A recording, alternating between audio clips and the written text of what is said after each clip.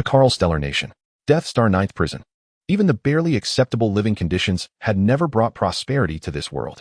At some unknown point, it had degenerated into a garbage star where mountains of mechanical wreckage rose like steel hills. Stray arcs of electricity flickered from time to time, and the air was thick with the stench of burnt cables. The ninth prison, occupying nearly half the planet's surface, stood amid these ruins. Section after section rose like fortresses, and under the radiance of that distant blue star they exuded a bizarre and solemn aura.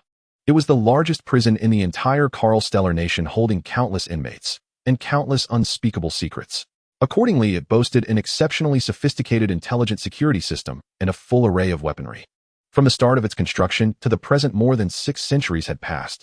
Its escape success rate remained at 0, and combined with rather generous benefits, it had become the dream posting for prison guards throughout the Karl Stellar Nation. Lin Jie had once harbored the same aspiration, and he had struggled for it for a very long time. Heaven had not entirely ignored his efforts. After striving from birth to the age of 23, he finally made it into the ninth prison, only to become an incarcerated inmate. Prisoner T9527, Lin Jie, 23 years old, Purin. You're even more handsome in person than in your photo. Interrogation room, Sector T. Lin Jie sat in the interrogation chair, watching as the middle-aged woman laid the file in her hand on the table and gave him a slight smile. Hello, Mr. Lin Jie. Allow me to introduce myself. My name is Jenna Downs, and I am the warden of the ninth prison. Hello, warden. You may call me Miss Jenna or Mrs. Downs. Basic interrogation technique number 1, a kindly conversation to close the distance. Lin Jie answered with a smile of his own. All right, Mrs. Downs. In fact, I've long heard of your accomplishments. It's an honor to meet you today. I never expected you to maintain yourself so well. At 55, there aren't even that many wrinkles on your skin. The corner of Jenna's mouth twitched, and the kindly smile she had been maintaining almost collapsed. I apologize, that was rude of me. Allow me to rephrase. For an ordinary person, you look very young. No one would take you for a 55-year-old woman. Is that so? Then how old do I look to you? 54, I'd say. So you think you're funny? Jenna arched a brow, her kindly smile gradually retracting. Your jokes are not funny at all, Mr. Lin Jie. Where do you think you are? This is the ninth prison, and I am the highest authority here. I am questioning you. Interrogation technique upgraded. Intimidation when the subject refuses to cooperate. Couldn't she use something a bit more advanced? The smile on Lin Jie's face only deepened. All right, warden, it was just a joke. No need to be so angry. Excessive anger will disrupt the basophilic cells in your anterior pituitary and cause an abnormal secretion of luteinizing hormone. And what would that do? It would lead to irregular ovulation for you. T9527. Jenna was genuinely angry now. As warden, she had seen more inmates than she could count. The ninth prison housed innumerable scum and human refuse, many of whom hurled crazed provocations at her the moment they saw her. Yet for some reason, Lin Jie's offhand remarks infuriated her more than any of those filthy vulgar taunts. Even so, she forced herself to endure for now. After a few deep breaths, Jenna opened her eyes again, striving to smooth the ferocity from her expression. Mr. Lin Jie, you are still very young. Think of your family and friends, think of yourself. You still have a bright future ahead of you. Why must we speak to each other like this? To be frank, the reason I came to see you today is actually because I want to help you. Ultimate interrogation gambit, the emotional appeal. Lin Jie sneered inwardly, but on his face, he let hesitation surface at just the right moment, as though weighing something. After a pause, he looked at Jenna. Really? You can really help me. He's opening up. Jenna's eyes lit up, her tone patient and guiding. Of course it's true. Otherwise, with so many inmates in the ninth prison, why would I choose to speak with you alone? Then what do you need me to do? I need you to cooperate with me. Believing she had found a breakthrough, Jenna's smile climbed back onto her face. I need you to trust me completely. Tell me about your identity and background, why you were transferred to the ninth prison, and what crime you actually committed. What crime could I possibly have committed? I'm only 23. I just wanted to stay alive. What crime is that? Lin Jie complained silently, though outwardly, he wore the earnest look of someone ready to make a full confession. To be honest, Mrs. Downs, I hacked the presidential palace's security system and infiltrated the premises. After a 3-hour standoff with the security forces and after knocking out more than a dozen bodyguards, I finally located the president's son and successfully stole the lollipop from his hand. Jenna's face darkened yet again as she fixed Lin Jie with an icy stare. The president has 3 daughters and no son. Is that so? Then give me a moment and I'll make up another story for you. Mr. Lin Jie, don't be so impatient, Mrs. Downs. I can fabricate plenty of crimes. One of them is bound to fit me. T9527. Are you angry? Don't be. Have you forgotten? Getting angry will cause irregular ovulation. Shut up. Shut up, you bastard. Jenna was truly losing it now. Almost shouting, she ordered the guards to take Lin Jie away. Only after a long while did her emotions finally ebb, and she sank back into her chair once more. The dim light cast shadows that accentuated the nasolabial folds deepening with age on her face, and above them a pair of eyes rich with the venomous sharpness of a woman in menopause. As it turns out, in any world, age is a critical strike against any sharp-tongued woman. By the pool in the exercise yard, Lin Jie lowered his head and smiled faintly after washing his face. Yes, Lin Jie shared a homeland with all of you. His ancestral home was Earth. After crossing into this world, he had spent 23 years starting as an infant, slowly learning the language here, learning its knowledge, disciplining himself, strictly abiding by the law, growing up step by steady step, until he finally walked his way into the 9th prison. The twists and turns along the way were far too many to sum up in a few words. Lin Jie exhaled a long breath.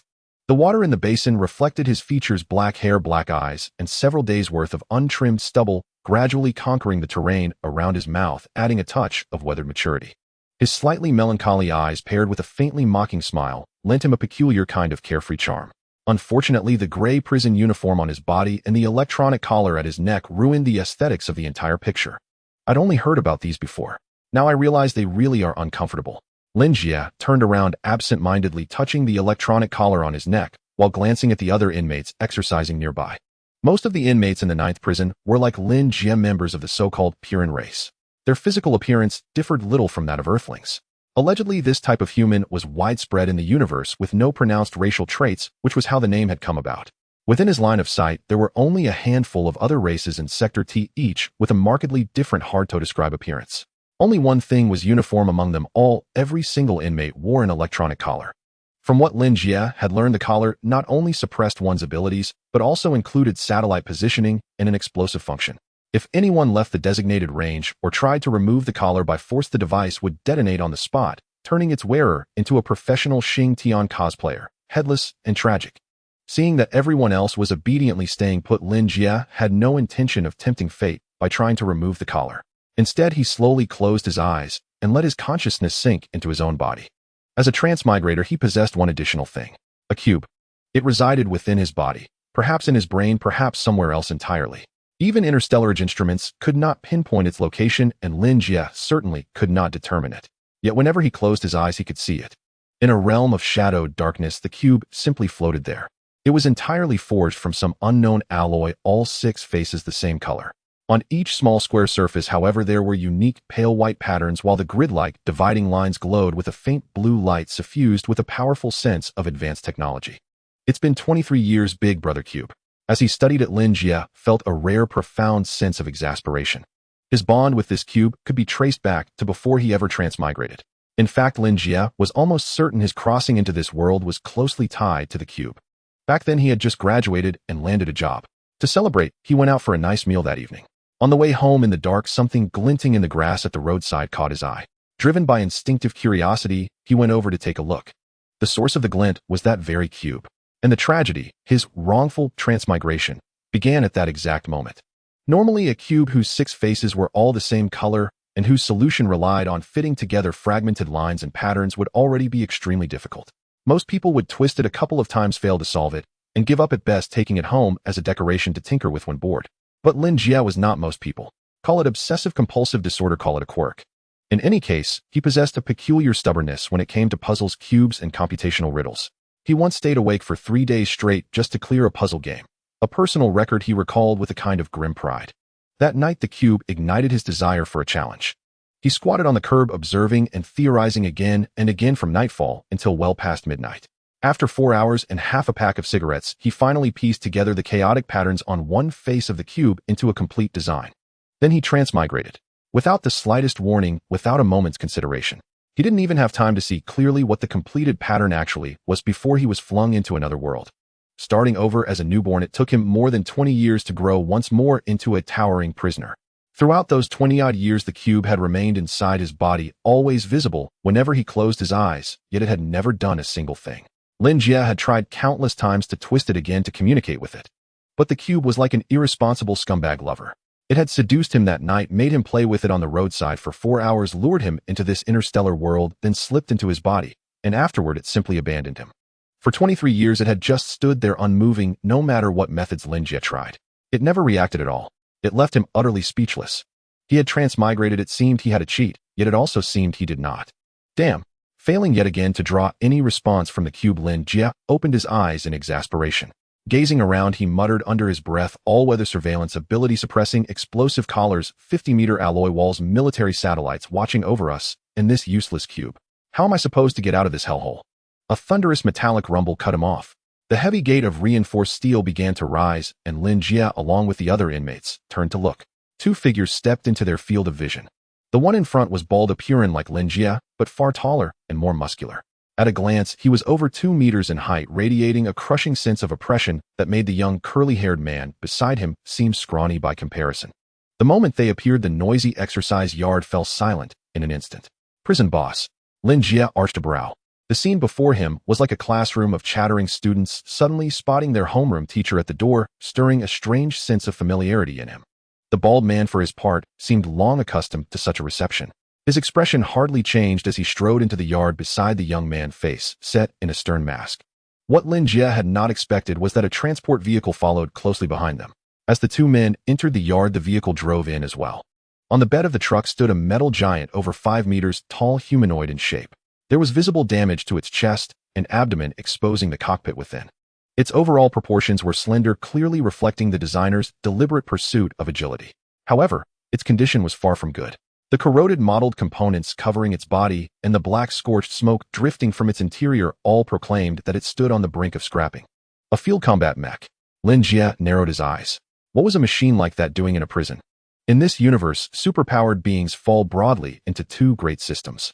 Aside from martial artists and sorcerers who cultivate and enhance their personal might, there are also those who rely more heavily on technological means, gene warriors and mech pilots.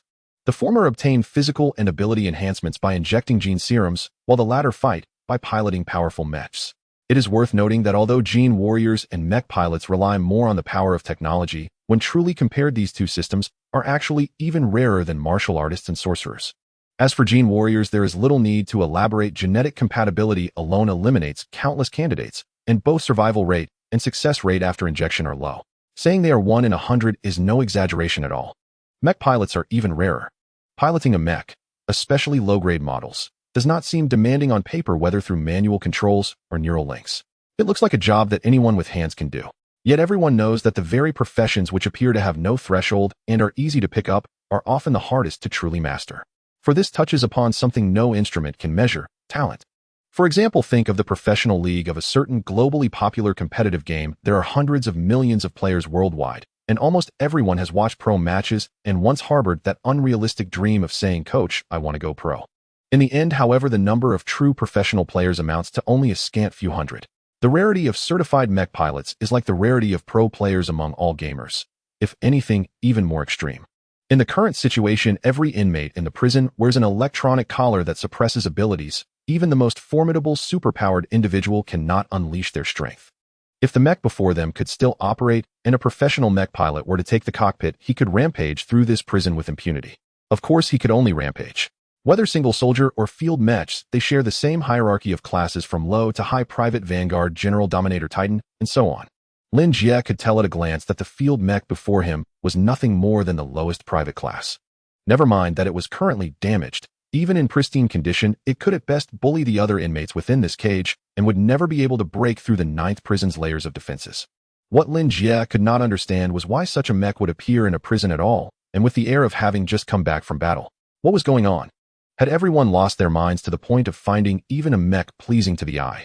The burly bald man and the curly-haired youth led the mech forward through the yard. Wherever they passed, inmates automatically stepped aside, not daring to obstruct them in the slightest. Swaggering thus, the two came to a door resembling that of a storeroom. The curly-haired youth stepped forward and shoved it open, revealing the scene inside. Lin Jie's expression grew even more intriguing. Lathes, welding, torches, hinges, wrenches. Every kind of tool was neatly arrayed within the room. A single glance seemed enough to make the smell of machine oil rush to one's face. So many professional tools. Are they trying to repair this mech? Lin Jie frowned. Though he stood far from it, his sharp eyes easily discerned that the machine was already on the verge of being scrapped. To repair a private-class mech in this condition would demand so much manpower and time that it would be far more cost-effective to acquire a new one. Could it be a collector's item? That did not seem right. A new idea surfaced in Lin Jie's mind, only to be swiftly dismissed by himself. The universe was not lacking in old-fashioned collectors. Just as wealthy people on Earth liked collecting vintage cars, there were connoisseurs who enjoyed collecting antique mechs. Judging from its appearance, this mech certainly had many years behind it. Yet if it were truly a collectible, why would anyone use it in actual combat? People might smash a beer bottle over someone's head in a brawl, but who had ever heard of doing it with a piece of fine porcelain? That would be far too extravagant. Lin Jie's curiosity only deepened as he pondered and quietly observed the movements of the two men. The curly-haired youth fetched a large number of tools from the storeroom and began a thorough inspection of the mech, from top to bottom, inside and out. The process lasted more than 10 minutes. In the end, he approached the bald man wearing a face full of disappointment and gave a slight shake of his head. Instantly, the bald man's expression grew even darker. Centered on him, the air pressure within a radius of several meters seemed to drop, making everyone's hearts subconsciously grow heavy. A true expert. Lin Jie narrowed his eyes slightly. For someone to still affect their surroundings so palpably while shackled by an electronic collar, their strength was clearly at least a tier above the other inmates. No wonder the prisoners reacted to the bald man the way mice reacted to a cat. Suddenly, as if sensing Lin Jie's gaze, the bald man turned his head and glanced in Lin Jie's direction. With just that one look, Lin Jie felt as if a ferocious beast had fixed its eyes on him. The pressure was overwhelming. Lin Jie quickly withdrew his scrutinizing stare, lowered his head slightly, and stepped back 2 paces to indicate he meant no offense. His primary goal at the moment was to escape from the 9th prison. Among the inmates, he needed to remain as inconspicuous as possible. Drawing too much attention would only attract unnecessary trouble. However, his refusal to seek trouble did not mean that trouble would not come seeking him. It was not long before Lin Jie clearly sensed that he had been targeted. After scanning his surroundings, his gaze locked onto a tall alloy building behind him. High up in the building, behind a floor-to-ceiling window, Jenna Downs stood with her arms folded, watching Lin Jie coldly, a mocking smile playing at the corner of her lips. The moment their eyes met, Lin Jie abruptly realized one thing: he had overplayed his hand. During the earlier interrogation, he had sensed that Jenna was probing for his true background. He still did not know on whose orders she acted, but he understood that if he truly exposed those secrets, Jenna would very likely make a move against him. Thus, throughout the interrogation, he had relentlessly attacked Jenna's weak spots, infuriating her and forcefully cutting the session short. Yet now it seemed that provoking Jenna had completely backfired. This middle-aged woman, deep in her own hormonal storms, no longer feared the unknown behind his background and had clearly resolved to see him dead. Women at that age were truly not to be provoked. Lin Jie gave Jenna a long, searching look, then turned his head away. His sharp peripheral vision caught sight of other inmates closing in on him, 2 of them. One was a martial artist, and the other was a martial artist as well. This is about to get troublesome. Lin Jie's brows knit lightly together. The physical strength of martial artists far surpassed that of other systems. With everyone wearing electronic collars and their abilities suppressed, a martial artist facing others was like a father disciplining his child, effortless. In the blink of an eye, the 2 men had already sealed off Lin Jie's escape from different directions. At that moment, he was hemmed in on both sides by men. "Are you here to kill me?" Lin Jie glanced to the left and right, going straight to the point. The 2 inmates were momentarily stunned, apparently not expecting Lin Jie to be so frank, but soon recovered. One of them nodded with a cruel grin. "Seems you're mentally prepared. Good. Someone wants you dead. Can we negotiate?" "Negotiate?" The 2 prisoners exchanged a glance, both wearing vicious smiles. "Negotiate whether to leave you a complete corpse, maybe." So that was how it was. Lin Jie's eyes narrowed. Around them, others had already noticed what was happening. They looked at one another, then turned back with keen interest to watch Lin Jie's side of the yard. Even the bald man and the curly-haired youth were no exception. In the 9th prison, although the success rate of escape was 0, the mortality rate was anything but low. So long as the individuals involved did not have particularly special identities and there was no large-scale riot, the guards and security systems would not interfere. Fights like this occurred on average every month. For their monotonous years of incarceration, such incidents were a kind of seasoning. Yet the real seasoning was not the fight itself. There was nothing much to see in mere scuffling. What they truly anticipated was something else. For instance, how a seemingly fragile young man like Lin Jie would react when confronted with notorious murderers. Would he burst into tears and agony? Would he kneel and beg for mercy? Or offer up his own body? The flailing of cowards in the face of death always brought them a perverse sense of satisfaction. Unfortunately for them, this time their hopes were destined to be dashed. "You won't be able to kill me." After a brief pause, Lin Jie revealed a confident smile. "You won't be able to kill you." The 2 prisoners reacted as if they had just heard a delightful joke, rubbing their ears in mock disbelief. "Kid, who do you think you are? I only need one hand to smash your skull. What makes you say something like that?" "Him, of course." Lin Jie chuckled and casually lifted a hand to point. Everyone followed the direction of his finger and saw the surly bald giant. In an instant, the entire yard fell silent. Lin Jie's single-finger gesture immediately silenced the noisy open area. The mocking crowd around quickly stifled their laughter, and even the two martial artists encircling him softened their expressions. "Simon, is this kid yours?" one man asked as he turned to the bald giant, his face instantly draining of color. If Lin Jie really had ties with Simon, then he would have truly met his match, one severe enough to break his own legs. "No," Simon replied decisively under the watchful eyes of everyone, shaking his head to dismiss the notion. Once he spoke, all the murmurs ceased. Even from afar his voice resonated clearly in every ear. Seated beside a mech, he coldly looked at Lin Jie and said, "You brat, I don't care what tricks you have up your sleeve. Let me tell you, my mood today is far from pleasant, so you had better not provoke me." Thus the kid was merely stalling for time. At these words the two assassins sported cruel smiles and slowly advanced towards Lin Jie like sinister predators preying on a lone child in the dead of night. A mere criminal without any backing. If he dies, so be it. The ninth prison sprawls over 15 districts covering more than a third of the planet, where death is an everyday affair. In a matter of days, everyone would forget this incident. The ninth prison remains the ninth prison.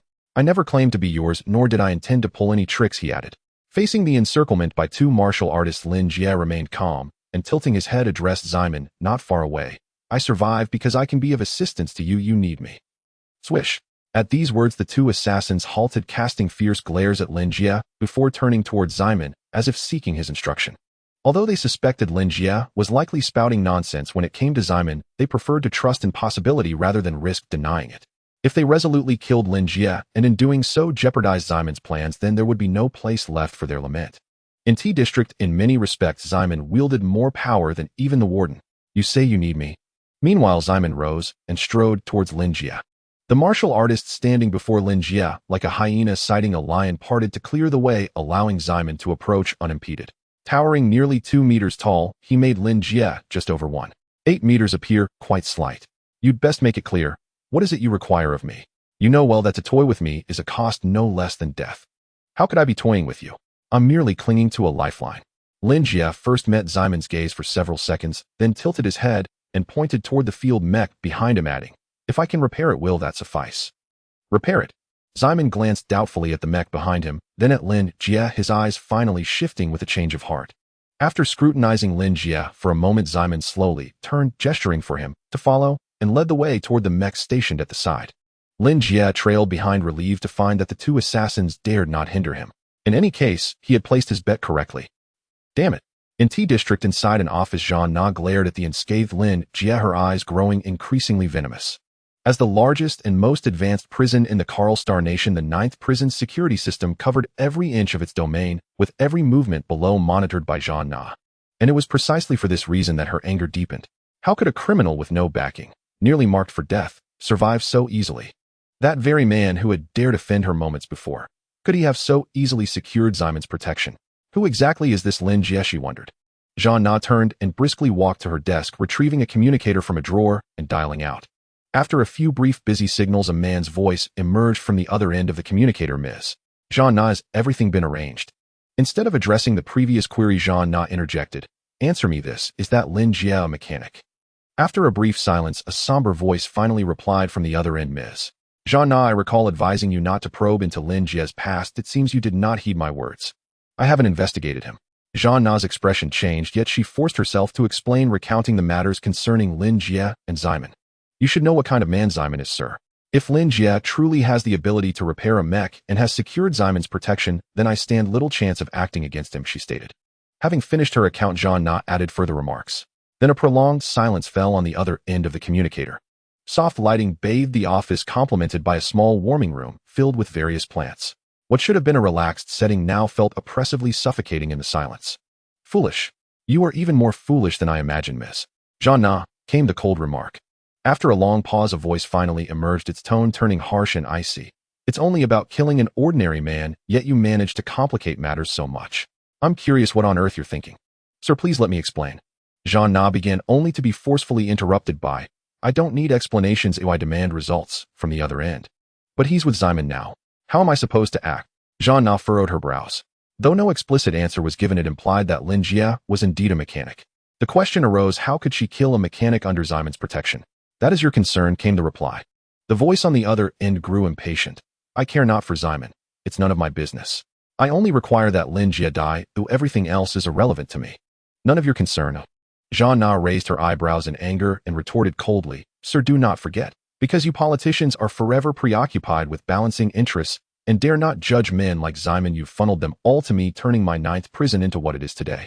Are you certain none of this concerns you? Mind your tone, Warden. Suddenly, a reprimanding reminder sounded from the other end of the communicator, cutting off all of Zhang Na's further words. Calmly, she stared at the device, and nothing more was said. Very well, it seems you now know what to do. Moments later, a satisfied voice resonated from the communicator before it was abruptly disconnected, followed by the busy tones of a reconnecting line. Bang! In the next moment, Zhang Na snatched the communicator and hurled it aside. It struck the wall and shattered into countless fragments. She planted both hands on the desk, breathing rapidly in her fury, her gaze growing ever more chilling. Lin Jie, if you can repair Mammoth, I guarantee that no one in T-Zone will ever dare lay a finger on you again. But if you're just playing me for a fool, then I'll die a horrible death, right? No. In that case, you'll suffer something far worse than death. Outside the warehouse at the edge of the exercise yard. Exercise time had already ended. All the inmates had returned to their cells. In the vast deserted yard, only a single mech remained, along with Lin Jie, Simon, and the curly-haired youth. Lin Jie was inspecting the mech known as Mammoth, while Simon and the curly-haired youth watched from the side. I've got one piece of good news and one piece of bad news. A moment later, Lin Jie jumped down from the mech. He walked up to Simon, wiping the grease from his face. The good news is that I do have the skills to repair Mammoth. The bad news is that with the tools and materials available here, I can't fully restore it. Many of the precision components simply can't be manufactured in this makeshift workshop. At most, I can get it running at a basic level again, but in that state, it absolutely won't be able to endure any intense combat. No longer fit for combat, Simon muttered, then glanced questioningly at the curly-haired youth. Though he was strong in sheer force, he knew nothing about machinery. He had to rely on a professional to judge whether Lin Jie's words were credible, and the curly-haired youth was the only expert at his side. The youth's name was decent, but because of his naturally tousled brown curls, everyone called him Curly. Meeting Simon's gaze, Curly gave a barely perceptible nod. There is a saying, insiders focus on the craft, outsiders only watch the spectacle. Though Lin Jie had yet to truly start the repair from his inspection sequence and techniques alone, it was clear he was indeed a mech mechanic, and one even more skilled than Curly himself. All right then, what do you need? Having received confirmation, Simon turned back to Lin Jie and even patted him on the shoulder. As long as you can fix Mammoth, I can get you anything you want in T-Zone. A single cell, good food, even beautiful women, if that's what you're after. Forget the women. Just get me substitute parts for a private-trained combat mech, especially a main control chip. That I can't do. Lin Jie fell silent. Seriously, are you taking me for a joke? This prison overlord, whom no one in all of T-Zone dared provoke, a man whose authority in some respects surpassed even that of the warden, who could even smuggle women into a male cell block. There was no doubt he possessed powerful backing beyond these walls. He had even managed to get a combat mech into the prison, and now he wanted Lin Jie to believe he couldn't acquire mech components. You really don't know what Mammoth is used for? Faced with Lin Jie's doubts, Simon merely responded with a question of his own, eyeing Lin Jie up and down with open skepticism. What else could a mech be used for? Lin Jie raised his brows slightly. It was like a car. Other than driving, what else could it do? More importantly, whatever its purpose was, what did that have to do with whether Simon could get him a control chip? You've got nothing. You don't even have a single hair in that head of yours, Lin Jie thought, instinctively glancing at Simon's gleaming bald skull. It seems you really don't know. Receiving Lin Jie's answer, Simon's expression shifted into one of genuine curiosity, as though he had stumbled upon something novel, leaving Lin Jie utterly at a loss. Boss, let me explain it to him. Curly stepped out, then first looking to Simon. Only after Simon nodded did he turn to Lin Jie. This matter is simple if you say it simply, and complicated if you really want to get into it. To make it clear, we have to start over 60 years ago. He motioned for Lin Jie to sit with him nearby and began his tale. As Curly spoke in an unhurried, story-like tone, Lin Jie finally understood why there was a field-grade mech in this prison at all. According to Curly, more than 60 years ago, 9th prison, sprawling across nearly half a planet, had once been a strictly regulated institution. Its security systems were comprehensive, its armed forces formidable. It was designed to hold the most dangerous criminals captured by the Karl Nation, and not a single inmate had ever successfully escaped. With such a dazzling record, 9th prison had once been held up as the benchmark of the Karl Nation's entire prison system. Yet the problem began precisely because of that so-called benchmark. Around 60 years ago, the Karl Nation captured a very special prisoner. The man was a notorious interstellar criminal who had committed numerous major crimes within the Karl Nation, stirring up widespread public outrage across the Star Realm. By all rights, a criminal like that should not even have needed to go through much legal procedure. Execution would have been the obvious sentence. The infuriating part was that while he was a criminal guilty of countless atrocities, he was also a noble from a certain high-level federation. Compared to that federation, the Karl Star Nation was far weaker. To put it in terms more familiar to our own worldview, it was as if a small island nation had arrested a rampaging general from a massive superpower. If they released him, the people would never accept it, and the government's dignity would be shattered. If they sentenced him, they did not dare. Caught between these two impossibilities, the leaders of the Karl Star Nation could only lock the man away first and leave the dilemma to their successors. So where should they imprison him? Ninth prison. Lin Jie blurted without thinking when he heard this part. It was obvious that as the model institution within the Karl Star Nation, ninth prison would be the leader's first choice. Smart, Curly said, giving Lin Jie a thumbs up before continuing his story. Once the first super prisoner arrived, it was as though a floodgate had been opened.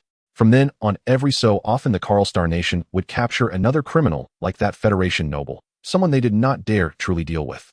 Perhaps out of habitual thinking, or perhaps because those in power needed political achievements, they never even considered quietly releasing these people. Instead, they loudly announced each arrest basked in public approval and then stuffed every last one of them into ninth prison. Ninth prison soon became lively. Its formerly stable internal order was shaken by the arrival of these super prisoners until almost every sector had one or two prison overlords whom no one dared provoke. Simon was one of them. And that was only the change within the prison walls. Beyond them, the situation grew even more precarious.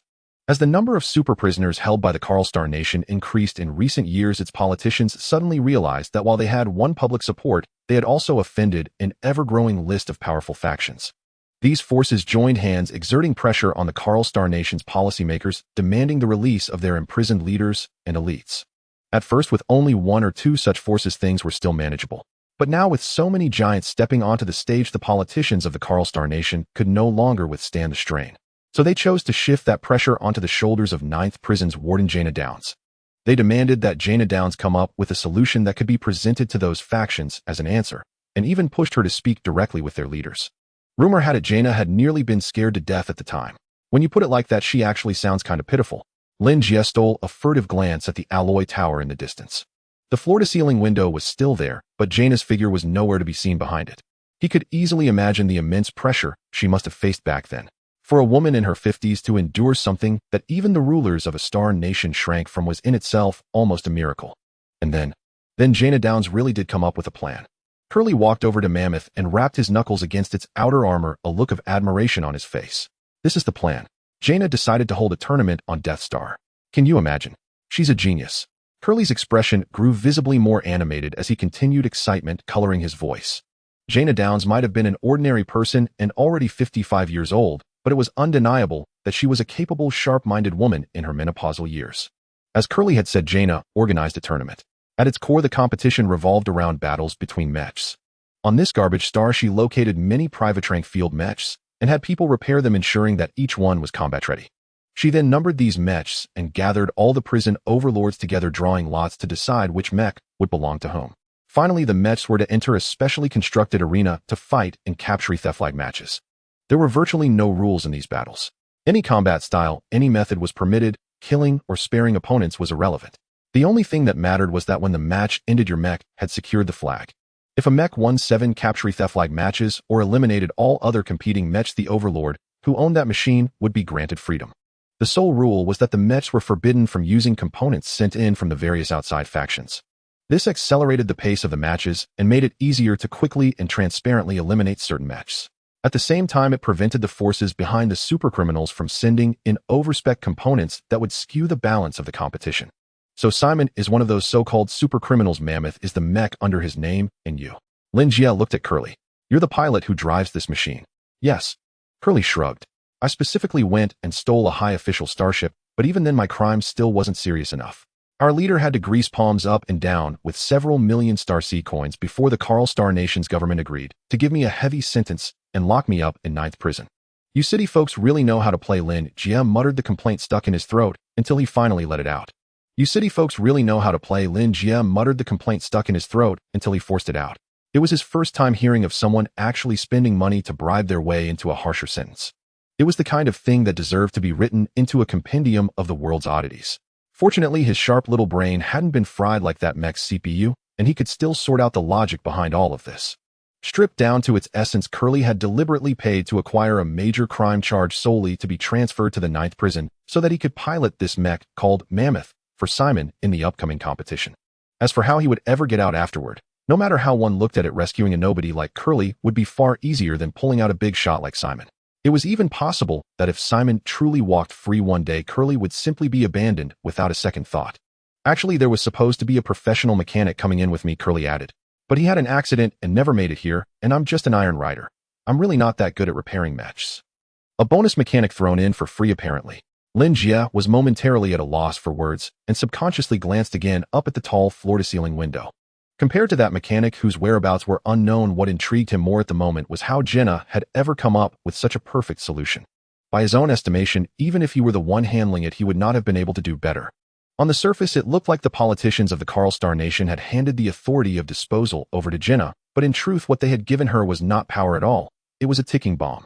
If Jenna buckled under pressure and released a group of supercriminals, and those she set free stirred up trouble that spread back to the Karl Star Nation and ignited public outcry, then, when it came time to assign blame, she would inevitably be the first target. At that point, those politicians would only need to dump all responsibility onto Jenna to easily quell the backlash, while keeping themselves perfectly unscathed. Then what if she refused to release a single one of them? That was clearly impossible as well. All these supercriminals had terrifying backgrounds, and even the upper echelons of the Karl Star Nation dared not offend the powers behind them lightly. What did a mere warden like Jenna have with which to shoulder that burden? It was precisely at this juncture that the brilliance of the plan truly revealed itself. First of all, for these supercriminals to have enough influence to sway public opinion meant the forces behind them were certainly no saints. Most were gray area powers dealing in trades that could never see the light of day.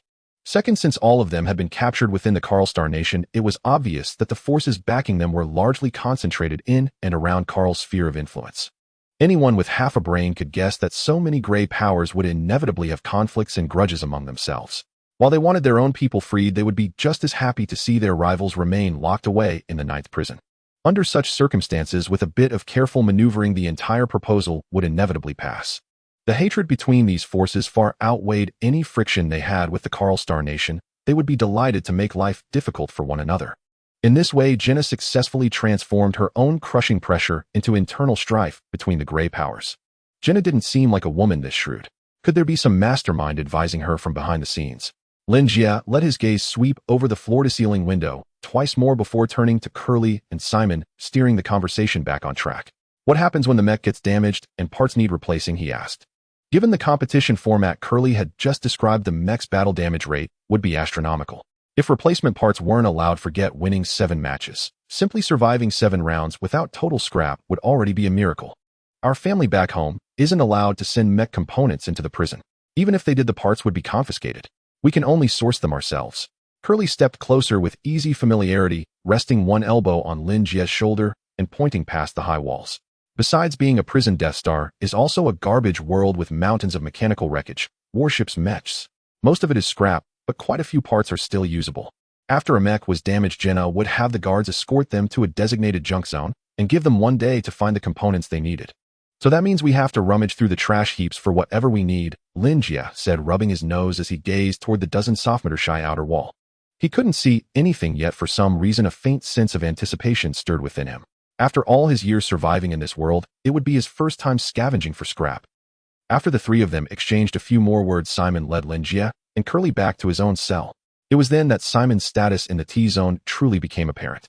If Lin Jie wanted to change cells, he would at least have to speak with the guards first. They would ask why, then decide whether to report it up the chain.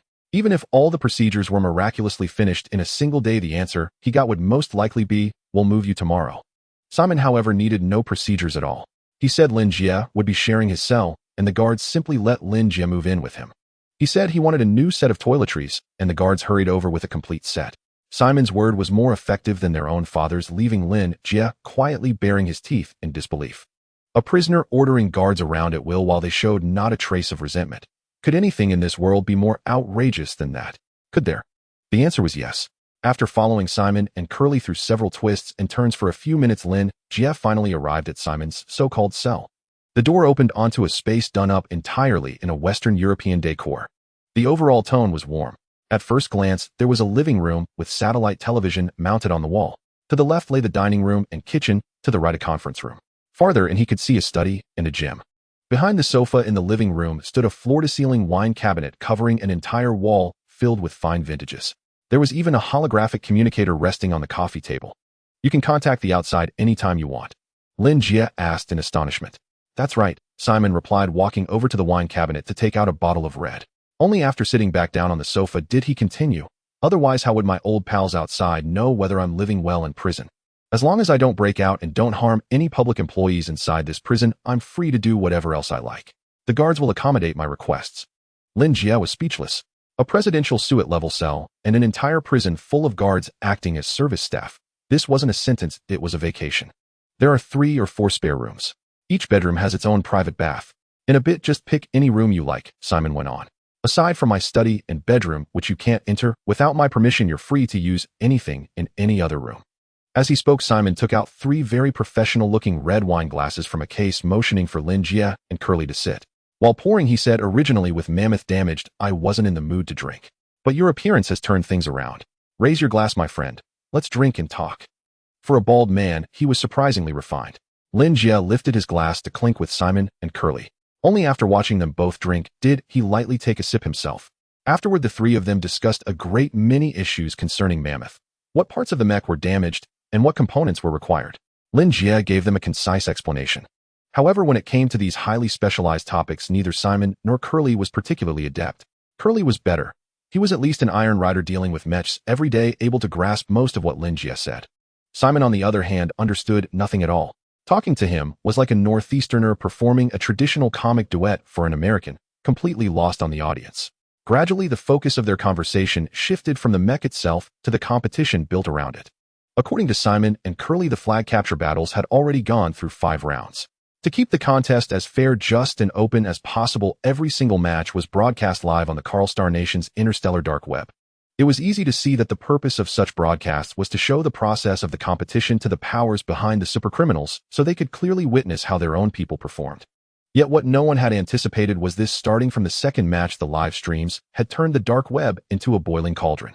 Death Star, the 9th prison-hardened felon's rank-and-file field match, a contest with no rules and no regard for life or death. This cocktail drew in a massive number of dark web users. At its peak, the number of simultaneous viewers reached 40 billion. With such feverish popularity, betting institutions and numerous underground casinos jumped in, opening gambling pools on the Death Island competition and pushing them hard through aggressive promotion. Riding the hype, registrations on the dark web began to skyrocket as well. Madness, isn't it? Perhaps because he was naturally more talkative, or because he'd rarely experienced this kind of attention, Karl was visibly excited. He drained his glass of red in one go and said, this level of hype, this level of attention, this kind of ratings, it even surpasses official mech leagues. And we're using nothing but basic rank-and-file mechs. It's unbelievable.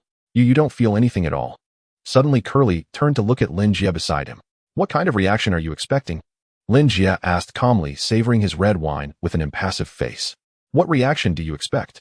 Lin Jie murmured while savoring his red wine, his face completely expressionless. His composed demeanor was not because he was unaffected by the impact of the Sci-Fi competition. Rather, he was initially perplexed that such a crude contest could spark so much fervor.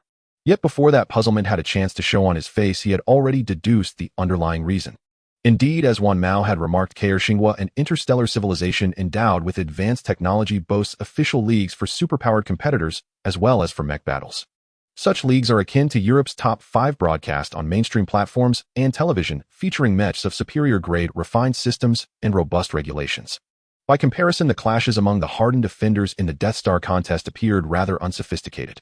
Yet the official league suffers from 2 fatal flaws when it comes to drawing in the audience. Firstly, the official league is detached from the masses. Admittedly, its standards are higher, the mechs more formidable, and the mech pilots maintain a mechanical synchronization rate of over 50%. However, the mechs used in these matches are not ones that ordinary people can command, nor are the combative techniques of professional pilots easily mastered. In essence, the barrier to entry is exceedingly high. This very fact creates a sense of distance, as it does not give the impression that I could do it too. Yet the Sci-Fi contest is different. Despite its rudimentary conditions and rough arenas, even soldier-level mechs impose almost no piloting barrier. Only a mechanical synchronization rate above 20% is required. Compared to the inflexible 50% mark that would eliminate 99% of contenders, a 20% synchronization threshold essentially means just having basic capability. This effectively narrows the gap between competitors and audiences, greatly enhancing the scope for discussion, much like the difference between traditional sports and esports. Why have traditional sports viewership ratings been decimated by esports?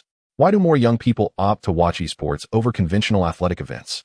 The answer is simple. Traditional sports leagues are in a certain sense detached from the people. Take the NBA for instance. Ordinary people do not have access to such professional arenas, specialized coaches, or dedicated referees, nor do they possess the monstrous physiques of those elite athletes. We watch as professional athletes perform gravity-defying feats on the court, met with mere applause and cheers, simply because we cannot emulate them. Their realm is not for the average person. But esports are different. They require no extravagant facilities, no elite coaches, nor extraordinary physical prowess. Just a computer can deliver an experience akin to that of professional players. Moreover, no matter how unskilled a player might be, there is always one or two moments of brilliance worth showcasing. With brilliance comes discussion, and with discussion, audience fervor rises. Thus, the relationship between the official league and the Sawangdo contest mirrors that between traditional sports and esports. Next comes the second key factor behind the higher allure of the Sawangdo competition. That is, to put it bluntly, professional leagues do not involve lethal outcomes. They are supported by comprehensive protection mechanisms, advanced mech defenses, and multiple layers of insurance. Even if a mech is rendered inoperative, the pilot faces no ensuing danger. In stark contrast, the Sci-Fi competition is its antithesis. It is an arena of unregulated combat, where killing is permitted. According to Mech+no, in the first 5 matches, 3 pilots were crushed into rubble under the weight of tens of tons of steel. Such gory and explosive battles naturally awaken a subconscious craving for blood and violence, thereby driving up viewership. After all, a contest where both sides emerge unscathed can hardly compare to one in which at least one combatant on each side is doomed to perish. What you say holds merit. The boss himself mentioned the same to me, Mech+no remarked as he glanced at Lin Jie. Isn't it so? After all, he is the boss while you are merely an employee. Lin Jie tilted his head, finishing the red wine in his glass, exchanged a greeting with Ximeng, and then casually sought out a room to rest. The night passed in silence. The next day, Lin Jie was roused by Mech+no. His loyalty to Ximeng unmistakable. Even though he knew that despite the mech being repaired, he would still be risking his life, his determination remained undiminished. After a quick breakfast accompanied by Mech+no, Lin Jie departed from Ximeng's presidential detention room. In the distance, he spotted a hovering vehicle parked in the open parade square surrounded by several heavily armed guards. After all, Sci-Fi is a planet of vast proportions. With ability-suppressing collars in place to traverse swiftly from one region to another, we must rely on vehicular transport, one explained. As if removing the collar would eliminate the need for vehicles. Lin Jie shot Mech+no a glance and remained silent. Mech pilots, especially the professionals, must ensure that no other form of energy exists within them to maintain peak mechanical synchronization. Even their mental energy must remain the purest. Aside from neural-linked mechanical constructs, no mystic arts may be employed lest the neural connections suffer and the synchronization rate drop drastically. In other words, apart from undergoing specialized training and acquiring superior combat acumen, mech pilots are in many respects no different from ordinary people. A mech pilot without his mech is like a mystic deprived of energy or a warrior without strength. Merely an ordinary mortal. Hey, tell me about yourself, he prompted. Once aboard the flying vehicle and noticing several silent guards huddled in a corner, Mech+no, out of boredom, turned to Lin Jie and asked, how did you get in? I was brought in by you. Rather, what led you to enter the 9th prison? Mech+no said exasperatedly.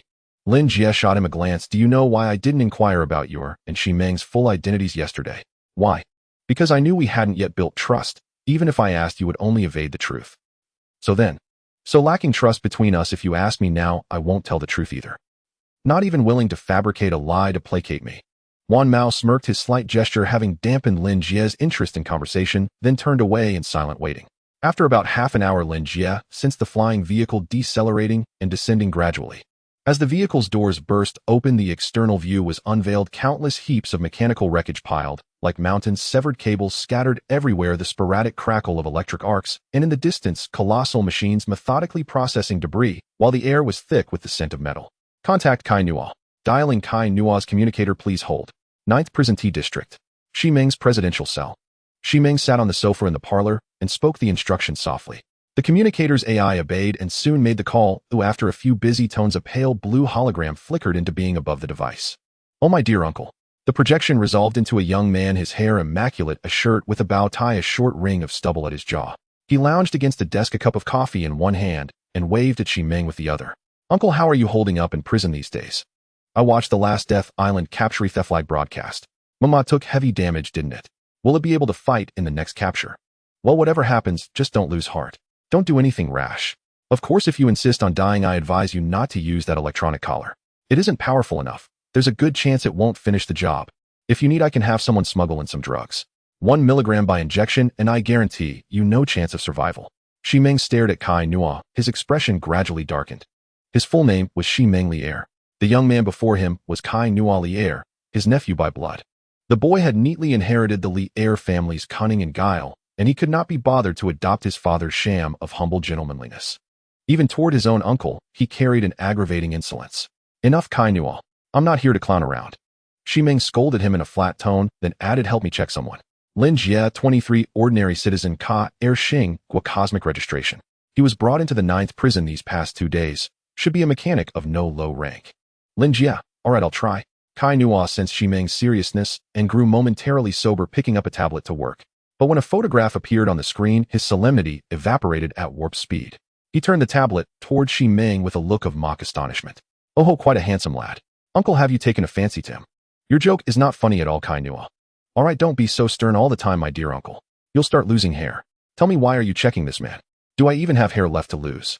Ximeng felt the barren smoothness of his scalp and abandoned the bickering. He recounted to Kai-Nua step by step everything that had happened when he met Lin Jie the previous day. He had taken Lin Jie, and that much was true, but that did not mean he trusted him completely. Lin Jie was an ordinary man who encountered danger within days of entering the prison. By chance Ximeng was there, by chance Lin Jie's mech had malfunctioned, by chance Lin Jie happened to be a mechanic. Those coincidences piled up and made it hard for Ximeng not to suspect Lin Jie's identity. Perhaps he was a planted mole from the Ka Xing government. That was why he had asked Kai-Nua to investigate. With the Lier family's reach, pulling someone's records was a matter of minutes. I see. Kai-Nua listened and thumbed through his tablet, then a faint smile surfaced. Uncle Lin Jie is rather interesting. His file is encrypted. All I can see are basic details, I cannot access his full life record. Encrypted? Ximeng frowned. So he must be a spy then. No, uncle. I think this proves precisely the opposite. Kai-Nua quickly voiced his dissent and tossed the tablet onto the desk. If I were to plant a mole beside someone, I would first fabricate a flawless detailed life record for them to withstand scrutiny.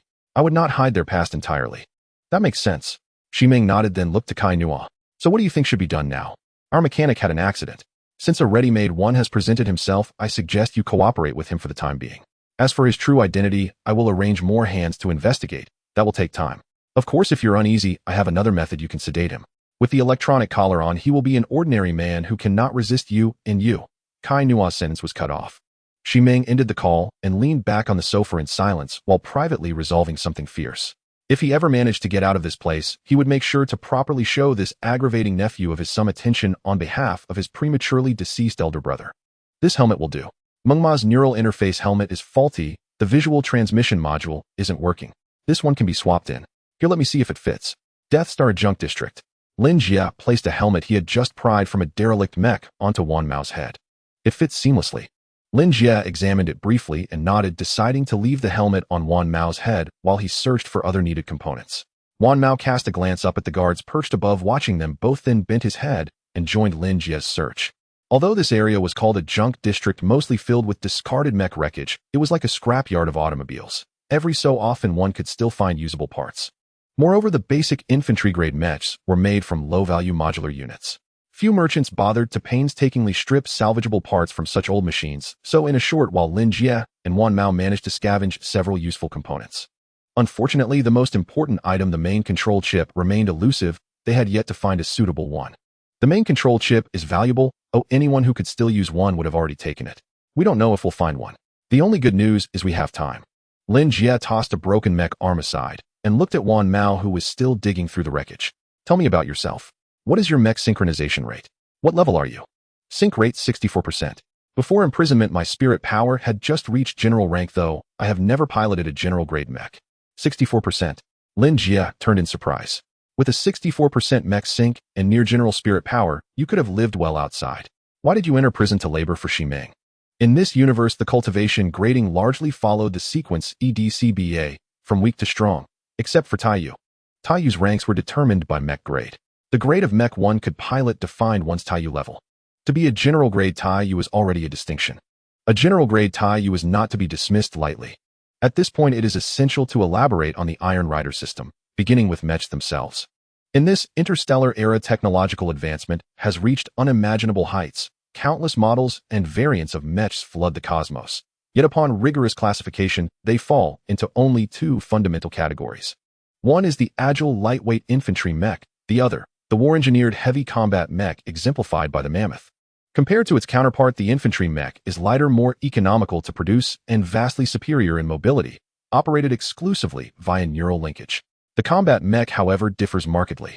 Combat mechs are larger, armored more heavily, and armed with far greater firepower. Their operation supports both neural linkage and manual piloting. Yet in practice, neural linkage remains the preferred mode. Manual control serves merely as a contingency when neural systems fail. The distinction between them is akin to manipulating a marionette with strings versus possessing it directly, moving not through remote command, but as if inhabiting its very frame. Once the neural interface helmet is donned, visual feed and sensory simulators activate, granting the pilot the uncanny sensation of controlling his own body. Even the mech's massive steel-clad form becomes an extension of will, capable of executing astonishingly intricate maneuvers with effortless precision. Next comes the second critical concept, intimately tied to neural linkage, and the most immediate quantifiable distinction between ordinary humans and professional Iron Riders: mechanical synchronization rate. Mechanical synchronization rate is a complex metric aggregating numerous physiological and operational parameters. Put simply, it reflects the depth and fidelity of neural linkage. The higher the rate, the more complete the neural integration, and thus the more absolute the pilot's command over the mech. This capacity is innate, a biological gift impossible to measure with conventional instruments. Every Iron Rider synchronization rate is empirically determined only after entering a mech specialist calculate it based on neural command latency, action fidelity, and success probability during high-complexity maneuvers. Statistically, most untrained individuals register a mere 20%. To qualify as a professional Iron Rider, one must achieve at least 45%. Do not underestimate this 25-point gap. It is the chasm that severs 99.9% of humanity across the entire galaxy. The disparity between ordinary citizens and certified Iron Riders dwarfs even the gulf between amateur and elite athletes. Given their relatively low training cost and unparalleled battlefield impact, virtually every known civilization treats Iron Riders as irreplaceable assets. Regardless of rank, all receive the longevity serum and enjoy comprehensive welfare privileges. Dyson, an Iron Rider with a remarkable 64% synchronization rate, should in theory thrive anywhere. Without Boss Simon, my sister and I would have starved long ago. My life belongs to him, Dyson shrugged, answering Lin Jie, but offering no further elaboration. Lin Jie sensed Dyson's reticence and nodded, preparing to resume work, when a distant commotion arrested his attention. He looked up. A hovercraft streaked in from afar, descended smoothly nearby, and opened its doors. Several prison guards disembarked, first taking tactical positions. Then two young men in inmate uniforms stepped out. Damn! At the mere sight of them, Dyson's expression darkened. You know them? Lin Jie noticed the shift and glanced back, studying the pair closely. One was a standard human, the other a rare Tarnasian.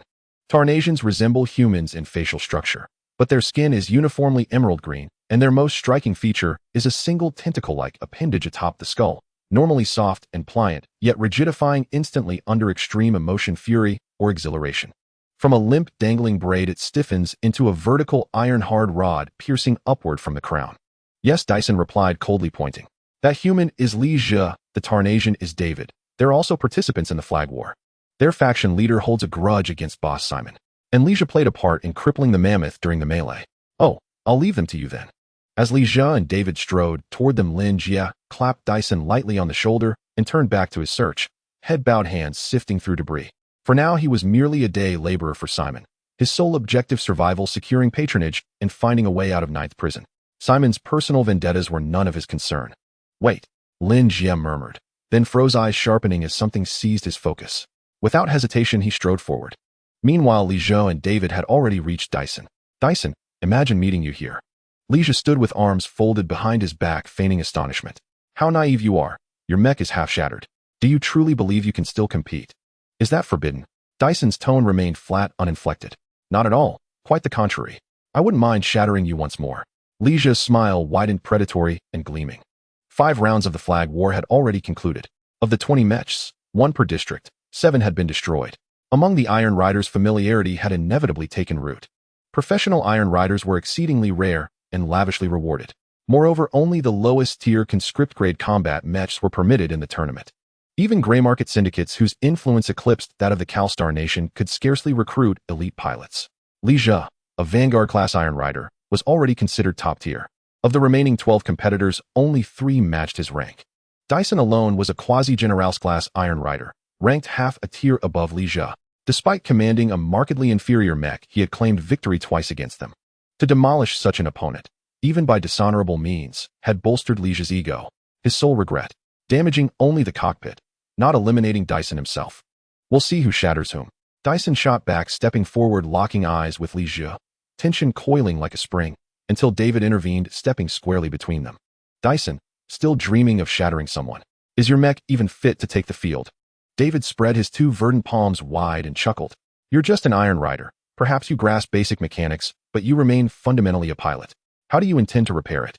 You don't even have a mechanic. Oh, that's right, Lin Jie added, gaze sharpening. How do you plan to compete? Relying on your amateurish maintenance skills. Humph. Dyson suddenly laughed. Then I'm afraid I'll disappoint you. I do have a mechanic. A mechanic? Where? Lin Jie's brow furrowed.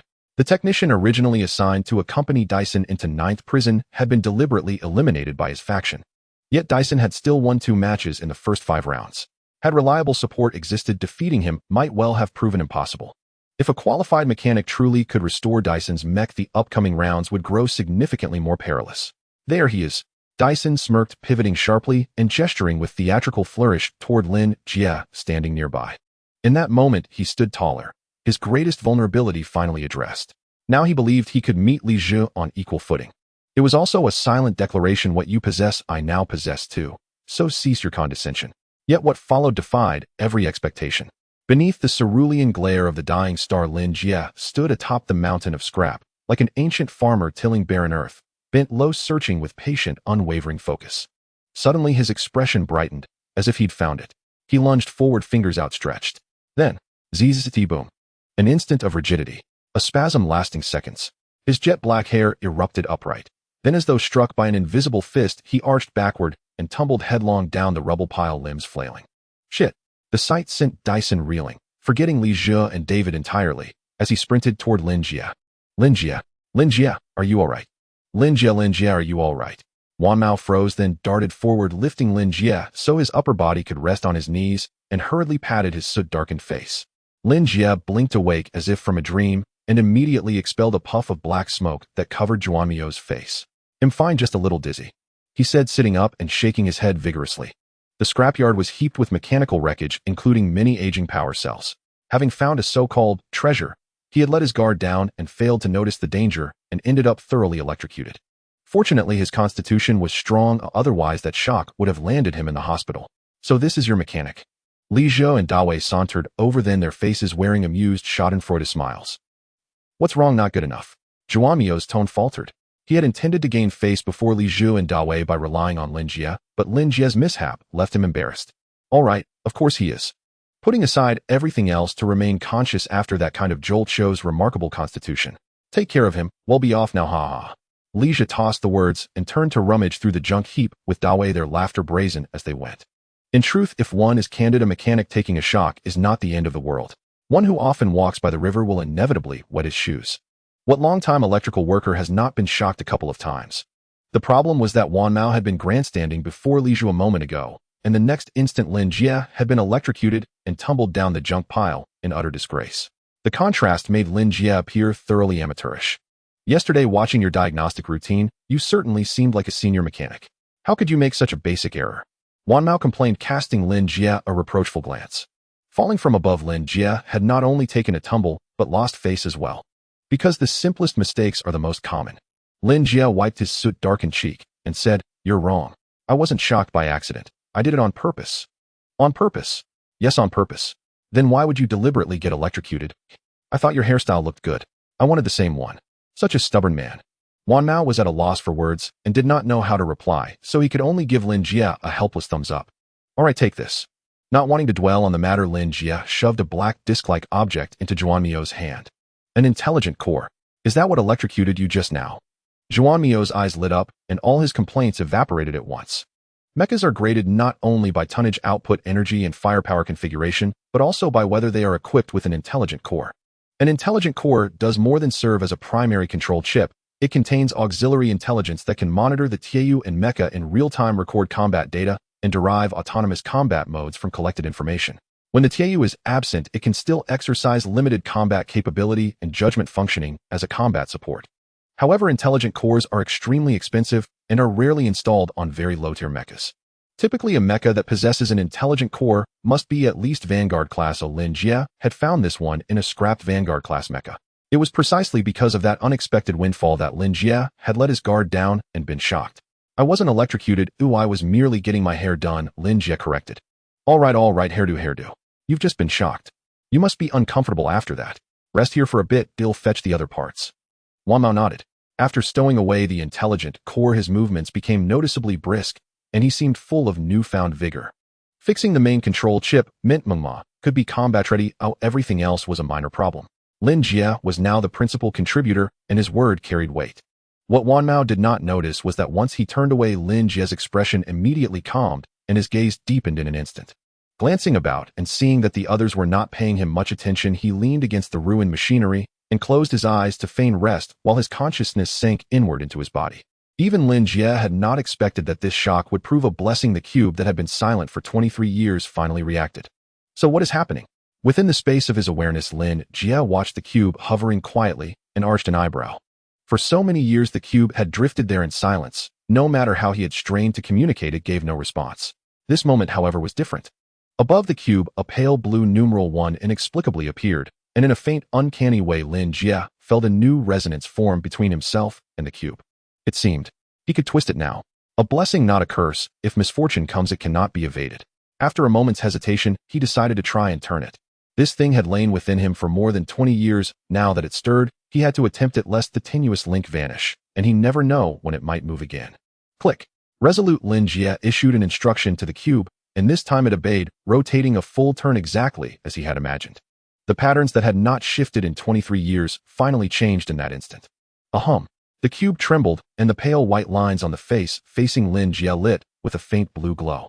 After a brief flicker, those lights rose and coalesced above the cube into a holographic-like projection, complete with a detailed disassembly of its structure. From its silhouette, it resembled an oversized rifle. At the same time, a piece of information appeared inside Lin Jie's mind. Xingshou Chimeng, type heavy energy gun, grade E, combat modes 3, output energy 800-1700, minimum equipment requirement, private class field mecha. After reading the description in his mind and studying the three-dimensional schematic above the cube, Lin Jie opened his eyes slowly, a question mark forming on his brow. 23 years. He had lived in this world for 23 years, checking the cube almost every day, trying to converse with it, and hoping for any response, any utility. After so much effort, at long last it stirred, and it rewarded him with a weapon blueprint. And of all things, the lowliest degrade schematic. Are you kidding me? Lin Jie's eyes were full of incredulity. He considered himself a senior talent. Did they expect him to make use of such low-grade plans? Blueprints. Is this thing valuable? Of course it is.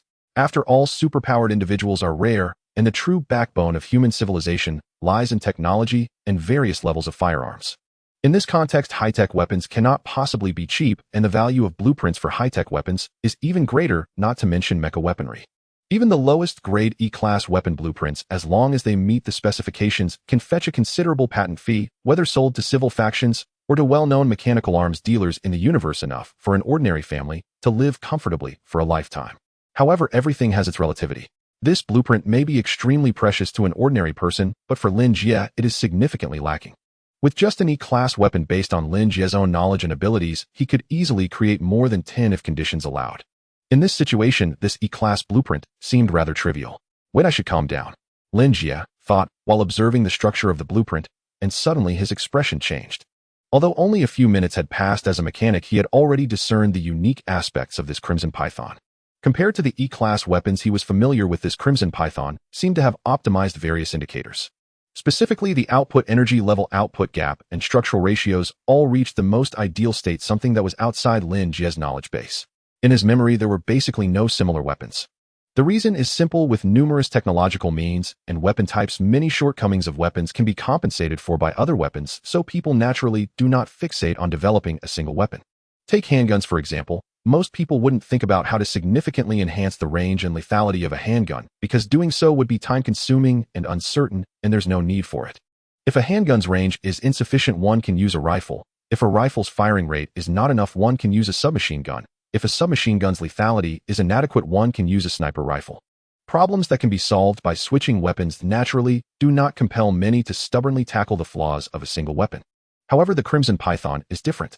This weapon is not of a high grade and the blueprint's design is not overly complex. Lin Jie can be certain that this weapon has genuinely achieved the most ideal state in all aspects.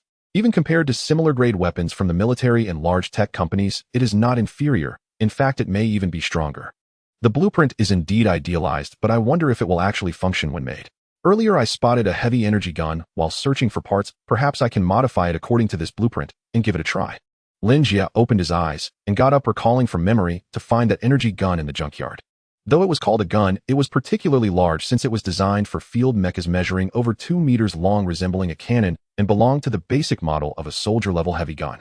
Lin Jie carefully examined the structure of the gun, confirming that it could be easily modified according to the blueprint, and called out to Karl, both of them lifting the heavy energy gun onto the flying vehicle. After checking and confirming that the necessary components were sufficient, they chose to return. Are they back so soon? Did they give up? Nearby, seeing the guards escorting Karl and Lin Jie getting into the vehicle and the flying vehicle taking off, Lin Jie couldn't help but mumble. The damage to Karl's mecha was almost entirely his doing. He clearly knew the extent of the damage and did not believe that Lin Jie and Karl could find enough parts to repair the mecha in such a short time. Actually, the damage to the outer armor is manageable. The main issue is the master control chip. If they can find the master control chip, the other damages are merely minor problems. So they really can fix that mecha. It's a possibility that cannot be ruled out. Lin Jie fell silent for a moment, but soon turned around to begin rummaging through the trash, his gaze slightly cold. Humph, it's nothing to be concerned about. After all, that mecha's configuration is not high. As long as I find allies or launch another ambush, I can still blow it up. He spoke with conviction, seemingly unfazed by the notion of needing to ambush to win, even with the advantage of a mecha. Perhaps I underestimated this Rubik's Cube. That night, Lin Jie lay in bed resting and couldn't help but recall the events of the day. It had been 7 or 8 hours since he returned to prison. The intelligent core could solve the issue of the master control chip, but it was not compatible with the mammoth. He needed a dedicated computer to make certain modifications to the intelligent program within the intelligent core. Simon had already sent someone to prepare, and it would arrive early the next morning. There were still 4 days until the next flag-snatching battle, so there was ample time. After thoroughly checking the damages to the mammoth and the structure of the heavy energy gun, he devised a repair and modification plan, and the day passed. Later that night, while resting alone, Lin Jie thought about the Rubik's Cube in his mind, and increasingly felt that this Rubik's Cube must contain more than just one E-class blueprint. Indeed, the blueprint he obtained this time was relatively trivial, but upon reflection, he only twisted it once. Just by turning it once, he acquired an E-class blueprint. What if he twisted it a third or fourth time? Lin Mo estimated that a 3-layered Rubik's Cube has approximately 432 trillion states, and if each twist produced a blueprint, certainly they couldn't all be the lowest E-class, right? Of course, the fact that just one twist yielded a blueprint is the most ideal state, and Lin Jie had only twisted it once, so he could not draw a conclusion. Even if it takes several twists to produce a blueprint, the number of blueprints contained within the cube can still be described as vast. There might be some exceptionally powerful blueprints hidden inside. However, for someone still serving time, these thoughts felt far too distant. The immediate priority was to understand why the Rubik's Cube, which had been unresponsive for the past 23 years, suddenly reacted today. Lin Jie pondered for a long time before arriving at an answer. An electric shock. Yes, recalling the events of the day, Lin Jie believed that an electric shock was the only possibility. Perhaps it was the electric energy that entered his body, activating the Rubik's Cube and allowing him to twist it. Moreover, that electric energy was just enough for him to twist it once, which was why the Rubik's Cube showed no further response. At this point, someone might ask, has Lin Jie never been electrocuted before? Why was it activated only today? Indeed, as someone who works with machinery, Lin Jie had been electrocuted, and not just once. However, the technology in this universe is very advanced, and the protective measures are quite reliable. Even if Lin Jie was negligent while working, the power supply would be cut off immediately, resulting in his previous electric shocks being more of a Tachango experience with the voltage not very high. The experience of being stuck to a power switch for 4 or 5 seconds today was his first. Lin Jie felt that the brief electric shocks he had previously experienced, totaling less than 2 seconds, led to the Rubik's Cube never accumulating enough charge. This time, the longer exposure to electricity provided the Rubik's Cube with enough energy for him to twist it once. This means that to activate the Rubik's Cube again, I must endure a longer electric shock. Lin Jie looked towards the power supply in the bedroom, subconsciously grimacing. Even with his resilience, recalling the sensation from the electric shock earlier made him feel a headache. Mainly, he had not heard of other traversers experiencing such pain with their external aids. What is this? Soul traversing the interstellar universe, and I become stronger from an electric shock.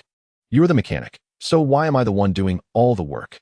The next morning, outside the storage shed in the recreation yard, Mech+no, his curly hair damp with effort after an hour spent tinkering with the mech, glanced at Lin Jie sitting nearby, typing intently on a laptop, and sighed in protest. The outdoor temperature on Death Star was even higher, and repairing mechs was grueling physical labor. Even though Mech+no's physique far surpassed that of ordinary people, his arms now ached faintly. Do you understand intelligent core algorithms? Lin Jie asked, glancing up at Mech+no. No, I don't. Oh. Lin Jie nodded, then added, do you understand energy weapon power conversion? Neither do I. Exactly. So if you understand none of this, what else is left for you but manual labor? Speechless, Mech+no stared at Lin Jie for a long moment before wordlessly climbing the ladder and leaning back into the mech's cockpit to resume work. Lin Jie watched it all, suppressing a quiet smile before returning to his own task. Simon worked efficiently. The computer Lin Jie needed arrived before dawn. Since Lin Jie had two major tasks ahead, reconstructing the intelligent core and modifying firearms, he delegated all maintenance and replacement points to Mech+no the Iron Rider, while he focused first on restoring the core itself. After all, the core was the very foundation of the mech's operation. Without it, everything else was mere speculation. A sapphire sun hung high above the sky, within the vast compound enclosed by alloy walls. The two men labored in silence. Simon, utterly unfamiliar with mechanics or mechs, could offer no technical assistance, only frequent deliveries of food and drinks. Yet Mech+no, ever talkative, remained unquiet, even by the steady stream of provisions. At noon, when the heat peaked and the other inmates retreated to their cells for brief rest, Mech+no sidled up to Lin Jie again. Lin Jie, how much of an edge will this intelligent core give me in the flag capture war? Compared to the other mechs, what advantages will it actually grant me? Aren't you a near general rank Iron Rider? Lin Jie regarded Mech+no skeptically. Most Vanguard-class mechs are equipped with intelligent cores. As a seasoned Iron Rider, how could you not know their advantages? You said most, not all. Mech+no scratched his head. These cores are prohibitively expensive. My own mech doesn't have one. I've only piloted a few other Vanguard-class mechs equipped with them, and even then rarely used their intelligent assistance. I'm simply unfamiliar with it. I'd forgotten that. Lin Jie looked at Mech+no and gave a slight nod. Mech+no's situation reflected that of most Iron Riders. Though rare and highly paid, the profession carried costs that often eclipsed earnings, especially the exorbitant price of a mech itself. The vast majority of Iron Riders, particularly junior ones, owned no mechs at all. Their combat mounts were typically supplied by the organizations they served. In truth, most low-tier Iron Riders were little more than highly compensated laborers. Without purchasing a mech, their salaries ensured comfort and ease, but acquiring one was akin to marrying, paying dowry, taking on mortgage and car loans, surrendering one's paycheck, and bearing the lifelong burden of child-rearing expenses. What once seemed a generous income suddenly shrank to insignificance. The intelligent core offers three primary advantages. First, real-time monitoring of the mech's status and immediate feedback to the Iron Rider, freeing him to focus entirely on combat. Second, Lin Jie paused, took a sip from the chilled drink Simon had brought, then turned his attention back to the computer, continuing as he worked. Second is computational power. Though Vanguard-class intelligence may seem sluggish in dynamic battlefield scenarios, intelligence remains intelligence. It inevitably outperforms the human brain, at least yours. Why does it feel like you're insulting me? Mech+no shot Lin Jie a deadpan stare. Lin Jie didn't glance up, not once, as his fingers danced across the keyboard. Given proper configuration, the core can calculate wind velocity, atmospheric humidity, planetary gravity, and more. At the very least, it provides targeting assistance. The third, and most critical, advantage is autonomous combat capability. The mech can fight independently even without a pilot. Though constrained by limitations, this truly liberates the Iron Rider and vastly expands tactical flexibility. Take this mammoth, for instance. According to your data, it ranks no better than mid to lower tier among the 20 mechs. Simon's luck is clearly abysmal. You dare speak so freely about your boss. He's your boss, not mine. Even if he stood here right now, I'd say it just the same. Lin Jie shrugged indifferently. Even among rank-and-file class mechs, distinctions ran deep. Some were military-grade, others built for competitive arenas, still others designed purely for entertainment. Simplified models manufactured by mechanical corporations to satisfy civilian fascination, with mechs markedly inferior to both military and competition variants in every respect. In many ways, the mammoth fell squarely into the entertainment category. Among the 24 mechs prepared by Jenna, the mammoth ranked dead last. In Lin Jie's estimation, it would never have won even 2 flag capture matches, had Wanmao not possessed superior rank and exceptional neural synchronization. Calling Simon unlucky was hardly unjustified. Let's continue examining this mech. Without looking up, Lin Jie pointed toward the mammoth. Its mass armor thickness and firepower fall short of military standards, its output energy rating and peak torque lag behind competition-grade models. Were it not unusually agile, it would be functionally obsolete. Hopelessly passive against peers of equal class, a reality you've surely experienced firsthand. I'd rather not admit it, but you're absolutely right. Wanmao grimaced as if recalling something deeply unpleasant. Installing the intelligent core changes everything. With it, the mech gains independent combat capacity, granting you temporary liberation, enabling synchronized maneuvers between rider and machine, and ultimately reshaping the battlefield. For example, letting the mech engage the enemy heating while you exit the cockpit and disable their power cell. That's basically sending me to my death, isn't it? Wanmao stared at Lin Jie, his expression spelling out, I don't understand. Lin Jie's proposed tactic was indeed viable, and as an Iron Rider, Wanmao had witnessed others relinquish control to the core and dismount mid-battle to neutralize opponents directly. But such feats rested on one crucial prerequisite: auxiliary infantry-scale armor. Only with such armor could an Iron Rider achieve dramatic enhancements in strength, speed, and protection, approaching the capabilities of elite martial artists. Yet the flag capture war on Death Island permitted only frontline mechs. Iron Riders were expressly forbidden from deploying personal infantry armor. Under those conditions, stepping out of the cockpit stripped an Iron Rider of all protection, leaving him merely an exceptionally agile, physically robust civilian. Against mechs weighing dozens of tons, even a glancing blow would likely prove fatal. Yes, it's perilous, but not impossible. Lin Jie kept his gaze fixed on the screen. I personally know an Iron Rider who accomplished exactly this, repeatedly, even with minimal auxiliary equipment. Really? What's his name? Jack Cooper. Before becoming an Iron Rider, he was nothing more than a rifleman. Cooper, formerly a rifleman. Worth looking up later. Unaware Lin Jie was indulging in irony, Wanmao quietly committed the name to memory. Soon, however, his attention shifted back to Lin Jie. Watching those fingers fly across the keyboard, Wanmao suddenly smiled, leaned in, and lowered his voice. Lin Jie, you're no ordinary mechanic. Am I right? Oh, for the first time Lin Jie paused and lifted his eyes to meet Wanmao's. What makes you say that? I may not grasp mechanical programming, but I know this is extraordinarily complex work. No ordinary person could sustain such fluid conversation while operating at this pace. Lin Jie remained silent. He studied Wanmao intently, then quickly bowed his head again, his typing accelerating further. Lin Jie. Wanmao blinked. What's wrong? Is something happening? Yes. Lin Jie nodded. I just realized. I've introduced numerous coding errors during our conversation. Wanmao.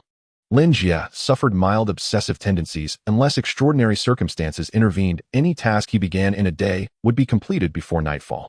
To ensure seamless integration between the intelligent core and the mech, he devoted over 10 hours, working straight from daylight into deep night, to finish the task that very day. Before Simon and Wanmao's very eyes, he installed the intelligent core into the mech. VVVRR. After a brief initialization pause, the steel frame resonated with a low hum. The mammoth's optical sensors ignited, and the 30-toten deep blue titan slowly raised its head. System activated. Self-diagnostic in progress. Current power level 84. Power supply stable. Neural interface functional. Sensory emulator operational. Structural integrity confirmed. Total mass 32. 5 tons. Directive 1 absolute compliance with the Iron Rider's commands. Directive 2 tactical support for the Iron Rider. Directive 3 prioritize the Iron Rider's safety above all else. 7th generation Vanguard class intelligent core Kane, standby. Done. Hearing the core's synthesized response emanating from within the mech, Lin Jie exhaled deeply and stretched. Now he could devote himself fully to his second task.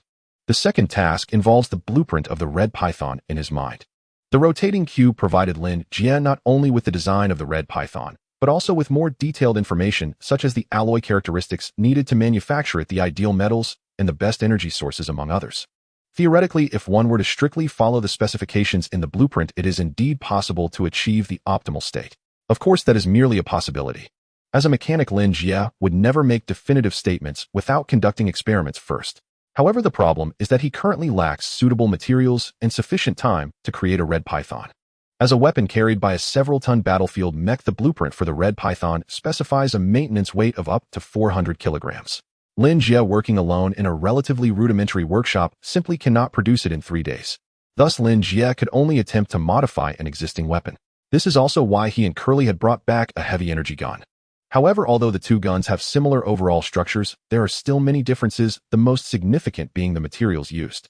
The energy gun Lin Jie brought back has material properties that differ somewhat from those required for the Red Python.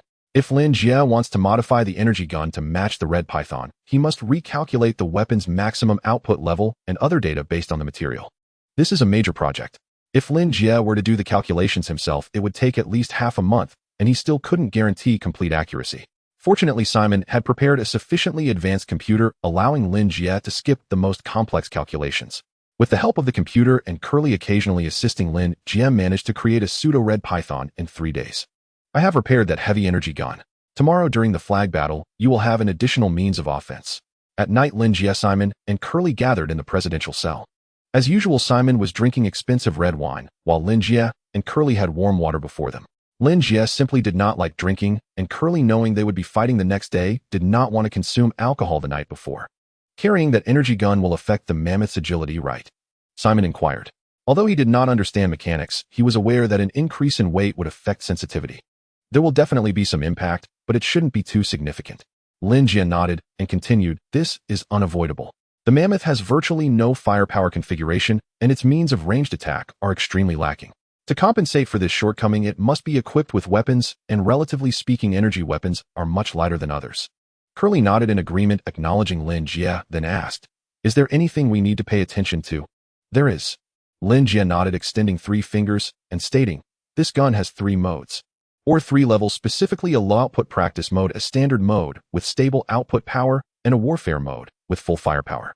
However, I suggest you refrain from using the 3rd mode unless absolutely necessary. Why? Because this gun has been refurbished after being scrapped, it is not very stable. If the power is set to full, it could very likely result in an overload and explosion. Lin Jie paused for a moment before replying. In fact, he was lying. It is true that full power could cause an overload explosion, but the reason is not due to the weapon being old, rather it is because he completely modified it based on the Red Python's ideal state. Lin Jie was not sure if the theory of approaching the weapon's limits truly held. In prison, he had no way to conduct experiments, so he could only lower the weapon's output power and divide it into 3 levels. Aside from the highest output warfare mode, Lin Jie was absolutely certain that the other 2 modes would not encounter issues. Thus, he advised Karl not to use the warfare mode unless absolutely necessary. After all, if any issues with the weapon affected Karl or the mech, he would also be held accountable. Bringing this up in advance was also to give Karl and Simon a warning. All right, I will be careful. Karl nodded, suddenly recalling something, and said to Lin Jie, make sure to carefully review the information I gave you about the other mechs and Iron Rider. You are now my logistics support, and understanding them better will help you assist me in real-time analysis. Don't worry, I have already looked over it. Lin Jie lazily nodded. In the flag battle, Iron Rider was allowed to be equipped with wireless communication. While Iron Rider is engaged in combat mechanics, also connect with the communication troops to watch live broadcasts, firstly, to monitor the mech status, and secondly, to observe the situation, providing some off-field support for Iron Rider. In the matches before Lin Jie appeared, this task was handled by Simon himself. However, Simon knew nothing about these matters, and Karl was essentially fighting alone, which was not a pleasant experience. Thus, for the past few days, Karl had been hoping Lin Jie could assist him. After careful consideration, Lin Jie agreed to help. The reasons are as follows. Firstly, Lin Jie believed that Jenna would not easily give up, or rather the people behind Jenna would not easily give up on targeting him. Currently, he does not feel safe. To survive, he still needs Simon's protection. Secondly, while repairing the mechs these days, Lin Jie carefully observed and recorded the prison's structure and security forces, concluding that it was unlikely he could escape on his own. Moreover, the force behind Simon is currently the only ally he can find. Maintaining a good relationship with Simon and demonstrating his value might just help him regain his freedom in the future. With this mindset, Lin Jie decided to assist Karl and Simon wholeheartedly. Therefore, he had already carefully reviewed and noted the information Karl provided. Now 5 matches have passed. Out of the initial 20 mechs, 7 have been eliminated, leaving 13, among which 3 are particularly troublesome. 2 of them are modified retired military infantry-grade battlefield mechs, along with 1 former infantry-grade competition mech. Military mechs are designed for the battlefield with large tonnage, thick armor, and ample firepower, but their movements tend to be slower. I recommend you avoid them and not engage in direct confrontation. On the other hand, competition mechs are high-performance mechs used in professional leagues. Their energy reserves are comparable to military mechs, but for the sake of spectator appeal, their tonnage and defensive capabilities are not as strong as military mechs. However, competition mechs are more agile and utilize a variety of flashy tactics. If you face one, I suggest keeping your distance and using the energy gun for mid to long-range attacks. Lin Jie offered his advice. All right, I will be careful. Hearing Lin Jie's professional advice, Karl nodded seriously, feeling much more confident. The three engaged in brief conversation before returning to their respective rooms to rest. The next morning, as the blue star rose, the first rays of light spread across the earth. Lin Jie also opened his eyes and got up, gazing far out of the window. The 6th Death Star flag battle is about to begin today, perhaps in pursuit of greater attention and viewership. Similar to many variety shows and sports competitions on Earth, the opening time for this life-and-death flag-grabbing battle was set for a holiday afternoon. Lin Jie and his companions conserved their energy, had lunch, and took a short nap, boarding the dedicated transport ship with their mechs around 3 in the afternoon. Inside the ship's cabin hung a high-tech electronic display currently split into 2 screens. The left screen showed a beautiful female host with an exaggerated expression speaking animatedly. The right side featured an aerial shot displaying the battlefield for the flag-grabbing competition. Amidst the dilapidated mechanical wreckage and barren ground with a complex terrain and a blast of wasteland wind, a blue flag was planted atop the remains of a vertically positioned battleship. In the upper left corner of the screen, there was a small humanoid icon followed by a long string of numbers. This is the live broadcast from the dark web. The number in the upper left indicates the online viewers.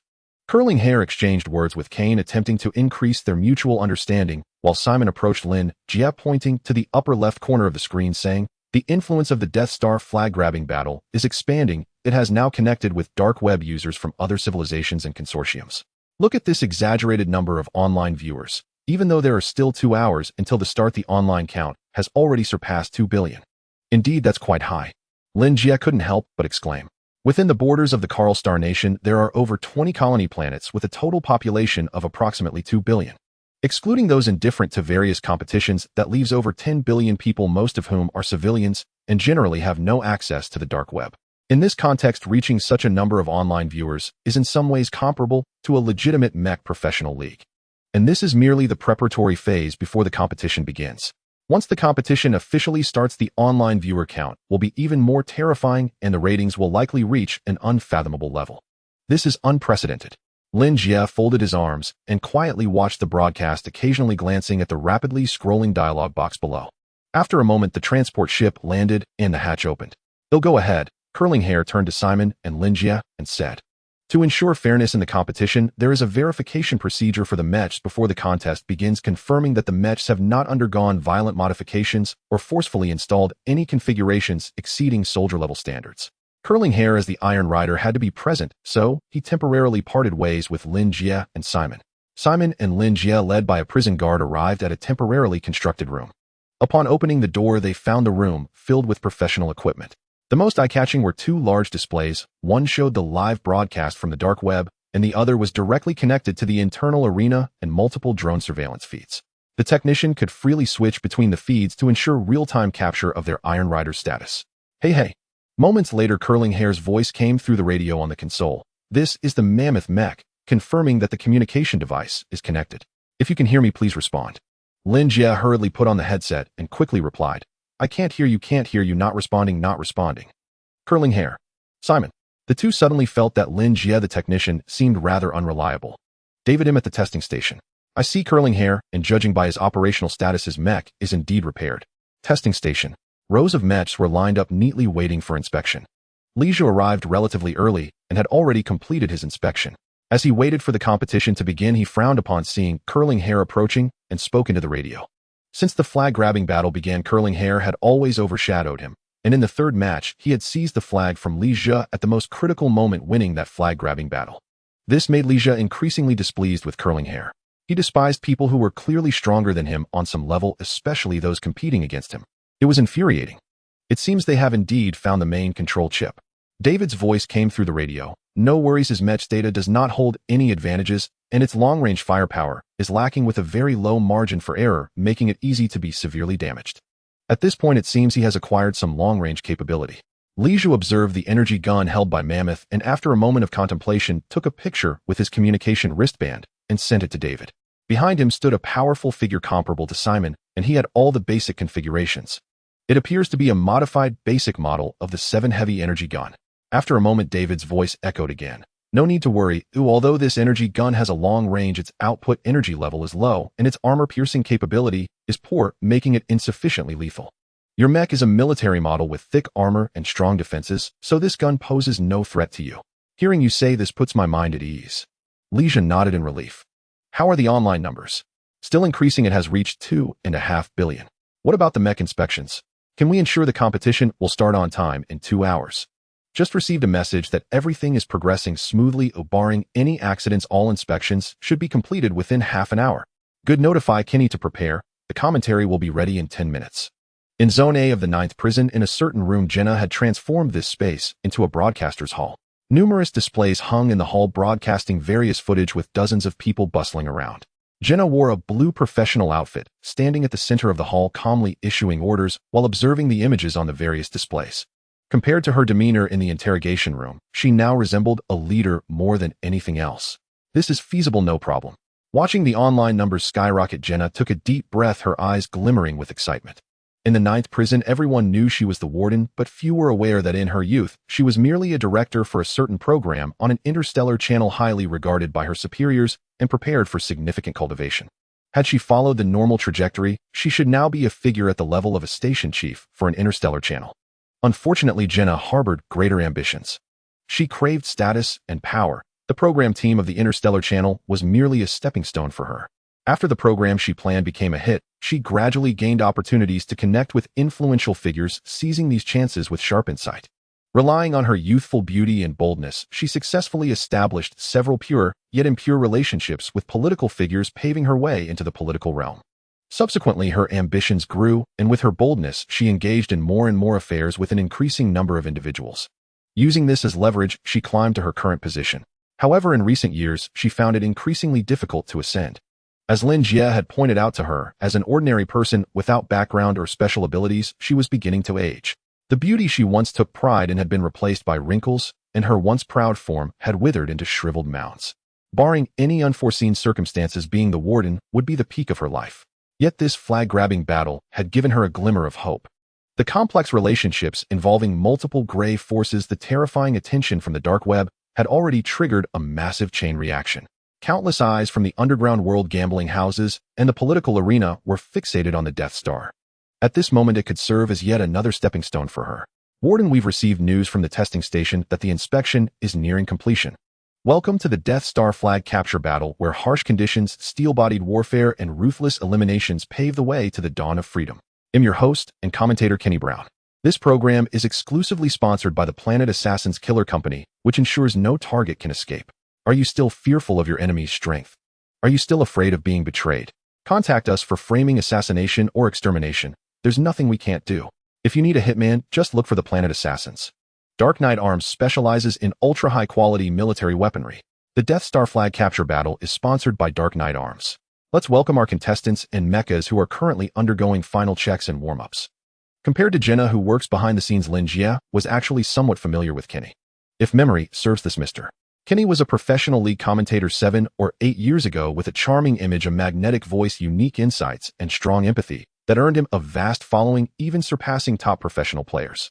It seems his company also intended to cultivate him into an idol, and he later made guest appearances in various films.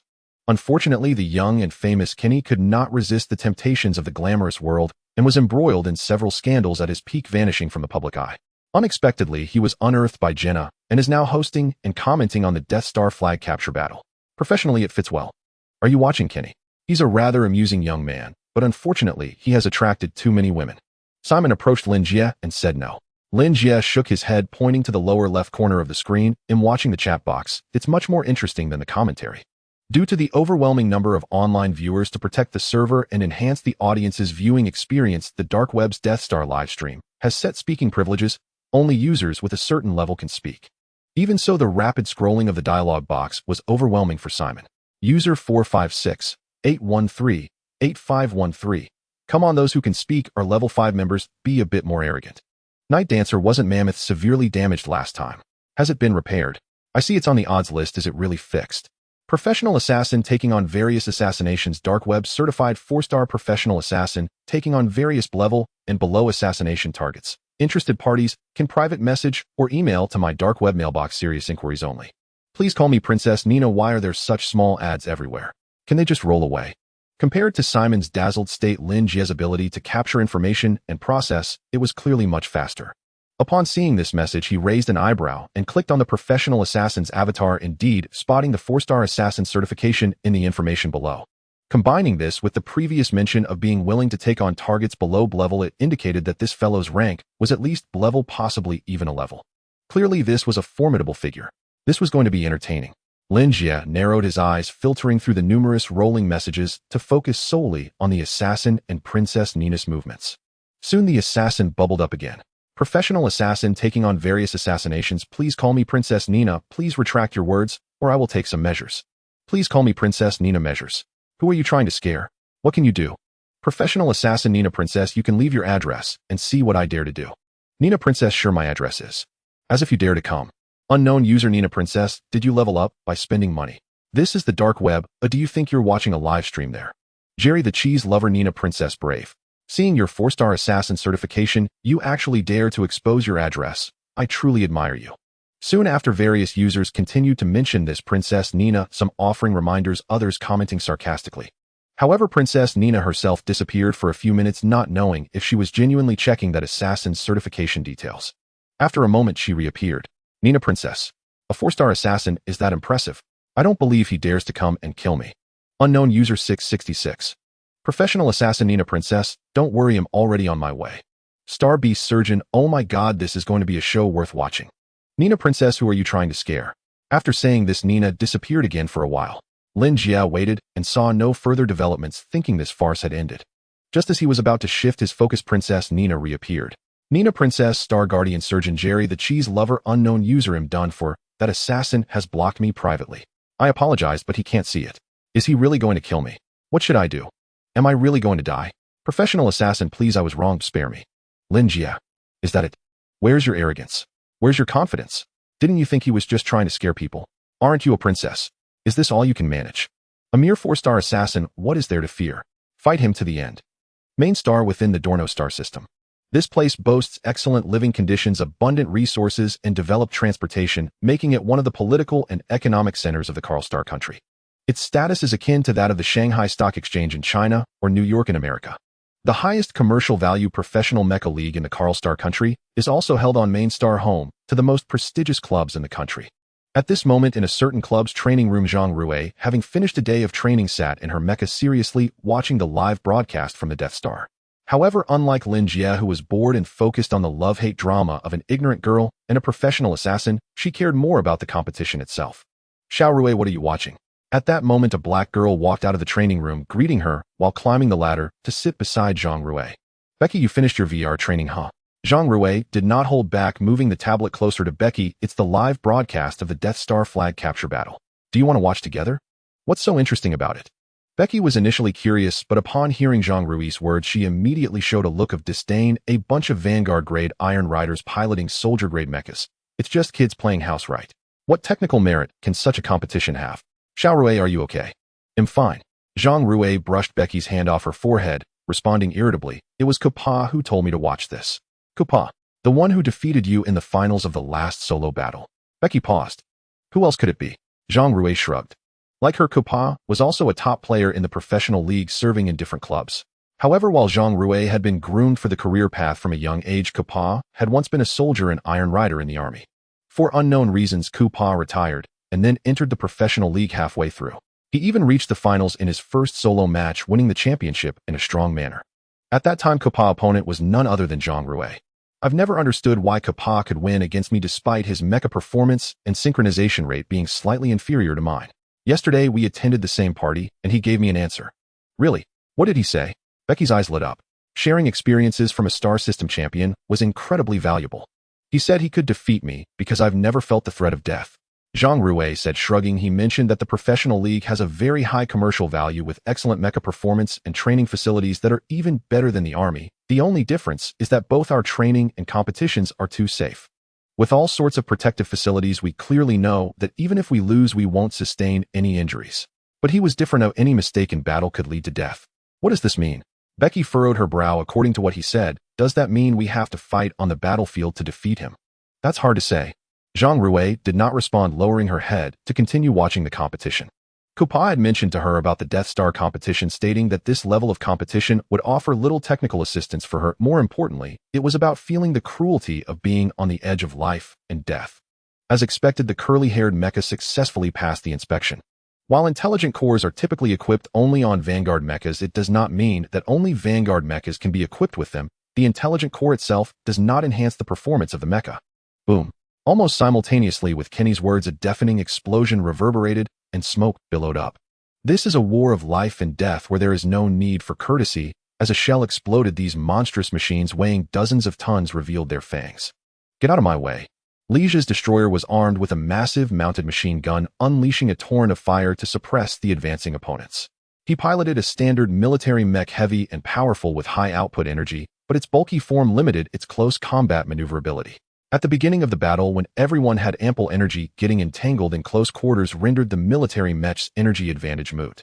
At this moment, the 40-ton steel body advanced slowly while cradling a heavy machine gun, spewing fire with shells over 50 millimeters in diameter, flying and crashing to the ground only to be drowned out by the sound of cannon fire. Clang! The clash of metal produced a tremendous shockwave that formed an invisible whirlwind sweeping outward. Curly had also encountered his opponent. His luck was not good. He faced one of the toughest mechs, the only racing mech among them, named Red Dragon. As its name suggests, the outer armor of Red Dragon was a brilliant red, standing 6 meters tall, with a slender and proportional humanoid body, various weapon configurations hidden beneath the armor, with blue indicator lights flashing, complemented by high-tech combat knives.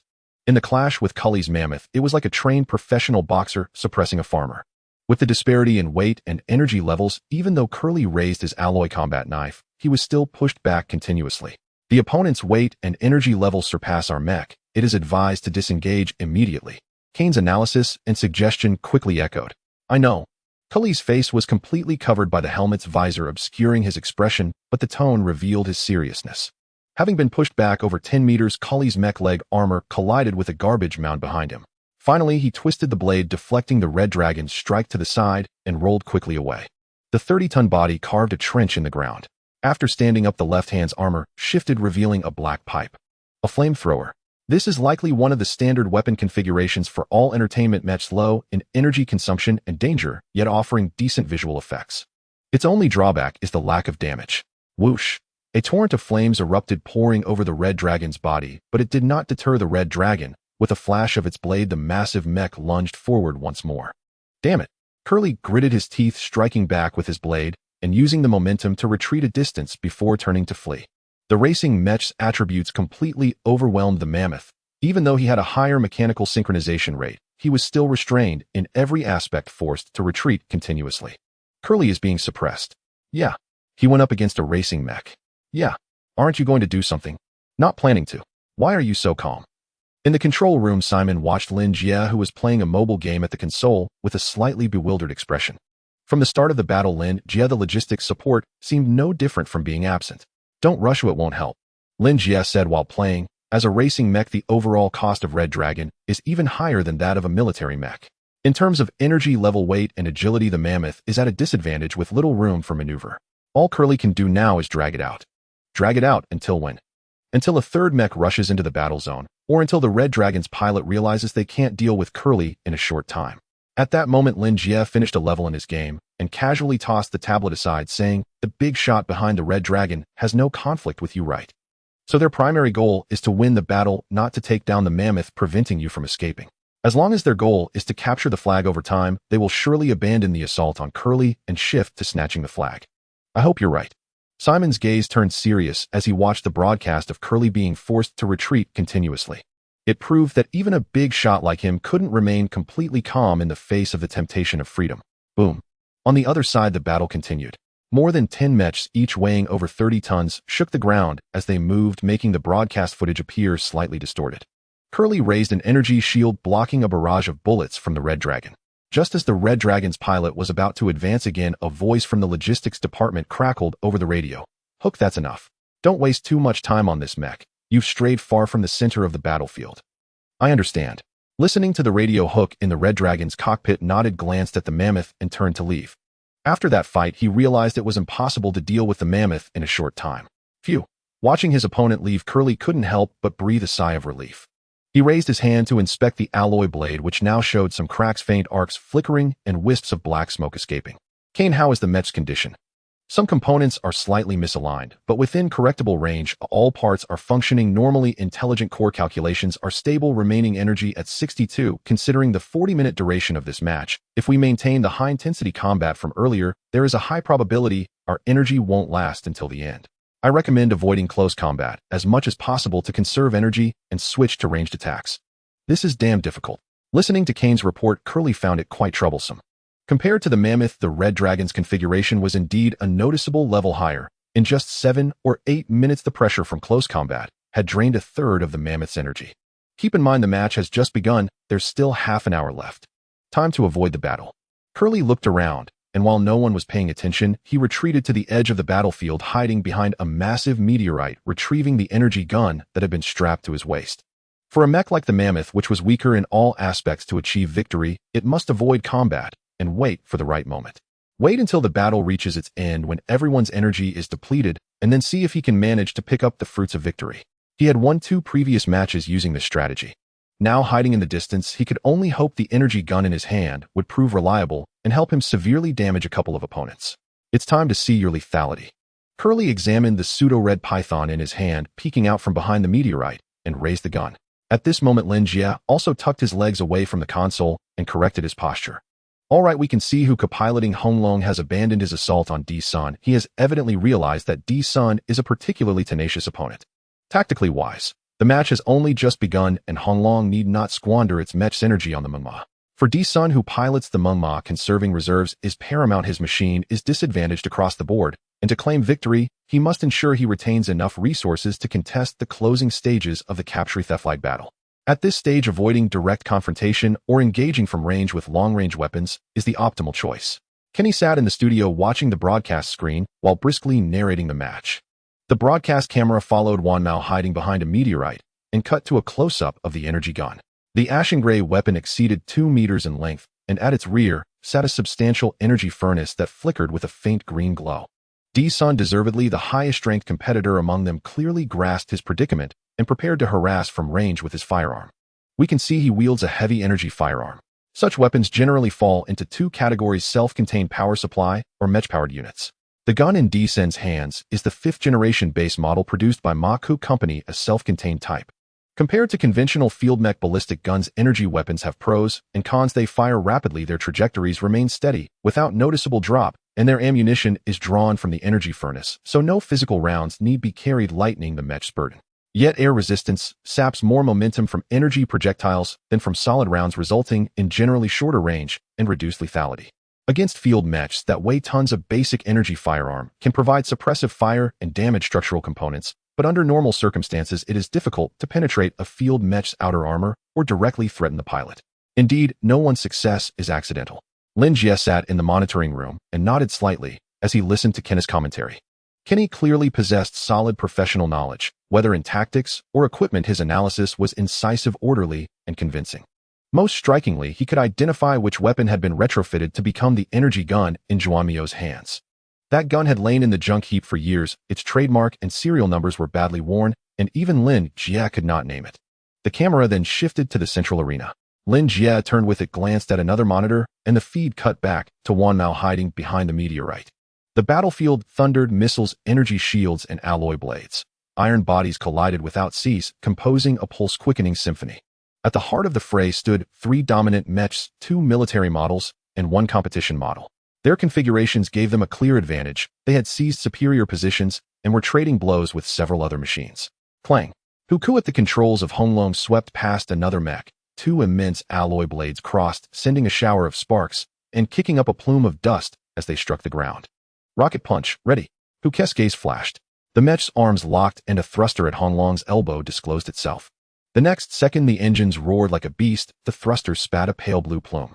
With a violent twist, Honglong's steel fist, nearly 80 centimeters across, slammed into the opponent's back with brutal force. Boom. With an explosive crack, the opposing rear armor buckled severely as Honglong's fist sank deep into it. The opponent's movements froze, indicator lights flickered before dimming. The entire mech, as if struck senseless, toppled over stiffly.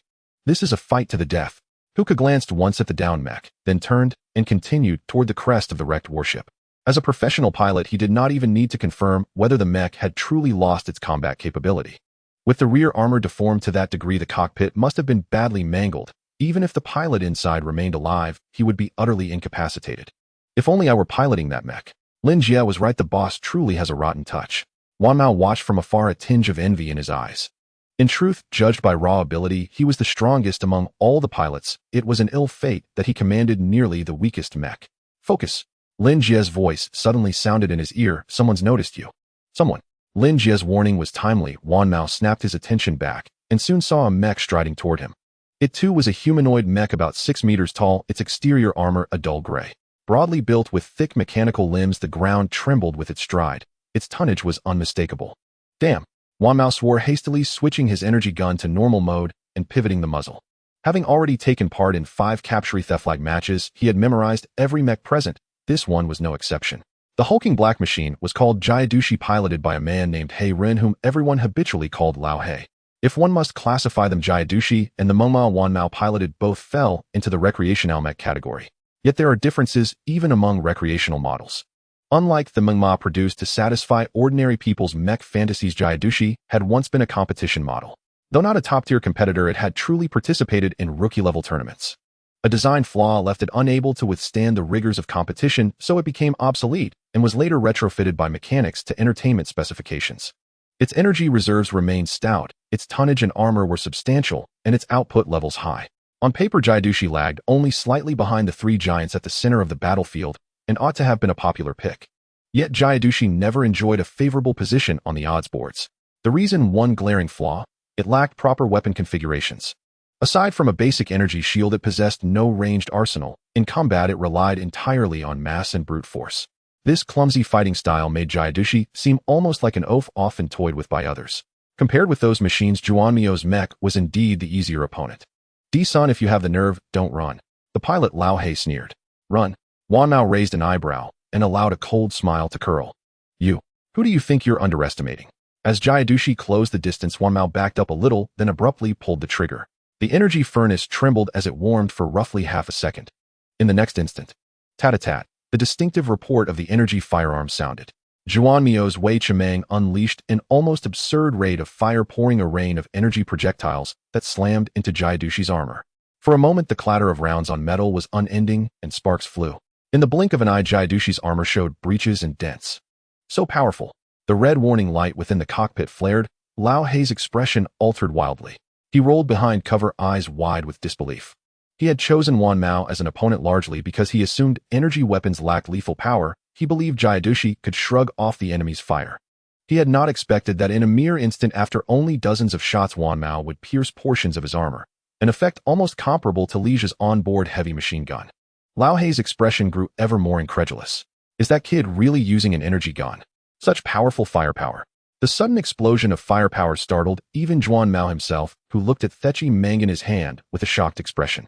But soon the shock was replaced by excitement. Strong firepower meant he had another means to fight the enemy. Lao He, come out.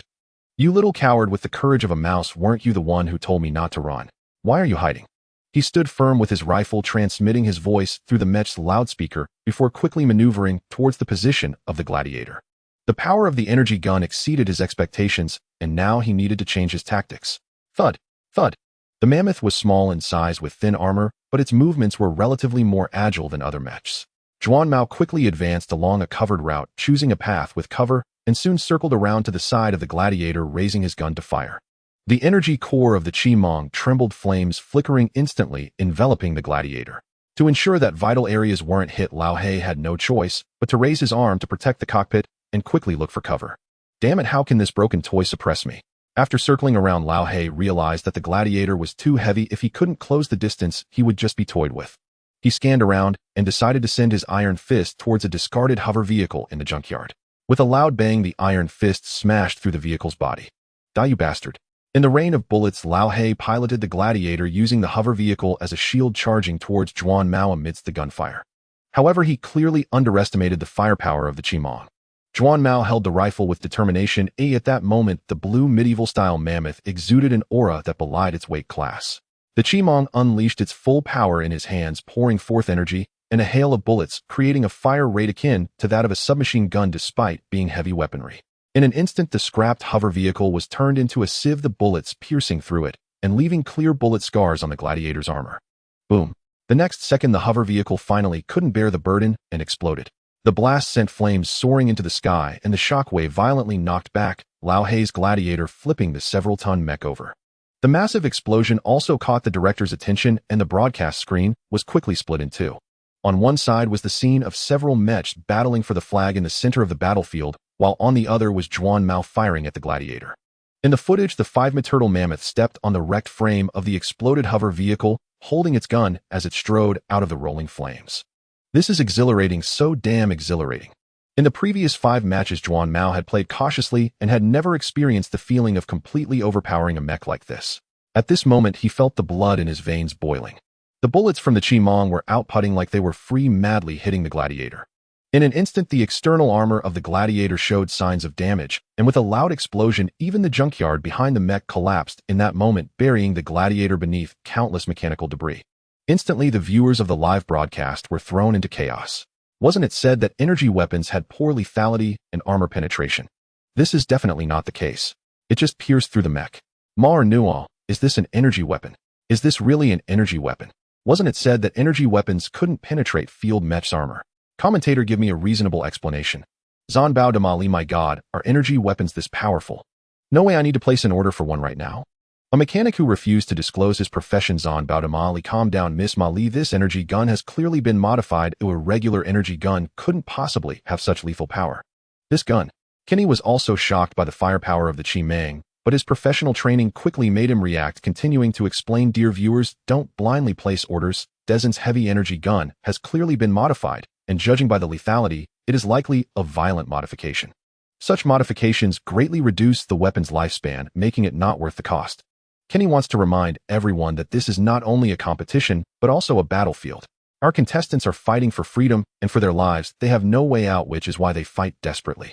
Please do not view our competition through the lens of a safe professional league, where there is absolutely no danger. It seems you are indeed a talented individual. Simon looked at Lin Jie with some surprise from the control room. He had just witnessed the entire process of Zhuan Mao blasting the gladiator, but since he didn't understand mechanics, he thought it was a normal phenomenon. Now, after reading the comments and listening to Kenny's explanation, he looked at Lin Jie with a face full of surprise. From his perspective, Lin Jie had clearly turned to him out of desperation. He didn't have high expectations for Lin Jie, just hoping to get the mammoth fixed. Unexpectedly, Lin Jie brought him pleasant surprises. You are mistaken, boss. Oh, I am not just talented. Oh, then what are you? I am a genius. Simon looked at Lin Jie momentarily at a loss for words. Having dominated the world for so many years, he had rarely encountered someone as thick-skinned as Lin Jie. What was even more outrageous was that such a thick-skinned statement came from his mouth, and he actually felt that it was not wrong. On the battlefield, Zhuan Mao stood still with the Qimong, his eyes shining with the excitement brought by the combat. Speaking of which, this was the first time he had eliminated an opponent in 5 matches of the flag battle. Previously, due to the mech's configuration being completely at a disadvantage, he could only avoid combat, continuously circling around the opponent and participating in the flag battle at the end, relying on the mammoth's agility and his piloting skills to drag the battle until the end and achieve victory. This time, personally blowing up a mech felt completely different. He looked at the Qimong in the mammoth's hands, his eyes shining. If it weren't for being on the battlefield, he might have rushed out of the cockpit and kissed the gun. This exhilarating feeling was simply too addictive. Zhuan Mao, there isn't much time left.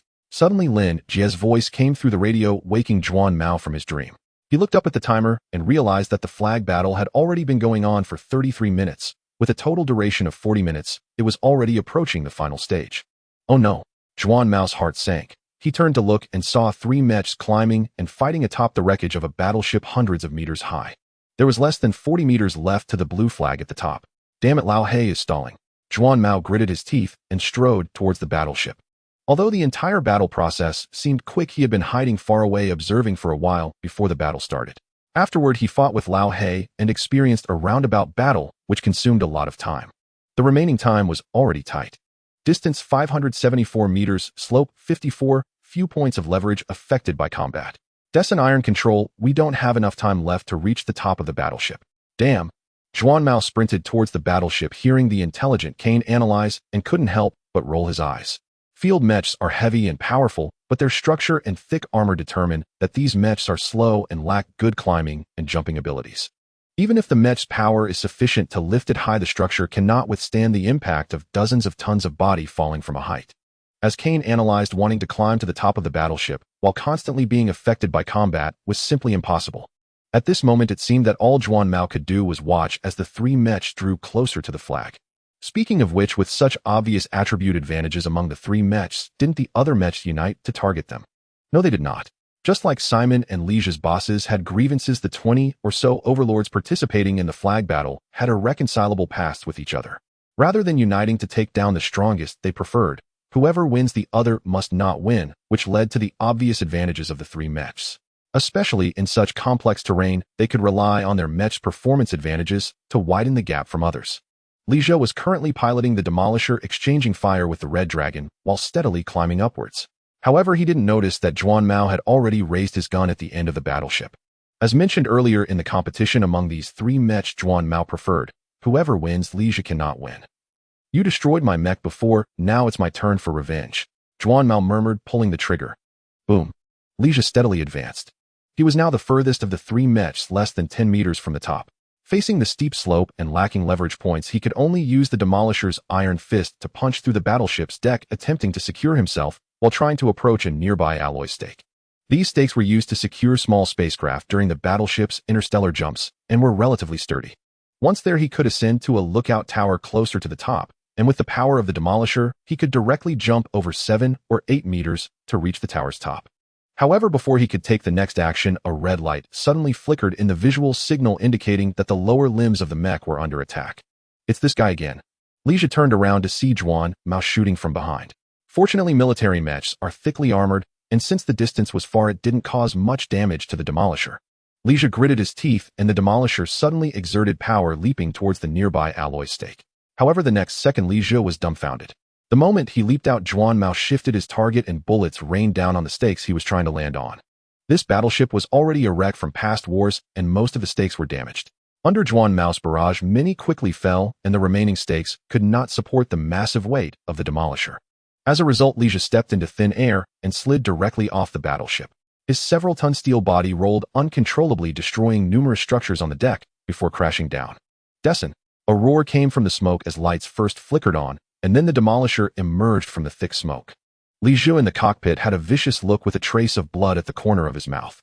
Military mechs emphasize practicality with extremely thick external armor, and after crashing through many structures for cushioning, he landed steadily. However, the immense impact still injured his internal organs. With little time left in the match, he had no chance to climb back up. Juan Mao could be said to have single-handedly ruined his almost achieved victory. Bastard, do you like shooting or something? Lin Jie gritted his teeth and retrieved the mounted machine gun hanging from his waist, directly aiming it at Juan Mao. The next second, 60mm rounds like small grenades poured out, carving a straight line on the ground, heading straight for Juan Mao. The terrifying firepower shattered the mammoth's energy shield in an instant. Damn, Juan Mao cursed, executing a tactical roll and hiding behind a meteorite. However, the meteorite did not provide the protective effect he had imagined. In the blink of an eye, Lin Jie's bullets pierced through the meteorite, flying past the mammoth's body. Come on, come out. Why the hell are you hiding?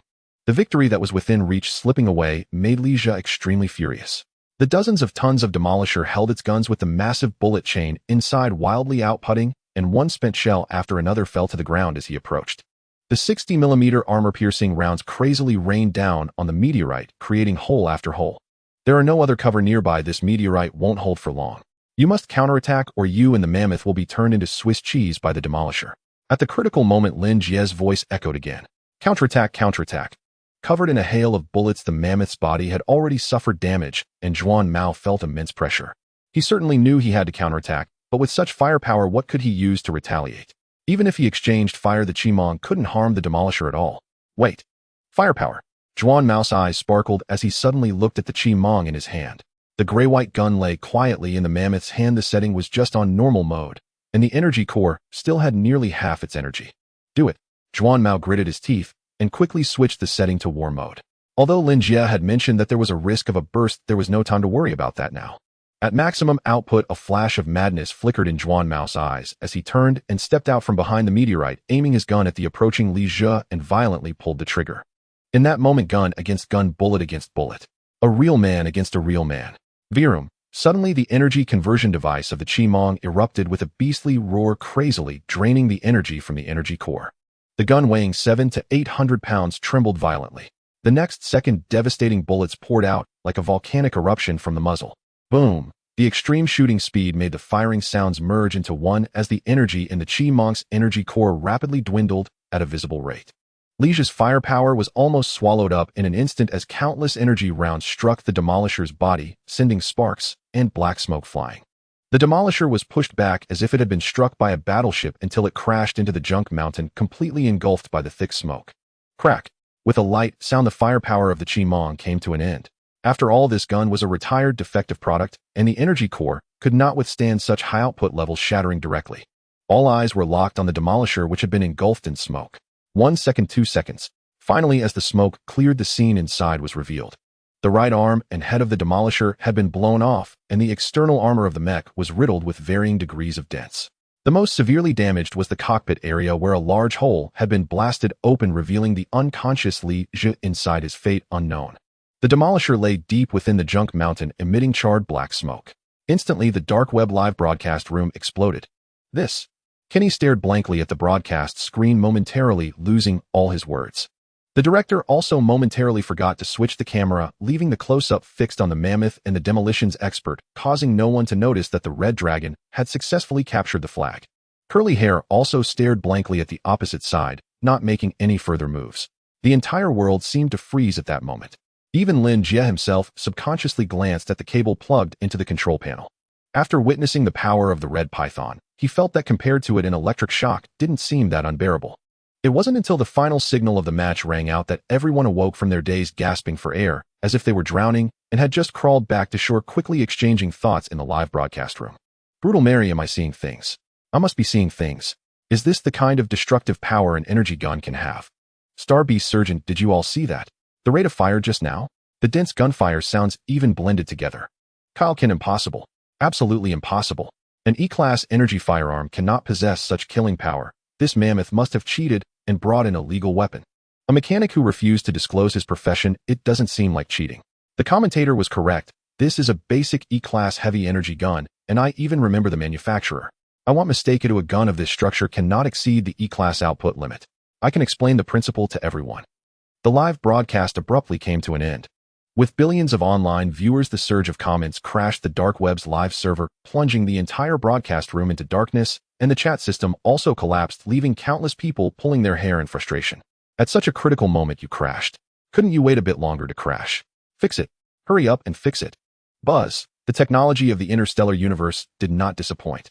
In just a few seconds, the dark web solved the problem and the live broadcast room was restored, but the camera was no longer focused on the battlefield. It had moved to the studio, aimed at the commentator Kenny. Dear viewers, the Death Star flag capture battle has come to an end, and the winner is our Hook Iron Beast piloting the Mech Red Dragon. Kenny's professionalism was still quite high. He had already calmed down from the shock and was narrating the results of the match calmly. He understood where everyone's true focus lay, so after announcing the results and providing a brief analysis, he shifted the topic back to the Red Python. The most surprising aspect of this match was undoubtedly player Dyson. The energy gun wielded by his mech mammoth shocked us all, even exceeding the host's understanding at times. We also learned that many friends are questioning whether player Dyson's energy gun is over the limit. Regarding this issue, Kenny can assure all viewers that all mechs and weapons in the Death Star flag capture battle have undergone strict inspections, and the output level of this gun is completely within E-class standards. The terrifying firepower output is entirely due to it having been violently modified by a very skilled mechanic. As you all saw, the energy core could no longer handle such violent output and self-destructed. As for the identity of this skilled mechanic, we cannot disclose it. Hail Star Nation main star. Zhang Rui and Beiji exchanged glances, their faces filled with disbelief. Compared to others in the live broadcast room, the two of them could definitely be considered professionals. From the lowest rank of private to the current dominator level, they both had piloting experience and knowledge of various levels of weapons. In their understanding, E-class weapons, especially E-class energy guns, could not possibly have such output. Energy weapons are usually used to clear out minor enemies. Their suppressive power is even insufficient to push back a mech, let alone penetrate military armor known for its defense. Why don't we buy one and try it? Beiji looked at Zhang Rui and said. She remembered that the commentator had mentioned the manufacturer and model of that energy gun. I was thinking the same thing. Zhang Rui nodded, already opening her communicator to search for online purchasing options. As a star player and Dominator-level Iron Beast, the money to buy a basic E-class weapon was nothing to her. She truly wanted to know how such a gun could possess such terrifying killing power. As for the modification issue, that would be even simpler. Their Sea God Club is one of the largest competitive clubs in the Kale Star Nation, with countless high-level mechanics inside. At least all Pioneer level, modifying a gun is a piece of cake. No matter how you look at it, a mechanic in a prison cannot possibly be stronger than their mechanics. Lin brother. Outside the Death Star, beyond the competition arena, Curly Hair had just jumped out of the mech and immediately rushed to Lin Jie, giving him a big hug. If it weren't for Lin Jie holding him back, he would have even kissed Lin Jie on the cheek. Lin brother, from now on you are my brother, you are my real brother. Curly Hair was exceptionally excited. Although they did not win this match, the terrifying output of that energy gun allowed him to witness Lin Jie's abilities. If Lin Jie's mechanical creations maintained this standard, he could completely compensate for the shortcomings of the mech with external equipment, greatly increasing his chances of capturing the flag. Don't call me Lin brother. Lin Jie pushed Curly Hair away in slight disdain, brushing off the dust from his clothes. It's a bit uncomfortable. Then he'll call you Jie brother. From now on he'll call you Jie brother. You should just stick to calling me Lin brother. Lin Jie, Curly Hair, and Simon chatted as they boarded the transport ship they had arrived in. That night, a cheerful Simon opened a bottle of fine wine and pulled Lin Jie and Curly Hair to sit down. Curly Hair, your performance today was amazing, especially when you almost took out Lin Jie. Horst's expression must be quite unpleasant. It's worth celebrating. Boss, I was also forced into a corner. Besides, it was thanks to Lin brother's modified energy gun that if it weren't for that gun, it could have been me whose life was uncertain right now. Curly Hair did not take undue credit, but spoke honestly. Yes, Lin Jie also helped me a lot. You. Simon looked at Lin Jie with a smile, intending to say that if he had any requests, he would try his best to fulfill them. However, halfway through, he suddenly remembered something and changed his tone. Lin Jie, that energy gun has been completely destroyed. You might not even find the same energy gun in the junk area. If it's another machine, can you modify it to achieve such effects? Well, if the magic cube is helpful. Lin Jie rolled his eyes in his heart and said, it may not be as strong as this gun, but it will definitely have some enhancements. Great, that's wonderful. Simon was obviously very satisfied with Lin Jie's answer, and his whole demeanor changed. Even his bald head seemed to shine a bit more. Looking at Curly Hair and Lin Jie sitting beside him, he felt as if he could already see the day he regained his freedom. The more he thought about it, the happier he became, and he quickly raised his wine glass, first signaling to Lin Jie. Lin Jie, cheers. Then raising his glass to Curly Hair, cheers. The familiar lines. Lin Jie and Curly Hair exchanged a glance and raised their glasses in return to Simon. The boss is both tall and strong. The following morning, in the recreation zone, Curly performed routine diagnostics and fine-tuning on Mammoth while Simon stood across from the mecha, observing silently. Lin Jie, the certified mechanic, sat leisurely on a nearby chair, sipping coffee in one hand and scrolling through the dark web forum on his laptop with quiet fascination. Since viewership for this flag capture battle had shattered previous records, our warden, deeply embroiled in midlife turbulence, decided to postpone the next match by 2 days, scheduling it instead for another rest day. This adjustment would maximize live audience numbers while extending the interval between matches, allowing the fervor from the prior contest to linger and intensify, drawing broader attention before launching full-scale promotion for the next round. It also granted participants additional time to conduct meticulous calibrations and repairs on their mechas, relieving Lin Jie of urgency and permitting him to browse the web at ease, indulging in a little harmless idleness. At present, the dominant topic across the dark web remained the flag capture battle on Death Star. Curly's astonishing feat yesterday, shattering military-grade armor with an energy rifle, had held the top spot on the trending forum for hours, sparking wave after wave of heated discussion. Titles like shocking. An entertainment-class mecha destroyed military armor. A single energy rifle redefines combat doctrine, and even the rifle itself was so astounded it exploded. Proliferated relentlessly, driving click-through rates skyward.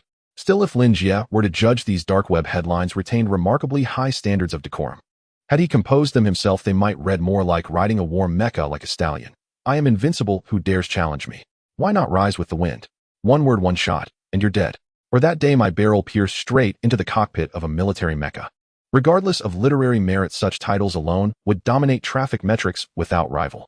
Of course, this was the dark web, a realm where only seasoned operators with substantial followings could sustain influence, and many among them were undoubtedly masterful headline artisans in their own right.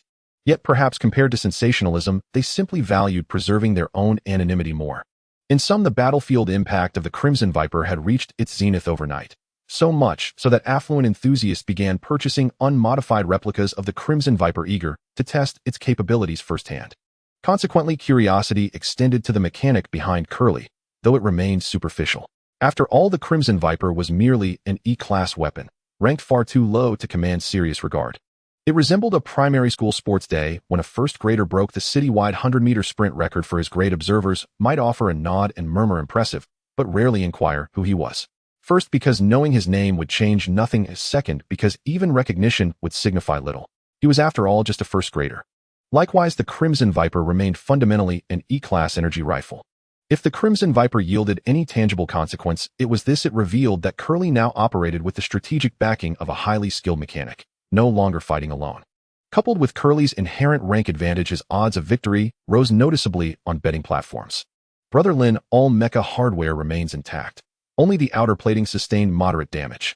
The real issue is Mammoth's alloy battle blade. It's severely compromised and likely irreparable. Still, I'm certain you'll find a way. Curly leaned in beside Lin Jie, beaming with enthusiasm. You may well be disappointed, Lin Jie replied, shrugging lightly as he met Curly's gaze. Perhaps due to prolonged drought meeting sudden rain, Curly now regarded Lin Jie with more fervor than he'd ever show a romantic interest. Yet passion, alas, cannot be eaten. Alloy battle blades, especially those mounted on frontline combat mechas, pose no technical challenge in assembly. The true bottleneck lies in metallurgy. Raw material properties dictate both durability and lethality. Take yesterday's flag capture battle. Red Dragon's blade clearly surpassed Mammoth's in both material selection and smelting refinement. Hence, within mere exchanges, Mammoth's blade suffered catastrophic degradation. Such damage resulted purely from brute force impact, unrepairable through mechanical modification alone. Since external supplies are prohibited during flag capture battles, scavenging must occur exclusively within the scrap heap, making the discovery of a functional E-class alloy battle blade a matter of pure chance. One must simply hope to uncover a serviceable E-class alloy battle blade, intact enough to wield, buried somewhere within that mountain of refuse. If none is found, I can only compensate by reinforcing other systems, attempting to offset the tactical disadvantage of lacking a blade. Lin Jie stated plainly. Curly nodded vigorously. Brother Lin, I trust you completely. Is that so? Then I truly cannot afford to let you down.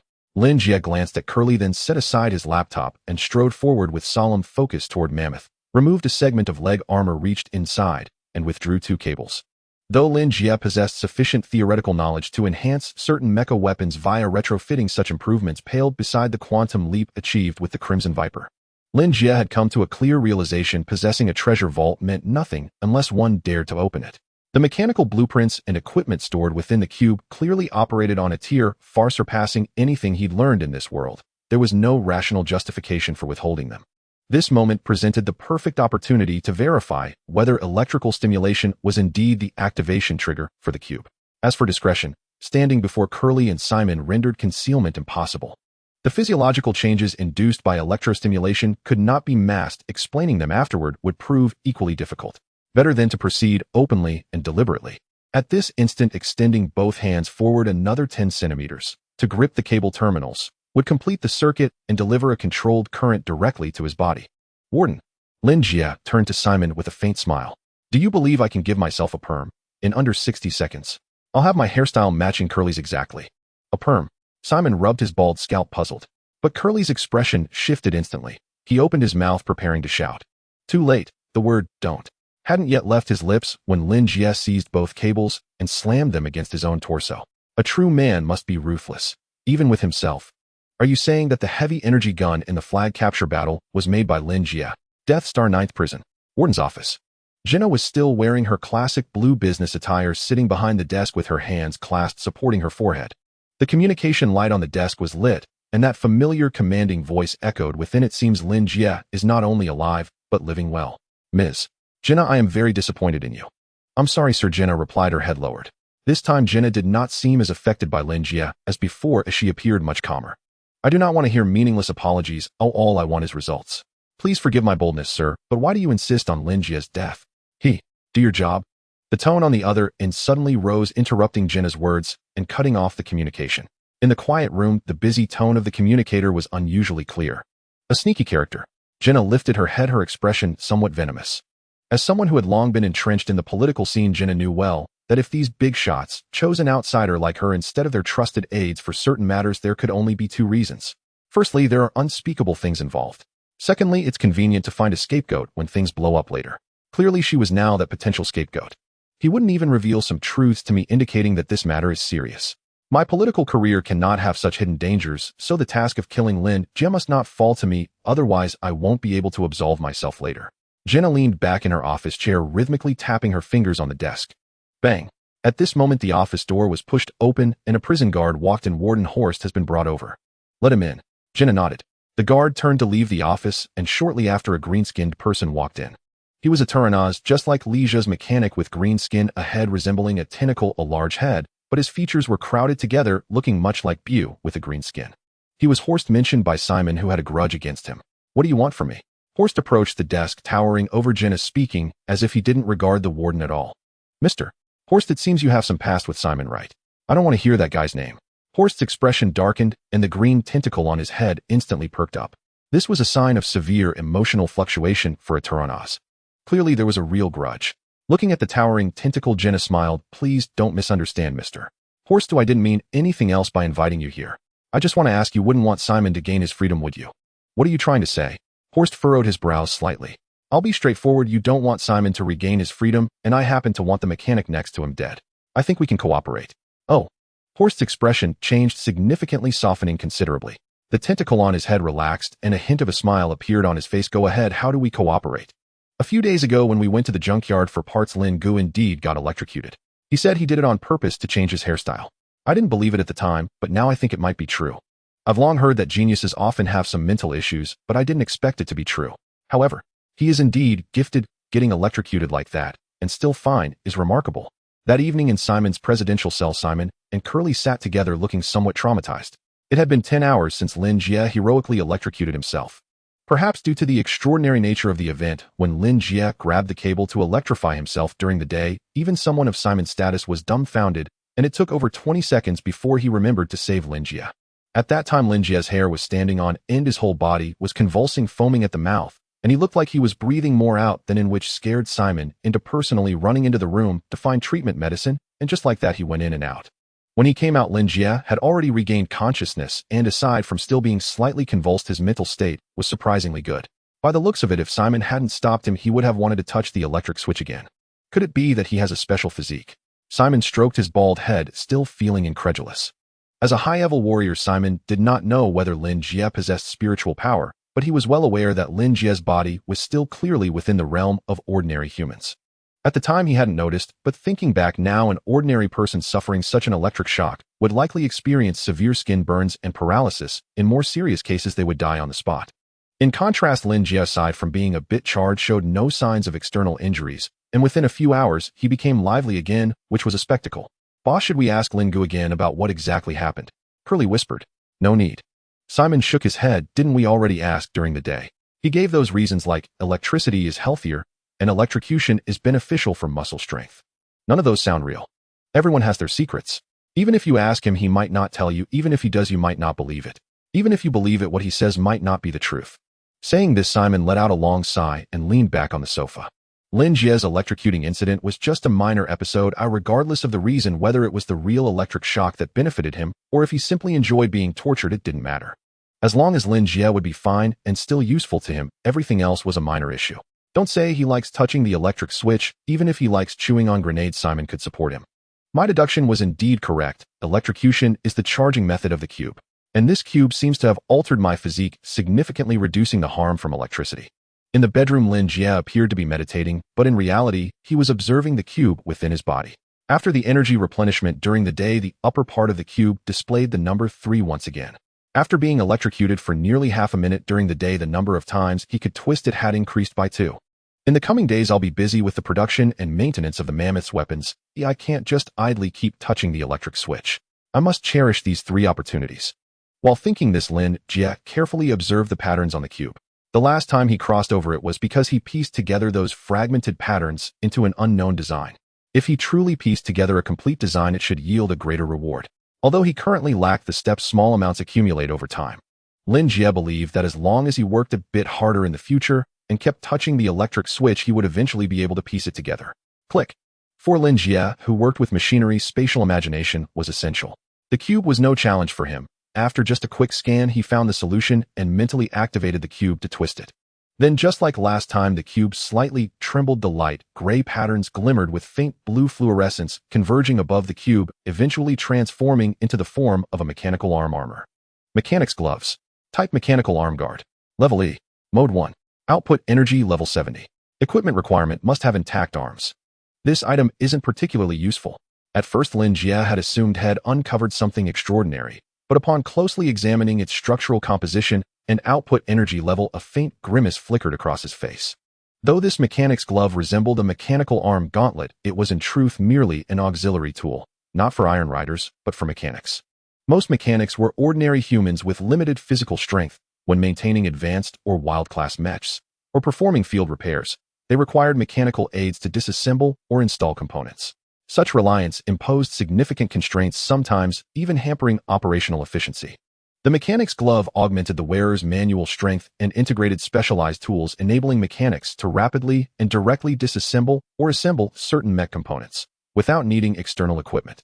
Technologically and craft-wise, it is indeed more advanced than anything I've encountered, but what good does that do? Lin Jie suddenly felt the electric shock had endured earlier that day had been rather unwarranted. Even if fabricated, this item would only marginally improve his maintenance efficiency on the mammoth. It conferred no enhancement whatsoever to the mech itself. Fortunately, I still have 2 chances left. Lin Jie refused to dwell on failure. With focused intent, he twisted the cube once more. Seconds later, a device resembling a transceiver materialized atop its surface. Our assault shield. Type heavy energy shield. Rank E. Modes 2. Output energy level 900-1100. Minimum equipment requirement E rank wild class mech. This one seems promising. A spark of excitement lit Lin Jie's eyes as he read on attentively. Like the Crimson Viper, this assault shield clearly surpassed Lin Jie's understanding of a rank weaponry in technical sophistication. Whether in energy transmission architecture or composite material integration, it approached theoretical optimal design. Most crucially, energy shields placed relatively modest demands on raw materials. Their performance hinged primarily on engineering refinement, a challenge well within Lin Jie's reach given his possession of complete schematics. His previously dimmed spirits brightened considerably, only for his expression to darken again moments later as realization struck. Output energy level. To preserve mobility, energy shields were typically compact. Lacking independent power sources, they drew energy exclusively from the host mech's battery. Though superior in stability and defensive capacity to the mammoth's original energy shield, this assault shield demanded significantly higher energy output. In plain terms, it consumed far more power. And the mammoth, being an entertainment-class mech, possessed an inherently small energy reservoir. Installing this shield would inevitably accelerate depletion. For one Mao, that might not be advantageous at all. Lin Jie sighed wordlessly and impulsively expended his final twist on the cube, only for it to unveil an unexpected novelty. With a crisp click, the cube shifted into alignment, then began to vibrate gently, its surface glowing with a soft cerulean luminescence. Yet just as Lin Jie eagerly awaited the emergence of new schematics, the cube abruptly ceased all motion. The blue glow lifted like mist and dissolved entirely within the void of his inner space. What did this mean? Lin Jie froze, then attempted to activate it twice more, only to find the counter reset to 0. No matter how vigorously he willed it, the cube remained utterly still, as immovable as a meditating sage. Perhaps I've been overly idealistic. Does every twist truly yield schematics? Puzzled, Lin Jie opened his eyes and took a sip of water. The cube had only recently awakened. He still needed time to fathom its nature. The next morning, Lin Jie and Wan Mao set out once more for the scrap zone. Unexpectedly, they encountered Li Jie again in the scrap zone. After Wan Mao's shot pierced the armor that day, the Crimson Viper's power core overloaded and detonated. Sheltered by the cockpit, Li Jie narrowly survived, knocked unconscious by the blast, then revived with nutrient supplements upon returning. This time, however, he refrained from taunting Wan Mao. He merely cast a distant, disdainful glance toward both him and Lin Jie, muttering what sounded like a vulgar curse, before turning away to scavenge trash on his own. If he can return to the scrap zone, the demolitionist must still be reparable. Wan Mao spat contemptuously at Li Jie's retreating back. He got blasted like that, and yet neither his mech nor himself suffered serious harm. That man's luck is absurdly good. Energy rifles are precisely that, energy-based. Their armor-piercing capability is weak, and the core exploded at a critical moment, sparing the mech central systems. Repairability is perfectly logical. Let him be. We need to focus. Lin Jie urged, then split up with Wan Mao to search independently. Per his plan, their top priority remained acquiring another E-rank heavy energy rifle to reconstruct the Crimson Viper. Given its stellar performance in the previous flag capture battle, the Crimson Viper now served not only as the Mammoth's long-range offensive arm, but also symbolically as a strategic deterrent. Yet ideals remained lush, while reality stood stark and barren. After 2 grueling hours sifting through the scrap mound, Lin Jie hadn't found a single heavy energy rifle. Where are the rifles? Lin Jie frowned. Energy rifles were inherently short-lived weapons with high attrition rates, which explained why during his last blind box draw had so swiftly located a compatible base rifle for the Crimson Viper schematics. So why couldn't he locate even one this time? You arrived too late. Ultimately, the zone's supervising warden supplied the answer. Other Iron Riders and mechanics swept through here 2 hours ago. Each team carried away 1 heavy energy rifle. Lin Jie. No one had mentioned scavenging the scrap heap required competitive timing. Besides, did they even know how to modify them? Wouldn't it be better to leave such items for those who truly needed them? Fine, they'll keep searching. Defeated, Lin Jie moved to another mound and resumed his silent, determined excavation. He could readily surmise their motive. Having witnessed the Crimson Viper's devastating power in the prior battle, each sought to replicate it. If not successfully, then at least to hoard every available energy rifle, thereby eliminating any chance Lin Jie might produce another, eradicating the Crimson Viper threat at its root. Admittedly, the tactic posed a genuine obstacle. For Lin Jie, however, it remained nothing more than an inconvenience. The scrap zone was vast, dotted with multiple towering mounds. Though each scavenger claimed 1 rifle, deeper buried units inevitably remained concealed. After 6 relentless hours of searching, and having secured materials for both the energy shield and mechanic's glove, Lin Jie and Wan Mao finally unearthed a functional energy rifle beneath a derelict starship, completing Lin Jie's requisition list. Their sole regret failing to locate a serviceable alloy combat blade. In the upcoming flag capture battle, Wan Mao would have no choice but to charge forward wielding that battered, rusted weapon. With all the materials in place, the next day Lin Jie dragged Karl to start working again. According to custom, Lin Jie planned to assign the heavy tasks of armor repair and component maintenance to Karl. Initially, Lin Jie expected Karl to nag or complain, but to his surprise, everything went exceptionally smoothly. Having witnessed the might of the Crimson Python, Karl now followed Lin Jie's words without question, assuring him to focus on research, while he would handle all the dirty and laborious work by himself. His obedient demeanor left Lin Jie both amused and bewildered. After assigning tasks to Karl, Lin Jie plunged into the intense work of production. The 3 items: Crimson Python Archard shield and mechanic's gloves. In theory, the mechanic's gloves should have been made first. Once successfully crafted, these gloves could reduce the time spent constantly changing tools and operating instruments, thereby decreasing the overall production time. However, considering the tight schedule and the fact that the mechanic's gloves wouldn't provide an immediate combat power boost, Lin Jie decided to postpone their creation and tackle the Crimson Python first. Using the experience from the last modification, this time the upgrade went smoothly, taking just 2.5 days for a Crimson Python to appear on the workshop table. Since it was modified from another energy gun, its appearance differed slightly from the Crimson Python provided by the cube. The pure blue gun body was longer, and the position of the energy core was closer to the trigger. Not bad. Wiping the sweat off his brow, Lin Jie reached out to touch the Crimson Python. This gun was also quite old. Perhaps it had been buried at the garbage mountain for too long, as some parts were slightly deformed from bumps. Fortunately, these deformations did not affect the internal structure, and the gun was still operational. Moi. Suddenly, Lin Jie's gaze sharpened as a line of faint blue text seemed to appear before his eyes.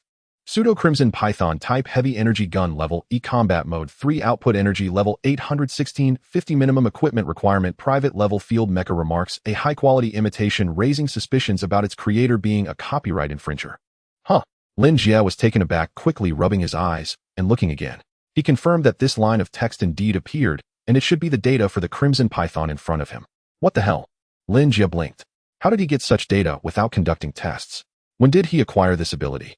Looking around, Lin Jie found nothing that resembled a clue. He then turned and exited the workshop, heading to the fitness area beside the mammoth, placing his hand on it. The next second, the blue text reappeared before his eyes. Rudimentary large machine type, field mecha level, E mode 1 output energy level 3430, 700 minimum equipment requirement iron, will spiritual power over 500 remarks. Who in their right mind would install an intelligent core on this piece of junk? Damn. Lin Jie furrowed his brows, his eyes flickering. The output energy level of an E-class soldier mecha usually fluctuates between 350 and 500. For mechas of the same level, the output is generally about 10 times that of a soldier mecha. The data before him was undoubtedly that of the mammoth. In other words, did he really have the superpower to gather data just by touching something? When did that happen? Could it be during the third twist of the cube, when there was no feedback? Lin Jie pondered and seemed to find only this explanation. Suddenly, Lin Jie, Curly, who was busy maintaining the cockpit, emerged for a breath of fresh air and saw Lin Jie deep in thought. Assuming there was an issue with the mecha, he jumped down from the ladder asking, "What's wrong, Lin Jie? Is there a problem?" "The mecha is fine. Oh, I have a problem." Lin Jie looked at Curly, remaining silent, but suddenly a new idea popped into his head. If touching machines yields data, then what about touching people? Could he gather attributes about a person by touching them? What if I try it out? Looking at Curly before him, Lin Jie suddenly smiled and took Curly's hand, saying, "Curly, it's so hot today, you've worked hard." "Oh." Curly was taken aback by Lin Jie's sudden concern, and after a moment he shook his head, saying, "It's nothing, you've worked hard too, Lin Jie." No response. "Is it because I touched the wrong place?" After waiting a long time with no blue text appearing again, Lin Jie decided to try a different spot, patting Curly's chest. "Not bad, very energetic." "Don't worry, Lin Jie, just focus on your work, leave the dirty and tiring jobs to me." Still nothing. Could it be that touching through clothing doesn't work? Lin Jie stepped forward and began to unzip Curly's jacket. At this, Curly sensed something was off, quickly retreating a step, covering his chest with his hands, looking at Lin Jie in terror, saying, "Lin Jie, are you okay?" "What's wrong with being okay? Can't we be a little close as brothers?" Lin Jie first raised his hands in a gesture of innocence, then put on a lewd smile, rubbing his hands together while moving closer, saying, "Come on, let me see your chest muscles." "Off." Curly was stunned, then shook his head firmly, saying, "No." "What do you mean, no? Let me see." Lin Jie, "No." Curly covered his chest and ran away quickly like a little girl who encountered a creepy uncle. Ultimately, Lin Jie still couldn't touch Curly's chest muscles. Although touching his hand had generally confirmed that he couldn't see a person's data through touch, Lin Jie still felt a little embarrassed by Curly's earlier resistance. "We're all grown men. Oh, what's wrong with a little touch? If you were a woman, I could still give it a shot." Ahem. In any case, Lin Jie considered this a small test he conducted on Curly. Although he didn't obtain any data, experiments with a single target always have an element of randomness. As a mechanic, Lin Jie was a practical type. He planned to touch more people before drawing a conclusion. Unfortunately, in the current prison, he had limited contact with people, with Curly and Simon being the only ones he was somewhat familiar with. Curly now seemed to be on guard against him. What about touching Simon? Lin Jie tilted his head, thinking about Simon's towering figure of nearly 2 meters, and involuntarily shivered. He could still tease Curly, but if he touched Simon, he'd probably be crushed by Simon's chest muscles. The boss is still the boss. I can't afford to provoke him. Lin Jie tucked away his chaotic thoughts and continued to immerse himself in the intense work. After pulling an all-nighter, he finally crafted the other 2 items that had been extracted from the cube. Done. The next morning, as the azure star reappeared from beyond the high wall, Lin Jie removed his gloves and welding mask, wiping the sweat from his brow as he let out a sigh of relief. On the table in front of him lay 2 freshly crafted mechanical devices. The first was an oversized bracelet seemingly measuring 50 to 60 centimeters in diameter. The bracelet was predominantly golden and was not fully enclosed, featuring a segmented design that ensured it could open. At the end, there was a dedicated link device, and at the center of the bracelet's main body, one could see something akin to a storage unit. That was the transmitter and receiver for the energy shield. As long as it was placed on the mech's arm and connected through a specialized port to the energy lines within the mech, it could transmit and receive the shield. Suit R Charge Energy Shield. Type Heavy Energy Shield. Level E. Mode 2. Output Energy Level 860-1020. Minimum Equipment Requirement: a level field mech. Note: combat against piracy is everyone's responsibility.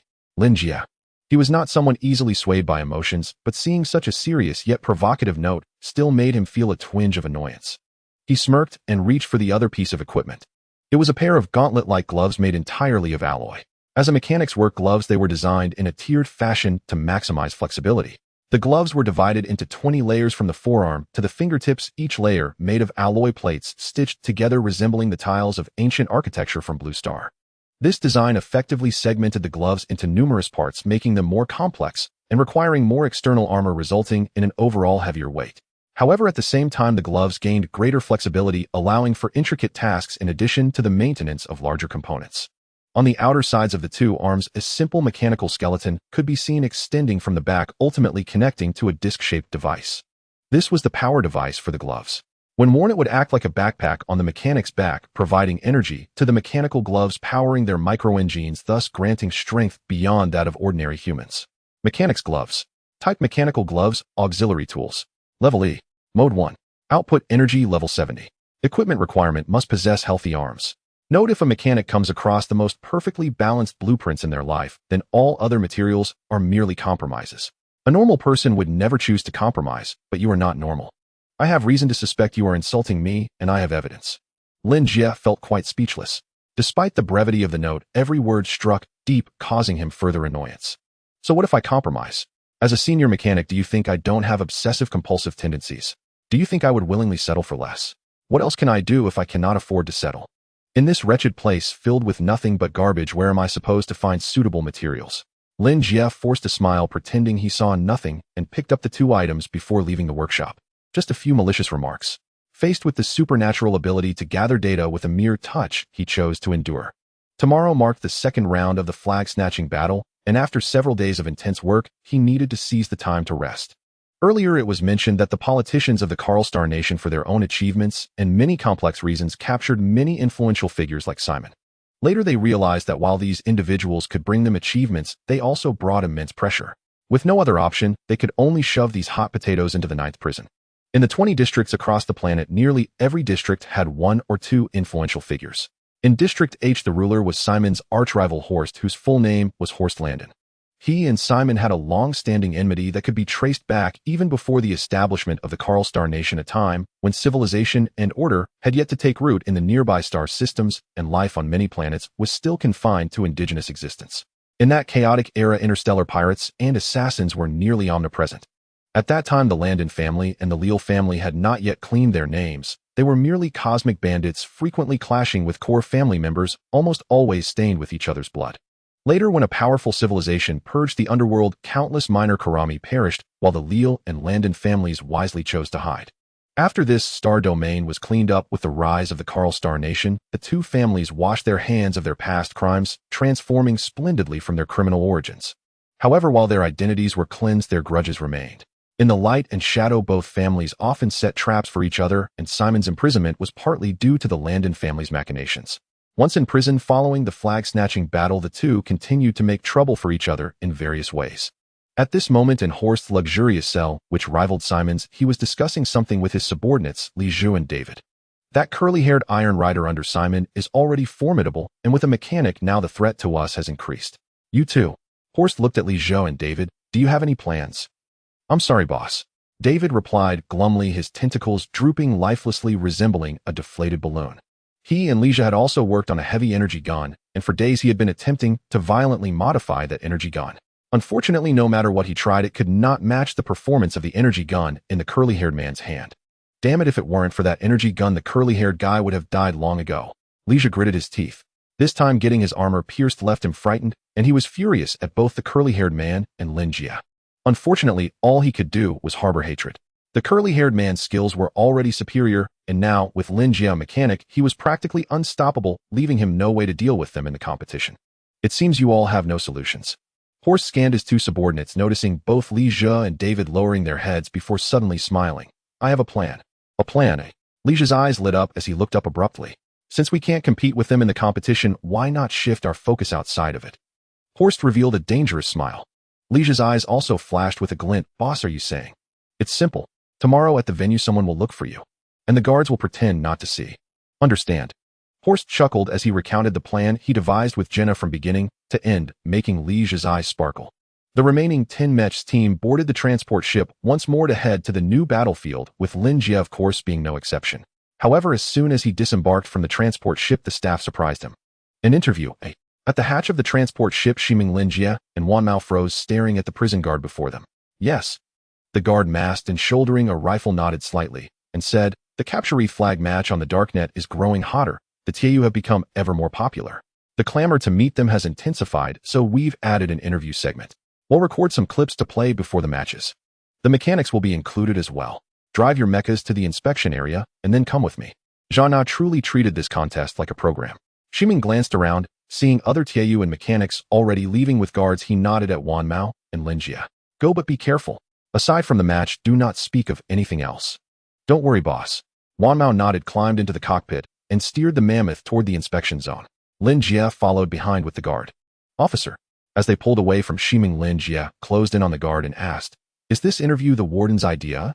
Is she the one insisting the mechanics be interviewed too? Yes. Any problem? The guard replied, eyes the only visible feature beneath his tactical mask. Did the warden give any other instructions? Anything about me? No. The guard, plainly impatient, shook his head. Why? Do you have something special, eh? No, of course not. I'm merely one among 1,000 prisoners. Lin Jie smiled and waved the notion away. At that moment, Wan Mao parked the mecha in the inspection area, climbed out of the cockpit, and came to the guard's side. Shall we go? The guard led Lin Jie and Wan Mao into a makeshift suite of rooms. It had been erected hastily after the new arena was sealed off. Built for speed, and with little longevity, it existed solely to connect the arena's equipment. Inside, there were dozens of busy figures and rows of cameras. To save time, the TAU and mechanic interviews must be conducted simultaneously. The guard stopped at a door and said to Lin Jie, "This is the mechanic's interview room. You go in first. I need to take him to the TAU interview room." "All right." Lin Jie pushed the door open, cast a glance inside, then paused, and turned back with a smile. "Thank you for your hard work." It felt inexplicable. For some reason, that single glance from the guard unsettled Lin Jie. He offered a hasty pleasantry as the guard hurried away with Wan Mao. Lin Jie smiled faintly and stepped into the room. The room resembled the interview set seen on television, a singular backdrop, a camera, and a photographer facing it, and a tall stool positioned between the backdrop and the lens. Lin Jie's mechanic Dawei sat on the stool as though he had just finished his segment. Seeing Lin Jie enter, he made space and stepped aside as if exiting the frame. "You're here." The photographer waved at Lin Jie, motioning him to sit. "Just sit there." "Yes." "Is there no host to ask the questions?" "No." The photographer flicked a card in his hand so Lin Jie could see it. "Each of you gets the same questions. No dedicated host is needed. You just say a line when prompted." It was all so staged, Lin Jie thought, but he took his seat opposite the camera nonetheless. The cameraman adjusted the lens, checked the card, and asked, "Regarding the mecha you maintain, what are your expectations?" Unaware, Lin Jie settled in and began to answer earnestly. Dawei smiled faintly and stealthily unplugged a cable from a nearby console. He moved toward Lin Jie cautiously. 1 step, 2, 3. As a member of the Landon group, Dawei was not a man of conscience, yet this was the first time the mechanic would take a life with his own hands. He stifled his breathing, nerves alight. The appendages at the base of his skull bristled as he inched closer to Lin Jie. Lin Jie continued to face the lens with solemn composure, answering as if he had detected nothing. The entire scene proceeded astonishingly smoothly. With a sharp hiss, Dawei lunged behind Lin Jie and slammed the cable against his body. In an instant, Lin Jie's body went rigid, convulsing in uneven spasms. After 2 or 3 seconds, he slid to the floor, every hair standing on end. He stared at Dawei, eyes wide with disbelief. You can still make a sound. Then I suppose we must add a little more," Dawei murmured. A cruel smile curled at Dawei's mouth as he pressed the cable into Lin Jie again. This time, a violent current transformed Lin Jie into a convulsing heap. His bristling hair began to singe and curl. Where a voice had been, there was only silence. He lost consciousness, curled inward, his eyes rolling back as foam pushed from his lips. The torment continued for a full minute. Only when Lin Jie could barely twitch did Dawei relent and reconnect the cable. "That's done," he said, looking toward the cameraman. "We finished here. Now go check on Lin Jie's side." Meanwhile, things on Juanmio's side were far more overt. Not good. Pushing into the room, Wan Mao did not even notice the camera or the backdrop. Only Lin Jie and 2 burly men were there, surrounding him with predatory grins. Wan Mao instantly sensed the trap and spun to wrench the door open, but it had been locked from the outside. No matter how he hammered, there was no answer. A sudden chill passed over the back of his head. He ducked just as a chair whooshed past, grazing his scalp and smashing against the door, its impact shattering the wood. Damn! At that moment, Wan Mao understood this was collusion between Huesite and the guards. Without hesitation, he snatched a chair leg and charged at Lin Jie. Yet Atieu, stripped of his mecha, was in the end merely a well-trained human. Alone, Wan Mao might have stood a chance, but facing multiple assailants, his resistance proved feeble. Before he reached Lin Jie, one of the men delivered a brutal kick that sent him flying. The force hurled Wan Mao into the wall, bending his body unnaturally as he struck. "Lin Jie." Wan Mao forced his head up through the pain and glared at him. "If you've got guts, fight me in the arena. What kind of skill is this? Dirty tricks." Lin Jie chuckled and, bending over, lightly tapped Juanmio's cheek. "Anyone can shout threats. Too bad you won't have another chance to compete." He seized his chance and delivered a savage kick to Juanmio's head. A dull thud echoed, spurting blood flooded Juanmio's sight in a cruel red haze. "Beat him," Lin Jie ordered.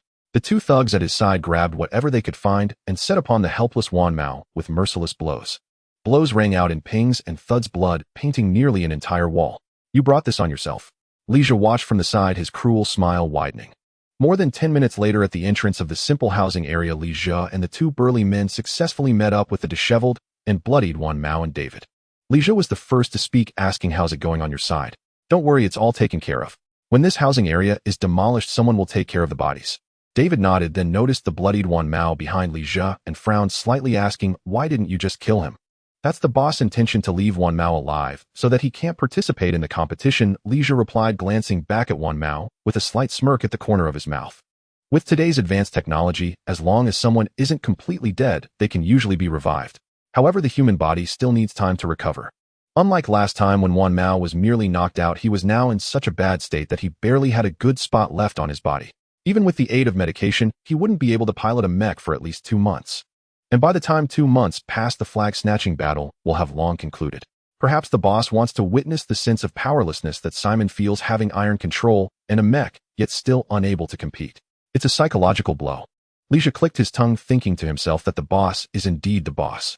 With a wave, he led the others towards the monitoring area outside the arena. "Caesar, it's starting again. Ever since I watched the flag-snatching battle, I can't bear to watch any other competitions. Jerry the cheese lover, I bet 4,000 coins on this match for Mammoth to win. I hope I won't lose." Professional assassin Jerry the cheese lover, rich guy, want to do business. A mechanic unwilling to disclose his profession. "I'm really curious about who modified the energy gun. I also acquired one of that model recently, but no matter how I modify it, I can't reach the same output power as the one in the flag-snatching battle. These people are really idle. What's so interesting about this?"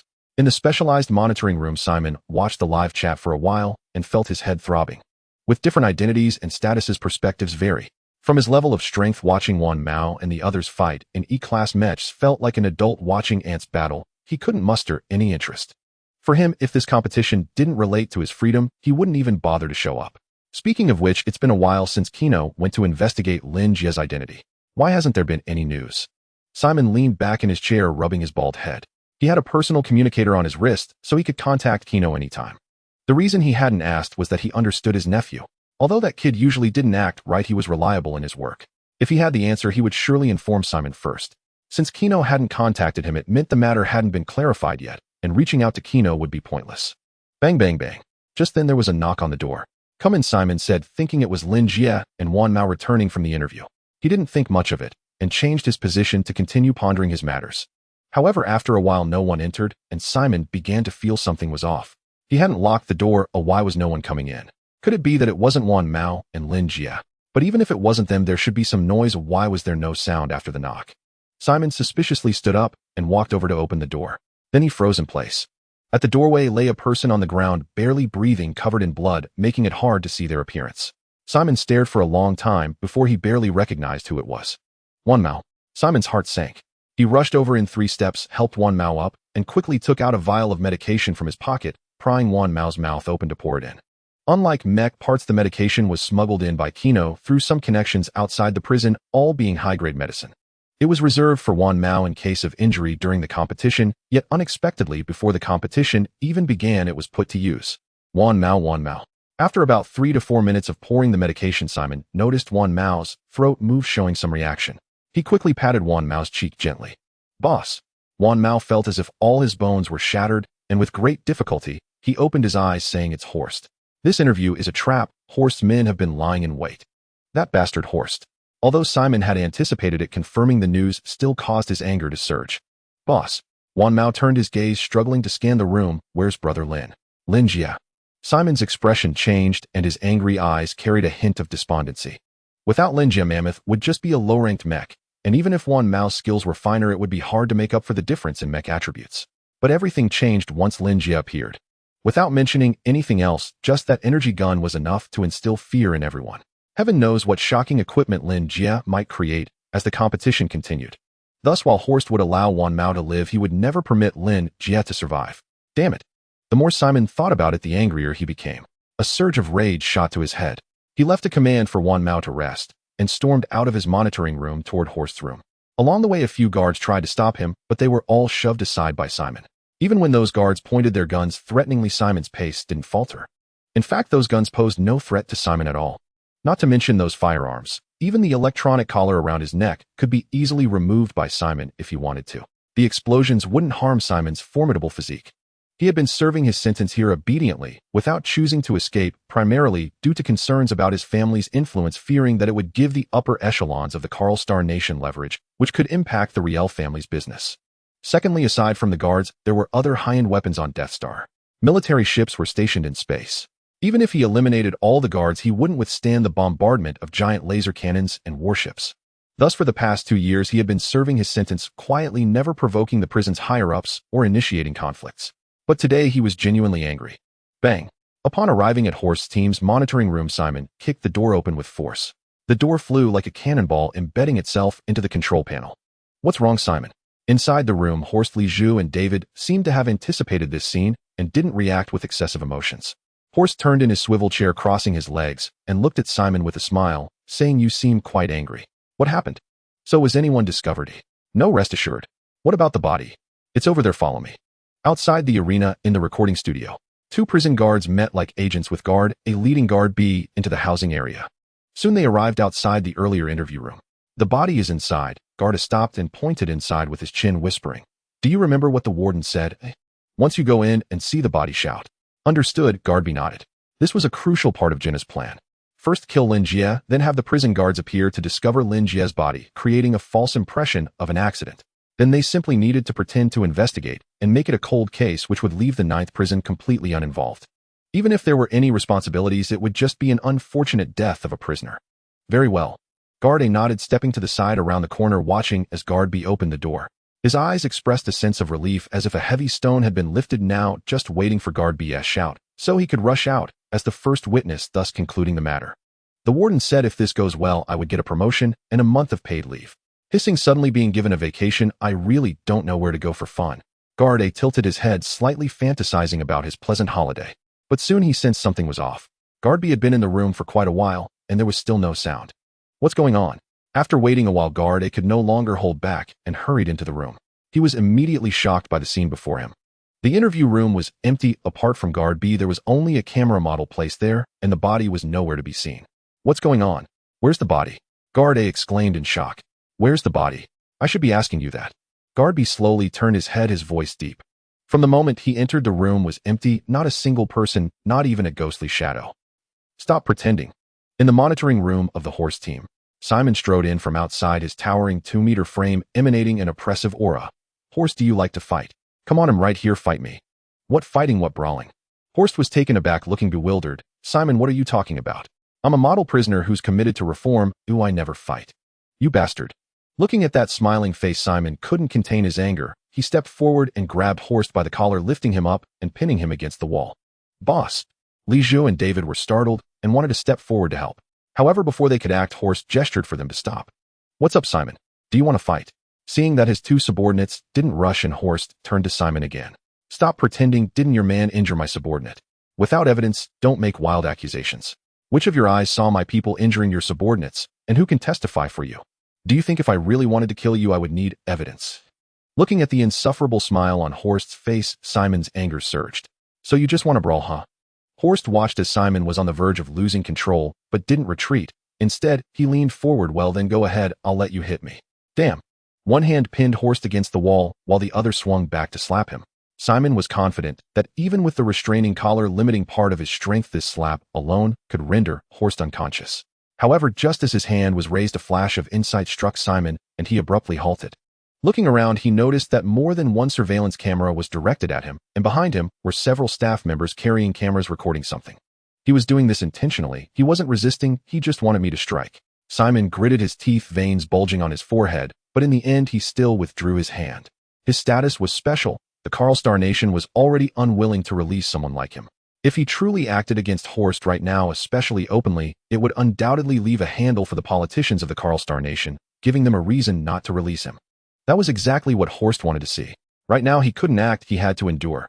Simon gritted his teeth and finally let go of Horst's collar. Once he acted, he would fall into Horst's trap. "What's wrong? Why aren't you striking?" Noticing Simon's actions, Horst raised an eyebrow and continued to provoke. "The strongest of the Riel family, can you only talk? Save your pathetic provocations." Simon shot a cold glance at Horst and turned to leave the monitoring room, gradually walking away. As he left, the cameramen outside also lowered their cameras one by one, their faces showing a hint of regret. As expected, that treacherous Horst, not far from leaving Simon, saw everything, and his gaze turned even colder. The moment he considered the consequences of his actions, Horst's pupils trembled. All thoughts dissipated at that moment as he stared directly at the door. "Boss." Lin Jie and David noticed Horst's gaze and looked over as well. Then, all 3 stood dumbfounded. because Simon had just kicked open the monitoring room door, allowing them to see quite far. They could clearly see a person in the distance, completely charred with curly hair and smoke wafting from his head, casually strolling towards them. Lin Jie. Although they hadn't seen him many times due to the red python Horst, and the others had a deep impression of Lin Jie. They wouldn't mistake it. This was Lin Jie. Hi. At that moment, Lin Jie reached the door of Horst's monitoring room. Looking at the stunned faces inside, he even waved hello before turning and walking towards Simon's monitoring room, his steps light and almost bouncing, seemingly very happy. At this moment, the entire world fell silent. Horst and the other two stood side by side, all looking dumbfounded at Lin Jie's retreating figure, unable to speak for a long time. David. After a long time, it was Horst who reacted first, turning his icy gaze to David. I need an explanation. Boss, I don't know. I shocked him with a high-voltage cable for a full minute, watched his vital signs flatline before walking away. Honestly. Such an immense current would kill not just an ordinary person, but even a cultivator. As Lin Jie passed by, Horst's piercing accusatory gaze bore down on him. Whether from panic or fear, the tendrils atop his head stiffened upright. Though Horst and Lin Jie hadn't witnessed it firsthand, David had carried it out himself, pressing that high-voltage cable directly against the man's body, watching the corpse lose all human semblance before departing. So how in heaven's name had he come back to life? Was this youth some kind of living insulator? David, what exactly are you playing at? Lin Jie frowned. It was Lin Jie's firearms, crafted with mechanical brilliance, that had nearly cost him his life at the hands of Curly. His hatred for Lin Jie ran no less deep than his loathing for Curly himself. No, I'm telling the truth. Enough. Seeing Lin Jie's disbelief, David tried once more to defend himself, only for Horst to cut him off with a raised hand. After a moment's silence, Horst spoke again. He's already alive. Rehashing the past is pointless. Let's focus instead on how to eliminate him permanently. At least Curly was truly incapacitated. Months would pass before he recovered. Without an Iron Rider, even the finest mechanic was little more than ornamental. As he spoke, Horst instinctively lifted his gaze toward the direction where Lin Jie had vanished. Words aside, the image of Lin Jie's charred, smoke-wreathed form flickered in his mind, and inexplicably a chilling premonition stirred in his gut. Could a mere mechanic really upend the heavens? Horst shook his head, banishing the thought. If you want to kill me, try boxing with my shadow first. Though Lin Jie's body was blackened, his hair singed into wild spikes, acrid smoke curling from his scalp and flecks of foam clinging to his lips, his spirit blazed with unshaken vigor. He murmured a classic line from a game of his past life, and strode onward lighter than air. In truth, Lin Jie had sensed something amiss the moment the prison guard informed him he too was scheduled for an interview. The guard had said plainly, Jinna left no special instructions for you, just that you'd be interviewed like everyone else. But Lin Jie knew well. Powerful figures within the Karl Star Nation were desperate for his death. How could they possibly permit his face to appear on the dark web? Still, his suspicion remained faint. After all, interviews needn't show one's face. A silhouette, a blurred outline, or digital obfuscation would suffice. Only when he opened the door and found only David and the cameraman inside the interview room did the full treachery crystallize. Jinna, that calculating, ambition-fueled strategist, had already allied herself with Horst. He'd chosen not to resist at the doorway for two reasons. First, armed guards stood outside. He feared escalation might end in immediate execution. Second, facing only a mechanic and a cameraman, he felt confident in his ability to protect himself. Even as he assessed the room's layout, he'd already devised precise, fatal outcomes for both David and the cameraman, until David yanked the cable free. He actually tried to electrocute me. Lin Jie tilted his head and couldn't help but laugh. If there was one thing he now feared least in this world, it was electricity. Not only did he fear it not, he craved it. Were he certain of his own resistance, he might even summon lightning from the heavens. David had attempted to kill him with electricity. Was there ever a more considerate assassin? In that instant, Lin Jie made his decision: surrender, unconditionally. Electrocute me. Shock me until I glow. I wonder how Curly's faring. Lin Jie's smile vanished. His expression hardened with sudden gravity. Over these past 2 weeks, he'd forged a genuine bond with Curly. He hadn't intervened earlier for two reasons. First, he'd been fighting for his own survival. Second, he'd judged Curly unlikely to face mortal peril. Of course, he couldn't be certain. Should Horst prove reckless, or worse, foolish, Curly's life might still hang by a thread. With that thought, Lin Jie quickened his pace. Mr. Simon, the match begins in 2 hours. The warden sent me to ask, do you have a backup Iron Rider? If not, your team will be forced to forfeit. Simon's surveillance room. Simon now understood the old adage: when misfortune strikes, even cold water chokes you. One crisis had triggered a cascade, each arriving like a death knell. His temper still smoldered. Then Jinna's messenger arrived, demanding confirmation of forfeiture, stoking his barely contained fury into white-hot rage. Mr. Simon. When Simon remained silent, the guard at the door called again. I'm not deaf. I heard you, Simon's snarled jaw clenched, veins pulsing violently at his temples. Then a forfeit. Yes, we forfeit. Now get out. Simon roared. The guard flinched violently and fled. Simon whirled around and slammed his fist into the wall. A dull, thunderous crack echoed as the concrete buckled inward beneath his massive sandbag-sized knuckles. Boss, I'm sorry. Curly, having taken the stimulant, couldn't move, but could speak weakly. Watching Simon withdraw from the match while lying paralyzed, guilt gnawed at him. Don't apologize. This is Horst's doing. If anyone owes an apology, it's me to you. Simon gazed upon Curly's mangled state, his wrath dissolving into a long, weary sigh. He'd never imagined his release would unfold with such relentless turbulence. At first, as preparations for the tournament began, his nephew Kaino had gone to extraordinary lengths, smuggling in both an iron rider and a mechanic. The rider arrived, but the mechanic vanished en route. Seeing Curly alone, Simon had resigned himself to mere participation, until he discovered Curly's exceptional skill stealing 2 hard-won victories from rivals' hands. In that moment, hope for freedom shimmered on the horizon. Then the Mammoth-class chassis was blown apart mid-match, and Curly's rudimentary repairs proved utterly futile. Just as despair settled, Lin Jie appeared, crafting energy rifles capable of piercing military-grade mechs. Fortune at last seemed to turn. And then, Lin Jie died. Damn it. Is the universe truly mocking me? Simon rubbed his face, his thoughts drifting back to Lin Jie, the mechanic who'd materialized precisely when he needed one most. Who now remains to rescue me? Am I truly destined only to wait helpless for ruin? O gods of the cosmos, be you deity, spirit, or force unknown, grant me one soul who can shatter this crisis. I offer 10 years of my life in exchange. Patter. As Simon pleaded silently to gods he couldn't name, a soup-blackened, battered silhouette appeared in the doorway. His face, unrecognizable beneath layers of ash, Lin Jie flashed a confident grin. Comrades, I'm back. Lin Jie, you're not dead. Seeing the man who suddenly appeared like a crime scene, Simon and Curly were taken aback. However, having seen Lin Jie after being electrocuted once, the two quickly recognized that the person in front of them was indeed Lin Jie, and their bad mood was instantly alleviated. Brother Lin, you really are Brother Lin.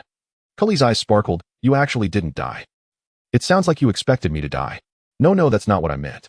Curly hastily shook his head, but his excitement was too much, and the sudden movement pulled at his injury, causing him to grimace in pain. Simon interjected, did they not do anything to you? Of course not. They gave me 6 more chances to twist the magic cube. Lin Jie silently felt sorry for David and shook his head, saying, Boss, this isn't the time to talk about that. Curly is injured and can't pilot the mecha. What do you plan to do? What else can we do? Simon sighed and recounted his earlier decision to forfeit. Given any chance, he would not have chosen to forfeit. However, there was no other way. As someone with only 15 synchronization rate with the machine, he couldn't possibly pilot the mecha to confront those people himself. Boss, what if I said I have a way? Lin Jie suddenly smiled mysteriously. You? Simon looked Lin Jie up and down. What could you possibly do? Did you think that aside from being a mechanic you are also a... Simon intended to say, did you think that aside from being a mechanic you are also a tamer? But halfway through his sentence he suddenly realized that this was not impossible. The reason he hadn't thought along those lines before was that Curly was originally in the position of a tamer, and Lin Jie's displayed mechanical skills were notably high, clearly indicating he was a professional mechanic. Regardless of whether one is a mechanic or a tamer, both are extremely demanding professions. For a tamer, as an ordinary person, to fight against superhumans, they must not only pilot mechas, but also undergo various high-load training, including VR training, meditation training, physical training, and neural response training, among others. It can be said that the hardships a tamer endures are no less than those of other superhumans, and perhaps even more. As for mechanics, it goes without saying that vast and complex knowledge is simply unimaginable. Without a tremendous amount of time and effort invested in learning, it is impossible to master. There are indeed those who are both excellent mechanics and professional tamers, but they are far too few. After all, a person's energy is limited. It is already quite challenging for many to excel in a single profession throughout their life, let alone achieve a certain level of success in 2 highly demanding fields. Thus, initially, whether it was Simon or Curly, upon seeing Lin Jie's professional mechanical skills, they automatically assumed he was merely a mechanic. But now, listening to Lin Jie's tone, he seemed to be more than just a mechanic. TSK. Seeing Simon's suddenly hopeful gaze, Lin Jie crossed his arms and slightly shook his head, saying, I intended to interact with you as an ordinary person, but I didn't expect to end up in this situation now. No more pretending. I am also a professional tamer. I am revealing my true identity. Next up, let's introduce our contestant Hook, who pilots the Red Dragon mecha. In the last match, contestant Hook not only eliminated a mecha, but also successfully claimed victory, bringing his winning streak to 2, tying for first place with contestant Dyson's Mammoth. Here Kenny must interject a side note for everyone. In the last match my loss wasn't due to contestant Hook. He made me lose 50,000. My wife has made me sleep on the couch for a week. On the dark web broadcast, Kenny dressed in a blue suit was following the routine of introducing contestants and mechas. As a once popular commentator, he indeed had his unique approach. Just this introduction is actually quite a tricky segment. Because despite the repeated mention of a few contestants, the flag capture battle had already gone through 6 rounds, and the longtime viewers were quite familiar with these contestants. However, one cannot skip the introductions, as every live broadcast attracts new viewers eager to learn about the contestants. This situation often leads some viewers to find the introduction segment redundant and leave during it, returning only when the match begins. Yet Kenny effectively resolved this situation. In every introduction, he would intersperse casual anecdotes, jokes, and trivia about the tamers along with the audience's curiosities. Thanks to this, even if he introduced the same group of contestants each time, he still maintained high viewership and spoke incessantly. However, today, for the first time, Kenny paused during the broadcast. After introducing a contestant, he suddenly made a waiting gesture to the camera, then pressed his earpiece. About 10 seconds later, he straightened up and addressed the camera. "Oh, I apologize, dear viewers. I must inform you of some bad news. The outstanding contestant Dyson from the last match has suffered an unexpected injury and will not participate in this match. As for the subsequent situation, it still needs to be confirmed. Let's wish contestant Dyson good luck." Kenny's control over the situation was still commendable. To avoid causing too much uproar, he quickly shifted the topic to other contestants after delivering the news. However, Dyson's absence undoubtedly made Curly the most talked about contestant among all. His absence caused quite a stir in the live chat. A mechanic who doesn't want to reveal his profession. What's going on? I tuned in to see what new gear the mammoth would have, and now you're telling me he's not competing. Scissorhands Jack, how did he get injured unexpectedly? Just announcing an injury, and that's it. Jerry the cheese lover, are you kidding me? I bet 300,000. How does that work? Withdrawing? In a beautifully decorated bedroom, Zhang Rui looked at the live stream on her tablet and couldn't help but frown slightly. Given her level, watching such a match no longer provided much improvement. As Kappa said, the flag capture battle's help to her was more about understanding the brutality of the battlefield. Having experienced the last flag capture battle, she felt she had already seen enough. The only reason she chose to watch this match was because of the mammoth. More accurately, it was because of the Crimson Python. After the last flag capture battle, she bought many energy guns of the same model and had those mechanics modify them, but the results left her utterly disappointed. So many professional mecha mechanics couldn't modify the energy guns to achieve that kind of effect. This made her curious about the mammoth and the mechanics behind it, wondering if this match might still showcase some super spec gear. But unexpectedly, Dyson directly withdrew from the competition. That's disappointing. Zhang Rui shook her head slightly and reached for her tablet to close the live stream. But just at that moment, Kenny on the screen suddenly changed his expression, covering his earpiece while making a waiting gesture. "Dear viewers, a situation has changed." After a moment, Kenny said, "I just received news that Simon's team seems to have found a new tamer to replace Curly. Let's see who the new tamer is." As Kenny spoke, he slightly lowered his head to look at the broadcast camera. With a piercing scream from Kenny, the broadcast camera swiftly zoomed in, moving from afar to the vicinity of the Simon control room. At this moment, the mammoth had completed a thorough inspection and stood on the open ground outside. In the footage, one could see a figure completely charred black, as if just escaped from a mining disaster, performing calisthenics with impeccable form. Preparatory exercises, stretching, chest expansion. The warm-up was so trivial that it reached a point where it was hard to know how to critique it. Of course, the focus of people's attention was not Lin Jie's warm-up exercises. So is this the curly-haired mechanic? Mammoth's new mech. Why does it look like it's been struck by lightning, making it impossible to discern its form? Does it really matter what it looks like? What matters is that he is a mechanic. Can he achieve a high synchronization rate with the mech? No way. I just finished asking the betting company, and the bet on Mammoth was refundable, but now it's no longer refundable. What is this mechanic doing? For a normal person, a synchronization rate of 20 or 30 is typical. Is he looking for death by entering the arena? The chat box in the live stream rolled rapidly with a flood of comments, either analyzing or complaining. Of course, amidst countless bullet screens, a couple stood out, suggesting that Lin Jie might be both a mechanic and a pilot. However, firstly, there were too many viewers in the live stream, and secondly, this possibility was too slim. Before it could attract attention, it was quickly overshadowed by new content. Mechanic. Watching the live broadcast and the comments, Zhang Rui withdrew her finger from the exit button, instinctively licking her lips. Perhaps it was a woman's intuition, but she had an inexplicable premonition that this mechanic, who seemed just struck by lightning, would surprise her. Could it be that Lin Jie is also a pilot?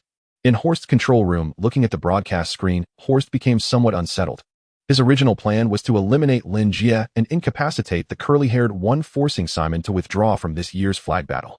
But Lin Jie was not dead. He appeared again, looking good as ever. Well, if he's not dead, that's that. It's not a big deal. Without a pilot, only a mechanic remains and Simon could only forfeit. But now Lin Jie had become a substitute contestant. What the hell? In such a grand game, could it really be turned upside down by a mechanic? Boss, don't panic. I feel Lin Jie cannot be a professional pilot. At most, he's just an ordinary person with a higher synchronization rate. Lin Jie stepped forward. Horst turned his head. What do you mean? Boss, I am a professional pilot myself, and I know what it takes to be one. Lin Jie took 2 steps forward and began to analyze for Horst. To put it simply, it aligns with what most people think. Whether a mechanic or a pilot, both are extremely time and energy consuming. If Lin Jie truly meets the standards for being a professional pilot, then his daily training would severely limit his time, making it improbable for him to learn mechanical knowledge to reach a professional level. At most, like the curly-haired one, he could rely on piloting experience to solve minor issues as an amateur. The same goes the other way around. Since Lin Jie could create equipment like the Crimson Python, it indicates that he has invested significant effort into mechanics, making it unlikely that he has had time to engage in comprehensive pilot training. Unless he is a super genius. After a series of analyses, Lin Jie concluded, such a super genius could thrive anywhere, so how could he fall to the 9th prison working under Simon? Horst nodded slightly. So letting Lin Jie enter the arena is merely Simon's last struggle? Absolutely, don't worry, boss.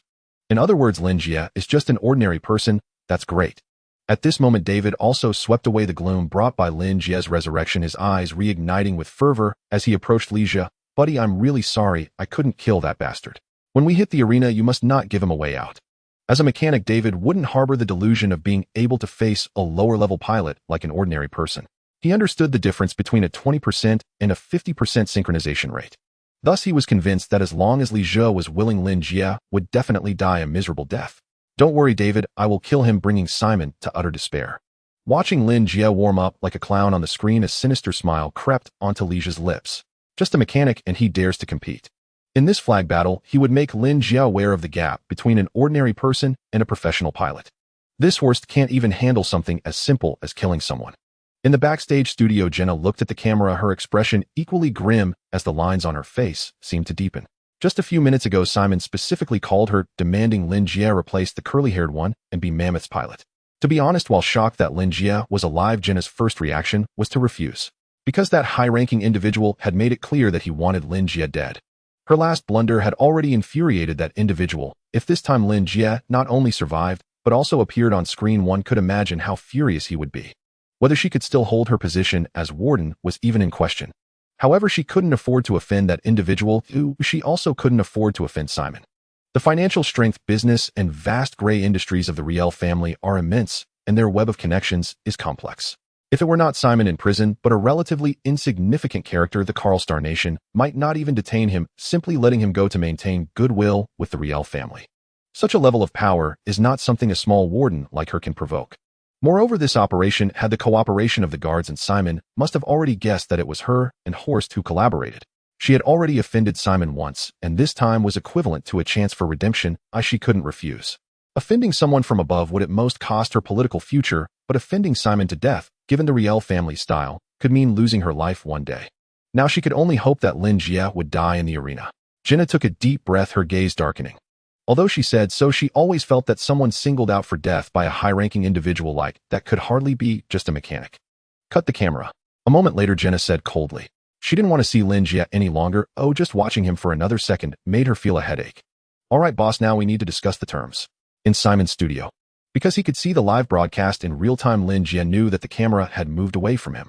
He turned to Simon and said, to maintain your mech and create mechanical equipment is to seek your protection. However, things have changed. The curly-haired one cannot enter the arena. I now need to drive and maintain a mech, and I think it's reasonable to propose some requests to you. Of course. Simon nodded slightly. To be honest, given the current situation, if Lin Jie didn't make demands, he would feel something was off. What do you want? I want freedom. At this moment, Lin Jie put away his usual nonchalance and said seriously, if I win the flag battle and gain my freedom, you must take me with you and let me leave the 9th prison. You a mechanic, what are the odds of winning? At this time, Simon still held a pessimistic view of Lin Jie piloting the mech and couldn't help but scoff inwardly, but he nodded nonetheless. That's not difficult. If you pilot the mech for me, it means you are part of my team, and according to the rules, winning the flag battle means the entire team gains freedom. No, that's not easy. Lin Jie looked at Simon and shook his head slightly.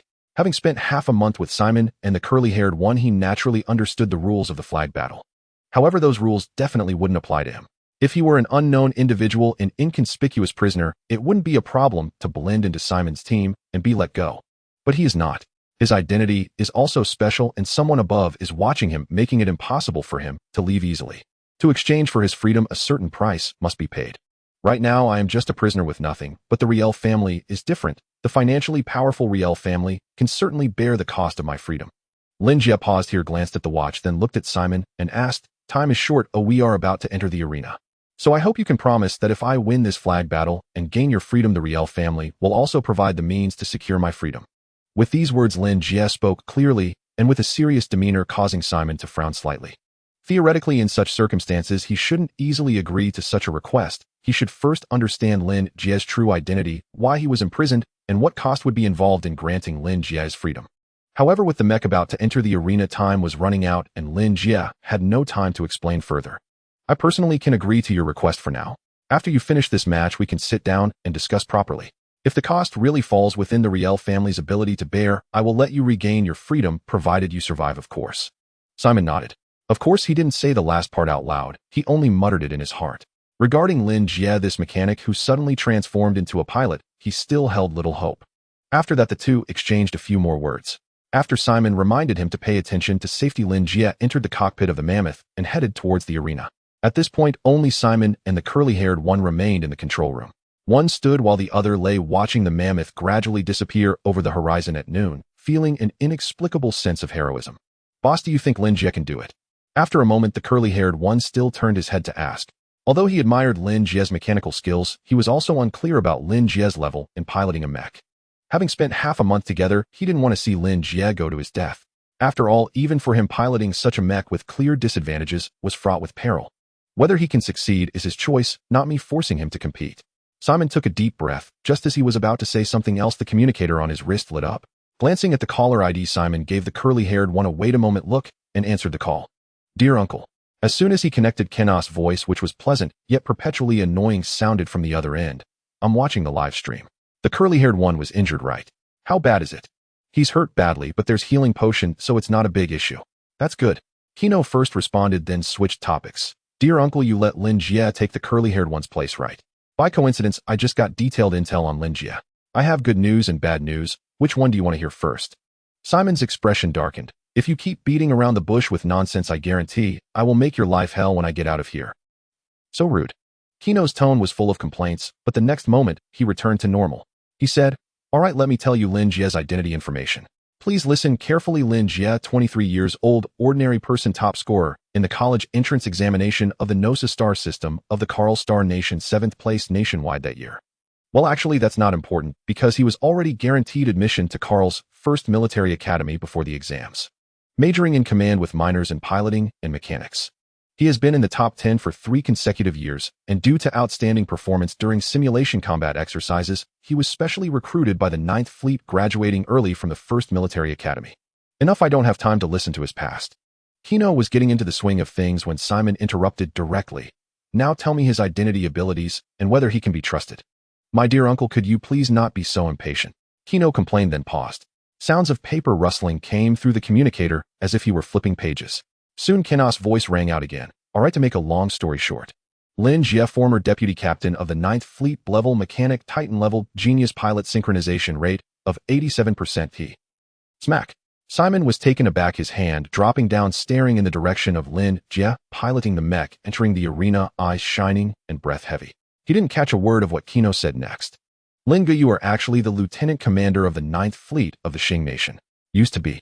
Are you still a Titan-class Iron Rider?" "Yes." "Your mechanical synchronization rate is as high as 87%. About that. Lin Jie, please take me as your student. I beg you to take me as your student. You are already at this age. What are you still doing as a student?" Listening to the radio, even though he was severely injured, curly hair was still excited like he had been injected with adrenaline. Lin Jie couldn't help but curl his lips. Don't be fooled by curly hair calling Lin Jie, but in fact he is already 27 years old, 4 years older than Lin Jie. Calling Lin Jie Lin Jie is more of an expression of admiration. At this age and level, he has already reached a certain level of maturity. Even if Lin Jie is willing to teach, curly hair won't be able to learn much anymore. Of course, there is the fact that curly hair has never received systematic training, but even if he hadn't taken any detours, his talent could only be considered slightly above average. Unless he undergoes a complete transformation, his achievements in the Iron Rider profession will inevitably be limited. There is no helping it, and many things are just unreasonable. Edison once said that genius is 1% inspiration and 99% perspiration, but he never told anyone that the 1% genius is far more important than the 99% perspiration. As for the saying, those with greater talent work harder than you, that is pure toxic positivity. Those with greater talent may not necessarily work harder, their efforts are simply more effective than yours. Of course, I am not encouraging everyone to lay flat. As an idealist, I firmly believe that everyone has their talents in specific matters. Some discover theirs while others do not. Or perhaps some people's talents can earn money while others cannot. In summary, I personally still encourage everyone to strive. Working hard to lay flat. The entire sentence is crossed out. Alright, back to the main topic. Due to Curly Hair's overwhelming excitement, he kept talking, so Lin Jie simply cut off the radio communication. As the radio communication ceased, Curly Hair's excitement faded away, and soon after the pain in his body took over, causing him to visibly wilt. Finally able to observe the surrounding situation in peace, Lin Jie took a good look. Perhaps because the last battlefield was too high in elevation, causing fewer mechas to compete at the final moment, the battlefield selected by Jie this time was simpler in overall terrain. It was surrounded by several low mountains, forming a mini hilly area devoid of as much debris and meteorites as the previous battlefield, featuring more natural terrain with a lake at the center.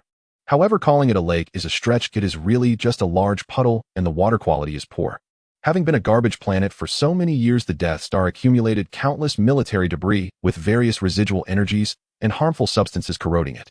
The already poor ecosystem of the Death Star suffered significant damage, and the water in this puddle had long since deteriorated, its murky green color resembling poisonous soup, occasionally bubbling. The blue flag representing freedom was planted atop a large rock in the center of the lake.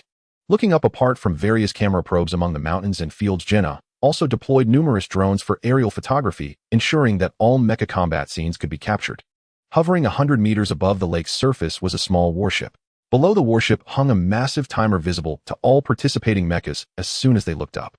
The lake's surface is completely open ground with no cover at all, unless one goes entirely underwater. A thought suddenly struck Lin Jie as he eyed the flag, but he quickly dismissed it.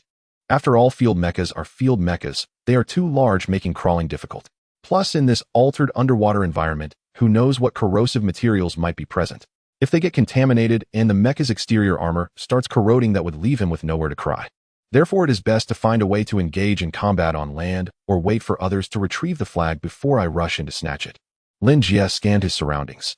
Although the area was not filled with as many meteorites and steel debris as the previous battlefield, there was still plenty of cover.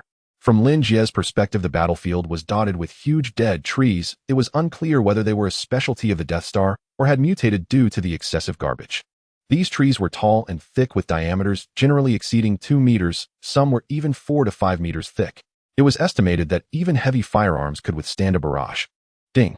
Finally, as Lin Jie had a general understanding of the battlefield, the countdown from the warship officially reached 0, and the sound signaling the start of the match echoed throughout the battlefield. Lin Jie smiled just as he was about to search for his first prey when he heard heavy and rapid footsteps nearby. Turning around, he saw a mecha charging toward him. The entire mecha was gray-black, adorned with yellow stripes, its external armor visibly thick.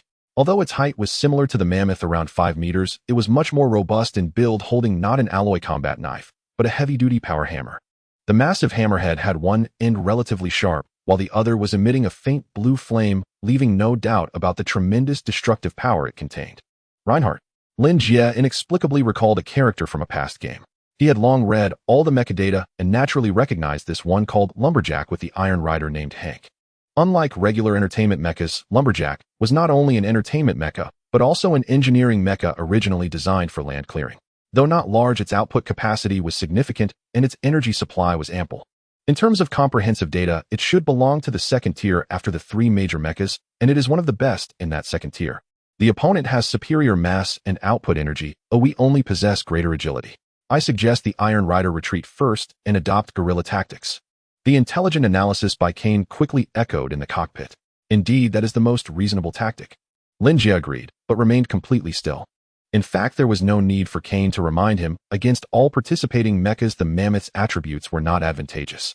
This is not to say that the creator of the mammoth was truly incompetent. The purpose of field mechas is large-scale assault, prioritizing tonnage and power. Apart from competition mechas, which need to be agile to adapt to various situations, all other aspects of field mechas prioritize strength. Most people love field mechas for their heft and destructive power. After all, if one seeks convenience and agility, why not simply pilot a single soldier mecha? However, among such a large group, there are always a few exceptions. The creator of the Mammoth must be one of those exceptions, as he might have had a moment of inspiration when he designed the Mammoth, sacrificing the greatest advantage of field mechas in favor of agility, resulting in the Mammoth now facing opponents with no advantageous attributes. However, while the creator of the Mammoth is an exception, so is Lin Jie. Do you take me for a soft persimmon? Lin Jie murmured, smiling as he watched the lumberjack approach him. The not-so-obvious advantage of agility for the Mammoth might be insignificant to others unable to compensate for the disadvantages in energy level and tonnage. But it was different for Lin Jie. His exceptionally high mechanical synchronization rate enabled him to perform actions that would be incomprehensible to ordinary people. For example, operating a field mecha like a single soldier mecha. Bang! Finally, at the moment when the lumberjack charged forward, Lin Jie made his move. Under his control, the Mammoth pivoted and sprinted 2 steps, forcefully stepping onto the gigantic deadwood, its output energy level reaching its peak. With 2 powerful thrusts, the Mammoth soared over 9 meters high, performing a somersault in midair, and brought down its alloy war blade with the might of a mountain. If strength is lacking, then crush you with a body of steel weighing dozens of tons. What the hell? Hank in the lumberjack's cockpit was stunned by the scene before him. With his abilities and vision, he couldn't possibly imagine how a battlefield mech weighing dozens of tons could perform parkour moves that even humans struggled to execute. Is this a battlefield mech? Clang! Just as the alloy blade was inches away, Hank instinctively raised his hammer to defend. The collision echoed with a thunderous roar. The ground beneath the lumberjack crumbled violently, a plume of dust and debris billowing outward. In an instant, the terrifying pressure caused the lumberjack's visual transmission device to briefly stall. And this was just the beginning. Lin Jie knew that the Mammoth's power attribute was at a disadvantage. If he allowed the lumberjack to find an opening to counterattack, he would be in a passive position, so he had to intensify his assault. Clang! Because the Mammoth was lighter and in the offensive position, it could recover more quickly. Missing a strike, Lin Jie maneuvered the Mammoth, drawing his blade and skillfully turning to flank the lumberjack from the side, slashing down once more. In his ears, he only heard the sound of metal clashing. The lumberjack was too slow to react, and a deep crack appeared in its rear armor from the strike. So fast. Hank was genuinely astonished this time. He had never imagined that a battlefield mech could move with such grace and ease. Had he been facing the racing Red Dragon, it would have been understandable, but the one before him was clearly the Mammoth. The Mammoth, which ranked at the bottom in terms of overall attributes. What gives him the right? Boom. However, Hank's questions went unanswered as he was met with even more frenzied attacks. With a successful strike, Lin Jie pressed his advantage, charging forward to force the lumberjack back several steps, while subsequent attacks bore down relentlessly. This was a battle of life and death, so any pity towards the opponent was cruelty towards oneself. Thus Lin Jie held nothing back. With his steel body advancing step by step, the alloy war blade swung fiercely, adhering to the principle of taking advantage of their weakness and aiming for their life. His assault grew increasingly ruthless. The monitor room's curly-haired observer widened his eyes, even temporarily forgetting the pain in his body. Compared to Lin Jie, his level and mech synchronization rate were slightly higher than the Iron Rider on the field, but when facing other mechs, he could only dodge. But Lin Jie could suppress an opponent with a relentless onslaught. Was this the power of a Titan-class Iron Rider? Boom. Just then a rumble signaled a change in the battlefield. Lin Jie raised his energy shield, and the Mammoth mech was violently pushed back by the tremendous impact, creating distance from the lumberjack. Looking up, the lumberjack had switched to holding the hammer with one hand while the other hand aimed a gun that looked like it had been enlarged dozens of times. The barrel appeared to be about 20 centimeters wide, and wisps of white smoke were rising from it. The disparity in attributes is still a hard truth, Lin Jie said as he retracted his energy shield, trying to stabilize the mech. He had originally thought about trying to take down the lumberjack in one go, but unfortunately the lumberjack's armor was thick and its strength formidable. Moreover, his alloy warblade was also damaged, leading to insufficient lethality. After prolonged assault without success, the lumberjack found an opening and pushed him back with a gunshot. Lin Jie knew the gun the lumberjack wielded. According to the data, it was a giant shotgun modified from a short cannon by Hank's mechanic. Its firing speed was slow and its range was short, but its close-range destructive power was tremendous. Fortunately, Lin Jie had switched to a new energy shield. The previous Mammoth's energy shield could not withstand the destructive power of that shot. Lin Jie Iron Rider, our warblade, is severely damaged. If we continue to fight at this intensity, it can only hold for another 5 to 6 minutes. The most reasonable tactic is still to withdraw from battle and engage in ranged attacks. The most reasonable tactic won't bring victory. Lin Jie murmured, dismissing Kane's suggestion. Indeed, Kane's tactics computed through intelligent analysis were certainly the most reasonable and safe. But the safest tactics often lie farthest from victory. Take Kane's suggestion of Lin Jie engaging in ranged attacks as an example. The red python in Lin Jie's hands was not a genuine one, but a scrap firearm that had been modified. No one knew how long it could last. If used at high load in the early stages of the competition, it might not make it to the crucial moment before breaking down. Therefore, that gun could not be used lightly, at least not now. It was one of Lin Jie's trump cards for seizing the flag at the last moment. Damn it, it's my turn. Just as he thought, Lin Jie's various considerations were fleeting. On the other side, as a professional iron rider, Hank, who had been suppressed for a long time, was astonished by Lin Jie's abilities, but did not lose his composure. Having reviewed the previous match, he knew very well how powerful the mammoth's energy gun was, capable of obliterating even military mechs. His lumberjack absolutely could not withstand it. Thus, even though the mechanic opposite him had exceeded his expectations in close combat, he could not, or rather dared not, allow Lin Jie to create distance. Moreover, he had just been on the defensive. With the situation reversed, and relying on his strength advantage, he could still reclaim the initiative. With this thought, Hank charged forward in the lumberjack. The power hammer's engine roared, accompanied by the sound of wind crashing down fiercely. "You're tough." Lin Jie had just steadied himself when he saw the attack coming, knowing that the weight and destructive power of the power hammer were beyond what his half-damaged alloy war blade could withstand, so he immediately executed a tactical roll. Rising up, he piloted the mammoth once more into a close-quarters battle with the lumberjack. However, this time, it was Lin Jie who had become the one on the defensive. Under the fierce attack of the power hammer, Lin Jie dodged again and again, narrowly escaping several strikes with the power hammer even sparking against the mammoth's armor. Yet Lin Jie still did not retaliate. He could not. He was able to endure the previous ferocious onslaught, but the mammoth could not. As a battlefield mech with low attributes and body strength, Lin Jie piloting the mammoth was akin to stuffing a Ferrari engine into a subcompact car. While the engine could handle high speeds the other components could not endure. Lin Jie had to give the mammoth time to buffer. Die. Seeing Lin Jie retreating again and again, Hank's attacks grew increasingly violent, the power hammer roaring, leaving deep craters in the ground. Lin Jie, Iron Rider, our mech's energy reserves are inferior to the opponent's. Continuing this high-intensity combat puts us at a disadvantage. The intelligent Kane's voice rang out once more. "No, Kane, you are mistaken. We are not at a loss." Lin Jie replied while dodging his movements unhampered. "Please forgive me, my intelligent matrix cannot calculate where our advantage lies. Think about it. Although he has more energy reserves, his heavier tonnage means he consumes more energy when moving right. Yes, and we are different. Although we have a smaller tonnage and insufficient energy reserves relatively, our movement consumes less energy than the opponent, correct? Right. Therefore, according to Lin's relative theory, in combat of the same intensity, we consume less energy than the opponent, which means we are saving some energy. So if he keeps attacking us like this, he will consume more and more energy. The more he consumes, the more we save. In conclusion, the more he hits me, the more he loses. Die." In the heat of battle, Hank seized the moment and unleashed another deadly strike. The power hammer roared, sweeping across the battlefield with ferocity. Although Lin Jie was technically far superior to his opponent, the absolute disparity in attributes meant he couldn't evade all attacks. He raised his alloy war blade to block. A deafening explosion rang in his ears as the power hammer collided violently with the alloy war blade. The terrifying force impacted the mammoth's frame, dragging its several-ton steel body across the ground for 7 or 8 meters. Crack! A small sound pierced through the cacophony of war, starkly jarring in the relentless battlefield. The mammoth's alloy war blade ultimately couldn't endure the lumberjack's frenzied assault. As the electric arcs dissipated, the originally tiny cracks rapidly expanded, soon covering the entire blade. At this moment, the massive war blade resembled a mirror riddled with cracks, seemingly ready to shatter into pieces with the slightest touch.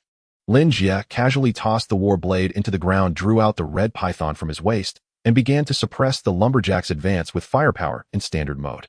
However, Hank was not without means to contend with Lin Jie after such a prolonged struggle. Noticing that Lin Jie wasn't utilizing his full firepower, Hank maneuvered the lumberjack to wield the hammer with one hand, crossing his right arm in front of him. The lumberjack's stout forearm trembled, and then its armor fused together, producing a heavy mechanical sound as a massive alloy shield extended, shielding the lumberjack's form. The ammunition from the red python struck the alloy shield, erupting in countless sparks, yet it failed to breach its defenses. "This shield of mine is forged from the external armor of a small battleship, remade to be thicker than military-grade armor. You can't harm me." Hank snarled amidst the storm of bullets, his voice amplified to reach Lin Jie's ears. "Is that so? Quite impressive." Lin Jie remained non-committal, continuing to shoot while leaning against the massive dead tree. Undeniably, the lumberjack's shield possessed formidable defensive strength, yet its immense weight and size would undoubtedly hinder the lumberjack's movements. And this was precisely what Lin Jie required now. Lin Jie, Iron Driver, current mech energy at 30%. We must change the situation or we will lose the chance to partake in the final battle. I know. Lin Jie nodded, then said unload the 2 depleted batteries to lighten the mech's weight. Lin Jie, Iron Driver, I advise against this. It could lead to. Follow orders. Understood. Kane, as the intelligent core, though equipped with analytical and combat systems, still adhered to the primary rule of obeying Iron Driver's combat commands. At Lin Jie's determined tone, the battery compartments on either side of the mammoth trembled, emitting a metallic disengagement sound.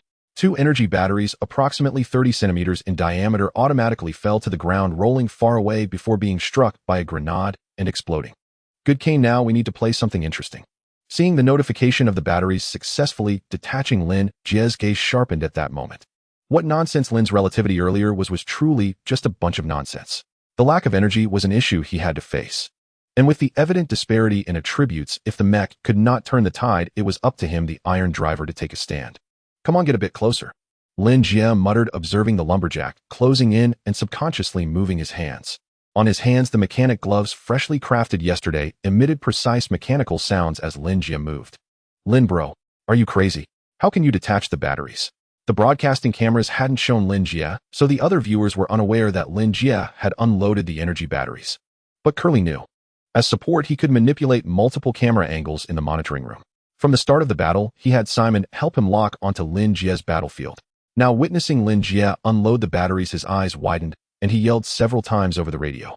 Unfortunately, Lin Jie had already shut down radio communications, rendering his shouts useless, no matter how loud he yelled. What? Simon turned to look at Karl, who was lounging against the wall, and asked, is Lin Jie's choice to unload the energy batteries quite risky? Not just risky, it's extremely risky. With 2 batteries unloaded, even if he miraculously dealt with Hank's lumberjack, the mammoth wouldn't be able to participate in the final flag capture.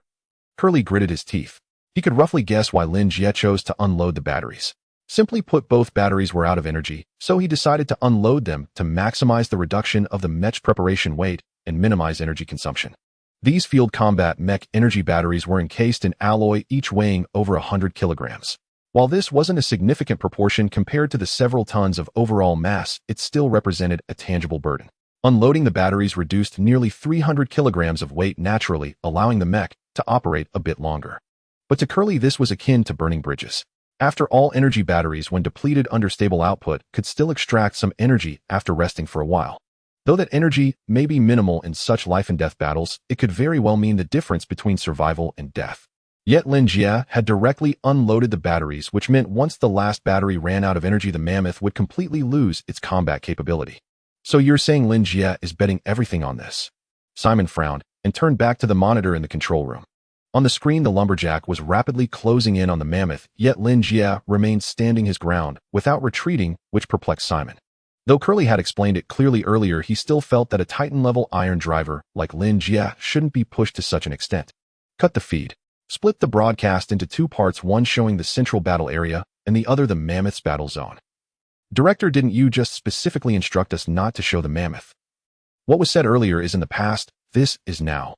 In the main broadcast room, Jenna remained clad in her deep blue professional attire, eyes fixed intently on the mammoth. Indeed, she had previously instructed not to show the mammoth in order to prevent higher-ups from seeing Lin Jie make his appearance. However, the situation was different now. As the main planner of the flag capture battle, Jenna, though an ordinary person, understood Iron Drivers and Mech+no. Though Lin Jie had started strong, now cornered, and with even his batteries unloaded, it was clear he was at his wit's end. At this moment, switching the camera would mean waiting for the lumberjack to destroy the mammoth, effectively broadcasting Lin Jie's death. What would the higher-ups have to say about that? Cut the camera right now. With that thought, Jenna's tone grew even more resolute. The cameraman followed her orders, and the feed in the dark web livestream quickly split into 2, successfully capturing the battle zones of the mammoth and the lumberjack. However, just as Jenna thought Lin Jie was finally doomed, a turning point emerged. In the blink of an eye, the viewers in the livestream hadn't even processed the sudden battle interruption before Lin Jie made his move.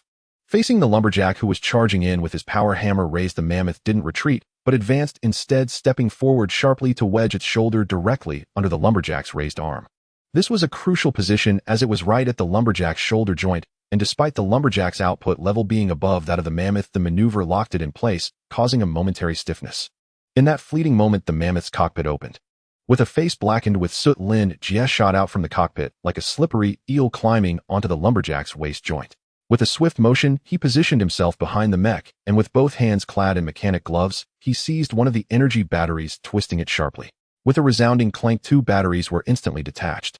As the lumberjack fell with a thunderous crash, the mammoth remained standing, its towering figure appearing even more imposing by comparison.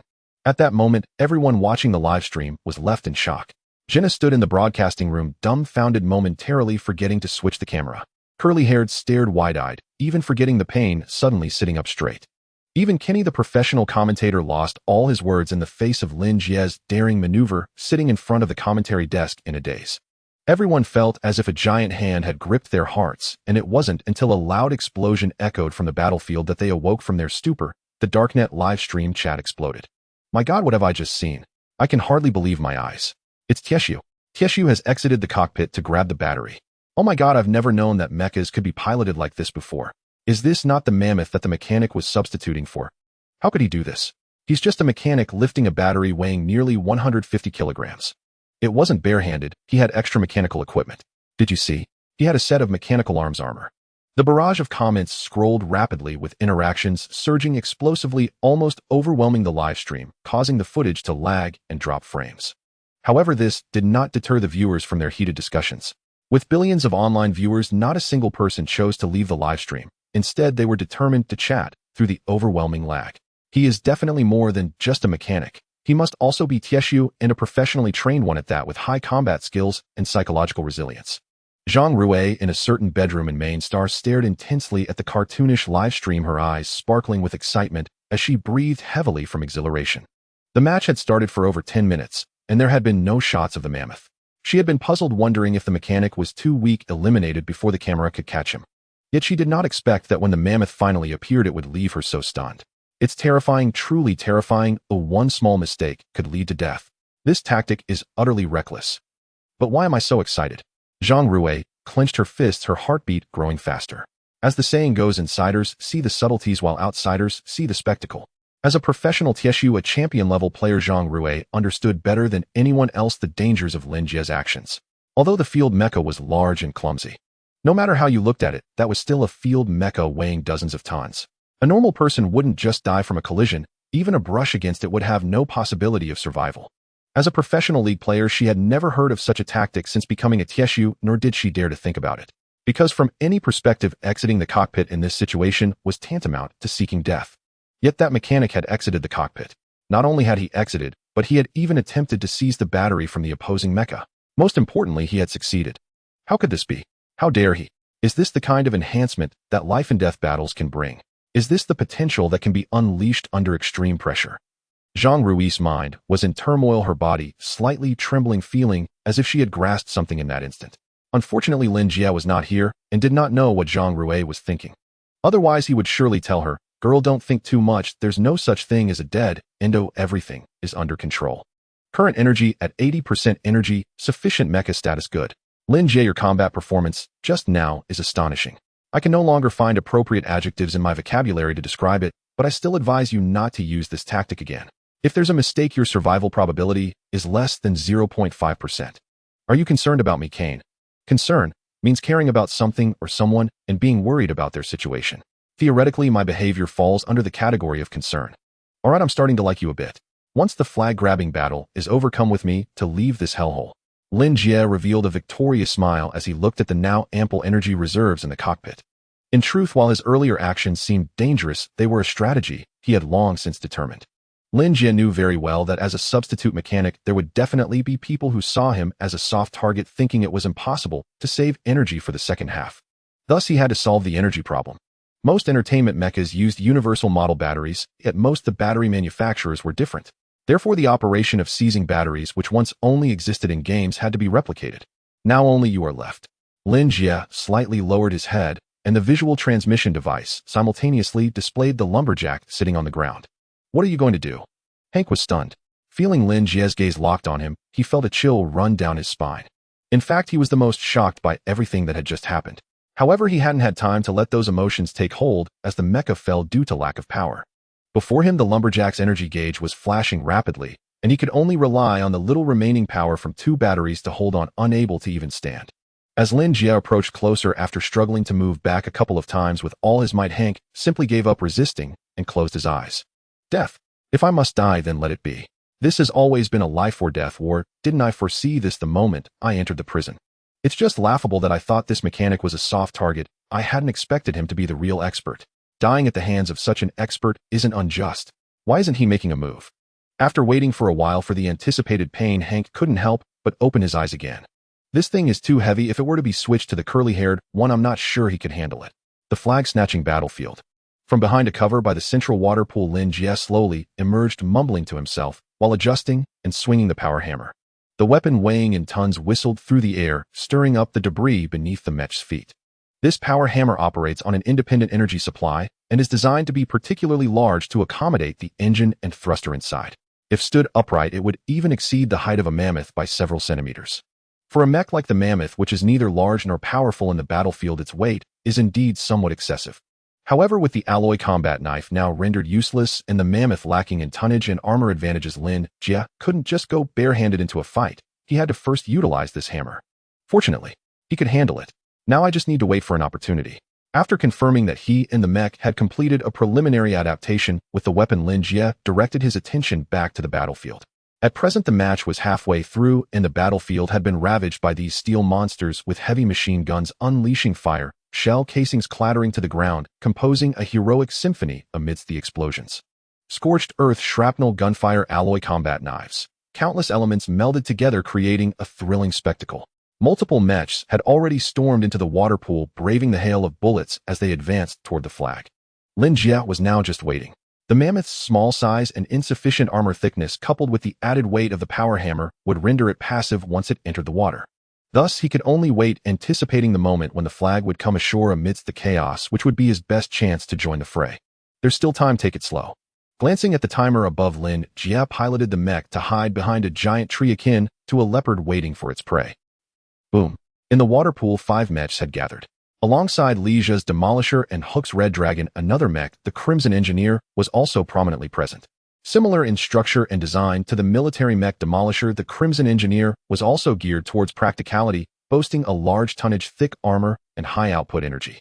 However, due to its different combat purpose, the Crimson Engineer was not equipped with long-range weapons like a heavy machine gun. Instead, it wielded an alloy drill in one hand and a steel shield in the other. Its steel shield's defensive strength was evidently on par with that of the lumberjack shield, and boasting sufficient tonnage, it raised its shield and pushed forward. Countless stray bullets and distant attacks rained down upon the shield, sparking and leaving marks, yet failing to breach its defenses. "Get out of my way," Hook shouted as the Red Dragon burst forth from the side, switching grip on the alloy combat knife. In a half-turn, the rocket punch was launched, roaring as it slammed into the Crimson Engineer's shield. With the clash of metal, a significant dent appeared in the massive shield, causing the Crimson Engineer to stagger, while the Red Dragon took advantage of the recoil to surge closer to the flag. The Crimson Engineer steadied itself, and its abdominal armor slid and shifted, revealing 2 dark gun barrels behind, unleashing a rapid-fire onslaught. Unfortunately, this mech was not designed for long-range combat, but rather for close-quarters assault. These 2 guns were merely meant to clear out minor foes. Their caliber was too small to pose any real threat to the Red Dragon despite their high rate of fire. Hook paid no mind to the bullets striking the Red Dragon, the sounds ringing out like chimes. With several quick strides, he surged to the forefront, eyeing the flag as if he were about to grasp it.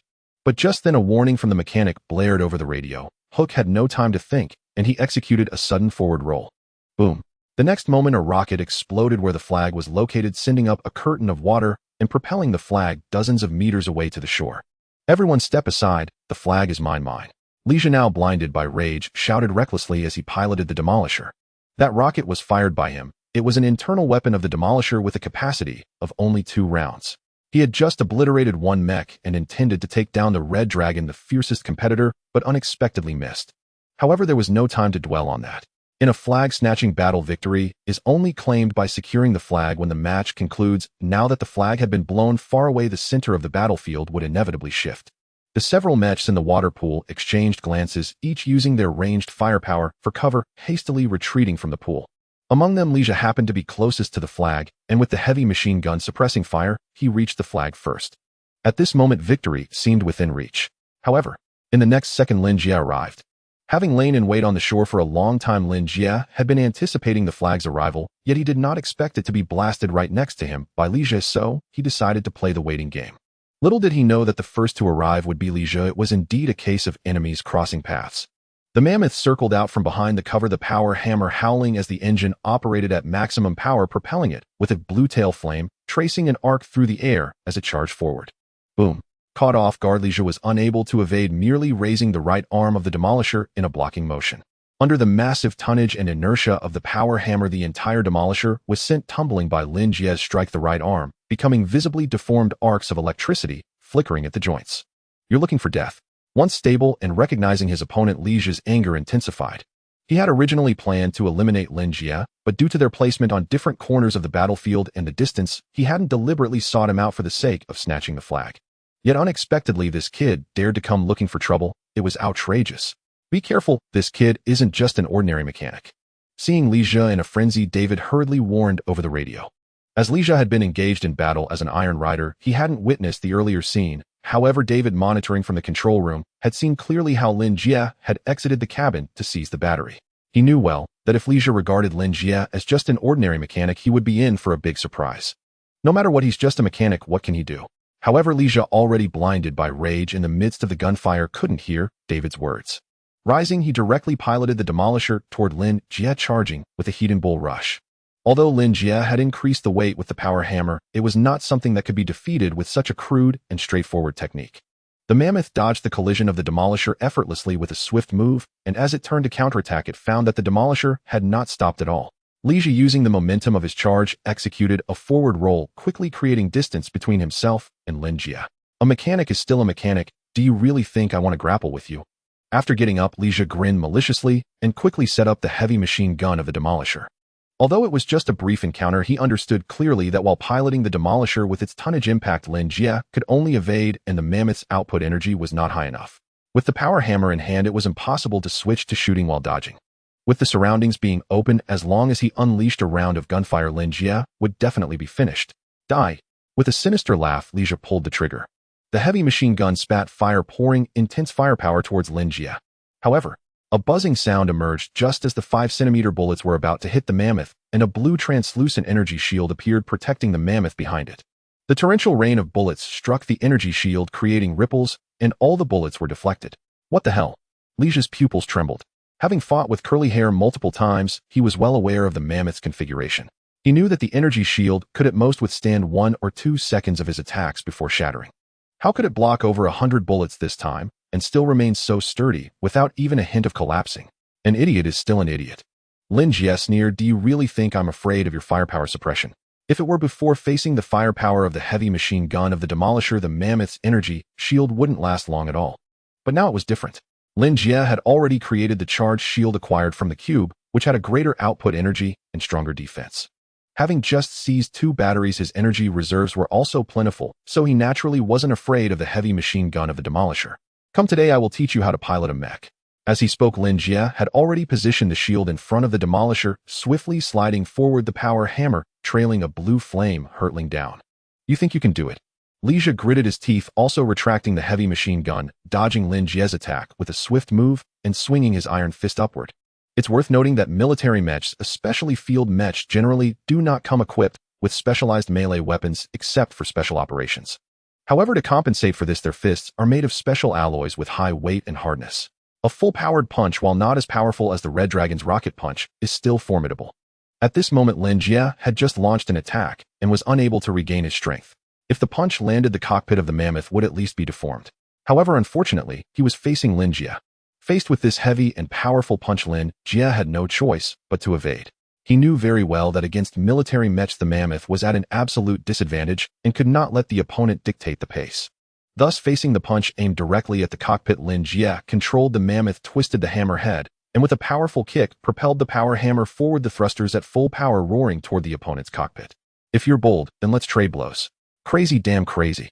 Seeing Lin Jie not defending at all, ready to exchange blows, Lin Jie ultimately flinched, quickly retracting his iron fist to protect the cockpit, causing the entire mech to stagger back several steps from the impact. Following the principle of taking advantage of the enemy's weakness, Lin Jie did not stop his steps and brought the hammer up again. Lin Jie, having failed to seize the initiative, quickly fell into Lin Jie's rhythm. A heavy power hammer coupled with a mech that lacked output energy allowed Lin Jie to move as fluidly as a single soldier mech, launching attack after attack, relentlessly pressuring Lin Jie. Even Lin Jie was stunned, all his anger dissipated, leaving only shock. What the hell is this, a mechanic? Oh no. In the monitoring room, Horst watched as Lin Jie was pushed back by Lin Jie, his heart sinking. As a mechanic himself, he was also a half-iron master and understood that when there is a significant attribute gap between two mechs, Lin Jie being suppressed so severely meant something. What does this mean?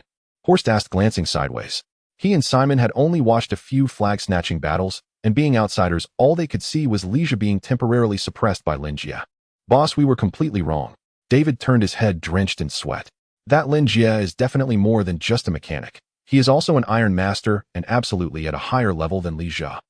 What do you mean? Horst's expression changed. You mean, boom. Before he could finish his sentence, a loud explosion in the live broadcast interrupted him. He turned to see the demolisher being knocked far away by a single hammer strike from the mammoth. You're not that impressive either. On the battlefield, Lin Jie chuckled as the mammoth advanced step by step towards Lin Jie, dragging the power hammer, the massive hammerhead scraping against the ground, creating sparks that made Lin Jie's soul shudder. I can't die, I can't just die like this. Lin Jie's eyes blazed with a strong desire to survive. His cockpit had already deformed, and the heavy machine gun had been knocked away. He knew that if Lin Jie approached, he would surely die. His eyes frantically scanned the surroundings, searching for an escape opportunity. And conveniently, perhaps this guy was destined to survive. Just as Lin Jie closed in, a blue flag was knocked away by someone landing right in front of Lin Jie. Upon seeing the flag, Lin Jie was momentarily stunned, but then his face lit up with wild joy as he directly grabbed the flag and threw it at Lin Jie. Damn! The sudden turn of events caught Lin Jie off guard. He could guess Lin Jie's plan. If the flag was thrown over, if he caught it, he would undoubtedly become the primary target for all other contestants, having to endure everyone's attacks in the final moments. But if he didn't catch it, victory would slip away. If there were still time in the match, Lin Jie could afford to ignore the flag for now and fight for it at the end. However, after the intense battles, there were only a few minutes left in the match. If he didn't catch it now, the remaining time would not be enough to snatch the flag from others. Damn, let's do it. In a flash, Lin Jie made his decision, reaching out to catch the flag, and quickly adjusted the red python to combat mode. Redirecting the gun, the energy engine of the red python roared as it aimed at the charging mechs, suddenly pulling the trigger. Tap, tap, tap. The sound of the energy gun was not as clear and fierce as that of real firearms, but the high-frequency firing rate combined with the roar of the engine still carried an exhilarating impact. In an instant, a terrifying rain of bullets poured down the blue flames at the gun muzzle, flashing. Despite being just one gun, it wove a massive web of firepower, sweeping towards the incoming mechas. Wherever it passed, it swept away everything in its path. Dust and debris flew as if the ground itself had been scraped away. Find cover. At this moment, the battle had entered its final stages, and everyone had their sights set on the flag. In the rapidly changing battlefield, the few iron pilots in the combat zone had no time to think and immediately drove their mechas towards the mammoth. However, upon seeing the mammoth lift its gun, especially upon hearing the terrifying firing rate, several people instantly came to their senses, their hearts racing as they frantically dodged to the sides, clumsily searching for cover. They were all professional iron pilots, and from the firing rate, they could tell that Lin Jie had activated the maximum power mode of his energy gun. With the previous experience of Lin Jie's mecha being blasted apart, they dared not challenge the firepower of the Chi-Mang. The Red Dragon's leg has been hit, the leg armor is cracked, and the bones are deformed. The opponent's firepower is too strong. Hook reached a giant tree, gasping for breath as if he had survived a disaster, and quickly contacted the mechanic via radio. As the iron pilot of the Red Dragon, its outstanding comprehensive combat capabilities kept him at an advantageous position in the central battlefield.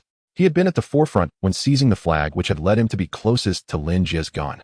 Fortunately, with multiple targets at that moment and the mammoth conducting a suppressive fire, he managed to dodge using the Red Dragon's more agile frame. However, he was still too close to the mammoth and his leg was still hit. It was just a few bullets, yet they penetrated the armor of the Red Dragon's leg. This was the first time he had been so embarrassed since the flag-snatching battle began. Tap, tap, tap. The barrage continued, and those quick on their feet scattered and took cover, but there was still one unfortunate soul whose mecha was too heavy and had no cover nearby. After a clumsy tactical roll, he couldn't escape the firepower of the Chi-Mang. The energy bullets shot through the outer armor of the mecha like erupting lava, shredding the cockpit and rendering the entire mecha completely vulnerable. Boom. With a loud explosion, the mecha blew apart, and a cloud of fire surged from the cockpit. Lin Jie knew that he was now the target of everyone with the flag in hand. If he gave others a chance to breathe, he would surely be besieged. Thus, he tossed aside the power hammer and took up the mammoth with both hands. The Chi-Mang unleashed an unrelenting output, firing at anyone who dared to move, suppressing four mechas from showing themselves. Hook tried several times to break out from behind cover, but Lin Jie suppressed him back with the firepower of the Chi-Mang. The devastating energy bullets struck the giant dead tree, sending countless splinters flying. Time is running out. Hook hid behind cover, glancing up at the timer. With only 2 minutes left in the 40-minute match, if no one could disrupt Lin Jie's fire output in that time, the victory would essentially be in his hands. Stay calm, prioritize your safety. The mechanic's voice echoed through the radio again. There's no need to take risks for a single victory. There are more matches ahead. Your primary task is to protect the integrity of your mecha and your own safety, which is also the boss' intention. Received. Hook nodded, retracting his mecha's body, thinking of finding an opportunity to directly change positions and abandon this match. But just as he was about to act, he paused, his ears instinctively twitching. If he heard correctly, there was a problem with the firing rate and sound of the Chi-Mang. It's indeed a defective product, can't handle such usage. Lin Jie inserted the blue flag into the back of the mammoth, holding the guns with both hands, suppressing the mechas ahead, although his gaze flickered slightly. The structure and concept of the Chi-Mang were far too advanced, far too extreme. The lifespan of the weapon was never meant to be long. Moreover, he was using a modified firearm that had been scrapped already in a semi-destroyed state. Even though he had tried to minimize its use during this match under maximum power, the gun was on the verge of collapse. As an iron pilot with a high mechanical synchronization rate, Lin Jie could clearly feel the Chi-Mang trembling violently in his hands as the high power operated, indicating it had reached its structural limit and could fail at any moment. 1 minute left. If it can hold on, we can win this match. If it can't hold on, Lin Jie murmured, narrowing his eyes slightly. Kane, I'm here, can I trust you? His energy gun can't take it anymore. Not far behind Lin Jie's eyes suddenly brightened.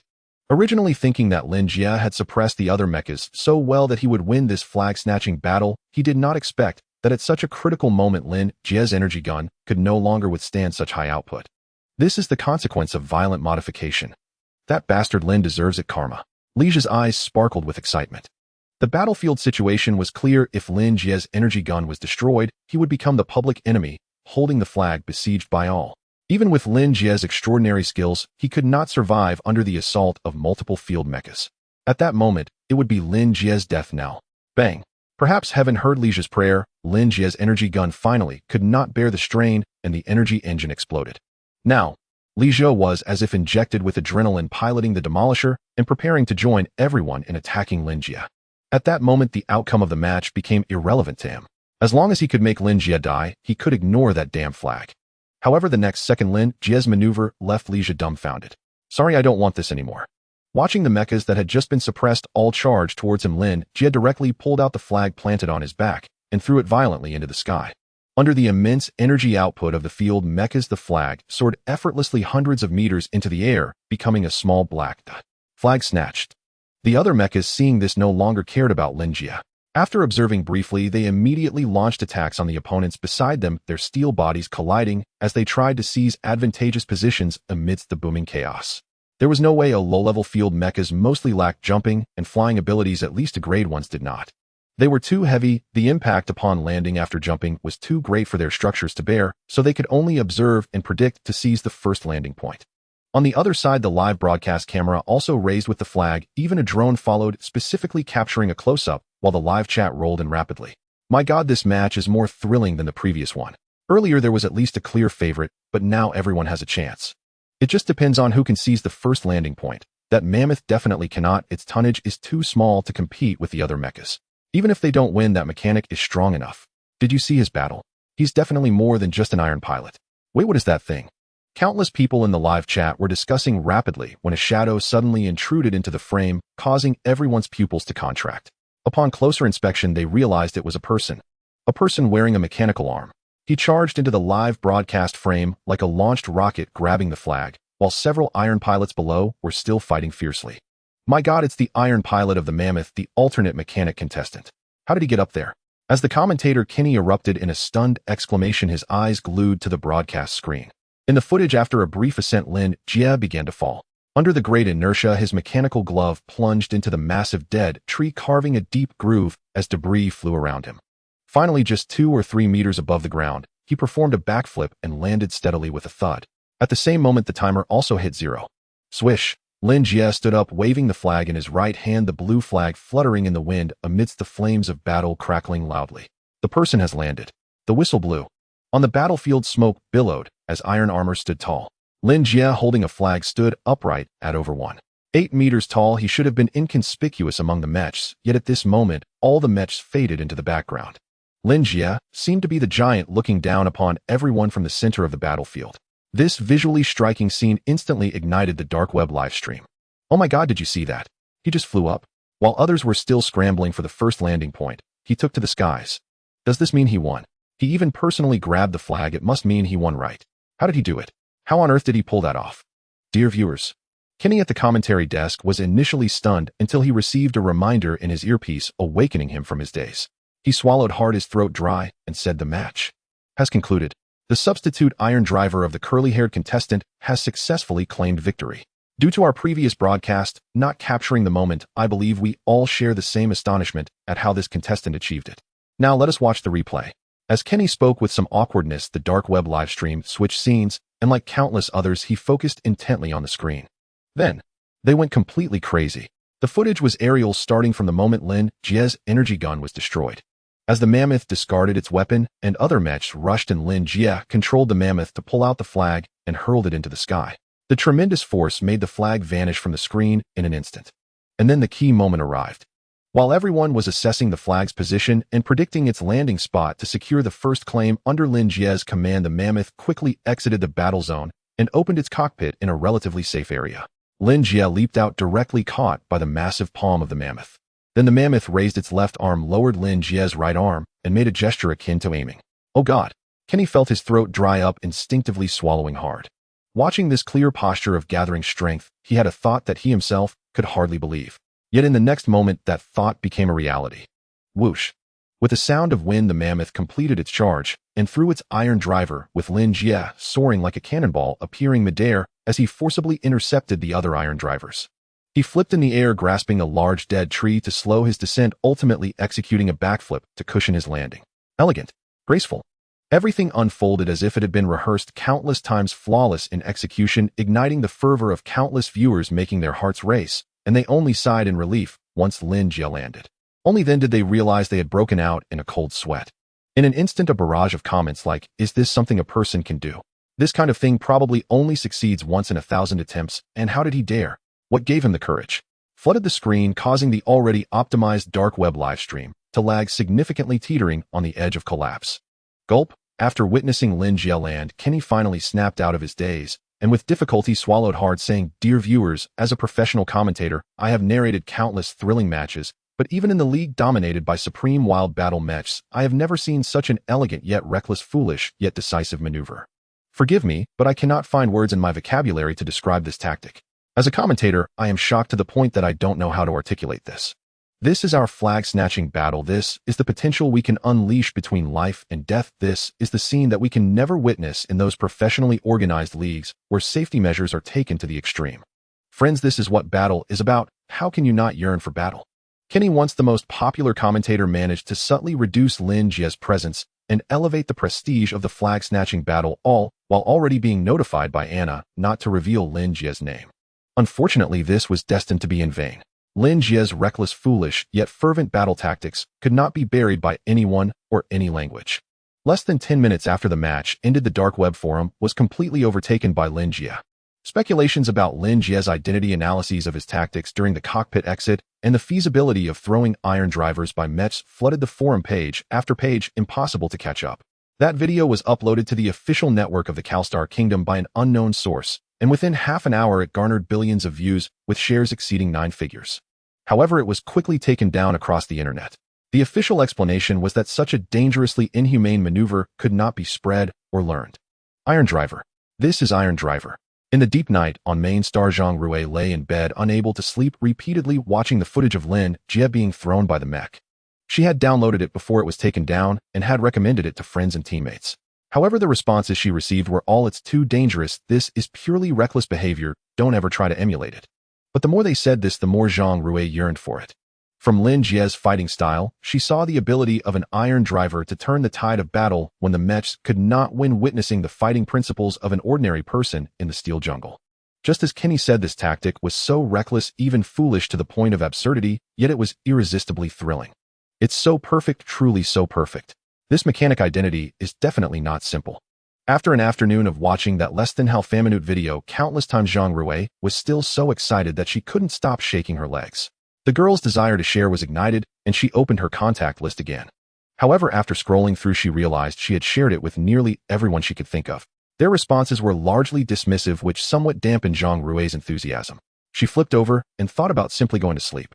But at that moment, her peripheral vision suddenly caught sight of one person in her contact list. Keepa. Zhang Rui blinked.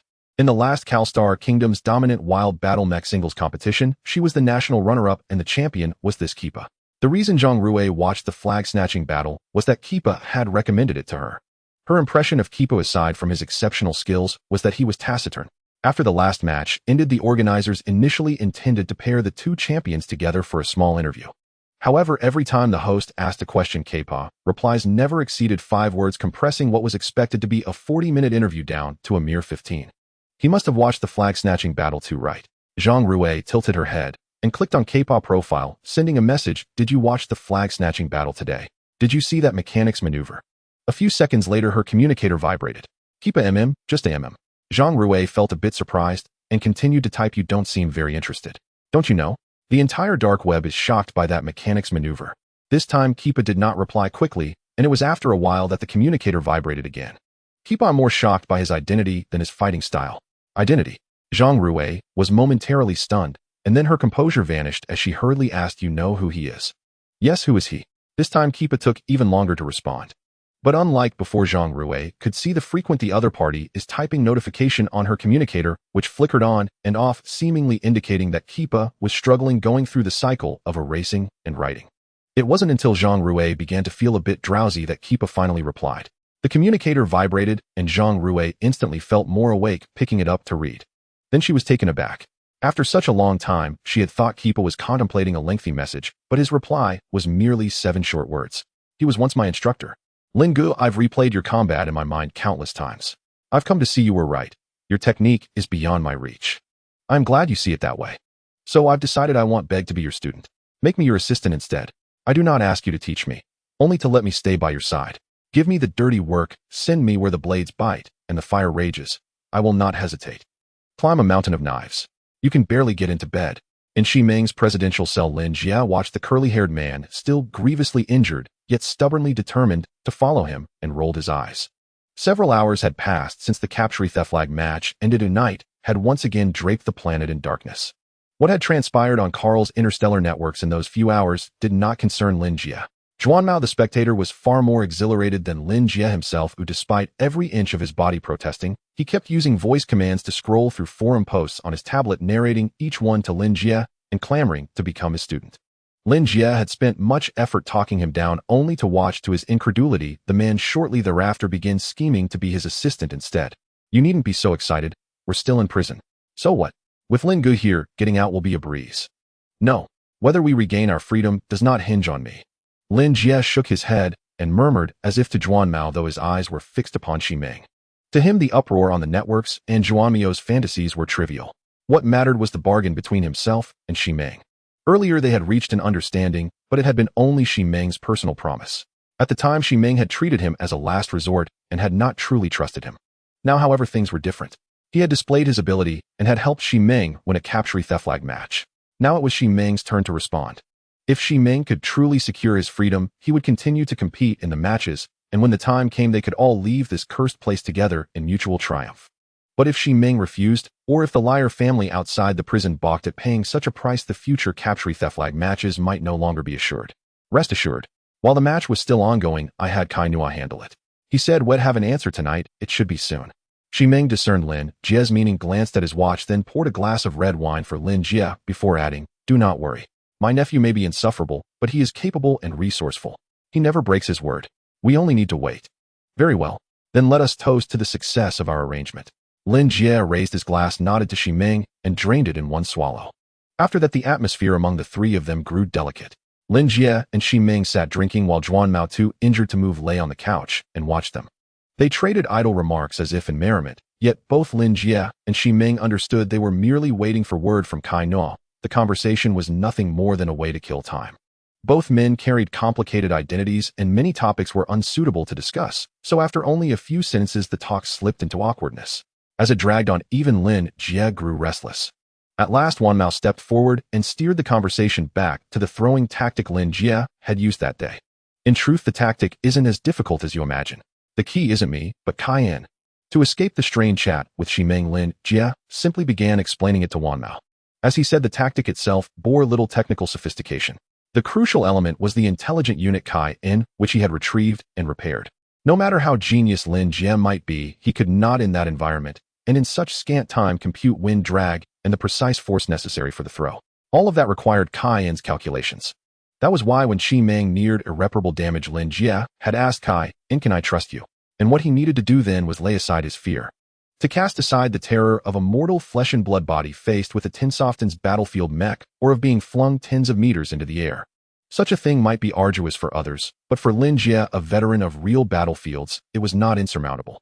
The reason this tactically barren maneuver caused such a stir was not technical brilliance, but audacity. It was outrageously bold, and it broke new ground. It was like Michael Jackson's moonwalk. That dance was not inherently difficult. On television and in theaters, one can often see passable imitations.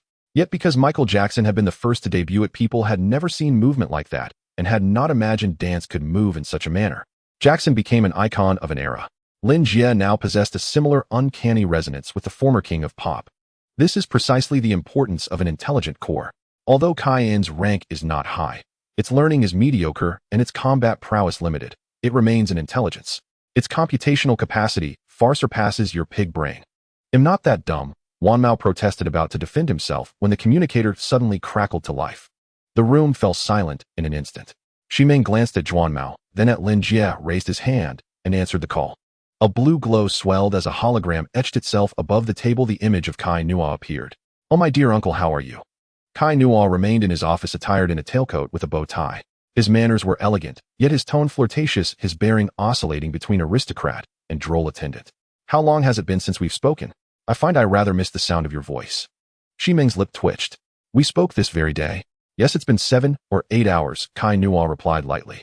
"I did not expect you would still be alive. When I get out you might not be so lucky." Shimeng ground his teeth, veins pulsing at his temple, a sight that left Lin Jie astonished. He had heard of the Liar family, but knew little of its inner workings. Seeing them now, their easy filial warmth surprised him. Father and son in apparent harmony. "You must be Lin Jie." Kai-Nuo turned his gaze toward Lin Jie and nodded slightly. "During the day you were blackened and your face was hard to make out. Now you truly are a handsome fellow, more striking than your photos. I intend to introduce you to a companion. Are you inclined toward men?" "Enough." Shimeng's expression darkened, and he barked, finally steering the conversation back to the matter at hand. Kai-Nuo shrugged helplessly. "All right, business. But before that there is someone you must meet." With that, Kai-Nuo tapped the communicator. The device vibrated and initiated a multi-party call. Blue light flickered, and another image coalesced beside Kai-Nuo. At first glance, the new figure was a middle-aged man in military uniform, wearing a red cap similar to a beret.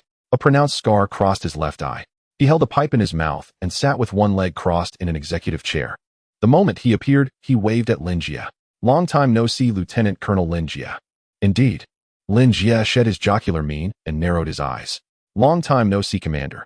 After a simple greeting, Lin Jie and the middle-aged man fell silent, merely staring coldly at each other's holographic images through the communicator. One was domineering and composed, exuding a heavy aura of battlefield slaughter. The other smiled with a hidden blade radiating sharpness that was rarely seen in ordinary situations. The mutual gaze across the communicator formed an invisible pressure at that moment, causing others to instinctively close their mouths. Neither party spoke, only the faint sound of static filled the air as the communicator maintained the holographic image. "All right, you two acquaintances will have the chance to meet again in the future. There's no need to keep staring at each other." In the end, it was Kino who broke the deadlock, speaking first as he turned to Simon and said, "Uncle, let me introduce you. This is General True Wilson, the commander of the 9th Fleet of the Karl Star Republic. It is this general who sent Lin Jie to the military court and later threw him into the 9th prison, bringing him to your side." "Should I thank him then?" Simon glanced at True, but said nothing. On the contrary, True seized the opportunity to speak first, saying, "Please mind your words, Mr. Kino. Lin Jie's imprisonment has nothing to do with me. It is entirely his own doing."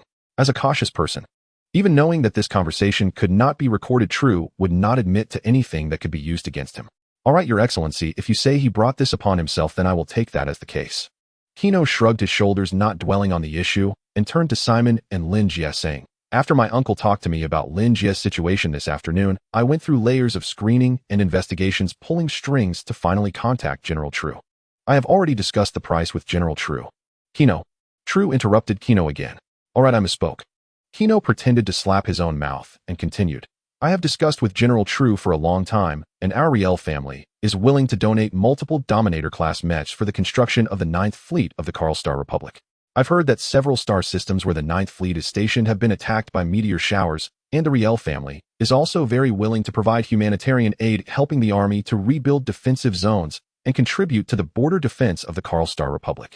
My father passed away early. This is also what my uncle has taught me since I was young. He has always told me to study hard, be an upright person, conduct business diligently, and revitalize Karl. When did I ever teach you these things? Listening to Kenos' serious nonsense, Simon couldn't help but twitch the corners of his mouth. Meteor shower attack. Humanitarian aid. Pure nonsense. The Karl Star Republic is an interstellar civilization after all. Both its superhumans and technological power are extremely advanced. How could a meteor shower possibly impact a planet? The so-called contributions and donations are merely a pretext to stuff money into Trust's pocket. In summary, I have reached a consensus with General True. If you, Lin Jie, can truly help my uncle win the flag-claiming battle, then you will be regarded as a member of our team and will also gain your freedom. I can only do this much outside the prison, the rest depends on you. On the other side, Kino finally finished his formal speech summarizing the process while looking at Lin Jie. That's enough. Lin Jie slightly nodded. The Karl Star Republic is not a giant in the universe, its scale is not large, and Dominator-class mechs are comparable to fighter jets for the military on Earth in his past life. Kenos' offer of multiple Dominator-class mechs along with various subsequent donations is already a significant cost and can be considered a solid fulfillment of the promise. Don't celebrate too early. True took a puff from his pipe and interjected. Lin Jie, you are indeed a genius, but relying on that piece of junk may not guarantee victory in the flag-claiming battle. Even if you laugh until the end and win your freedom, it does not mean your future will be secure. Kino can at most help you leave the 9th prison, but will not provide you with any further protection. What will you do then, all alone? Saying this, True took another couple of puffs from his pipe. He had agreed to grant Lin Jie freedom under Kenos' temptation and threat, but he did not say he would let Lin Jie off the hook. A mechless Iron Rider is just an ordinary person with high physical fitness and combat skills. No matter how you slice it, an ordinary person is still just an ordinary person. How can he survive? Thinking this, a slight victorious smile curled at the corners of Trust's mouth, looking at Lin Jie as if he were observing a corpse. However, this smile quickly froze on his face. Under his threat, Lin Jie showed no signs of despair, but instead smiled a smile even more flamboyant than his. What are you laughing at? True frowned slightly. I'm laughing at you, Your Excellency, Commander. Lin Jie's smile grew even more pronounced. After all, you are the commander of the 9th Fleet. Why act so petty? Your threats are so vague. Let me teach you how to do it. Bang. As he spoke, Lin Jie leaned forward, both hands resting on the table, looking at True with a cold smile. Your Excellency, Commander, I tell you, you'd better kill me at all costs, and by any means after I get out of prison.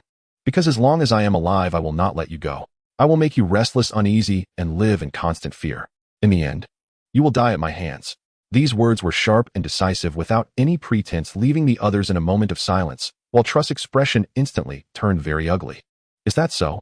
I'm waiting. With a cold snort, the image flickered and True directly exited the call. For a moment, everyone fell silent. In the image, Kino gently stirred his coffee, bowing his head, lost in thought. Simon and Curly were constantly sizing up Lin Jie, seemingly guessing what grievances existed between Lin Jie and True. In a daze, the lights in the room dimmed slightly under this oppressive atmosphere. After winning the ultimate victory in the flag-claiming battle, how long will it take to leave the 9th prison? In the end, it was Lin Jie who broke the silence, first looking at Simon and Curly. According to the rules, if someone wins the ultimate victory, they can leave with the entire team the next day. Curly replied. Good. Lin Jie nodded and looked at Kino. You can prepare now. After the next flag-claiming battle ends, you can come to pick us up the next day. Next week. Simon and Curly were both taken aback, looking at each other before Curly spoke up. Lin Go, are you mistaken? The rules of the flag-claiming battle require winning 7 matches to gain freedom, and right now Lin Jie and he together have only won 3 matches. We have barely covered half of the long journey. No, it can be won. Kino raised his head, looking at Lin Jie with piercing eyes. According to the rules, if all other mechs are eliminated, preventing them from continuing to compete, then final victory can be directly claimed. There are still 7 mechs remaining. He's about to be released from prison. In the Karl Star Nation, within the commander's operations room of the Ninth Fleet stationed in a certain star system, General True, the commander of the Ninth Fleet, stood facing a young man. Between the two of them lay a special sandbox. The reason for the quotation marks is that this so-called sandbox is actually a high-tech combat simulator equipped with an A-level intelligent computation system that can simulate any battlefield scenario, any army, and any type of troops according to requirements. This simulation is a planetary assault battle. The attacking force's strength must be twice that of the defending force. True is the defender, while the young man opposite him is the attacker. Both are focused on selecting their troops' configurations on the holographic display before them. Suddenly, a remark from True made the young man opposite him glance up at True instinctively before lowering his head again to continue deploying his troops. You can't hide your emotions. Although True appeared to be looking down, he was actually observing everything and couldn't help but shake his head inwardly. The young man across from him, appearing to be in his early 20s, is his only grandson, named Caesar Luo.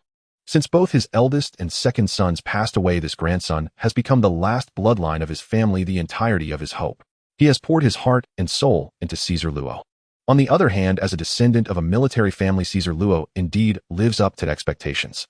Under his grandfather's guidance, he has always been regarded as the model child by outsiders.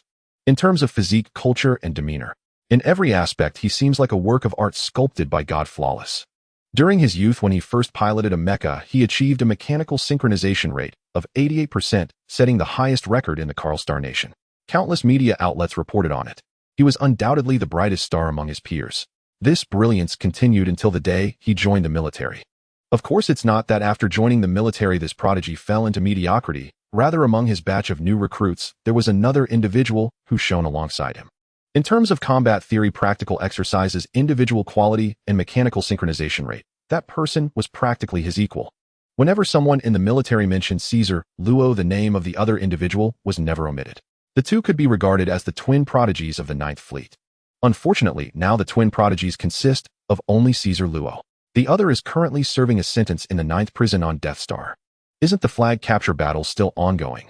After a while, the previously silent Caesar Luo suddenly spoke up. If I remember correctly, he and another Iron Cavalry under Simon have only won 3 matches together.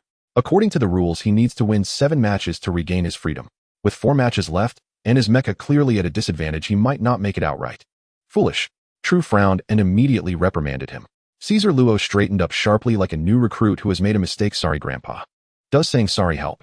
I want you to remember my words. You must understand that you will be a commander in the future, a Titan class, or even higher level Iron Cavalry. You will lead the army into battle. Can you really put all your hopes on your opponent making mistakes? True shot Caesar Luo a sideways glance, expressing a sense of disappointment, not to mention that those low-level Iron Cavalry have a significant capability gap compared to Lin Jie, a gap that can easily compensate for the disadvantages in mecha data and even surpass them. Even if the possibility of Lin Jie coming out is extremely slim, you must be prepared for the worst. If you lack even this common sense, how will you lead troops in the future? Grandpa, I understand. Caesar Luo's eyes flickered, and he nodded seriously. Meanwhile, the simulated battle on the sandbox also commenced. The fleet led by Caesar Luo arrived at the outer space of the planet and quickly approached the first defensive line, where the defending fleet began to exchange fire with his fleet. Both sides' warships raised enormous defensive shields, unleashing firepower while suppressing the opponent and covering their own combat units. Caesar Luo carefully observed the defensive layout of the planet on the sandbox and diverted a medium-sized fleet to the other side of the planet. On this side, there was a belt of asteroids. Influenced by the planet's gravity, it hung outside the planet, forming a natural defense line. Attempting to land from here would undoubtedly be a very difficult task. However, precisely because of this, the defensive forces on this side of the planet are very few. As long as they can successfully land, occupying the positions below shouldn't be too difficult. Nevertheless, in such circumstances, most commanders would bury mines in this belt of asteroids, hiding some explosives among the asteroids, waiting for the fleet to enter before detonating.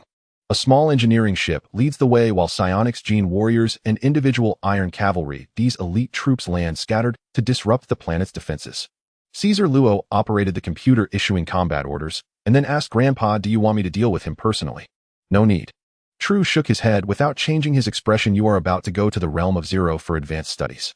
The Karl Star Nation only has 9 Iron Cavalry quotas every 5 years, and each fleet can only send 1 person. You must cherish this opportunity and not think about anything else. I'll handle Lin Jie. Yes, Grandpa. Caesar Luo nodded and continued to command the battle. In just a few exchanges, he had already gained a certain advantage.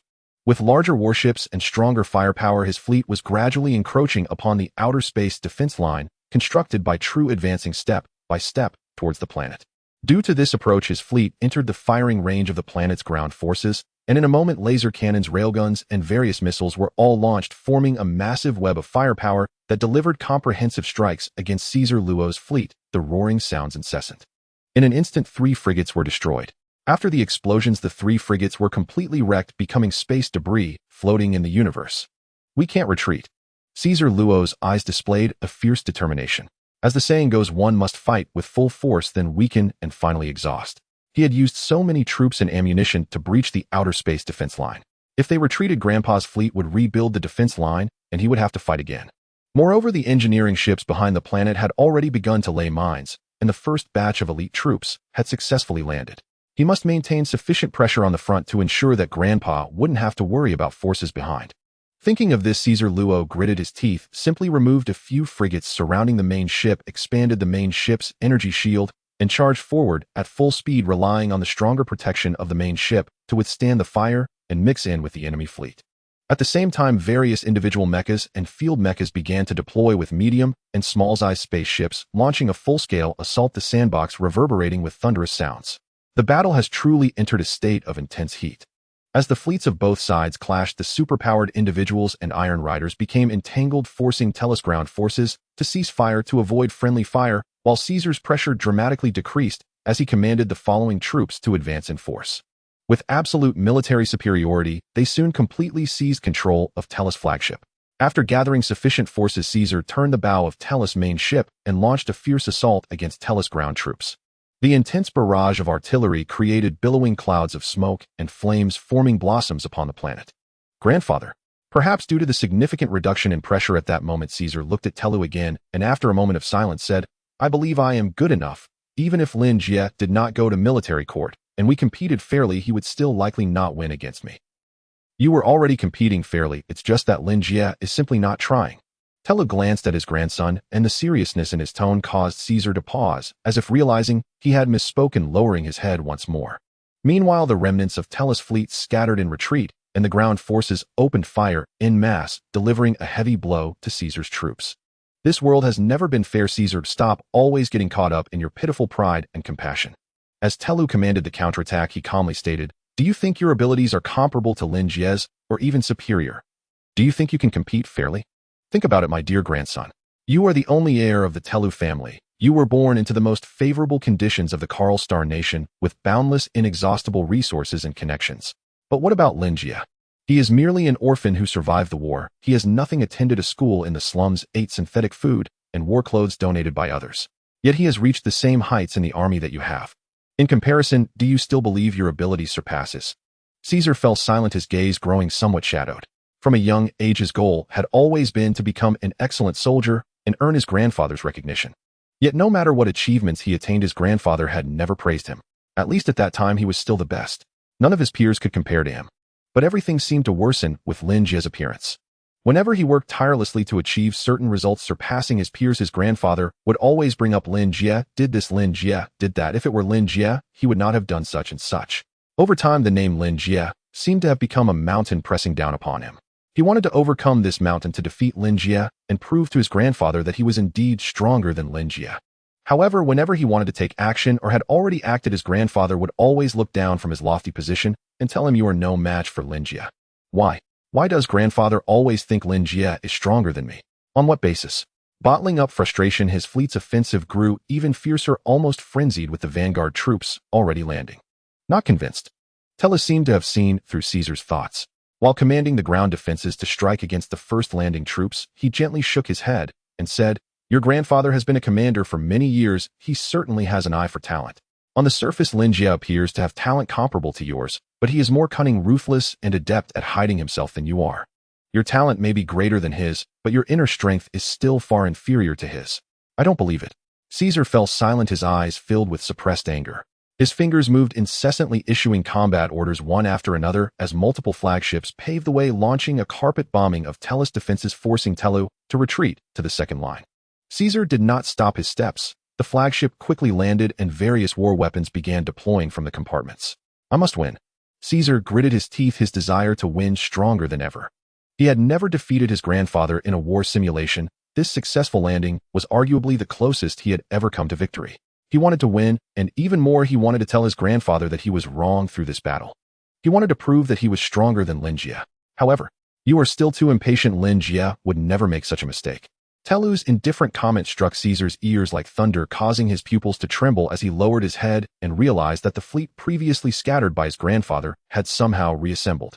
They were now charging towards his unmanned logistics flagship as dozens of small warships emerged from their compartments, braving a hail of gunfire, recklessly approaching his flagship.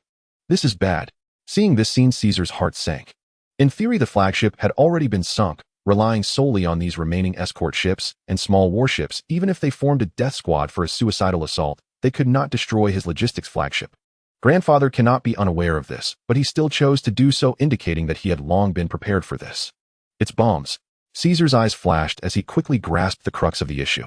Because the ratio of forces and firepower was 2-to-1 based on the troop composition his grandfather had already displayed, it was not difficult to estimate how many bombs remained. The reason he hadn't accounted for these at first was that he assumed his grandfather had hidden the bombs in the asteroid belt on the other side of the planet to intercept his encirclement. However, the engineering ship had been clearing mines for some time now, yet still had not discovered any bombs. On the front line, his grandfather's troops began another suicidal assault.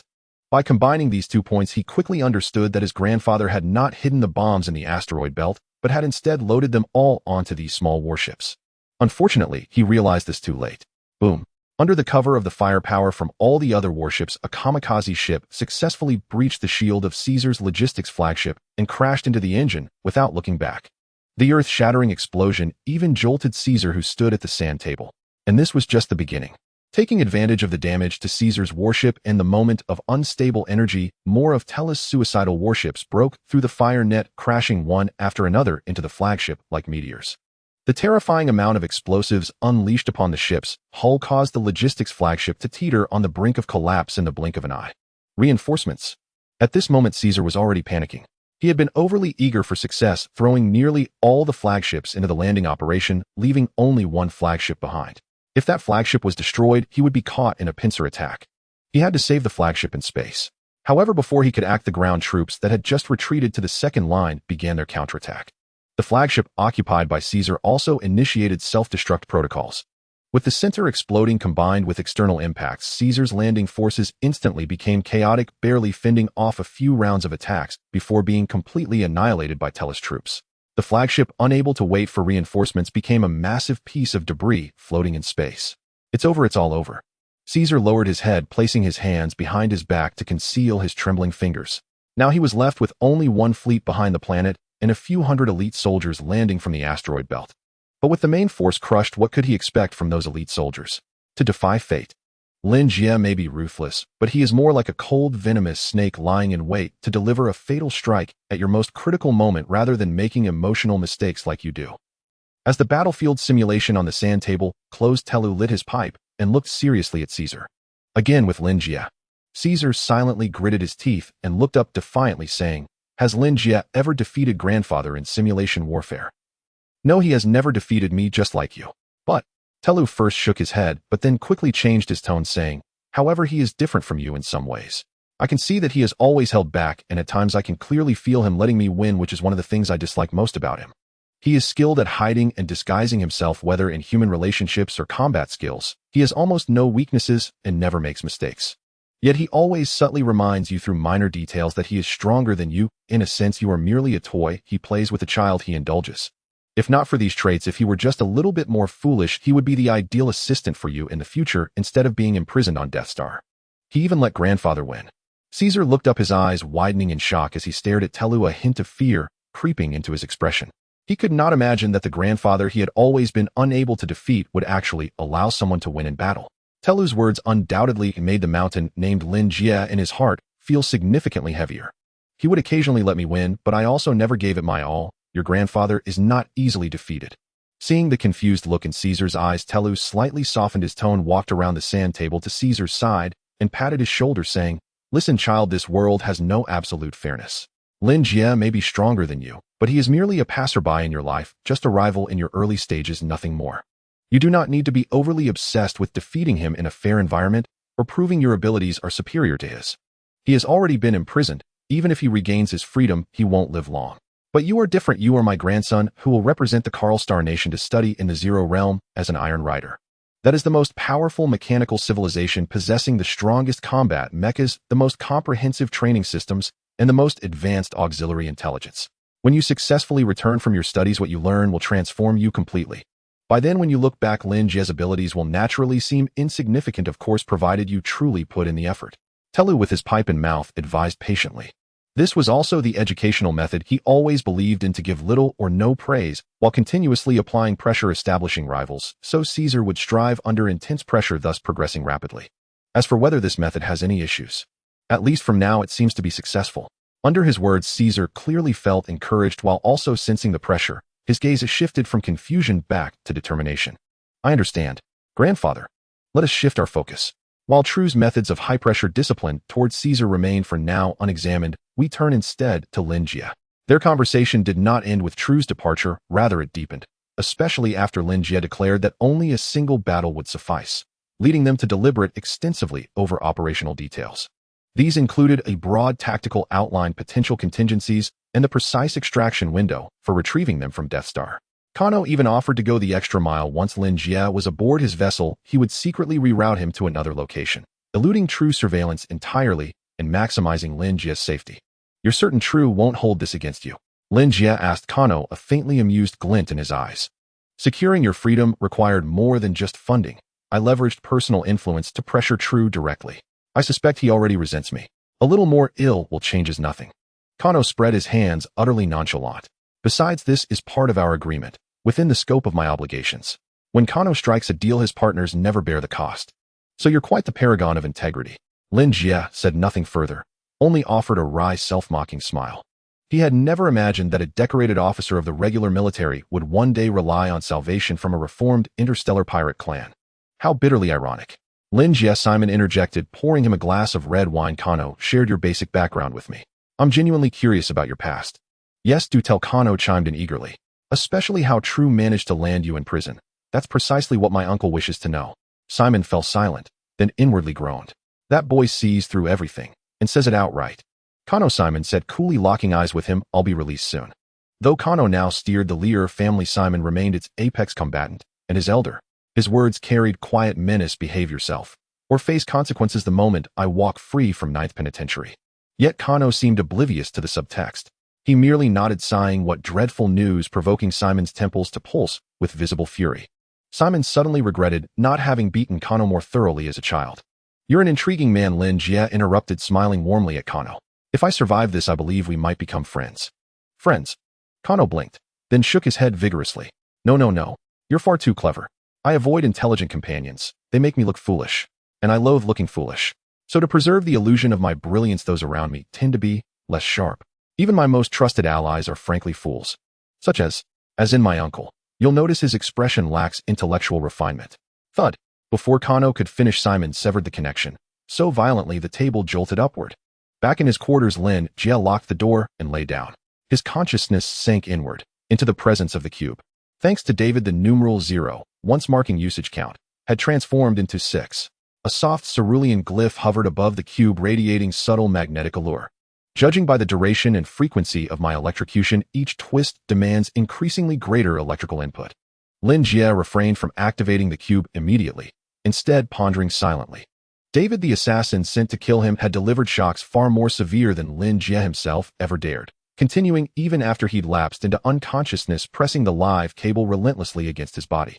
By prior benchmarks, and factoring in voltage and amperage from the interrogation chamber, this charge should have accrued double-digit uses. Not encouraging. Lin Jie fell silent. 2 or 3 twists yielded only rudimentary schematics. But what of the future? A standard 33 Rubik's Cube possesses roughly 43 quintillion possible configurations. At this exponential rate, would he need lightning itself to power it? Enough speculation, Lin Jie murmured, shaking his head. He examined all 6 faces of the cube with meticulous care. He suspected the fine ash-gray filigree etched across its surface held meaning, coalescing into a coherent pattern when properly aligned, perhaps unlocking extraordinary rewards. This posed no challenge. He'd already mapped most of it. Now he simply verified his deductions. Seconds later, he twisted the cube for the first time. As before, it trembled faintly and bestowed a weapon schematic in electromagnetic interference grenade, a compact EMP device propelled by conventional explosives. As customary, its design surpassed anything Lin Jie had previously conceived. He glanced briefly, then set it aside. The second twist granted him a pair of Drank pistols named Mandarin ducks. Third, fourth, fifth. Then on the sixth twist, the pale gray filigree on the cube's front face converged, forming a distinct unified shape. What shape exactly? Lin Jie couldn't identify it.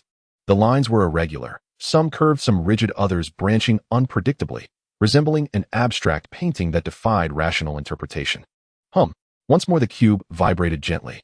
Cerulean luminescence rose, not condensing upon its surface, but dispersing like spring rain, seeping seamlessly into Lin Jie's very being. Knowledge.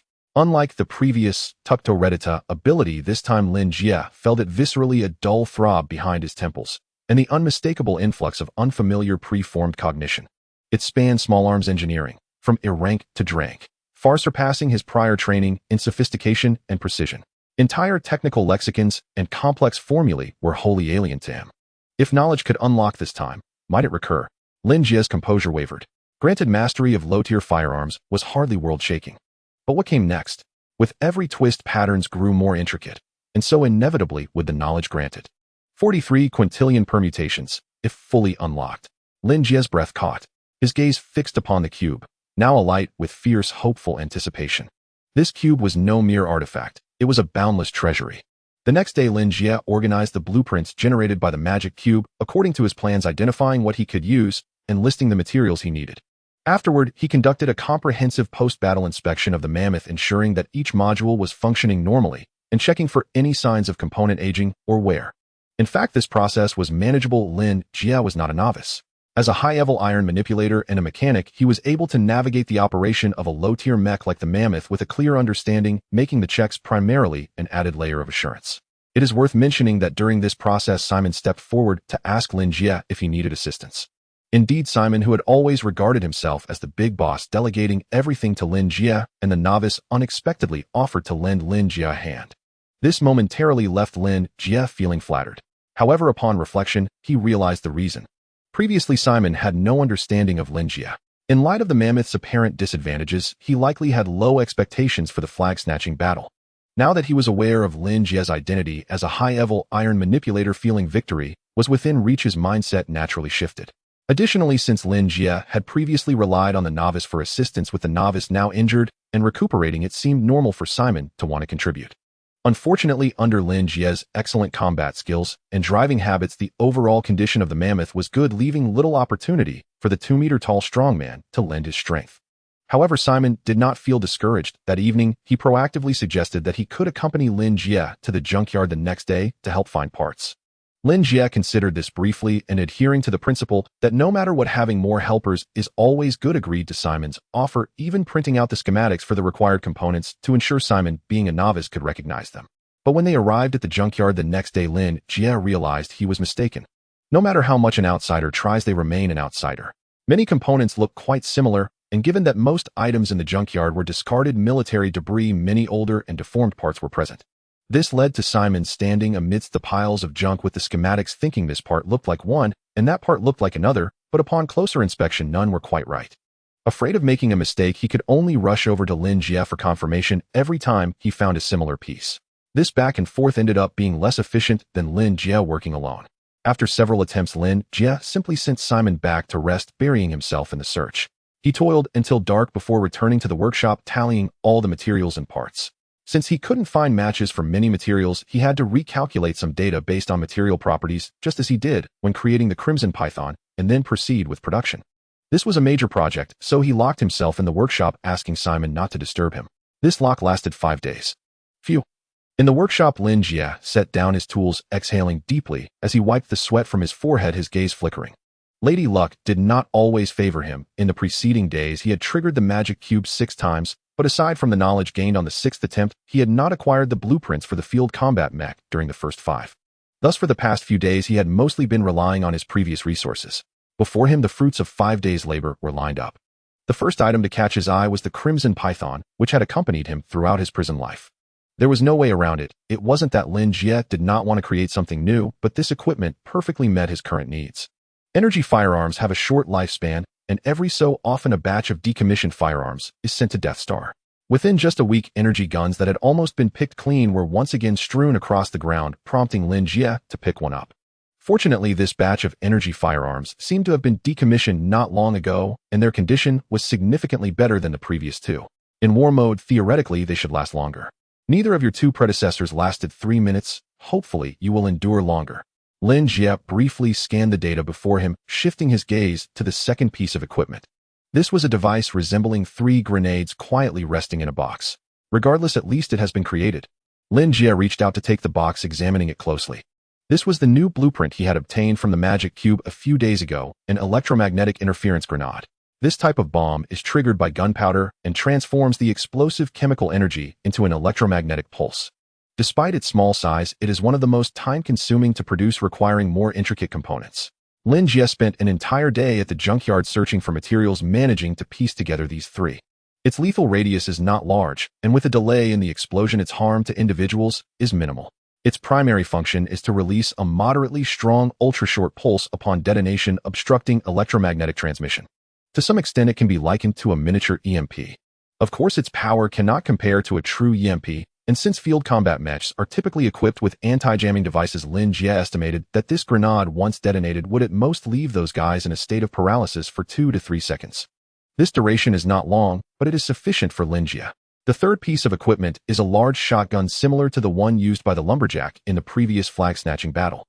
This piece of equipment did not utilize any blueprints or knowledge from the magic cube. Its characteristics include a short range, but great lethality and area of effect, making it effective in repelling enemies, without anything particularly noteworthy. Time to wrap up. As evening approached, Lin Jie couldn't help but stretch, preparing to return and rest well. The flag-snatching battle is tomorrow, and he needs to conserve his energy. The novice has also regained mobility after a few days of treatment with nutrient solution. 2 days ago, he knocked on the door, wanting to come into the workshop to help. At that time, Lin Jie refused, seeing that he still didn't look well. Now, having rested for 2 more days, doing some trivial tasks wouldn't tire him out, allowing Lin Jie to rest, while also giving the novice a sense of involvement, which was quite nice. In the last flag-snatching battle, 4 mechas were eliminated, leaving only 7 still eligible to compete. Excluding the mammoth from Simon's side, only 6 remain. During these 5 days, Lin Jie and Simon were busy, and the big shots behind these 6 mechas were not idle either. Not long after the flag-snatching battle ended, they specifically inquired with their subordinates in Iron Control about whether they could perform crazy maneuvers similar to Lin Jie, such as exiting the cabin to grab batteries or human missiles. The responses were surprisingly unanimous, all saying, "Your Majesty, I truly cannot do it." This answer undoubtedly left those big shots feeling quite vexed. They initially thought Lin Jie was a high-level player who had infiltrated a low-end match or a divine being with hacks. Although his skills surpassed those of their Iron Control subordinates, they believed that with extraordinary performance and Allen tactics, their subordinates should have a chance to counterattack. However, Lin Jie's maneuvers were simply beyond the capabilities of their Iron Control subordinates. They couldn't even dare to think about attempting them. This was not a hack, but a bug. So the question arises how to deal with a bug that offers no advantage to other players and cannot be exploited. The answer: contact the officials. The 6 big shots privately discussed and concluded that since their subordinates couldn't get stronger, they should find a way to weaken Lin Jie, reducing his available tactics and strategies. Thus, Horst took the lead, and the 6 jointly submitted a petition to Jenna requesting a ban on Iron Control participating in cabin exit battles during the flag-snatching competition. The reason given was that cabin exit battles were too dangerous. Yes, you read that right. In a life-or-death battle, these big shots deemed Lin Jie's actions too dangerous. At first glance, it even seemed like they were considering Lin Jie. Of course, this was not important. What mattered was that the petition was submitted, and it was a joint effort by 6 people, putting immense pressure back on Jenna. Upon hearing the news, Simon was both shocked and angry. He contacted Kano while hastily heading to the workshop to discuss countermeasures with Lin Jie. However, to his surprise, as soon as he arrived at the workshop and saw Lin Jie, before he could even explain what had happened, he received news that the petition from the other 6 had been rejected by Jenna, the master planner of the flag-snatching battle. At this moment, Simon was even more bewildered. Although this was good news for him, he couldn't understand how a mere warden like Jenna could so decisively reject the demands of 6 big shots. Without a suitable reason, it would be tantamount to slapping their faces. Did Jenna not want to keep her job? However, the reality was quite the opposite. Jenna had provided a sufficient reason for her refusal. Through later investigations and information from Kano, Simon learned that Jenna did not directly reject the petition, but instead released a survey on the dark web based on the requests of those 6 individuals. This survey targeted over 1 billion users who had watched the flag-snatching battle on the dark web, with only one question: should Iron Control be banned from exiting the cabin to engage in combat during the flag-snatching battle? 2 options were provided: A. Ban it. B. Do not ban it. There was even a comments section asking users why they chose A or B. This time the responses were surprisingly consistent. Faced with options A and B, almost all users chose C. Ban your mother. It was clear that the audience of the flag-snatching battle tuned in for the thrill and excitement. They would support whoever made their adrenaline spike. Currently, the excitement from the last flag-snatching battle was still fresh. Lin Jie's audacious maneuver of exiting the cabin in a battle mech to seize batteries and using himself as a human projectile was still vivid in everyone's minds. They were eager to see Lin Jie's lineup and any new tricks he might have, so how could they agree to ban Iron Control from cabin exit battles? In no time, a wave of feedback flooded in with posts like, "If you dare to ban me, you'll stop watching, and just because you can't use it, others shouldn't be allowed to either. And what kind of idiot thought up this rule?" Jenna simply compiled these responses and sent them back to the other 6 along with the petition directly, leaving the 6 big shots in silence. "It seems I was mistaken. Jenna is smarter than I imagined." Lin Jie recalled the entire incident, finding it somewhat amusing, and pressed the button to open the workshop door as it slowly rose. Then, he saw Curly standing at the door. As Lin Jie had expected, after a week of high-tech medical treatment, Curly had mostly recovered, looking much better, and was now standing at the door, finger on the communication button outside, seemingly wanting to call out to Lin Jie in the workshop. "Is there something you need?" Lin Jie glanced at Curly. "Yes," Curly nodded. "Someone is looking for you. The communicator is connected, and the boss sent me to fetch you." "Looking for me?" Lin Jie frowned.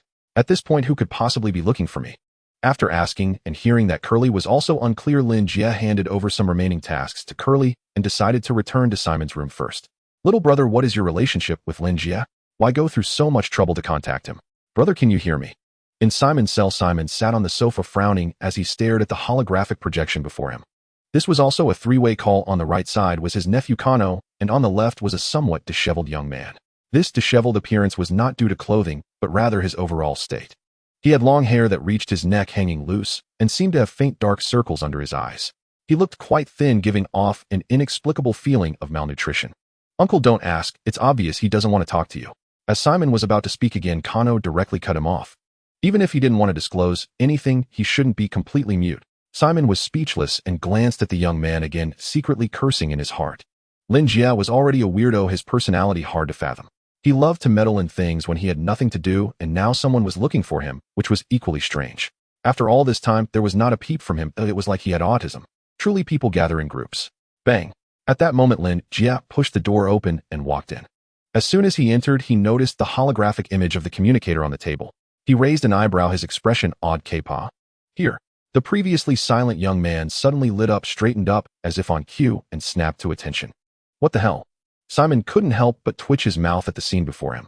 He had asked for a long time, and this young man hadn't said a word, but as soon as Lin Jie walked in and muttered a couple of words, he reacted so dramatically. Simon looked at Lin Jie. "It seems you know each other." "Yes, he was my soldier." Lin Jie nodded. As an officer and a genius mech pilot, Lin Jie had previously participated in an elite mech pilot training program, which gathered outstanding pilots from various units for high-standard instruction and training similar to special forces.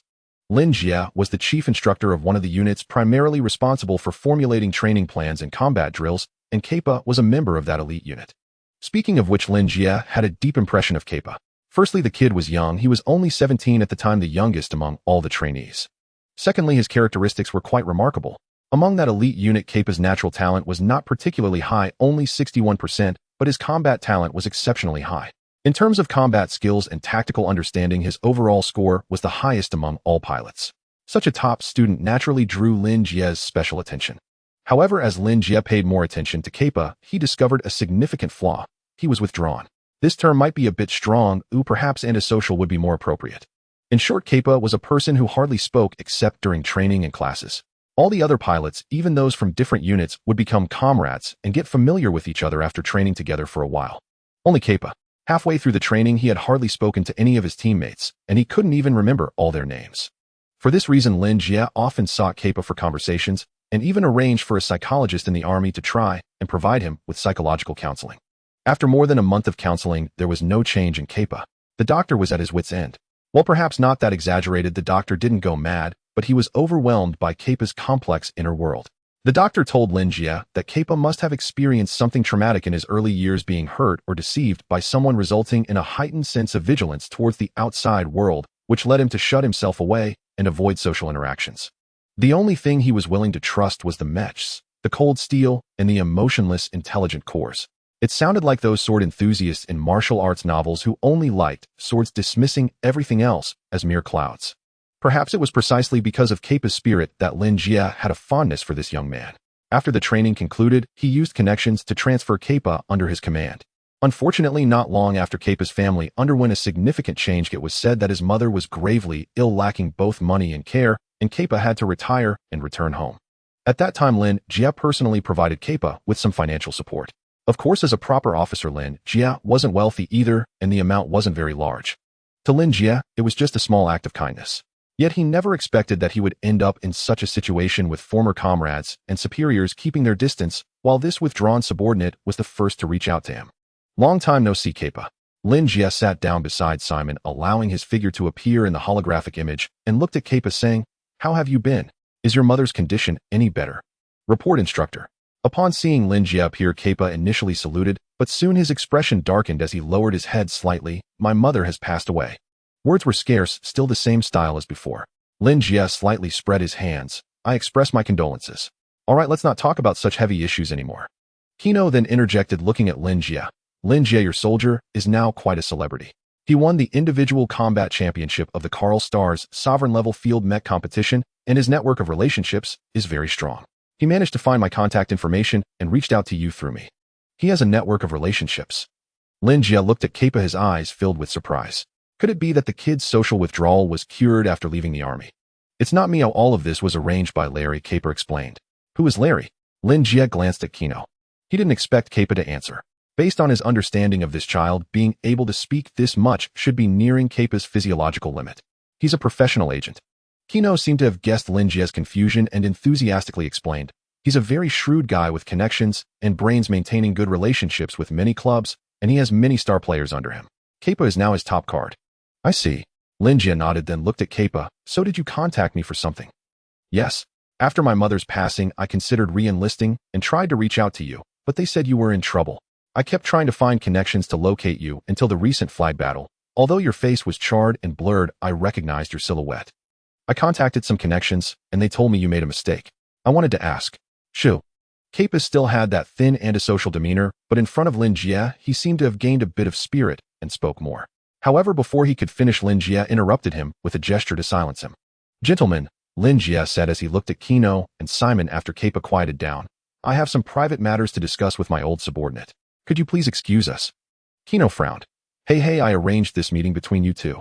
If you do anything outrageous like blowing up a prison or escaping, I will be held responsible. You can rest assured we are not that foolish." Lin Jie tilted his head and said, "We mainly want to discuss the specifics of the combat to secure victory in the next match, ensuring your uncle can regain his freedom. What's there to hide?" "All right." Lin Jie seemed to think of something and spread his hands. "Nothing can be hidden from you. Actually, I want to conspire with Kappa to take out your uncle and let him die in prison while I escape. Why didn't you say so earlier? I wish you success." Kino's eyes lit up immediately, and the communicator pinged out of the conversation. "Simon, Kappa, what do you want to ask? Go ahead." 2 minutes later, only Lin Jie remained in the living room, sitting on the sofa and looking at Kappa. "Instructor." Kappa looked up at Lin Jie, paused, as if organizing his words, then said, "I asked someone about it. They all said it was your disobedience on the battlefield that led to the destruction of the 9197 ship. Is that true? What do you think?" Lin Jie did not answer, but returned the question, "Do you think it's true?" "No." Kappa shook his head firmly. "In my understanding, you could not make such a mistake. Since you already have the answer in your heart, why ask?" "Because I want to know who harmed you and caused the deaths of the 3,000 comrades on the 197 ship." Kappa said, instinctively straightening his posture. "My mother may have passed away, but because of the money you provided, she had a good final time. She told me to repay you, so, instructor, as long as you need me, I am still your soldier." To speak so much in one breath is indeed a challenge for you. Lin Jie smiled. "If you still recognize me as your instructor, just take care of your current life. My matters I can handle myself." Bang. Far away on Mech+no star, Kappa opened his mouth wanting to say something more, but Lin Jie had already exited the call, and the holographic display closed, leaving Kappa staring into an empty space. Dear viewers, it's the weekend again. Welcome to the Darknet live stream of the Death Star flag capture match. I'm your host and commentator Kenny. He continued, shifting the focus to the contest itself. We are very fortunate to have with us a former Kerksingwo Tieyu League star Dominion-class single-unit Tieyu pilot and former head coach of the Anya Club Dusha Kali. Mr. Kali, please say hello to our audience. All right. Hello everyone, I'm Kali. At Kenny's words, the camera suddenly pulled back, sweeping across the commentary desk to reveal another figure, a bald man, now framed in the shot. The bald man waved toward the camera in greeting. An employment reunion is this. In the control room. Lin Jie, pausing in the midst of packing, glanced up. His conversation with Kappa had happened the night before. Lin Jie had no intention of letting Kappa wade into his mess. He believed in handling his own affairs. Besides, Kappa was now a champion-tier pro living comfortably. There was no reason for Lin Jie, who lived hand-to-mouth, to burden him. What Kappa thought was his business, but Lin Jie could not truly accept that. He decisively ended the call, refusing to let Kappa continue. After a night of rest, they arrived at the new Battlegrounds staging area. The pre-match routines were mostly the same. The only difference was the presence of Kali beside the commentary desk. You know him? Shimeng asked, noticing Lin Jie's motion. I know him, Lin Jie replied. An excellent TU pilot. I used to watch his highlight reels. Lin Jie inclined his head in acknowledgement. As Kenny had introduced, Kali had once been a famed professional, a single-unit TU pilot known for a decisive lightning style, earning him the sobriquet Dusha. He rose to fame young, and like many did not withstand the temptations of a glittering life, but later he was accused of sexual assault by a woman. The case had been a sensation at the time. Kali had to juggle competition with negotiations for sponsors, shuttling between courtrooms and arenas. Pressured from all sides and mentally exhausted, his performance plunged, and he was forced into early retirement. As for the Anya Club, Kenny mentioned it was a renowned powerhouse, its status comparable to Premier League giants like Chelsea or Arsenal. Rumors said it had violated financial regulations and come under investigation. Its reputation and standing teetered. The head coach fled, taking the captain and the star player with him, and the club seemed on the verge of collapse. The Anya manager found the fallen Kali. They struck a bargain. Kali accepted a meager salary to become head coach of Anya's single-unit TU division. Once in office, Kali adopted a do-or-die resolve, overhauling the team's training and tactics with ruthless efficiency. Those reforms indeed produced positive effects for the Anya squad. From languishing at the bottom and dismissed by everyone, they marched northward through the season. Thanks to Kali's bold tactics and the club's pedigree, they finished in a surprising third place. That third place finish drew in more sponsors, easing their finances, and it looked as if things were finally turning around. But just as everyone expected the Anya team to rise under Kali, his old weaknesses resurfaced. During the off-season, he was exposed in a scandal involving liaisons with fans. Weighed down by management, Anya dismissed the once valued coach. From that moment, the so-called Dusha fell silent, until today when Jean-Na had somehow dragged him in as an analyst for the flag capture match. Mecha are trash, TU are scum, commentators are vermin. This is a recycling bin, Lin Jie muttered, lowering his head and continuing to pack his tools. This time he was bringing more than mechanic gloves and grenades. Specialized wrenches and heavy drill bits were packed into his kit as well. Lin, good checks are done, ready for entry. Wan Mao had returned the pre-match check to Meng, and as Lin Jie had asked, procured a tactical mask from the guards. Seeing Lin Jie's toolkit, he froze. You're not seriously bringing all this into the cockpit, are you? The cockpit's cramped enough without these tools. To accomplish what others cannot, one must employ means others never imagine. Lin Jie took the mask from Juan Mao, shouldered his toolbox, leapt into the Meng Ma's cockpit, and turned to Shimeng and Wan Mao with a thumbs up. Prepare the victory drinks. Tomorrow we will be free. How are things? In the director's room, hundreds of square meters and dozens of people. The place hummed like a beehive. Jean-Na leaned on a staffer's chair back, standing before a wall of broadcast feeds. She scrolled through data reports and queried the crew, all of it, keeping her utterly occupied. 9 billion online. A young woman beside her removed her headset, face alive with excitement. Warden, our viewership has hit a new high. Online numbers have surpassed 9 billion and are still rising. I've never seen any single program draw such a massive live audience. Warden, we've made history. 9 billion. Although she had been braced, Jean-Na was still stunned. Previous flag capture matches had peaked at 6 billion viewers at most. This was only pre-match hype. If the contest itself began and numbers climbed further, they might well breach 10 billion. Lin Jie, Jean-Na whispered, trembling with excitement. As an old planner, she understood clearly that this surge in interest was inseparable from Lin Jie's explosive performance in the last match. Of the 9 billion viewers, at least 5 billion had come because they'd watched the clip of Lin Jie's previous match. The very man who had once lambasted her about age had become her cash cow. Stay calm. We cannot afford errors now. Watch the signal station closely, no amateur mistakes. Coordinate with the dark net, reinforce server stability. There must be no crashes. I have a feeling this madman Lin Jie will pull something even more insane this time. the interaction rate and concurrent viewers will spike. Also, Jean now paused. How long until the official start? Reports 7 minutes. So after introductions, there's only about 6 minutes left. Tell Kenny and Callie to stop teasing the audience. Skim through the other players. Bring our protagonist on now. Yes, Callie may be a single-unit TAU specialist, but having coached a top-tier club, he has unique insights into tactics and mecha characteristics. Now Coach Callie will analyze player Hu Ku in the machine he pilots the Honglong. As for Hu Ku, his advantages are considerable. In the Mecha League, pilots rarely switch models lightly to preserve pilot-mecha synergy. Therefore, competition mecha must be designed to adapt to more complex battlefields. The Honglong is such a model. If I were to rank all mecha, I'd place the Honglong at the very top. In the live studio, Kenny and Callie completed the final segment of pre-match warm-up player introductions. The broadcast shifted to a three-dimensional model of the Honglong. As the camera moved, streams of data exploded from the hull. Every detail displayed exhaustive and meticulous. Yet, as Jean Na had suspected, few in the audience were here for anyone but one person. Before Kenny or Callie could finish, the chat erupted with comments like, "Who the hell are these people? I want to see them, mama. Bring out that mechanic." Paid Darknet members even purchased banners and flashy effects that nearly obscured the camera. A single chant, "We want mama," swept the feed, more frenzied than a pop star's concert. Kenny, an old hand at commentary, knew the danger of overplaying things.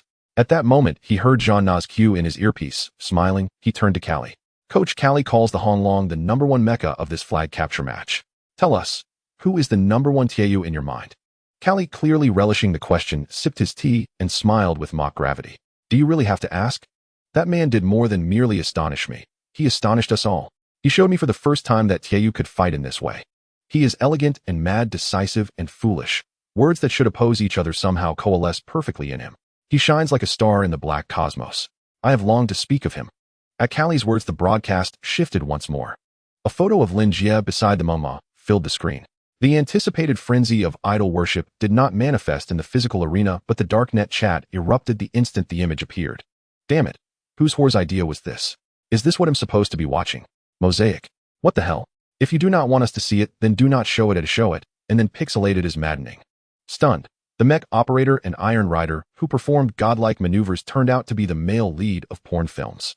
Comment above, mad props. Seeing Lin Jie's face blurred in the photo, the viewers who had waited in the stream for so long were openly displeased. A volley of insult-filled danmaku erupted like gunfire. As Jean Na had predicted, most of these people had stayed precisely because they had seen Lin Jie's outrageous plays. They had been waiting in the live stream to behold the true face of this master. They had not expected the organizers to pull such a stunt. It was like reaching the climax of a movie only for the screen to cut away. The exact moment the pants fall down, and a banner reads, "See you next time." One could hardly remain unmoved. For a moment, the torrent of viewers' fury nearly drowned the whole chatroom. Jinyu Zhang engagement is surging, but most of it is negative. How are the online numbers? The audience has not fled, it is still climbing, and has already passed 9.5 billion. Then ignore them. In the control room, Jean Na remained unflappable. Lin Jie not showing his face had been decided long ago. Because his identity was sensitive, those above had explicitly ordered that Lin Jie must not be exposed. Lin Jie himself did not wish to draw attention, so both parties were in agreement and established the rule that he would appear masked. As for whether this arrangement would harm the broadcast ratings or public opinion, Jean Na was unconcerned. Having once worked at a television station, she had seen this many times. Some viewers would become deeply dissatisfied over minor blemishes or unusual arrangements in a program and would vent incessantly. There would even be independent media creators who made videos that listed from every angle and every aspect a string of criticisms. Those people seemed to be looking for trouble and pulling a program's reputation down, but in a way they were the program's most devoted fans. The more they cursed, the more they watched. Especially the video makers, because they had to produce content. They watched every episode, and their subsequent posts and uploads would almost invisibly raise the show's profile. And Jean Na could be certain of this. Lin Jie would not lose attention because of pixelation and a mask. On the contrary, the mystery would inflame the audience's curiosity. They would be all the more desperate to know who hid behind the mask and what kind of person he truly was. Tell Kenny to ignore the negative interactions and to proceed with the program. Friends watching, as you can see, for certain special reasons, the substitute Iron Rider of Mengma cannot reveal his name or identity. Coach Karl Lee and I will refer to him as the mechanic during our commentary. We appreciate your understanding. All right, Coach Karl Lee, regarding the mechanic, what is your view? Kenny, having received the cue, did not hesitate and accelerated the segment. Karl Lee reacted quickly and adopted an expression of reverent seriousness. What can I say? As you put it, words fail me. Trust me, as a former professional player, I can responsibly tell you that the mechanic's combat style is far more demanding and far crazier than you can imagine. Meanwhile, a message flashed, Lin Jie, Iron Rider. In this match, your previous tactics may be difficult to pull off. Yes, it is a bit troublesome. On the battlefield, Kai-in and Lin Jie watched a transport helicopter ferry and entertainment mecha overhead and discussed the situation. Perhaps because the number of participating mechas had been drastically reduced, the battlefield itself was much smaller this time, set within an abandoned manor of modest scale. It was said to have been built during the early days of Ka-er Xinghua by a prodigal scion who had immigrated here. The grounds were not vast, roughly the size of a primary school, but the center stood a 4-story villa, a garden lay behind it, and the front entrance faced a fountain. In the fountain's center rose an angel sculpture 7 or 8 meters tall, a blue banner representing freedom planted upon its head. After living there for a time, the owner discovered the planet's living conditions were poor and simply moved away. Over time, the Siwang planet gradually turned into a garbage world, and the estate was abandoned. The owner could not be traced, and Zhang Na requisitioned the place for the competition. The reason Kai-in thought Lin Jie's old tactics would falter was simple. Kai-in had noticed that the entertainment mecha that had just flown overhead had extra armor fitted over its battery compartment. Based on its computational model, and considering the impact of Lin Jie's previous match, it deduced that if one mecha had fitted anti-theft armor over its battery, it was likely that the others had done the same. Put plainly, Lin Jie could no longer exit his cockpit and simply grab batteries. If he insisted, he would first have to open the externally attached anti-theft armor to access the battery within. Facing field mechas weighing dozens of tons, the time required to remove that anti-theft armor would be enough to get Lin Jie killed several times over. Seems these guys were clever enough to protect their batteries, Lin Jie murmured, rubbing his nose. So should we change tactics? According to the analysis, the success rate of the out-of-cockpit battery raid has already fallen below 0.7. I suggest that once combat begins, even if a battery's charge is exhausted, do not immediately jettison it. At the final moment, we might still be able to draw a little energy from it. What can that trickle of energy possibly do? The tactic stays the same. As soon as a battery is depleted, jettison it immediately to reduce weight. As the timer hit 0, the match officially began. Lin Jie lifted his Qi Mang and set out to hunt for his first prey. Zhuanmao, report the positions of the others. Brother Lin, if we take the villa as the center line and split the battlefield into north and south, you are currently in the southeastern corner of the estate. Also in the southern sector with you are Hu Kes Honglong and Han Kes Famagong. The bomber and the Crimson Engineer are currently in the northern part of the estate. With the villa, the parking lot, and the pool between you, they cannot affect you in the short term. Nearest to you now is the Famagong, roughly at your 2 o'clock, about 400 meters away. The Honglong is nearby. But Han Ku does not seem intent on fighting the Honglong. He is moving toward the villa. Acknowledged. While advancing, Lin Jie exchanged information with Wan Mao and adjusted course, heading toward the villa at the center of the estate. After all, only 7 competing mechs remain. Their number is small, so even though the battlefield has contracted, a brawl at the very start of the match has not occurred. The complex architecture and the chaotic garden decorations obstruct sight so severely that even from 4 or 5 meters up inside a mech, vision is greatly impaired. Even Lin Jie in such circumstances must rely on logistics to determine others' positions. Brother Lin, did you just say the tactics remain unchanged? Zhuanmio's voice crackled over the radio. Are you really going to exit the cockpit to grab batteries? They will surely be on guard. Do I look stupid? Lin Jie retorted, a touch exasperated. Last time his tactic succeeded partly because he fought well and partly because the maneuver was so audacious that nobody expected it, leaving them unprepared. It was precisely that stunned mental blank that allowed Lin Jie to seize the flag and land unscathed. The process was extraordinarily perilous. A single misstep meant a 100-meter free fall, and every other mech was a potential killer. Had any of them been more experienced or composed enough to react before Lin Jie landed, raise their guns and fire, he would have died horribly. Thus, Lin Jie's previous victory was nothing but a mad gamble. Such gambling tactics usually work only once because, as Wan Mao said, others will be wary afterward and will pay special attention to Lin Jie's cockpit. Lin Jie was certain, unless it was an unknown duel in which he utterly neutralized his opponent, opening the cockpit door would be a death sentence. Yet Meng Ma had no suitable cold weapon and the mech's attributes were at a clear disadvantage. To win, he would have to exit the cockpit. Under those circumstances, tactical details had to change. Here they come. Suddenly, Meng Ma's footsteps faltered as he glanced to the side. It was a green garden, the leaf-woven maze seen in films, except long abandoned. The leaves gone, only brown desiccated vines remained, which before the weight of a dozen-ton war mech were practically paper.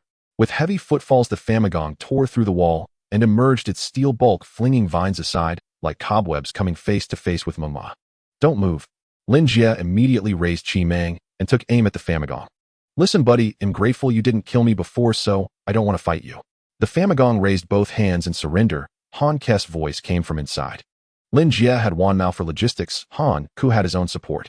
Before emerging, he knew Lin Jie's position, yet he came out because after analysis with his mechanic they believed that if they did not provoke Lin Jie would not strike first. After all, Chi Meng was Lin Jie's trump card. He would surely reserve it as his last resort. In close quarters, although Lin Jie's tactical acumen far exceeded his own Meng+'s mech was at an obvious disadvantage, in the short term, he could not overcome the Famagong.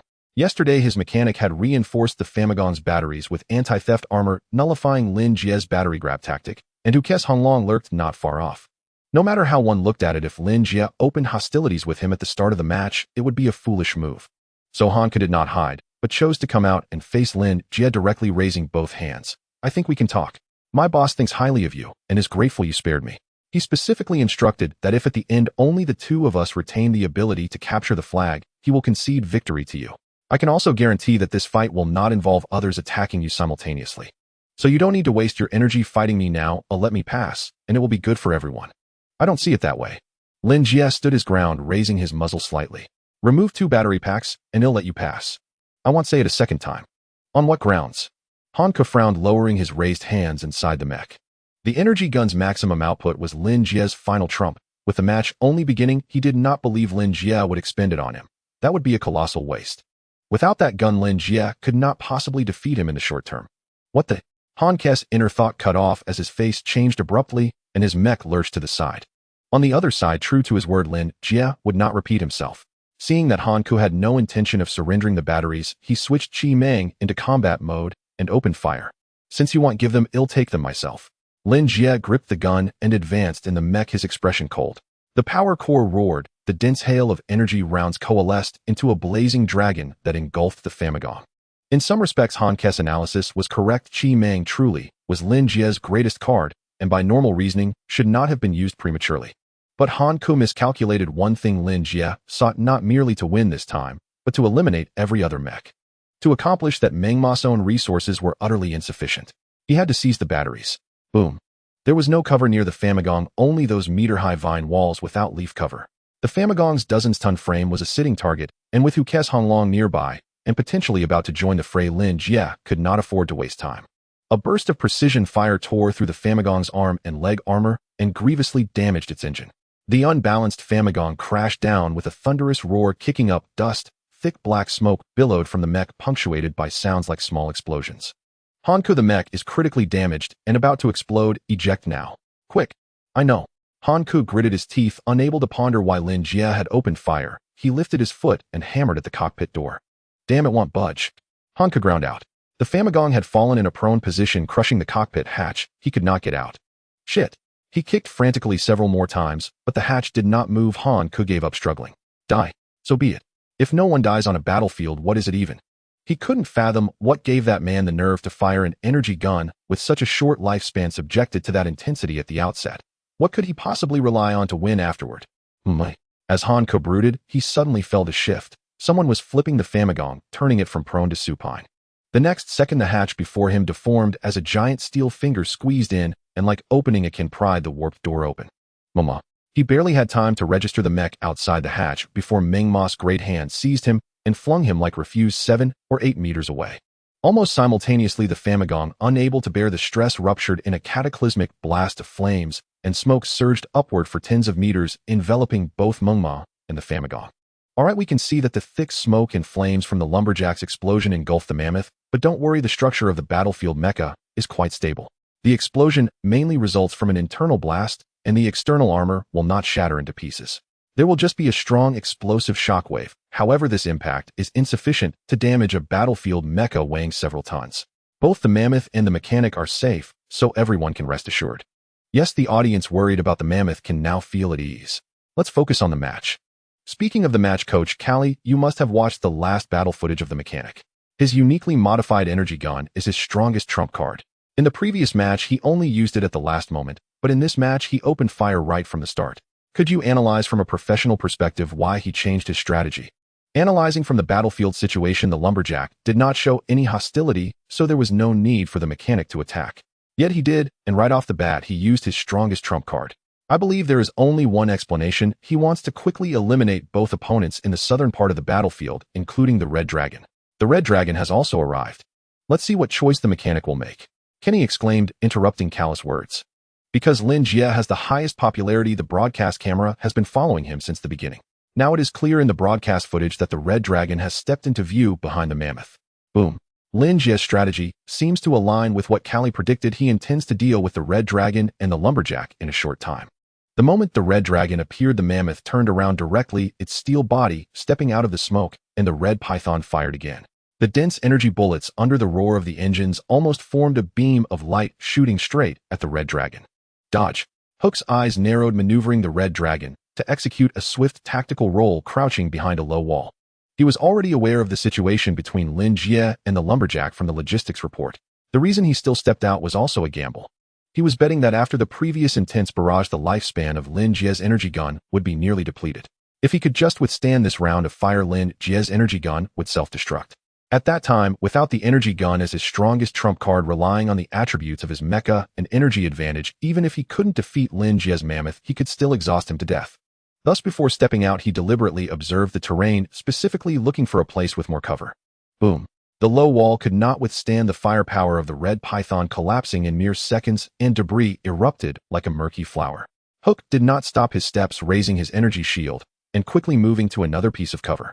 Unfortunately, he was slightly slow. The fire from the red python shattered the energy shield half a second early, striking the armor of the Red Dragon and causing a noticeable dent.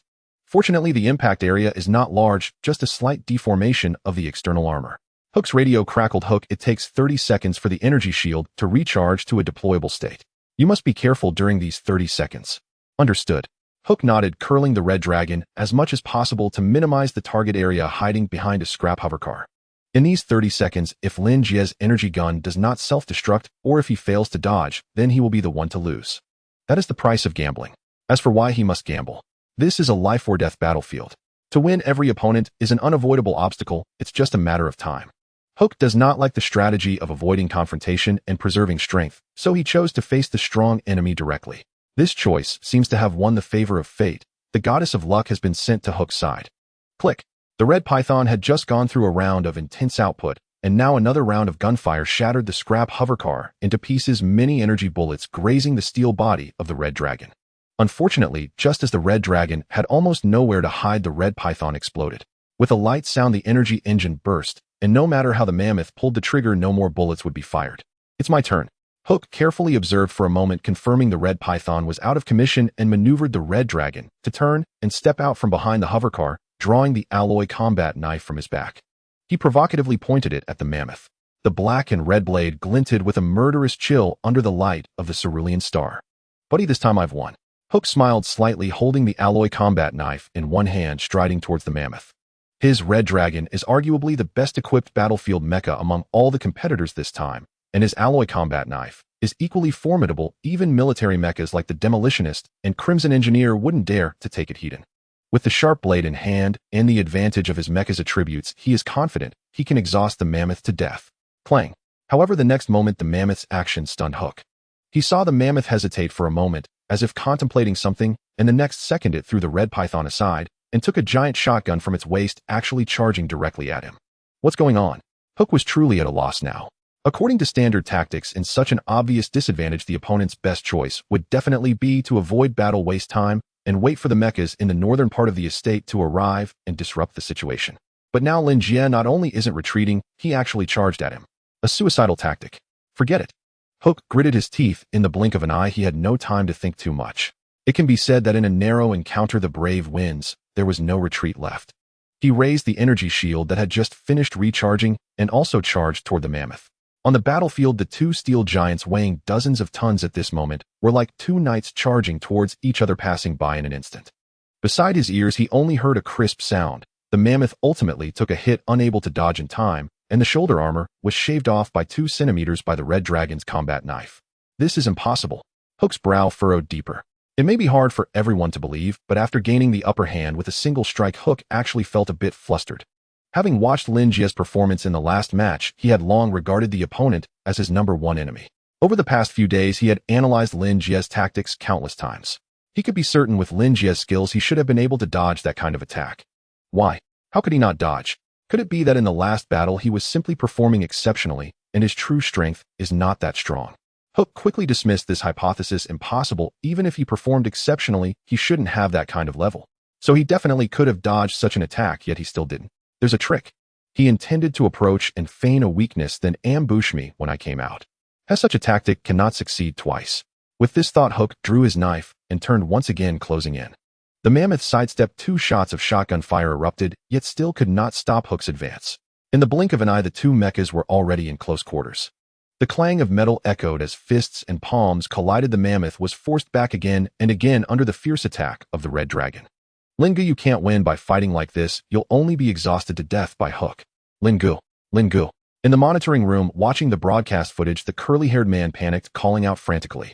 However, Lin Jie did not seem to know what was going on, falling into radio silence, and no matter how much he shouted, he received no response. Lin Jie, you said you never make mistakes. Simon sat aside, hands clasped, though he said nothing. Sweat was already seeping from his bald head.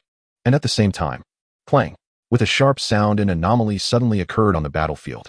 The mammoth seized an opening, closed and wedging its shoulder under the red dragon's armpit, and locking the right arm of the red dragon, holding the knife. Here it comes.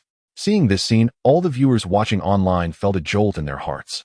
They had seen this scene before in the last match. Lin Jie locked the lumberjack's movements like this before seizing the battery. This familiar scene ignited their intense anticipation. Just this. Unlike the audience, Hook, whose right arm was locked, snorted coldly, revealing a look of disdain. I thought you would have some new tricks. I didn't expect it to be the same old routine. This tactic could never succeed a second time. Although he appeared to be attacking with all his might, he had been keeping an eye on the mammoth's movements, especially the cockpit. As he saw a gap open in the cockpit, he maneuvered the red dragon's abdominal armor to flip, revealing 2 dark gun barrels. Waiting for Lin Jie to show his face, he would shoot him into a sieve. However, the next scene left him utterly dumbfounded. He saw the cockpit door of the mammoth tremble slightly twice, then suddenly burst open. Just as Hook was about to open fire, he found it empty. Apart from the neural connection helmet, there were only simple operational facilities. No sign of Lin Jie. Where the hell is he? Where is everyone? Where is the mechanic? What a joke. I haven't even blinked since the competition started. When did he disappear? Did he evaporate into thin air? The empty cockpit on the broadcast screen instantly ignited the dark web live stream. The interaction count exploded in an instant, with a flood of comments filling the screen, even obscuring the gunfire and smoke, causing viewers to feel a chill down their spines. Countless broadcasting devices were overwhelmed, leading to significant lag. Coach Callie. Kenny looked towards Callie from the commentary booth. Although he was a professional commentator, he was just a commentator after all. Being neither a player nor a participant, this bizarre scene clearly surpassed his understanding, so he could only seek guidance from Callie, a former professional player. I'm very sorry. Callie adjusted his glasses. I didn't notice when the mechanic left the cockpit. In a luxurious apartment in main star, Zhang Rui looked at the live broadcast in disbelief. Behind her sat Keepa, who appeared quite withdrawn. This was Keepa's private residence leased by his club. Of course, in the management of a professional club, no matter how strong the player is, they should not be given special treatment, as it would be detrimental to management even if they are national champions. But Keepa was an exception. He was too reclusive, hardly spoke, and when he did, it was always blunt. If someone tried to get closer to him, he would bluntly tell them, please don't bother me. If someone wanted to learn from him or train together, he would say, you're too weak, don't drag me down. Over time, the club teammates couldn't stand it any longer. Keepa successfully isolated himself from everyone, and the teammates collectively petitioned the club to grant him special treatment, asking to keep Keepa away from them. Thus, Keepa obtained his private residence.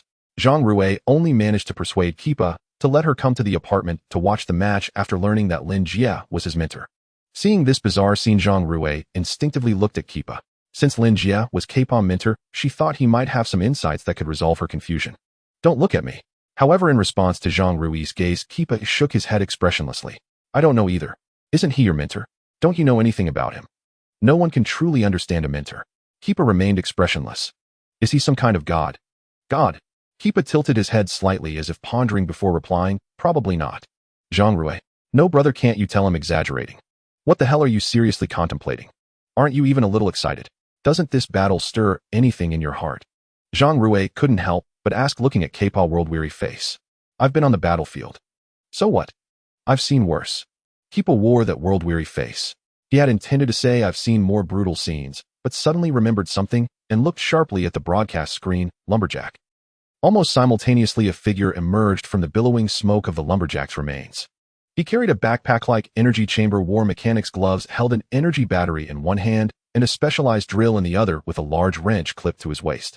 It was Lin Jie. He moved swiftly, sliding under two mechs and reaching behind the mammoth. Kane, who was ready, quickly unloaded the battery, while Lin Jie secured the drill onto the energy chamber on his back, grabbing the mammoth's calf like a nimble monkey and swiftly inserting the battery. Few almost got carbon monoxide poisoning. Seeing the first step of the plan succeed, Lin Jie breathed a sigh of relief, but he dared not slacken in his actions. He unhooked a grenade from his waist, bit off the safety pin, and climbed up the mammoth's back armor, leaping to the top of the red dragon. Aiming for the right spot, he directly stuffed the grenade into the gap in the red dragon's armor. Where did you come from? What are you trying to do? The camera could see where Lin Jie emerged from, but from Hook's perspective, Lin Jie appeared to have suddenly jumped out from behind the mammoth and stuffed something into the chest of the red dragon. The sudden turn of events left Hook utterly unprepared. What are you doing? You'll find out soon enough. Lin Jie glanced at the right hand of the red dragon, which was locked by the mammoth and gripping a battle knife, a smirk forming at the corner of his mouth. By now everyone could probably guess. That's right, Lin Jie used the cover of the lumberjack's smoke to exit the cockpit ahead of time, hiding behind the lumberjack's remains. The one fighting Hook earlier was not Lin Jie, but the intelligent core Kane following his instructions. This was precisely what Lin Jie meant by changing tactics through details. Since everyone would be focused on the cockpit waiting to take him down when he exited, he decided to take advantage of the moment when no one was aware and make an early exit, playing a diversion. The facts prove that Lin Jie was successful. With everyone's attention concentrated on the cockpit, he had a fleeting moment to approach the red dragon. Damn it, Dot. As he spoke, everything happened in the blink of an eye. Sensing danger, Hook quickly reacted, struggling with all his might, while raising the other hand of the red dragon, clawing at Lin Jie, who was standing on the mech's head. Given the technological backdrop of this universe, mechanical bearings have already achieved exceptional precision and resistance to external sabotage. Most cannot be compromised using rudimentary tools. Yet such high-precision components are typically reserved for elite-grade mechs. Red Dragon, however, is no elite. Like other rogue mechs competing in the tournament, it is classified as Grade E, the lowest tier, salvaged from scrap heaps, obsolete, and long decommissioned. Its so-called strength is merely relative to its fellow contestants. Lin Jie had observed it closely in prior matches and was confident he could swiftly dismantle and cripple its elbow joint. The sole complication: Red Dragon would not stand still and wait to be dismantled. He needed a way to severely restrict its mobility, to carve out a moment of stability for himself. Mammoth and the newly fabricated electromagnetic grenades were the linchpins of this plan. Tat-a-tat. The machine gun roared, and Red Dragon's frame jolted violently. Lin Jie was no deity. Absolute precision across every variable was beyond human reach. A fleeting gap emerged between the detonations of the two grenades, just long enough for Red Dragon to regain momentary control. Its machine gun fire raked across Mammoth's armored flank, igniting showers of sparks. Fortunately, it lasted only an instant, mere fractions of a second. Before Red Dragon could inflict any substantive harm upon Lin Jie, the second grenade detonated. A sudden localized electromagnetic pulse plunged Red Dragon once more into temporary paralysis. One grenade remains. Lin Jie's face, obscured by his tactical visor, betrayed no expression, yet his gaze burned with unshakable resolve. With a swift, brutal motion, he drove a wrench deep into the bearing, then swung his arm in a full arc and struck, shattering the alloy casing on the opposite side. A cascade of metallic ball bearings spilled forth like scattered beads. "You bastard!" Huka, watching through visual feed, erupted in fury. Kicking wildly at the cockpit hatch, "Let Red Dragon go. If you've got guts, come after me instead." That outburst made me feel like a wife confronting her husband mid-adultery. Oh, how delightfully thrilling. Lin Jie, perched atop Red Dragon's head, faintly heard Huka's roar, but dismissed it entirely. Even as he continued dismantling, his mind split seamlessly, calculating the precise activation window for the third grenade. It detonated at the very last possible millisecond, plunging Huka's cockpit, just beginning to flicker back to life, into darkness once more. Lin Jie seized those final seconds. Combining drill and wrench, he completed the destruction in rapid succession. Then, with one decisive kick, he executed Red Dragon's surgical limb amputation. With a heavy clang, Red Dragon's forearm, still gripping its alloy battle blade, crashed to the ground. At Jin Na's direction, the camera lingered on a tight, dramatic close-up. Boom. The next instant, Huku, desperate to revive Red Dragon, succeeded at last. But overexertion, compounded by the severed forearm and Mammoth's unyielding grip, left him off balance. After two frantic, futile struggles, he crashed to the earth with a thunderous impact.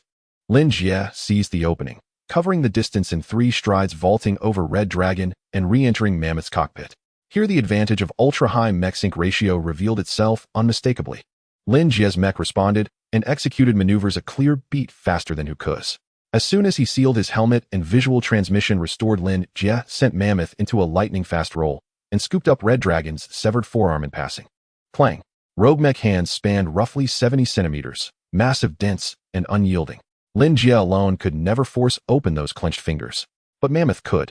Though matched in class as a rogue mech, and inferior in tonnage and output capacity, it faced no challenge subduing a detached forearm. With casual ease, Mammoth wrenched the limb apart and cast it aside. Then, seizing the crimson and black battle blade, it strode forward, kicked Red Dragon's struggling frame to the ground, raised the blade high overhead, its tip pointed downward. "That's my blade," Huku screamed, veins bulging at his temples. "It belongs to me now." Lin Jie's voice cut through the air, cold, unwavering, carried by the external speaker. Mammoth's arms slammed downward. A sharp, ringing clang echoed, and the alloy blade pierced Red Dragon's cockpit, impaling its chassis, pinning it irrevocably to the earth. In that instant, the world fell utterly silent. A cerulean star bathed the desolate wasteland in pale light. A gust swept across the ruins, lifting dust and brittle, withered grass. Mammoth stood motionless in the wind, immense, indomitable, mountainous. Glug, control room. Jin-Na stared transfixed at the broadcast feed. Her breath caught her throat dry. Only after a long pause did she snap back to awareness, slapping the console beside her. "Report the metrics." "Warden." The technician blinked, dazed, then jolted upright under her second tap. Scrolling frantically, his pupils contracted sharply. Eyes blazing, he turned to Jin-Na. "Warden, the live viewership has surged past 12 billion, and it's still climbing. Engagement rate is skyrocketing. We've truly made history." "Made history?" Jin-Na's eyes gleamed, but she forced herself still, gaze locked on the feed, lost in quiet, inscrutable thought. Meanwhile, millions watched the livestream. Torrents of chat scrolled. "Holy hell. Oh my god. Jesus Christ." While cascading visual effects and GIF animations flooded the darknet servers, pushing them to the brink of catastrophic overload. Perhaps staying right here, running this tournament, wouldn't be such a bad path after all. Arms crossed, Jin-Na gazed upon the unprecedented surge of attention, and a quiet, unexpected notion took root. I'm still alive. On the battlefield. Inside Red Dragon's cockpit. Huku, certain he'd met his end, slowly opened his eyes and instinctively lifted his gaze. The crimson and black blade had pierced Red Dragon's hull mere millimeters above his scalp, shearing off a lock of hair as it passed. "You might want to rethink your tactics for next year's flag war," Lin Jie murmured softly, his voice amplified outward, then yanked the blade free and turned away without looking back. As a master mechanic, he knew precisely where each mech's vulnerabilities lay, and exactly which strike would deliver maximum structural devastation. For Red Dragon, that single thrust had been more than sufficient. Clang! Huku kicked open Red Dragon's hatch and leapt out, staring at Mammoth's retreating silhouette. "Hey, you didn't kill me." "Why?" "Because you pose no threat to me." Lin Jie didn't glance back. Striding forward, he reached the villa's fountain, retrieved the flag, and planted it firmly atop Mammoth's shoulder armor. A veteran of real war, his hands bore far more blood than any inmate in this prison, perhaps even more. Often a single word from him, fire, had condemned hundreds, thousands, or even tens of thousands to death. The deaths of strangers no longer stirred his heart. He spared Hank. He spared Huku, not out of mercy, but because it simply wasn't necessary. "Brother Lin." Wan Mao's voice crackled over the radio. "The plasma rifles totaled. Next up are the blood sappers and demolition specialists. Boss asked me to check. What's your call?" "We've acquired new ordnance," Lin Jie replied, raising the battle blade before the nearest camera lens. "This is all I need." "Are you certain?" This time it was Simon speaking. Lin Jie smiled. "Absolutely." As a top-tier Iron Rider with elite mech sync, his greatest advantage over lower-tier riders had never been long-range combat, but brutal, overwhelming, close-quarters dominance. But Mammoth's inherent mechanical limitations, and the lack of a reliable melee weapon, had left him unable to penetrate enemy armor. That's why he'd clung to the Crimson Viper as his ultimate contingency. Now armed with Red Dragon's blade, he could finally discard restraint and fight as he was meant to, unchained, decisive, lethal. "Wan Mao, report the positions of the remaining mechs." "Brother Lin, while you handled Red Dragon and the Gladiator, the Blood Sapper eliminated another entertainment mech. Excluding you, 3 hostile mechs remain operational: Blood Sapper, Demolition Specialist, and Silver Wolf. They've entered the villa perimeter and are advancing toward you under fire." "Excellent. Give me 5 minutes." Lin Jie smiled and strode forward, blade in hand. With steel in his grip, he was no longer who he had been. 5 minutes would be more than enough to eliminate the remaining 3. Yet, ZZT, before he'd taken 2 steps, a sharp, glitching burst of static tore through the feed. Lin Jie's vision blacked out, visual transmission severed. Before he could even register what had happened, neural linkage collapsed, and all connection to Mammoth vanished. Kane, what's happening? Lin Jie frowned, speaking softly. The preliminary diagnosis indicates that the stray bullet from the Red Dragon has damaged the neural connection device inside the cockpit, and the neural connection helmet has lost its functionality. Lin Jie, we can no longer establish a neural connection. Damn. Lin Jie couldn't help but roll his eyes. He remembered the gap between the explosions of the first and second electromagnetic grenades. The Red Dragon had struggled, and there was a brief moment when the machine gun in its abdomen fired. He didn't expect that just a few bullets would successfully damage the Mammoth's neural connection device. It felt like winning the lottery. Brother Lin, what's wrong? The voice of Curly Hair rang out again. To improve combat efficiency, and to prevent Curly Hair from occasionally asking why type of questions, Lin Jie did not connect Kane to the neural interface, so Curly Hair couldn't hear Kane's real-time analysis. Lin Jie could only repeat what Kane had just said to Curly Hair. Then how do we fight? Curly Hair's tone instantly rose an octave. Once the neural connection is severed, they could only rely on manual driving, and manual control of the mech would significantly reduce both response speed and action execution. To give an example, a neural connection is like a person operating their own body with the brain issuing commands directly, allowing the mech to respond quickly and act according to the orders from Tai-Yes brain. In contrast, manual driving is like controlling a marionette where the brain commands the arms, and the arms manipulate the strings, causing the puppet to perform the desired actions. This is just the complexity of the programming aspect. In addition, manual driving would also lag significantly behind neural connection in terms of tactical action execution. After all, the actions performed by a marionette can never be as smooth and precise as those executed by a person themselves. Brother Lin, let's change our tactics. Curly Hair fell silent for a moment before speaking. From his perspective, without the neural connection, Lin Jie's vision was obstructed, and the advantage of high mechanical synchronization would also vanish, greatly weakening their combat effectiveness. The best course of action now was to avoid combat. They should try to avoid encounters with the other teams, preserve the flag and the Mammoth, and even abandon the flag if necessary to safeguard the mech. This way, once the competition ended, they could repair the Mammoth and participate in the next flag capture battle. After all, if the mech was destroyed, they would lose everything. However, Lin Jie's following words left him utterly stunned. Indeed, with such a huge problem, we must change our tactics. Lin Jie, seated in the mech, pulled down the viewing visor while taking off his mechanic gloves, and after feeling around the various control modules of the mech, he said, 5 minutes is not enough, give me 8 minutes. Boom. At the other end of the battlefield, the demolitions expert's rocket exploded, sending thick smoke and shockwaves skyward. A silver-white, beast-shaped mech emerged from the smoke, moving swiftly like a running leopard, its shoulder-mounted machine gun sweeping fire, hitting the demolitions expert's energy shield and creating ripples. Damn! The demolitions expert's rocket pod only had 2 rounds, and having already used one, he was left with the last. Seeing that he missed his target, Lin Jie couldn't help but curse. The mech he faced was the Silver Wolf that Curly Hair had mentioned over the radio. It was also the only non-humanoid mech among the 20 participating mechs. Due to the mech's non-humanoid structure, piloting it through a neural connection was even more challenging, requiring one to overcome certain biological instincts and think of oneself as a 4-legged beast. However, high difficulty often signifies high rewards. Although beast-shaped mechs are harder to pilot, their structure is more stable, flexibility is higher, and they have a lower tonnage, allowing for more firepower configurations. If one can master piloting them, they are generally far more troublesome than humanoid mechs. The Silver Wolf exemplifies this. Not only does it have a greater firepower configuration, but it also carries heavy weapons suitable for field combat on its shoulders, waist, and flanks. Its foreclaws are made of special alloys, giving them melee lethality comparable to that of alloy combat knives. Most notably, as a beast-shaped mech, the Silver Wolf possesses energy shields not only on its feet and head, but also across its front, sides, and rear. These energy shields can be activated individually to resist unilateral fire attacks, or they can be opened simultaneously to form a protective circle, creating a 360-degree barrier with no blind spots, combined with high maneuverability, making it a severe headache for Lin Jie. Lin Jie, our mech is too cumbersome, you can't handle it alone. The radio crackled with David's voice. Then what do you suggest? Form an alliance and work together with Fran, who pilots the Crimson Engineer. Did Fran agree to that? Yes, the boss just finished contacting Fran, and they have agreed to ally. At this point, David paused for a moment, as if asking Horst whether to continue before adding. In the southern battlefield, that guy named Lin Jie has already eliminated the Lumberjack and the Red Dragon, showcasing such formidable combat power that even the higher-ups of Fran were shocked.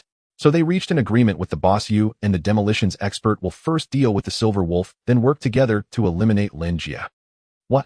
The Red Dragon has been taken down. Lin Jie's pupils constricted.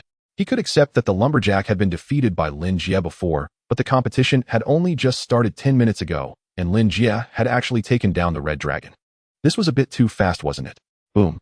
Just then a loud explosion jolted Lin Jie from his shock. Looking up, he saw the Crimson Engineer, which had been lurking in the shadows, suddenly charging out. The Silver Wolf was caught off guard and crashed headlong into the Engineer's massive steel shield, instantly deforming the mech's head and flipping it over. The weight advantage of military mechs was unmistakably revealed at that moment.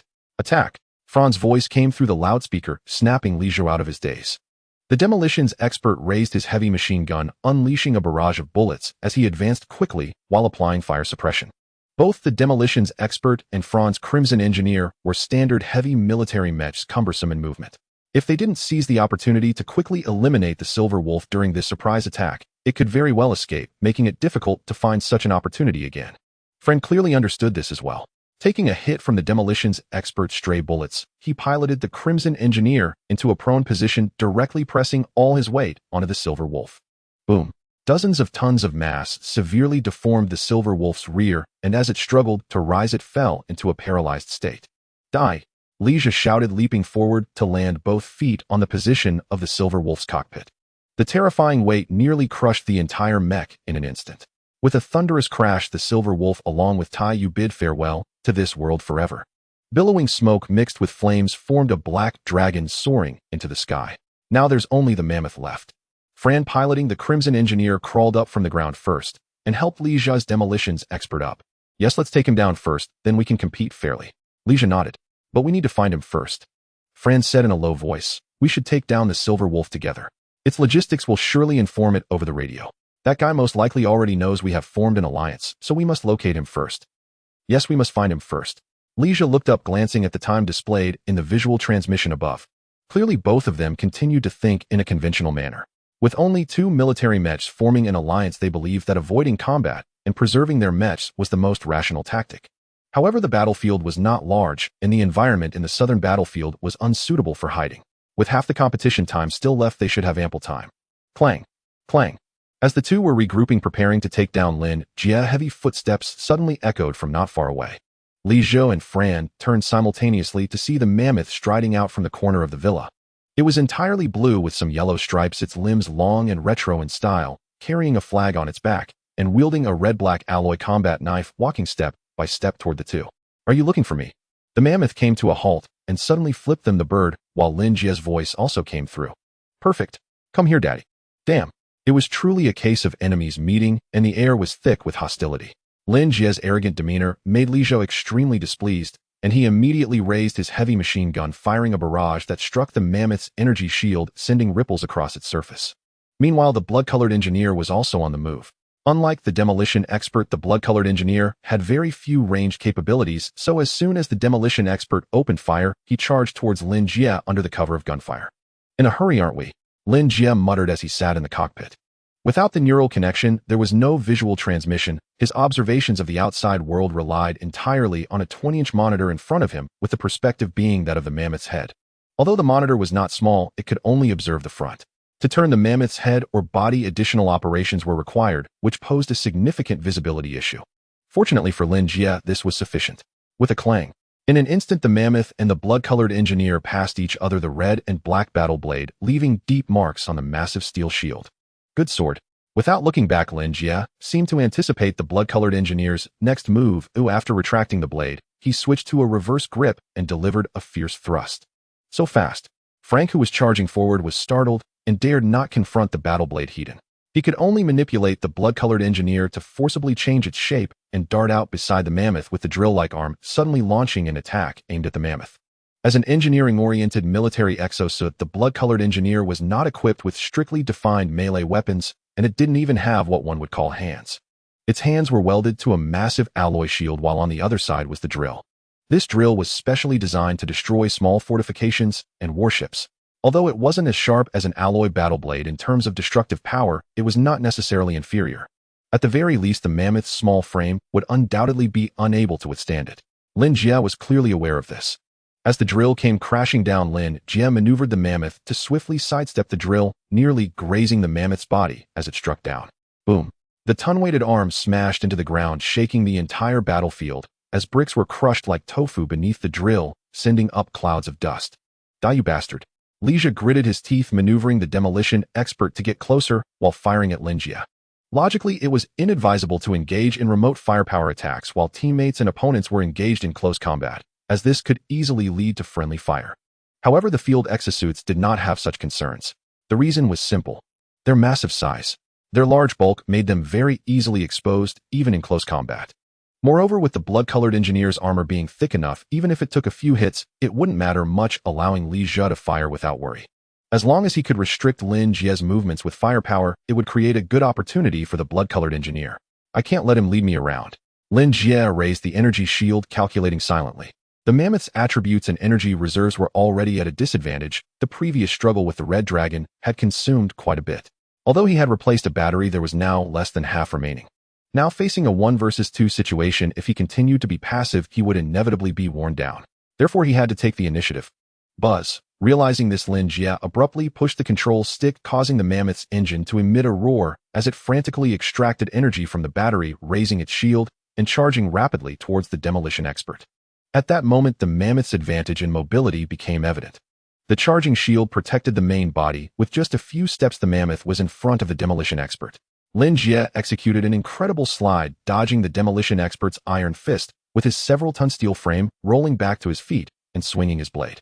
The demolition expert raised its shield to block, using its weight to hold its ground, and along with the blood-colored engineer, they began a close-quarters battle with the mammoth. For a moment, the clanging of steel echoed continuously. The two heavy-duty military exosuits faced the mammoth like two large trucks confronting a small van. With fists and feet colliding, the mammoth retreated again and again, seeming to suggest that the demolition expert and the blood-colored engineer had the upper hand. But the reality was quite the opposite. Although the neural connection had failed and Lin Jie had lost the advantage of mechanical synchronization as a Titan-class Iron Rider, how could he possibly possess only a little ability? If the advanced exosuit operation module were complicated, it might give Lin Jie a headache. However, even when driving a soldier-class field exosuit manually, his skills were superior to those of these low-level Iron Riders. At this moment, he perfectly utilized the mammoth's mobility, dodging and weaving continuously, slicing through the defenses of the blood-colored engineer and demolition expert with the blade he had taken from the red dragon, causing great distress to Lin Jie and Frank. No matter how they attacked, Lin Jie was as slippery as an eel, impossible to catch, and they could only watch as the alloy battle blade left scars on the exosuits. 8 minutes was still a conservative estimate. At this rate, in 2 more minutes, it would be enough. Lin Jie sliced through the shoulder armor of the blood-colored engineer, muttering while glancing at the timer in the air. His skills were already far superior to those of Lin Jie and Frank. The reason for his previous victories was more due to high-risk tactics than anything else, as he had been unable to break through their defenses. After all, when facing an opponent, if you cannot inflict any damage, then it does not matter how much better your fighting skills are than theirs. Now it was different. With the alloy battle blade from the red dragon, he had the means to break through the defenses of both like a tiger growing wings, allowing him to completely toy with these two clumsy giants.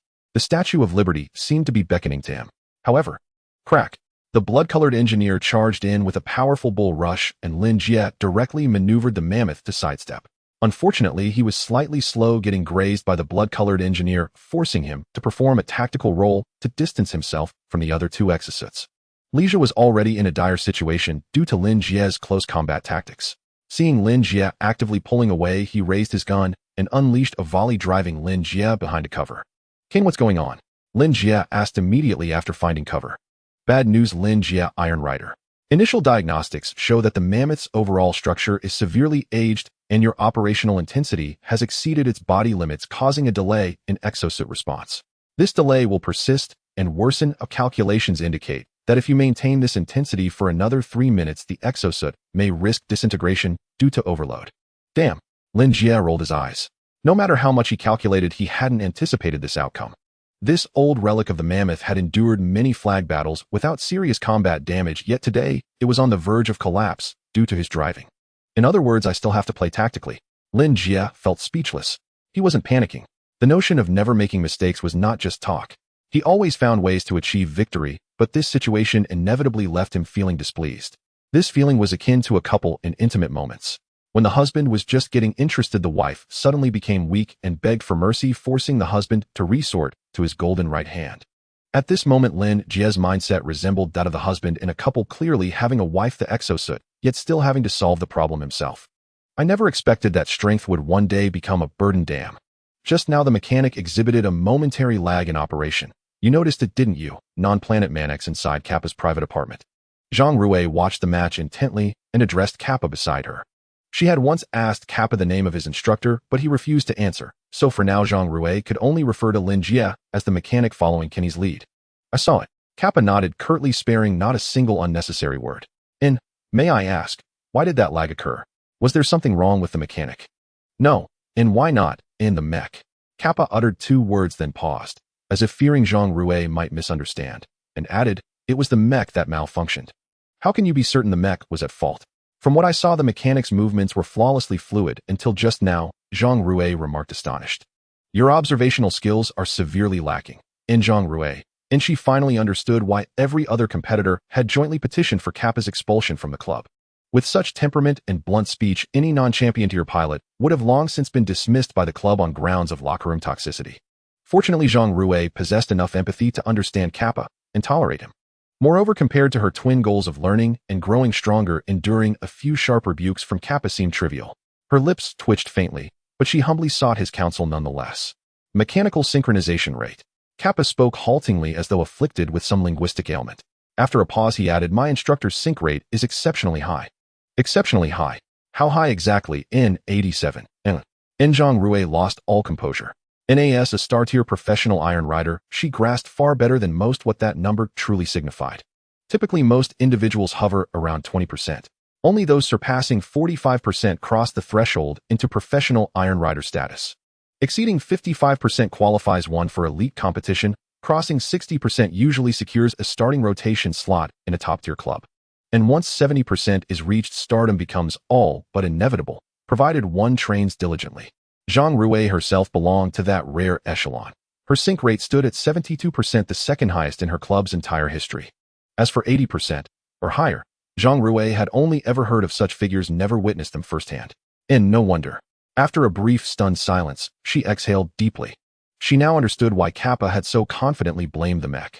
In her earlier impression of the mechanic's fluidity had been filtered through her own sync rate lens, leading her to misjudge the true standard. Yet if the mechanic's sync rate truly reached 87%, then Mammoth's movements moments ago should have been faster, sharper, more precise, flawlessly textbook. Which meant Mammoth hadn't fought via neural linkage at all. Wait.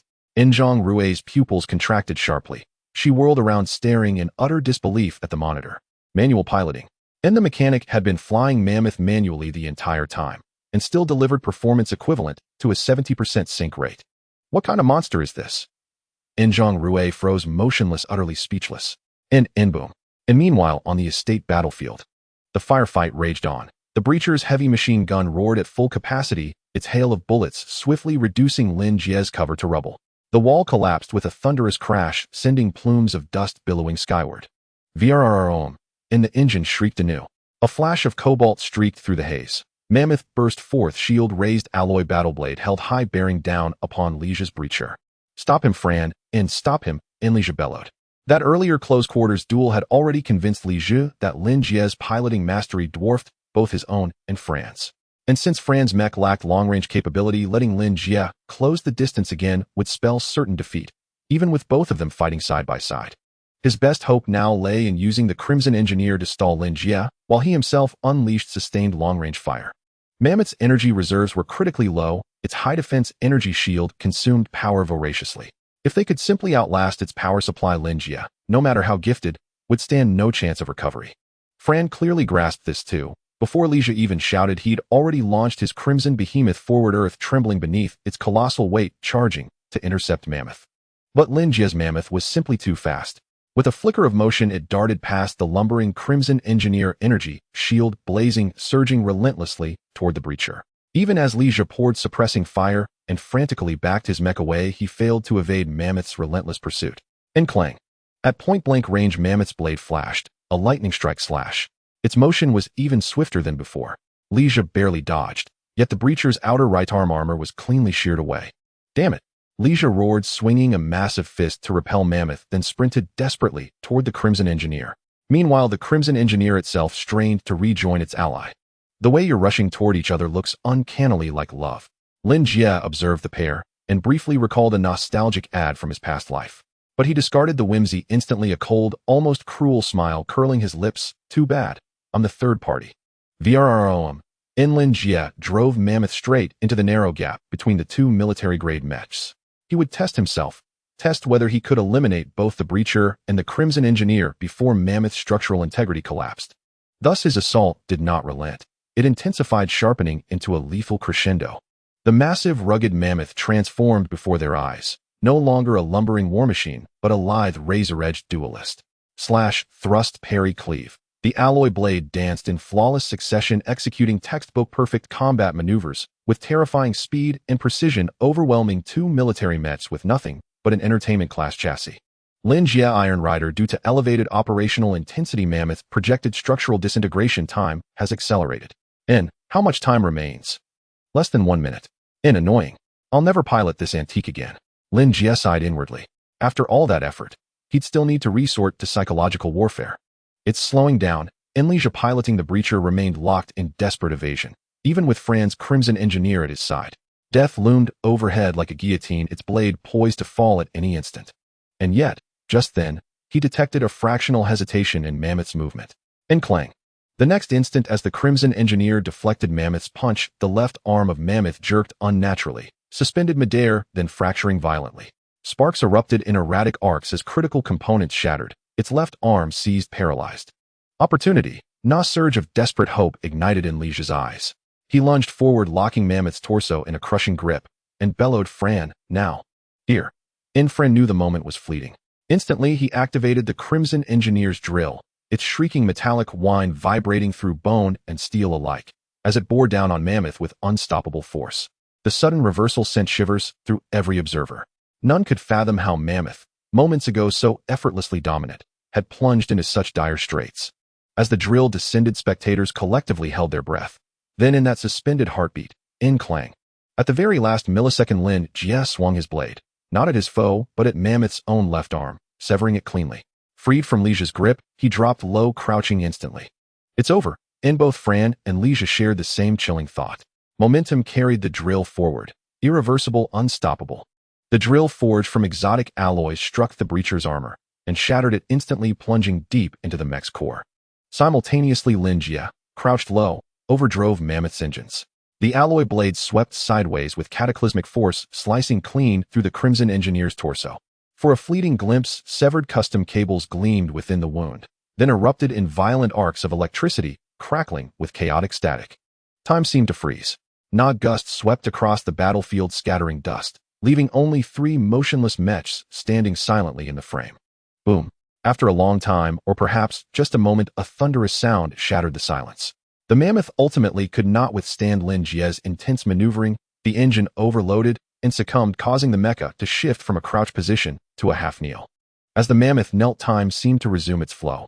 The Demolisher and some internal components of the blood-colored Engineer exploded, and the 2 colossal mechas weighing dozens of tons fell straight down, kicking up a cloud of dust. Amidst the smoke and dust, the half-kneeling figure of the Mammoth appeared, towering and imposing. Bang! Just when everyone thought the match was over, the cabin door of the Mammoth was suddenly kicked open from the inside, startling those watching the live broadcast. Then Lin Jie, wearing a tactical mask, jumped out from inside, glanced at the 2 fallen mechas, and walked towards the Demolisher. At Jinna's behest, a drone lowered its altitude, and the camera followed Lin Jie's silhouette, closely watching as he approached the Demolisher, circled it halfway, and struck open a palm-sized emergency hatch at its waist. What is that thing? What is Lin Jie planning to do? In the monitoring room, Simon asked the question that everyone was puzzled by. That is the emergency device for the cabin. The curly-haired man stared intently at the monitor. There are 2 such devices, one outside the cabin and one inside, used to forcibly open the door in case of malfunctions or issues with the Iron Rider. However, the external device requires a permission password, so I don't know what Brother Lin is planning. Bang! The unexpected turn of events on the battlefield interrupted the curly-haired man's words. Clearly, the emergency device requiring a permission password did not pose a challenge for Lin Jie, the professional mechanic. After about half a minute of operation, the cabin door of the Demolisher burst open with a bang. Done. Lin Jie climbed onto the Demolisher's body, standing on its waist, looking down at Lin Jie in the cockpit. The previous strike from the blood-colored Engineer had hit the chest armor of the Demolisher, and the specially crafted alloy drill had pierced through the cockpit, causing deformation, which also impacted Lin Jie. Fortunately, the safety features of the military mecha cockpit were quite robust, and Lin Jie had only suffered a head wound. Without life-threatening danger, his mental state was still relatively stable. Seeing Lin Jie appear at the cabin door, Lin Jie shot him a fierce glare. Lin Jie smiled and said, "You're lucky you're not dead, even with the cockpit in this state. Even if you die, I won't die. Is that so?" With a smile, Lin Jie's tone suddenly turned serious. That's not necessarily the case. As the words fell, Lin Jie's gaze turned cold as he bent down, grabbing Lin Jie's head and pulling his upper body out from the deformed cockpit. "What the hell do you want?" Lin Jie sensed something was off and swung an elbow towards Lin Jie's calf. However, Lin Jie was faster. Kicking Lin Jie's arm away, Lin Jie grabbed his hair, with one hand lifting his knee to crash directly into the back of Lin Jie's head. Lin Jie felt darkness cloud his vision, and compounded by his previous injuries, he spat out a mouthful of blood. In a futile resistance, Lin Jie held Lin Jie by the hair, glanced around, and suddenly raised his hand, beckoning to the camera closest to him. What does that mean? What is he going to do? Is the mechanic trying to say something? Or is he going to do something? Get a close-up, hurry. If the director doesn't give a close-up at this moment, they might as well go home. In an instant, the interaction in the live broadcast room surged dramatically. Everyone could see that Lin Jie wanted the camera closer. "Director." The female director turned to look at Jenna behind her. "Give him." Jenna crossed her arms, gazing at the live broadcast screen, and after a brief pause said, "Zoom in for a full-body close-up and let the other cameras follow suit, keeping it for later material." To be honest, Jenna had some reservations about Lin Jie. After all, according to her plan, there should be 1 or 2 more rounds of the flag-capturing battle, at which point all the minor characters would be eliminated. Leaving the 3 major mechas and Lin Jie would create ample hype, and if she crafted the battlefield with care, the excitement of the flag-capturing battle would surely rise. However, plans often fail to keep up with changes. Lin Jie had wreaked havoc in this match, single-handedly taking down 4 mechas, including 3 favorites for victory: Hook's Red Dragon, Fran's blood-colored engineer, and Lin Jie's Demolisher, all collapsing before Lin Jie. The first flag-capturing battle was thus forced to conclude, clearly not meeting Jenna's expectations. But Jenna also knew that at this moment Lin Jie was the soul of the flag-capturing battle, the center of attention, the only man still standing on the battlefield. If she failed to meet even this small request, it would surely incite public outrage. Under her directive, the female director adjusted the drone's position, moving it not far in front of Lin Jie, and the camera refocused, locking onto Lin Jie, just like the more than 10 billion pairs of eyes in the entire broadcast. Lin Jie did not disappoint them. Facing the camera, he extended his thumb, dragging it across his neck from left to right, making a throat-cutting gesture. Then, click. With a crisp sound, Lin Jie, in front of the hundreds of billions of viewers in the dark web broadcast room, directly snapped Lin Jie's neck. Bang! In Horst's monitoring room, at the moment Lin Jie's body slumped, Horst grabbed a water cup and smashed it into the monitor, his soft tentacles instantly standing upright. This was provocation. This was revenge. In this match, Lin Jie had not killed anyone from the beginning until now. At this moment, with the mechas losing their combat effectiveness, he deliberately left the cockpit to personally kill Lin Jie, clearly seeking revenge for Lin Jie's underhanded schemes against him and the curly-haired man. Good. Very good. Horst gritted his teeth, his green skin even showing signs of turning red. Now that the first flag-capturing battle had ended, given the current excitement, it wouldn't be long before the next one, and with Lin Jie dead, he would have to wait for someone outside to arrange a new Iron Rider for him. But whether they could make it in time for the next match was uncertain. Bang! The more Horst thought about it, the more frustrated he became, and his fist slammed down on the monitoring table, shaking it, and instantly releasing a cloud of acrid black smoke. Horst couldn't understand. Why did that Simon have such good luck? Clearly the mecha was the worst, yet the Iron Rider's skills were surprisingly good. After he had finally dealt with Simon's mecha, another formidable mechanic emerged, and his designs to undermine both the Iron Rider and the mechanic backfired, while Lin Jie remained unharmed. Not only was he fine, but he was also an extraordinarily powerful Iron Rider, directly allowing Simon to reverse his fate and gain freedom in the flag-capturing battle. How could he be so fortunate? "Boss." David leaned in and asked softly, "What should we do?" "What else can we do? Have someone outside pay attention to the date of the next flag-capturing battle and quickly send over a new Iron Rider. Don't send me any more useless trash like Lin Jie." Horst's rage surged forth, towering like a pillar as he strode out of the monitoring room and slammed the door shut. The flag battle has come to an end. However, the impact and excitement it generated have only just begun. All discussions inevitably revolve around 3 words: mechanic. Following his previous daring battery heist during the flag battle, Lin Jie's astonishing feat of dismantling a mech upon exiting has once again ignited the dark web and major mech forums. Even though the official website of the Karl Star Nation immediately prohibited the spread of Lin Jie's inhumane actions, it could not dampen the fervor of the people, with all sorts of outrageous antics emerging. For instance, some would use completely unrelated titles while embedding Lin Jie's combat videos, or placing his videos in the middle of other lengthy videos, or even turning them into anime or AI commentaries. In short, an endless stream of videos kept surfacing, defying all bans. In the meantime, news of the tax reform in the Karl Star Nation was pushed aside. Under such heat, numerous unscrupulous media outlets and shameless individuals began to surface. One after another, they released videos and posts openly or covertly claiming to have connections with the mechanic, asserting they knew the mechanic's identity. Some claimed to be Lin Jie's classmates, others claimed to be his elders, while even some desperate third-year actresses jumped in, each declaring themselves to be Lin Jie's fiancée or girlfriend. To prove this, they spun elaborate stories from their acquaintance to intimate details of their lives. The boldest among them even fabricated intimate scenes reminiscing with a look of bliss during interviews, portraying themselves as if they were tamed, making it hard for viewers not to open their browsers. Of course, Lin Jie was unaware of all this. While the public opinion was fermenting, he had already left Death Star with his belongings along with Simon and Curly. "Uncle, try this. It's a fine wine I specially acquired from an auction to celebrate your release. I spent over 700,000 Karl coins on it. On a spaceship tens of millions of kilometers away from Death Star." Inside the cabin, Kino, Simon, and Lin Jie were seated around an office table. Kino, still dressed in an impeccably tailored shirt and vest with a bow tie, was pouring wine for Lin Jie, and Simon, wearing a smile that was obviously fake, yet somehow pleasant. According to Kino, this was a small-scale celebration, and there would be a grand banquet waiting for them upon returning to the Riel family's territory. Kino had originally invited Curly as well, but Curly, feeling unworthy, chose not to interrupt the conversation among the three big shots and was enjoying his freedom in another room. "Do you think a glass of wine will stop me from hitting you?" Simon raised his glass and drank it in one gulp, fixing a stern gaze on his nephew.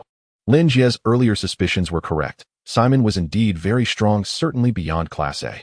Now liberated from the electronic collar that suppressed his power, he sat there like a cosmic beast, exuding an immense aura of dominance. The only unfortunate matter was that this aura had no effect on Lin Jie or Kino. Kino maintained his semi-permanent fake smile, pouring wine for Simon, while Lin Jie focused on organizing his backpack. When he was tried by the military tribunal, his assets were confiscated, so Lin Jie actually had very few belongings. A communication wristwatch, 2 sets of change of clothes, a citizen ID card of the Karl Star Nation, and a Titan-class iron control certification that he passed before imprisonment. And then there was Kane. Lin Jie had vowed to take it with him, and he kept his promise. The prison did not make things difficult for Simon over a mere intelligent core. So Kane was now nestled in Lin Jie's backpack. Listening to the banter between Simon and Kino, Lin Jie took out the 2 certificates, and Kane placing them on the table in front of him, his gaze intense as he contemplated something. Lin Jie. Suddenly Simon noticed Lin Jie. Although he had mentioned wanting to hit Kino, that was merely in a moment of anger. A class sorcerer like Kino would not withstand a single slap from him. Moreover, even if he truly wanted to hit Kino, he could not do so in front of Lin Jie, an outsider. After some back and forth, he redirected the topic back to Lin Jie. "What are your plans going forward?" "What plans could I have? Didn't you all see what happened that day? I've declared war on True. It's either his death or mine, with no room for retreat. To deal with him, I need money." Lin Jie spoke with unprecedented seriousness. Throughout the universe, it is recognized that the combat power of an iron control is dependent on their mech. Without a mech, an iron control is like a martial artist without a body, a sorcerer without a soul. No matter how skilled they are, they will always be confined to the realm of ordinary people. Even Lin Jie was no exception. Therefore, whether to confront True or for self-preservation, he needed a mech. And to buy a mech, he needed money. "Do you have any plans?" Kino took a sip of red wine. "I do. I'm planning to become a hunter." "A hunter? An interstellar hunter?" "Exactly," Lin Jie nodded. "The races and civilizations in the universe are vast and numerous. Just among the known human species, there are over 1,000 subdivisions. Yet in every nation and civilization there exists a common organization, the Hunter Guild. The establishment of this organization is shrouded in mystery, but it is universally acknowledged to be large in scale, powerful in strength, and solid in background. Its operational model is somewhat similar to that of a black market assassin agency. Essentially, a client pays to reward a task, which gets posted on the local Hunter Guild. Hunters registered with the guild can accept these tasks to earn rewards. However, unlike assassin agencies, the tasks of the Hunter Guild are all legal, mostly involving hunting giant beasts, capturing wanted criminals, resolving interstellar pirate issues, and escorting someone to a specific location, tasks that do not involve illegal activities. In short, it serves as a platform for hiring legal mercenaries for lawful missions. Depending on the difficulty and danger level of the task, the rewards are generally quite generous, making it suitable for Lin Jie's current predicament. Lin Jie had already planned this out before his release. However, become a hunter? Kino raised an eyebrow slightly. If you truly want to make money, it would be more practical to become an assassin in the black market. Why? Lin Jie frowned. Assassins take a smaller cut, but earn more. The only downside is that it's illegal. I've never considered earning illegal money. Then what will you earn if not illegal money? Hunters earn legally and get paid quickly. I'm planning to be a hunter. Kino paused briefly, then looked at Lin Jie. Have you ever been a hunter? No. Lin Jie proudly lifted his head. Let me tell you. Kino beckoned with his finger. Lin Jie stood up, and the two leaned over the table as if they were spies meeting. Kino said, to become a hunter you must accept certification and a strength assessment. If there are no issues, you can obtain a hunter's license. Then to take on any task, you must first pay a deposit. Once the task is completed, the deposit is fully refunded, and the commission is split 6,040. Why only 60? Lin Jie raised an eyebrow. He remembered that the information he had previously researched clearly stated it was an 8,020 split. The 80-20 split is for those with advanced hunter teams. As someone with a criminal record, being a hunter requires someone to provide a guarantee for you. You might get 60, and that depends on the guild's discretion. Whose discretion? Theirs. Kino pointed at a badge on the wall resembling a hunting rifle, which was precisely the emblem of the Hunter Guild. I went through all this trouble just to cater to their whims. Lin Jie also pointed at the hunting rifle badge. Kino nodded. Exactly. Look. Lin Jie and Kino leaned over the table. Lin Jie began to count on his fingers. I barely escaped from prison, regained my freedom, and now I want to become a hunter. Right. Do I have to undergo authentication? Yes. Do I have to undergo a strength assessment? Yes. Do I have to cater to their whims? Yes. Does that mean I'm begging on my knees for scraps? If you put it that way, someone like you becoming a hunter would indeed be begging on your knees. There are plenty of people who would like to kneel, but have no opportunity. Lin Jie fell silent for a moment, then walked around the table to Kena's side. He grasped Kena's shoulder and asked, let me ask you, why was I tried in a military court and framed by True into the 9th prison? Kino shook his head. Lin Jie smiled. It's because my legs aren't agile enough, I can't kneel down. So you want to earn money standing? Kino shrugged. Then you should listen to me and become an assassin. Hey, I don't understand this. I'm about to become an interstellar hunter. How can that be worse than being an assassin? Being a hunter, especially one with a criminal record like you, to outsiders you might be a hunter, but to the guild you're just begging on your knees. It all comes down to whether you want to stand or want to make money. I want to stand and earn money. Lin Jie stood upright.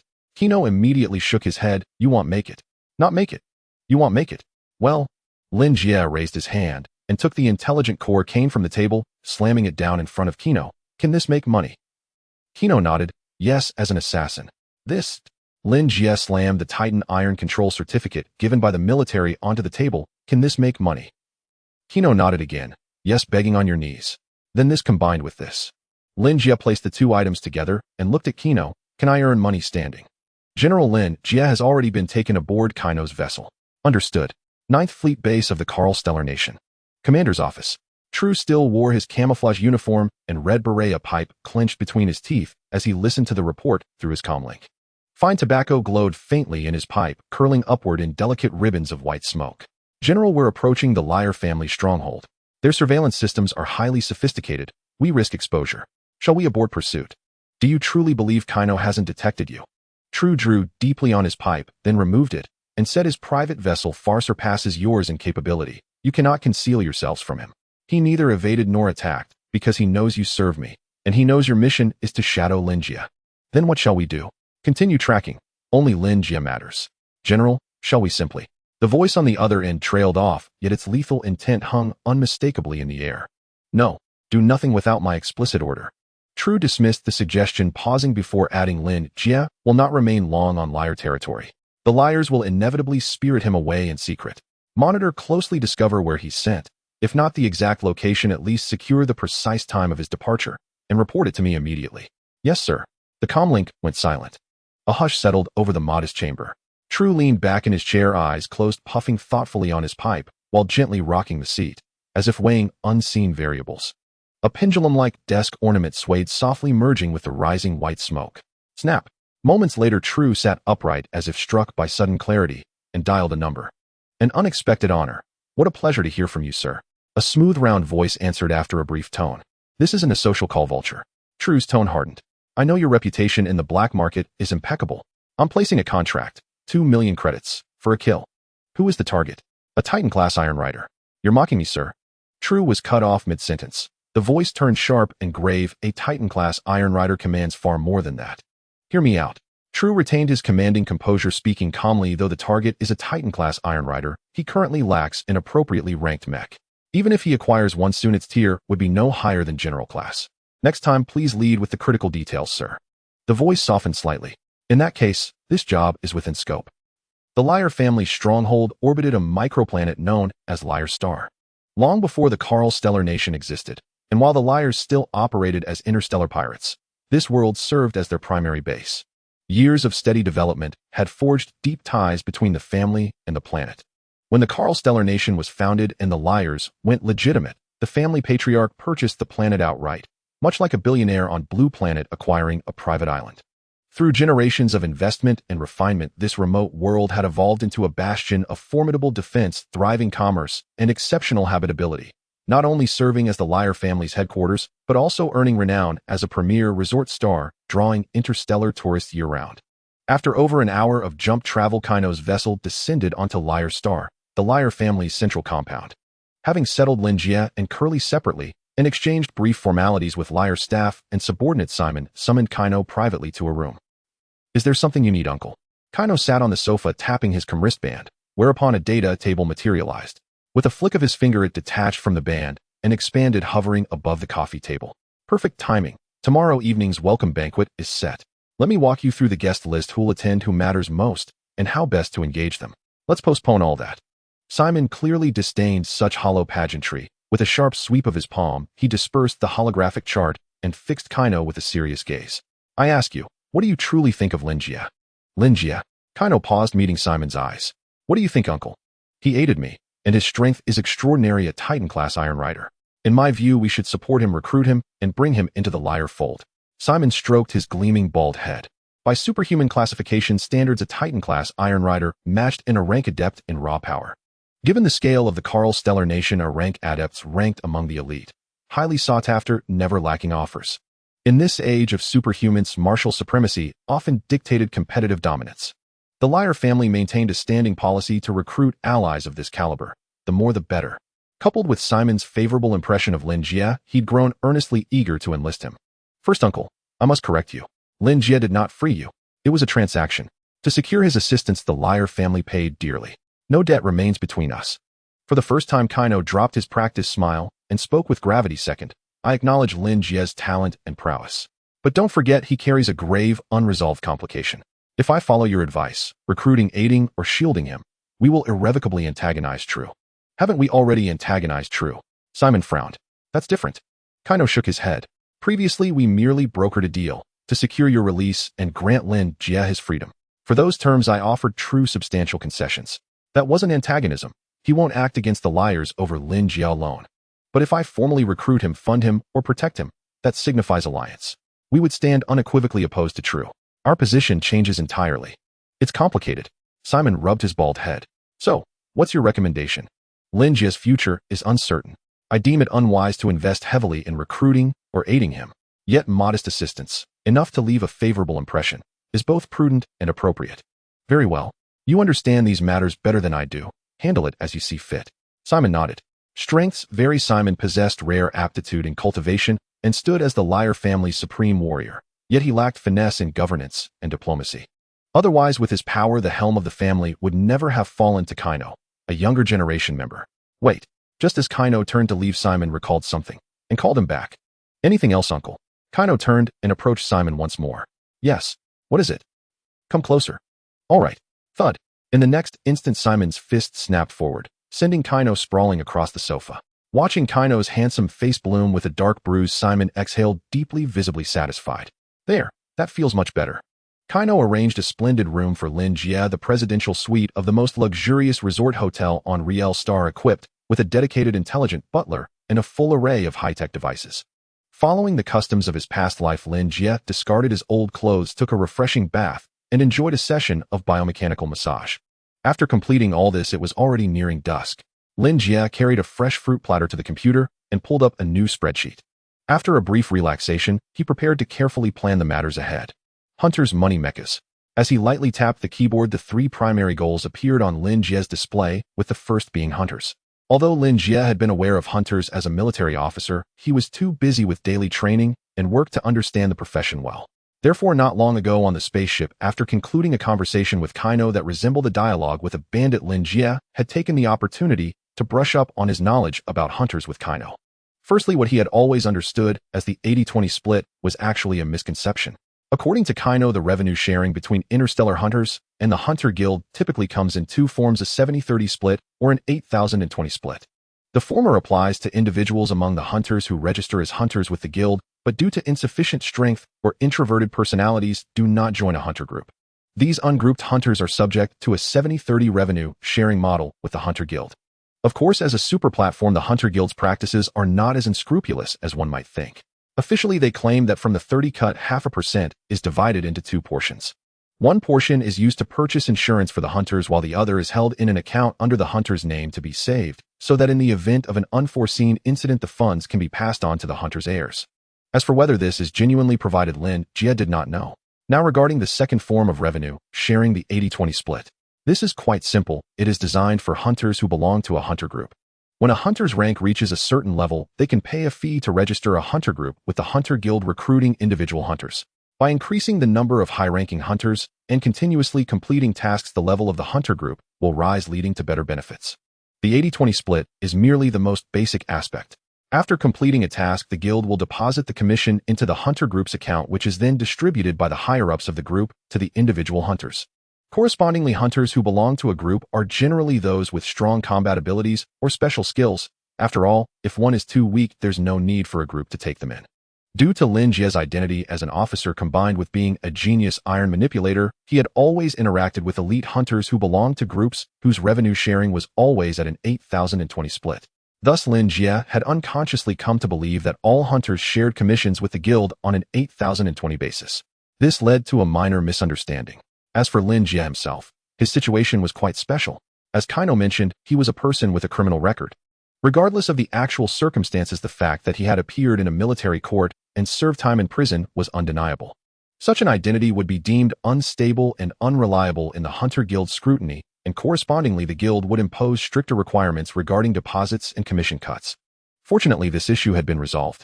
Kaino was willing to write a letter of guarantee for Lin Jie in a personal capacity. As an upper-class individual, his letter of guarantee carried significant weight, ensuring that Lin Jie would enjoy the same treatment as an individual hunter, with commissions being split 7,030. It's quite ironic for a falsely accused officer to have a family that has washed itself clean from interstellar piracy write a letter of guarantee for him. Lin Jie leaned on his forehead, revealing a faint, bitter smile as his gaze shifted to the next item. Money. This was the thing he currently lacked the most. Lin Jie had also considered producing the machines he obtained from the Mind Cube and selling them in bulk. Given the quality and lethality of those mechanical devices, as long as the sales strategy was appropriate, he would have no trouble selling them, and his wealth would surely accumulate quickly. However, as soon as this thought emerged, Lin Jie dismissed it himself. The origin of the cube in his mind was unknown, and the blueprints inside were equally mysterious. Moreover, this universe not only has a well-established superpower system, but also a sound legal framework. If it turned out that the blueprints from this cube originated from a technologically advanced civilization, then privately manufacturing them would be one thing. But if he were to sell them on a large scale and infringe on their patents, no amount of profit would cover the damages, and he might even risk his life. After much contemplation, Lin Jie decided to anonymously open an arms store on the dark web, occasionally selling some mechanical weapons from the cube. Although the earnings would be small, it would at least be safe. After all, the black market is flooded with various weapons, many of which have unclear origins. He would sell mechanical weapons while also working as a hunter, developing in this manner for now and seeing if there would be opportunities to earn more money later. And speaking of becoming a hunter, he could not avoid the third goal, mechas. Logically, Lin Jie possessed an officially certified Titan-level iron manipulator certificate, and all his physical data passed muster. Considering his strength level was on par with an A-level superpower user, his initial points for registering as a hunter should be quite high, theoretically allowing him to directly become a C-level or even B-level hunter. However, the issue lies in the combat power assessment during registration, which includes a section called Practical Assessment, requiring hunters to engage in a real combat scenario. This was Lin Jie's biggest headache at the moment. While he was indeed a Titan-level iron manipulator and all his indicators were up to standard, the problem was he did not have a mecha. An iron manipulator without a mecha is like a gene warrior without enhancements. They are essentially devoid of combat power. Even a high-level iron manipulator like Lin Jie was no exception. After all, regardless of the situation, the physical capabilities of an iron manipulator still fall within the realm of ordinary individuals. Even with exceptionally high tactical acumen, one can dominate among ordinary people, but once faced with a superpower user, even the lowest level superpower user can easily handle an iron manipulator without a mecha using their extraordinary strength. Therefore, if Lin Jie wished to become a hunter, he must first acquire a mecha. Even if it's just a low-level mecha. Money isn't everything, but without money one can't achieve anything. Truly a profound truth. Lin Jie rummaged through his pockets and backpack, gathering all the money he had and placing it on the table. There were paper bills, coins, all crumpled up, totaling $375.90. It's not bad, I'm not that poor. With this money I can at least buy a screw. Damn. Lin Jie slumped helplessly in his chair, gazing up at the ceiling with a face full of resignation. Mechas are inherently expensive, especially the ones capable of high-intensity combat, which makes them even pricier. Even with his intelligence, he couldn't figure out how to quickly transform from being broke to acquiring a mecha. Just then, knock knock. The sound of knocking echoed, and the intelligent butler quickly projected a holographic image. Lin Jie could see Kaino in a tailcoat, sporting a dark expression, holding a folder, while standing outside the door, displaying a characteristic semi-permanent smile toward the scanning probe. Why is it that you remain so elegant, even in a disheveled state? Lin Jie couldn't help but scoff in his heart, yet he opened the door to let Kaino in. After exchanging greetings, the two made their way to the living room. As Lin Jie said, Kaino was elegantly disheveled. Even with a bruise on his face, his demeanor and actions exuded noble grace, every word and gesture was impeccable. Regardless of whether his affable smile was genuine or not, or whether he was a hypocrite, he had an uncanny ability to leave a perfect first impression. Even Simon once remarked during his time in prison that his nephew was great in every aspect, the only regret being his mouth. As your host, I am obliged to treat you well, so feel free to voice any needs you may have. I will do my best to fulfill them. Kaino pulled out a metal box from his vest pocket, opening it to reveal some expensive-looking cigarettes. He presented the box to Lin Jie, saying, I know that Iron Riders cherish their bodies even more than ordinary fighters and usually avoid unhealthy habits like smoking. However, these cigarettes contain no harmful substances. They are merely for refreshing the mind. Prolonged use can even enhance one's mental strength. Care to try? Lin Jie shook his head. No thank you. I don't smoke. That's a pity, you won't get the chance to experience such a fine product. Kaino shrugged, took a cigarette from the box, and then snapped his fingers, a small flame igniting at his fingertips. An elemental master. Lin Jie's gaze flickered slightly as he stared at the flame. The native superhuman system is primarily divided into two categories: warriors and sorcerers. Warriors rely on their physical bodies and internal energy with fewer branches and a more general classification. In contrast, the sorcerer system, which relies on mental power, is far more complex. Compared to physical strength and energy, mental power is more plastic, more developable, and more versatile, leading to a greater variety of branches, such as psychics, puppeteers, beast tamers, and mages. Any system that depends on mental power is considered a branch of sorcery, and elemental masters are one of them. They are sorcerers who have an affinity with a certain element and can manipulate it in combat using their mental power. Most elemental masters can only control a single element. A few gifted individuals may possess dual or even multiple elemental affinities. Lin Jie wasn't sure which type Kaino was, but the ability to ignite fire out of thin air at least proved that Kaino had an affinity for fire. My uncle spoke to me just now. He holds you in high regard and hopes I can offer you some assistance. As Kaino took a puff of his cigarette, he looked at Lin Jie. What's your take? I wouldn't advise you to do that. Lin Jie shook his head.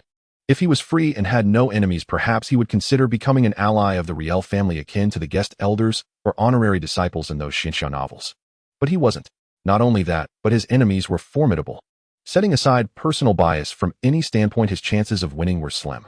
If the Riel family took him in and aided him, it would be equivalent to tearing the mask off with True. As a somewhat paranoid person, Lin Jie disliked being a burden to others and didn't appreciate dragging others down with him, even if that person could provide him with tremendous support. Indeed, although we haven't known each other for long, I can see that you're a proud person. Kaino flicked the ash off his cigarette, suddenly changing the subject. You must be in dire need of money right now. You're right, I'm very short on cash. Lin Jie took out his 300 or so coins and placed them on the table. This is all I have at the moment. Why are you so candid about your poverty? Kaino glanced at the money on the table, paused for a moment, then said, You know, I took over the Riel family's business when my father passed away early at the age of 14. Back then I was still naive and thought of making every member of the Riel family, every employee, wealthy. With that thought, I diligently managed the family business under my uncle's protection, continuously improving employee benefits, and the wages and savings of those in the Riel family enterprises saw noticeable increases each year. But even after 3 or 4 years of this, they still couldn't become wealthy. At that point I realized a problem. Would you like to hear about it? I'm all ears. Lin Jie sat up straight and gestured for Kaino to continue. I found that making everyone wealthy is in itself an impossible and unrealistic task. Kaino seemed to become somewhat emotional at this point, extinguishing his cigarette and speaking more rapidly. First of all, in most people's understanding, wealth is merely the accumulation of a certain circulating currency. But what is currency specifically? The answer is clear. It is something issued by a certain interstellar government recognized by multiple other interstellar governments possessing purchasing power. It is precisely because of the purchasing power of currency that it is recognized as wealth. 99% of people assume that the more currency they accumulate, the wealthier they are, yet they overlook one critical point. Kaino paused, gesturing with his hands to form a shape resembling parentheses. They haven't grasped that whether it is the federal government, the interstellar empire, or any other authority, if they want to maintain the stability of the economic system and prevent the economy from collapsing due to inflation or other reasons, the value of currency must be kept within a certain range. In other words, while the amount of currency increases every year, its purchasing power and value do not. From a macro perspective, the total amount of currency remains constant. In simpler terms, wealth is to some extent quantifiable. It is impossible for everyone to earn a lot. If some earn a lot, then necessarily some must earn less. Do you understand what I mean? Lin Jie nodded slightly, acknowledging the insight of a capitalist. So what does that mean? What I want to convey is that given your current situation, if you truly have no intention of making dirty money and do not wish to accept any help, it will be impossible to resolve your financial strain in the short term. However, I happen to have a proposal. Kaino pushed a folder in front of Lin Jie. Lin Jie glanced at Kaino, opened the folder, and was met with 4 large characters: loan agreement. The Liar family has many industries under its wing, including a financial institution qualified for large loans. According to the senior management of this loan company and my assessment, you can indeed obtain a loan from us. The agreement is not lengthy or overly complex, similar to loan agreements in Blue Star, but with more detailed clauses. Perhaps considering that he is alone, Kaino waived the requirements for a guarantor and an emergency contact. At the end of the agreement, there is a disclaimer and a personal commitment letter that Kaino drafted for Lin Jie. The total loan amount is 15 million Karl coins, enough to alleviate Lin Jie's urgent situation. Under normal circumstances, our company only offers 2 loan models: large secured loans and small unsecured loans. However, when it comes to superpowered individuals, we can consider large unsecured loans. As a Titan-level iron manipulator, you can theoretically qualify for a larger unsecured loan, but you should be aware that your situation is quite special. As someone with a criminal record, your credit is deemed worthless by many financial institutions, and with that person. Kaino raised his hand to his mouth, mimicking the pose of holding a pipe, to refer to Tulu before continuing. Your risk is even greater. It's almost impossible for any institution to grant you a loan. I'm a businessman and I have many employees to support, so I can only offer you this much. That's already a lot. Lin Jie looked at the agreement, lightly tapping his fingers on it. 15 million Karl coins should be enough to purchase 2 high-end general-grade battle mechs. It may not seem high as there's a tier above his iron manipulator level, but Lin Jie fully understood. As Kaino said, from an outsider's perspective, the risk is too great. Once he leaves Liar Star, he might vanish at any moment. Lending money to him would be akin to throwing money into the water. In short, the so-called loan is merely a way for Kaino to maintain his dignity. He lent this money to Lin Jie with no real expectation that he would repay it. That's why the amount isn't enormous, only enough for a general-grade battle mech. However, from Lin Jie's perspective, it's a significant act of kindness in his time of need. Rest assured, I will not let you lose money. Lin Jie glanced at Kaino and signed his name on the agreement. I can tell you are a person of your word. Kaino took the loan agreement and identification Lin Jie handed him, scanned the ID with his wristwatch, and then returned it. He continued, within half an hour a new account will be created for you at the Liar Family Private Bank and the money will be credited. So, let's have a pleasant cooperation. Pleasant cooperation. Lin Jie reached out and shook Kaino's hand. A few minutes later, after seeing Kaino off, Lin Jie sat back down at the computer and turned it on. Now that he has money, there's no need for a penny-pinching plan. He can directly purchase a mech. Great online shopping. Lin Jie rubbed his hands together and opened a webpage named Superpowered Store. As the name suggests, this is a shopping platform exclusively for superpowered individuals, featuring high-end goods not available in the regular market, such as gene potions, weaponry, staves, mechs, and more, all tailored for various types of superpowered individuals. As a legitimate superpowered trading platform, only verified superpowered individuals can log in. Lin Jie, recognized as a Titan-level iron manipulator, already had an account on this platform. After logging in and roughly scanning the homepage, he switched to the section selling mechs. General Grade Battle Mech Racing Version, Top Configuration. Lin Jie muttered while entering the criteria in the filter.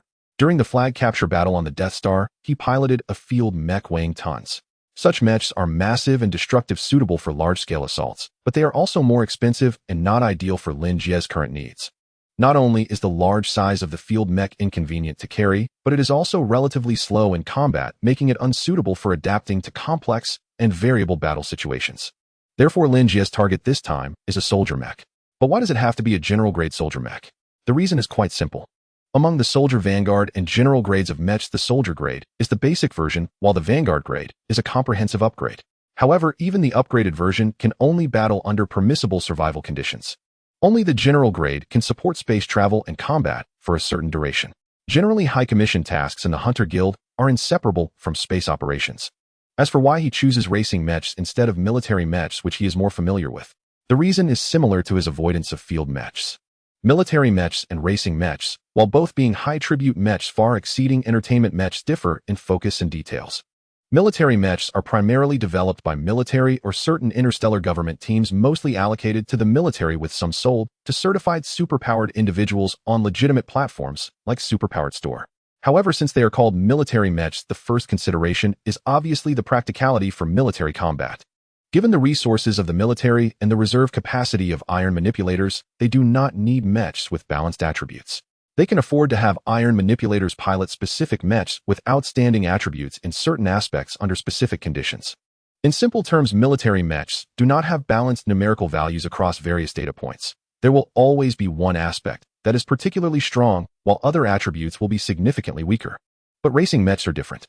In competitions, if due to unexpected circumstances or battlefield shifts, professional players need to switch mechs like military iron manipulators, not only will the maintenance cost for the clubs rise dramatically, but the continuity and viewing pleasure of the competition will also suffer, inevitably affecting the ratings. Thus, to avoid such situations, the development requirements for racing mechs include balanced attributes to ensure they can handle various battlefields and unexpected circumstances. Correspondingly, under the condition of attribute balance, racing mechs do not have a single attribute as pronounced as military mechs.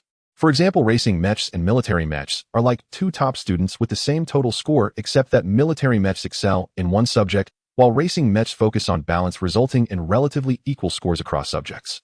Currently, Lin Jie does not have enough money to acquire several military mechs that are like specialized talents, so the racing mechs with higher overall quality become his first choice. Clicking search, the web page redirected and various mechs that met the filtering criteria appeared before Lin Jie.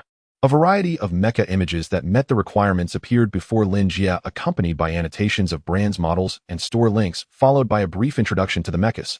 Some well-known series of mechas had dedicated spokespersons, mostly celebrity-level interstellar competitors.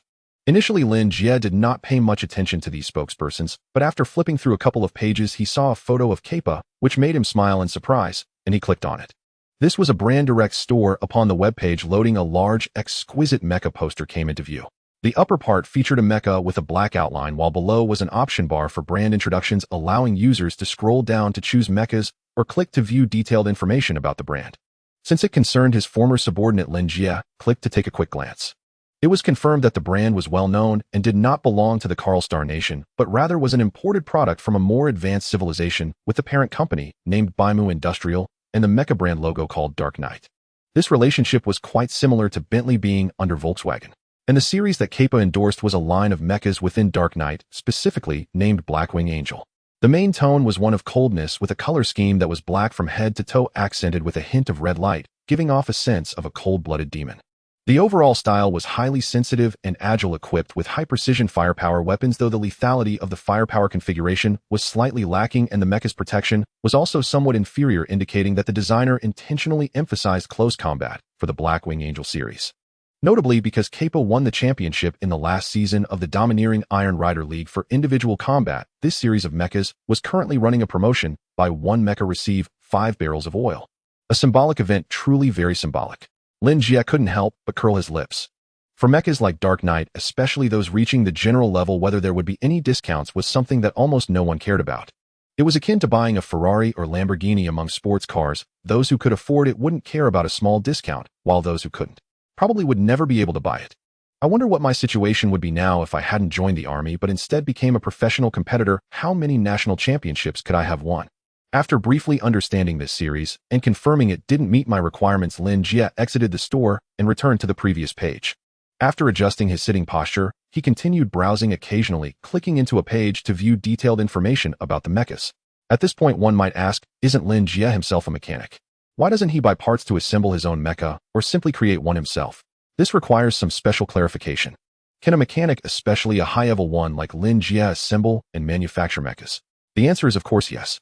However, Lin Jie is just an individual, and the knowledge he learned can be acquired as long as one is willing to spend money. He does not have his own factory or a complete healthy production line like those major brands, nor does he possess advanced proprietary technology. As an ordinary person, studying mechanical knowledge already consumes a lot of energy, leaving him no time for further research. Although the knowledge in his mind is at a higher level, it still hasn't reached the stage of manufacturing mechas. In summary, a custom-grade mecha could be delivered by those brands in just 2 days, while Lin Jie would take at least half a year to manage it himself. Moreover, the quality produced would not be as good as those from large manufacturers. In comparison, buying a finished product became the best choice. Ding. After browsing for about 10 minutes, Lin Jie's communicator watch suddenly vibrated. The loan from Mech+no had been deposited into a brand new personal account with a balance of 15 million. The communicator popped up a new interface asking Lin Jie for identity authentication and password setup. After completing all this and spending a few more minutes, Lin Jie leaned back against the chair's backrest, gazing at the ceiling with a glint of flickering thoughts in his eyes. 15 million theoretically, with careful budgeting, could purchase 2 high-specification, general-level single-soldier mechas for racing. Lin Jie's original plan was to buy 2 mechas, one for use and one as a backup. However, the past 10 minutes of browsing mechas had shaken his original thoughts. Firstly, after the recent inquiries, Lin Jie realized he had overestimated the overall quality of high-specification racing single-soldier mechas. Of course, it does not exclude the possibility that his requirements were higher than those of an average Iron Rider. In general, mechas priced between 7 to 8 million were insufficient to meet his combat needs. To reach his standards, it had to be top-tier, and it had to be a custom version with additional configurations. Such top-tier mechas were already expensive, and customizing additional configurations based on personal requirements made it even pricier, totaling at least over 10 million with the remaining funds, not to mention buying another top-tier mecha. Even purchasing a low-spec one would not be feasible. Therefore, Lin Jie's plan must be modified. Fortunately, his years of military experience had cultivated a habit of creating multiple contingency plans, preventing him from being at a loss. Plan B. After a short break, Lin Jie straightened up and entered the words high-tech battle suit into the search bar of the superpower store. Upon confirming, the page redirected, showcasing various items resembling superhero tight-fitting battle suits on the screen. These things are cheap. Lin Jie smiled almost self-mockingly at his current predicament and began to browse for more information. In fact, the so-called high-tech battle suit strictly belongs to the category of single-soldier mechas, being a branch of single-soldier mechas. However, unlike mechanical armor, high-tech battle suits do not require neural connections to operate. They simply need to be worn, and the suit automatically adjusts to fit the wearer's body shape perfectly. Correspondingly, high-tech battle suits do not provide as many varied combat methods as mechanical armor. They only offer a quantifiable enhancement of strength and agility to the wearer. In simple terms, it is merely a pure enhancement of physical skills. Compared to mechanical single-soldier mechas, biological mechas, and symbiotic mechas that enhance various attributes and provide more combat methods, high-tech battle suits appear quite redundant. But precisely because of this redundancy, the price of high-tech battle suits is far lower than the other 3 types of single-soldier mechas, primarily emphasizing affordability. Before specifically introducing the types and characteristics of individual mechs, it is essential to first mention the difference between native superpower users and technology-based superpower users. Firstly, there has been an introduction to sorcerers along with a classification of their types. Some may wonder why there is no mention of sorcerers who can control objects with mental power, commonly referred to as object controllers. The answer is quite simple. In this universe, controlling objects with mental energy is merely the most basic application of mental power. Any sorcerer can use their mental energy to manipulate objects, and since this fundamental skill is universally possessed, there is no need to establish a separate profession for it. So does this mean that anyone with mental power can control objects? Actually, no. Iron manipulators also possess mental power, yet they cannot control objects. Not only can they not control objects, but their mental power also lacks affinity for any element's control over puppets and unique sensitivity to beasts. One could say that aside from enhancing their mental firewall and establishing neural connections, the mental power of iron manipulators is nearly useless. There have been studies conducted to explain this phenomenon, and conclusions have been drawn. Research has shown that while both iron manipulators and sorcerers possess mental power, they do not belong to the same category. The mental power of iron manipulators cannot be utilized with the finesse that sorcerers employ. It cannot operate independently of their bodies and is only applicable when consuming energy during neural connections with mechs or other mechanical constructs. Conversely, sorcerers can project their mental power externally, pushing the development of their mental abilities to the extreme. They employ a plethora of unusual techniques, but correspondingly their mental power is often less effective during neural connections with machines, and the higher their mental power, the poorer their synchronization with machines becomes. In experiments, advanced sorcerers have even struggled with basic coordination while piloting mechs. Gradually, sorcerers and iron manipulators began to distinguish the two types of mental power automatically. Sorcerers refer to their mental power simply as mental power, while the mental power of iron manipulators is derisively labeled as submental power. From the terminology alone, it is clear that sorcerers somewhat look down on iron manipulators. They believe that without mechs and the technology of neural connections, the so-called submental power of iron manipulators is utterly useless, and consequently, they lack the qualification to be compared with them.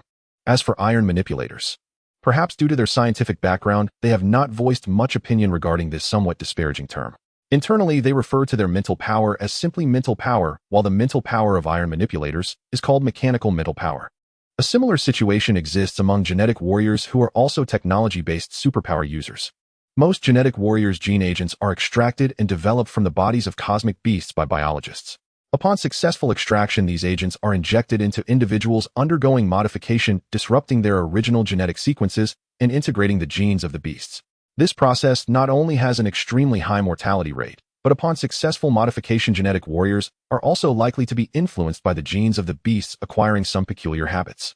For instance, if a genetic warrior undergoes a gene modification with that of a python, while they gain strength and advantages characteristic of the python, they may also be affected by the python's hibernation habits, becoming lethargic and sluggish during winter. To put it bluntly, no matter how hard a regular person tries, they remain ordinary. To gain power sufficient to rival superpower users, they must pay a steep price and endure impacts that ordinary people find hard to bear. For example, the heavy reliance of iron manipulators on mechs, or the behavioral changes and high mortality rates faced by genetic warriors. These are the costs of acquiring power. Of course, this world is fair. Despite the unbridgeable disadvantages faced by the two professions, it has also granted each some unique advantages. First, let's talk about genetic warriors. While acquiring traits from beasts, genetic warriors also have a significant probability of gaining a unique innate ability from the beasts. These innate abilities are typically quite powerful, serving as a life-saving trump card, greatly enhancing the survival and strength of genetic warriors.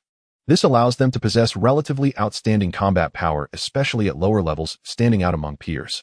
Even native superpower users, such as martial artists and sorcerers, must avoid their brilliance, making them quite formidable. As for iron manipulators, their situation is rather intriguing. In most cases within the superpower system, higher-level superpower users can sense the strength of the energy contained within lower-level superpower users. This applies to martial artists, sorcerers, and genetic warriors. Iron manipulators are the exception. The mechanical mental power of iron manipulators does not fall within the energy spectrum that superpower users can perceive. This holds true regardless of their level. In simple terms, as long as they do not expose their mechs, iron manipulators appear no different from ordinary people to other superpower users. They are merely stronger than average individuals. Do not underestimate this seemingly trivial ability. The inability to perceive has led to many iron manipulators creating classic cases of deep infiltration behind enemy lines, masquerading as ordinary people. During his time in the military, Lin Jie often disguised himself as an ordinary person to infiltrate enemy lines, and the results were astonishing. He could strike without a sound. Alright, we have covered enough about superpower professions. Hey, let's return to the story. The reason why Lin Jie's Plan B includes such a cost-effective high-tech battlesuit is quite deliberate. First, let's discuss the price. After purchasing a fully equipped general-grade individual mech, he would not have enough money left to buy another mech. However, if he opts for a high-tech battlesuit, he might even have some surplus. This could serve as a deposit for accepting tasks once he becomes a hunter. Secondly, the high-tech battlesuit can be worn in standby mode and is lightweight, easily concealed beneath a coat. In an emergency, it will automatically activate when he exerts himself, providing him with power, ensuring he has a measure of self-defense even without the individual mech. The highest only costs over 3 million, which is much more cost-effective than biological and symbiotic armors. Lin Jie muttered with a smile as he scrolled through the webpage. There are a total of 4 types of individual mechs in addition to the high-tech battlesuit. There are combat armors with diverse combat capabilities and strong defenses, biological armors infused with gene technology, and the exceedingly rare symbiotic armors. As for the latter 2 types, Lin Jie had considered them, but upon further reflection, he felt that the high-tech battlesuit suited him better. This is because his strength lies in combat with mechanical armor. Biological armor cannot be worn simultaneously with mechanical armor. In simple terms, if he wants to wear mechanical armor, he must remove the biological armor first. However, the high-tech battlesuit does not have this restriction. Although it cannot be activated simultaneously, the high-tech battlesuit can indeed be worn alongside mechanical armor. In comparison, the high-tech battlesuit is clearly much more convenient. As for the symbiotic armor, to be honest, it is too rare and Lin Jie does not know much about it, nor are there many available for sale, so he eliminated it from his options. One suit, one mech. After carefully browsing, Lin Jie ultimately decided to adopt Plan B. Since the battlesuit can automatically adjust to the wearer's physique without needing special customization, Lin Jie first placed an order for a suit, and then returned to the interface for mechanical armor, locating the mech he had previously selected. In contrast, the mechanical armor is more complicated as Lin Jie requires additional custom configurations beyond just selecting options, necessitating clear communication of many details with customer service. This process was rather tedious as Lin Jie was too professional and many terms and parameters were incomprehensible to customer service. They had to transfer him to a specialized mechanic at the manufacturer where one side made requests while the other provided prices and difficulties, resulting in back-and-forth discussions that took over 2 hours. Once everything was finalized, the battlesuit Lin Jie ordered arrived. Rushing into the hotel lobby, Lin Jie verified his identity with the staff before carrying the combat suit back to his room. After unlocking the secure case with his identification card, a brand new combat suit lay before him. The suit was predominantly crimson, adorned with faint golden filigree, and bore a mechanical emblem on its chest, a stylized robotic head reminiscent of the Transformers. That emblem was the trademark of this series' geek. Not a bad first impression, but whether mass-produced quality truly lives up to the hype remains to be seen. Lin Jie nodded faintly, simultaneously powering up the digital manual and running his fingers across the suit's surface. Instantly, familiar blue glyphs shimmered into view before his eyes. Geek Lone Walker. Type Combat Suit. Class C. Combat Modes 2. Output Energy Rating 43004700. Recharge Methods Ultraviolet or Electrical Rated Voltage 400 VAC. Minimum Requirement Mental Strength 500. Note: a triumphant debut. Read all around. Lin Jie. That note grew increasingly whimsical. What had begun as a sleek, high-end, elite-grade combat suit now inexplicably exuded a distinctly rustic charm. Well, none of that matters right now. Shaking his head, Lin Jie picked up the suit and retreated to his bedroom to change. His earlier touch-and-scan technique had already confirmed that the suit's actual specifications closely matched those listed in the manual.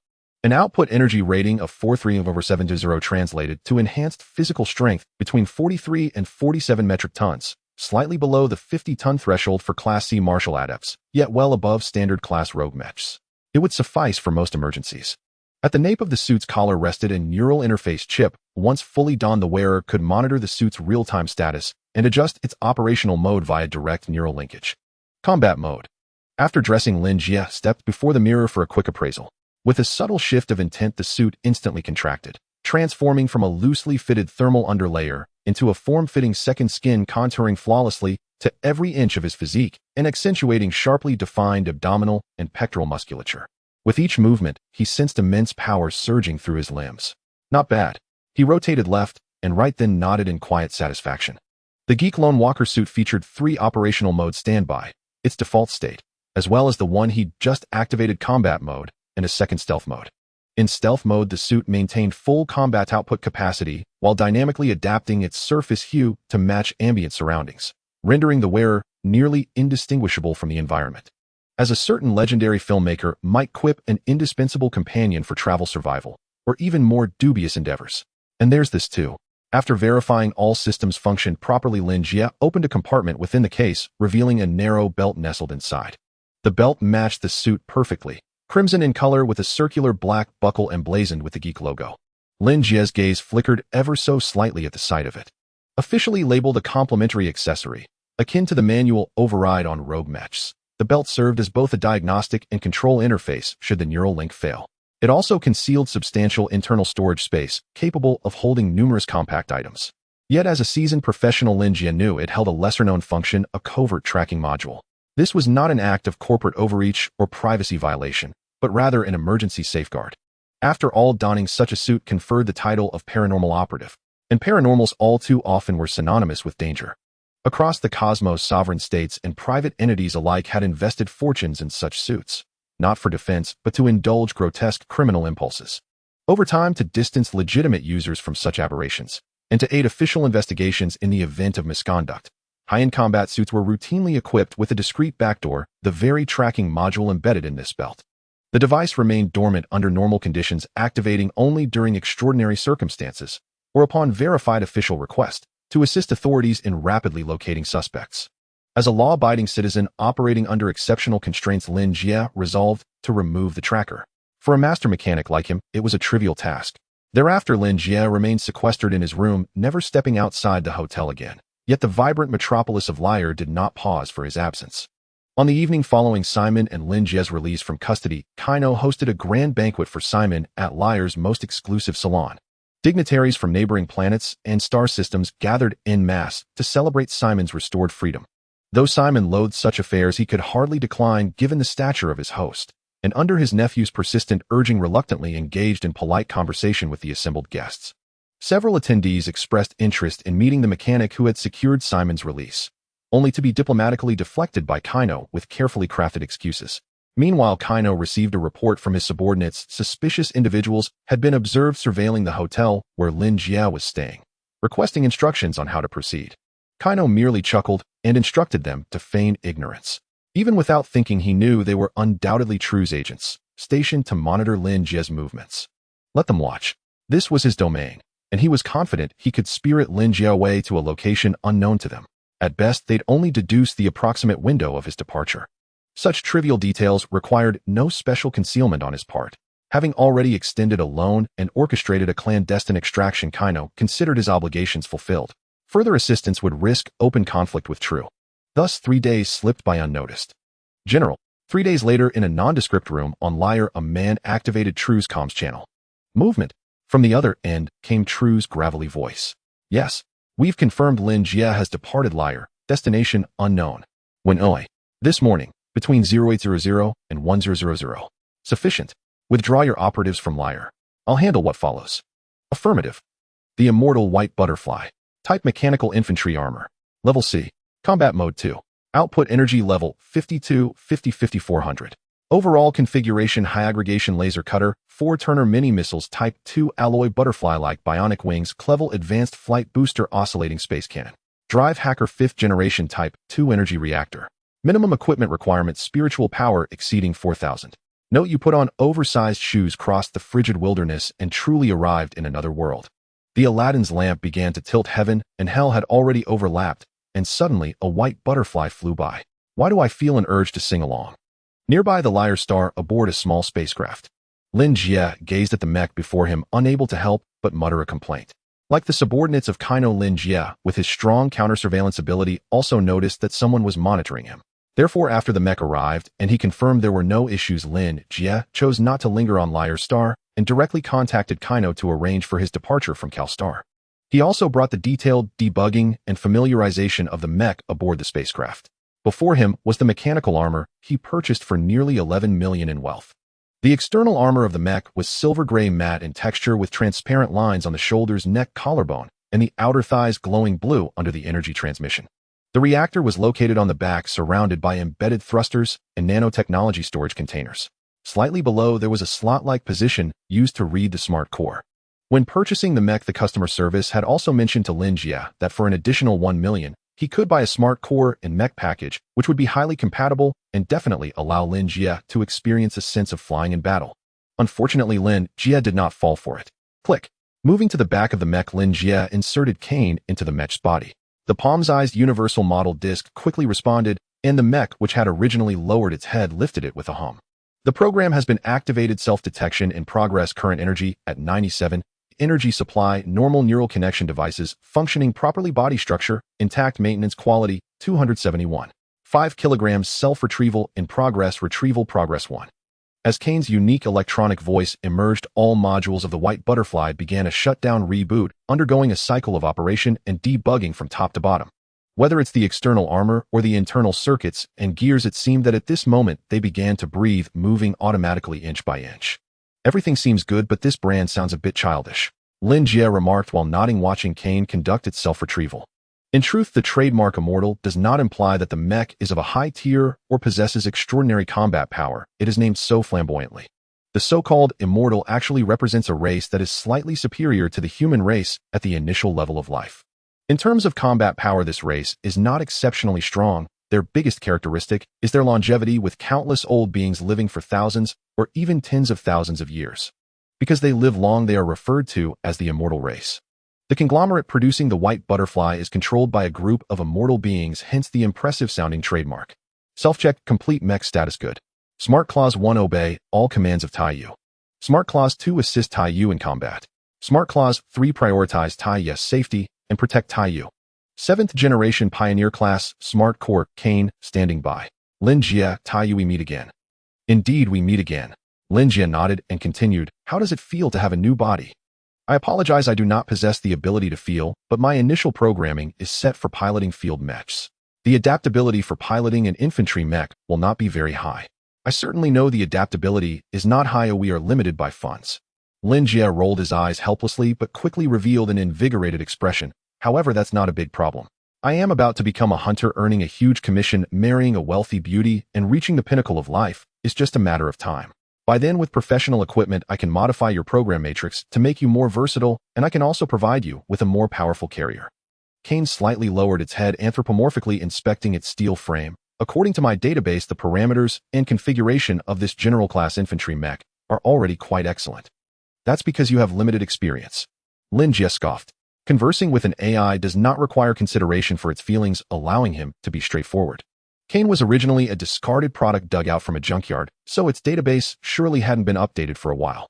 Moreover, since it was a local product of CalStar, the data comparisons naturally reflect only the domestic infantry mechs, making its perspective somewhat narrow. If we were to discuss it, the mechs produced by this immortal conglomerate could only thrive in this small place of CalStar. Beyond that, there are truly luxurious high-end mechs, such as the Star God series that boasts of having no flaws, the White Hole series known for its infinite energy, and the Star Beast Butcher series famous for its lethality, etc. However, universally recognized as the most advanced and powerful are the Zero series produced in the realm of the mechanical god Zero.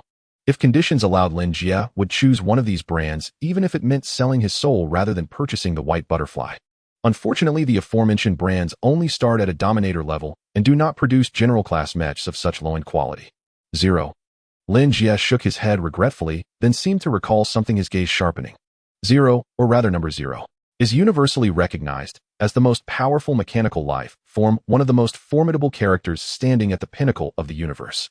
The Zero realm it governs also has a deep cooperation relationship with other interstellar civilizations. Periodically, other interstellar civilizations can select a group of Taiyu and mechanics to be sent to the Zero realm for advanced study. As long as they can survive, not only will their abilities in various aspects soar, but those who perform excellently may also receive advanced mechs and smart cores awarded by the Zero realm. These are absolutely Zero series products which cannot be bought even with money and are the dreams of countless Taiyu. If it weren't for being brought before a military tribunal, Lin Jie might have been on the list of Taiyu sent to the Zero realm for advanced training. Telru. Lin Jie slipped his hands into his pockets and murmured softly. At the same time, the battleship began to tremble slightly, and after a few seconds vanished in place, entering the transition state. The Aoduan Federation, a stellar civilization of comparable size adjacent to the Karl star kingdom, is composed of 5 major colonial star systems. It is said that in the early days these 5-star systems operated independently, but as the Karl star kingdom rose and nearby nations continuously developed, the status of these 5-star systems became increasingly precarious. In order to ensure their voice in the surrounding interstellar governments and to possess a more formidable military force, the 5-star systems convened and decided to name themselves the Aoduan Federation after their shared belief in the so-called god of nature Aoduan. According to cosmic coordinates, the 5-star systems were renamed to the East, West, South, North, and Central Aoduan star systems. Lin Jie's destination this time is the central planet of the South Aoduan star system, South Aoduan star. The reason for choosing this place is twofold. First, the Riel family has a considerable business presence here, and Kano is a person of credibility in this region, qualifying as a mediator to guarantee Lin Jie's interests. Secondly, this location is sufficiently distant from the 9th Fleet of True, allowing Lin Jie to buy some development time without interference. Interestingly, perhaps due to their faith in the so-called god of nature, this planet, despite being technologically advanced, features an architectural style that closely resembles nature. Many massive commercial buildings appear from the outside to be enormous trees complemented by vast greenery, making the entire planet resemble a gigantic primeval forest from above. High-tech spacecraft glide across the sky, adding to the unique and charming beauty of the scene. So you see, the tallest building ahead is the headquarters of the Hunter Guild in South Aoduan Star. I don't have permission to enter, so I can only take you this far. A small passenger ship came to a stop and the driver turned back to say, all right, I'll pay you. Lin Jie opened his wrist communicator intending to scan a payment code on the armrest of the seat. This is a mobile payment device similar in principle to WeChat, but much more convenient, as this mobile payment can be used universally across the universe. No need, sir. Before Lin Jie could pay for the ride, the driver stopped his motion, and upon Lin Jie looking up met the driver's gaze filled with admiration. The Hunter Guild is a place exclusively for superpowered individuals. You must be a superpowered individual. It is my honor to transport one. How could I ask you to pay? Superpowered individuals receive such treatment. Lin Jie was slightly taken aback, but still paid for the ride, ignoring the driver's overwhelming expressions of gratitude as he got out. What came into view was a massive structure resembling a stone talisman. It is a totem of the South Aoduan star system, known as the Blessing Stone. On his way here, Lin Jie saw many altars of such blessing stones. The Hunter Guild likely designed its headquarters in this fashion to align with the architectural style and culture of South Aoduan star. Striking yet not out of place, the towering blessing stone stands as a definitive landmark. With sharp eyesight, one could see ships coming in and out both from the ground and the air. These vehicles had been scanned and registered in advance, either belonging to high-level hunters or major clients of the Hunter Guild. As for Lin Jie, he did not match any of those categories, so he could only walk in dismally, getting stopped by security robots outside the building. Hello, sir, I don't have any information on you in my database. You are neither a registered hunter nor a high-value client of the guild. If you are a superpowered individual, please present your superpowered certification. If you wish to commission the guild to issue a task, you can do so directly through our Interstellar Hunter app. If you have merely taken a wrong turn, please leave quickly. If you continue on, I cannot rule out the possibility of forcibly expelling you. This intelligent program is quite polite. Lin Jie slightly curled his lips, took out his iron control certificate, and handed it over. After the security robot scanned it and confirmed its authenticity, it returned the certificate to Lin Jie and opened a path. Welcome, superpowered sir. There is a guidance desk in the lobby on the first floor. Whatever you wish to do, our advanced intelligence Kaizen will provide the necessary assistance. Thank you. Lin Jie replied softly, took back his iron control certificate, and walked into the Hunter Guild building. From a distance, he could see the guidance desk directly facing the entrance. Above the desk was a massive, three-dimensional projection displaying the building's layout, marked with the main responsibilities of each floor and the required access levels to enter those floors. In contrast to the retro exterior, the interior decoration of the entire building was quite high-tech, filled with various self-service machines, alloy frames, and advanced glass. Numerous superpowered individuals moved about, occasionally revealing a few eccentric-looking ones surrounded by shops selling food and drink, giving the overall style a resemblance to airports from Lin Jie's past life on Blue Star. Lin Jie took a quick look and headed directly to the guidance desk. Hello, sir. Here, the intelligent projection was a gentle girl. Upon seeing Lin Jie approach, she displayed a smile more professional than Kano's. I am the artificial intelligence Kaizen, pleased to serve you. What business would you like to conduct? I wish to register as a hunter. Lin Jie waved his iron control certificate. All right, please follow me. Kaizen gestured for him to go ahead, then turned around. As the light shifted, another Kaizen separated from her body and walked in a specific direction. The entire building was surrounded by holographic projections. Lin Jie glanced at the Kaizen standing still and quickly followed the one that had left. The first, second, and third floors of our building are open to all superpowered individuals. Each floor is responsible for different services. The first floor is mainly for superpowered individuals to rest. The second floor is a shopping area with many high-end brands of superpowered goods, and the third floor is a leisure area with various entertainment options for you to experience. Most of our hunters' social activities take place on the third floor, and as long as you have sufficient level, all entertainment facilities can be provided for free. Each floor of the third level has a dedicated bounty task update board and real-time rankings of hunters and hunting teams of all levels synchronized with our Interstellar Hunter app. While introducing this to Lin Jie, Kaizen led him to a self-service machine. Lin Jie stepped up, placed his documents and iron control certificate into the machine, and filled in his personal information. This process actually doesn't take long. Generally, as long as the documents and information are correct, the machine can complete the self-service authentication, but Lin Jie's case is somewhat special. As a person with a criminal record, he needed to fill in the name of a guarantor and also submit the guarantee letter into the machine, waiting for manual review. Of course, this process would not take too long either. The machine indicated that it would take up to an hour at most. Tired from the journey, Lin Jie simply took the elevator to the second-floor dining area, found a small restaurant, and ordered a simple meal. While waiting for his food to be served, Lin Jie closed his eyes, appearing to meditate, but in reality, he was sinking his consciousness into his body, entering the cube space. The small alloy cube floated gently, displaying the number 32. This was the result of Lin Jie's efforts in electric therapy since his release from prison. Not bad, the stock should last for another 4 or 5 days. Looking at the remaining counts, Lin Jie thought to himself. In addition to electric therapy and formulating subsequent plans over these days, he had also been studying this cube. After several days of exploration, he discovered a pattern. If he merely twisted the cube without forming a pattern with its surface textures, the results would primarily be blueprints. However, if a pattern was formed, the knowledge acquired would typically relate to a specific type of mechanical expertise. It's just that due to being at the starting stage, the level of blueprints and knowledge obtained so far has not been very high, offering him little help in his current situation. However, Lin Jie was not anxious. He believed that as long as he persevered with the electric therapy, he would eventually obtain higher-level blueprints and knowledge. Another noteworthy point is that while the cube does not limit the number of twists per day, as long as a pattern is formed on the cube's face during the day, unlocking new knowledge will put the cube into a skill cooldown. Regardless of the remaining twists available, he must wait 24 hours before he can twist it again. Following the planned scheme, Lin Jie twisted the cube 5 times, forming a relatively complete pattern, and 4 blueprints along with some knowledge flowed into his mind. Energy transmission for low-level shipborne heavy artillery. After reading the knowledge in his mind, Lin Jie could not help but frown. As expected, while this knowledge is stronger than what he previously understood, its level is not high and offers little assistance to him at present. Just then, sir, a call rang out in front of him, causing Lin Jie to open his eyes. What came into view was a slightly plump middle-aged man dressed elegantly, adorned with lavish-looking accessories that surprisingly did not appear gaudy. He stood in front of Lin Jie, resting a hand on the chair opposite him with a polite smile. "May I sit here?" "Sit here." Lin Jie looked around.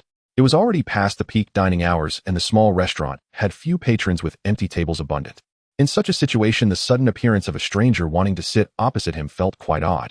According to Lin Jie's usual style, he would most likely respond that it was inconvenient or directly vacate the table for the middle-aged man and leave.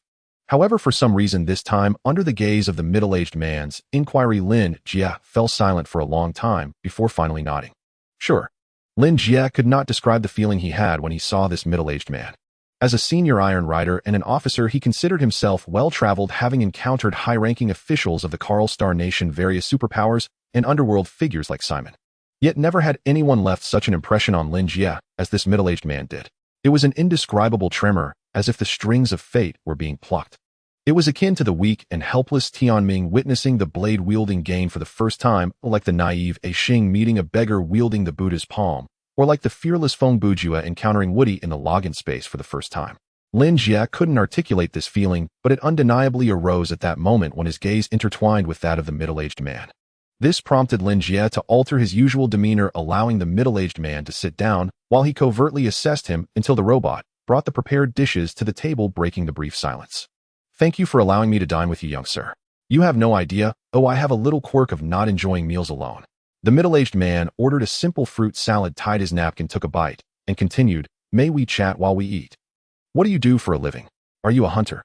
Lin Jie asked as he cut a piece of steak while observing the middle-aged man. From the moment the middle-aged man sat down, Lin Jie had been watching him for 3 to 4 minutes. He scrutinized him from head to toe, but apart from being refined and luxurious, he could not discern anything particularly special about him. Yet that indescribable feeling continued to linger, leaving him uncertain about the depth of this middle-aged man. "May I ask your name?" "Just a businessman. You can call me Merchant," he replied, casually glancing at his expensive-looking watch. "Sir, I wonder if you have ever heard of something called fate. The moment I laid eyes on you, I felt a strong connection between us. To be honest, I feel the same way." "Really? That's wonderful." The merchant set down his cutlery. "Since you also feel a connection with me, would you be willing to make a deal with this merchant?" "Are we getting to the point?" Lin Jie raised an eyebrow, his expression turning serious. "What kind of deal?" "I use this." The middle-aged man reached into his jacket pocket and pulled out a gold coin, cradling it in his palm. "In exchange for a life." "What the hell?" Lin Jie felt an even greater sense of confusion.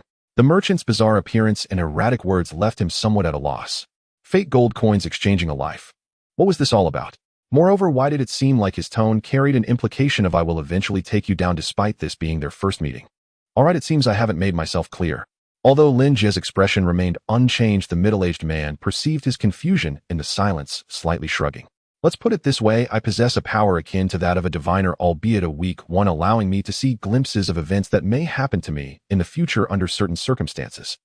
Although today is our first meeting, I have a premonition that you may pose a threat to my life in the future.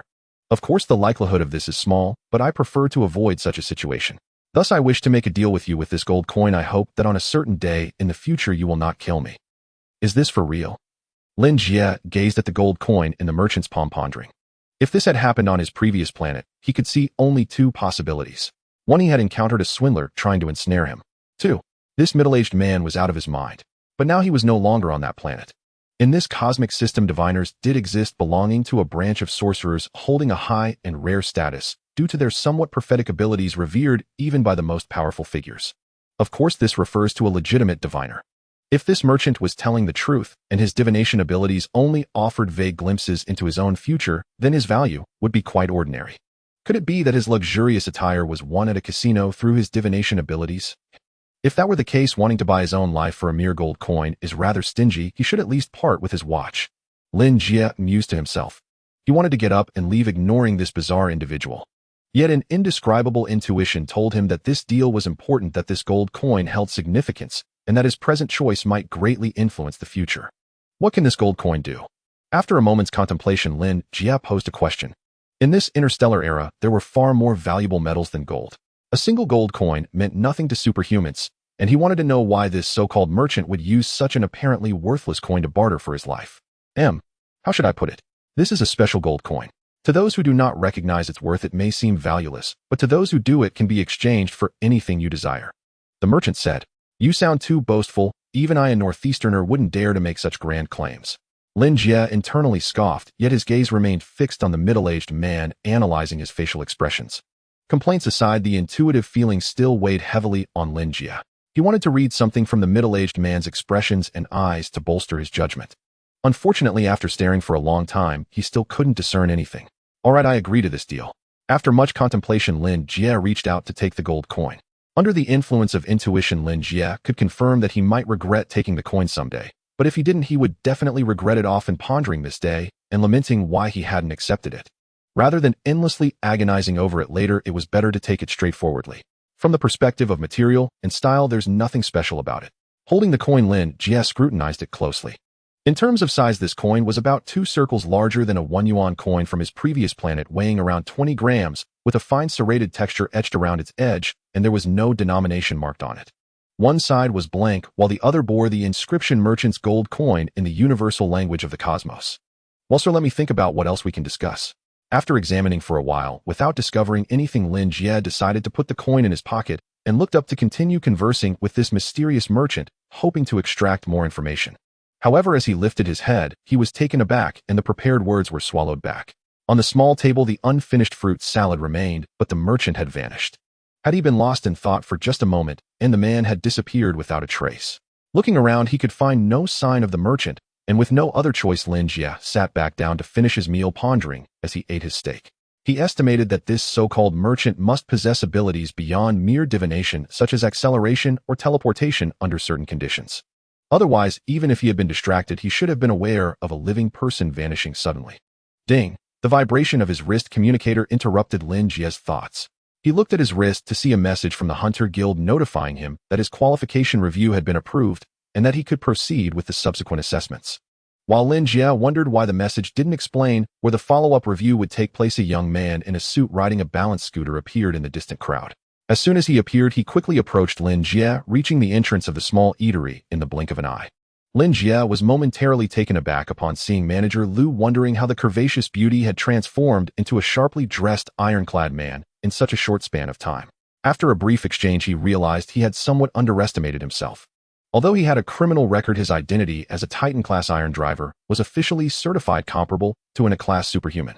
For interstellar civilizations like the Karl Star Nation and the Odin Federation, he was already part of the elite combat force, thus enjoying a relatively high status. The staff responsible for manual reviews noticed Lin Jie's rank and reported it upwards. To show respect for powerful individuals, the Hunter Guild did not allow the AI projection or ordinary staff to interface with Lin Jie, but rather Manager Liu personally came to provide unknown service. "You might be disappointed." Lin Jie chuckled helplessly after hearing Manager Liu's explanation. The potential of a mech depends on its iron driver, and the potential of an iron driver is contingent upon the mech. Without a mech that matched his rank, his level was merely a facade, utterly incapable of being compared to an A-class superhuman. "Though I don't know what you've been through, I believe these challenges are temporary. It won't be long before you will have a mech that suits you." Manager Liu's position as a manager was not without reason. His attitude did not waver due to Lin Jie's awkward situation.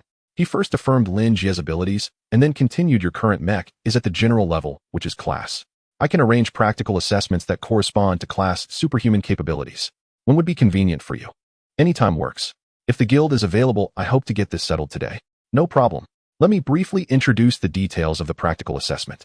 Manager Liu wore a professional smile as he said the practical assessment is divided into 4 difficulty levels: easy, normal, hard, and ultimate, in addition to matching the superhuman level.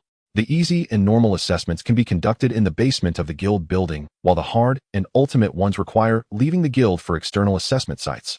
But rest assured this won't waste much time. Barring special circumstances, your practical assessment can be completely finished before dark. Besides difficulty, what other differences are there between these 4 levels? The difference lies in the initial points. You see, Manager Liu took out his tablet, swiped his finger, and projected the information into the air in front of Lin Jie, beginning to explain. First, the hunters of the Hunter Guild are also graded with rankings starting from E class, just like superhuman levels. The classification of bounty tasks follows suit. Upon receiving a bounty, the Hunter Guild conducts dual evaluations, both AI and manual, to determine the difficulty level of the task. Generally, the level of the bounty a hunter accepts cannot exceed their own hunter level. A class hunter can only accept class bounties, and the same rule applies to other levels. Furthermore, the guild's assessment of a hunter's level is usually 1 tier lower than their actual superhuman level. In other words, if a hunter has a superhuman level of class, their hunter level is generally class. The rationale behind this regulation is straightforward. By setting a hunter's level 1 tier lower than their superhuman level, it restricts the hunter to accepting bounties 1 level below their superhuman capability, significantly increasing the chances of task completion and effectively reducing hunter casualties to prevent inexperienced individuals from challenging their limits. As for how to elevate one's hunter level, it ties back to the points Manager Liu mentioned earlier. Hunters earn points through a point system for completing tasks. Upon success in a bounty task, they receive points corresponding to the task's level. Once enough points accumulate, the hunter gains the opportunity to accept higher-level tasks. For instance, a class hunter reaching full points can take on a class task, and a class hunter can take on a class task. Once a task exceeding their hunter level is successfully completed, the Hunter Guild will automatically elevate the hunter's level to the next stage. If they fail, a portion of their points will be deducted, requiring the hunter to accumulate points again before re-attempting higher-level tasks. The entire mechanism is somewhat akin to promotion matches in games. The 4 different levels of practical assessments are directly linked to a hunter's initial points. The higher the difficulty level of the practical assessment, past the greater the hunter's initial points, which correspondingly allows for earlier promotion matches. Generally, a class superhuman who passes the ultimate difficulty practical assessment will have initial points very close to full class points. After successfully completing 1 or 2 bounty tasks, they can attempt to take on higher-level tasks to level up. However, your situation is quite special. Manager Liu paused momentarily, and then continued, after all, you are a Titan-class iron driver, and I can grant you higher base points. If you can pass the ultimate difficulty practical assessment, your initial hunter level can reach class. All entertainment facilities under the guild building are provided free of charge to class hunters and above. If there's a need to purchase weapons, tools, or other items from the guild's official mall, class hunters enjoy greater discounts. Additionally, for class bounties and above, the guild can provide smart ships free of charge to transport you to the task location. After completing the task, you can also call the guild's smart ship to return. However, returning will require you to pay a certain fee, which will be directly deducted from your commission. Do you have any other questions?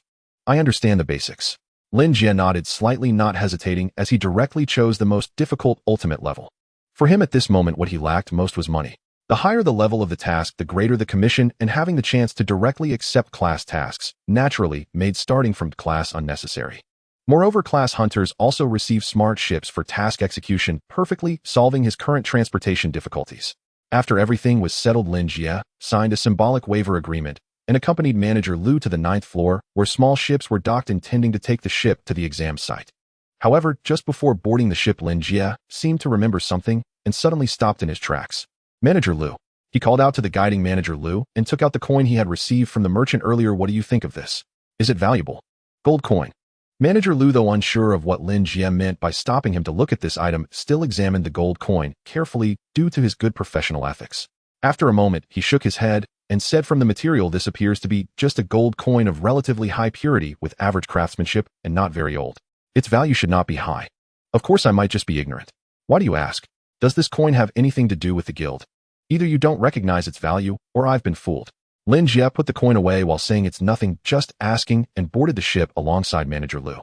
The practical assessment consists of 4 tiers: simple and ordinary difficulty. For the former, candidates face combat robots. For the latter, live examiners arranged by the Hunters Guild. The robots are the most rudimentary models imaginable, low in stats, sluggish in motion, and bound strictly to their default combat protocols. Passing this tier requires little more than closing one's eyes and walking through it, a mere formality. Live examiners present a modest challenge. Typically, they rank 1 tier above the candidate. During the bout, they impose simple, achievable conditions, easily met by any competent esper, not merely a pretender.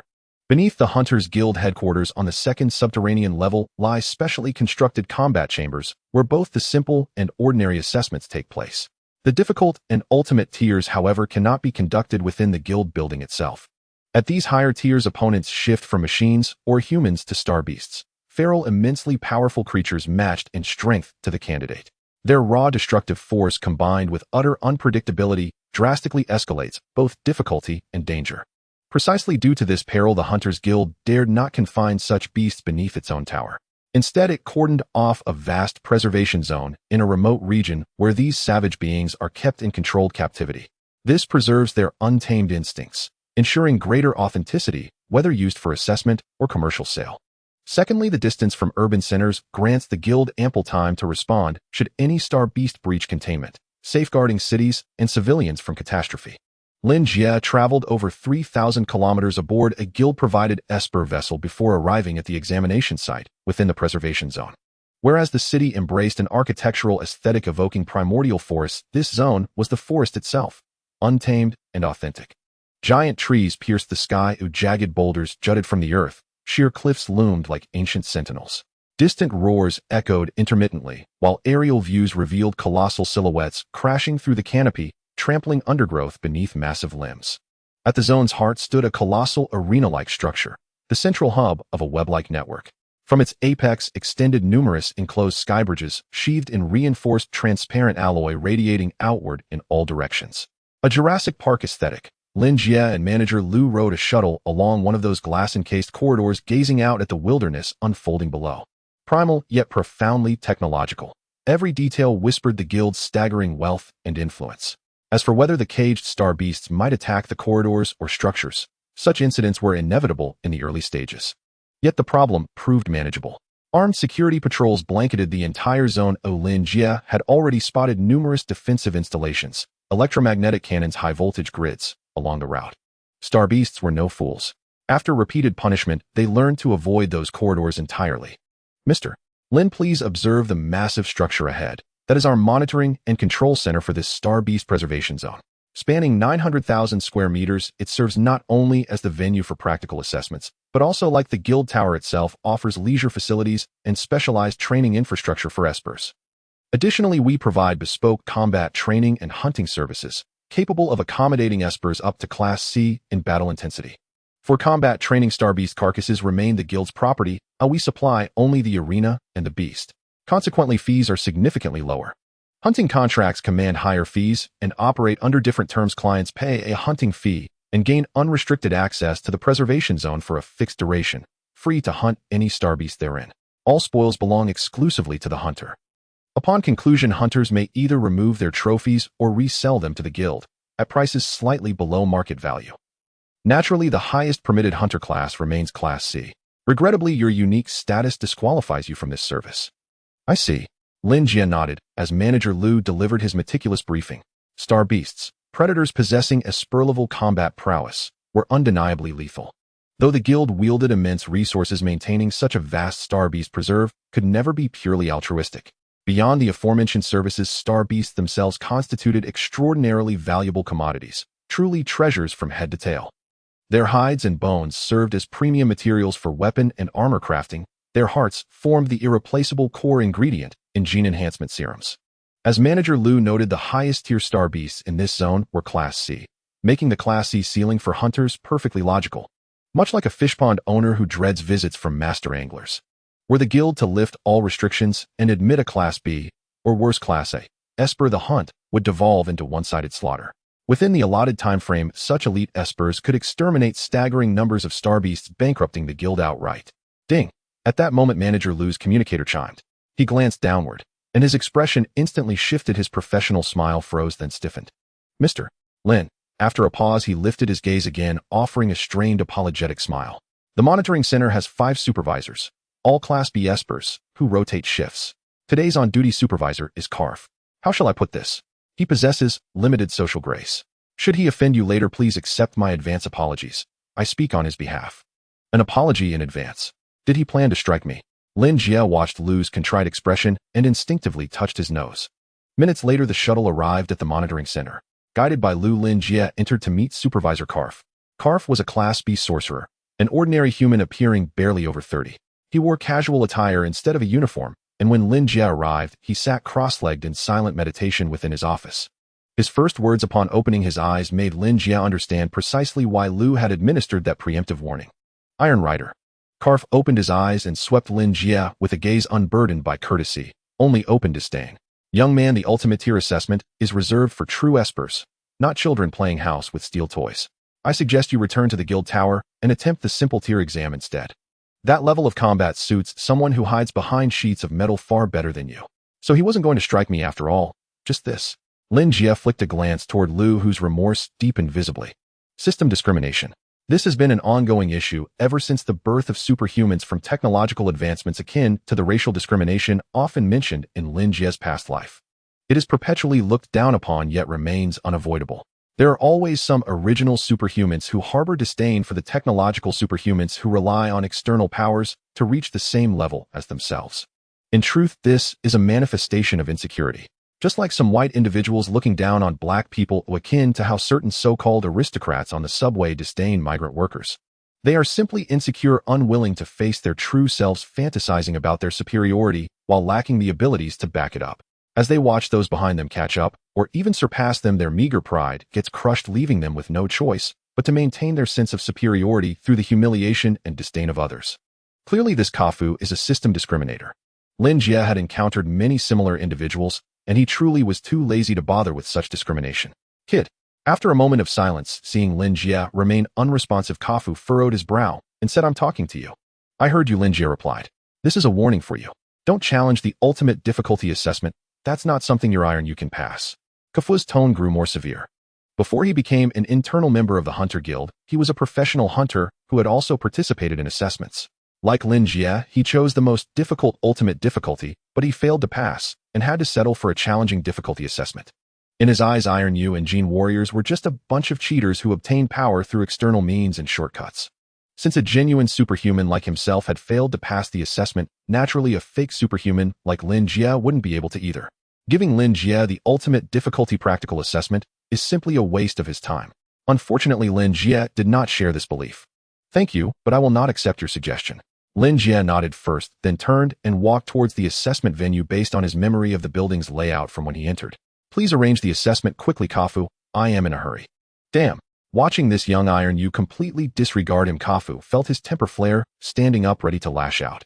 Fortunately, Manager Lu was quick to intervene, soothing Kafu and managing to prevent him from confronting Lin Jie.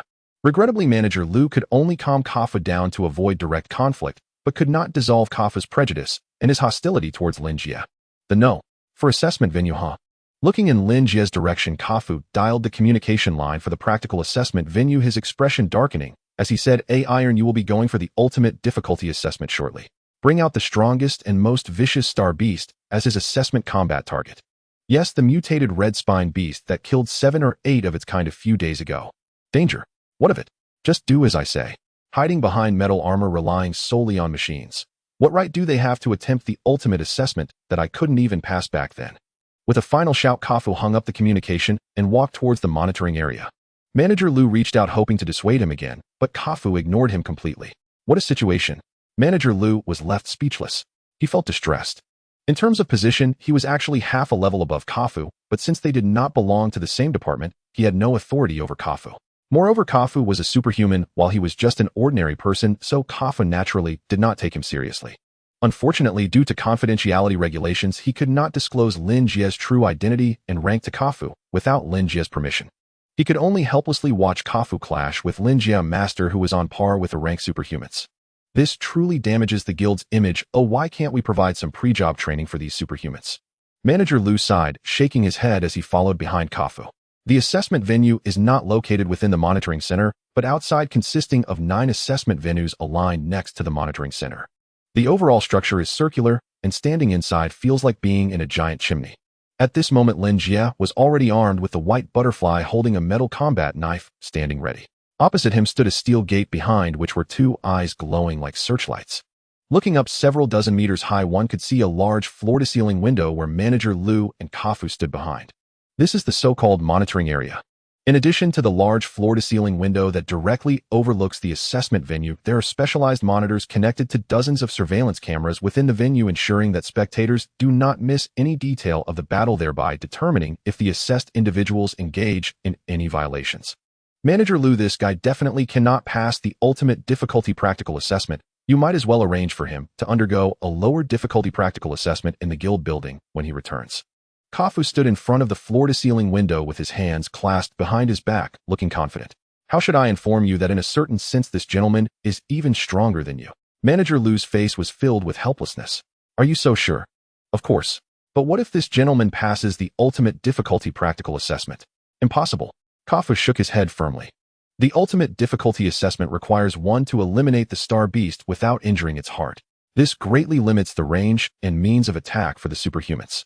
As a legitimate mage, he was unable to pass the ultimate difficulty assessment back. Then, how could a mere Iron You who would only hide behind metal possibly succeed? Alright then, Kafu, how about we make a bet? Manager Liu stepped forward, standing shoulder to shoulder with Kafu, and said in a private wager, let's bet on whether this gentleman can pass this practical assessment with a stake of 200 federal coins. I bet he can pass the assessment. What do you say?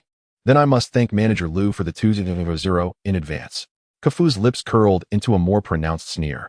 He never believed that Lin Jie had the ability to pass the practical assessment, especially since he had just contacted the staff of the assessment venue to arrange for the strongest crankstar beast.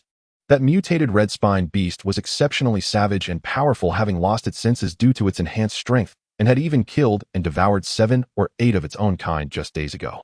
Even a rank superhuman would have to expend a great deal of effort to deal with it, let alone a crank, and especially one who was an Iron You.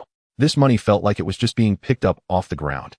With this in mind, Kafu didn't even bother with pre-battle reminders and directly pressed the button in front of him to open the metal gate below. With a roar, the mutated red-spine beast charged out violently. This star beast in its adult form was roughly the size of a horse with a large but lean skeletal structure named for its exposed red spine. The one before him was even more exaggerated, with a wide skeletal structure, yet extremely thin. A row of bone-like teeth had mutated along its red spine, and its entire body had turned red, resembling a biological monster from a distance. Upon its emergence, its body coiled together, forming a massive wheel. The red spine, spinning like a blade, emitted a sharp piercing sound like a chainsaw, causing cracks to appear in the alloy protective layer of the assessment ground, rushing towards Lin Jie like a rapidly spinning meat grinder. Crush him, this ignorant Iron You. Kafu instinctively clenched his fist, as if already envisioning the scene of Lin Jie being shredded by the red spine beast. However, clang. In an instant, Lin Jie and the red spine beast crossed paths. The scene seemed to freeze at that moment, the red spine beast abruptly halting its movement, standing still, while Lin Jie stood motionless, holding the combat knife that had unsheathed at some unknown point. The entire tableau remained tense for about 4 to 5 seconds before the silence was broken. Lin Jie, originally in a meditative stance, slowly straightened his body, the metal combat knife sliding back into its sheath with a sound of metal scraping. Clang. Finally, accompanied by the crisp collision of the knife handle and sheath, the injury to the red spine beast exploded. A line of blood spurted from its neck, and its massive head fell to the ground, rolling far away. Without looking back, Lin Jie sheathed the combat knife at his waist, resting his elbow on the hilt, and calmly walked towards the exit of the assessment venue. How is that possible? As Lin Jie effortlessly decapitated the star beast with a single strike, Kafu lost his composure. Shock, shame, and embarrassment mingled within him, leaving him momentarily frozen with wide eyes. He couldn't comprehend it.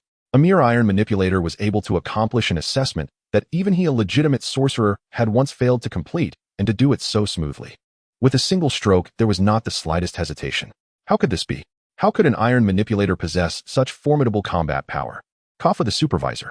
Just then, Manager Liu stepped forward, raising his wrist communicator in front of Kafu. Kafu looked down, seeing a string of numbers. What does this mean? Kafu momentarily failed to react and glanced at Manager Liu. This is my personal account. Manager Liu's smile became increasingly professional. 200,000, you can transfer it now. In an instant, Kafu's expression darkened further. Congratulations, mister. Lin, you have successfully completed all your assessments and are now a level hunter. Just log into the Hunter Guild app, choose a hunter code for yourself, and after verification you can accept bounty missions and gain access to the Hunter Forum and trading market. Manager Lu, having won 200,000 and made Kaffa look foolish, clearly felt quite pleased, his smile appearing even more sincere as he approached Lin Jie. You can choose to enter your code now as long as it does not involve any violations. I can approve it immediately. Then let's just come up with one. Following Manager Liu's instructions, Lin Jie opened the newly downloaded Hunter Guild software, logged into his account, and soon a pop-up appeared reminding Lin Jie to enter a code and marking some notes similar to profanity is not allowed. It feels like a game nickname. Lin Jie raised an eyebrow and casually typed in the two characters vulture. It was evident that Lin Jie was not someone who would spend much effort on naming. Whether it was his game nickname from his past life or the code used during military operations after his rebirth, he had always been quite casual about it and never took it too seriously. Moreover, Lin Jie vaguely remembered that a great author had once written a remarkable work in which a great protagonist named Lin summarized that those who tend to overthink their nicknames and codes are often the ones lacking ambition. You never know, they might spend an entire day on naming and character creation only to stop playing the game half an hour later. Real experts never get hung up on a game nickname. Conversely, the more extravagant and flashy the ID, the more likely that person is to be a novice. Thus, Lin Jie couldn't be bothered to think too much and simply threw up a more common code. However, before he could click confirm, the system briefly searched and promptly displayed the message, "Code already exists, please change your code." Someone actually snatched such a mundane code. Lin Jie raised an eyebrow and re-entered two characters. Lone Wolf. Code already exists. Lin Jie felt a bit unsettled. It is well known that if a nickname is taken, one can simply think of another. However, if two nicknames are taken, the nature of the naming process changes entirely. After a moment of dazedness, Lin Jie regrouped and began a tug-of-war over his code. He tried various names such as Lone Wolf, Snow Wolf, Prairie Wolf, Black Tiger, Blue Tiger, and Dominator Tiger, along with names of various star beasts, attempting over 60 codes in one go, all returning the message, "Code already exists," leaving Manager Lu somewhat stunned. Mr. Lin, the Hunter Guild database syncs across the universe with countless superpowered hunters. The probability of these common codes being occupied is very high. You might want to try using some obscure or slightly longer codes. Obscure and longer. Lin Jie raised an eyebrow, pondering for a moment before re-entering a code. General Xing Daro. Then sorry, the code cannot exceed 5 characters. Lin Jie. He finally understood. Although superpowered individuals are rare compared to ordinary people, when considering the universe as a whole, the base number is quite large. Short codes are practically all taken and ridiculous long codes are not allowed. He would probably have to borrow some names from his past life on Blue Star. Phoenix. Ding. The code is available. Would you like to confirm? Finally, he found a usable one. Lin Jie clicked confirm in resignation, letting out a sigh of relief. He never expected that coming up with a name would be more challenging than the practical assessment. After everything was settled, Lin Jie followed Manager Lu back to the guild building. As a level hunter, he had entered the ranks of advanced hunters and could enjoy the free services of the guild building. Thus, Lin Jie did not waste the little money left in his pocket to book a hotel, but instead booked a private room in the leisure club on the 3rd floor. After a quick wash, he changed into a loose bathrobe, ate a free fruit platter, and took out a piece of paper on which he wrote down the 2 options: become a hunter and open a black shop, marking a tick next to becoming a hunter. These were the 2 major goals he planned to achieve in the near future, and today he had already completed one. As for the second one, opening a mechanical weapon store in the dark web black market, would take some time. First of all, although the dark web is the dark web, its operational mechanism is quite similar to that of official websites. To open a store on the dark web, one needs to pay a certain amount of rent and a security deposit. Secondly, to manufacture the blueprints obtained from the magic cube, Lin Jie needed professional equipment and a workshop. Whether renting, buying, or building, it would be a considerable expenditure. After purchasing the Geek Lone Walker battlesuit and the immortal white butterfly mechanical armor, Lin Jie had less than 1 million Karu coins left, which would convert to about 800,000 Orton Federation coins. It would not be an exaggeration to say he was financially strapped. Thus, the matter of opening a black shop would have to be put on hold until he earned enough money.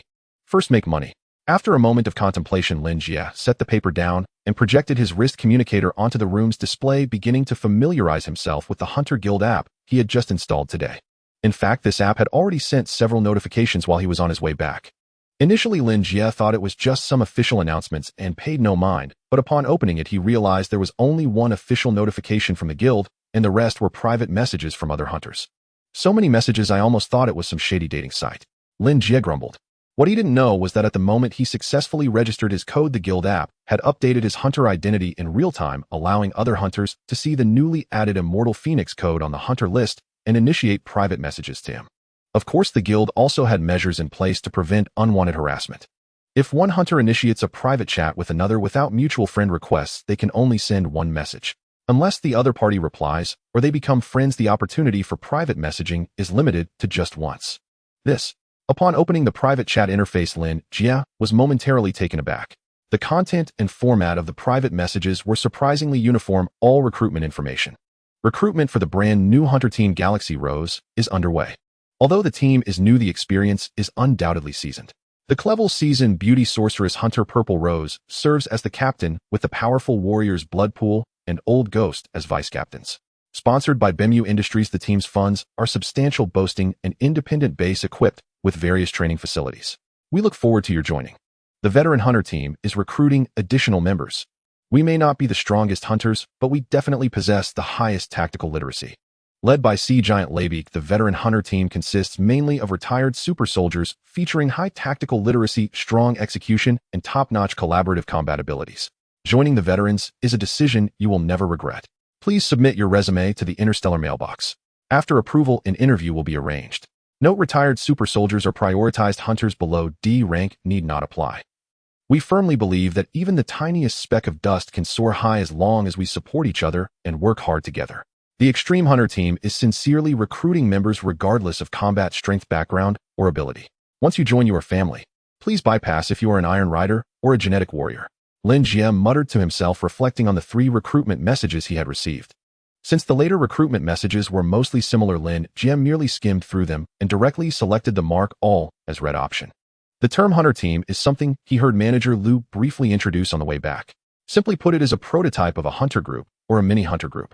Generally speaking, for a hunter to register a hunter group, their hunter rank must reach B level, and within a short time after registration, the group must consist of more than 50 members to be considered a real hunter group. In contrast, registering a hunter team is much simpler. As long as the hunter rank reaches C level, they can register their own hunter team with a minimum of 3 members and a maximum of 15. Because the requirements for a hunter team are significantly lower than those for a hunter group, the number of hunter teams is vastly greater, leading to a wide disparity in combat literacy and operational management. Lin Jie glanced at these 3 recruitment messages and roughly understood the types of hunter teams they represented. Take Galaxy Rose, for example. The name is filled with romanticism. Clearly a newly registered hunter team with only 3 members, yet the positions of captain and vice captain are already arranged along with various facilities. With large company sponsorship, it's evident that this is a venture backed by a wealthy heir, allowing for extravagant spending. Following such leadership, while it cannot be said that one will certainly earn a great deal, it is likely that when the wealthy heir decides to withdraw, they will not neglect their subordinates. The second team, the veteran hunter team, can be discerned from the recruitment wording and the requirements for joiners. This team possesses quality and capability, but lacks capital and connections. If likened to a company, joining such a firm means you can make a living and earn some pocket money, but achieving significant success will be quite challenging. As for the third one, it is pure nonsense. The recruitment wording appears passionate at first glance, yet reveals an air of juvenile naivety, resembling something written by a fresh graduate entering society, complete with evident systemic discrimination. The most crucial aspect is their extremely low requirements. They don't care about this, and that almost implying that any warm body will do. One must ask, why would a leader recruit subordinates who lack any competence? The answer is twofold. First, it is a no-cost venture. Second, the leader is themselves lacking in various aspects, hence they feel embarrassed to set high demands for their subordinates, opting instead to adopt a facade of camaraderie and shared wealth. Thus, the situation becomes quite clear. With a leader lacking ability, combat strength, and background, how far can such a team go? It is a situation that can be foreseen. If I join, I might as well join a hunter group. The benefits of a hunter team are too poor. Lin Jie shook his head. He still has to deal with True and has no intention of joining any team. After briefly scanning these private messages, he returned to the main interface. The first thing that caught his eye was the Hunter Guild's rifle badge, followed by the bounty taskbar, which includes filters for task level, task type, and bounty amount. On both sides of the taskbar are the rankings for hunter groups, hunter teams, and hunters of various levels. Gotta make money, gotta make money. Rubbing his face, Lin Jie clicked on the filter options and began searching for suitable tasks. Larry, I don't want to do this anymore. On main star, in the luxurious apartment of Keppa, who is thin and always cold, sat on the sofa, facing his agent Larry. Don't want to do this anymore. Larry raised an eyebrow. This guy appeared to be a slick, overweight man, slightly balding, wearing square glasses, with clever little eyes gleaming with shrewdness. As a top agent in the mech league of the Karl Star Nation, he has served numerous large clients and negotiated with many capitalists, undoubtedly a person who has seen grand occasions and has a keen eye for observing behavior. However, facing the introverted Keppa, his keen observational tactics were ineffective. Why? After scrutinizing Keppa for a long time without discerning anything, Larry could only reluctantly ask, "Are you dissatisfied with the White Ghost Club? I can help you negotiate. If you truly don't want to continue with the White Ghost, I can also help you seek a transfer. With your achievements and abilities, many clubs would be willing to pay." "That's not it. Not it." Larry stroked his chin and continued, "Is it dissatisfaction with the salary?" "Well, it makes sense. The rise of the dark web flag capture battle has had a considerable impact on the mech professional league. Many clubs have not raised salaries for Iron Riders this year. While it is quite challenging, it is not impossible to negotiate." "That's not it." Keppa remained expressionless. "Not it." Larry scratched his few remaining hairs. "Then what is it?" "You are the champion of the last solo battle at the pinnacle of both commercial value and competitive status. Suddenly, you don't want to do it anymore. There must be a reason, right?" "Reason?" Keppa fell silent. His words had always been few, largely due to a certain language barrier. Except when speaking with mech intelligence and instructors, he found it extremely laborious to converse with others, especially if it exceeded 10 words. Thus, he consciously controlled his speech to under 10 words each time. Because of this, he needed to formulate his words, contemplating how to express himself clearly within 10 words. "The opponents are too weak. It's boring." After a few seconds, Keppa spoke again. "What kind of excuse is that?" Larry was taken aback, participating in professional competitions and complaining about weak opponents. "Isn't it preferable to have weak opponents? Only with weak opponents can you ensure that you keep winning championships. As long as you keep winning, you create records, and your commercial value increases, leading to more endorsement contracts, which means I get a larger commission. Everyone profits." "Oh, what's wrong with that?" Keppa clearly noticed Larry's confusion. After a brief contemplation, he opened his mouth again. "That's not the life I want." "What you want is not what I want. Are all your genius ideas this strange?" Larry struggled to comprehend Keppa's unconventional mindset, feeling somewhat perplexed. "I don't want fame, wealth, or money. What do you want?" "My instructor has been released, or I need to find him." Keppa paused and added, "Only you can help me." "Keppa, I have already contacted him for you. I thought that would allow you to focus more on the competition, but now you want to leave." Larry finally understood Keppa's true intentions, and his expression became complex. "You must realize that your departure is a great loss for the club, for the league, and for me. I will give you all my savings." After stating 8 words in one breath, Keppa paused and added, "If you don't help, I will leave." "You're something else." Larry couldn't help but smirk. Initially, upon learning Keppa's true intentions, he had intended to act a bit and see if appealing to emotions could persuade Keppa to change his mind and continue competing. But unexpectedly, before he even began his act, Keppa had already made his stance clear. Having collaborated for so long, Larry had come to understand Keppa. He knew that Keppa was a person who would follow through on his words. If he said he would leave, then he would definitely leave. Even if Larry broke his legs to perform a sob story, it would be useless. Moreover, he would leave at any cost. Things like breach of contract or endorsement deals wouldn't cause him to flinch. "All right, listen, Keppa."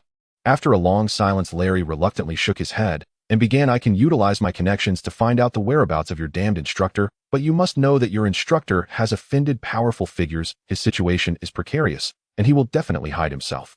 Finding him will take some time. You have 3 months left on your contract with the White Ghost Club. The mid-season championship battle of the solo competition and the single soldier Iron Rider Cup will both take place within these 3 months. I need you to promise me to finish these 3 months of competitions without distraction and ideally win the championship. Only after your contract ends can you search for your instructor. Deal." Keppa stood up and extended his hand. "How did I end up signing such a client?" Larry grinned and reached out to shake Keppa's hand symbolically. The Hunter Guild's bounty assignments varied widely in nature, yet broadly fell into 3 categories. The first was protection and escort missions. As the name implies, such tasks required hunters to serve as bodyguards for certain individuals over a defined period, or to safely deliver specific items from point A to point B. Naturally, items demanding dedicated hunter escorts were precisely those interstellar logistics firms refused to handle, either because their value was extraordinarily high or because they posed extreme danger, rendering them grossly disproportionate to standard shipping rates. It was precisely due to the exceptional nature of these consignments that such missions carried exorbitant deposits and rewards. The second category comprised investigative assignments. These bore close resemblance to private investigations on old Earth, assisting individuals or official agencies in probing cases or tracking down suspects. Compensation for such missions had no fixed range, scaled strictly with operational difficulty. and accordingly the required deposit remained comparatively modest. The third and most perilous category consisted of elimination bounties. These fell into two subtypes. The first targeted rare stellar beasts typically commissioned by biopharmaceutical corporations. In this universe, both biotechnology and mechanical engineering had advanced to extraordinary heights. Therapeutic agents, replenishment serums, and even gene-modifying elixirs flooded the market. Fierce competition drove relentless innovation. To maintain competitive edge, continuous R&D was imperative, and such research demanded diverse stellar beasts for genetic analysis and live-subject experimentation. Because these missions involved direct confrontation with ferocious stellar beasts, their bounties were universally high. Yet since mission failure entailed negligible loss for the biotech firms themselves, deposits remained minimal, except for time-bound contracts, often merely symbolic. The second subtype consisted of official elimination bounties issued by interstellar civilizations. These were usually directed at fugitives. When such criminals proved exceptionally dangerous or had vanished into zones inaccessible to elite police units, governments would issue public bounties enlisting hunters' aid. Clearly, confronting hyper-capable criminals posed dangers no less severe than facing stellar beasts. Thus, official bounties too were exceptionally generous. But since authorities provided intelligence on suspect locations and sought to deter underqualified hunters from reckless participation, deposits were set deliberately high, serving as a filter against the overconfident and ill-prepared. Deposits ranged from 4 to 500,000 credits at minimum, soaring up to 2 or 3 million at most. Scanning the listings, Lin Jie immediately dismissed escort and investigative missions. He urgently needed funds.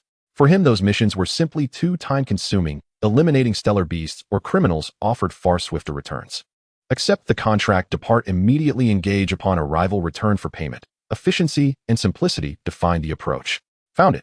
Suddenly Lin Jie's gaze sharpened. He had identified the perfect assignment. South Aoduan Star Hyperpolice Force.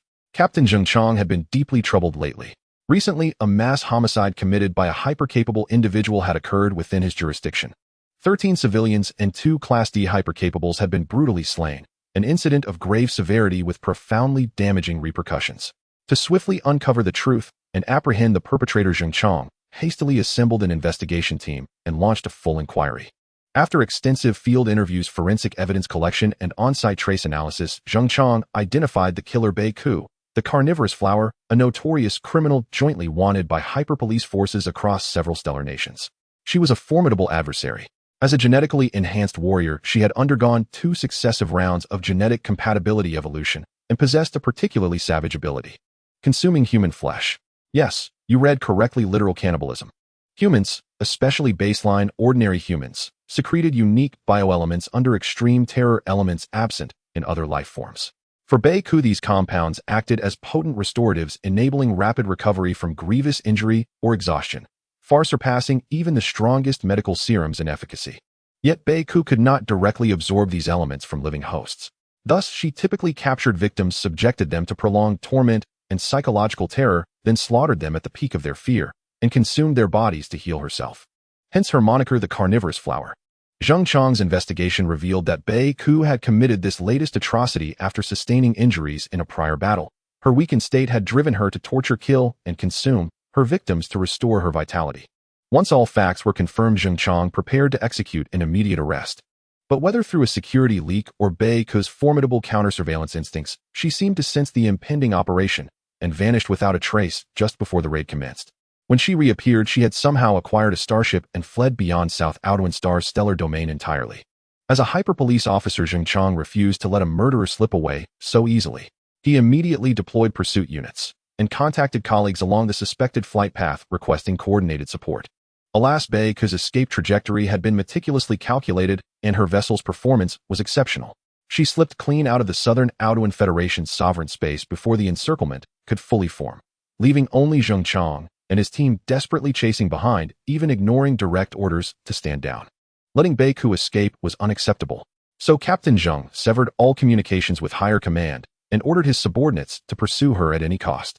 For 9 consecutive hours of high-velocity pursuit, Zheng Chong and his officers exhausted every available tactic, until finally hope flickered. Mech+no's ship was on the verge of total failure. At that very moment, however, she reached her destination. Damn it, just 1 step short. Zheng Chong slammed his fist onto the desk, frustration boiling over. Mech+no's destination was the shattered transit hub. A colossal conglomeration of over 100 decommissioned capital warships, the hub served as a sprawling nexus for hypercapables, strategically situated at the tri-border convergence of several stellar nations sovereign to none yet armed, with overwhelming individual prowess and formidable military infrastructure. Its nature resembled that of the Golden Triangle entrenched between rival powers, neither provoking nor aggressing, yet persistently obstructive, offering sanctuary and protection to fugitive hypercapables on a massive scale. The Auduan Federation had previously contemplated a joint military operation with neighboring stellar nations to eradicate this existential thorn, but for reasons unknown, such plans always dissolved before implementation. Some claimed the hub's proprietor wielded such immense power that surrounding civilizations dared not provoke him. Others whispered that the shattered transit hub was backed by a stellar civilization far more formidable than the Auduan Federation or its neighbors, a deliberate counterweight engineered to constrain their expansion. In some, the shattered transit hub had stood unchallenged for decades, untouchable, unassailable. Most damning of all, the hub maintained exhaustive dossiers on every official hypercapable operative within its surrounding stellar nations, and categorically forbade their entry. Violation triggered immediate annihilation by the hub's autonomous defense systems and armed enforcers. Faced with such a leviathan, one demanding full-scale military readiness, Zheng Chang's handful of patrol vessels were laughably insignificant. He could only watch helpless as Bei-Ku vanished into the hub, then, teeth clenched, issued the retreat order. Yet though his forces withdrew, Zheng Chang abandoned no hope of capturing her. He deployed undercover informants around the hub's perimeter to confirm Bei-Ku remained inside, and simultaneously posted a high-value bounty through the Hunter Guild, urging hunters to eliminate this monstrous criminal. Yet, ideals soared, our reality crashed. Though most guild hunters were independent hypercapables, immune to the hub's automated extermination protocols. The shattered transit hub, euphemistically termed a transit hub, was in truth a den of thieves, populated overwhelmingly by wanted fugitives, its danger level staggering. The bounty had been active for half a month. Its value had doubled, from 1.5 million to 3 million credits. Yet no hunter had accepted the assignment. As days bled into weeks, Zheng Chang's anxiety deepened. For a lawman, watching a murderer flaunt impunity mere kilometers away was pure psychological torture.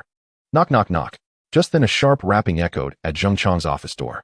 At his curt enter, a junior officer burst in, eyes alight with exhilaration.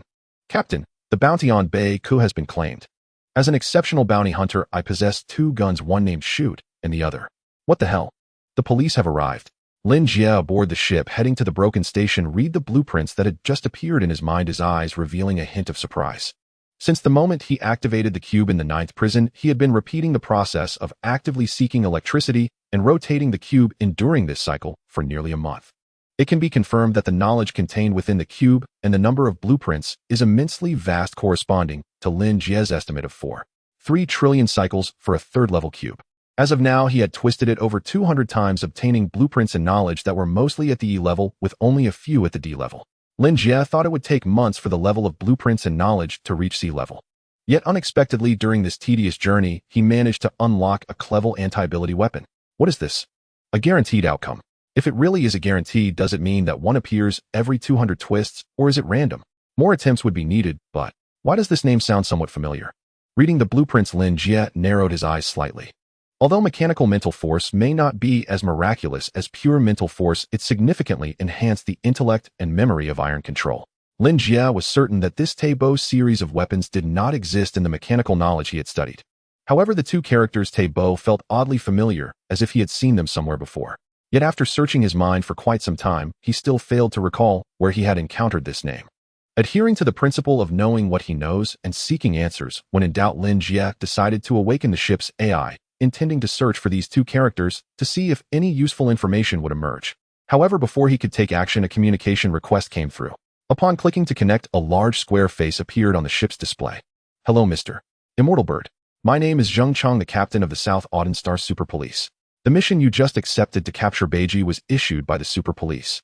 "Hello, Captain Zheng." Lin Jie raised his hand in a somewhat informal salute, saying, "I am already en route to the broken station. The ship just finished a short-range jump and will enter the coordinates of the broken station in 5 minutes. Is there any information you wish to add at this time?" "Are we almost there?" Zheng Chang's mouth twitched. Initially, he was quite pleased to hear that a hunter was willing to take on the task of capturing Beiji, as she had been a thorn in his side for quite some time. However, after reviewing Lin Jie's hunter information, Captain Zheng began to have some doubts. According to the records, although Lin Jie was also rated as a clever hunter, his actual level did not reach level, placing him on par with Beiji. In Zheng Chang's view, this would undoubtedly increase the difficulty and risk of executing the mission.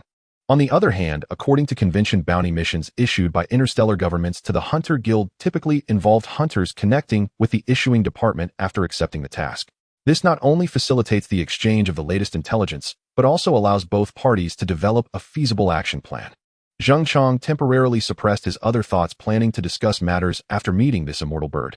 But after waiting for an hour, he saw neither hide nor hair of the immortal bird. Now restless, Zheng Chang took the initiative to contact Lin Jie, only to find that this gentleman not only failed to reach out, but was also close to the final stop. Yes, Lin Jie replied, ignoring Zheng Chang's expression, and glanced at the time again, saying, "There are still 4 minutes and 40 seconds left." At this moment, this is not the key point. Zheng Chang was taken aback, suppressing his desire to retort, and said seriously, "Mr. Immortal Bird, I just reviewed your hunter information. Although you are rated as a clever hunter, your strength seems to fall short. I must remind you that Beiji is a powerful genetic warrior. Her combat power assessment exceeds the clever average by 30%, and her vitality is extremely resilient. Ordinary clever superhumans are no match for her. The risks of this mission are quite high, and I suggest you reconsider. Rest assured, I have been in Class 2 all my life." Zheng Chang, what does being in Class 2 have to do with this? Mr. Immortal Bird, I am not joking with you. Zheng Chang stated seriously. All right. Lin Jie smirked, saying, "You can rest assured. If I dare to take on this task, I have a certain level of confidence. You should also be aware that the Hunter Guild would not casually rate a clever superhuman as a clever hunter without reason. That is true, but this mission has been on the bounty board for 3 months. You need to understand that if I give up on this mission, it could be a long time before someone else takes it. Of course, if you truly feel uneasy, you can request a Dominator-class powered armor from the Auden Federation. If I had a Dominator-class powered armor, this mission would be a piece of cake. You are clearly making things difficult for me." Zheng Chang fell completely silent. Dominator-class powered armor paired with iron control would rival a level superhuman. In star civilizations like the Cal Star Kingdom and Auden Federation, a level superhumans are already the pinnacle of society, and level superhumans, being just one tier below, are not significantly weaker. For the Auden Federation, a Dominator-class powered armor could already be considered a strategic weapon. To put it simply, as the police team leader, Zheng Chang could request military assistance to capture criminals and even mobilize heavy artillery like mortars and howitzers within his jurisdiction.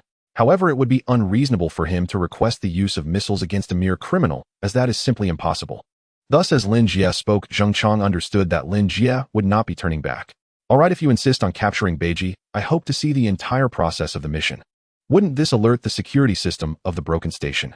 Lin Jie raised an eyebrow. Zheng Chang's request was not difficult to fulfill. A small camera would suffice. However, Lin Jie also recalled that the intelligence mentioned that the broken station had a policy of suppression against nearby interstellar government officials. Don't worry, the intelligent security system of the broken station only targets superhumans with official identities. As long as you don't possess an official identity, even if you have significant connections, the security system will not be triggered. There have always been our informants operating within the broken station, and the authorities behind the broken station tacitly allow this. Then there is no problem. Lin Jie nodded, standing up to check and organize his equipment one last time. In the time he and Zheng Chang conversed, 5 minutes had quietly passed, and the broken station was now in sight. Just as the intelligence indicated, it was assembled from countless large old ships. The precision of the ship assembly technology inside was uncertain, but the external stitching was clearly very rough, with each joint resembling a noticeable scar. The entire broken station resembled a massive mountain spanning the cosmos, a costly ruin, both dilapidated and grand. In contrast, the ship from the Hunter Guild resembled an ant returning to its nest, slowly and leisurely entering the broken station. At the same time, the communication signal was temporarily cut off, and the display in front of Zheng Chang fell into darkness. Spaceship HAC-0421, you have entered the broken station's cabin. Please note that there are 8 rules and 72 clauses for the broken station, which have been synchronized to your spaceship's inbox. Please read them carefully. Upon landing at the broken station, you are considered to have agreed to its rules. Any accidents caused by violations will be unrelated to the broken station. Repeating, Spaceship HAC-0421, you have entered the broken station's cabin. Just as Lin Jie entered the docking bay of the broken station, its intelligent program sent a communication to his spaceship, and his inbox received numerous notices and terms. Having already gathered information on the way, Lin Jie did not waste any more time and directly exited the spaceship. What greeted his eyes was a somewhat spacious and starkly square space with exposed gray-white steel visible everywhere and old high-tech products displayed in the corners. As Lin Jie's gaze swept past, a mechanical sound echoed. A half-human-tall mechanical chamber opened in the corner, and a soccer ball-sized robot, with a propeller, flew out, finally hovering before Lin Jie. At the same time, the previous mechanical voice also sounded. Hello, guest. Landing at the broken station is considered an agreement to all its rules. We will now conduct a scan to confirm your identity. Please remove any disguises, including, but not limited to, masks, makeup techniques, and innate abilities. If such disguises are detected, it will violate the first rule of the landing protocol, which states that all individuals landing at the broken station must not intentionally conceal their true appearance during the scanning phase. Violating this rule will result in expulsion from the broken station. Of course, you have the right to refuse this scanning request, but if you do, you will not be granted internal landing access. Do you agree to proceed with the scan? Agree, Lin Jie replied. He had experienced this kind of "you can buy the uniform voluntarily, but if you don't, you won't be allowed to enter the school gate" rule in his past life. You have agreed to the scan. Scanning in progress, please hold on.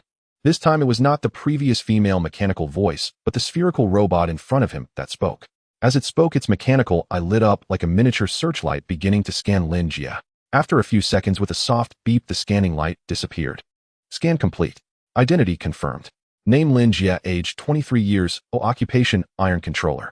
Identity information: acting captain of the 9197 ship of the 9th Fleet of the Karl Star Nation, Titan class, iron controller. The 197 ship was destroyed due to disobedience on the battlefield, leaving no survivors except Captain Lin Jie. After a complex and secretive investigation and trial process, he was sent to the 9th prison of the Karl Star Nation to serve his sentence. For unknown reasons, he was released from the 9th prison. Based on data analysis and image comparison, there is a 99.7% probability that Lin Jie is the iron controller mechanic from Simon's team during the Death Star flag capture battle. Upon confirmation, it can be concluded that the possibility of Lin Jie being an official superpowered individual is minimal. Welcome, Lin Jie. Lin Jie stood rooted to the spot after the robotic voice finished playing. He remained motionless for a while. To be honest, the reason he agreed to the scan was partly because it was semi-mandatory and partly because he did not believe the broken station could detect anything.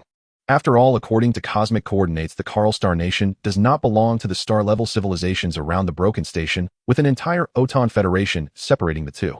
Even if the intelligence work of the broken station was indeed impressive, it shouldn't extend its reach that far.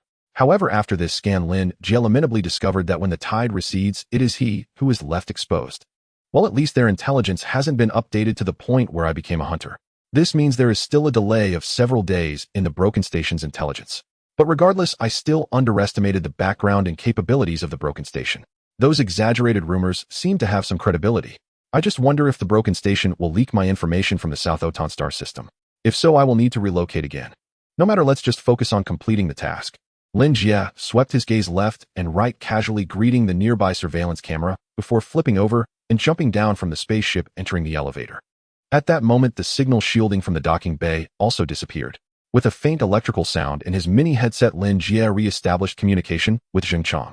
The images captured by the mini camera on his chest were also synchronized to the super police team's monitor. Hello, can you hear me, Mr. Immortal Bird? After waiting for a while, Captain Zheng called immediately. No problem, the signal reception is normal, right? Everything is normal. Okay, I'm heading to the area where Beiji is located, now preparing to take action. Be careful, make sure to stay safe. As they conversed, Lin Jie exited the elevator and entered the internal area of the broken station. It is worth mentioning that although it has the word station in its name, it is hard to relate the broken station to other stations based on its size and internal structure.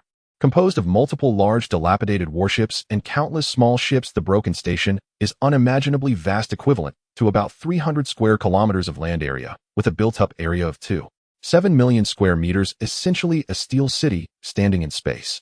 The interior of the enormous spaceship is entirely structured like a city. No matter which area, various buildings can be seen.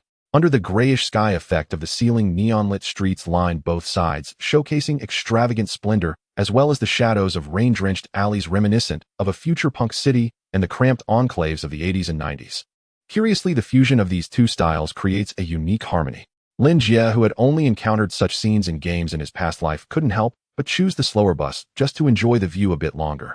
Only when he reached his stop did Lin Jie reluctantly smack his lips, his gaze landing on a sign not far away that read Midnight Fantasy Bar. Midnight Fantasy, what can one think of at midnight? Men fantasize and women cause trouble. Lin Jie silently drove. Currently, he was in the VIP area of the broken station, accessible only to level and above superpowered individuals. E and level individuals could only move within the normal and advanced areas. According to the intel, Beiji was in the advanced area. If there were no special circumstances, she would come here every day around this time drinking until late at night. And this information indeed did not disappoint Lin Jie. The bar was not very crowded before the peak hours, and as soon as he stepped inside, he spotted Beiji sitting at the bar drinking. She looked just like in the photos, wearing a black sleeveless jacket with an unknown plant tattoo on her arm and dark makeup complemented by a lip ring exuding a strong sense of a chamate style. Captain Zheng, that's her right. For the sake of safety, Lin Jie aimed the camera in that direction to confirm with Zheng Chong. He soon received a positive response. Finding her was no effort at all. Lin Jie's gaze sharpened nanotech, gearing up as he strode towards Beiji. He did not expect everything to go so smoothly. From accepting the task to arriving at the broken station and then identifying the target, it was almost too seamless. It seems that being a hunter isn't that difficult. Suddenly Lin Jie paused, standing still. Opposite him, a tall man entered his view, striding like a Terminator directly to Beiji's side, slightly bowing his head as Beiji approached him. The man and woman shared a French kiss right before Lin Jie. The sudden change made Lin Jie stand frozen, his expression darkening considerably. He truly did not expect that in this world executing a task would lead to the target using tricks to lure him in for the kill. Joey, how about playing a song? I think it's nice to quietly savor an ice-cold beer suitable for something more soothing. The style here is completely different from other areas' punk aesthetics. The decor is exquisitely crafted with blue and white tones throughout the suite. High-tech products fill the room, and one can see a female-shaped robotic butler handing a beer to a man sitting on the sofa. Just like that, as the beer was handed over, the originally normal beer glass was suddenly covered in frost. The man took a delightful sip, leaning back on the sofa as the melodious song's prelude began to play, looking thoroughly relaxed. Unfortunately, before the song could reach the lyrical part, the machine butler known as Joey suddenly blinked, and all the devices in the suite that were making noise instantly ceased their operations, entering standby mode. Joey. The sudden change caused the man to open his eyes, instinctively turning to look at his robotic butler. Please hold on, sir, Joey replied, with a blank expression, data rapidly flashing behind her pupils, indicating her processor was clearly operating at high speed. About 2 seconds later, the data flow in her eyes disappeared, and her half-bent posture gradually straightened, as if she had devolved from a high-end bionic robot to a low-end rigid product. Sir, according to the established procedure of synchronizing station data every 30 minutes, I synchronized the station data 5 seconds ago and received an identity scan information of a new visitor, successfully triggering the Spark program. Upon comparison, it has been confirmed that the individual is a member of the Spark project list. According to the terminal's established priority level, you must put down everything in hand and commence work immediately. Spark. The man's expression tightened, power visibly surging in his grip as the ice-cold beer in his hand froze solid. Show me his evaluation report, he said sternly. Understood, Joey mechanically responded, her eyes flickering as a simple file appeared on the screen. Name Lin Jie, 3rd generation Spark race, common, human, age 23, power level A, talent assessment, intelligence assessment, a potential assessment, a current combat evaluation, C, current overall situation, poor growth prospects, pessimistic, overall rating C. Only AC rank. The man raised an eyebrow, seemingly surprised, and after pausing for a moment, he looked at Joey and asked, you've already sent the evaluation report up, right? What was their response? The response was, current Spark level assessment is low, lacking protective value, no assistance or targeted actions, primarily for observation. Do not disclose any information regarding Spark. I understand, I'll arrange it right away. The man nodded, taking out a special communicator to quickly edit and send information one after another. After confirming that the recipient received the information, he deleted each message one by one and then carefully checked it again. After confirming there were no oversights, he finally relaxed his posture and leaned back on the sofa. Spark, this is the 3rd Spark since the establishment of the broken station. The man looked at Lin Jie's evaluation report, his eyes flickering. His name is Doodle, and he has 2 identities. Firstly, he is a level ice elemental mage. Secondly, he is seen as the manager and spokesperson of the broken station by all the top forces around it. Although no one knows who or what power is behind the broken station, everyone is certain that the boss behind the broken station has a strong background, at least 1 level higher than civilizations like the Karl Star Nation and the Auden Federation. Relying on this identity, whether it's the leaders of surrounding interstellar political parties or a level powerhouse figures, they treat him with respect. Because to those people, the unknown boss must see something extraordinary in this seemingly ordinary elemental mage by choosing to hand the management of the broken station to him. However, Doodle, as the party involved, knows clearly that he cannot compete with those politicians in terms of intellect, and he is several star systems behind those super big shots in terms of strength. The only reason he could sit in the position of manager of the broken station is simply one thing: good luck. Because of his good fortune, he happened to meet one of the boss subordinates when he was down and out, and coincidentally, they were looking for someone to do the job, which led to Doodle becoming the station master today. As for his main job, it couldn't be simpler. In short, it can be summed up in 2 words: find people. Seemingly recalling something, he found funny. Doodle chuckled self-deprecatingly. With the presence of the super-intelligent Joey, the operation of the broken station has been flawless. Moreover, with that mysterious boss surrounding interstellar civilizations, dare not provoke it. Thus, Doodle's primary task is to remain at the broken station and the surrounding star systems, waiting for members of the Spark Project list to appear. However, although this is his main task, Doodle himself doesn't even know the specific contents of the list, and even the super-intelligent Joey sent down by the boss doesn't know what the Spark Project is about or who is on the list. That list is fundamentally dormant in Joey's intelligent matrix in a way similar to an unactivated program, and it only activates when information about a potential member of the Spark list is collected to confirm the individual's identity. Once it is confirmed that the individual is a member of the Spark Project, Joey conducts a comprehensive assessment of the target based on the powerful database of the broken station, reports to the higher-ups, and then conveys the instructions to Doodle, who arranges specific tasks just like what was done earlier. Initially, Doodle didn't think much of it. He just believed he was a fine horse meeting a talent scout, thinking he had to do well in the tasks assigned by the boss.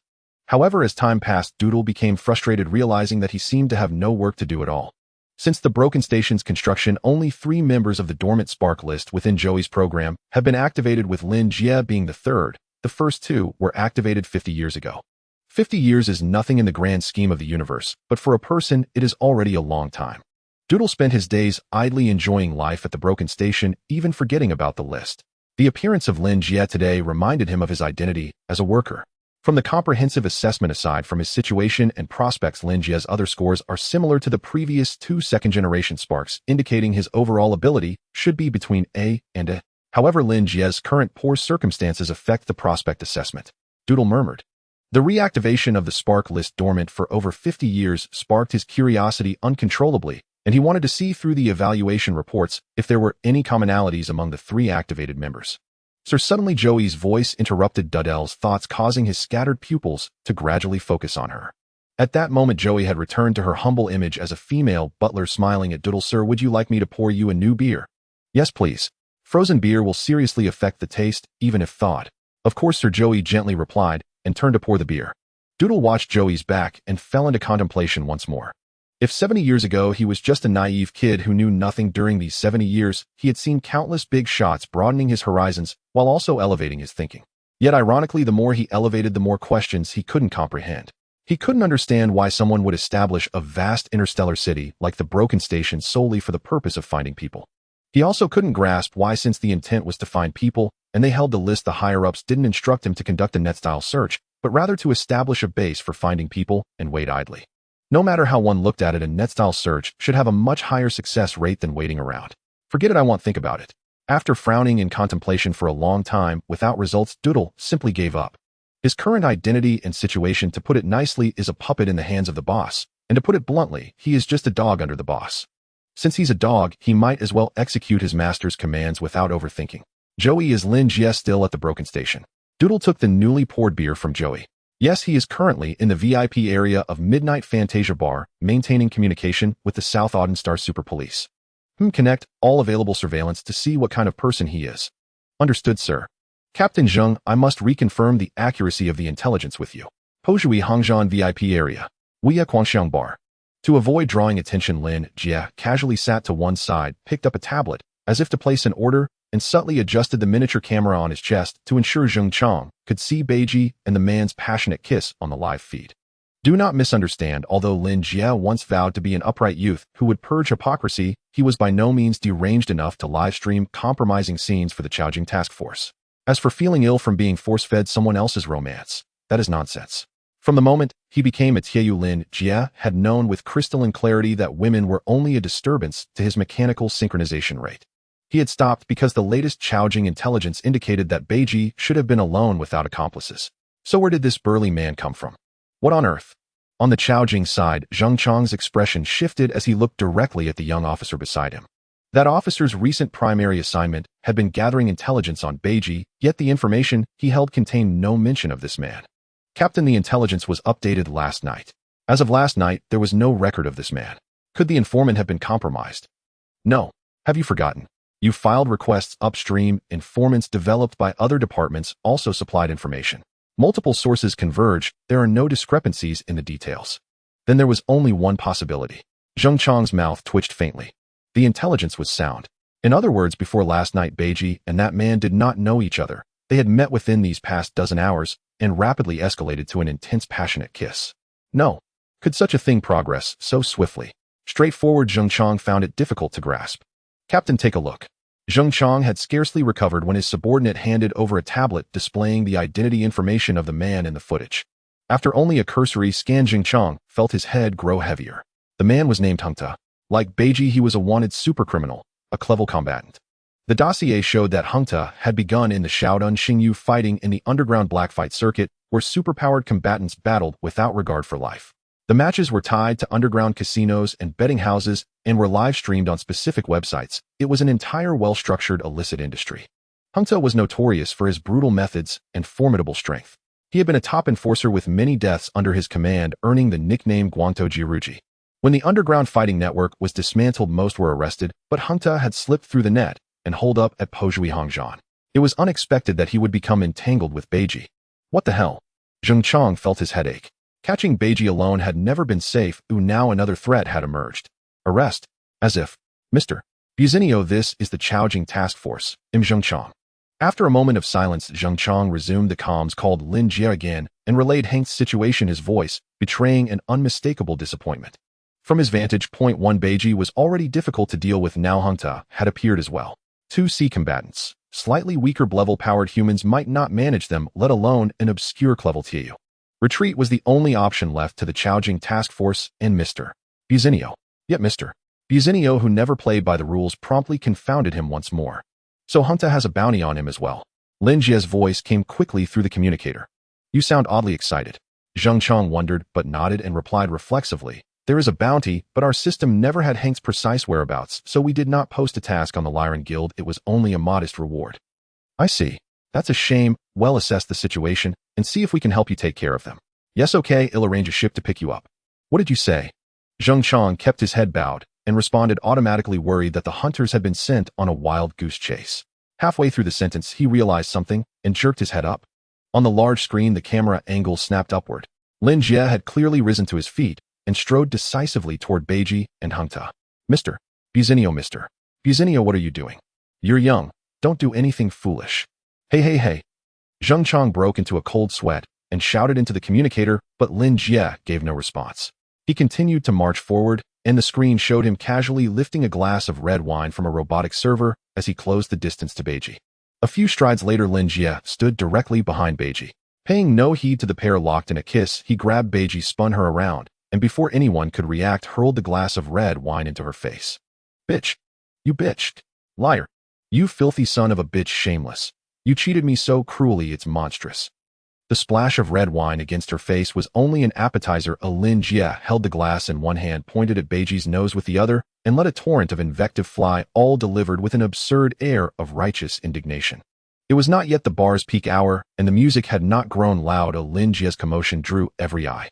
One by one, the patrons turned toward the 3 of them at the counter, all wearing the hungry masks of onlookers. From the earlier shouting, it was obvious these 3 had a story. Are you insane? I don't even know you. The glass of red wine ruined Beiji's garish counterculture makeup. When she wiped it away, her face was smeared dark, making her appear even more feral. Deep inside her pupils, a pale flower-like pattern quietly bloomed. It was one of the side effects of her genetic evolution. Usually invisible, but when her emotions surged, the pupils would fill with that mournful white blossom. For a single instant, she truly believed some old enemy had found her. After she cleaned up, she realized she was facing a stranger, someone she had never seen before. Isn't this ridiculous? Right now I'm in danger. I worked so hard to reel in a mark. Why would some idiot come and ruin everything? She gritted her teeth, forced herself calm, took a tissue, and wiped her face clean. All right, kid, I don't care who you are. Look carefully. Am I the person you're looking for? Beiji knew she could not afford more trouble. She did not want to hide here forever. She needed allies. The misunderstanding had to be cleared, and the bastard in front of her had to be sent away. So she chose negotiation rather than vile retorts or a fight. Unfortunately for her, the nightmare was only beginning. Stop acting. Are you pretending with me? Seeing Beiji wipe her face, Lin Jie put on a show of inspection and grew even angrier. Nanotechnology surged. A silver-white exosuit instantaneously enveloped him. He stepped forward as if to strike. The next moment a wall rose before him, a 2-meter-tall hulking man whose shadow seemed to swallow even the armored Lin Jie. Why so tall? Lin Jie looked up and glared at the man who had suddenly placed himself between him and Beiji. Hengta. Buddy move. This is between me and that bitch. Keep your mouth clean until this is settled. Hengta, nearly 2 meters tall, blocked Lin Jie solidly, his face fierce. First tell me, who are you? Who am I? You don't even know me. Lin Jie instantly adopted a ridiculous expression. I am the legendary Taiyu Kichuos. Kichuos. Hengta scanned the scene. Everyone present wore the same expression of unfamiliarity with the name. You've never heard of me. Lin Jie feigned astonishment. Should we have heard of him? The bystanders and Hengta all thought the same thing in unison. Fine. It seems your horizons are too narrow. Allow me to enlighten you. I Kichuos, though my face does not bear my history, am a man filled with tales. Lin Jie turned to the curious crowd and paused, then continued. Have you heard of the Sabata Shursan Taibao? I was the leader. In the old days I piloted a redand white single-soldier mech, brandished 2 serrated blades, and hacked from the underworld all the way to Olympusai Shinshan, 3 days and nights of slaughter until rivers ran red. Yet I struck again and again without once blinking. Impressive, right? The crowd watched Lin Jie with expressions growing ever more incredulous. Who is Kichuos? Where is the underworld? Which mountain is Olympusai Shinshan? At the Nanouduan Star Special Police Unit, Zheng Chong turned to the officer beside him. He had shouted until his throat was raw. The comms on the other end gave no answer. Now he could only try to wring some information from Lin Jie himself. I just checked. Within the Aoduan Federation, there are over 13,000 people named Kichuos. After cross-referencing, none match our criteria. As for the underworld and Olympusai Shinshan, I checked those too. Names exist, but they are hundreds of light years away in minor locales. So what? Zheng Chong demanded. The officer closed his tablet, straightened, and said solemnly. So he's simply talking nonsense, Captain. What on earth is he trying to do? Zheng Chong gripped the console, feeling his head about to burst. Meanwhile, Lin Jie continued his game, utterly unconcerned. In the bar, he had no fear of Beiji or Hengta suddenly turning and attacking him. Pozhui Hongzhan had strict rules. Battles between superpowered individuals were permitted, but only inside combat chambers, not in public areas. Fights in shared spaces could result in expulsion from Pozhui Hongzhan, and in severe cases, permanent eradication. Alright, I've only risen in recent years. It's normal you haven't heard of me. Don't worry about that, buddy. Having pacified Hengta for the moment, Lin Jie shifted his focus and pointed at Beiji. Back to what happened between us, you bitch. Not long ago on Nanouduan Star, you seduced me, promised to marry me, and follow me. We even slept together. And then, you committed murder, killed so many ordinary people, and even 2 superpowered beings. You begged me to secure a ship for your escape, to plot a course, told me to wait for you at Pozhui Hongzhan, so we could flee together. The entire super police were hunting you. The military was mobilized. Me. I risked my life to smuggle you out, found a ship, plotted the route. Yet here you are fishing for men. Are you even human? Lin Jie panted, furious and more animated with every sentence. Heng's face went ashen. The onlookers' eyes shone with eager interest. Are you insane? Beiji finally realized Lin Jie was causing trouble. She stepped forward and gripped Hengta. Darling, don't believe him. He's a lunatic. He's talking nonsense. Stop pretending you still keep up the act. Before Hengta could answer, Lin Jie leapt back in. How have I never noticed how good you are at lying? Do you remember what you told me? You said if you could escape alive, you'd wait for me, you'd follow me to the ends of the universe. You said you had a plan. Once the super police closed in at Pozhui Hongzhan, you'd pick a sacrificial fool, toss that sucker out, and wed flee. Lin Jie paused, then, as if struck by realization, looked at Hengta. Mate, that fool she meant might be you. Heng's lip twitched, and his face fell. He turned toward Beiji, stiff and ugly. No, it's not like that. Beiji was completely flummoxed. She grabbed Heng's arm, and her voice sharpened. Darling, he's insane. Don't believe him. I truly like you. I really like you. I don't know this madman at all. Is that so? Get out, bitch. Heng's facial tattoos twitched. He scanned the bar, shrugged off Beiji's hand, and strode for the exit. He didn't want to spend another second in that dump. Darling, Beiji shouted, chasing after him. The two soon disappeared from the bar. The crowd, the spectacle gone, dispersed, though many still stole glances at Lin Jie. He did not care. He eased into the booth and ordered a drink. He had not been rambling at random. In his own way, he had conveyed to Hengta the true state of Beiji's situation. Up until yesterday, intelligence had not linked Beiji and Hengta. Lin Jie deduced that Hengta was the mark Beiji had hooked in the bar the night before. Given the circumstances, Beiji's courting of marks was clearly designed to consolidate power, expand connections, and ensure a successful escape beyond the Aoduan Federation's reach. Once that clicked, the rest was simple. To avoid scaring everyone off, Beiji would conceal her true situation until relationships deepened. Lin Jie's role was to kick away the bridge between Beiji and Hengte as it was being built, snuffing it out in its infancy. If Hengte was a fool, he'd believe Lin Jie's words and conclude Beiji was using him. He would then naturally leave her. If Hengte was clever, the plan was even simpler. A clever man would understand Lin Jie's point was never about Qichuo's or Beiji's romantic entanglements. It was that Beiji was dangerous and intimacy with her posed risk. In any case, Beiji was bound to revert to single status.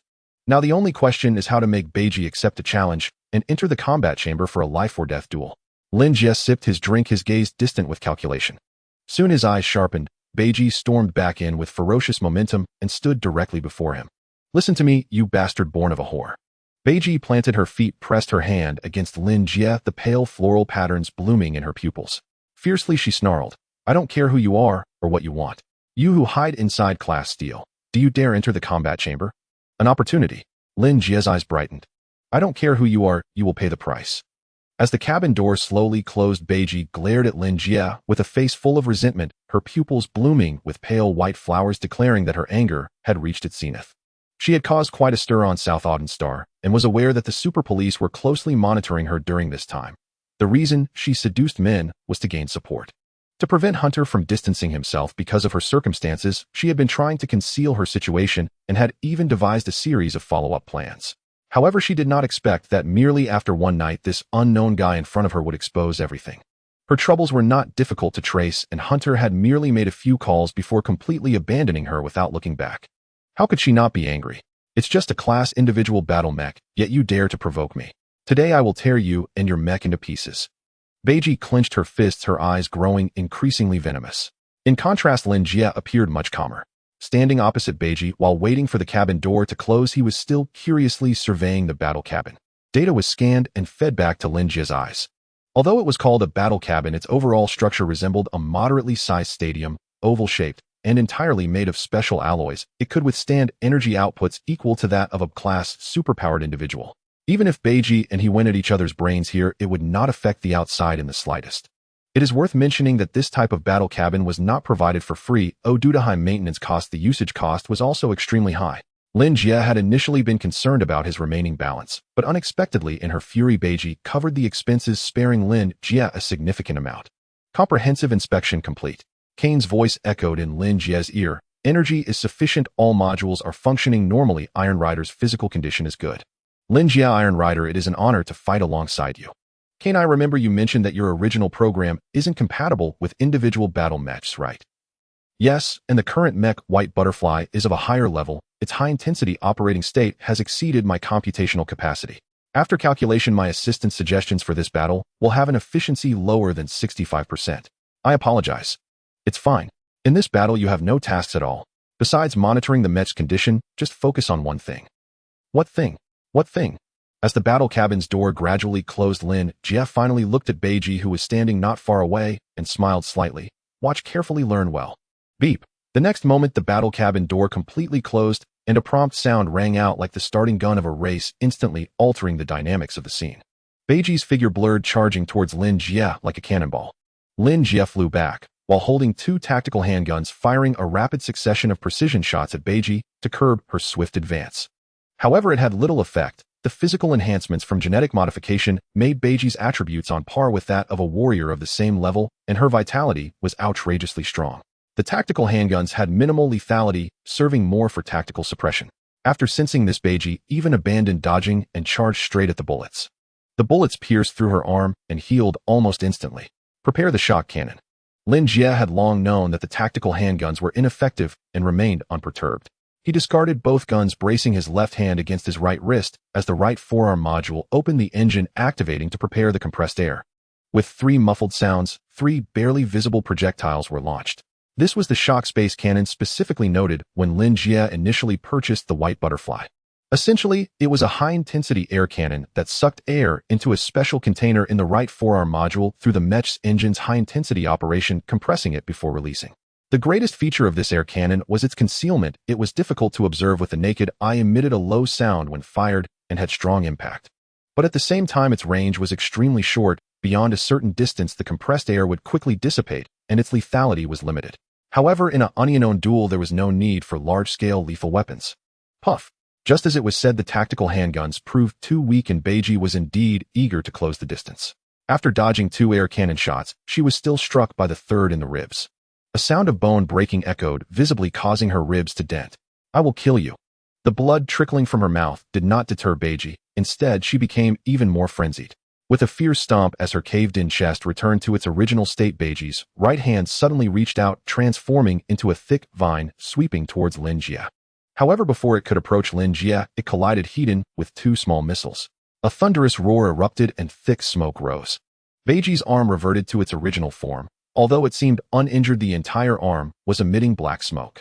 Hiss! This time before Beiji could strike, Lin Jie charged out. A flash of blade light appeared as the alloy warblade was drawn, and Lin Jie broke through the fog. "Don't!" In the Super Police command room, seeing Lin Jie rush forward, Zheng Chang almost instinctively shouted out. As someone who had pursued Beiji before, Zheng Chang knew her well. This crazy woman had undergone genetic modification of the plant type, boasting both extremely tenacious vitality and recovery abilities, along with the ability to extend numerous vines from her body, which were exceptionally resilient. Once entangled, even a warrior would be trapped. This immortal bird, a class Iron Rider, was supposed to focus on long-range harassment to deplete Beiji's stamina and gene energy, and only engage in close combat once the opponent was exhausted. How could he directly engage at such close range? Wasn't that asking for death? Zheng Chang instinctively clenched his fists. However, whoosh. In the first-person perspective, the imagined scene of the immortal bird being entangled did not occur. From the first-person view, the immortal bird darted like a nimble swallow, weaving through the dozens of vines that came rushing in, and in just a few quick maneuvers it reached Beiji, bringing the alloy warblade down. At the same time, Beiji brandished an iron rod, directly meeting the immortal bird's attack. With a loud clang, a ripple suddenly burst forth. Zheng Chang's pupils trembled, and before he could worry, the display flickered violently, going black, and soon displayed signal lost. What happened? Zheng Chang looked at his subordinate officers. The battle had just begun, and it was a critical moment. By losing the signal at this point made him feel helpless. "Captain, the destructive power of a class superpowered individual is too strong. It must have damaged the camera. So there's no way to recover it." "Yes, Captain." "Damn it." Zheng Chang was filled with rage, but didn't know where to vent it. He could only stretch out both hands and rub his face vigorously, taking a while to calm down. Clang. With a loud explosion, Lin Jie and Beiji were thrown back over 10 meters, their strengths seemingly evenly matched. At this point in the confrontation, Beiji no longer underestimated Lin Jie, realizing he was not just an ordinary iron manipulator. With a slight movement of her mind, dozens of vines behind her surged forward like tentacles surrounding Lin Jie. "I'm not just an ordinary opponent." Lin Jie remained unfazed, his alloy battle knife slicing through the extending vines one by one. However, Lin Jie chose not to attack immediately. Instead, he deliberately slowed down his movements, waiting for Beiji's assault. He took on this mission partly because the commission was indeed substantial, and partly to allow himself and his mech to adapt. During the previous practical assessment by the Hunter Guild, the Red Spine Beast had gone berserk.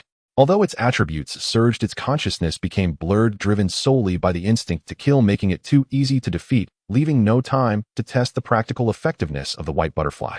Currently, he still bore a mech loan. Unless something unexpected happened, he would not upgrade his mech for a while and had to rely on the white butterfly to carry out missions.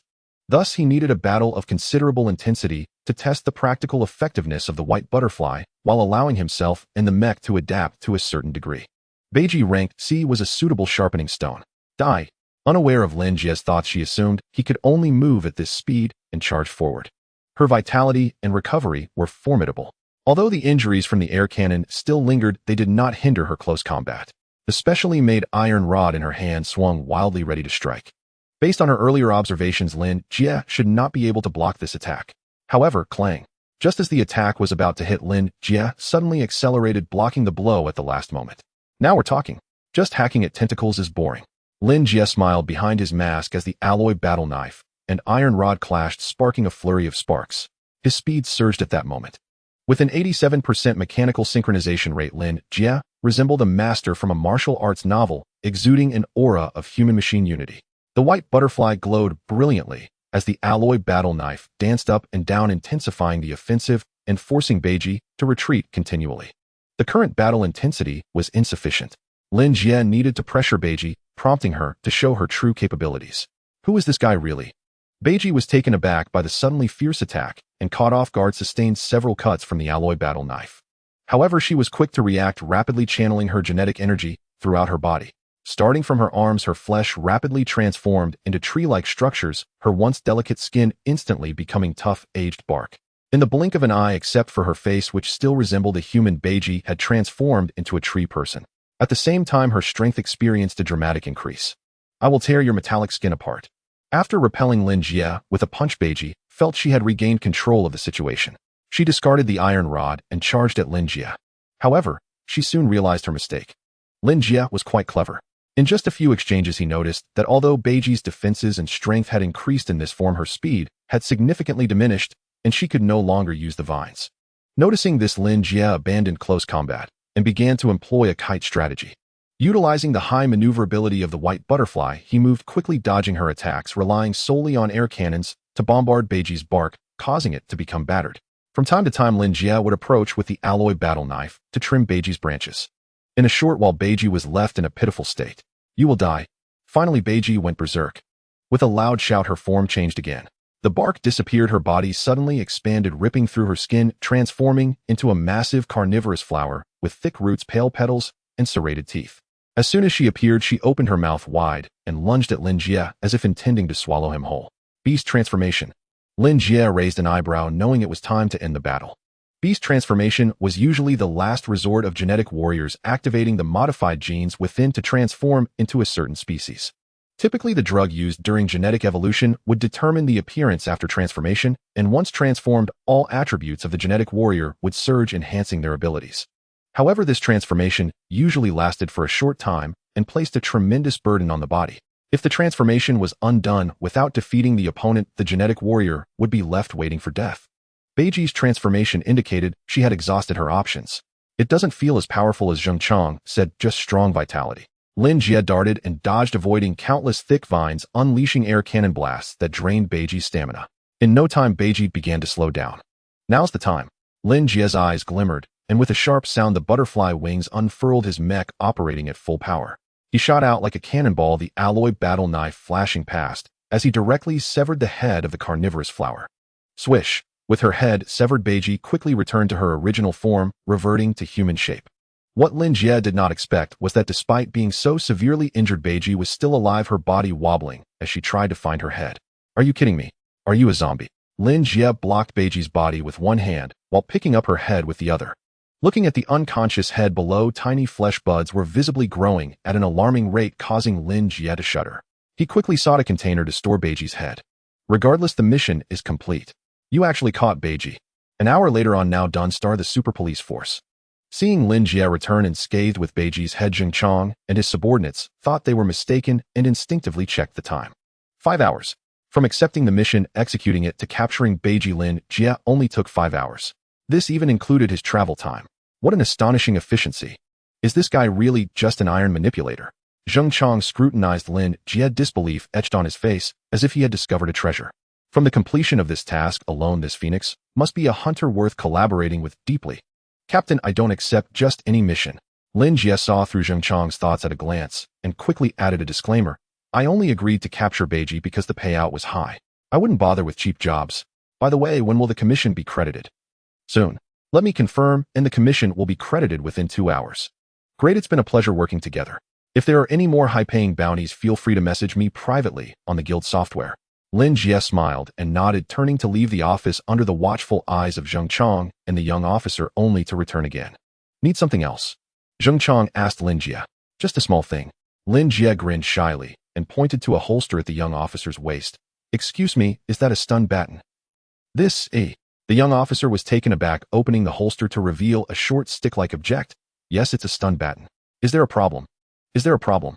Zheng Chang also looked curious. "This stun baton is standard issue for the super police force, with high voltage and strong current, specifically designed for dealing with low-level superhumans and for officers' self-defense. However, the superhumans in the action squads are quite strong, so they rarely use such devices, leaving it mostly for the younger officers." "Can I take a look?" Lin Jie's smile became even more bashful. The young officer glanced at Zheng Chang, who, after scrutinizing Lin Jie for a few moments, nodded and allowed the young officer to hand over the stun baton. Although this was police equipment and posed some danger to Lin Jie, with a class mech, this stun baton was no different from a toy gun. What danger could a person with a class mech who can defeat a superhuman face with a police baton? "Oh crap. Before Zheng Chang could finish his thought, he saw Lin Jie turn on the stun baton and crank it up to the highest setting before pointing it at himself. In an instant, Lin Jie's muscles spasmed, his body convulsed, and his hair began to curl as he leaned directly against the wall. The sudden scene left Zheng Chang and the young officer stunned. Just as they were about to react and rush to help, Lin Jie released his grip.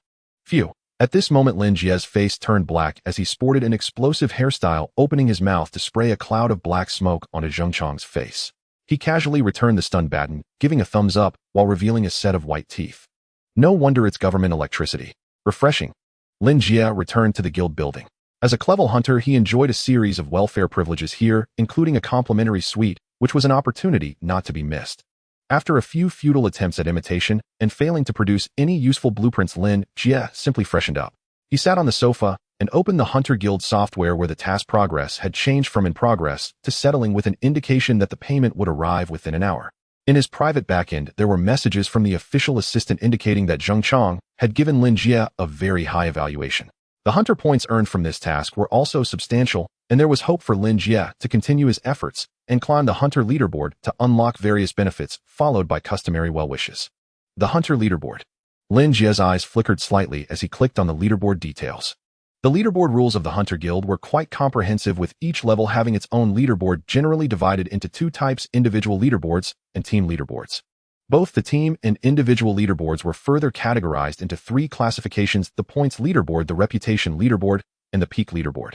To start with the points leaderboard, as the name suggests, it was determined by the hunter's points. As previously mentioned, hunter promotion relies not only on personal realm breakthroughs, but also on meeting the required points. To advance from a level to D-level requires 200 points, from D-level to C-level requires 1,500 points, and from C-level to B-level 5,000 points. Once the points threshold is met, one can undertake a promotion task.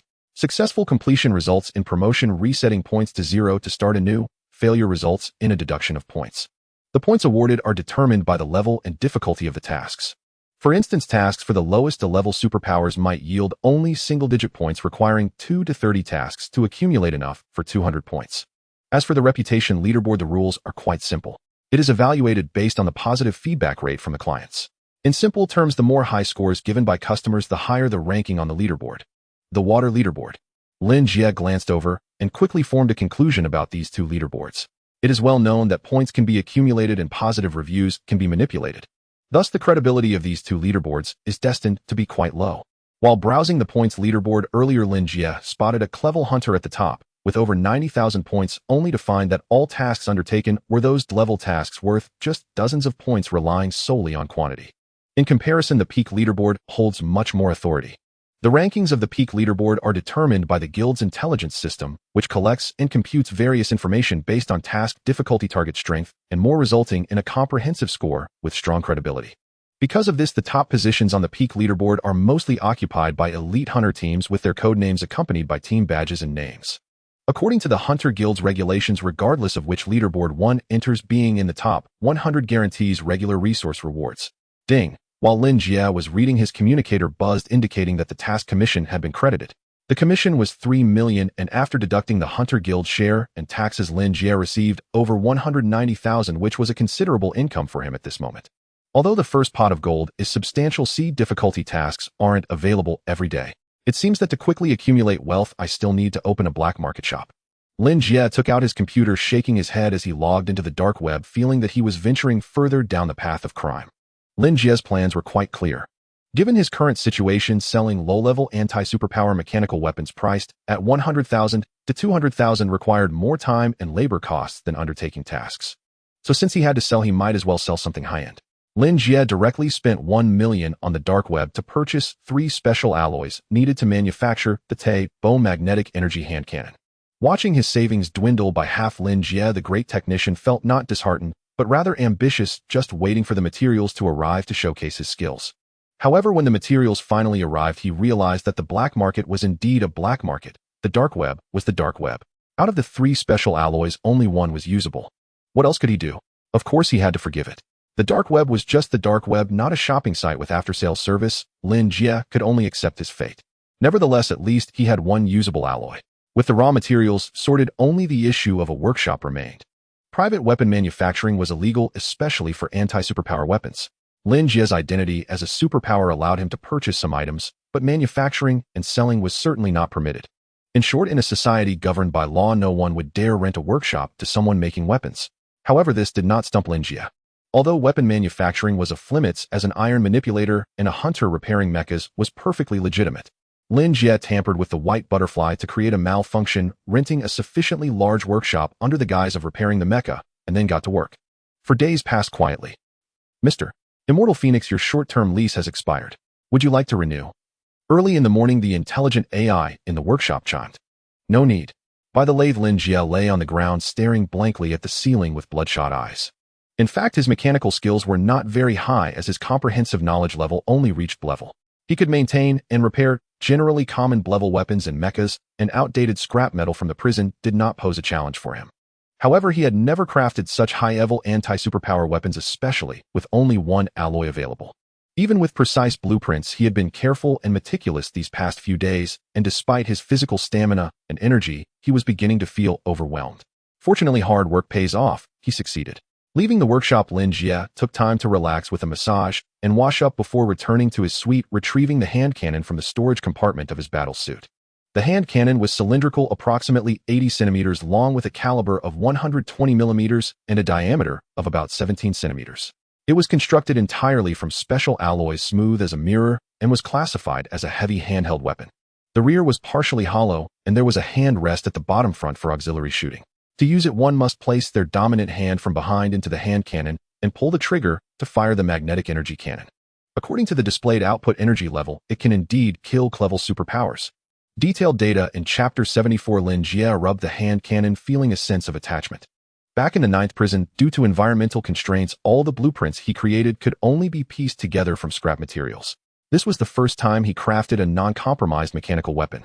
Had conditions allowed, he would have liked to keep it for his own use for a while. It's fine, I'll make another one once I earn money. After comforting himself, Lin Jie opened his computer, set up multiple firewalls, created a fake IP, and logged into the dark web, quickly contacting the black market administrator to express his intention to open an arms shop. After understanding his needs, the other side quoted Lin Jie a staggering price of 1 million.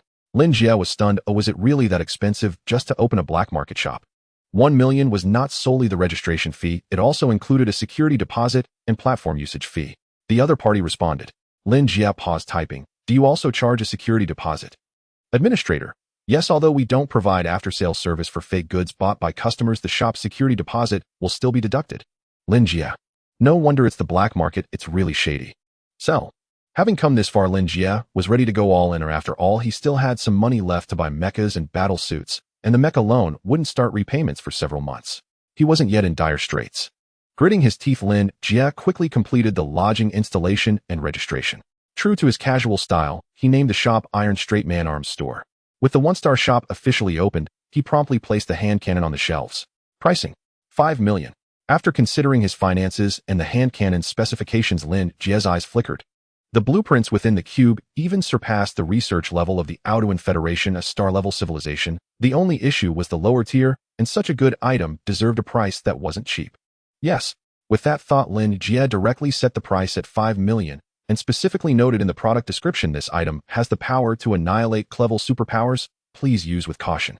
However, reality quickly slapped him in the face.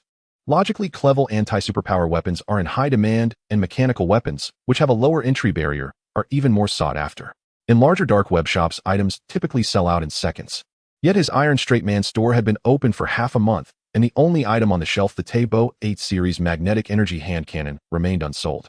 Many even commented that for a one-star new store with no feedback, daring to ask such a price was either insane or a sign of desperation for money. Since dark web shops cannot advertise openly in dire straits, Lin Jie had no choice but to revert to the most primitive method, lowering prices. From 5 million to 4.5 million, then 3 million, 2 million, and finally even listing it at 800,000 as a loss. At last, his Iron Straight Man Arms store received its first order. It wasn't easy. Looking at the order information, Lin Jie felt no joy, but rather a sense of helplessness. Please, gods of fire, gods of stealth, goddess of war, and all sorts of chaotic deities, I am willing to trade half of my remaining lifespan for this thing to be useful. A remote and backward planet. In a humble hotel within a cramped room. A slender man casually shut down his computer, showing signs of fatigue, just as he closed his eyes and leaned back. A faint sound startled him awake. He quickly got up and scanned the room, confirming that nothing was amiss before relaxing again and collapsing onto the bed. Damn it, this isn't a life for a human. The man gazed at the ceiling, looking utterly dejected. His name was Robert Hill, a crank sorcerer and also a crank 3-star assassin on the dark web. Initially relying on his abilities and the principle of not taking on excessive tasks, he managed to live a stable life. Although he didn't indulge in a life of luxury, he at least lived comfortably. However, all of this changed 2 months ago. One of Hill's assassination targets had a wealthy descendant. 2 months ago, this descendant somehow learned that Hill had been the one to assassinate their elder. They offered a huge bounty, hiring Sam, the 5th-ranked 5-star assassin on the crank killer list, to eliminate Hill. Hill was nearly scared out of his wits. He was fully aware of his own capabilities. As a zealot within the sorcerer system, he had only average combat talent and wasn't overly devoted to the gods. Among crank superhumans, he was merely at the lower tier, certainly no match for Sam. From that day forward, Hill went into hiding. At first, he believed that if he concealed himself well enough, Sam would eventually abandon the hunt if he couldn't find his target. But it turned out he underestimated the determination of a 5-star assassin. For 2 consecutive months, Sam did not give up his pursuit, forcing Hill to flee while devising all sorts of ways to deal with and confuse Sam, hoping to escape the clutches of the wolf. Unfortunately, all his efforts were in vain. His tricks were no match for Sam, and on several occasions he narrowly escaped death at Sam's hands. After finally escaping to this remote planet, he thought that after such a long time and hiding in such a secluded place, he could evade capture for a while. However, just a few days ago, Hill sensed Sam's presence again. Drawing on years of experience as an assassin, he knew Sam would find him within the next few days. At that moment, he realized that escape was no longer an option. He could only fight for his life. But how exactly should he fight? He knew that in terms of raw power, he was definitely no match for Sam, and all he could rely on was a super weapon. He needed a sufficiently powerful weapon to have any hope of resisting Sam. With this thought in mind, Hill logged onto the dark web. Then he sadly discovered that during 2 months of fleeing, his already meager savings had been nearly depleted, leaving him with just over 900,000. For an ordinary person, this might be a substantial amount, but for a crank superhuman, especially one needing to purchase weapons, it was far too little. Items on the dark web may not always be of high quality, but their prices were definitely not low. Even a somewhat decent crank super weapon started at 150,000, and those that were truly strong could sell for 4 to 5 million. What could 900,000 do? Hill felt despair as he numbly browsed various shops on the dark web, searching for what he needed. Then, he stumbled upon the Iron Straight Man Arm Shop. What a ridiculous name. Upon entering, he saw that the only item on the shelves was the T-bow hand cannon, priced at 800,000. What a ridiculous price. Opening the details, he read the description. The lethality is sufficient to annihilate a crank superhuman. Please use with caution. What a ridiculous description. Hill's numb heart couldn't help but laugh. A casual name, a low price, and a boastful description. How could they even run a store like this? Running an arms shop on the dark web. Do they really think I would buy this nonsense? Would I pay this kind of intellectual tax? Of course I would. Do I have any choice? Hill felt like a drowning person. The T-bow hand cannon was his only lifeline, and no matter what, he had to buy it. Whatever gods there are, I pray to you that this thing must be useful. Hill stood by the window, looking up at the sky with a face full of tragic determination.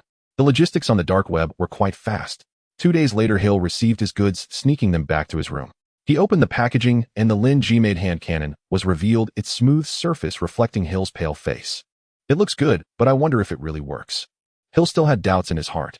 While rubbing the hand cannon, he took out the accompanying manual, intending to read it carefully. However, just after finishing the usage instructions, Hill's pupils suddenly trembled, and he instinctively straightened his posture. Danger. It was a sense of danger. Having been a professional assassin for so long, he couldn't be mistaken. Has he finally come? Hill knew that Sam had arrived. He had no time to read the manual anymore. He tucked away the hand cannon, placed one hand on his chest, and made a gesture similar to a pledge of loyalty. In an instant, he vanished, entering an invisible state. This was the ability of the god he believed in, the god of stealth, best suited for fleeing and hiding. Over the years, he had survived many life and death situations thanks to this skill. Now completely transparent, he quickly left the hotel and sped away into the distance. Yes, fleeing. Although he had obtained a lethal weapon and knew he would eventually have to confront Sam as the weaker party, his first choice was still to run. Unless absolutely necessary, he truly did not want to face Sam. He raced north, moving swiftly until he entered a deep mountain forest. His spaceship was hidden here. As long as he could board it and leave this planet, he would buy himself some more time. Hurry faster. Hill sprinted desperately, pushing his potential. He finally reached the cave where he had concealed his spaceship. A fireball blasted open the cave entrance, and he rushed inside. Then he simply froze in place. Inside the cave, a spaceship shaped like a warplane was docked, and standing on it was Sam, who had arrived before Hill.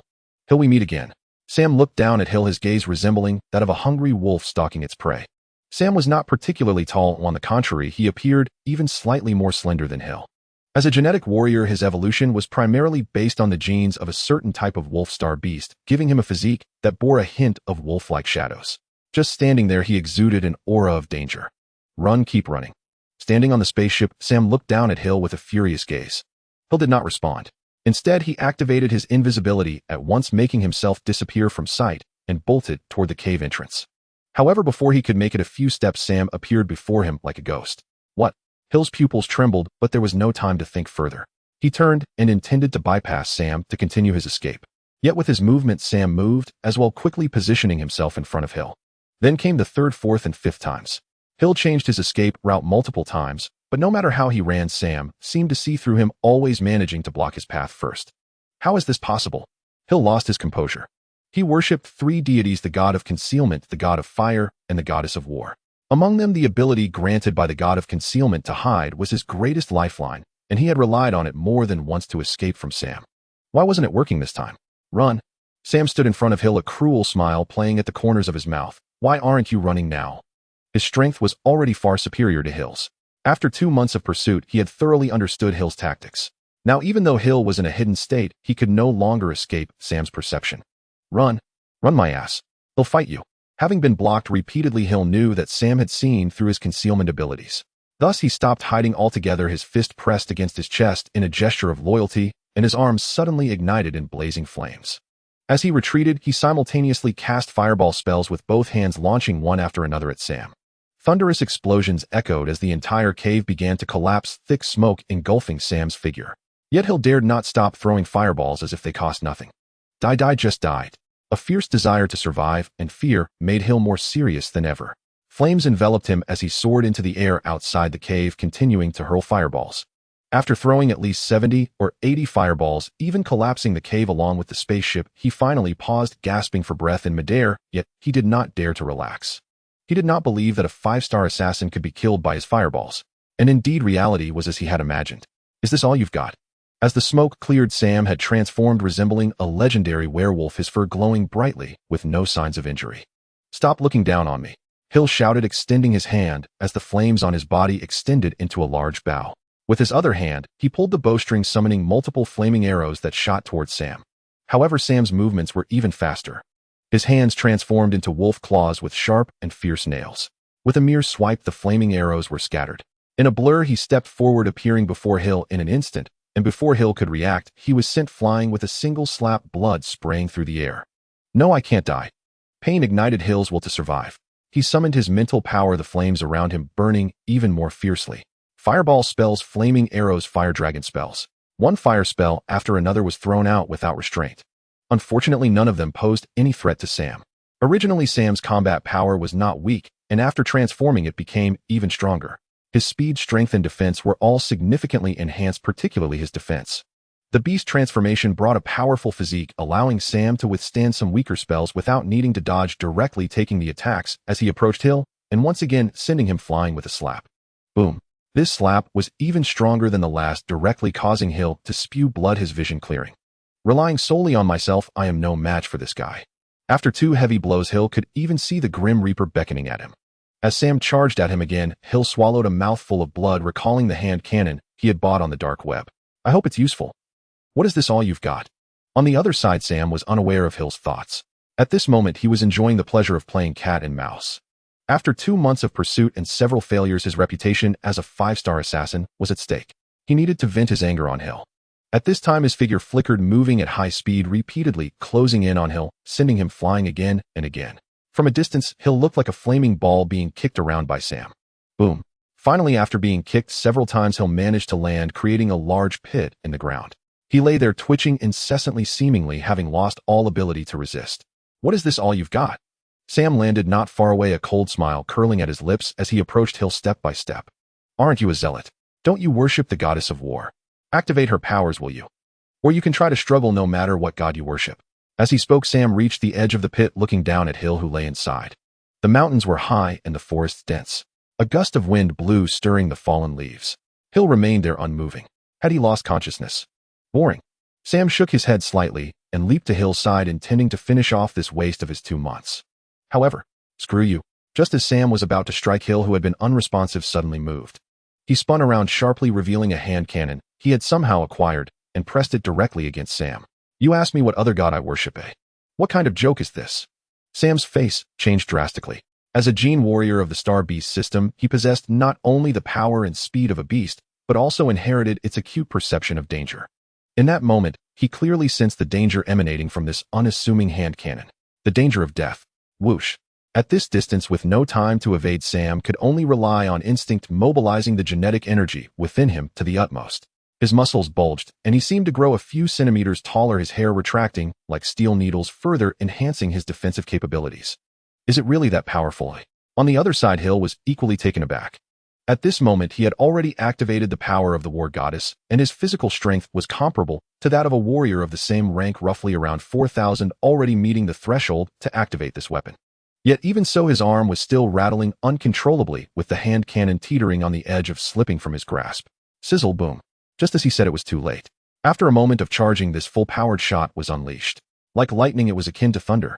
The dazzling beam of light instantly engulfed the beastified Sam, soaring into the sky, crashing through a mountain before flying into the depths of the universe. Puff! The immense destructive power also meant a tremendous recoil. Hill had just been thoroughly beaten by Sam, and was already in a severely injured state. Now he felt as if he had been struck by a small spaceship, spitting out a mouthful of blood, his vision going dark, and all he could hear was a buzzing noise. Damn, is this a Class C mechanical weapon? Losing his sense of the outside world, Hill cursed while gripping the hand cannon tightly. Although this hand cannon was surprisingly powerful, he couldn't be sure if Sam had any hidden cards, or if he was still alive. At this moment, this hand cannon was his only lifeline. Whoosh! Finally, the noise in his ears dissipated, and Hill heard the sound of the wind, his vision gradually returning, revealing everything before him. Immediately, Hill raised the hand cannon, vigilantly scanning the surroundings. Then, he was completely stunned. He clearly saw that several hundred meters away, the summit of a high mountain had been blasted out by this shot, creating a massive circular hole that connected front and back the hard rock, even turning into some kind of liquid dripping down, with the entire mountaintop emitting thick black smoke. The clouds in the sky had been pierced, surrounding a circular void, as if the sky had been punctured. As for Sam, Hill lowered his head to look before him. Sam was still standing firm, his legs planted on the ground. However, there were only 2 legs left. The formidable defensive power bestowed by beastification could not save Sam. His upper body had been obliterated by the T-bow hand cannon. Let alone Sam, who evolved from a wolf-like star beast gene, even the resilient Beiji had no chance of survival. What the? Is this really a Class C mechanical weapon? It's essentially a forbidden super-spec weapon, right? Hill was stunned, feeling as though he had stumbled upon a tremendous fortune. Right now, he hadn't fully read the manual, and he couldn't yet use the targeting and locking functions. If he could master it in the future, who in the Auduan Federation could stop him among the Class C superpowers? Forget 800,000, this was worth 8 million. Gulp. Looking at the hand cannon, T-bow hand cannon in his hand, Hill instinctively swallowed. All right. Suddenly, Hill seemed to remember something and quickly retrieved a new wrist communicator from his storage space, swiftly logging into his dark web account, locating the shopkeeper of Iron Straight Man Arms store, and sending a private message. Buddy, if you have more of these weapons in the future, please contact me immediately. Oh, I want them all. Although the hope is slim, perhaps this is a treasure trove. Turning off the communicator, Hill's emotions had calmed down considerably. He didn't believe that a dark web news store could produce such levels of arms. In his mind, this hand cannon was likely an accidental find by the little shop, or acquired through some special channel. If it was the former, then it was no big deal, but if it was the latter, even if the possibility was extremely small, he didn't want such a weapon to fall into someone else's hands. How I survived to being alive is truly wonderful. Hill relaxed, gazing blankly at the sky, beginning to empty his mind. Having escaped this time has also emptied my savings. I don't know how long it will take to rebuild.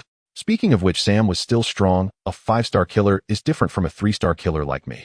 A 5-star killer, a 5-star. 5-star killer. Suddenly, Hill seemed to think of something, sitting up abruptly, looking at his hand cannon, his eyes bursting with brilliance. That's right. He had always thought of himself as a former weakling, with his thinking limited to the past. But now, he had this hand cannon. He was no longer the same. He had taken down Sam, who ranked among the top 5-star killers. Oh, why should he limit his vision to the past? Hill looked up at the sky, his eyes shining with unprecedented ambition. At this moment, he seemed to have seen a new 5-star killer rising. Want them all? Are you treating me like a fool? In the Hunter Guild of South Auduan, just after waking up, Lin Jie opened his dark web account and saw Hill's message, unable to suppress his disdain. 800,000. He couldn't even afford an ordinary Class C mechanical weapon, let alone the high-grade items in the cube. Once getting a deal wasn't enough, he wanted to snag a few more. Why not just fly to the sky? However, since he wanted to buy in bulk, it indicated he should be quite satisfied with the T-bow hand cannon. Lin Jie pondered before replying, "Dear, if you are satisfied, please give a 5-star rating. Our new shop's opening. Your comment is crucial. The Iron Straight Man shop welcomes your visit anytime."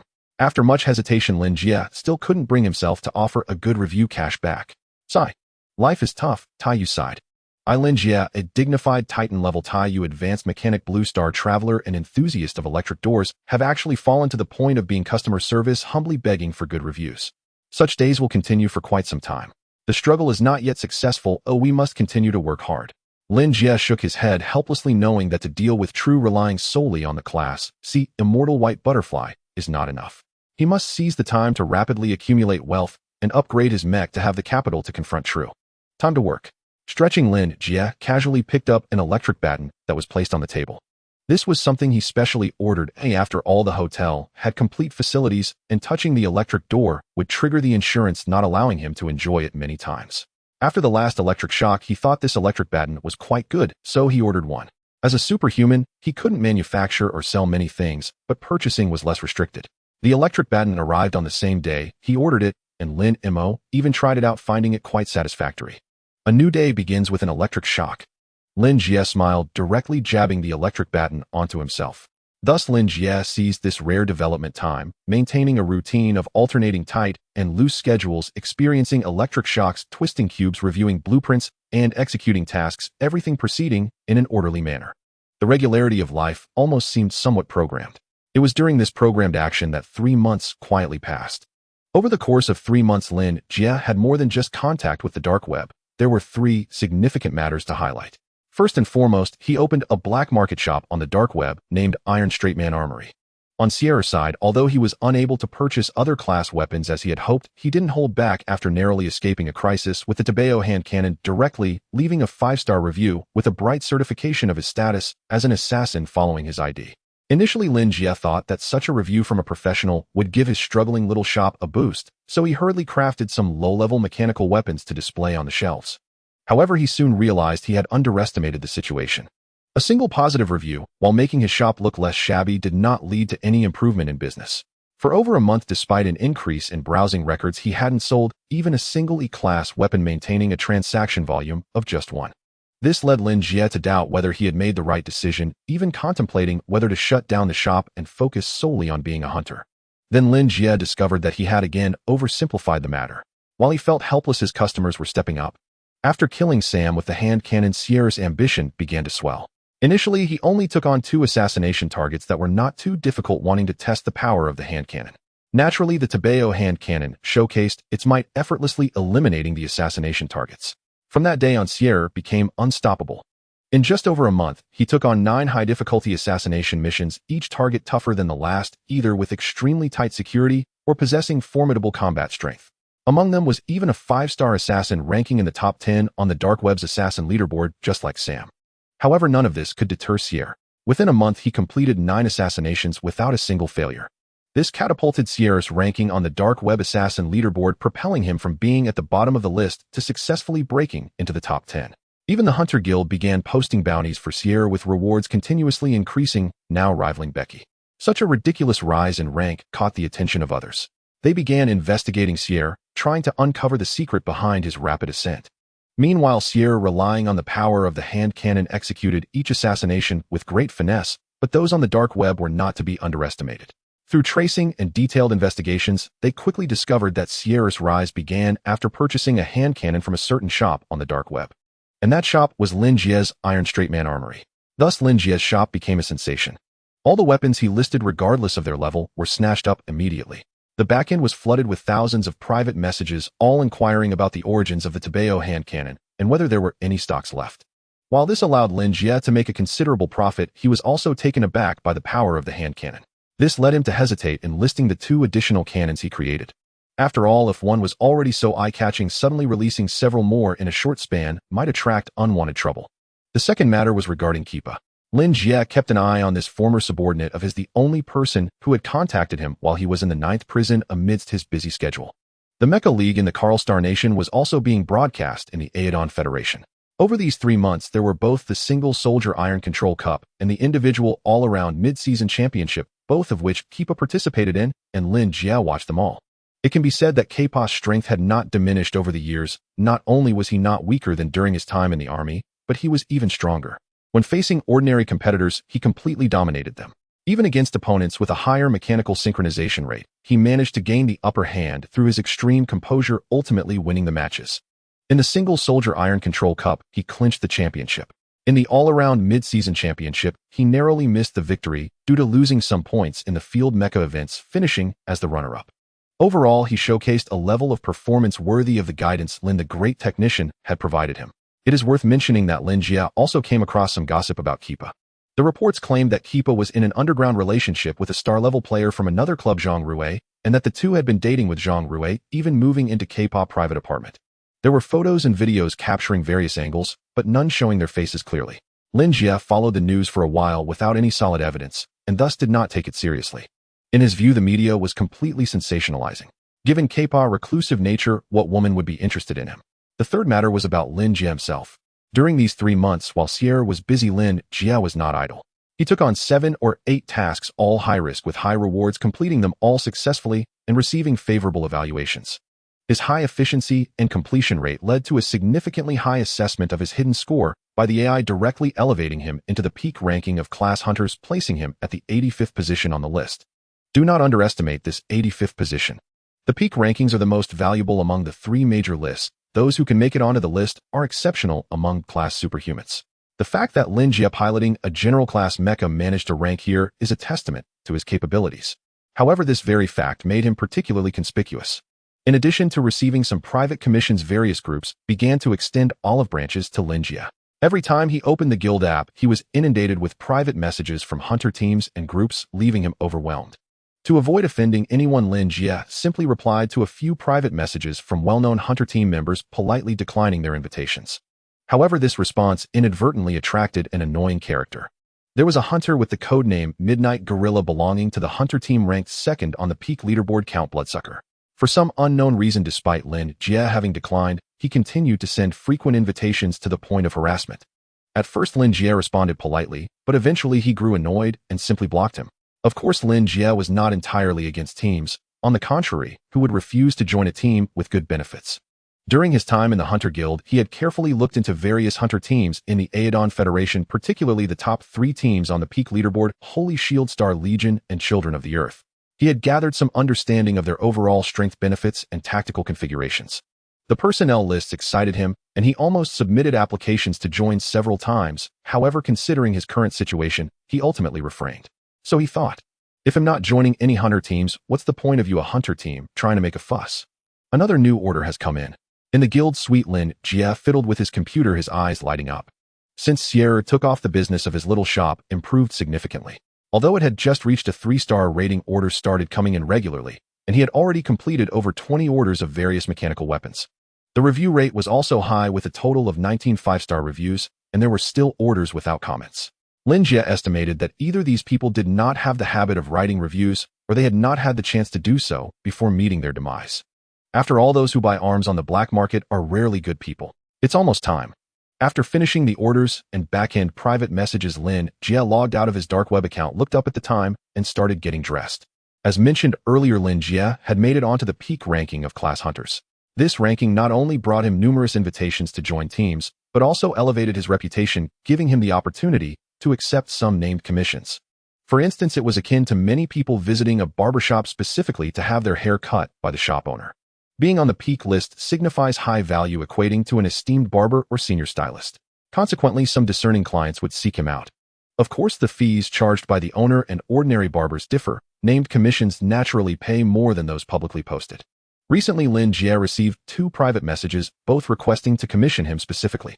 The details and remuneration were to be discussed in person, and coincidentally, both appointments were scheduled for today, one in the afternoon and the other in the evening. Kane, how much do you think the commission will be? Will it exceed 3 million? Lin Jie asked as he finished getting dressed, adjusting his appearance in front of the mirror. With a mini headset, he could converse with Kane at any time. The 2 clients do not have any verifiable commission records. Insufficient data. Oi, please forgive me for being unable to analyze. No need to analyze, you just take a guess. Guess. Yes, just rely on intuition in the absence of data. Intuition refers to a life form's instinctive judgment about certain unknown matters or situations. Unfortunately, I do not possess such an ability. I sincerely hope you can acquire it one day. Lin Jie smiled, finished organizing himself, turned to the door of the suite, and opened it ready to leave. He was immediately greeted by a young man. The man appeared to be around 30 years old, dressed in a suit with neatly styled hair and gold-rimmed glasses. One hand was holding a computer, while the other was raised, seemingly about to press the doorbell. "Hello, can I help you?" Lin Jie said, eyeing the young man up and down. "Hello, you must be Mr. Immortal Bird." The young man withdrew his hand that was about to press the doorbell. Although he said hello, his expression remained serious, as if someone owed him money. "I am the Phoenix, who might you be?" Lin Jie replied calmly. The man curled his lip, his already unattractive face looking even worse. "Let's reintroduce ourselves.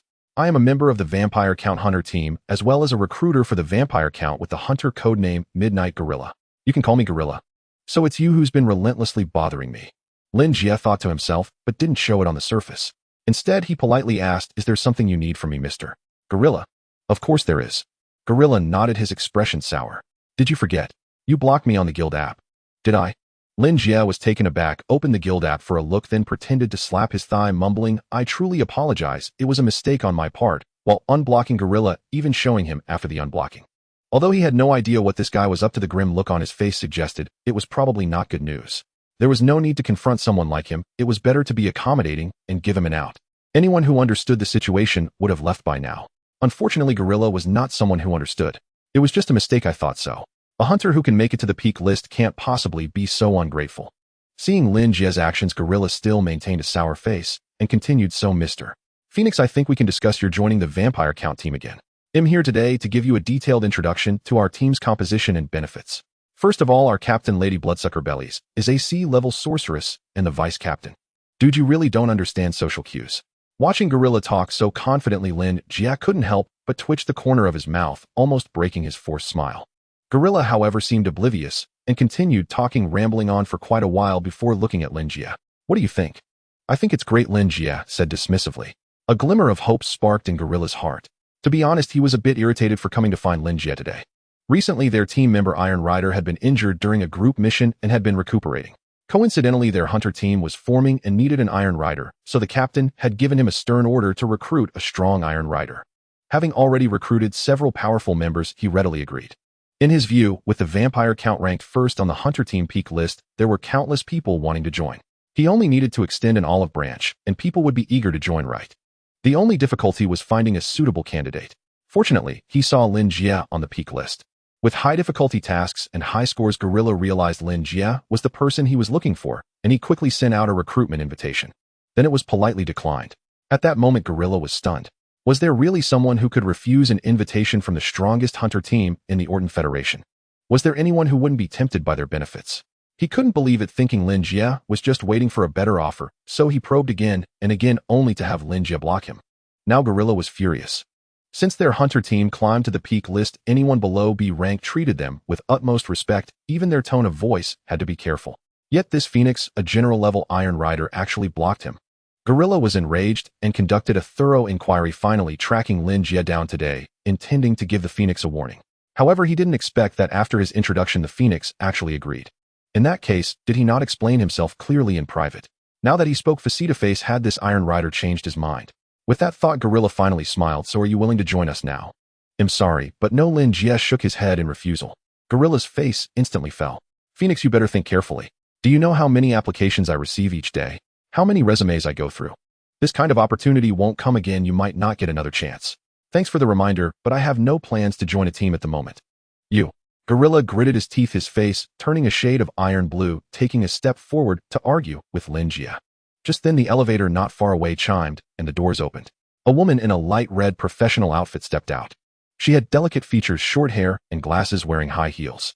After stepping out of the elevator, she looked around, her eyes lighting up when she saw Lin Jie. She walked straight over and extended her hand, saying, "Hello, you must be Mr.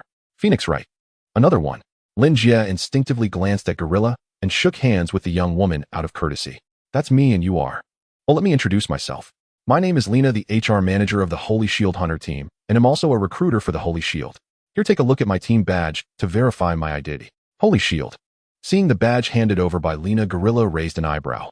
As a professional hunter in the Orton Federation, he recognized the shield-shaped badge and understood the significance of the term Holy Shield. That was the #1 hunter team in the entire Orton Federation, an absolute giant, with unparalleled team composition benefits and commercial value. Compared to that, the vampire count, which ranked first on the hunter team peak list, was nothing. Looking at this badge, this woman was undoubtedly from Holy Shield, but what did Holy Shield want with the Phoenix? I have a bad feeling. Lin Jie's eyes flickered, and after a moment of silence, he asked, "What can I do for you?" Of course. Lina smiled and said professionally, "I received a mandate from our captain to personally invite you to join our hunter team. Here, this is our team's benefit system." Gorilla felt his heart skip a beat, nearly causing him to faint on the spot. Holy Shield inviting the Phoenix.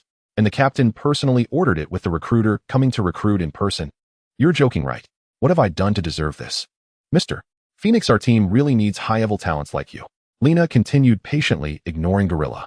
Although I don't know why you currently only have a general-level mech, our captain has promised that as long as you agree to join us, Holy Shield can provide you with a Titan-level single-soldier mecha for your use. Of course, you will only have the right to use it and not ownership, as Titan-level mechas are extremely valuable. I hope you understand. Gorilla, what is this?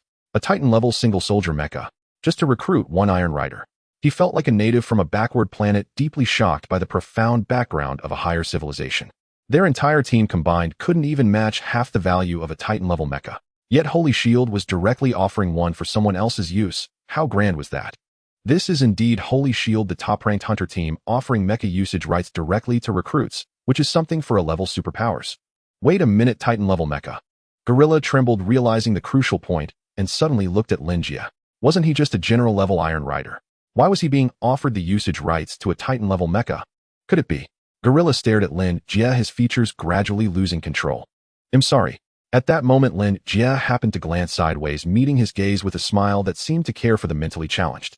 I originally wanted to interact with you as an ordinary Iron Rider, but I didn't expect to be unable to hide it. Are you kidding me? The mercenary stood rigidly in place, clutching his computer with disbelief written all over his face. Titan-class Iron Control. The immortal bird is actually a Titan-class Iron Control on par with an A-grade superpower. This can't be true, it must be fake. The mercenary screamed in his heart, trying to comfort himself. But soon he gave up. What a load of nonsense. The recruitment officer from the Holy Shield personally recruited him. How could it be fake? Wait a minute, why is a Titan-class Iron Control mingling in Crate? Isn't this a scam? Remembering all that had just transpired, an unprecedented sense of humiliation engulfed the mercenary's mind. Just now he had arrogantly attempted to recruit an A-grade powerhouse. Most importantly, he had even urged him to cherish such an opportunity. Did the other party really lack such opportunities? What a disgrace. A huge embarrassment. Recalling the earlier scenes, the mercenary's features twisted in shame, wishing he could find a hole in the ground to hide in. Seeing Lin Jie and Lina engaged in conversation without noticing him, he hurriedly lowered his head and slipped away, getting into the elevator and closing the door in one smooth motion until he dashed out of the guild building. He wanted to go home, to hide under his blanket for 2 days and recuperate. This is going to be no fun. The guild building. After a brief negotiation, Lin Jie politely declined the recruitment offer from the Holy Shield, watching Lina's figure as she entered the elevator, his gaze flickering. How humiliated and furious the mercenary felt, wanting to dig a hole in the ground. He didn't care about it anymore. Throughout the conversation, he hadn't really mattered to Lin Jie. To him, it felt more like a casual interaction to amuse a child. But when Lina appeared, it was a different story. The moment she mentioned that she was specifically requested by the leader of the Holy Shield and would provide him with rights to use Titan-class powered armor, Lin Jie keenly sensed a problem. He was exposed. According to the rules of the Hunter Guild, aside from the Hunter's code name, level task records, and comprehensive evaluations, the personal information of hunters should be completely confidential. Otherwise, the mercenary wouldn't have mistaken him for a general-level Iron Control. However, given Lina's appearance and the generous conditions offered by the Holy Shield, it was clear that his real level had been leaked. Therefore, his identity information could not be concealed either. The days of normalcy have truly ended swiftly, Lin Jie murmured. He had actually been mentally prepared for the leak of his true identity. Although the Hunter Guild claimed absolute confidentiality, such a large organization could not operate without people. As long as there are people, there is room for maneuver. He had long known that he could not keep his identity hidden. Exposure was merely a matter of time. The key point was when this information was leaked and how long it had been out. If even the Holy Shield knew, then those who had been paying attention to him, or even investigating him, did they know even earlier? Had they already arranged some actions against him? In that case, this appointment for 2 named commissions is not so simple. Lin Jie pondered opening the Hunter Guild app, especially renting a high-end spaceship and leaving the guild building. However, what Lin Jie did not know was that just as he left, a man and a woman walked into the Hunter Guild. "Hello, I am the artificial intelligence Kaizen. How may I assist you both?" In the guild hall, the intelligent Kaizen looked at the young man and woman in front of him. "I'm looking for the immortal bird." Kappa remained succinct. Beside him, Zhang Rui facepalmed in disbelief, stepping forward to add general-level iron control. "Crade Hunter, the immortal bird. Sorry, I do not have direct contact authority with hunters. Do you have a task to name for a commission? You can download our Hunter Guild app, register, and log in, then you can search for the Immortal Bird's account to initiate a private chat." "No." Kappa shook his head. "I have business with him. I want to see him." "Do you have an appointment?" "No." "Sorry, without an appointment, I cannot assist you in reporting up. I suggest you download the Hunter Guild app, register, log in, and privately chat with the Immortal Bird. Why don't we just follow the intelligent recommendation, register, log in, and send a private message to your instructor?" Zhang Rui suggested. "No way, my instructor won't meet me." Following the principle of not exceeding 10 words, Kappa paused before saying, "He doesn't want to drag me down." "Then shall we go back?" "No, I want to help my instructor. I want to avenge my comrade." "How can you help? You've said he doesn't want to drag you down." Zhang Rui also showed a pensive expression, muttering, "Even if you really tricked him out under the guise of a task commission, once you meet, he will still refuse you. You have a better future and options. With your current honor and commercial value, you can be a star player anywhere. If I were your instructor, I wouldn't want you to take risks." "Player." Kappa was taken aback, as if he thought of something, then turned to Zhang Rui. "I remember that all major leagues have regulations that soldiers, hunters, and superpowers from other agencies cannot be players, right? What are you planning to do?" Zhang Rui suddenly had a bad premonition, staring blankly at Kappa. Then she saw Kappa pull out his identification and iron control certificate, approaching. "Kaizen, I want to be a hunter. What's the procedure?" After saying that, he turned to Zhang Rui. "This is my choice. You can leave now." "Why should I leave?" Zhang Rui's lips twitched. Although Kappa spoke very little, she understood his meaning. Just as she had said about Kappa, she too was a star player, enjoying good treatment wherever she went. Kappa wanted her to leave because he didn't want to drag her down. But just saying you don't want to drag someone down doesn't mean you won't. Zhang Rui bit her lip, feeling a hint of indignation. Ever since they watched that flag-snatching battle together at Kappa's place, she had been unable to suppress her curiosity about Lin Jie and Kappa's past.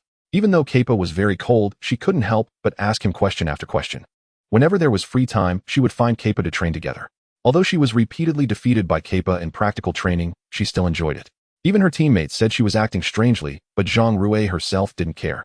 Until one day, when Kappa told her he was leaving, Zhang Rui suddenly realized that she had unknowingly fallen for Kappa. This result left Zhang Rui feeling perplexed. She couldn't understand how she could develop feelings for such a cold and taciturn person. But feelings are sometimes so unreasonable. She had indeed fallen for Kappa, and it was an uncontrollable kind of affection, even though Kappa continued to be cold towards her. Seeing Kappa about to leave, she knew that if she let him go just like that, she didn't know when she would see him again. Zhang Rui didn't know if she would regret chasing after Kappa, but she knew that if she just let him go, she would definitely regret it. So she followed him.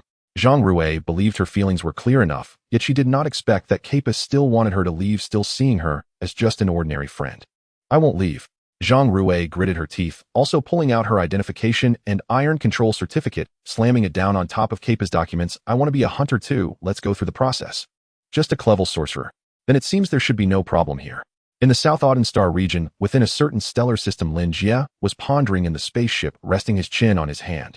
The tiny lifeless planet before him was a transit station established when South Auden Star was still independent, and interstellar travel was underdeveloped, meant for spaceships to dock and refuel.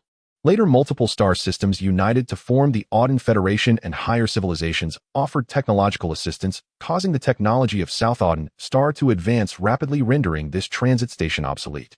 Lin Jie had 2 clients, and one of the agreed meeting points was right here. Initially, he thought his employer had some hidden concerns. However, upon realizing his identity had been exposed, he reconsidered. If something were to happen, this place would indeed be most suitable. For this reason, Lin Jie had made some backup preparations. However, after scanning the spaceship, it turned out that there was only one life form on the entire planet, and it was only of clever energy intensity, which made Lin Jie waver in his thoughts. Indeed, as the fleet commander of the Karl Star Nation, Trust reach couldn't extend that far to South Auden Star, and the strength he could mobilize was naturally not that formidable. But if there was only one clever sorcerer, wasn't that underestimating him too much? True was his former superior. At the very least, he should understand Lin Jie's capabilities. Surely he wouldn't think that a clever sorcerer could handle him, right? Could it be that I am being overly suspicious, or is this sorcerer extraordinarily powerful? Lin Jie murmured, arming his mecha as the spaceship hatch opened, and he jumped down directly. "Have they arrived?" At the abandoned base station at the top, seeing a vague figure plummeting through space, Sierra revealed a hunter's smile. In recent months, he had been living quite comfortably. Since he killed Sam with the hand cannon, he realized that the T-bow hand cannon was a super weapon capable of making him stand tall among the clever superpowers of the South Star region. At the same time, it might also be the beginning of his fate-changing journey. From that day on, Sierra put everything aside, even reducing his prayers to the deity. He believed in immersing himself in the study of the T-bow hand cannon, even seeking out some mechanics and firearms users to learn about aiming techniques and usage. Heaven rewards those who are diligent, and he succeeded. Through careful study combined with the T-bow hand cannon's original locking technology, he achieved mastery and stepped out into the world. From the slightly weaker to the slightly stronger, and then to the very strong and exceptionally strong, Sierra eliminated them one by one. The T-bow hand cannon swept through all opponents, reducing them to mere fragments beneath its muzzle. Sierra's ranking also soared, not only becoming a 5-star assassin, but also reaching 3rd place on the clever assassin leaderboard, even surpassing Sam, who had once hunted him. As his ranking rose, so did Sierra's confidence. It was at this moment that a new mission appeared on the dark web. The requirement was to eliminate a general-level Iron Rider with a reward of 450,000 federal coins, breaking the record for the highest reward for clever targets. The mission also had strict conditions for acceptance, requiring at least a 5-star clever assassin. Clearly, such a lucrative and demanding assassination mission meant the target was not simple. The assassins on the dark web observed none daring to take it on easily. But their hesitation did not represent Sierra's. They are merely stepping stones on my path. Sierra sneered. Although the information indicated that this Iron Rider was formidable, with extremely high combat power and rich battle experience, the task issuer had repeatedly advised caution, as if this Iron Rider was truly extraordinarily strong. However, no matter what, wasn't it just a general-level Iron Rider? He had already eliminated 5-star clever assassins. How strong could a general-level Iron Rider possibly be? Come on. Sierra stood at the top of the abandoned base station, looking down at the entire planet, inexplicably feeling a sense of pride as he coldly watched the Iron Rider clad in white mecha slowly approach him. It's time. Sierra turned his back, raising his chin, and looked at the other party through his nostrils, saying, I apologize for luring you here in this manner, but young Iron Rider life can sometimes be so cruel. Someone has bought your life on the dark web, and I have taken this job. You can try to flee, try to resist, but I can responsibly tell you that those are futile struggles. I have 5-star assassin from the dark web, ranked 3rd on the clever assassin leaderboard. Robert Sierra will end your life. Remember this name. To be killed by me will be the glory of your life. Saying this, Sierra looked up to the sky, raising his arms high. This was the judgment he had recently crafted, a ritualistic aspect of his assassinations. Since his ranking had risen, every time he announced his identity, his assassination targets would be filled with immense fear. He enjoyed this feeling, which made his judgment flow more smoothly, almost like a poetic recitation, highlighted by fervor. He believed that upon hearing his name and his proclamation, this general-level Iron Rider would surely also be. Suddenly, Sierra's gaze caught the Iron Rider below, causing his mental activity to halt abruptly, and his judgment faltered. Below, the Iron Rider not only showed no fear, but appeared quite calm. Upon noticing Sierra's gaze, his eyes brightened, as if he had thought of something, quickly taking out a communicator and operating it. Then he looked up again, still wearing an uncontainable smile, his eyes shining, showing no signs of fear, but rather appearing somewhat excited. What is going on? Sierra's mind struggled to keep up. This wasn't how his script was supposed to go. Bang! South Star Super Police Force. The door to Zheng Chang's office was forcefully opened from the outside, and a subordinate rushed in, causing Zheng Chang to grimace. What is it? Why are you so flustered? Captain, the officer seemed to have run all the way, quickly catching his breath as he entered. Someone has taken the bounty on Xie. Really? This time Zheng Chang was no longer calm, suddenly standing up with bright eyes. Sierra had rapidly risen and frequently committed crimes during this time, and although he was not killing good people, it had caused panic, leading to great pressure from above. In order to quickly locate and capture Sierra, the Super Police Force collaborated with other agencies to issue a bounty in the Hunter Guild. However, firstly, Sierra's rise was too fast, and everyone knew that this 5-star assassin was not to be trifled with. Secondly, they had never been sure of Sierra's whereabouts, which was why this task had remained unclaimed. Now that someone had taken it, it indicated that the person accepting the task likely knew Sierra's exact location. Quick, which hunter took it? Contact him and have him come to the Super Police Force to share intelligence so that we can formulate a combat plan together, Zheng Chang said excitedly. The officer's expression changed. Captain, I'm afraid that guy won't be able to come. Why, oi? Zheng Chang was taken aback. Last time he didn't come. Last time. Zheng Chang was first surprised, then seemed to recall something, jumping over the desk to snatch the tablet from his subordinate's hands. After a glance at the details of the person who took the task, his face immediately turned bitter. Sure enough, it was that phoenix. Zheng Chong dropped the tablet and rubbed his face vigorously to calm himself. He wondered why a general-level Iron Rider always sought such high-difficulty tasks. Was he challenging his limits? You took down Becky last time, but this time it's different. According to the intelligence, Sierra possesses a weapon with extremely high lethality, one even 5-star assassins cannot withstand. How dare you accept this? Damn, it is living not good enough. Contact the Phoenix. I need you to contact the Phoenix right now. Zheng Chong suppressed his anger and said sternly. The young officer quickly dialed the communicator, and it was soon connected. Lin Jie's voice came through. Hello, this is the senior Clevel Hunter Phoenix from the Hunter Guild, a hunter on the peak Clevel leaderboard, with strong combat power and balanced overall abilities, proficient in various tasks currently, with a 100% task completion rate and a 100% approval rate. How can I assist you? What a load of nonsense. Zheng Chong forced a smile and said, Phoenix, this is Zheng Chong.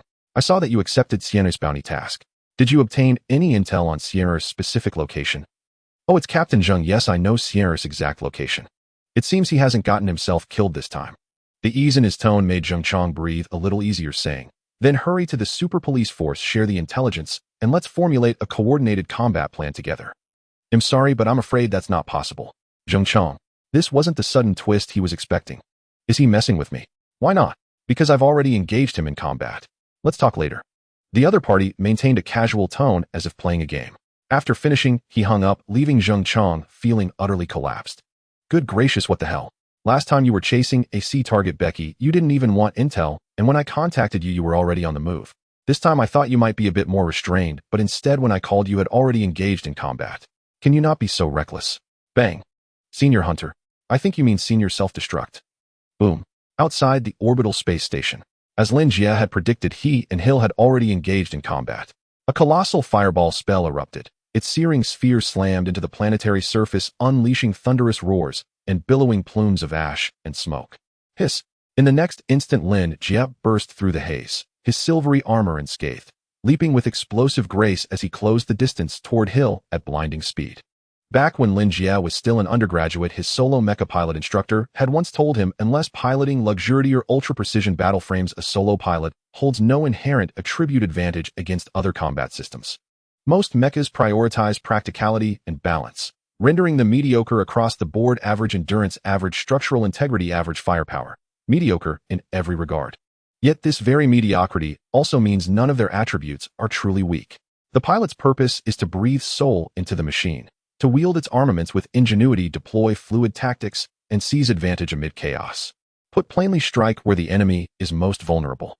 Against Becky earlier, Lin Jie had opened with tactical pistol fire and pneumatic cannons, harassing from range. Because Becky possessed extraordinary vitality and raw physical strength, engaging in close quarters would have granted Lin Jie no edge, even with the attributes of his mecha by die. Hill, however, was different. Hill was a mage, renowned for frail constitution. Close quarters combat was not just viable, it was optimal. With that resolve, Lin Jie led with his tactical pistol, streaking forward like a silver lightning bolt. Hill clearly recognized Lin Jie's intent, and with a swift motion drew forth a staff from nowhere, struck it hard against the ground, and unleashed his second spell. Ducking beneath the fireball, Lin Jie watched as flames erupted beneath Hill's feet, coalescing into a towering phoenix of fire that lifted him skyward. With a pointed gesture of his staff, the phoenix beat its wings, unleashing a thick laser-like column of incandescent flame straight toward Lin Jie. Clang! Bai Dai's engine screamed to life as Lin Jie drew his energy blade, channeling raw power into the weapon to meet Hill's spell. Heating. Light flared violently. The fire column split cleanly down its center, veering around Lin Jie's energy shield before rejoining behind him. The sheer force drove him backward, sliding nearly 15 meters across the scorched earth. Lin Jie, mecha pilot. Energy consumption critically elevated. Kane's voice chimed precisely. Tactical HUD data flickered across Bai Dai's visor. Though reserves remained ample, energy levels were depleting at a visibly accelerating rate. This boy's spellcraft shouldn't be this potent. It must be that staff. Lin Jie raised his gaze, eyes sharpening with quiet calculation. Such spell intensity belonged unmistakably to elite-tier mages.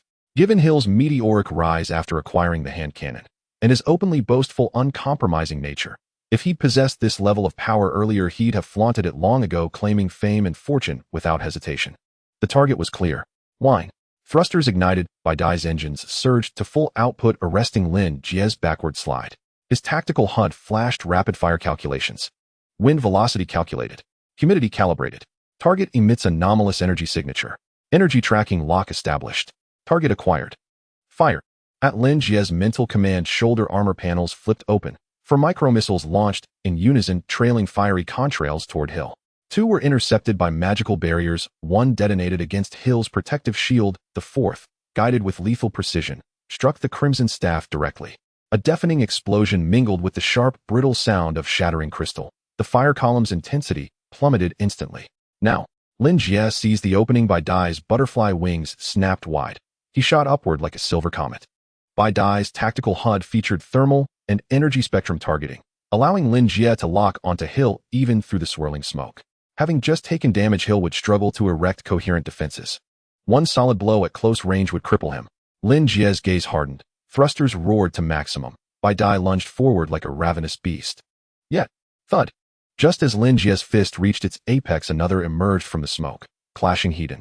A dull concussive boom resonated outward, a visible shockwave rippling across the air. Hill stood immovable. Lin Jie was hurled backward over 10 meters. Twisting midair, Lin Jie executed several rapid rolls to dissipate momentum, finally stabilizing. His right arm tingled faintly. Glancing down, he saw arcs of electricity flicker across Bai Dai's right arm module. Right arm module impact damage confirmed. Minor structural compromise. Sensitivity reduced by 10%. So strong. Kane's report prompted Lin Jie's instinctive eyebrow lift, an expression of genuine surprise. Though Bai Dai wasn't among the legendary titans, Star God, or White Hole, it was a bespoke masterpiece Lin Jie had commissioned at exorbitant cost. Its raw strength rivaled that of elite martial artists. Yet here he was, outmatched in brute force exchange against a mage. You're tougher than expected. Hill's voice echoed from afar, calm, condescending, the tone of a sovereign surveying an ant. As the smoke thinned, Hill reappeared, his outer garments incinerated, revealing a sleek black bodysuit beneath. High-tech combat suit. Lin Jie's eyes narrowed. No wonder his physical output was so formidable. Worth every credit. Hill clenched his fist. Even under violent detonation, the suit remained flawless, woven from exotic materials. A soft luminescence traced its surface, radiating technological sophistication and surging power, so overwhelming his grin refused to be suppressed. Over these past 3 months, Hill had accepted countless high-risk contracts, not only vaulting him into the top 3 of the assassin's ledger, but also flooding his accounts with staggering wealth. Rather than squander his fortune, he invested it boldly, purchasing 2 elite-grade artifacts. One was the staff that had amplified his spellcraft moments ago, the other, the very suit now encasing his body.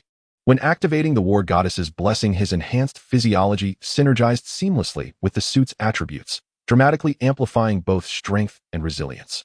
Is assassination this lucrative? Lin Jie's lips curled faintly as he took in the suit's unmistakable opulence.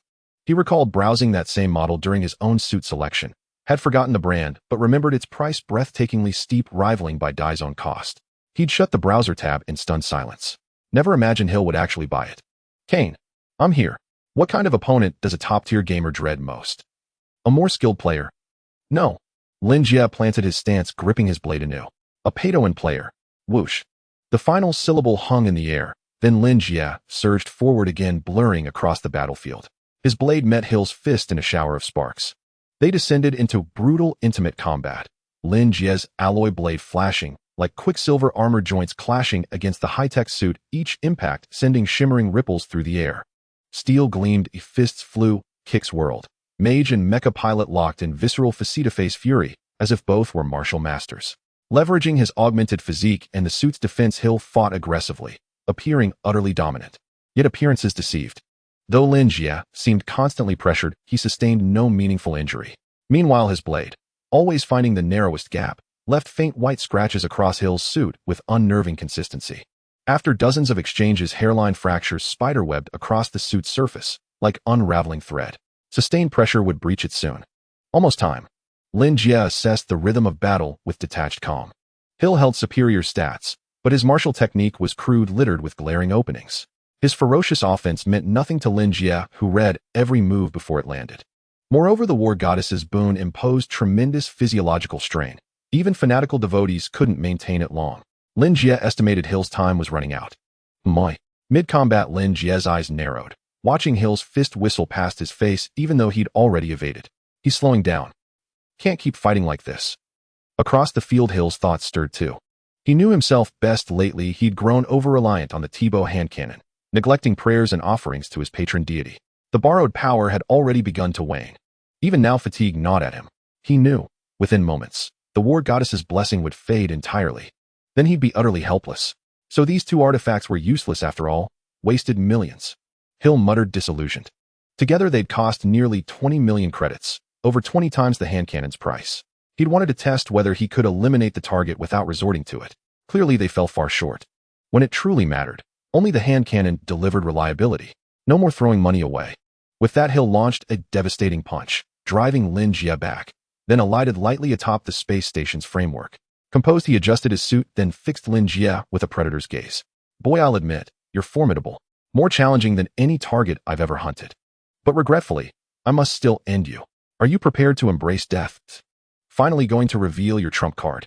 I thought you had forgotten about it. Lin Jie stood firm, his impatience evident beneath the steel mask.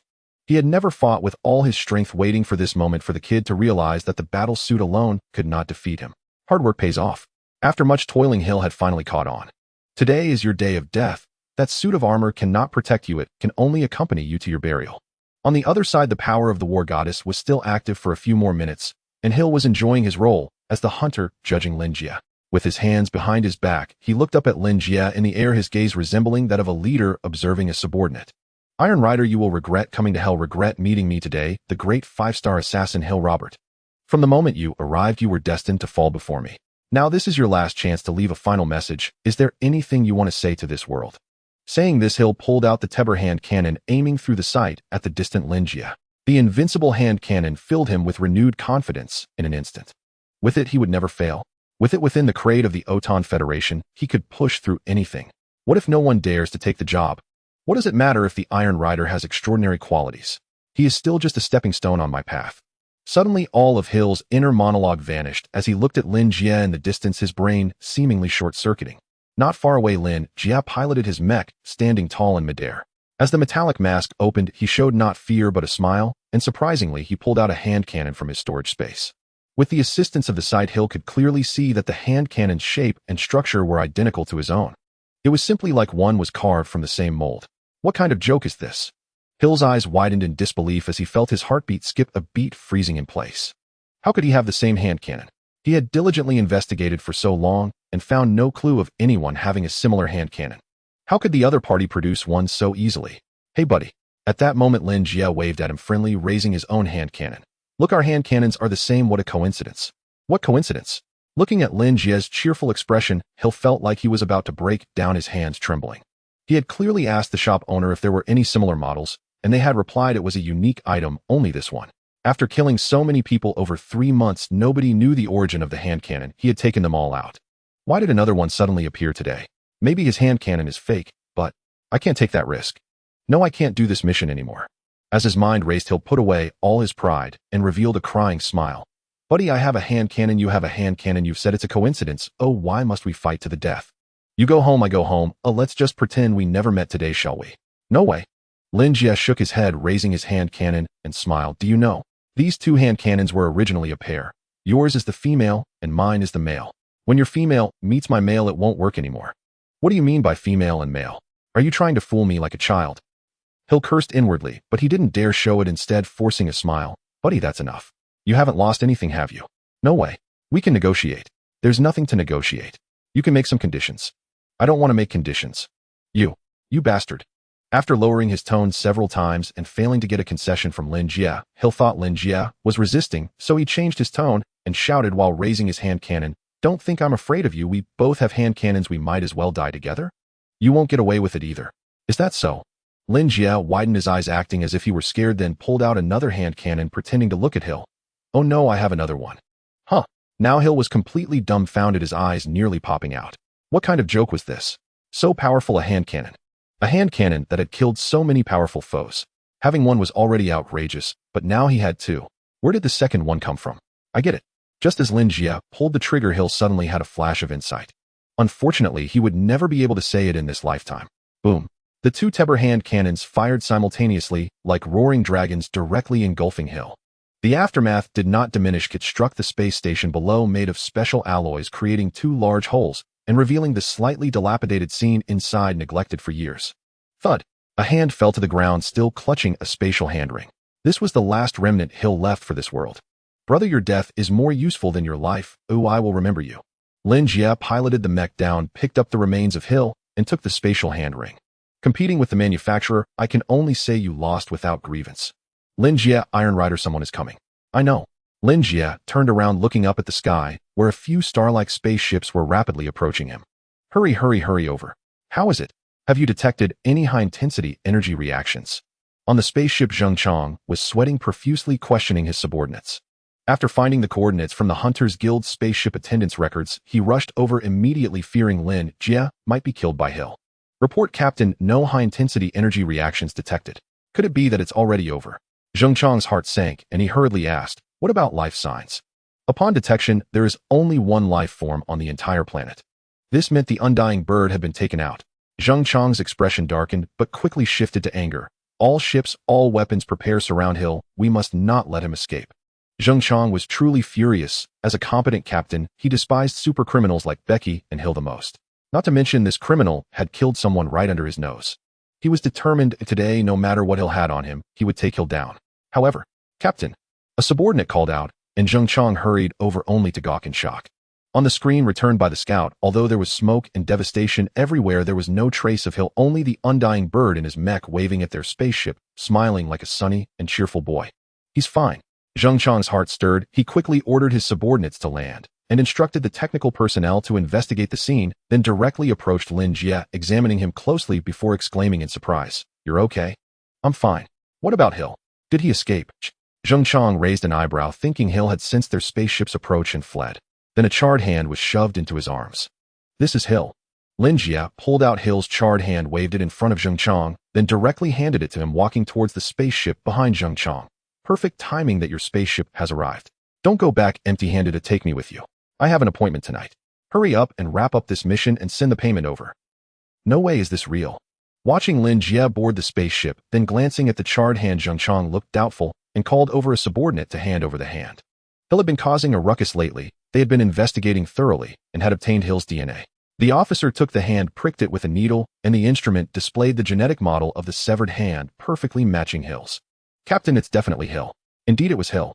Zheng Chang raised an eyebrow, looking towards the spot where Lin Jie had disappeared, his eyes flickering. Before he arrived, he had imagined hundreds of possible outcomes, but he never expected that Hill would actually be taken out by the undying bird. How did he do it? Wasn't it said that Hill had super weapons? Could it be he didn't get a chance to use them? "Captain, the battlefield has been preliminarily surveyed and scanned. The detection confirms that there were indeed traces of high-intensity mechanical weapon usage, estimated energy output of at least 8,000. "How much?" Zheng Chang suddenly turned his head, eyes wide open. "The energy level of an average crate Superman is around 5,000, but that is the total energy value. In a real attack, even if it was a life-risking strike, the energy level would barely exceed 4,000. This weapon had doubled that output. What kind of monster weapon is this?" The most critical point was, under such a weapon, the undying bird not only defeated the opponent, but was also alive and kicking. "Did you see that?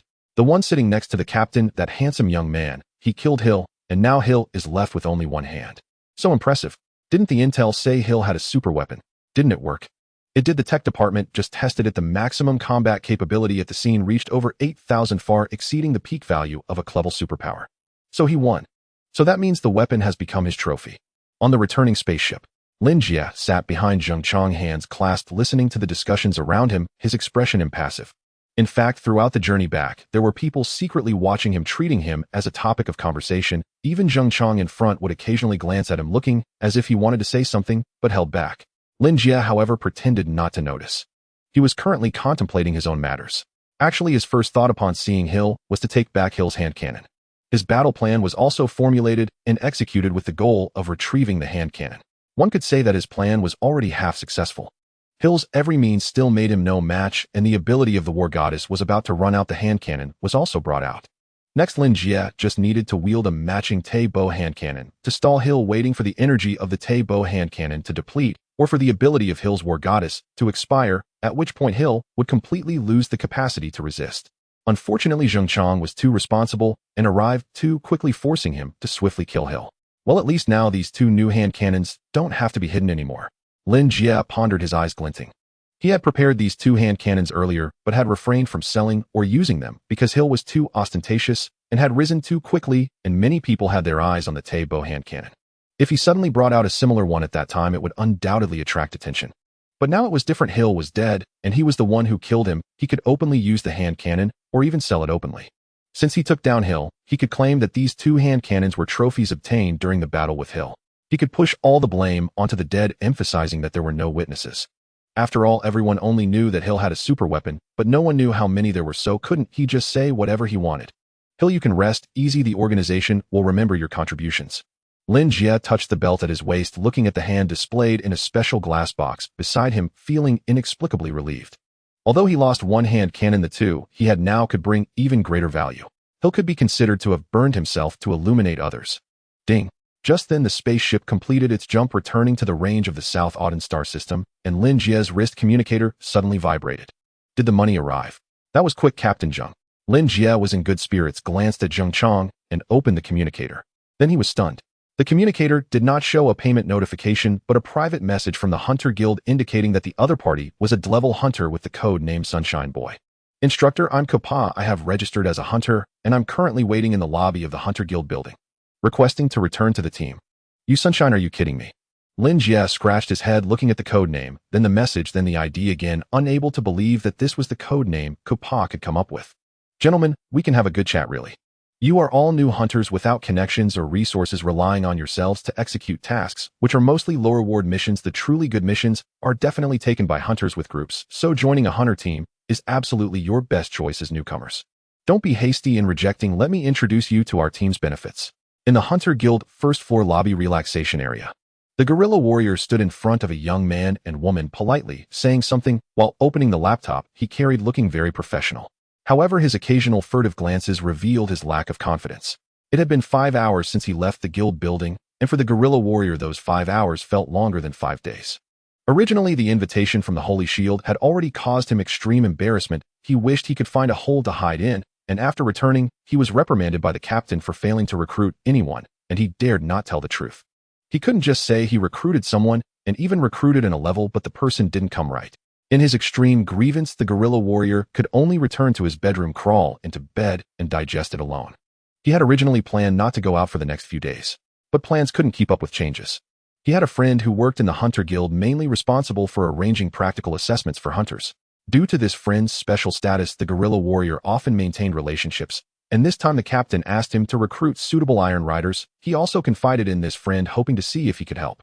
Originally, he hadn't received a reply before, but today a message suddenly came.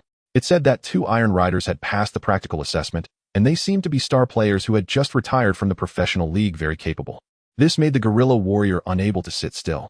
As the saying goes, one feels shame and then has courage. Having already missed one opportunity, how could he miss a second? With this thought, he mustered up his courage and rushed out of the bedroom, arriving at the guild lobby in no time, blocking the pair of young men and women there. He didn't believe that with the reputation of the blood-sucking count and his abilities, he couldn't recruit a single iron rider. So what do you think? You both have a certain understanding. How about visiting our hunter team's base? After talking for a long time, appealing to their emotions and reasoning, the guerrilla warrior finally stopped, looking hopefully at the young couple in front of him. According to recruitment customs, as long as the other party nodded and was willing to check out their base, it was basically settled. However, sorry. Zhang Rui looked at the guerrilla warrior, shaking her head apologetically. We don't have plans to join a hunter team for now. The guerrilla warrior's mouth twitched, barely maintaining his smile. After 2 seconds of silence, he said, that should be just your personal opinion, right? He straightened his neck to look at Kopa behind Zhang Rui. What about you, sir? What do you think? I'm not going. Kopa was even more straightforward, not even bothering with politeness. His words made the guerrilla warrior roll his eyes. He suspected whether he had been cursed by someone today. Why was everything going so wrong? You don't even need to ask him. Zhang Rui wanted to laugh, but felt embarrassed. She could only politely say, I'm really sorry, we already have a target. We can't join your hunter team. We are just waiting for that person to come over. What hunter team could be stronger than ours? The guerrilla warrior's voice suddenly rose an octave. Just as he was about to boast about the glorious history of the blood-sucking count, he seemed to suddenly remember something, lowering his voice and asking, is it the Hunter Corps recruiting you? No. Zhang Rui replied truthfully. Then that's easy. The guerrilla warrior slapped his thigh. Don't worry, beautiful, in the South Auden star system, as long as it's not the Hunter Corps, no one can be stronger than us. We'll wait here for the person you're expecting to come. When the time comes, you can choose, well, see which side suits you better. It's all bilateral, no one can say anything. The guerrilla warrior said this, not caring whether Zhang Rui and Kopa were willing or not. Directly walked to a nearby spot and sat down. As if to say, We can't compare with the Hunter Corps, but what's there to fear about other hunters? These two Iron Riders, I must recruit them today. The guerrilla warrior thought, this sitting posture becoming increasingly upright, like a rooster waiting to fight.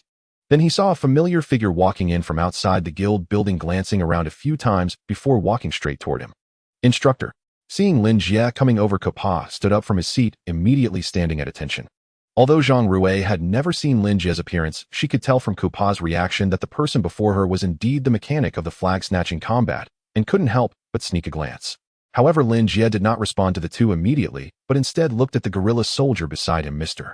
Guerrilla, are you waiting for me here? Waiting for what? Seeing this scene, even the guerrilla soldier, despite being foolish, realized that Capa was waiting for Lin Jie. His expression turned comically exquisite, but he couldn't turn and run. He could only forcefully shake his head in shame and anger. No, I am just here. Resting, that's right, resting. Resting? Lin Jie raised an eyebrow, clearly not believing the gorilla's words. At this moment, Capa stepped forward. He wants to recruit us. Humph. The gorilla let out a muffled grunt, feeling as if he had been stabbed in the heart, causing his features to contort as if trying to escape from the embarrassment on his face. I'm sorry, I suddenly remembered my mother is having a wedding today. I have to go. He lowered his head and fled the Hunters Guild, not daring to look up along the way. Two social embarrassments in one day, and it was the same person he was facing. He felt something must be wrong with him, and he needed to spend a lot of money to find a fortune teller to take a good look. So you came here by yourself, and even brought someone with you. Half an hour later, after learning the general circumstances from Zhang Rui, Lin Jie looked at Zhang Rui and Capa, feeling completely unwell. This was not because he was surprised by Capa and Zhang Rui's arrival, nor did he think the situation was particularly tricky, but because he couldn't believe that Capa actually had a girlfriend. Moreover, she had given up a bright future to follow Capa across the star sea to a foreign land. Wait, girl, are you sure there's nothing wrong with your eyesight? What do you see in this socially awkward person? Are you sure you don't have a masochistic tendency? Now I understand why you're called the Sunshine Boy. Oh, it's clear your partner gave you that nickname. Lin Jie rubbed his face, taking a while to accept the reality. All right, stay then. With his mindset calmed, Lin Jie began to attend to business. After pondering for a while, he agreed to Capa's request to stay by his side and seek revenge for his comrades. In fact, Lin Jie also understood that the claim of seeking revenge for his comrades was merely a pretext. With over 3,000 people on the 9197 Vanguard ship, it would be impressive if Capa could name 30 of them. The real reason he sought him out was more about repaying the favor of the money he had lent him back then. Now that the Hunter registration had been done without prior notice, even if he tried to drive him away, he wouldn't be able to. Even if he left, it would most likely just be a verbal agreement, secretly watching him from the shadows. Now that Tulu had already learned his specific location, no one knew when the next wave of targeting would arrive or in what form it would manifest. If Capa were in the shadows, and if he noticed something before Lin Jie did in a moment of impulse, who knows what he might do. Rather than that, it was better to keep him by his side. As for Zhang Rui, let's take it one step at a time. Regarding matters of the heart, whether before or after his transmigration, Lin Jie was completely clueless. He couldn't just break up the couple and force Zhang Rui to leave, could he? You two are registered as class hunters, which means your strength evaluation is only C, so you are piloting general class mech, is right? Let me see. Yes.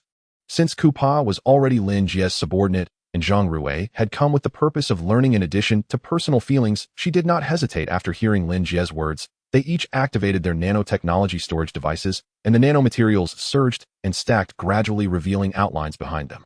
It was evident that although they were also star players, their resources were not that abundant. They couldn't afford a wild battle mecha, and the ones they carried were all individual combat mechas.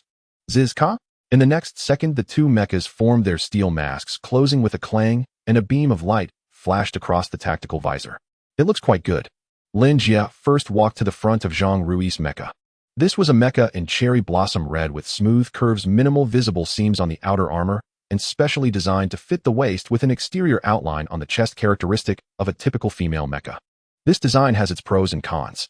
The advantages are that it fits the pilot's body better, making it easier to control, and the streamlined structure allows for faster speeds. The disadvantages are that the outer armor is relatively weak, not durable, and has limited firepower configuration with a lack of long-range means. Reed Honging S19 Type Mechanical Individual Combat Armor Level C General Class Combat Mode 1 Output Energy Level 46, 44, 48, 100 Overall Configuration Reed Series 3 Finger Gun Reed Bionic Insect Wings Reed Series 3 Thruster Reed Series 3 Electronic Short Blade Reed Series 3 Buffer Device Drive Reed Tournament Special 7th Generation Reactor Minimum Equipment Requirement Spiritual Power Exceeds 4000. Note, just take a look, don't touch randomly. What's wrong with touching it a couple of times? There's no one inside. Lin Jie silently retorted in his heart, and then placed his hand on Kupa Black Individual Combat Mecha. Night Black Winged Angel General Version, Type Mechanical Individual Combat Armor Level C General Class Combat Mode 3 Output Energy Level 49, 104977 Overall Configuration, High Intensity, Laser Knight Series, 5 Charging Cannon, 2 Turner Mini Missiles Knight S-Class, High Sensitivity, Thruster Red Falcon Tactical Pistol BAME, 3 Series Universal Light Blade Drive. BAME C-Class Racing Reactor Minimum Equipment Requirements Spiritual Power Exceeds 4,000 Note Not every rider on a white horse is a prince. It could also be Tang Sung. Not every being with wings is an angel. It could very well be a birdman. Not bad. Lin Jie withdrew his hand and nodded. Both mechas had decent configurations. If compared overall, Kupa Black Winged Angel was slightly better after all. It was an import made entirely of high-grade products, not much worse than his custom-made White Butterfly. In contrast, Zhang Rui's Reed model felt a bit overshadowed. Once everything is settled, I will conduct comprehensive data testing on you and your mecha, and after the results are out, I will formulate a specific training plan. Lin Jie looked at Zhang Rui. In any case, she was here to help, and since she expressed a willingness to grow stronger, Lin Jie didn't mind guiding her a bit. All right then, now that everything is settled. Seeing Zhang Rui nod in agreement, Lin Jie smiled, and brought out his White Butterfly, as well standing alongside the Red Ing and Black Winged Angel. Originally, I wanted to go solo, but now that we have a team, I have a somewhat immature idea. To establish a hunter team, what do you think? As Lin Jie himself said, forming a hunter team was entirely a Spiro-Themet decision. However, there are indeed benefits. The commission split for a hunter team is significantly higher. Although a certain amount of registered capital is required theoretically, as long as one doesn't perish and completes more tasks, profits are assured in the long run. Moreover, now that his realm information has been exposed, the sign of Titan-level iron control is simply too conspicuous. Today, the Holy Shield has already come to recruit, and who knows how many more people will come knocking in the future. Establishing a hunter team means he will be part of an organization, saving him from the troubles of dealing with one issue after another. Coincidentally, a hunter team requires at least 3 members, and there are precisely 3 of them. Do you have any objections? Lin Jie looked at Kappa and Zhang Rui. I obey orders, Kappa replied succinctly, while Zhang Rui nodded. Okay, go. Lin Jie snapped his fingers and led the way toward the elevator. Kappa and Zhang Rui followed behind with 3 mechas bringing up the rear. 1 Titan-level iron control, 2 Dominator-level iron controls, and 3 general-level mechas advanced in a triangular formation. An A2BS and 3 CS. Right from the start, they were strong and robust. Despite having only 3 members, Lin Jie exuded the aura of a large troop as they arrived at the guild building's designated area for hunter teams. This was an independent floor where one could register hunter teams and guilds, as well as handle matters like team withdrawal and complaints. Lin Jie and his team arrived and expressed their desire to register a hunter team, submitting the hunter IDs of the 3 members. After the system and manual verification confirmed everything was accurate, Lin Jie was given an electronic form. The member section was already filled in by the system with Lin Jie as the captain and Zhang Rui and Kappa as members. It also noted their professions, hunter levels, IDs, etc. clearly laid out. Lin Jie looked down, and the first line read, "Please enter the name you wish to register for your hunter team." Well, the first step has successfully stalled me. Lin Jie turned to Kappa. Apart from following orders during battles, we can be a democratic small team. What are your thoughts on the team name? 9197. Kappa suggested. You're worried about not making the target clear for enemies. Lin Jie's eyelids twitched twice. He had once been the captain of the 9197 Vanguard ship. Although there was an irreconcilable hatred with True, he didn't want to name the team that. It was like a girl encountering a drug thug on a dark street, knowing a fierce battle was ahead, yet not showing weakness and initiating a series of excited punches. It just didn't make sense. The name of the hunter team should highlight some characteristics. 9197 is too obscure. Lin Jie shook his head, rejecting Kappa's proposal. The captain is right. A team's name should highlight its features, whether its abilities or composition, so others can easily understand what our team excels in. Captain, do you have any ideas? System and member composition. Lin Jie pondered for a moment, and then looked up. How about 3 iron controls? It's straightforward and clear, even a fool could understand it. The instructor has a point, Kappa nodded in agreement. What a ridiculous idea. Only a fool would come up with such a name. Zhang Rui couldn't understand the thought process of the 2 men in front of her, suppressing her exasperation as she said, Captain, I think it's not quite suitable. Since we've established a hunter team, we won't always just be the 3 of us, others will surely join later. This name doesn't seem appropriate. That's a constructive suggestion. So what should we name it? Let me think. Frost Wolf, Snow Wolf, Prairie Wolf, Black Tiger, White Tiger, Overlord Tiger. Lin Jie recalled the fear of being assigned a code name, and lacking ideas recited a string of commonly used military code names while looking at Kappa. I will follow the instructor's lead. Facing Lin Jie's gaze and the long list of code names he had recited, Kappa calmly replied with 5 words. Kappa, you can't keep doing this. I said we're a democratic small team, and naming is a matter that concerns the entire Hunter team. You are also a part of the team. We should brainstorm together. Come on, suggest a name you have in mind. 9197. Lin Jie. Zhang Rui. After that, Lin Jie gave up on asking Kappa and directly turned to Zhang Rui. He racked his brain and exhausted his talent, successfully coming up with one embarrassing name after another. Zhang Rui was left numb by what she heard. Originally, as a newcomer, she wasn't very familiar with Lin Jie and felt a bit shy to voice her opinions. However, she is after all a girl with a good upbringing, and her inner feelings are quite sensitive. She simply couldn't accept that the Hunter team she was about to join would have names like 3 Iron Control Steel Armor or Iron Man Research Center, which were filled with cliches. It can be said that the filter Lin Jie had built in Zhang Rui's eyes through the flag-raising battle had gradually collapsed with each of his unappealing name suggestions. How about we call ourselves the Mechanics? Finally, Zhang Rui couldn't hold back any longer and threw out a name that was somewhat usable. Mechanics. Good name. Lin Jie nodded, giving Zhang Rui a thumbs up. As expected of a girl, even the team name is so understated yet luxurious and meaningful. Zhang Rui smiled, not wanting to speak further. She herself didn't know where this name had any depth, but compared to the names Lin Jie and Kappa had suggested, it indeed felt like a breath of fresh air. Lin Jie looked at Kappa, and unsurprisingly Kappa still said, I'll follow the instructor's lead. Lin Jie simply filled in the name Mechanics. Verification complete. The team name Mechanics is available. Done. Lin Jie breathed a sigh of relief. The most challenging step for him had already been crossed. The rest was much simpler. In just a few minutes he filled in the details, leaving only a specific address. This is also a requirement for registering a Hunter team. First, it showcases the foundation and financial strength. Second, it ensures that employers and guild teams know where to find people if any issues arise with the tasks. Can this be filled in a few days later? Lin Jie looked at the smart projection in front of him. Yes, we can register the team name for you first. The detailed address can be verified within 5 days, but until the detailed address is confirmed, you cannot accept team tasks under the name of the Hunter team. Okay, understood. Lin Jie nodded and submitted the form. Verifying your information, please pay attention to your guild app. Verification complete. Soon Lin Jie's communicator vibrated and a message from the guild's official channel popped up. The information you submitted for the Mechanics team has been verified. Would you like to spend 100 federal credits to register the Mechanics Hunter team? It felt like creating a game guild. Lin Jie clicked confirm. Mechanics Hunter team has been registered. Please fill in the detailed address and set the team emblem as soon as possible. Once approved, you can undertake team tasks under the Hunter team name, and you and your team members will enjoy more guild benefits. Click the link for details. Lin Jie raised an eyebrow, looking at Zhang Rui. Leave it to me, Zhang Rui nodded. She had figured it out. If this was left to Lin Jie and Kappa, who knows what they could come up with. After all, it was the Hunter team she would be part of, so it was better for her to oversee it. Next, do we need to find a suitable base? After temporarily getting everything sorted out, Zhang Rui asked. Having a base means a place to settle and train, and she was quite persistent about becoming stronger. No rush. Lin Jie slightly shook his head, glancing at the time. Finding a base won't take long. For now, you both should come with me to meet an employer. An employer? Yes, an employer, Lin Jie smiled.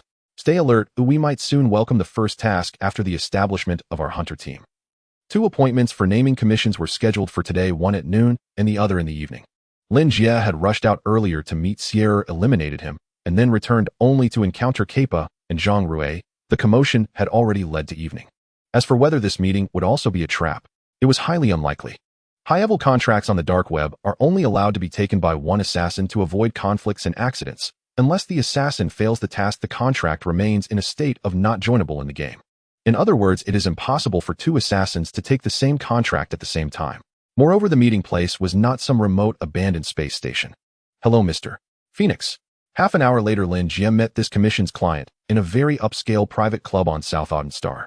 He was a middle-aged man, dressed in a black suit, wearing gold-rimmed glasses with graying hair and a slight curl. There was a pocket watch in the pocket of his chest, resembling a refined gentleman from the Middle Ages. He was originally drinking coffee, but upon seeing Lin Jie and the others enter, he politely stood up to greet them. He first shook hands with Lin Jie and then looked at Kappa and Zhang Rui, saying, "Who are these 2? They are my teammates, just registered as hunters today." After a brief introduction of Zhang Rui and Kappa, Lin Jie sat down with the middle-aged man and straightforwardly said, "Sir, let's discuss the details of the commission. You give me a very professional impression, Mr. Phoenix." The middle-aged man smiled and said, Allow me to introduce myself. My name is Jie. I have many identities: businessman, collector, philosopher, magnate. Regarding this commission, it relates to one of my identities. Jie paused here deliberately before continuing. In addition to the aforementioned identities, I am also a civilization observer. Civilization observer. Lin Jie gazed deeply, remaining silent, while Zhang Rui and Kappa instinctively muttered a remark. That's right, a civilization observer. Jie clearly reveled in this identity, first affirming it before picking up his coffee cup, stirring it, as he said, "This identity dates back to over 40 years ago when I was vacationing in the cosmos and inadvertently discovered a wandering planet harboring intelligent life." Interesting. Lin Jie's eyes sparkled. Most star systems in the universe have planets orbiting around stars with well-defined coordinates. However, in the vast universe, there are always exceptions. A wandering planet is one such example. While they are indeed planets, they do not orbit stars. Instead, they drift aimlessly and chaotically in the immense cosmos, much like a homeless wanderer, hence the name wandering planet. Due to their cosmic drifter nature, they can collide with other planets or large star beasts at any time, making such planets generally fraught with disasters. For Jie to encounter a wandering planet with intelligent life is considered a small miracle. That planet was fascinating. It had 2 naturally formed moons that orbited it, providing ultraviolet and other light elements, making the planet's climate habitable. When I discovered it, the inhabitants were already able to utilize the planet's resources on a large scale, and their technological civilization had begun to develop, which is quite rare. Jie pushed up his glasses, excitement evident on his face as he said, "I had never seen such a planet, so I requested from a higher civilization to purchase the ownership of this planet at a high price, then acquired a set of stellar monitoring equipment equipped with advanced optical brains and began observing the life forms on this planet." Lin Jie watched the animated Jie, his gaze flickering. According to interstellar law, under normal circumstances, life planets are prohibited from being bought and sold, let alone a wandering planet without accurate coordinates drifting aimlessly. Mr. Jie's ability to acquire this planet and legally purchase monitoring equipment is definitely not as simple as spending a large sum of money. At that time, I realized that observing the development of civilizations is a very interesting thing. Jie, like a scientist showcasing research results, had glowing eyes as he said, "Although their civilization has just begun and is still quite backward. But hasn't everything we have started from scratch? I am very curious about what kind of beings can develop on such a planet and what kind of civilizational achievements their intelligence will yield." All of this was going smoothly until their research touched upon space. At this point, Jie's excitement faded and he appeared quite speechless, saying, "The ignorant are always fearless." They had just barely touched upon the realm of space, and the loneliness within their civilization spurred them on. They desperately wanted to know if they were the only life planet in the universe, so they rashly sent out signals like "I am here" to space, and they did so with high frequency and for extended periods. It was simply the height of foolishness, isn't it? Lin Jie felt somewhat speechless, internally thinking it sounded like he was mocking his family. He then asked, "So you blocked the signal?" "Of course," Jie replied, as if it were a matter of course, saying, "What else would I do allowing them to transmit such information to other parts of the universe? This is an invisible imprisonment." Zhang Rui said coldly. In her mind, life should be free, not bound and controlled. Jie's actions had indeed limited the development of that planet. Perhaps. Jie shrugged nonchalantly, saying, "But I wouldn't do it otherwise. If the hegemonic interstellar civilization or space pirates received their signal, what do you think would await them?" Zhang Rui was momentarily speechless, unsure how to respond. Jie had indeed limited the civilization of that planet, but at the same time, he had also protected them. Such behavior cannot be clearly defined as right or wrong. "Let's talk about the task, Mr. Jie," Lin Jie interjected, bringing the topic back on track. "All right," Jie smiled, saying, "The task is actually quite simple. The civilization on the wandering planet has encountered trouble. Not long ago, space debris fell onto the wandering planet, carrying superpowered creatures that exceed the current capabilities of the wandering planet's civilization to handle. Although observers are generally not supposed to interfere with the development of civilizations, without intervention, the civilization of the wandering planet could very well perish. So, Mr. Jie, do you want me to go to the wandering planet and eliminate the threat of the superpowered creatures?" Lin Jie frowned, saying, "With your abilities, this should be something you can handle yourself, right?" Lin Jie did not believe that someone who could purchase a life planet would find it difficult to deal with such a minor issue. Theoretically, yes, but the resources on that planet are extremely rich, even containing some resources that are scarce for civilizations, so I hesitate to hand it over to someone else.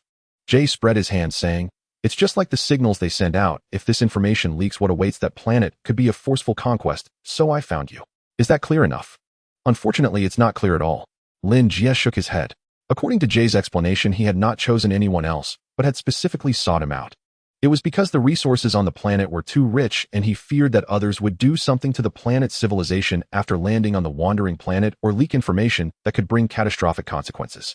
But there is a very obvious flaw here. Why would Jie trust him? Lin Jie was very clear that he had not previously known Jie and that they had had no interactions. If Jie wanted someone to do such a task, even if he didn't find trustworthy friends nearby, there were plenty of high-level hunters. Having only recently ascended to the pinnacle list, and still at the end of the list, he was just an obscure little character. Why would Jie bypass all those people and come directly to him? What gives you such confidence that I would not do anything to the civilization of that planet? It's simple. I found you because someone recommended you to me, and I trust him. Who? With a snap, Jie set down the coffee cup in his hand, wiped his mouth, smiled at Lin Jie, and uttered 2 words, the merchant. In the deep of night within the Union building in Lin Jie's suite, he turned off all the lights and leaned against the bed. The neon lights and moonlight outside filtered through the window, outlining his face. His right hand clenched into a fist, a gold coin balanced on his index finger and thumb, which he flicked up, letting it fall, and then flicked up again, repeating the motion. Getting closer, one could see the reflection of the gold coin tumbling in his eyes. Merchant. Lin Jie murmured again, the coin still flipping. It had been 2 hours since he met with Jie. Though he felt puzzled, Lin Jie still accepted the task. On the Union app, the commission relationship had already been established. Jie had reported the general nature of the task and the difficulties to be faced to the Union. Once the Union approved and assessed the difficulty, it would enter the execution state. This process wouldn't take long. Barring any unforeseen circumstances, it would likely be approved before morning. 2 days later, Jie would arrange for a spaceship to take Lin Jie and 2 others to the wandering star, and the detailed information about the task would be delivered then. However, after conversing with Jie, Lin Jie found himself less concerned about the information. Suddenly, Lin Jie changed his actions, grasping the gold coin in his hand. He then opened his palm to examine it closely, noticing the words Merchant's Coin written in a universal cosmic font. Merchant. A title, a group, a designation. In the moment Lin Jie heard Jie say he was recommended by a merchant, he didn't even react, immediately still dazed for 2 seconds before recalling the middle-aged, portly man he had seen before the assessment. He had inexplicably appeared, given him this gold coin, claiming it would buy him a life in the future, and then had vanished just as mysteriously. If it weren't for Jie suddenly mentioning it, Lin Jie might have even forgotten about this person. Jie has submitted the task for review, clearly not engaging in any sort of scam. His demeanor and logic are flawless. He is undoubtedly a wealthy individual, a person of considerable influence. I distinctly asked for a specific name, yet he told me that a merchant is simply a merchant. What is that? What kind of person names themselves merchant?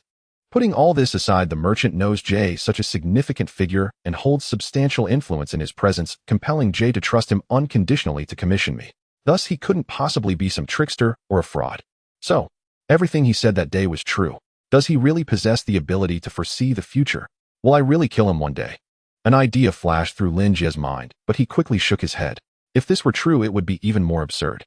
Setting aside the reliability of such foresight, even if it were effective, there might come a day in the future when he would have no choice but to try to eliminate the merchant for some reason. What basis does the merchant have to think that this inconspicuous gold coin would ensure his survival? It's merely a verbal transaction. How could it change his mind? Lin Jie certainly did not believe he possessed such a strong sense of obligation.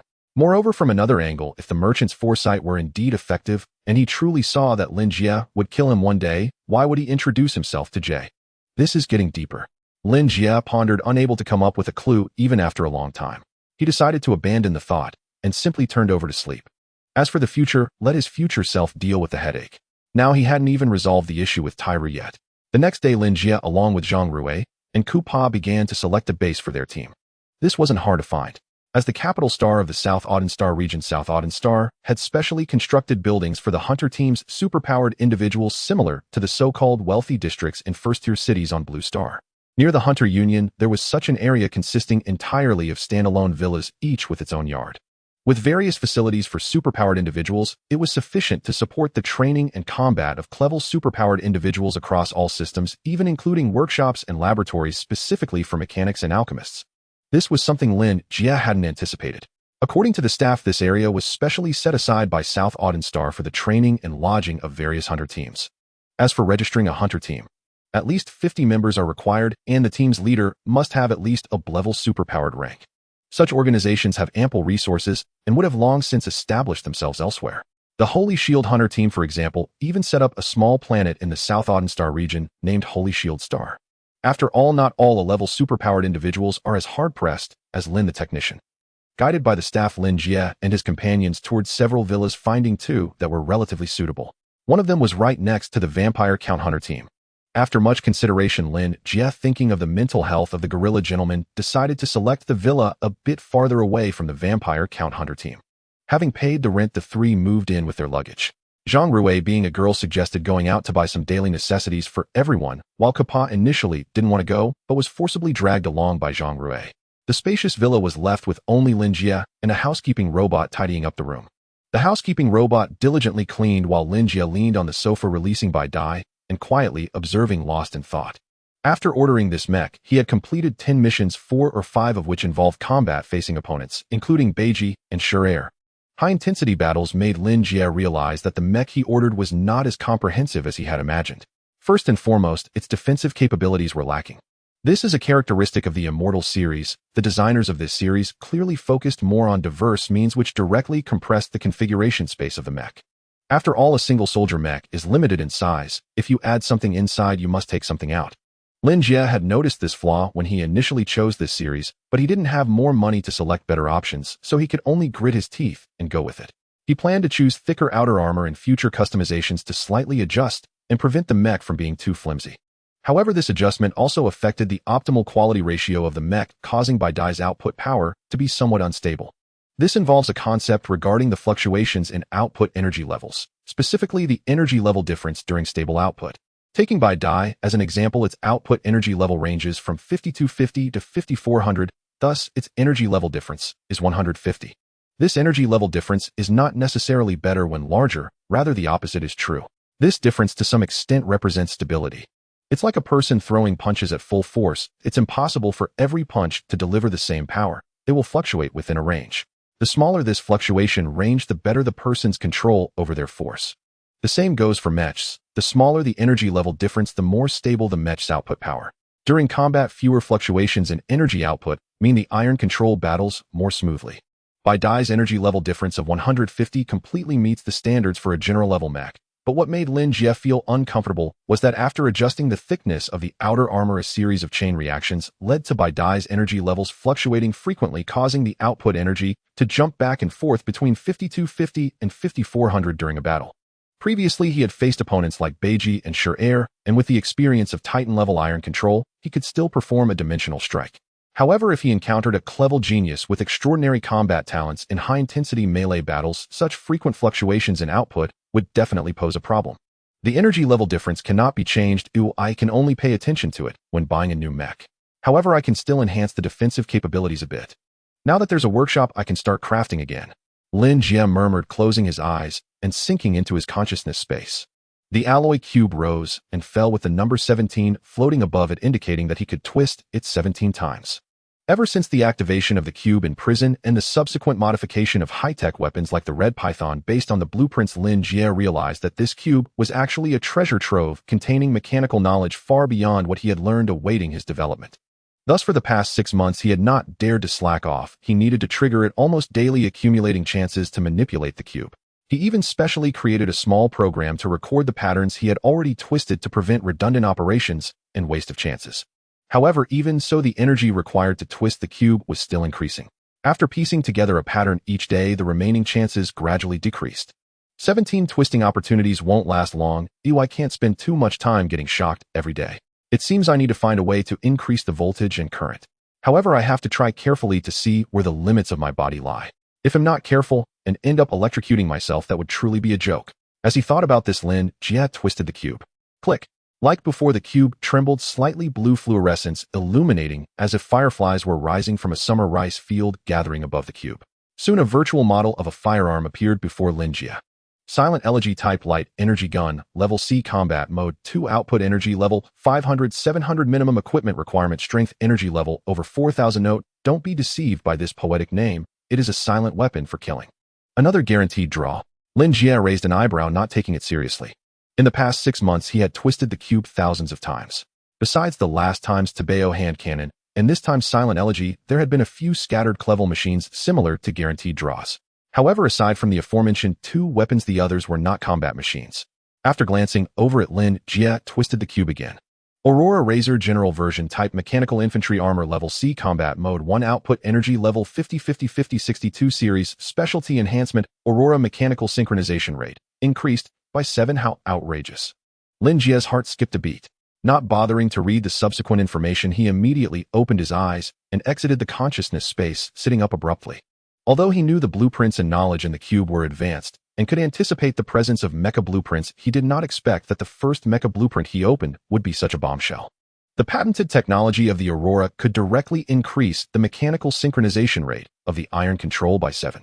Although the amount was not large, but it was the mechanical synchronization rate.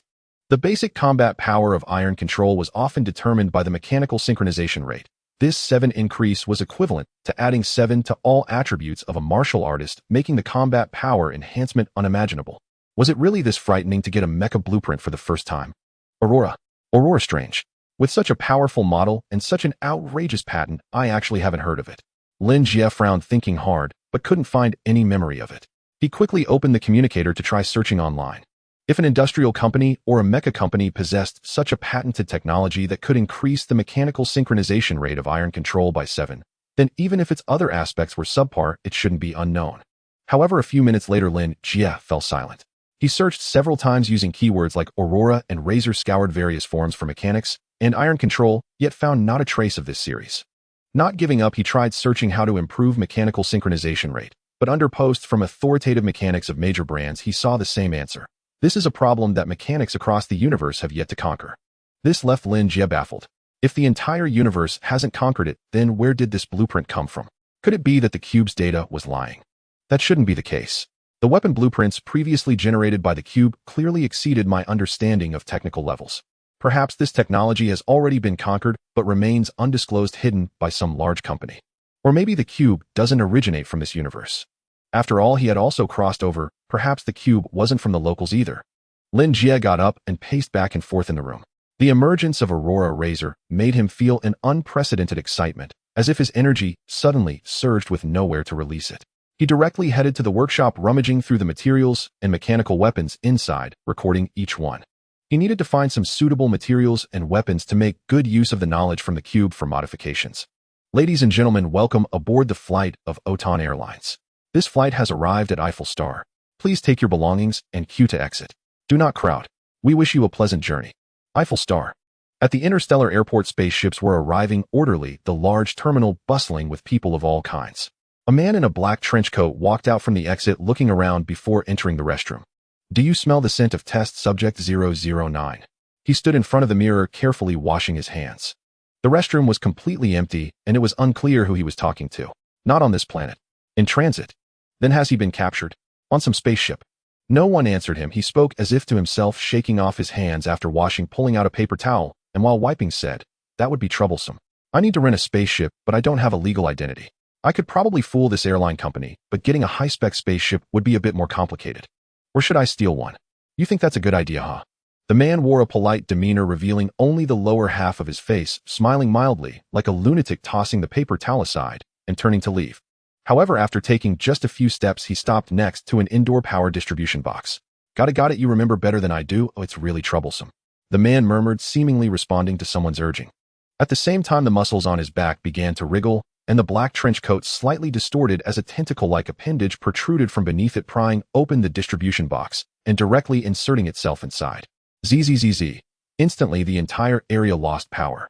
Supermarkets, restaurants, clothing stores all plunged into darkness at that moment, and the resting crowd gasped in surprise. Fortunately, the darkness did not last long. The emergency power supply started up, and in less than 2 seconds, everything returned to normal. The somewhat surprised people looked around, thinking it was just a minor issue, and continued their conversations as if nothing had happened. Go check what's going on. Maintenance personnel received the report, each picking up their tools, leaving their offices, heading towards the power outage area, completely unaware that a man in a black trench coat and top hat was among them, brushing past them. What role were you responsible for in your previous battle team during team combat? A free agent. Were you also piloting mechas of the Honging style? Yes, but they were at the master level. Is there a problem? Although I really don't want to discourage you, there is a significant issue. The battle team base training room. Lin Jie looked at Zhang Rui, who was eagerly anticipating his response, his expression somewhat serious. He was holding a tablet that recorded various data about Zhang Rui, including footage of the unarmed close combat with Kappa from earlier. On Lin Jie's ear hung a device similar to a power detector from Dragon Ball. He had worked on it all night yesterday, modifying 2 sniper rifles and creating this device in the process. Its purpose is quite similar to that of a power detector. It primarily tests the target's energy response. It is a very precise small instrument that can be installed on mechas, and the energy detector sends the data directly to the tactical visor to determine the target's level. Lin Jie had tested it with 3 mechas, and the margin of error fluctuated within 3%, which is quite accurate. By the way, while shopping yesterday, Zhang Rui specially found a design studio to finalize the team emblem. The emblem features the outline of a mecha's head with red visors and a faint blue electric glow on the face. The words mechanic are at the bottom in silver, enhanced with special effects, making it look as if it were engraved from alloy with elements of wrenches and gears integrated into the font. Overall, it looks pretty good, and neither Lin Jie nor Kappa raised any objections. Of course, none of this is the main point. The key point is that after staying up all night to create it, Lin Jie had just finished taking a nap when Zhang Rui dragged him to the training room for various tests and unarmed combat training, wanting Lin Jie to assess her overall level and any potential issues, as well as how to improve. The results were startling. From the data feedback and practical training, Zhang Rui, indeed, had significant issues. Can you be more specific? Zhang Rui seemed taken aback by the severity of the situation, feeling somewhat anxious. First of all, your positional judgment is incorrect. Based on your overall attributes and combat assessment, you shouldn't be playing as a free agent. Even if you play as a free agent, you shouldn't be equipped with a single soldier mecha like Hong Ying. Lin Jie set down the tablet.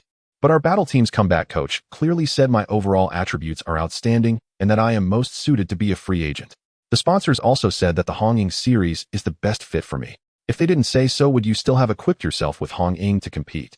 Lin Jie pondered for a moment, slightly organizing his thoughts before he began to explain to Zhang Rui. The mecha team competition primarily focuses on each member performing their roles similar to team sports. To illustrate, in football, the goalkeeper guards the penalty area, defenders secure the backline, midfielders connect the entire field facilitating transitions, and forwards charge into the fray to score. The mecha team competition is similar. Like combat squads, it usually consists of 6 against 6 with roles, including sniper, assault, specialist, raider, secondary raider, free agent, and support. The sniper is responsible for long-range precision attacks, usually occupying high ground, to overview the battlefield.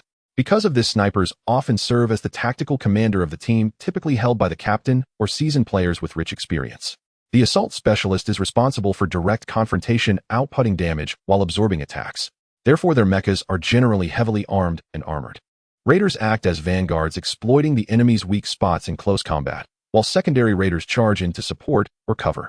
Thus, raiders typically have lighter weapon configurations, focusing more on mobility and melee capabilities. The support role speaks for itself. The free agent roams the battlefield, needing to possess strong judgment and adapt to the situation, appearing in positions that can best assist teammates. Additionally, if any position within the team encounters issues, they must step up. Therefore, a free agent may not be the strongest in any single category, but is typically the one with the highest overall quality. My overall data is the highest in the team. Zhang Rui blinked. I haven't finished yet. Lin Jie glanced at Zhang Rui and continued. Although your mechanical synchronization rate and overall quality are high, there is another critical point for being a free agent. You must have sharp insight and decision-making abilities. The battlefield is like a war zone where situations change rapidly, posing significant challenges not only to the commander, but also to the free agents who operate outside the command structure.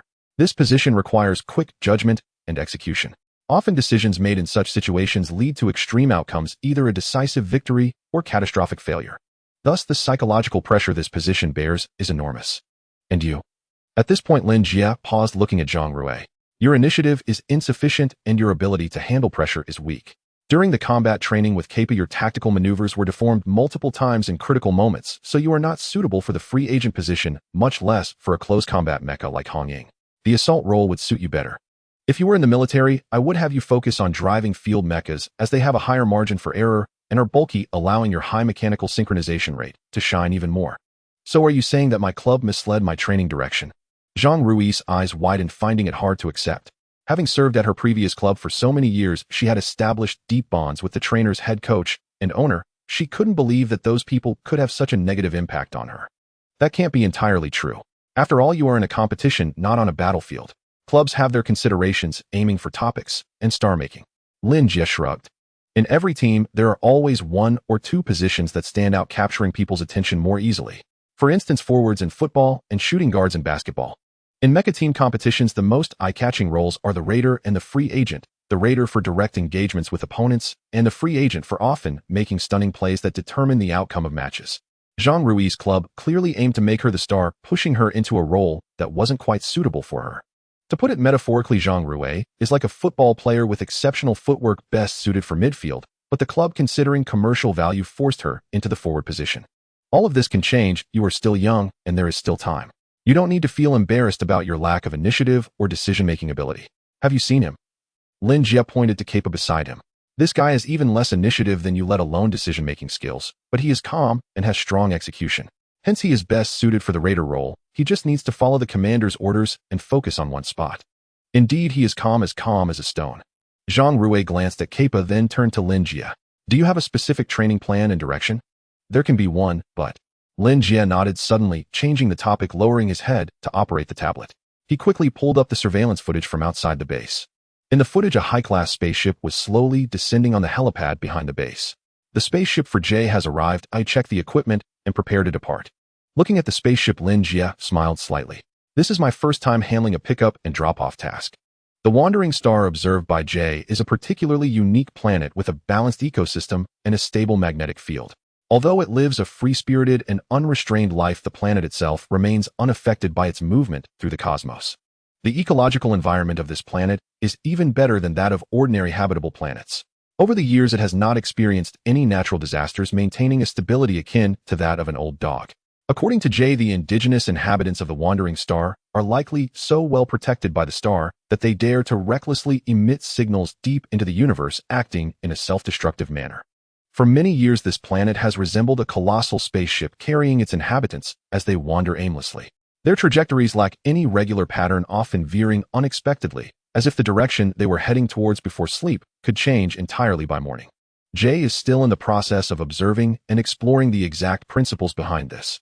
The reason he is delaying the arrival of Lin Jie and others by 2 days is that the wandering star is constantly moving and Jie needs to calculate its precise coordinates.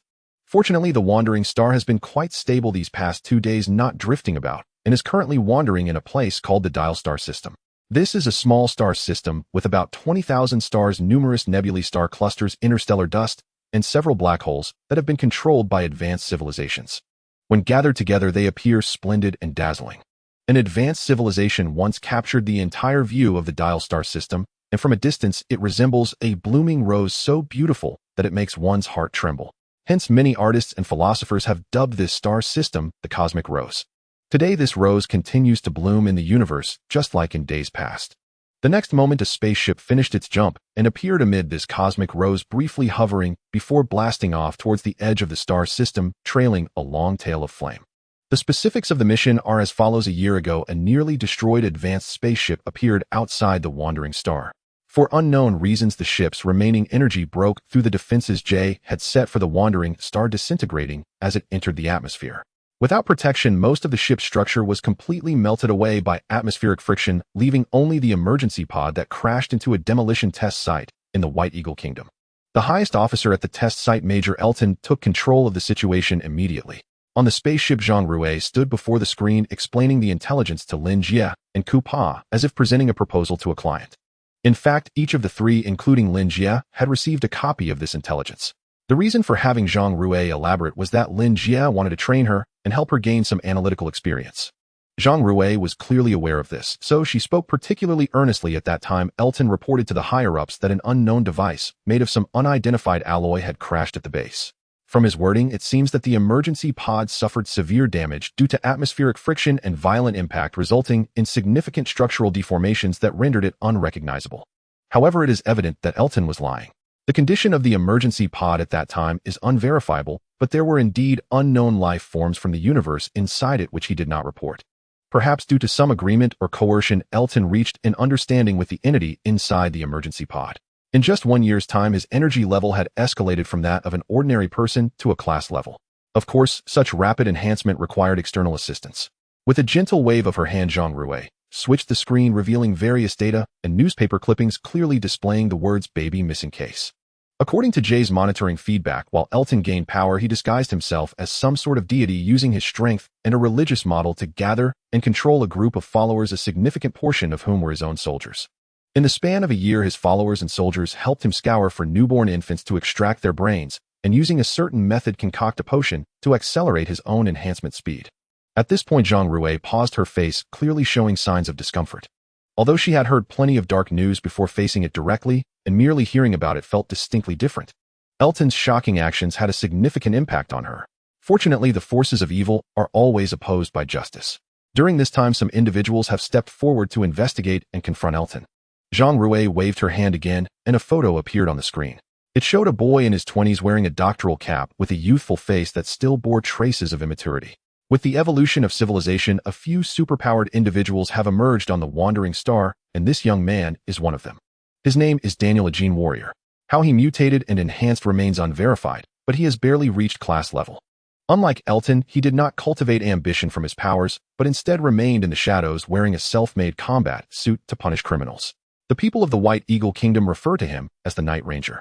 With great power comes great responsibility. Young man, you remind me of Peter Parker. Lin Jie licked his lips and tilted his head to continue listening. The massive baby disappearances caused by Elton caught Daniel's attention. He specifically pursued the case, and even had several confrontations with Elton, but unfortunately, he was never able to eliminate Elton, who always managed to escape. Afterward, Elton seemed to realize something and hid with his soldiers, never showing his face again. Even Jie's monitoring devices could not locate him. Based on previous growth curves, Elton's combat power has now surpassed Daniel's. Even if they were to meet again, Elton would not be defeated by Daniel. Without external intervention, Elton will eventually dominate the entire civilization. We have indeed arrived. Lin Jie stood up and looked at Zhang Rui. Elton has been missing for 3 months. Have you thought about how to find him? Elton has been missing for 3 months. Although he hides while he and his soldiers still need to eat, drink, and take care of their basic needs. Most of the resources are likely secured through his external followers. Finding those followers should lead us to Elton. Jie has also provided some intelligence on the followers. Zhang Rui pondered for a moment. Very well, a clear line of thought. Lin Jie gave Zhang Rui a thumbs up, standing up and walking to the spaceship's window. The spaceship's intelligence system indicated that they had reached the specified coordinates, but looking out the window there was only a vast sea of stars with no sign of the planet. Is the coordinate incorrect? Zhang Rui stepped forward, puzzled. No, we have arrived. Coupa rarely spoke, explaining this is in a class mothership-level stealth device, which ordinary radars cannot detect, and the naked eye cannot observe at all. Truly wealthy. Lin Jie smirked and instructed the intelligence system to proceed along the predetermined course. Jie had already left them a backdoor. The spaceship's engine roared to life and surged forward, plunging into the void like a stone sinking into the sea, disappearing from view. The spacecraft prepared for Lin Jie by Jia was of exceptionally high grade. Though unarmed, its stealth capabilities far surpassed the technological level of the drifting star, rendering detection utterly improbable. The vessel hovered silently above a city in the White Eagle Nation, and Lin Jie and his 2 companions slipped into the urban sprawl. Since the drifting star was inhabited solely by the Poo people, and Lin Jie's team were themselves Poo, their physical appearances were indistinguishable from the locals, eliminating the need for disguise. They soon arrived at a bar. Pulsating music thundered through the dimly lit space. Young men and women swayed wildly, surrendering unrestrainedly to surging unspent hormones. Instructor, over there. Kaipa quickly spotted their target and gestured for Lin Jie and Zhang Rui to look. It was a private booth. Within a dozen men and women sat clustered together, laughing animatedly. The men wore disheveled attire, shirts unbuttoned low, the women's necklines plunged even deeper. At the center sat a youth appearing to be in his early 20s. Brownish hair, nearly 2 meters tall, broad-shouldered, and imposing. Yet his pallid complexion betrayed excessive indulgence and physical depletion. This was their target, Blake. Though he appeared 20-something, he was in fact only 16, exceptionally precocious in development, lending him an unusually robust frame. A fervent devotee thoroughly indoctrinated by Elton, Blake was also a scion of immense wealth. His family had long supplied provisions to Elton's clandestine base. Instructor, what's the plan? Kaipa turned to Lin Jie. Shall I extract him? No, we'll wait for him in the alley behind. Lin Jie turned away while manipulating something on his comm device. Zhang Rui and Kaipa cast one last glance at Blake before following. Drink, drink, drink, drink. Down it. You filthy wretch, just like that. Inside the cramped booth, Blake and his friends were deep in revelry, tying wine glasses to a man's belt, filling them to the brim, and forcing a hostess to drink every drop without touching the glass with her hands. The hostess did not hesitate. Pressing herself against the man, she drank the wine with practiced allure, prompting raucous cheers from the booth. HM. Amid the frenzy, Blake reached for his companion, only for his phone to vibrate sharply. He pulled out a message from his close friend Nacho summoning him to the alley behind the bar. Has he finally come around? Blake paused startled. Nacho's too was a wealthy heir. Blake had long sought to recruit him into the faith though Nacho had remained hesitant. This sudden message instantly triggered Blake's assumption Nacho had changed his mind. A flush of delight crossed his face. Shouting, "I'll be right back." He ignored his rowdy friend's calls and staggered drunkenly through the bar, pushing open the rear door. Then, he was slammed hard against the wall. "Who are you?" The abrupt assault sobered him considerably. He shook his head vigorously, then saw before him 2 men and 1 woman. The lean, cold-eyed man pressing him into the brick was the one who held him fast. "Where's Nacho?" he asked, voice firmer now, relief flickering across his features. Though only 16, Blake possessed extraordinary physical gifts, towering, broad-chested star player of his school's team. These 3 stood shorter than him, diminishing his fear. "There is no Nacho, only us." Lin Jie studied Blake calmly. "We wish to speak with you about the Calamity Church. You've been supplying it with provisions, haven't you?" The Calamity Church, the religious order founded by Elton. Blake's expression darkened. "I don't know what you're talking about." "Let me rephrase it then. Where is that scoundrel Elton? The despicable, contemptible, motherless cur. How dare you insult the Holy Patriarch?" Blake's eyes widened in shock. "Holy Patriarch? Nonsense." Lin Jie remained unruffled. "You ignorant fool. You dare blaspheme the Holy Patriarch." Whether through masterful propaganda or sheer charisma, the Calamity Church had clearly instilled deep devotion. Even hearing Lin Jie's vitriolic slander ignited Blake's fury. He strained violently, attempting to break free and punish this arrogant upstart. He had gravely underestimated the slender man beside him. As Blake began to resist, Kai Pa raised a hand, slamming him harder against the wall, then seized his forearm and twisted with brutal precision. A sharp, sickening crack echoed. Blake's arm dislocated grotesquely, and his shriek pierced the air like a slaughtered pig swallowed instantly by the bar's pulsing bass and neon haze. "Interrogate him." Lin Jie signaled Zhang Rui with a subtle gesture, and sighed faintly. Truth be told, this was not his preferred method. Given time and opportunity, he would have first approached Blake with feigned reverence for the Calamity Church, engineered circumstances to earn trust, been introduced into its inner circles, then infiltrated gradually until he located Elton and eliminated him. Alas, the mission's exigencies allowed no such meticulous pacing. "All right, Blake, is that your name? Listen carefully." Kai Pa stepped back beside Lin Jie, while Zhang Rui moved forward, crouching before Blake. "We mean you no harm. Speak freely about the Calamity Church, and you walk away unscathed." Blake's face was ashen. Sweat glistened on his brow from the agony. His gaze darted between Kai Pa and Zhang Rui. Fear stark in his eyes, yet he remained silent. "Do you truly believe this is loyalty to your faith? You are mistaken. It is sheer folly. The Calamity Church does not merit your devotion." Zhang Rui continued steadily. Blake stared at her, mute. "Believe me. Reveal what you know and you will suffer no harm. After all, you are still just a child." She gently patted Blake's uninjured shoulder. He met her gaze, still wordless. "Is she always this gentle?" Lin Jie arched a brow toward Kai Pa. Kai Pa shook his head. Though they were in some sense lovers, Kai Pa had never truly attempted to understand his girlfriend. "You go ahead." Lin Jie nodded toward Kai Pa. Kai Pa needed no further prompting. Though taciturn, his movements were swift and decisive. He strode to Blake in 3 quick steps. Before Zhang Rui could utter a word, Kai Pa seized Blake's hair and dragged him, like a lifeless sack, toward a green metal dumpster. One hand braced the bin, the other clamped Blake's skull. Thud, thud, thud. 3 sharp impacts, and crimson splattered across the green metal surface. "I'll tell you everything, I swear." Blake slumped against the wall, bleeding profusely, trembling uncontrollably, his eyes suddenly clear, lucid. Some people simply refuse reason, until force intervenes. Zhang Rui grimaced inwardly. Violence wielded with precision remains the most immediate instrument of truth. Lin Jie remarked to Zhang Rui, then listened in silence as Blake, now utterly broken, spilled every fragment of knowledge he possessed, like beans tumbling from an upended jar. What Lin Jie did not know was that beneath the same starlit sky of the drifting star, another operative was executing a parallel mission, one already moving faster and farther ahead. After all, Blake was just a believer and did not know the exact location of the Elton base. He simply utilized his family's money and his parents' assets to legally purchase a large quantity of living supplies, which he then delivered to a designated warehouse in the suburbs, leaving the subsequent matters out of his hands.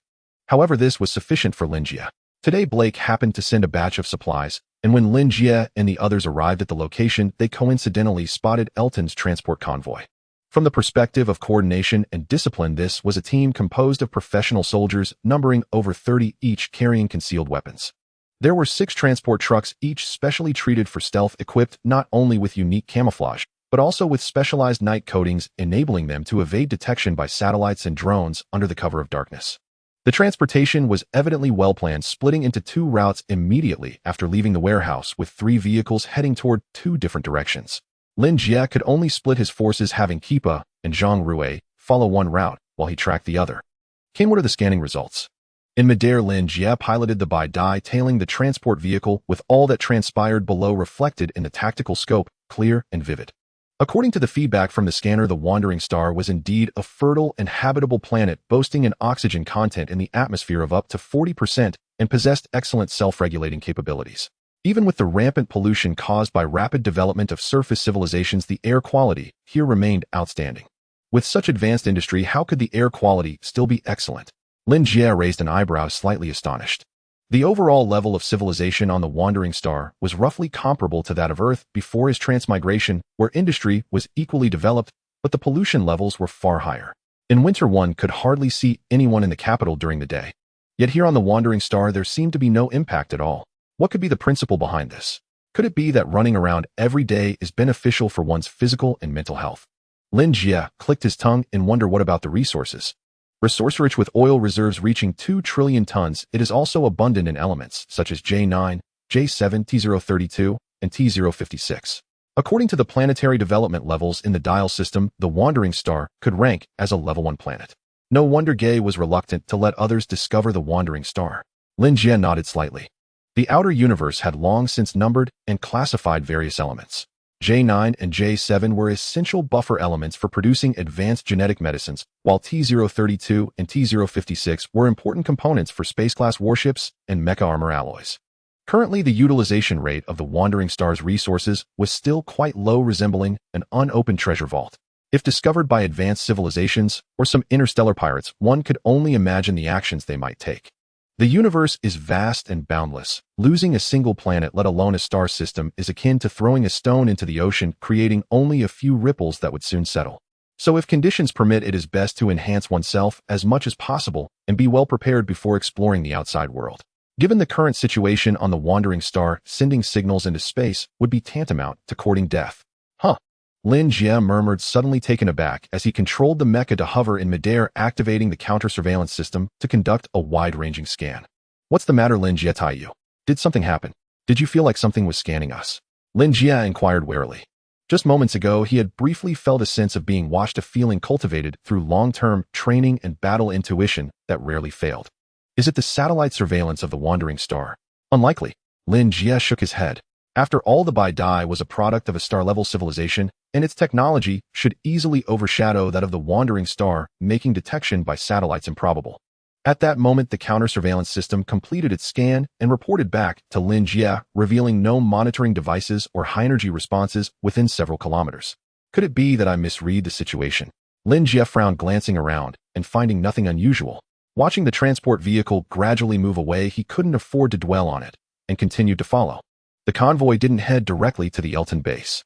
Keepa and Zhang Rui's route stopped at a certain block, transferring the supplies from the truck into the sewer, while Lin Jie's route led him to the dock, where many submarines were already on standby, routing through the seabed, ultimately reaching the city's drainage outlet and entering the sewer. The 3 of them followed along, traversing multiple abandoned routes, successfully converging on the outskirts of the city. This is an abandoned underground military base, likely left over from the wars among various nations on the wandering star in earlier years. Lin Jie activated the scanner, a high-grade device provided by Gay, and soon a virtual 3-dimensional model of the military base appeared before them, even showing the real-time movements of soldiers inside. Personnel configuration, positional information, and fire points were all clear at a glance. In the center of the base, 2 indistinct high-energy entities could be seen, likely Elton and an unknown extraterrestrial life form. Instructor. Kepa's eyes flickered as he pointed to a hidden corner of the model where another energy entity was located, a patrol of soldiers having just passed by.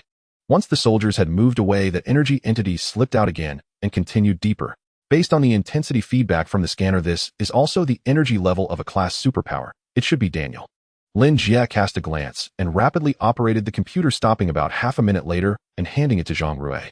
Zhang Rui glanced down, seeing the computer screen filled with surveillance footage from within the base, with hundreds of cameras divided into numerous small screens. Elton has installed a comprehensive surveillance system in this base, and with Daniel's abilities, he wouldn't be able to avoid all of it. However, I have already hacked into the base's surveillance system. Lin Jie looked at Zhang Rui and said for the next half hour the surveillance room in the base will only see a repeat playback of the previous 5 minutes while you can view real-time monitoring. In a moment, Keepa and I will eliminate all the guards, and you will stay outside providing real-time feedback on internal conditions. Is there any problem? Eliminate everyone. Zhang Rui's hand holding the computer stiffened, nearly dropping it. According to the scanning results, there were several hundred soldiers in this base, hundreds of living lives. They are the butchers helping Elton gather infants, not innocent people at all. Lin Jie saw through Zhang Rui's thoughts, paused for a moment, and then continued. Moreover, I noticed just now that these individuals are equipped with sniper rifles, rocket launchers, and grenade launchers, among other high-lethal weapons. Whether it's Daniel or our general-class mecha, we cannot ignore such attacks. If we don't clean out these rabble, not only will Daniel be in danger, but we will also be hamstrung when we confront Elton. The laws of the battlefield dictate that any mercy shown to the enemy is cruelty towards oneself. Understand? I understand. Biting her lip, Zhang Rui nodded. Good, at least she is not a sheltered saint. Lin Jie nodded slightly, leading Keepa to the ventilation duct. The two, armed with daggers, were like cold-blooded venomous snakes hunting in the midnight hour, slipping into the base through the ventilation shafts. Iredun the Fiend has mustered such a formidable armed contingent. Sniper rifles, rocket launchers, I cannot withstand such firepower. Look at the soldiers' musculature and the exposed scars. These are clearly battle-hardened men. I cannot fathom how Iredun deceived them into servitude. If they reinforce him, what am I to do? Enough. If I clear these men first, Iredun will sense something and slip away. I cannot let him escape again. Daniel, clad in a bespoke black bodysuit, skirted squad after squad of patrols, muttering to himself in a voice only he could hear. He was a born talker. Pressure only made him more loquacious. Genetic evolution had elevated him to a new plane of life, yet it had not broken his habits. He moved like a lithe leopard, vaulting eaves and walls, avoiding patrol after patrol. At a corner, he sprang up, clung to the ceiling with genetic energy pulsing through him, pried open a vent in a duct, and slipped inside. Since their last encounter when Iredun had fled, he had pursued him for months and gathered considerable intelligence. Reliable reports said that following this duct would lead directly into Iredun's room. Iredun's present strength is beyond ordinary men. Only I can face him. So many surveillance cameras. I failed to evade a few on the way, yet the base showed no response. Their defenses are careless. Here, this is it.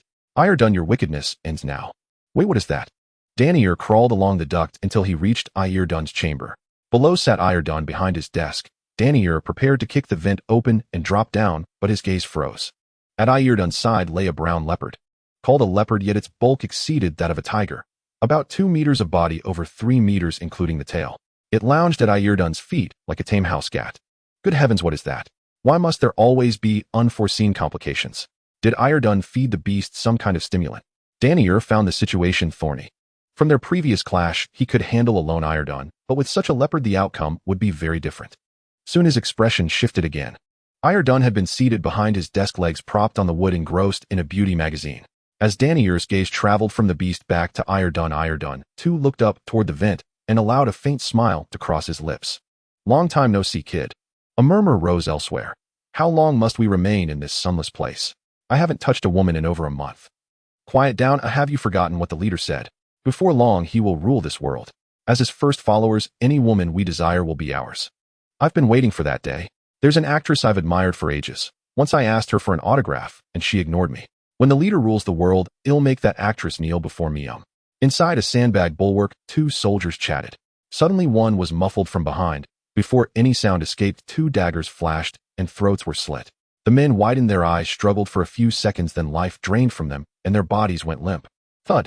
The 2 corpses fell, revealing Lin Jie and Keepa. 400 defenders, all professionally trained. It's impossible to infiltrate unnoticed. Change clothes. They'll push forward and clear the enemy. You go to the rear, deal with those at the entrance, then head to the southwest munitions depot. They had stockpiled rocket launchers, single-operator grenade launchers, and other high-yield weapons that posed a grave threat. Within 10 minutes, destroy the depot, then rendezvous at the center of the base at Iredun's room. Having mapped the base beforehand, Lin Jie's tactics were precise. He chose a corpse of similar height and build, and changed into its clothing. Keepa donned another outfit, and they split up. 10 minutes. If nothing went wrong, Daniel should by then be engaged with Iredun. Lin Jie advanced into the base's depths, thinking to himself. In truth, with he and Keepa's 2 Taiyu, 2 general-class mecha, they could have charged straight through the main gate. They avoided a frontal mecha assault because of Iredun and the heavy weapons within the base. Class superhumans, though capable of preliminary space exploration, were not monstrously powerful. They could ignore pistols, submachine guns, and assault rifles, yet large-caliber sniper rifles still posed a threat. Rocket launchers and grenade launchers were deadlier. By sheer destructive force, they could grievously wound a class superhuman. A general class Taiyu roughly equated with a class superhuman had armor only marginally superior to a class combatant and remained limited. As general class Mecha by Dai and Hei Etiansher were swift, under ordinary conditions evading basic ballistic weapon attacks posed no problem. But do not forget Iredon remained in the base. Intelligence reported his power was rising rapidly, though not yet classed the extent of his strength was uncertain. If the commotion became too great and Iredon intervened, detaining Lin Jie and Kappa, the two would be occupied and unable to monitor other developments. Then soldiers bearing rocket launchers would charge them. A single hit could be enough to finish both. Thus the best course was to eliminate the outer defenses while keeping Iredon unaware, like clearing minor foes before tackling the boss. Why could they create a major distraction in 10 minutes and blow the depot? The reason was simple. Lin Jie had noticed Danier. If all went well, Danier would already be engaged with Iredon and could hold him, allowing Lin Jie and Kappa to clear the grunts with confidence. Conversely, Lin Jie and Kappa eradicating the outer units would prevent them from reinforcing Iredon against Danier. Danier did not know this, but it was nonetheless a kind of mutual gain. Zhang Rui, where is Danier now? Lin Jie asked into his comm as he advanced. He entered the air duct. His exact position is unknown. There are no cameras in Iredon's room. I cannot tell if they've already clashed. Good, keep watching. Contact me immediately if anything happens. Lin Jie ended the transmission and moved on. Not far ahead, 2 sentries stood guard. He walked on brim of his cap, Lo produced a cigarette, and fished a lighter from his pocket, as if to strike a flame. Hey Benny, you should be at your post. What are you doing here? The soldiers were familiar with each other. One recognized the uniform Lin Jie wore at a glance. Stop shouting, my lighter's broken. Lend me a flame. Lin Jie had overheard their exchange, and deliberately mimicked the voice, the cigarette in his mouth, making his speech slurred. The man did not notice. He laughed, pulled a lighter from his pocket, and leaned in to light it. Before the lighter could ignite, he felt a coldness at his neck. Reaching to touch it, his hand came away red. Blood. Was he dying? Feeling life ebb, he lifted his head in unwillingness and saw Lin Jie make a shushing gesture. What's wrong? The other guard sensed something was wrong and raised his rifle, but before he could act, a dagger flew through the air and struck. The blade burst blood and pierced the throat dead center. The guard collapsed with a thud, clutching his neck as his body convulsed. He tried to cry out, but the perforated throat allowed only ragged gasps while Lin Jie stepped forward. Shoo, be quiet. Lin Jie withdrew his dagger, seized the radio, and pressed deeper into the base. Behind him lay 2 cold corpses. Pew, pew, pew. The energy pistol's reports were almost inaudible. 3 shots rang out. One guard's head and another's chest exploded in sprays of blood as they crumpled, revealing Lin Jie standing before them. On the ground lay an entire patrol squad strewn about. Judging from the wounds, Lin Jie's technique was precise. He spared them unnecessary suffering. 2 shots to the body and 1 to the head. Even an immortal would shake his head. Lin Jie held his gun in one hand and pried the patrol's radio from a corpse with the other. If there had been 3 or 4 men, he could have handled them barehanded, but against a 10-man patrol, he had to employ firearms. Otherwise, their shots would echo and draw a swarm of reinforcements. It was best not to expose himself until he was certain Iredon was tied down. Yet sometimes events refused to obey plans. Hey Pa Dun, how are things on your end? The patrol radio crackled and Lin Jie raised an eyebrow. This was the worst part of infiltration. If the enemy maintained comms, the risk of exposure skyrocketed. If he remained silent, they would sense something wrong if he answered. He had acted too cleanly, killing them all before any could speak. There was no way to fake the voice. A little vexing.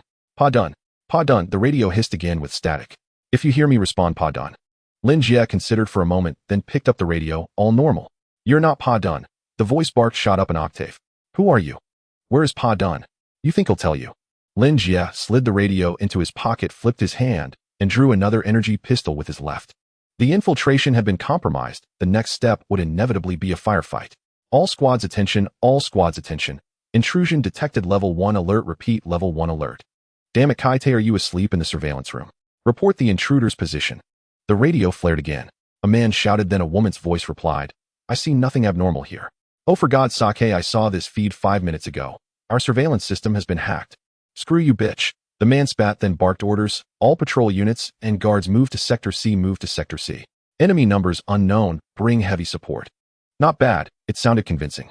Lin Jie listened as he checked the bodies, removing the patrol's grenades one by one.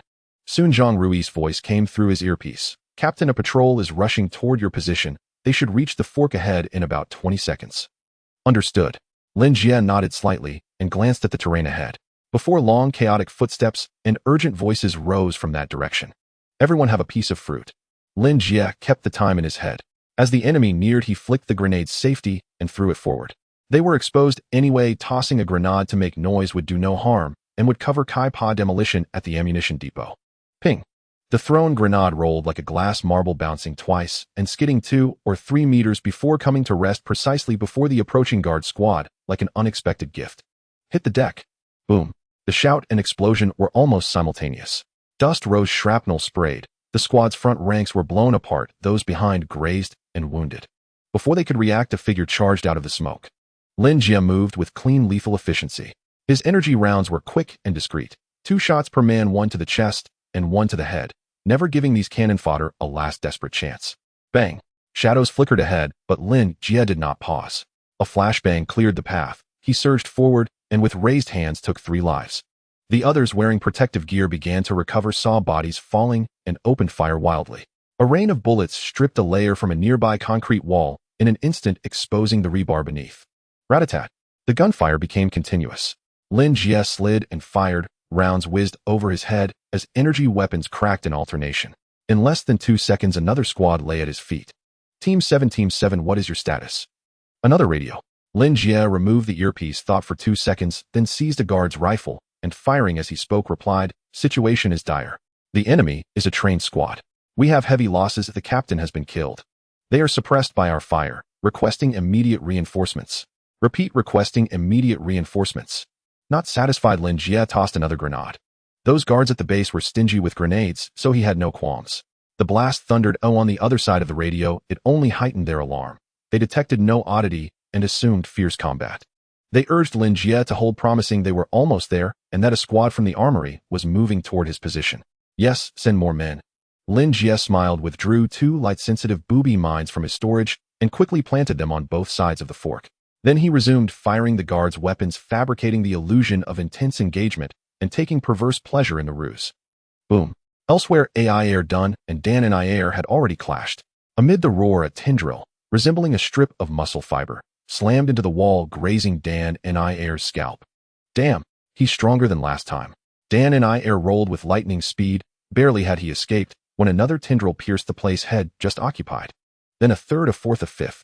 Tendrils like enormous whips chased Dan and I Air relentlessly, leaving scar after scar across the walls. For a moment, AI Air Dun's room trembled. Dust filled the air like an earthquake. What are you hiding from, young man? What are you afraid of? Come on. In the center of the chaos, AI Air Dun laughed, his muscles swelling visibly as if pumped by iron veins standing out and his eyes flashing a brutal red. He did not unleash the leopard, he acted himself. Thick tendrils of muscle-like matter rose from behind him, and in sync with AI Air Dun's motions, hammered at Dan and I Air without mercy. Come on, little one, come to daddy. AI Air Dun sneered, a manic gleam in his eyes. The tendrils struck faster and faster until they finally overtook the evasive Dan and I Air. With a thunderous crack, Dan and I Air was swept aside and slammed into the wall. The impact dented the structure inward. AI Air Dun, you must have been studying hard to progress this quickly. Dan and I Air swallowed the welling blood and pulled himself off the wall. The crushing pressure forced him to hurl taunts as a release. Think whatever you like. AI Air Dun grinned viciously. You won't understand. Your power, my power, they are insignificant. He swung his arm, the tendrils flaring behind him, preparing to strike again when a ringing telephone interrupted him. Hello. A hand woven from black muscle fibers lifted the receiver and pressed it to AI Air Dun's ear. Intruders. What intruders? A trained squad, possibly government forces. You had to tell me about this. Eliminate them. AI Air Dun snapped the call shut with a click and turned back to Dan and I Air. Don't worry. We have all the time in the world, young one. Kill him, kill him. He's a devil. He single-handedly wiped out our 4 teams. Don't stop, suppress him with firepower. Where's the rocket launcher? Bring it over quickly. On the other side of the battlefield, the firepower was fierce, mixed with roars, as around 40 to 50 guards unleashed a barrage of gunfire, submachine guns, rifles, and pistols, taking turns to suppress the enemy in the distance. The gunfire was so intense it seemed to meld together, eroding the concrete by a third. Lin Jie was huddled in a tactical dead corner, allowing the guards to unleash their firepower upon him. Just now, using a sensing-triggered explosive, he had taken out 2 teams. The other teams finally sensed something was amiss and gathered together to charge over with half of the guards from the ammunition depot coming to support. Lin Jie attracted most of the attention and temporarily retreated into this dead corner. Here, as long as the enemy did not deploy a rocket launcher, his safety was not threatened. Instructor, it's ready, we can detonate at any time. Finally, Lin Jie heard Kappa's voice in his earpiece. The concise words instilled a sense of reliability. Detonate. Lin Jie stood up, knowing it was time to counterattack. Nanoparticles surged, and a silvery mech armed his entire body. The next second, boom, a deafening explosion reverberated throughout the base. The explosion of the ammunition depot was formidable, with an extensive blast radius that even impacted the base's structure. As the ground shook, Lin Jie could see cracks appearing on some walls. According to the timeline, Daniel must have already engaged Elton. While Elton is preoccupied armed with the mech, I will swiftly eliminate all the guards and then regroup with Elton. Lin Jie issued the combat order, no longer avoiding confrontation. He turned and stepped out of the dark corner. The silvery steel frame of the mech left the guards who had been attacking him stunned. What is that? A mech? Does this world really have mechs? Is it a new invention from the government? Don't just stand there, open fire. Fire quickly. It was unclear who shouted, but dazzled by the mech, the guards hurriedly raised their weapons again, and the rocket launcher also joined in firing in unison. Swish, amidst the hail of bullets, a rocket trailed a long flame as it shot towards Lin Jie. Too slow. The class mech's intelligent targeting made the rocket appear to be in slow motion. Lin Jie merely tilted his head slightly, and the rocket zipped past the mask of the white butterfly, creating ripples in the air before exploding behind him, flames surging forth.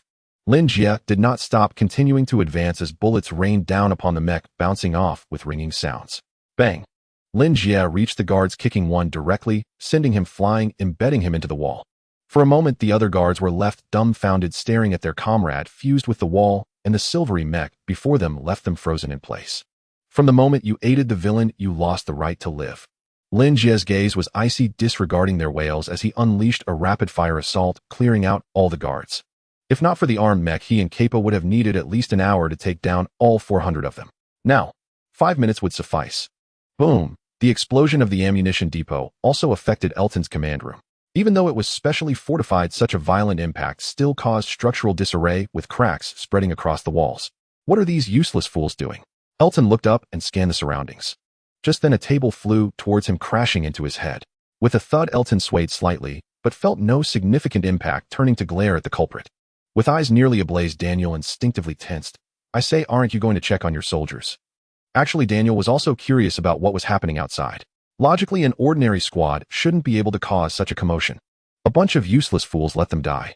Without them, I will still have other subordinates tomorrow as long as I am strong enough.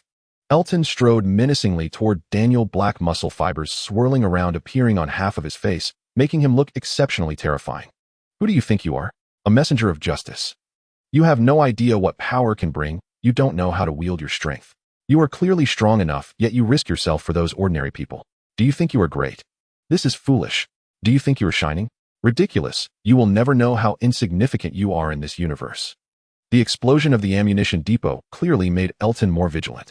He intensified his assault, the black fibers surging around him like a demon emerging from hell, a terrifying aura that even frightened the leopard into trembling in place.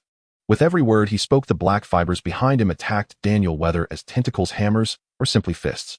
The black fibers shifted like dark rubber, changing at will. Bang! Daniel could not dodge in time, and took a hit, feeling as if his internal organs had shifted. This left him increasingly astonished. 3 months ago, Elton was not his opponent. In just 3 short months, Elton could now overpower him. I can't harm him like this, I need to get closer. Daniel pondered inwardly. Although he had also reached class energy levels as a native of the Wandering Star, he did not know how to utilize it, and could only engage in melee combat. Although it might not seem like a good tactic, if this continued, he would have no chance to injure Elton. There's no other choice. Daniel made up his mind, flipping over a tentacle formed from the black fibers. He took 3 steps in 2 strides, crouching to build momentum, raising his fists high, muscles bulging, and the genetic energy surged within him, striking out fiercely. This punch unleashed all the strength he could muster. This punch was a desperate gamble. This punch failed to inflict any harm on Elton. Crack! Seeing Daniel strike, Elton smirked coldly, raising his hands as well. The black muscle fibers manifested, and Elton's arms instantly became as thick as barrels. With each collision, Daniel's arms instantly broke, losing all combat capability. Look at you, young man. The black fibers enveloped his arms as Elton grabbed Daniel by the throat with one hand, lifting him high without acknowledging Daniel's struggles. You have no idea how hard your strength is to come by in our world. You won't understand what kind of goal I aim to achieve, but it doesn't matter. Soon you will become a part of me, and you will witness the changes in this world together with me. Your strength, your genes aside from your soul, I can accept everything about you. The black fibers covered half of Elton's face, looking like black insects with his two eyes, one white and one red, making him appear frenzied. As he spoke, the black fibers surged from his body like a tide, gradually engulfing Daniel. Daniel was the strongest superhuman on this planet. Once he was consumed, nothing could threaten Elton anymore. Before long, this world would be under his control. He would be the only god of this world.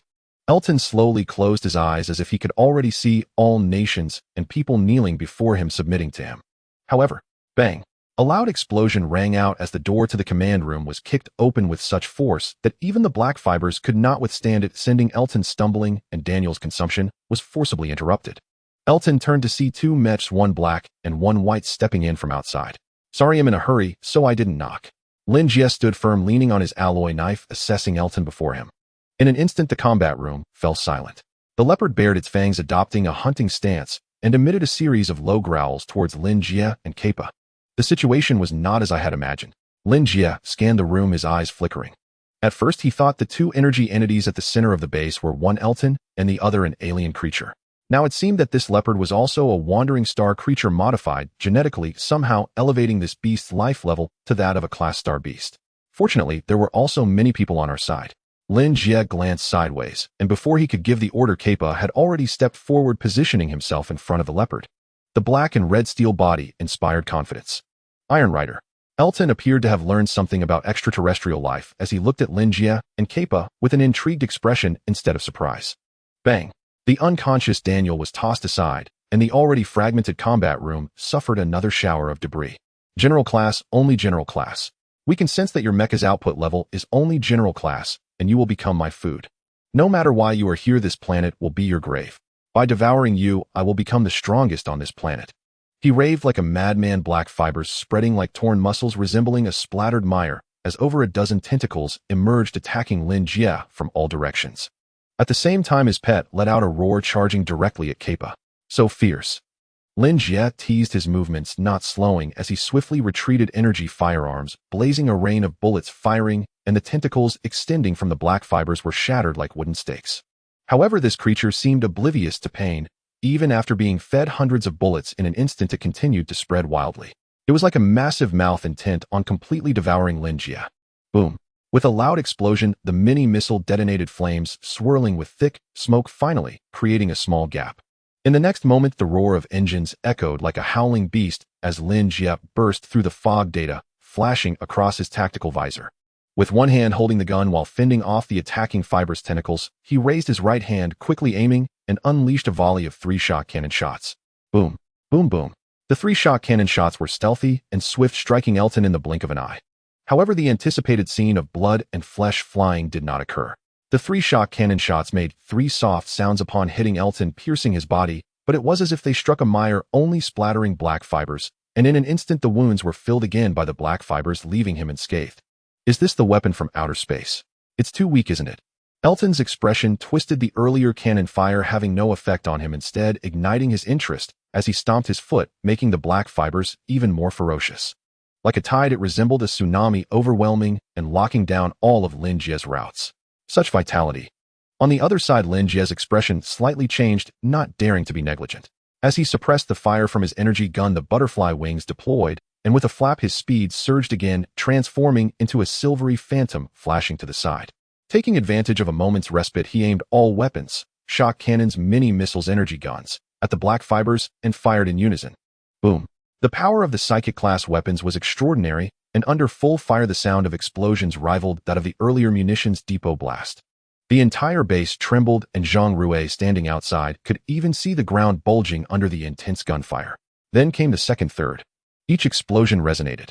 The ground at the combat room's location was surging, causing Zhang Rui, who was on her first mission, to instinctively swallow hard.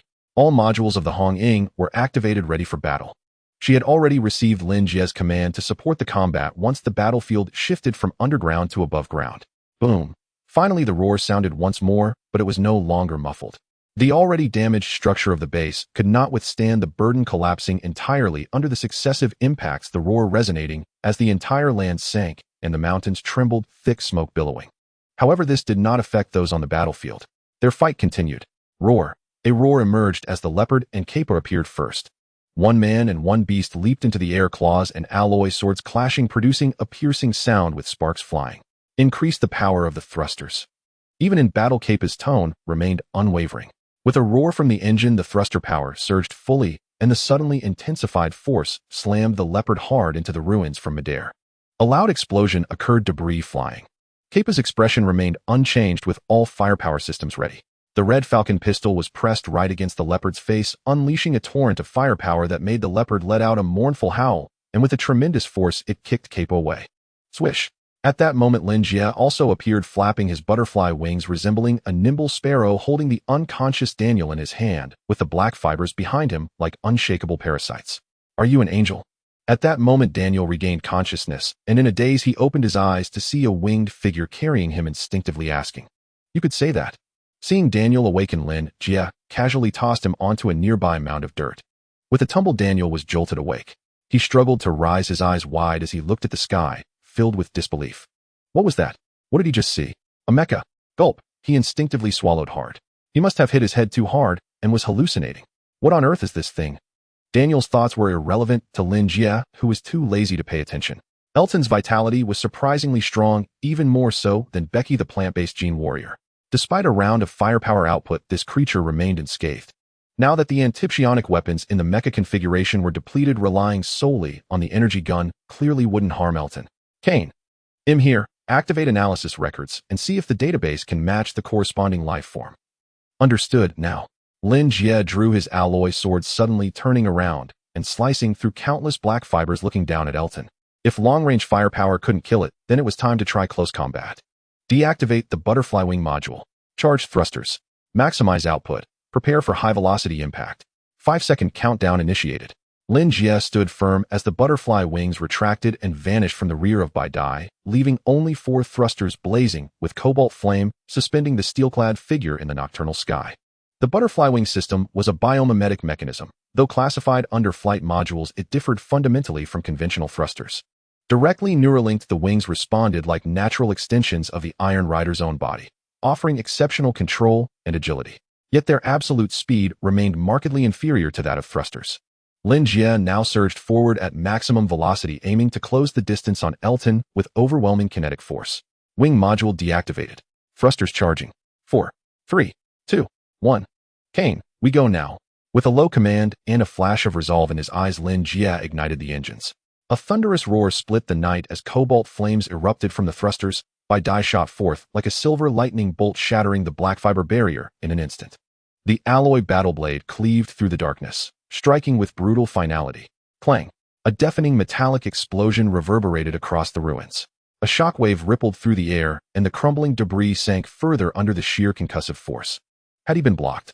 Lin Jie glanced sideways, only to find the vast expanse of black fibers had already contracted, coalescing before Elton into a colossal obsidian shield, its surface hardened to unnatural density. His alloy blade struck it, and left not a single mark. It was soft just moments ago. Lin Jie arched a brow, then swiftly withdrew and redirected his strike. Sparks flew as steel grated against shield. In the next instant, he materialized behind Elton's flank, blade descending once more. This time his aim was precise. Elton would have no time to pivot and defend.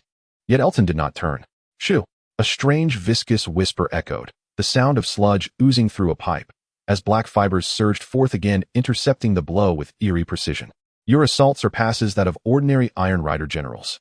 Elton tilted his head slightly, revealing half a face ravaged by necrosis. Black fibers crawled across his skin like living insects. You seem to know far more than my intelligence reports indicated. Lin Jie's gaze flickered with quiet intensity. More than that, I am stronger than you. Elton's demeanor warped, manic unmoored, as black fibers erupted across his entire frame. He lunged forward, fists flying, dragging Lin Jie into brutal hand-to-hand combat. His regenerative capacity was preternatural, his strength immense, with fibers extending at will. He fought without restraint or fear. But Lin Jie was no passive target.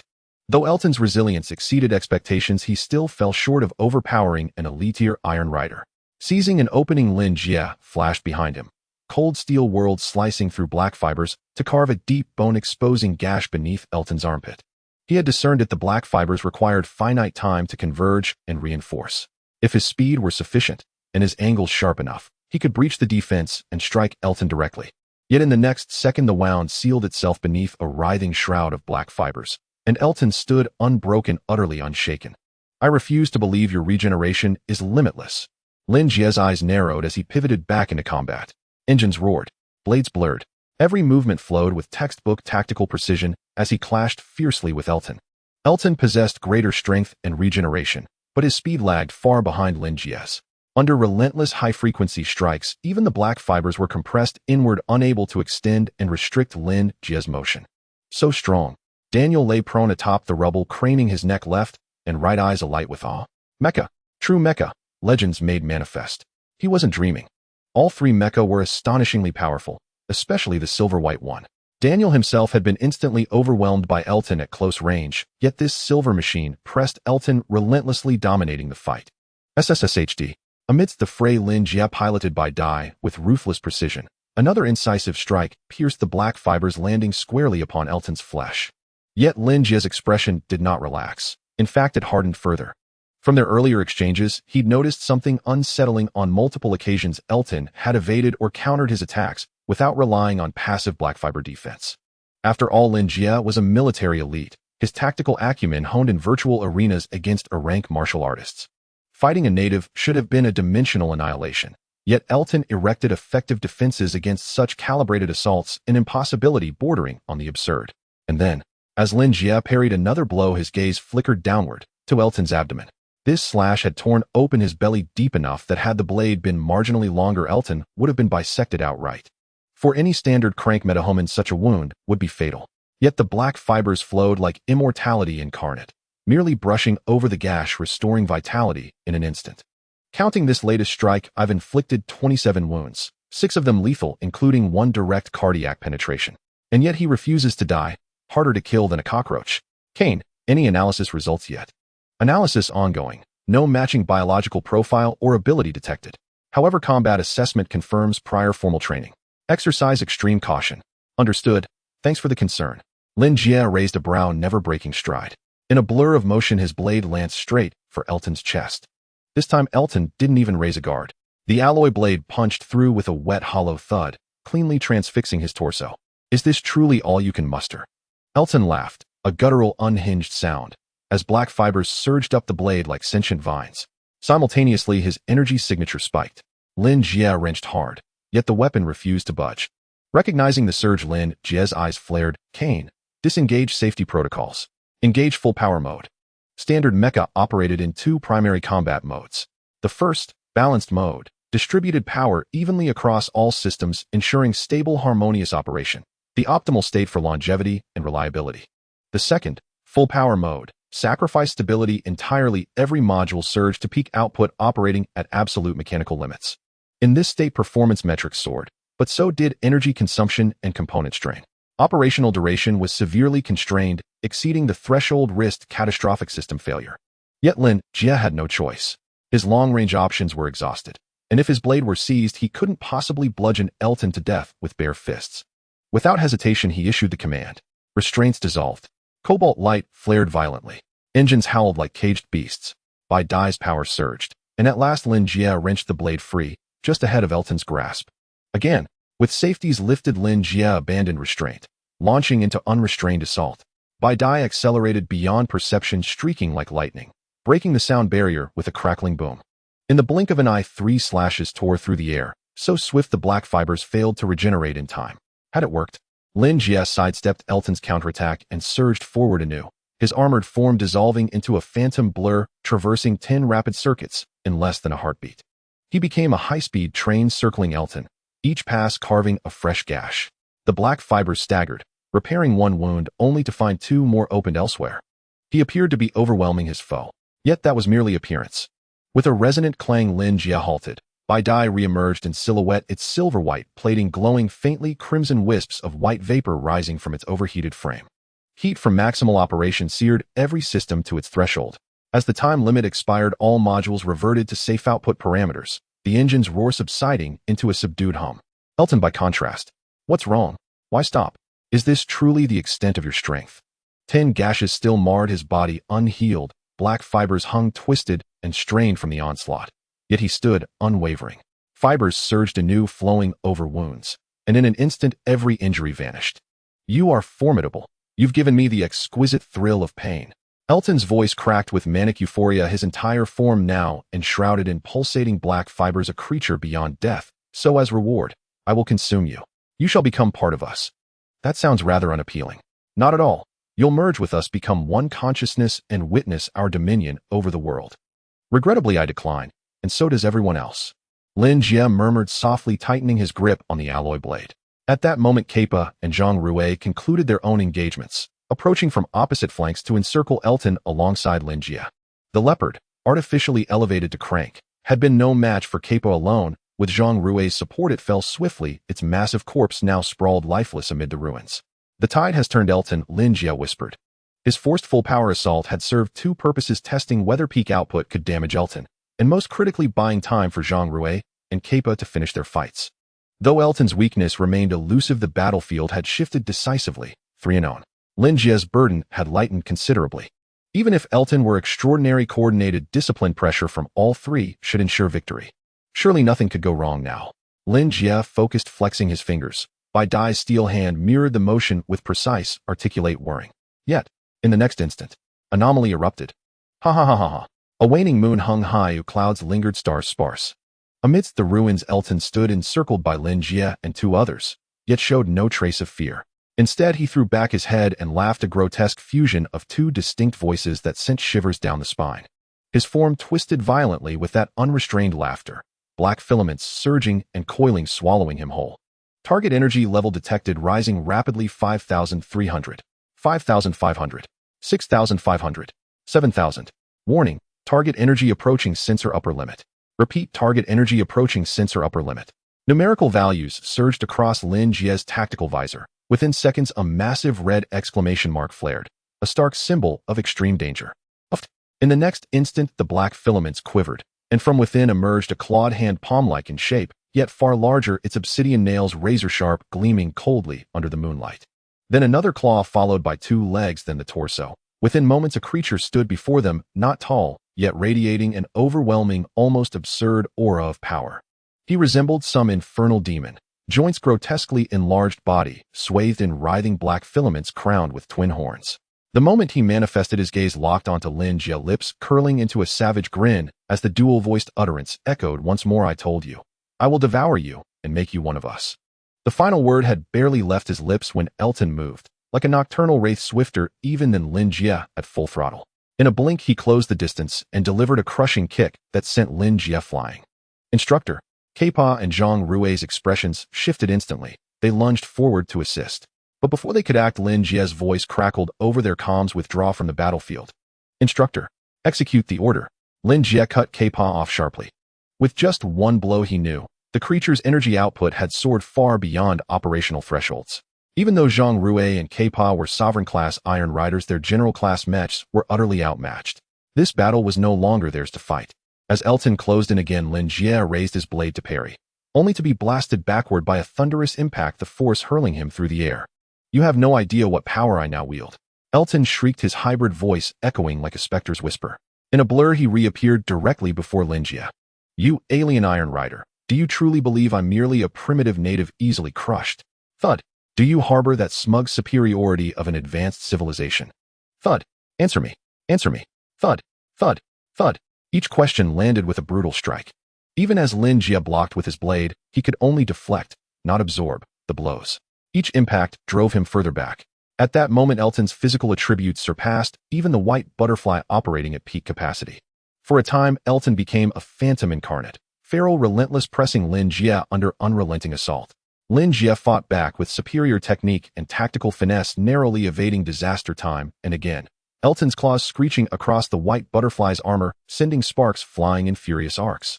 It seems protocol must be bent. Lin Jie muttered, recoiling once more under tremendous force, his tactical visor flashing grim diagnostics. Per the mission agreement with Gaia, Lin Jie and his team were obligated to leave no technological traces exceeding those of Wanderstar. Hence, he'd refrained from deploying overspec weaponry, fearing post-battle forensic detection by Wanderstar's scientists. As for this chaotic battlefield, it could easily be blamed on Daniel. After all, once Lin Jie and Zhang Rui departed, only Daniel would remain. Even if he claimed aliens helped him defeat Elton, few would believe him. Now it seemed the hand cannon could no longer be withheld. First, I'll need to maneuver, find the perfect angle, avoid planetary damage. One shot from this thing might be visible hundreds of li away. Lin Jie murmured, reaching for his prized weapon, when suddenly, Lin Jie Iron Rider analysis complete. Database cross-match confirms. The black filaments enveloping Elton constitute a symbiote armor. Symbiote armor. Lin Jie raised an eyebrow. He recalled glimpsing the term while browsing mech listings on Lil but the entry had been sparse, no vendors carried it, so he dismissed it. Yet he never imagined encountering one today. Affirmative. A symbiote possesses no innate combat capability, yet when bonded with a suitable host it unlocks extraordinary power. It also grants formidable regenerative abilities. Even mortal wounds heal near instantly. What's its weakness?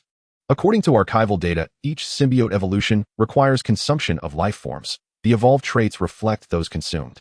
Weaknesses vary accordingly. The sole universal vulnerability: decapitation of the host forces immediate symbiotic severance. Only decapitation. That complicates matters. Lin Jie executed a tactical roll, dodging Elton's strike, his eyes flickering with calculation. Archival records were clear: to destroy a symbiote host, the head must be severed.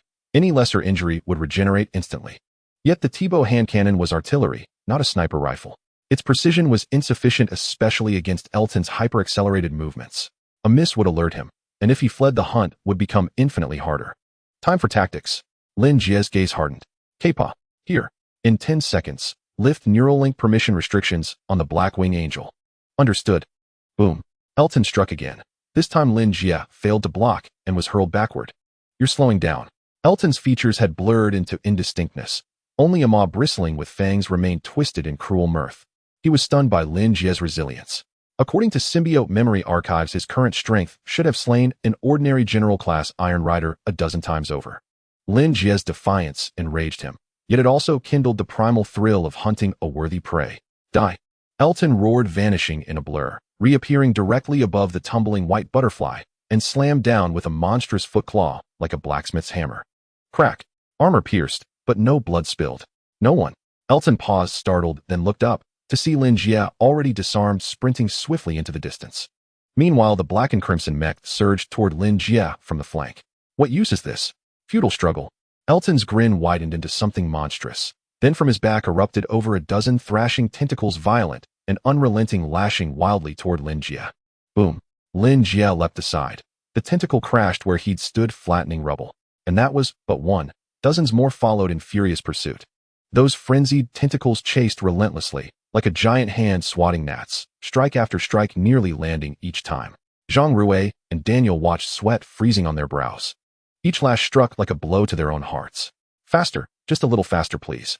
They clenched their fists, jaws locked, feeling in that moment as though they were the ones dodging, weaving, surviving. At last, Lin Jie drew near the Blackwing Angel. 10 meters, 8, 5, 2. Their eyes blazed with fierce, convergent light. Boom. Both jolted, faces paling. In the final second, the tentacle slammed down, engulfing everything in a churning cloud of dust and smoke. Captain! Zhang Rui cried out. Daniel jerked violently. Even Kappa tightened his fists. None had seen in that final instant whether Lin Jie had successfully armed himself. Endless ruins. Smoke thick and acrid. Time itself seemed suspended. All sound vanished. Every gaze fixed upon the billowing, choking smoke. VVVVRR. Then, a crimson beam ignited, piercing the haze. Engines roared. From the swirling smoke strode the Blackwing Angel. Its armor intact, unmarred. My apologies for worrying you all. Lin Jie planted his feet, slid his alloy warblade into its sheath, settled into a poised stance, and his eyes gleamed with quiet certainty. Armor exchange complete. Now comes the final strike. Function scan complete. All modules operational. Neural linkage stable. Current power level 64. I am the Solo Combat Intelligence Core MO, honored to fight alongside you, Iron Rider. MO? And what a dreadful name. Clearly Kappa's doing slightly better than Sunshine Boy. Lin Jie muttered inwardly before saying aloud, all right, MO. Command authority confirmed. In command authority verified. Iron Rider Lin Jie is now fully authorized. I will execute your orders with absolute fidelity. And excellent. MO, deactivate all non-essential systems, reconnaissance, surveillance, and auxiliary combat modules. Disengage wing flight mode. Reduce all remaining systems to minimal operational power. Lift safety constraints on thrusters. Iron Rider, this will result in. Execute the order. Affirmative. Reconnaissance module offline. Power supply severed. Self-diagnostic module offline. Power supply severed. Targeting assistance disabled. Calculation functions suspended. Wing module power supply severed. Thruster safety limits lifted. Charging sequence initiated. In good. Lin Jie murmured softly, eyes narrowing as his armored frame gleamed. Blade, sheathed yet poised to strike. His hand tightened around the hilt joints, whirring with precise mechanical resonance. Just as martial cultivators wield distinct techniques, and sorcerers command unique arts, Iron Riders too possess their own specialized combat disciplines. Beyond modular weaponry, generations of Iron Riders have forged and refined a repertoire uniquely their own. What Lin Jie was about to unleash was one such discipline. Fengshan. Fengshan. What is that? A combat technique exclusive to Iron Riders. Nan Iron Rider combat art. Why have I never heard of it? Because it is forbidden in sanctioned matches. Even if someone knew it, its use would be strictly prohibited. Elsewhere, Zhang Rue and Kappa observed from a distance. As Kappa explained Fengshan to Zhang Rue, his gaze flickered with quiet intensity upon Lin Jie's coiled readiness. In essence, Fengshan is simply the swiftest possible slash. All non-essential systems are shut down. Only core functionality remains, and thruster safety protocols are overridden, channeling every joule of energy into propulsion, catapulting the mecha to peak velocity in an instant. The blade strike delivered under these conditions is Fengshan.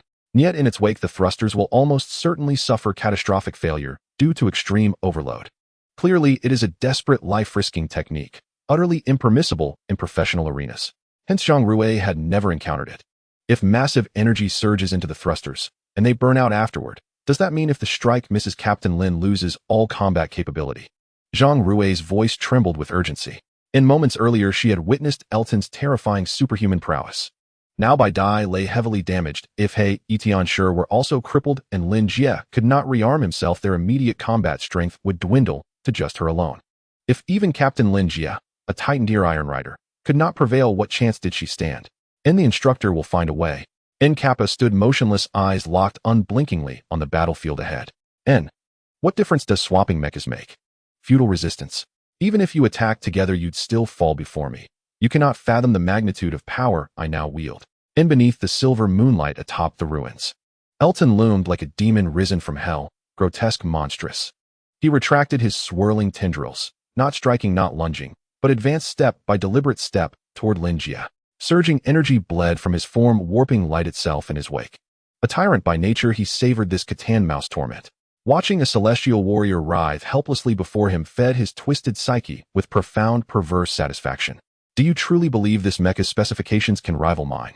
He crushed the wall beneath his boot, drawing ever closer. And I wish to try. Lin Jie gripped his blade as heating+non's thrusters roared to life. He felt immense relief. Elton had refrained from launching a full assault. Had he done so, Lin Jie would have been forced into evasive high-speed maneuvers, diverting precious power from heating+non's charging sequence. Elton's pathological arrogance granted him a rare window of calm, time enough to complete his preparations. Still, Elton's confidence was not wholly unfounded. With his current speed and the defensive resilience of black filaments, even heating+non's lightning-fast Fengshan held only a slim chance of landing a decisive blow. Yet in click. Mid-stride, Elton froze, glanced downward, startled to see two steel arms erupting from beneath his armpits, locking him in place. Bewildered, he turned, and beheld Bai Dai, its abdominal armor pierced earlier, now standing behind him, gripping him with iron resolve. Elton's expression shifted, genuine shock. He had assumed such grievous damage would render the mecha inert. Clang, clang. Bai Dai's armor plates snapped shut, leg modules rotated, alloy limbs thrust deep into the earth. Its engine screamed as it burned every last erg of residual energy, locking Elton in place with absolute terminal force. Kane's voice crackled over the comms. Per your directive, enemy mobility has been maximally restricted. Iron Rider Lin Jie, eliminate him. Outstanding work, Kane. Lin Jie's eyes flashed. Heating+non's thrusters detonated with full power, thunder shaking the valley, ground collapsing beneath his feet as he launched forward. Like lightning, like thunder, in the blink of an eye, the blade appeared. Na sharp clang rang out. Even moonlight seemed to flicker and die for an instant. Even with tactical visor enhancement, Zhang Rue failed to track Lin Jie's movement. In the span of a single breath, Lin Jie and Elton had crossed paths. Time itself appeared to halt. In the moon, the ruins, in the demon, the ironclad warrior, frozen into a stark, silent tableau of lethal grace. Hiss, long, or perhaps only a heartbeat. Then Elton's neck erupted in crimson, his head tumbling to the ground, shattering the stillness. Clang. Now into their overlapping positions by Dai shared the same fate, decapitated cleanly by Lin Jie's strike. Heat Onshure's thrusters pushed beyond all limits, exploded in sparks and acrid smoke, power exhausted. Lin Jie disengaged, stepping out of the cockpit. Captain, Zhang Rui and Kappa rushed onto the battlefield. Lin Jie nodded, then abruptly pivoted, brow furrowing. There, oozing from Elton's corpse, flowed a viscous mass of black filaments, slick, clinging, uncannily resembling excrement at first glance. Under cover of night, the substance slithered stealthily, sliding, creeping, attempting escape with absurd, almost comical furtiveness, until with a sharp pop it was sealed inside a glass vial. Instructor. Kappa secured the container and looked to Lin Jie for confirmation. We'll process it back at base. There's another one over there. Lin Jie gestured for Kappa to secure the symbiote, then glanced sideways at a stunned figure standing frozen nearby. Daniel stood utterly dumbfounded. He had never imagined real mechas existed, let alone ones of such overwhelming might capable of defeating Elton, whose power could have erased him in an instant. Who are they? Superheroes? Government-engineered elite warriors? Or extraterrestrials? And if they're aliens, how should I greet them? Can he even understand me? And could I ask for something? That mecha is incredible. I want one too. Overwhelmed with exhilaration, Daniel's habitual chatter surged forth, rapid-fire self-directed monologue, until Lin Jie and the others finally reached him. Listen, Daniel. We hail from beyond Earth. Most call us armored warriors. Lin Jie had nearly said Ultraman, but reconsidered, opting instead for a homegrown legend. Daniel's eyes blazed with wonder. Really? You're actual extraterrestrials. And so they truly exist. Though alien, we share your humanity. Lin Jie produced a healing serum and administered it without hesitation. Daniel felt raw energy ignite within him, wounds sealing, vitality surging, his awe intensifying tenfold. Extraterrestrials. Definitely extraterrestrials. Non-li aliens could possess such advanced medicine. Daniel, armored warriors, and you are kindred spirits, guardians of justice, vanguards of peace. You've done magnificently. You're our ally on the path of righteousness. Ally. A righteous ally. Enemy. In Daniel's chest swelled with pride. Instinctively he swallowed hard. We are righteous allies. As a masked hero, his solitude had always been absolute. And now, affirmed by fellow beings from the stars, he felt an unexpected, overwhelming urge to weep. Absolutely. You've performed admirably. You've protected countless lives. You are a hero. Lin Jie clapped Daniel's shoulder, then shifted tone. However, Daniel, as an ally, I must entrust you with a solemn charge. Your world's technological maturity remains insufficient for safe contact with the cosmos. Therefore, you must tell no one of us, nor of anything witnessed here. You will safeguard this secret. No one else infiltrated tonight. No one assisted you. Elton fell by your hand. You understand? Nias. I understand. Are you leaving now? Will I ever see you again? Yes. We'll erase all traces of advanced technology before departing. Whether we meet again remains uncertain. Lin Jie gave Daniel's shoulder one final pat, then turned to direct Zhang Rui and Kappa in battlefield cleanup, leaving Daniel alone, heart heavy with quiet sorrow. They're leaving. Already. Nias, what choice do we have? They are emissaries of justice. Armored warriors. Across the cosmos, countless worlds like ours must face tyrants like Elton, waiting for their salvation. Yet why does my heart feel so hollow? Daniel bowed his head, having just glimpsed alien marvels, having received validation from cosmic champions. Yet they were already gone. And would he ever be acknowledged again? Would he ever have comrades? Did he still have companions? Hey, Daniel. Na gentle voice lifted his gaze. Lin Jie, having finished clearing the field, raised a thumb toward him. Keep going. This world needs heroes. This world needs heroes. And Daniel's eyes ignited, suddenly flooded with strength, blood surging with fervor. He nodded fiercely at Lin Jie. I will. Armored warrior. And this world needs heroes. And I'll protect this place. I'll grow stronger. And one day I'll leave Earth, join you, and become an armored warrior myself. Perhaps staying put would be wiser. Lin Jie's smile stiffened slightly. He glanced back at Zhang Rui and Kappa, signaling an urgent withdrawal. After successfully deceiving Daniel, the three-member mechanic team returned to their starship. As soon as it lifted off, Lin Jie immediately contacted Jie, whose call was answered without delay. Mr. Jie, your intelligence was inaccurate. Elton's combat capability far exceeds Class C standards. I and my teammates nearly perished here. You owe me an explanation. Lin Jie's tone hardened, his posture sharpening into one of formal accusation. My apologies, Mr. Phoenix. I've reviewed the battle footage via surveillance systems. Elton's energy signature indeed exceeded specifications. This was a failure of my intelligence. Oh, I sincerely apologize. An apology? If apologies sufficed, what purpose would the Oversight Division serve? Lin Jie's voice rose sharply, resonating with controlled fury. The Oversight Division was the Hunters Guild's official grievance body, tasked exclusively with adjudicating mission disputes. Should hunters or hunting teams suffer losses due to erroneous client-provided intelligence, the client bore full liability. Of course. Jay's voice remained deferential and conciliatory. Filing a complaint is your right, and I truly caused you loss. Therefore, in addition to the mission fee, I will personally compensate you with 20 million federal credits for combat-related damages. How does that sound? Also damaged beyond repair are both the White Butterfly and Blackwing Angel mechs, Lin Jie added gravely. 30 million. My team and I sustained injuries as well. 40 million. One of my female teammates is a professional league competitor. She'd never witnessed anything so horrifying. Her psyche has suffered profound shock. 50 million. Lin Jie paused, his gaze flickering briefly toward Zhang Rui, then Kai Pa, before settling on a quiet, satisfied nod. That'll do. He severed the connection. In an instant, his scowling visage dissolved, effortless absolute composure replacing it. Zhang Rui stared momentarily stunned. Instructor, weren't you furious just now? Anger is the natural response when a mission goes awry, Lin Jie shrugged lightly. Besides, if I hadn't performed that rage convincingly, do you think Jay would have agreed so readily? Zhang Rui fell silent. Then after a beat murmured, Team leader, I've compiled the damage assessment. Would you like to review it? I already know the broad strokes. Lin Jie waved dismissively, shifting focus. Did you preserve the combat telemetry and full battle footage? Yes, I did. Good. Rest first. Review the data yourself and draft a preliminary analysis. I'll conduct a full debrief with you in 2 days. Don't worry, intelligence failures are exceedingly rare, perhaps once in hundreds of missions. You won't face adversaries like this every time. Understood, team leader. Zhang Rui gave a slight bow and departed. She had come seeking Lin Jie alongside Kai Pa, not only out of personal loyalty, but driven by an unyielding hunger to grow stronger. Hearing her instructor assign structured study, she retreated to her quarters without hesitation, to dissect every frame, every waveform, every second of the encounter. The cockpit now held only Lin Jie and Kai Pa.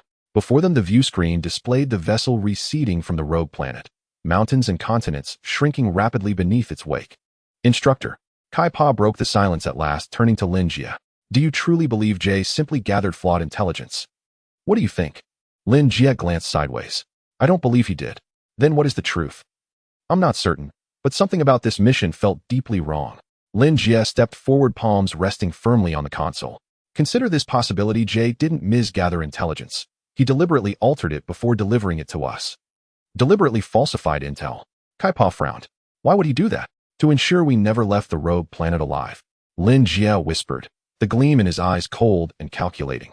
Based on Elton's demonstrated combat capacity, any other Class C metahuman, or even a hunting team lacking a Class B operative, would have stood little chance against him. The most likely outcome: mutual annihilation. Even if one side emerged victorious, it would be a victory carved from ruin, so hollow, so shattered that any additional threat would seal their fate. Kai Pa, you know what I suspect? That Jay was already on the rogue planet during our battle, waiting patiently for one side to win at catastrophic cost, then stepping in to eliminate the survivor. Then why didn't he act? Because Zhang Rui was there. Lin Jie crossed his arms, his gaze unwavering. Zhang Rui and Kai Pa had dispatched the panther-like creature with minimal effort, and though she played no part in the final confrontation with Elton, both the White Butterfly and Blackwing Angel were rendered combatant effective, while Zhang Rui and her red tassel mech remained near peak readiness. A fully operational Class C combatant standing watch was deterrent enough. As for Jay concealing elite-tier power, if he possessed such strength, he'd have eliminated Elton himself. No elaborate charade required. Thus, Jay's capabilities could reasonably be capped at Class C. Lin Jie had ordered Kai Pa and Zhang Rui's immediate withdrawal the moment Elton's energy signature surged, not solely to protect his team, but because he'd already sensed the stench of conspiracy. He'd dismissed Zhang Rui now, not out of dismissal, but out of care. She was still a greenhouse bloom, freshly minted as a hunter unprepared for the psychological weight of such treachery. Better to wait until battlefield experience forged her resolve before revealing the darker truths. As for Jay's motive, it was glaringly obvious. The rogue planet. Lin Jie murmured. The rogue planet. Lin Jie murmured. Jay claimed to be a civilization observer, drawn to the rogue planet precisely because it hosted emergent sapience. To facilitate observation, he'd invested funds equivalent to arming a small fleet, purchasing stealth systems, comprehensive surveillance arrays, even severing all outbound communications under the pretense of planetary protection. But was that truly the case? Could scarce resources alone justify wanting Lin Jie silenced? Preposterous. Had you not acted thus, perhaps I would have remained ignorant. But now, everything has changed. The rogue planet harbors more than rare minerals. It conceals another secret, one grave enough that you'd eradicate an entire hunting team to bury it. Lin Jie lifted his gaze to the vast screen. The ship drifted farther from the rogue planet, its russet surface growing smaller, swirling atmospheric bands visible, two blazing satellites orbiting in slow, solemn procession.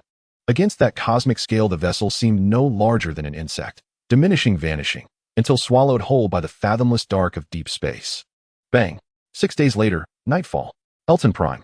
A fleeing thief collapsed, revealing Daniel's silhouette. Who are you? What do you want? The thief, already battered, nose swollen, face bruised, flailed backward, legs kicking wildly until he slammed against the wall. Who am I? Excellent question. I am the Herald of Justice, the future armored warrior. Armored warrior. What was that? The thief gaped, bewildered, before Daniel struck, knocking him unconscious. Friend, you have hands, you have feet. Why resort to theft? That is profoundly wrong. Didn't your parents teach you better? True to form, Daniel chattered incessantly, rummaging through the stolen bag, then patting down the thief's clothing. These past days had been grueling for him. To conceal Lin Jie's trio as the true armored warriors, he'd remained at the battlefield, drawing government forces to the scene. He'd coordinated with the ruling authorities. Clearly they'd long known of Elton's extraordinary power, but suppressed public knowledge to avoid panic, conducting covert investigations instead. Yet their capabilities proved insufficient to track a metahuman. They pressed Daniel for details, curious, urgent. Following Lin Jie's instructions, Daniel assumed full responsibility, claiming sole credit for Elton's defeat. Once he finished recounting events, he was detained. The ruling faction fractured into moderates and hardliners.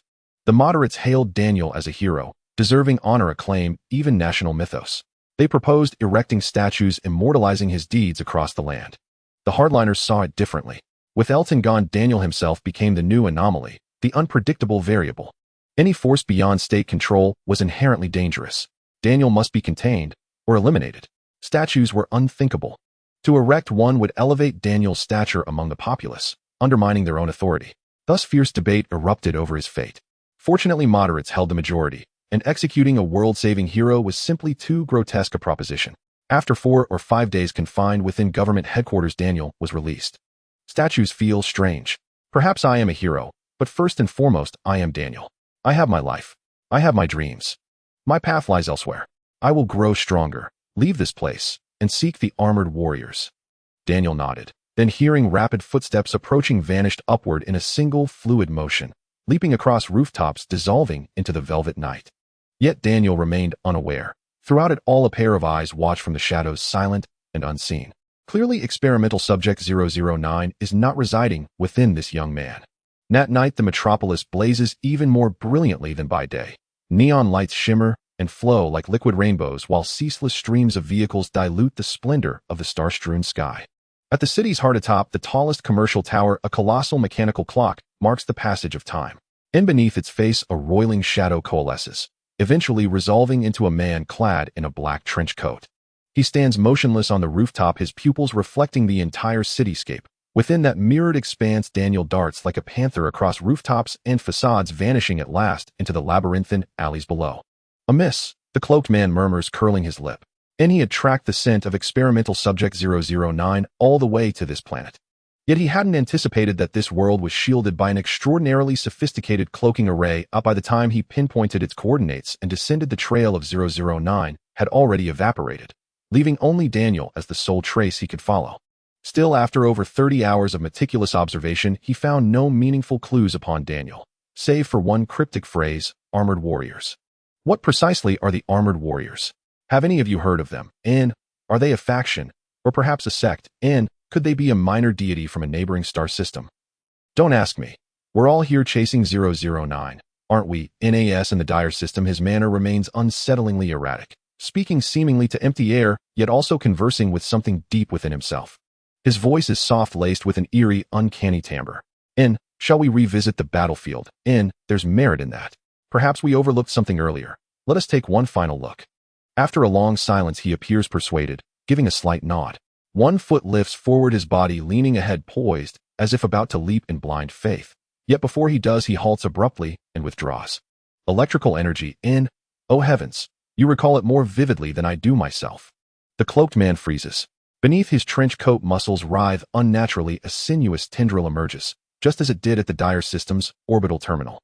Alive with eerie sentience, it probes beneath the clock face, delving into the dark cavity behind the dial, probing, until finally locating a conductive node. The tendril lifts, quivering with apparent delight, then surges forward and makes contact. Then, NZZZT. Sharp, quiet discharge silences the building's power grid. The massive clock's backlight winks out. The towering timepiece at the city's very heart dims into utter darkness.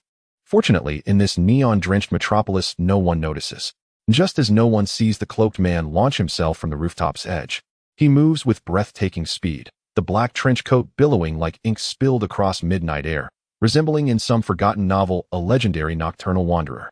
Within moments he arrives at the ruins where Elton was beheaded. This site, ground zero of a superhuman battle, has been placed under strict governmental lockdown. Armed forces stand guard alongside elite operatives and technical specialists. Over 1,000 drones hover unseen in the night sky, their lenses sweeping the shattered expanse below. Not even a single insect could slip past their surveillance. And yet, he has arrived. And slipping through every cordon, evading every sensor, he steps unchallenged into the battlefield's heart. Eyes scanning, searching, absorbing every detail, every shadowed corner. According to local intelligence, Elton and 009 consumed vast numbers of infants. Their energy signatures must now far surpass Daniel's. Alone, Daniel could never have bested Elton. Therefore, extraterrestrial intervention is certain. An off-world civilization aided Daniel in defeating Elton and extracted experimental subject 009. Across this entire battlefield, you detect neither residual spiritual resonance nor foreign genetic traces beyond Daniel's own. This implies one of two possibilities: either the off-worlders were consummate professionals, scouring the site with surgical precision, or their operatives were not sorcerers or gene warriors at all. They may have been formidable martial cultivators relying solely on overwhelming physical force to crush 009, or iron riders or practitioners of some other esoteric discipline. Now that even you can no longer sense 009, it is highly likely the subject has been sealed within a specialized containment vessel. The cloaked man strokes his chin, rapidly synthesizing data, only to arrive inevitably at the conclusion he dreads most. 009 has been taken, spirited away by off-worlders, and locked within a hermetic vessel severed from all external detection. He can no longer track it by scent. Across the infinite void of space, stripped of this soul tether, finding 009 again would be less plausible than plucking a single needle from an oceanic abyss. That was my finest experimental subject. Am I truly to abandon it? He lifts his gaze toward the heavens, hesitating, when suddenly a subtle shift stirs within him. His eyes instinctively sweep the surroundings. Just now he felt watched. The sensation was faint, fleeting, almost imperceptible, so elusive that even he might have missed it had his focus wavered for an instant. Did you sense it too? What was it? This planet's technology cannot perceive me. They remain primitive. Could it be the same off-worlders who aided Daniel against Elton? The cloaked man murmurs softly. And he is not like Lin Jie. Though Lin Jie claims parity within a rank superhuman as a Titan-class Iron Rider, he remains fundamentally human, his extraordinary mechanical spiritual energy notwithstanding. His instincts arise from years of rigorous training, battlefield intuition, honed but fallible. Thus, when Lin Jie sensed intrusion, he faltered, wondering whether his perception had deceived him. But the cloaked man is different. He carries living experimental subjects within him, and he knows with absolute certainty that he was observed. With a brief internal calibration, he begins tracing the source of that gaze.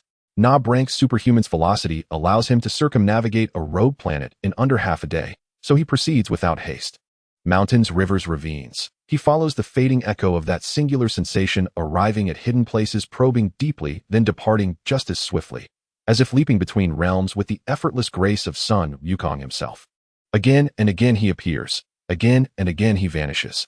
Only when dawn bleeds across the horizon does he halt, over a stretch of open sea. This must be it. He looks down, into absolute blackness. Here the water plunges over 8,000 meters deep, its crushing pressure sufficient to pulp any ordinary life form into viscous paste.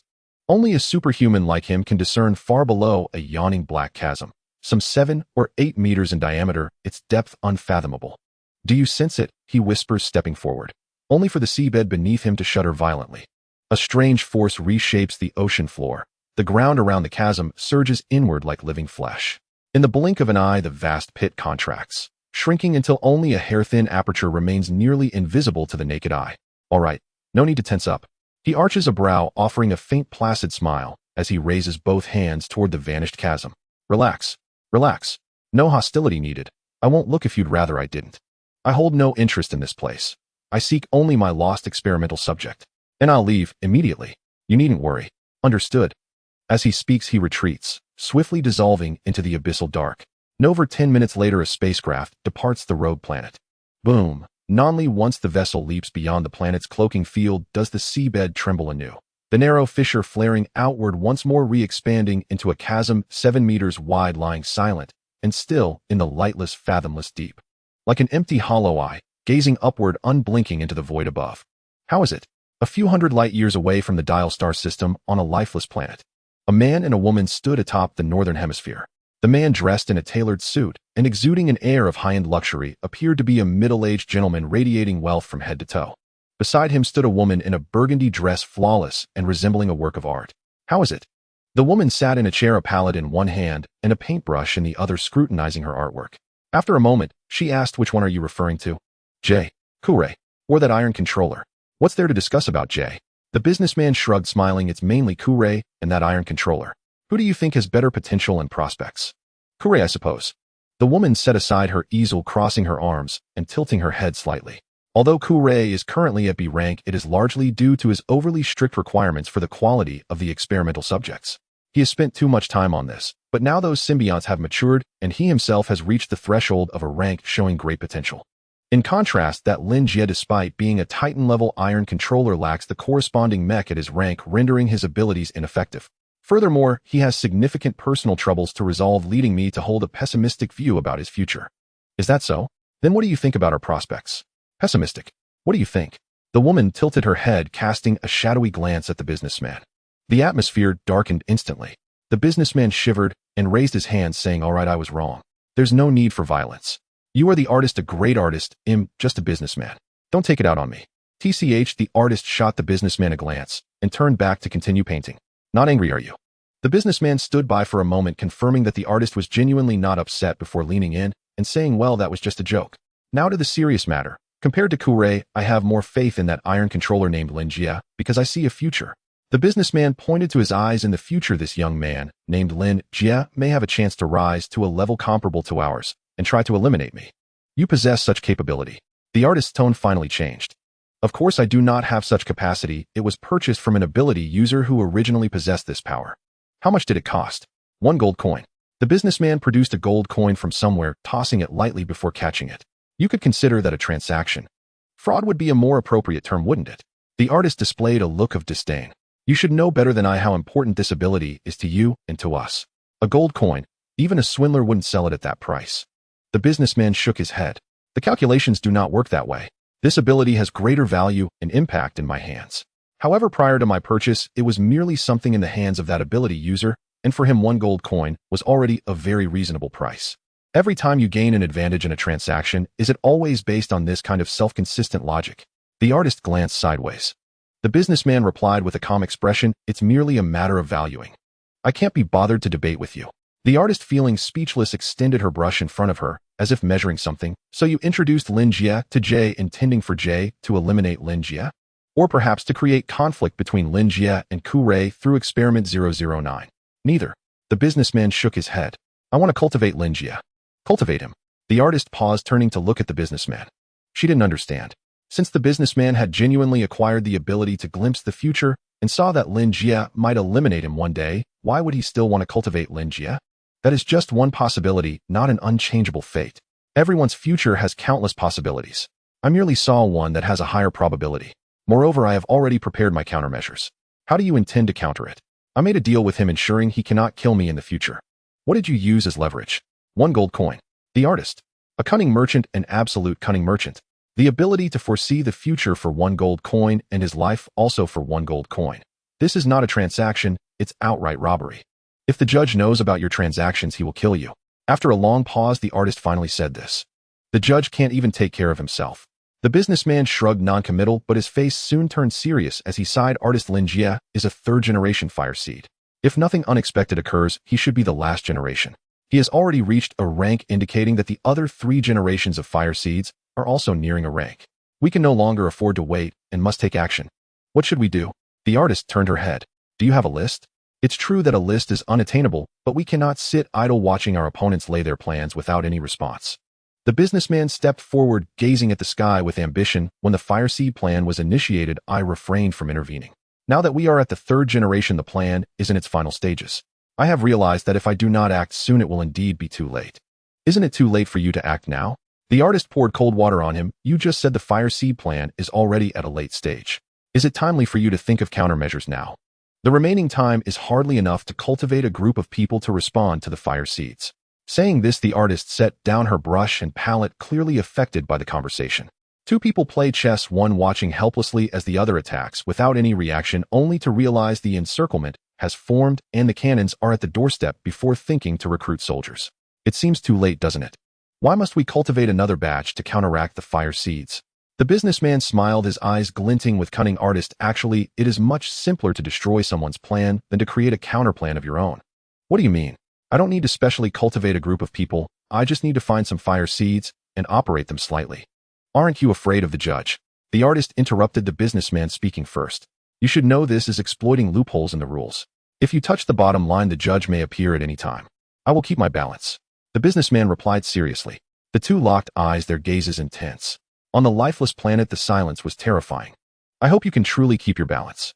After what felt like an eternity, or perhaps just a moment, the artist finally broke the silence.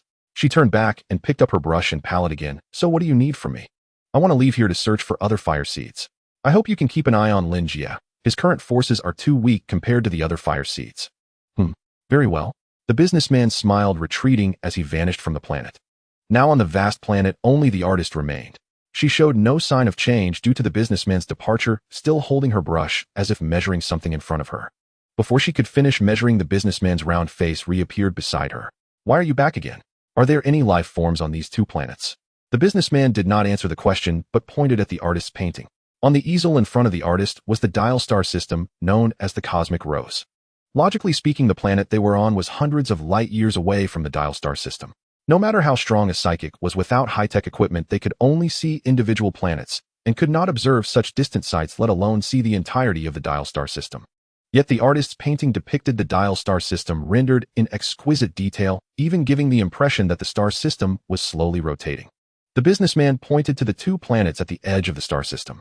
There aren't any. The artist tilted her head and looked. Is there a problem?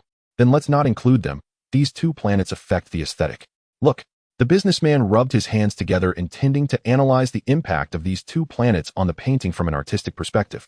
However, before he could elaborate, he suddenly felt a chill down his spine and glanced sideways to see the artist squinting her eyes at him.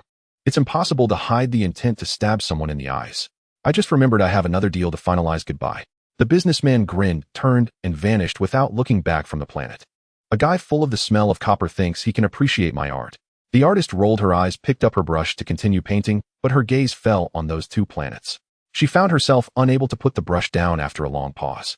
It was strange, as she hadn't felt anything before the businessman spoke, but now that he had, she too felt something was off about those two planets, like ink spots appearing abruptly on a blank sheet, making her feel uncomfortable no matter how she looked at them. Aurora Razor General Model. Type Comprehensive Mechanical Exosuit. Level C. Battle Mode 2. Output Energy Level 50-50-50-99. Series Specialization Enhancement, Aurora Mechanical Synchronization Rate, increased by 7.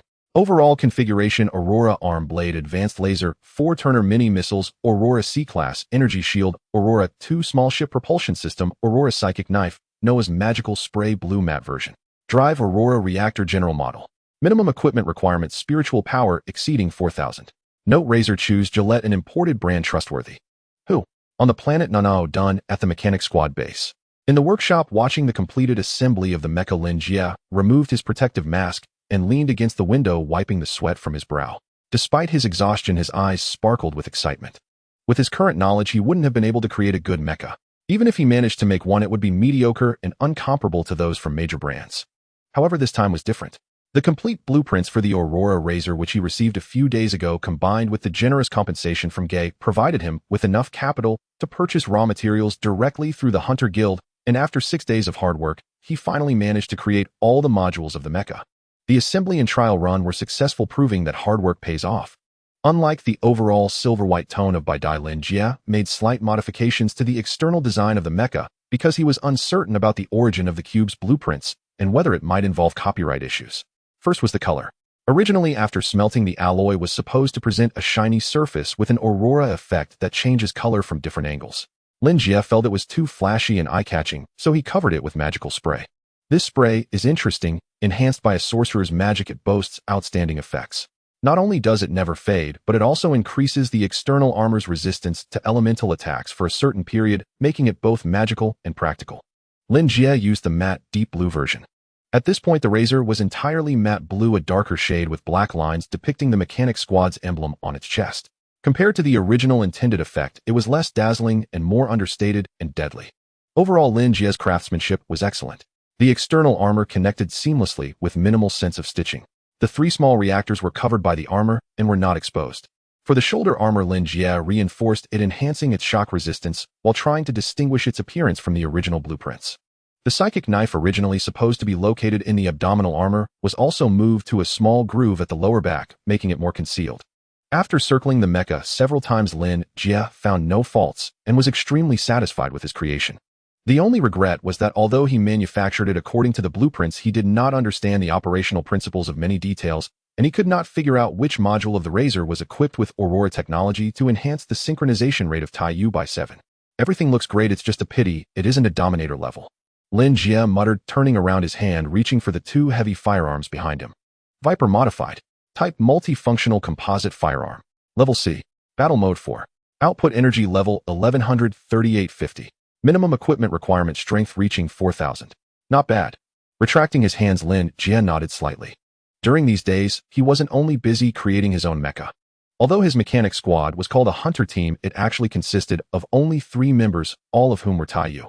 The others, such as recruiters, logistics, and mechanics, were non-existent, let alone roles like assaulters, main damage dealers, or support. Sometimes thinking about this, Lin Jie felt quite guilty towards Zhang Rui and Kappa. After all, with their caliber, anyone in a better-equipped team would not be treated poorly. Not to mention mechas, they would definitely be provided with one, and a wealthy hunter team might even provide more than one. It's similar to how a programmer gets a computer from the company during an interview. Of course, not everyone would receive such treatment. Every team cannot afford to be a pushover. If one's abilities are insufficient, they wouldn't recruit you, let alone provide you with a mecha. Many smaller hunter teams directly state that they do not recruit Taiyu or require them to provide their own mechas to save costs. However, Zhang Rui and Kappa were not ordinary Taiyu. They were champion-level star players with certified combat prowess. If they wanted to leave mechanic, countless people outside would be eager to welcome them with fanfare. Under such circumstances, they still chose to follow him. Whether they gained anything from him is another matter. This itself is a form of trust. Unfortunately, Lin Jie was too poor right now. A top-tier general-class mecha costs over 10 million, class mechas exceed 100 million, and a class mechas can reach tens or hundreds of billions. In the face of such prices, Gay's 50 million is truly insignificant. Moreover, the cube is too mysterious, with the origins of the blueprints unclear. Lin Jie dared not create 3 razors, 1 for each person, and for now all he could do was to arm his team members in other ways. During this time, in addition to crafting mechas, he also replaced the propulsion system of the Blackwing Angel and designed this multifunctional energy gun by combining knowledge from the cube with his original knowledge. The gun is 1.5 meters long, made from a special alloy, and overall presents a silver-white appearance.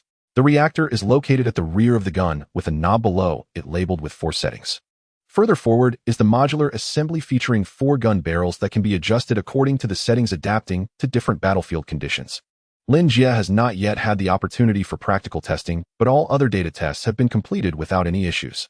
Zhang Rui's shooting ability is quite good, and Kappa is even more stable than a normal person. These 2 weapons are suitable for them. Perhaps this is a new avenue.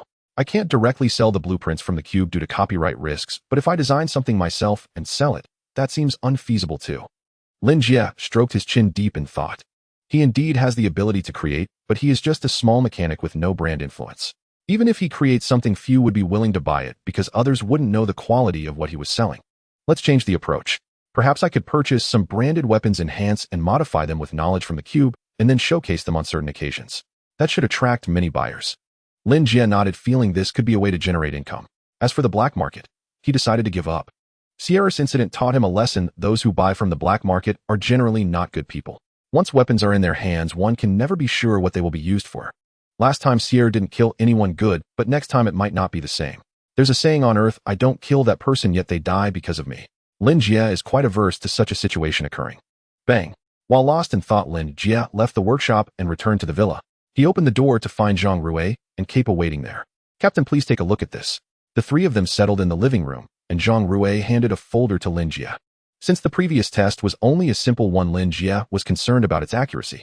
Therefore, before entering the workshop for training, he formulated a training plan and assessment based on Zhang Rui's situation, arranging for Kepa to guide her and teach her some military skills. The folder contained Zhang Rui's training achievements over the past few days, including data changes across various aspects, performance in shooting and combat, comprehensive evaluations, and was neatly organized in tables for clarity. Looking solely at the table, Zhang Rui showed stability in shooting, whether it was high-speed moving shots, targeted sniper shots, or the use of light anti-superhuman weaponry. Her overall score was nearly on par with Kepa. However, Zhang Rui lagged behind in combat. The table recorded her 9 virtual battles against Kepa, resulting in Kepa's bloody 9 consecutive victories, with Zhang Rui failing to win even once. "I just can't understand how you have a girlfriend." Lin Jie glanced at Kepa. Kepa sat upright, slender in figure, with long hair falling past his ears and faint dark circles under his eyes, giving him a melancholic and cold appearance, resembling a heartless assassin. Noticing Lin Jie looking over, he tilted his head slightly and asked, "Instructor, is there something wrong?" "No issues, you've won." Lin Jie was left speechless. What could possibly be wrong? The main party had no complaints, so what issues could he have? Lin Jie turned to Zhang Rui and set the folder down. "How do you feel about your performance?" "I feel that what you said before was indeed correct." Zhang Rui pressed her lips together. She had taken a written test about battlefield strategy, scoring just barely passing, which confirmed Lin Jie's earlier comments about her lacking a broad perspective and initiative. She truly was not suited for the position of a free agent. Her 9 losses against Kepa also made her realize she wasn't well suited for the role of an attacker, at least not in comparison to Kepa, where she fell significantly short. Yet she couldn't understand why her mechanical synchronization rate was significantly higher than Kepa's, but she consistently lost in virtual battles. "Clearly our attack power is the same and my agility is higher than yours. So why can't I win?" "Because besides data, there's another factor that influences the outcome of battles." "What is it?" "Here." Lin Jie pointed to his left chest with his thumb. "A person, aside from data, also has a personality, and one's character can lead different individuals to make varied choices in the same environment. Take you, for example. You have a great personality, which makes you easy to get along with and likable to teammates and fans. However, this same trait also makes you less decisive on the battlefield, diminishing your ability to handle pressure. To put it in athletic terms, you lack a big heart. In high-pressure situations, you tend to panic and make incorrect responses, becoming anxious during close combat, which results in tactical errors. Therefore, my prior conclusion was not incorrect. You are indeed not suited for the roles of a free agent or an attacker. Can this be changed?" Zhang Rui looked at Lin Jie. She was quite hopeful about compensating for her shortcomings. If she could enhance her ability to handle pressure, her advantage in mechanical synchronization could be better showcased. "Unfortunately, I can't help you with that." Lin Jie shook his head. Personality is shaped by one's upbringing, the people around them, and the experiences accumulated over more than 20 years. Naturally, it's not something that can be changed just like that. It ultimately depends on you, though gaining more combat experience can help with your mindset. However, even if you don't change your personality, you don't need to worry. You have talent, which naturally means there's a position that suits you, like I mentioned before about being a breacher. Lin Jie paused here, extending 2 fingers. There are typically 2 ways to utilize one's strengths. The first is to amplify that strength through other means, maximizing its potential. Just like before, your mechanical synchronization rate is high, and combined with your proficiency in close combat, with the lightweight Mech+no, the 2 together can greatly enhance your reaction speed in battle. However, since this doesn't suit you, you can choose the second method. Lin Jie patiently explained.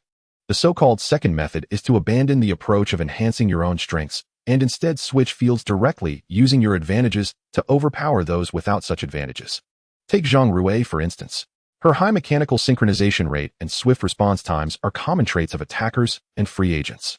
Even though she has maximized her strengths, her opponents do as well, resulting in everyone being reinforced, which effectively equates to no enhancement.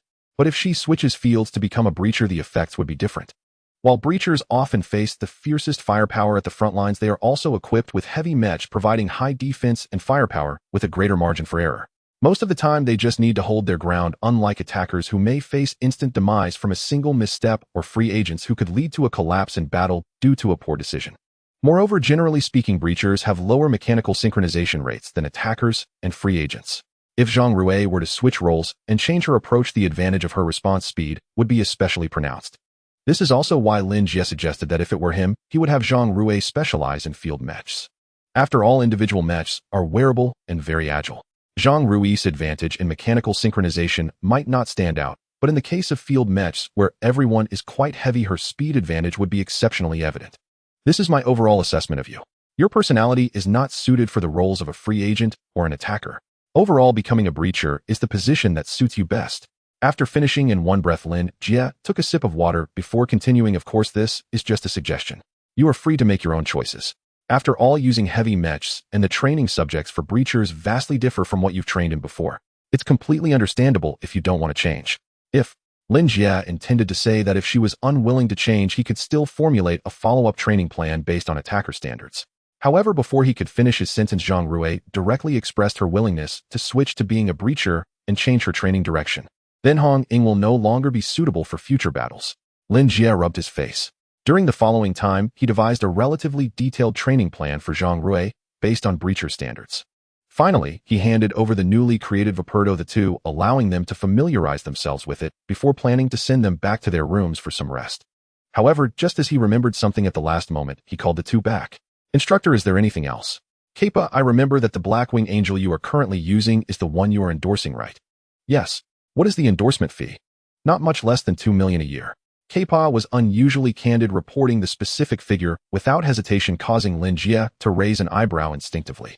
Although he didn't quite understand the specific market based on Kappa's champion level status, the endorsement fee of less than 2 million a year seemed rather paltry. Captain Kappa's endorsement is different. It took Larry a lot of effort to negotiate it for him. The nearby Zhang Rui noticed Lin Jie's confusion and began to explain. According to her, the parent company of the Blackwing Angel series, Baimu Industries, is a top-tier military-industrial group, second only to a few mech brands like Star God, Star Beast, Butcher, and White Hole. They also have their own club in the universe's premier mech league.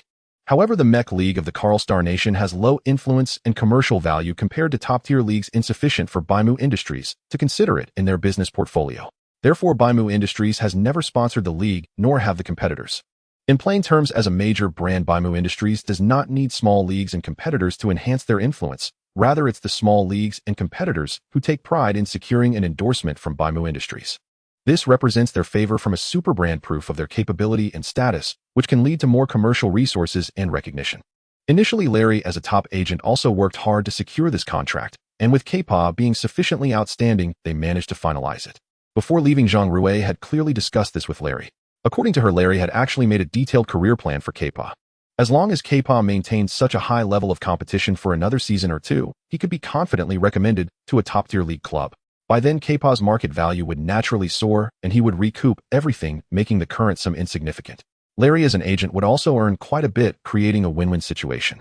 However, it was unexpected that Kappa would go off-script, quitting right after 1.5 seasons of competition. He had many contracts at the time, and he almost lost all his savings to breach penalties, leaving only a portion for Larry. This Blackwing Angel was still a reward from the original endorsement contract for winning the championship. Zhang Rui glanced at Kappa with exasperation, clearly feeling helpless about her boyfriend's actions, but soon turned to Lin Jie. Captain, do you need money? I still have some savings. Paying to work. Lin Jie suddenly recalled the outrageous advice of a certain expert from his past life, instinctively shuddering and quickly shaking his head. He was indeed short on cash, but he wasn't desperate enough to that extent. The reason he inquired about Kappa's endorsement fee was that he suddenly thought the Hunter team could also seek sponsorship like professional teams. With 3 Iron Riders on his side and Baimu Industries being a well-known mech brand, if he could secure this sponsorship, it would not only bring in a large sum of money, but also many free mech parts, saving substantial repair costs.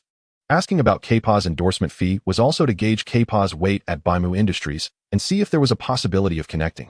Now it seemed this route might not be feasible. Not necessarily. Upon hearing Lin Jie's thoughts, Zhang Rui proposed another plan. Kappa, and I may not be able to gain the favor of Baimu Industries, but you can. As a Titan-level Iron Rider with high mechanical synchronization, I think Baimu Industries would be very willing to offer you a contract. Let's forget about that. Lin Jie shook his head. The team sponsorship contract and individual sponsorship contracts are definitely not the same. He didn't even need to guess. The private contract would certainly include a clause stating during missions only our brand mech can be used. This would impose too many restrictions on him. Not to mention whether Baimu Industries mechs could meet his combat needs. There were still so many blueprints waiting for him to explore in the cube. If he signed such a contract, wouldn't it be like forcing himself to hang from a tree? I'll think about it.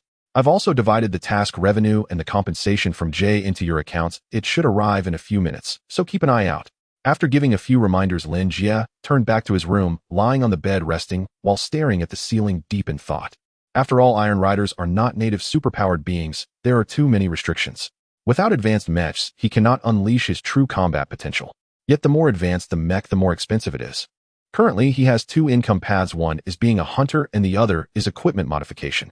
The former is limited by the level of mechs, so the earnings are capped while the latter hasn't even started developing. Looking at it this way, to obtain substantial funds, one either has to rob a bank or still needs to seek sponsorship. But the investors are not foolish, they won't just give me money for no reason. Lin Jie murmured, instinctively turning over. As the saying goes, to strike iron one must be strong oneself. Seeking sponsorship usually requires one to put themselves out there, which is quite challenging. It's best to first achieve some results and create influence, then the investors will naturally come knocking. However, this is not easy for Lin Jie. According to the regulations of the Hunter Guild, a fully staffed hunter team consists of 15 members. Even excluding non-combat members like logistics engineers, recruiters, and agents, there must be a combat team of at least 10 members.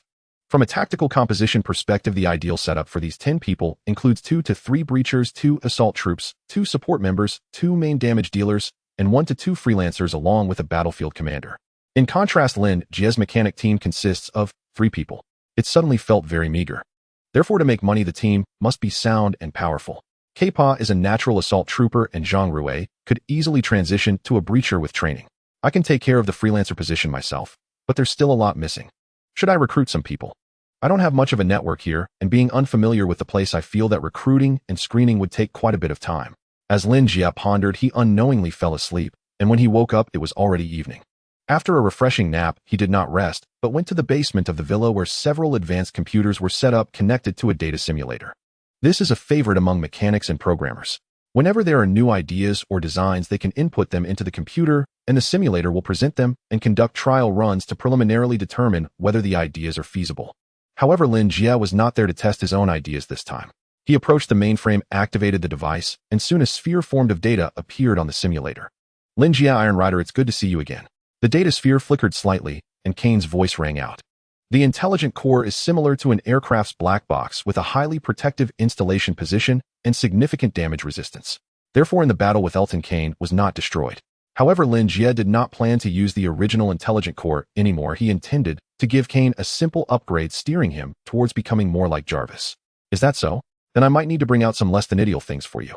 As Lin Jie operated, he took out a mini glass chamber and placed it on the console with a thud. Through the transparent glass, one could see the black fibers writhing inside. Let's have a chat, Mr. Symbiote. After this period of observation, Lin Jie had basically confirmed that this symbiote was different from the Venom. He remembered it could communicate with people without the need for symbiosis. It could communicate directly with people's minds in a way similar to brainwaves, and it could also simulate vocal cord vibrations through its own black fibers to produce sound. The reason Lin Jie had ignored it these past few days was partly due to being busy with various tasks, and partly because he wanted to look up some information about symbiotes while letting it wait. However, symbiotes were exceedingly rare, and even on the authoritative forum for superhumans like the Hunters Guild, there was little useful information. Currently, the only information Lin Jie had was twofold. First, symbiotes like gene warriors evolved through devouring and fusion. Depending on the genes they absorbed, their evolution paths and abilities varied along with their weaknesses. They did not fear noise and high temperatures as portrayed in movies from his past life. Secondly, this creature had an extremely strong healing ability in a symbiotic state. It could even recover from fatal wounds inflicted by typical superhuman weapons. To kill a host infested by a symbiote, one must behead them or use other methods to instantly obliterate the host's head. Even a bullet through the skull would not suffice. Thus, it truly was an absurd form of life. Lin Jie glanced at the glass jar, finding it hard to imagine that such a pile of muck possessed such formidable powers. I need to eat. The symbiote writhed, producing a voice that sounded like an ancient smoker tinged with a hint of weakness. Lin Jie raised an eyebrow slightly. I'm not going to find a baby for you to eat. I never thought of eating those children. So many children have died. Do you think I would believe you? I never thought of eating those children. It was all your kind who did this. You humans are the real devils. The symbiote's voice suddenly grew louder, and the black fibers in the glass jar surged, seemingly experiencing a surge of strong emotions at that moment. However, the next second, this upheaval was suppressed by Lin Jie with the muzzle of his gun. Calm down, Mr. Symbiote. I admit you caused me great trouble when you merged with Elton, but now that you have no host, wiping you out is merely a matter of pulling the trigger. Seeing the black fibers quiet down again, Lin Jie casually placed the gun on the control panel and continued. All right, now do you have anything you wish to convey? The black fibers remained still for a while before responding. I can consume some simple energy forms. No problem. Lin Jie smiled. The symbiote's expression of its food needs was akin to prisoners requesting cigarettes during an interrogation, signifying that it had lowered its psychological defenses. Lin Jie took out a small low-grade energy block, opened the glass jar, and tossed it in, quickly sealing the container afterward. The black fibers, as they writhed, swiftly devoured the energy block, and its previously listless state seemed to improve somewhat. Throughout the process, Lin Jie did not urge it, only operating at the computer. In the entire underground room, only the crisp sound of keyboard tapping echoed. "What do you intend to do with me?" After a moment, the black fibers trembled and spoke again. "That depends on your performance." Lin Jie continued to operate the computer, seemingly indifferent to the symbiote. "Tell me, why did you come to the Wandering Star, and why did you choose to parasitize Elton, brutally killing so many newborns?" "I told you I never thought of harming those children." Before Lin Jie could finish his words, the emotional fluctuations of the black fibers intensified, abruptly interrupting him. The black fibers clung to the glass cover, looking as if they were about to burst through the container in a show of power. Lin Jie quickly picked up the gun, pointing its dark muzzle, which immediately caused the black fibers to wilt, retreating to the bottom of the container like a receding tide. "How real?" Lin Jie finally pressed the confirm button, beginning to import Kane into the new core storage device, and took a seat next to the black fibers, saying, "You are now my captive. Just answer my questions without constantly making a fuss. You humans are all devils." The black fibers complained, then fell silent, seemingly in thought. After a brief pause, they said, "I speak the truth. I never intended to devour those children. That was Elton's idea." Lin Jie squinted. "Elaborate." "This pertains to the concept of symbiosis. As I mentioned earlier, we symbiotes need energy to sustain our lives, so our ideal hosts should be superhumans with inherent energy, like martial artist Qi or sorcerer's spiritual power. In a symbiotic state, this energy serves as our food. They nourish us with energy and gain the right to use our powers, while they can restore energy through meditation and training, creating the most ideal symbiotic relationship. If sorcerer's spiritual power works, I wonder if my mechanical spiritual power would too." Lin Jie gazed intently, quietly listening. The black fibers trembled slightly, and the ancient smoker's voice rang out again. "But Elton is different. He is an ordinary person with minimal energy in his body, insufficient to maintain the basic consumption in a symbiotic state. At that time, I was extremely weak and desperately needed energy supplementation. So you persuaded Elton to look for babies and devour them." "I told you I did not. That was Elton's own idea." Hearing Lin Jie's words, the black fibers seemed ready to explode, but upon seeing Lin Jie lift his gun, its tone quickly softened, falling silent. "The essence of symbiosis is fundamentally equal, with no hierarchy. However, I am different. I have been modified and must prioritize my host, obeying their commands entirely. My host can even access my memories at will. Elton took advantage of my weakness to forcibly symbiote with me. He knew he could not sustain me, yet he was reluctant to part with my power, so he forcefully accessed my memories, discovering that newborns possessed a trace of natural energy. Then he began to devour babies one after another. I resisted strongly, but I had no choice. I had to obey Elton's will. Thus, even his own newborn kind could be harmed. You humans are devils. Devils more ferocious than star beasts. That cannot be said. There are good people and bad people among humans. You just encountered bad ones." Lin Jie attempted to defend his kind. "You are the same." The black fibers trembled, retorting unceremoniously, "To defeat Elton, did you not also abandon your companions? Mechs are merely tools devoid of life." Lin Jie frowned. He noticed that this symbiote's understanding seemed very one-sided, and it appeared to grasp many things only superficially. "Then what about it?" The black fibers moved slightly in the container, shifting towards Kane's virtual matrix. "What does it count as? In abandoning the Mechs, did you not also abandon it?" "That is my mission." Before Lin Jie could speak, Kane spoke first. The spherical virtual matrix flickered slightly, and its voice sounded, "I am an intelligent core. The purpose of my creation is to assist Iron Driver in battle, protect Iron Driver's safety, and execute Iron Driver's commands. This was implanted in my program from the moment I was created." "So you are more pitiable, aren't you?" The black fibers trembled. "From the moment of your birth, you were destined to be enslaved by the so-called Iron Driver, serving them, and always prepared to sacrifice yourself for them. Yet everything you do is taken for granted in their eyes. Even if you are completely destroyed, they will have countless substitutes. You are nothing but disposable trash, aren't you?" As soon as these words fell, the entire room fell silent. Kane's virtual matrix no longer flickered. It was not that it was swayed, but as an emotionless, intelligent program, it was still unable to parse the emotionally charged words of the black fibers. "Is this sowing discord?" Lin Jie felt slightly dumbfounded. The black fibers' words were filled with philosophical undertones, leaving him momentarily speechless, unable to find a point to refute. Afterward, he asked the black fibers some questions, such as its name, why it had come to the Wandering Star, what it had experienced before, and why it was modified to be entirely submissive to its host. However, the black fibers clearly resisted these topics and did not provide direct answers. Lin Jie could only set this aside for now, planning to learn more gradually later. He believed that as long as he held it in his hands, it would eventually reveal everything. As for the statements it made earlier, although they were coherent and logically consistent, Lin Jie still maintained a skeptical attitude. The greatest weakness of iron drivers is that without mechs they are essentially ordinary people. Even if they can fight 10 against 1 or 100 with their combat skills and some equipment, when faced with true superhumans, they are merely waiting for death. Lin Jie kept this symbiote, not immediately eliminating it, wanting to see if it could potentially be of use to him. From its testimony today, its characteristics and various aspects seemed to align perfectly with his needs. As long as he absorbed it and symbiotically coexisted, he could become the master and control its power. It seemed too coincidental. Lin Jie knew far too little about symbiotes and had no way of guaranteeing the wisdom level of this creature. No one could assure him that everything that just occurred was not a fabricated lie created by the symbiote, having seen through his needs. If he rashly formed a symbiosis and could not control it, that would truly be a huge problem. So many times cold steel is still more reliable. Lin Jie closed his eyes and entered the realm of consciousness. Boom. A loud explosion echoed, smoke billowing as Zhang Rui piloted her heavy combat exosuit, the muzzle of her weapon still emitting smoke. On the other side, Kappa moved swiftly, dodging round after round of firepower, his energy shield held high. After a few quick maneuvers, he appeared before Zhang Rui, the sound of clashing metal ringing out as their mechs engaged in close combat. Kappa is as steady as a machine. Lin Jie sat on the sofa in the base, watching the live broadcast of the battle between Kappa and Zhang Rui on the screen.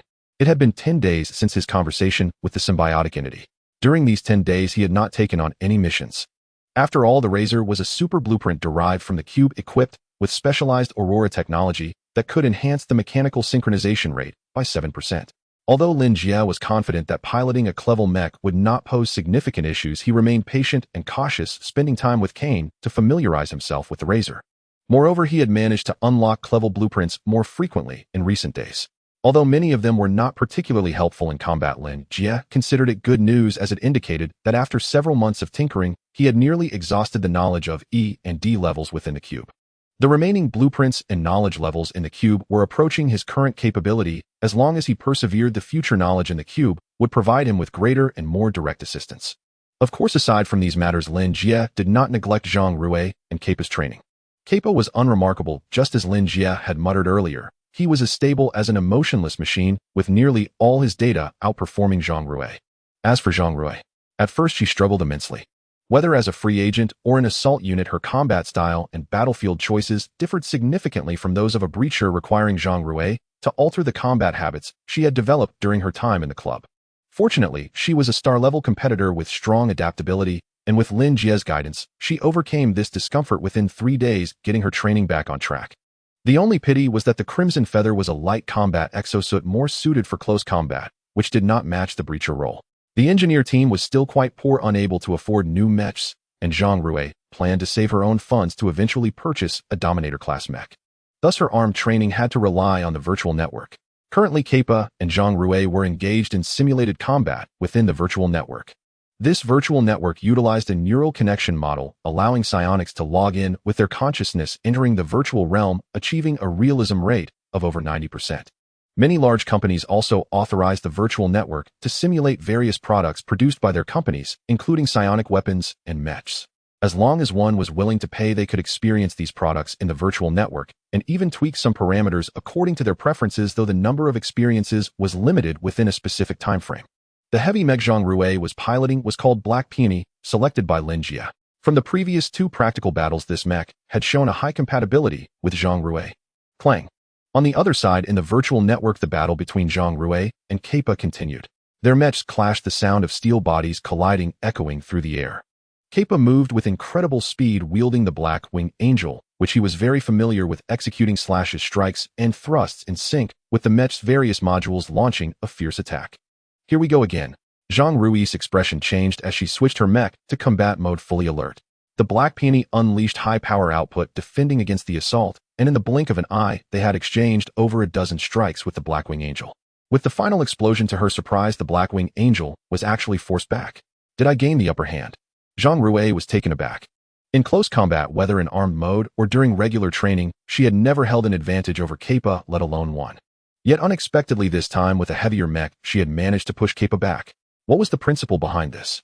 Right, my mechanical synchronization rate is already higher than Kappa's. With the heavy mech, my movements won't be slower than his. Instead, I have greater strength, and the external armor offers better defense. This allows me not to worry about complete failure due to 1 or 2 mistakes, which unintentionally reduces my psychological pressure. In this state, my defense is even more effective. The captain was right. I truly am more suited to being a breacher. Zhang Rui's eyes sparkled as she raised her arms. The forearm armor of the Black Peony flipped open, revealing over 10 dark gun muzzles. As they spun, a hail of gunfire erupted, unleashing armor-piercing rounds towards Kappa, who could only raise his energy shield and seek cover. Prepare the micro-missiles. Ready the lasers. Charge the palm cannon. As Zhang Rui watched Kappa struggling to dodge under her firepower suppression, her eyes gleamed. Whether it was thrilling to dominate her boyfriend as a girlfriend, or if something within her was activated at that moment, she suddenly felt she had found the essence of combat. Firepower output is the romance of iron control. How had I not realized this before? This unrestrained attack is so exhilarating. Fire. With a command, the Black Peony engine roared like a beast. All firepower systems opened fire simultaneously, lasers, missiles, and the palm cannon engulfing the Blackwing Angel in an instant. Thick smoke rolled across the battlefield. You've really improved. As the smoke slowly dissipated, Kappa emerged from the injured Blackwing Angel with a slow stride. The minor setback he had faced in close combat resulted in the subsequent firepower output, placing him in a precarious situation. The fact that he managed to survive was partly due to luck. However, since he had survived, the outcome of the battle was now determined. During the close combat exchange, Zhang Rui had activated the combat mode of the Black Peony and had not turned it off during the firepower output.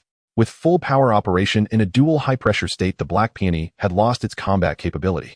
Before him, she transformed into data streams, revealing Zhang Rui's excited face inside. Really? Kappa, you felt my progress too, right? I felt it myself.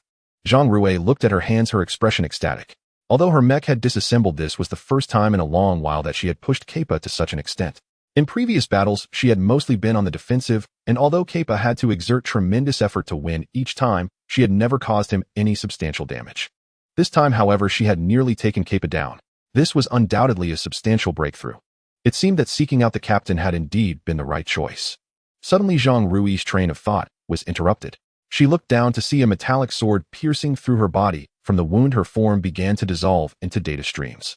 Following the sword's path, she found herself face-to-face with the Blackwing Angel. Kappa, removing his visor, his expression emotionless, as he looked at Zhang Rui. Indeed, he was just a block of wood. Zhang Rui's face instantly turned grim. So why is it that even you can have a girlfriend? After a brief tactical review in the room, Lin Jie couldn't help but glance at Kappa with a look of confusion.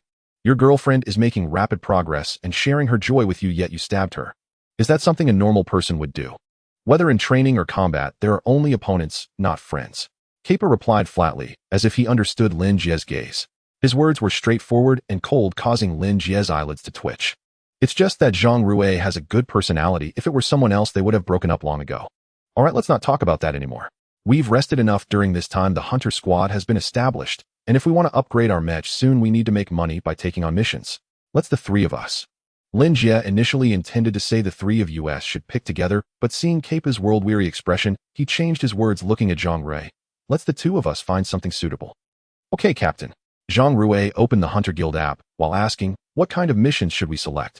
Do you have any criteria, Captain? First, the standard is that the commission should be high. Points don't matter. Lin Jie replied while browsing through the missions.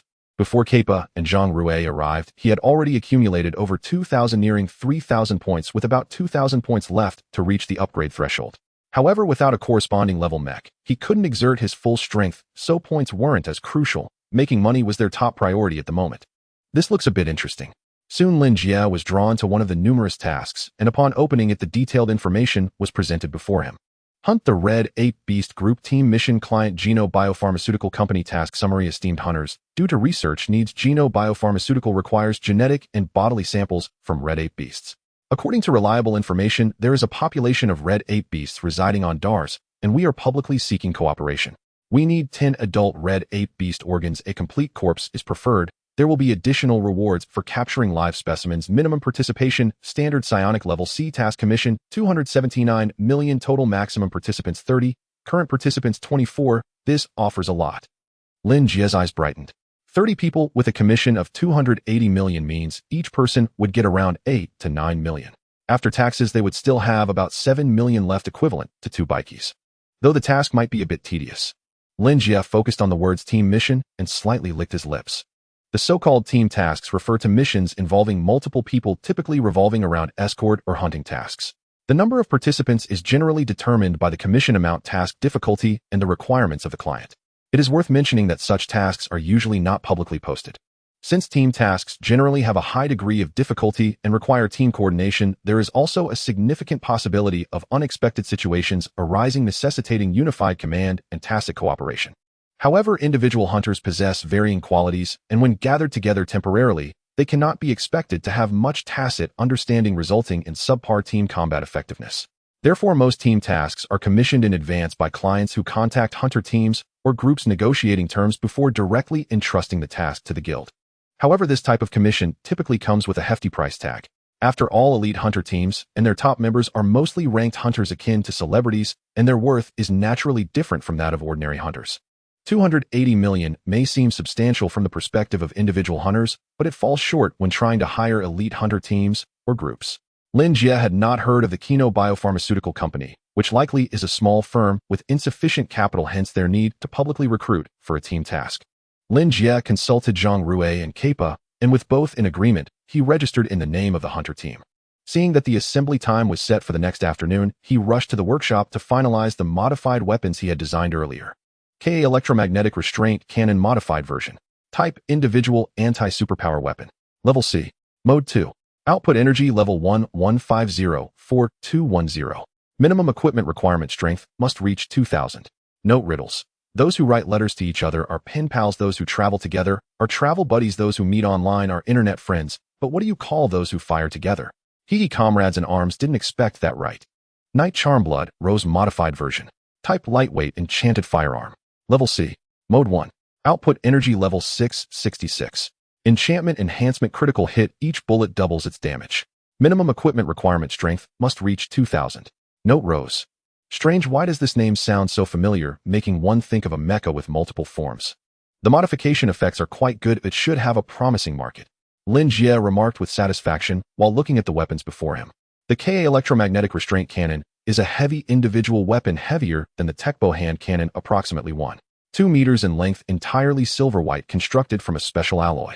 It features a blue liquid energy chamber at the rear, hollow at the very end, with a handle and 2 triggers corresponding to 2 modes. One mode is a low-output hand cannon setting that can provide high-frequency output for a period with stable firearm structure, posing no risk of bursting. The second mode is a capture mode similar to a net gun used by police officers in Lin Jie's past life to catch criminals. When fired, it shoots out a net to ensnare the target. However, the net of the Ka electromagnetic restraint cannon is composed of highly compressed electromagnetic energy and will disappear after a certain period. Night Charm Blood Rose is a lightweight firearm constructed similarly to an ordinary rifle, but with a rose pattern coating on the surface, which is fluorescent and resembles the qipao worn by middle-aged women. Looking down the barrel, one can see a circle of dense runes, which represent the so-called enchantment. This circle of runes can double the kinetic energy of the bullets for a limited time. This is not particularly technical. Most wizards with sufficient level can replicate it. However, Blood Rose has patented this enchantment rune, and other wizards attempting to replicate it would be infringing on the patent. The Interstellar Society is quite troublesome. The laws are well established, and many things cannot simply be used without permission. If discovered, one could be sued into bankruptcy, losing everything, including their underwear. Relying on the protection of patented technology, the Night Charm Company also implements a profit-maximizing sales strategy. Because the runes at the muzzle of the Blood Rose have a shelf life, once the magical energy is depleted, the doubling effect of kinetic energy ceases. In such cases, changing the barrel or the enchanted muzzle component suffices. However, the Night Charm Company does not sell components, nor do they provide replacement services. They only sell the firearms. In other words, as the components age, if one wishes to buy replacements due to patent issues, obtaining such replacements is quite difficult. If one wants to buy original factory parts, they will find that the factory does not sell parts, only finished products. Unfortunately, these finished products are indeed excellent, and there are no alternative products available, which is quite frustrating. Countless customers in need of the Blood Rose can only grit their teeth and spend more money continuously replacing their firearms. Both of these weapons are classic models among clever weapons. Generally, those who favor using mechanical weapons in this level would recognize them, and Lin Jie had carefully selected them. He utilized the knowledge from the cube to modify these 2 weapons, enhancing their energy output levels. The electromagnetic net of the Ka electromagnetic restraint cannon would be larger with a stronger capturing ability. At the same time, he corrected the trajectory deviation caused by the muzzle enchantment of the blood rose, making this weapon not only more powerful, but also more accurate. Lin Jie believed that with the inherent popularity of these two weapons, as long as there was an opportunity to showcase the modification effects, business would be brisk. In the Audenstar region, everyone who purchased these two weapons would become his potential clients. Life is looking up more and more. Although the group task of hunting the red gorilla is quite challenging and the combat effectiveness of teammates is not guaranteed, the enticing commission has quickly filled the team. The Kino Biopharmaceutical Company provided the required smart spaceship for round trips, with the assembly point located at the guild building. When Lin Jie and his team arrived, many people were already waiting there. "You guys are here for the red gorilla task, right? Please provide your hunter IDs."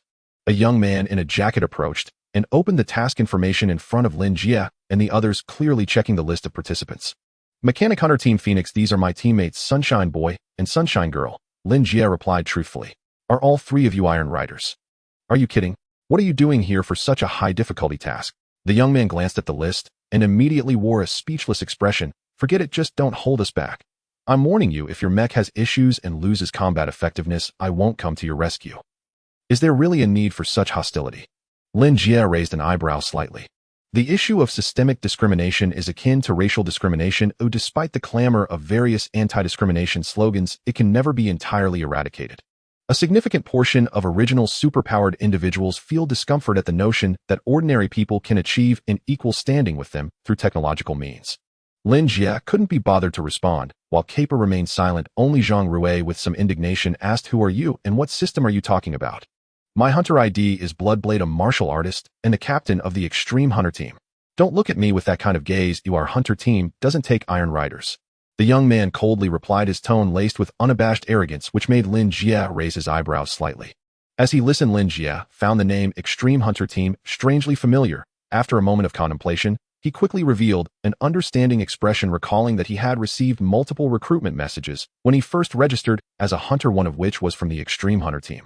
The wording was filled with youthful fervor, stating that regardless of the system, anyone who joined would be brothers, yet explicitly noted that Iron Riders and genetic warriors should stay away.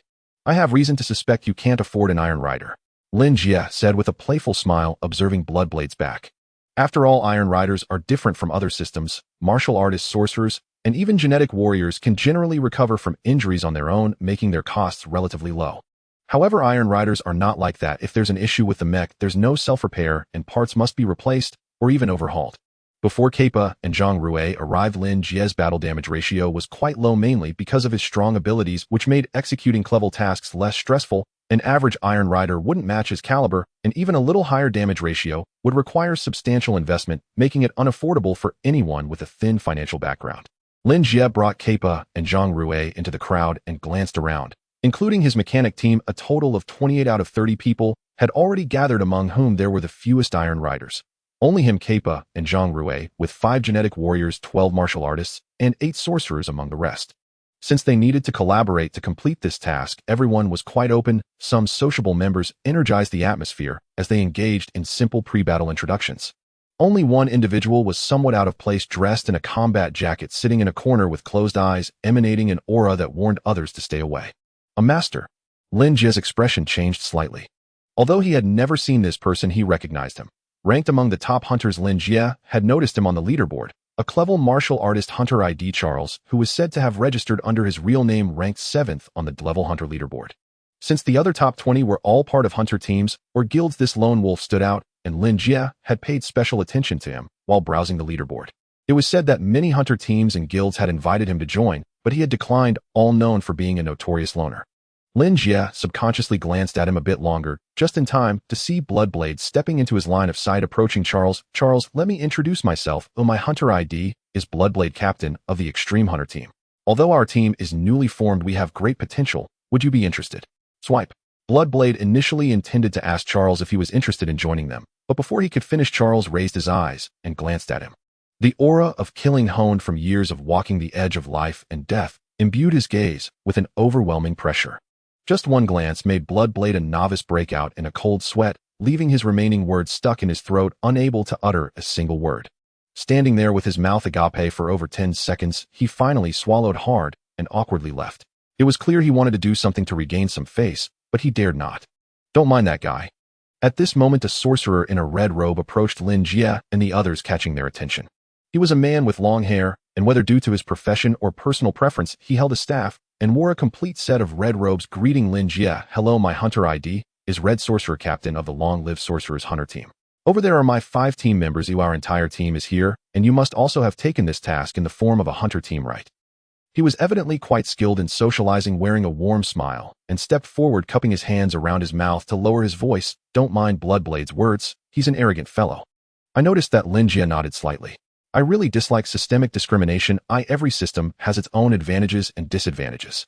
I have always believed that Iron Riders are an indispensable component of combat formations. Red Sorcerer grinned. You just arrived, so you may not be familiar with the situation yet. Come, let me introduce you. A few minutes later, under Red Sorcerer's enthusiastic introduction, Lin Jie made a preliminary acquaintance with the other members, and the last 2 members also arrived. The 30-member team successfully gathered and boarded the spaceship prepared by Biotech. As the spaceship launched, Red Sorcerer first stepped into the central hall and activated the holographic simulator, where a planet quickly appeared. Come everyone, take a look. His social skills were evidently excellent, having left a good impression earlier. Now everyone cooperated, and a group gathered around. Seeing that everyone was present, Red Sorcerer continued. This is Darl Star, which lacks intelligent civilization. It's a planet inhabited solely by star beasts, with multiple level star beasts residing here. These are the activity ranges of several level star beasts.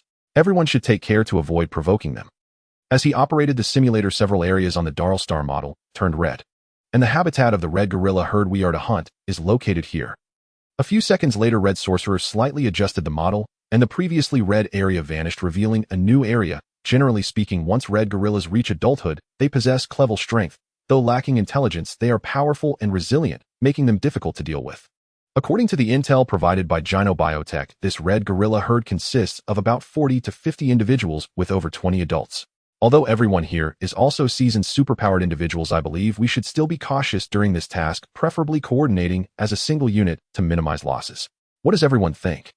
Red Sorcerer surveyed the crowd, and everyone expressed their agreement. After all, their goal was to make money, and no one wanted to incur unnecessary losses. What do you want to say? Bloodblade, the naive rookie, turned to Red Sorcerer, accompanied by 3 other naive rookies. What I want to say is quite simple. Red Sorcerer smiled. Since everyone agrees with my words, we need a commander to oversee the entire operation.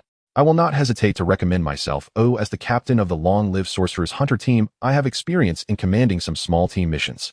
If everyone trusts me, I believe I can handle the command role. Of course, if anyone has better commanding abilities, I am willing to step aside, as our goal is to minimize unnecessary losses. As the words of the Red Warlock fell, the people present exchanged glances, remaining silent. The position of battlefield commander seems powerful, but it also carries great responsibility, especially in a makeshift team composed of many members. A single mistake could lead to losses for someone or a team, making the commander an easy target for blame. Thus, although most present were unwilling to be commanded, they were even less inclined to take on the role of commander themselves. Lin Jie stood by the simulator, remaining non-committal. In fact, if it were to be based on ability, he would be the most suitable for the role of commander. Battlefield judgment and decision-making are skills that no one among the attendees could rival him at, given his background as a professional officer. However, he estimated that the difficulty of this mission was not too great, as they were only dealing with star beasts, not interstellar pirates. As long as everyone performed their duties, completing the task should pose no problem. Especially since there stood a blatant system discriminator over there. If he were to speak up, Bloodknife would definitely oppose him, and Lin Jie was too lazy to waste his breath. Initially, Bloodknife seemed somewhat displeased, as if he wanted to say something, but seeing no one else speak up, he ultimately kept his mouth shut. Thus, no one opposed the Red Warlock's words, tacitly accepting his command position. Alright, since everyone trusts me, let's delineate the formation positions. The Red Warlock turned off the simulator and scanned the warriors present. First, for position 1, given our numbers, we need at least 6 to fill this role. Who can take it? The combat formation consists of 5 positions: Breacher, Assault, Main, Output, Support, and Free Agent, corresponding to positions 1 through 5. Position 1's Breacher needs to withstand the opponent's frontal assault, protecting the main output and support behind them. The small frames of the sorcerers cannot bear such a heavy burden, leaving the hope pinned on warriors and genetic fighters. Soon 8 warriors stepped forward, each muscular and imposing, making Lin Jie nod in approval. This physique was clearly suitable for a meat shield. That's enough. For position 2, we need superhumans with sufficient lethality and speed. We need at least 3. The Red Warlock spoke again. This time the scene fell into a brief silence. Everyone looked at each other, and for a moment no one stepped forward. The assault role, position 2. This is the most coveted position on the Superhuman League battlefield, as the assault role is meant to be a sharp blade aiming to penetrate the heart of the opponent's formation, much like a striker in football delivering a lethal blow. Thus, this position often has the most spotlight and attracts the most fans. However, that's on the field. The battlefield is a different story. After all, penetrating the heart of the enemy's formation often also means being deeply surrounded. It's arguably the most dangerous position among the five. Combat is not a game. There are no safety assurances. Dancing on the tip of the knife a moment's inattention could lead to death. I'll do it. A voice broke the silence, and everyone turned to see Charles among the crowd. He resembled a silent, dangerous wolf. Even when doing nothing, his mere presence exuded an inexplicable sense of pressure. Instantly, everyone wore expressions that conveyed as expected. In their eyes, Charles, a recognized tough guy complemented by his cold demeanor, perfectly matched the assault position. Keepa. Lin Jie glanced sideways, giving Keepa a look. Keepa stepped forward 2 paces. I'll do it.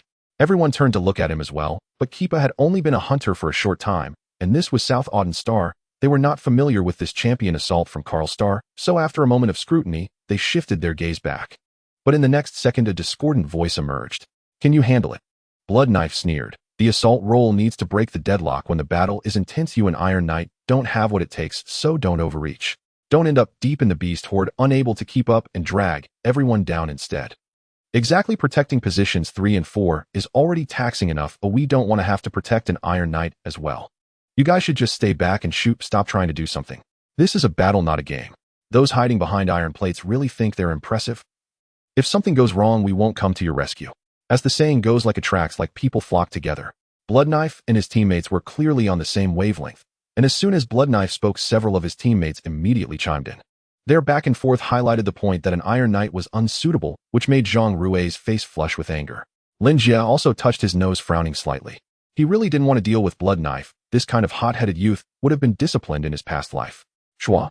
Keepa said nothing, casting a cold glance at Blood Knife. Although he was very young, he had joined the military early and had participated in numerous battles against interstellar pirates and star beasts. He had taken many lives under his command, and his killing aura was heavy, though he usually concealed it well, coupled with his lack of social interaction, so no one noticed. At this moment, when his fierce aura was revealed and his killing intent surged, Blood Knife was momentarily taken aback, instinctively stepping back half a pace. Iron Knight. Charles slightly turned his gaze towards Keepa. Just then he sensed a familiar aura from Keepa. Boring provocation. Seeing Blood Knife's face turn pale, Keepa withdrew his gaze. Now Blood Knife found himself somewhat embarrassed. It was one thing to be intimidated by Charles's gaze, but how could an Iron Knight's gaze also frighten him? He was just an Iron Knight. An Iron Knight without a mech is nothing.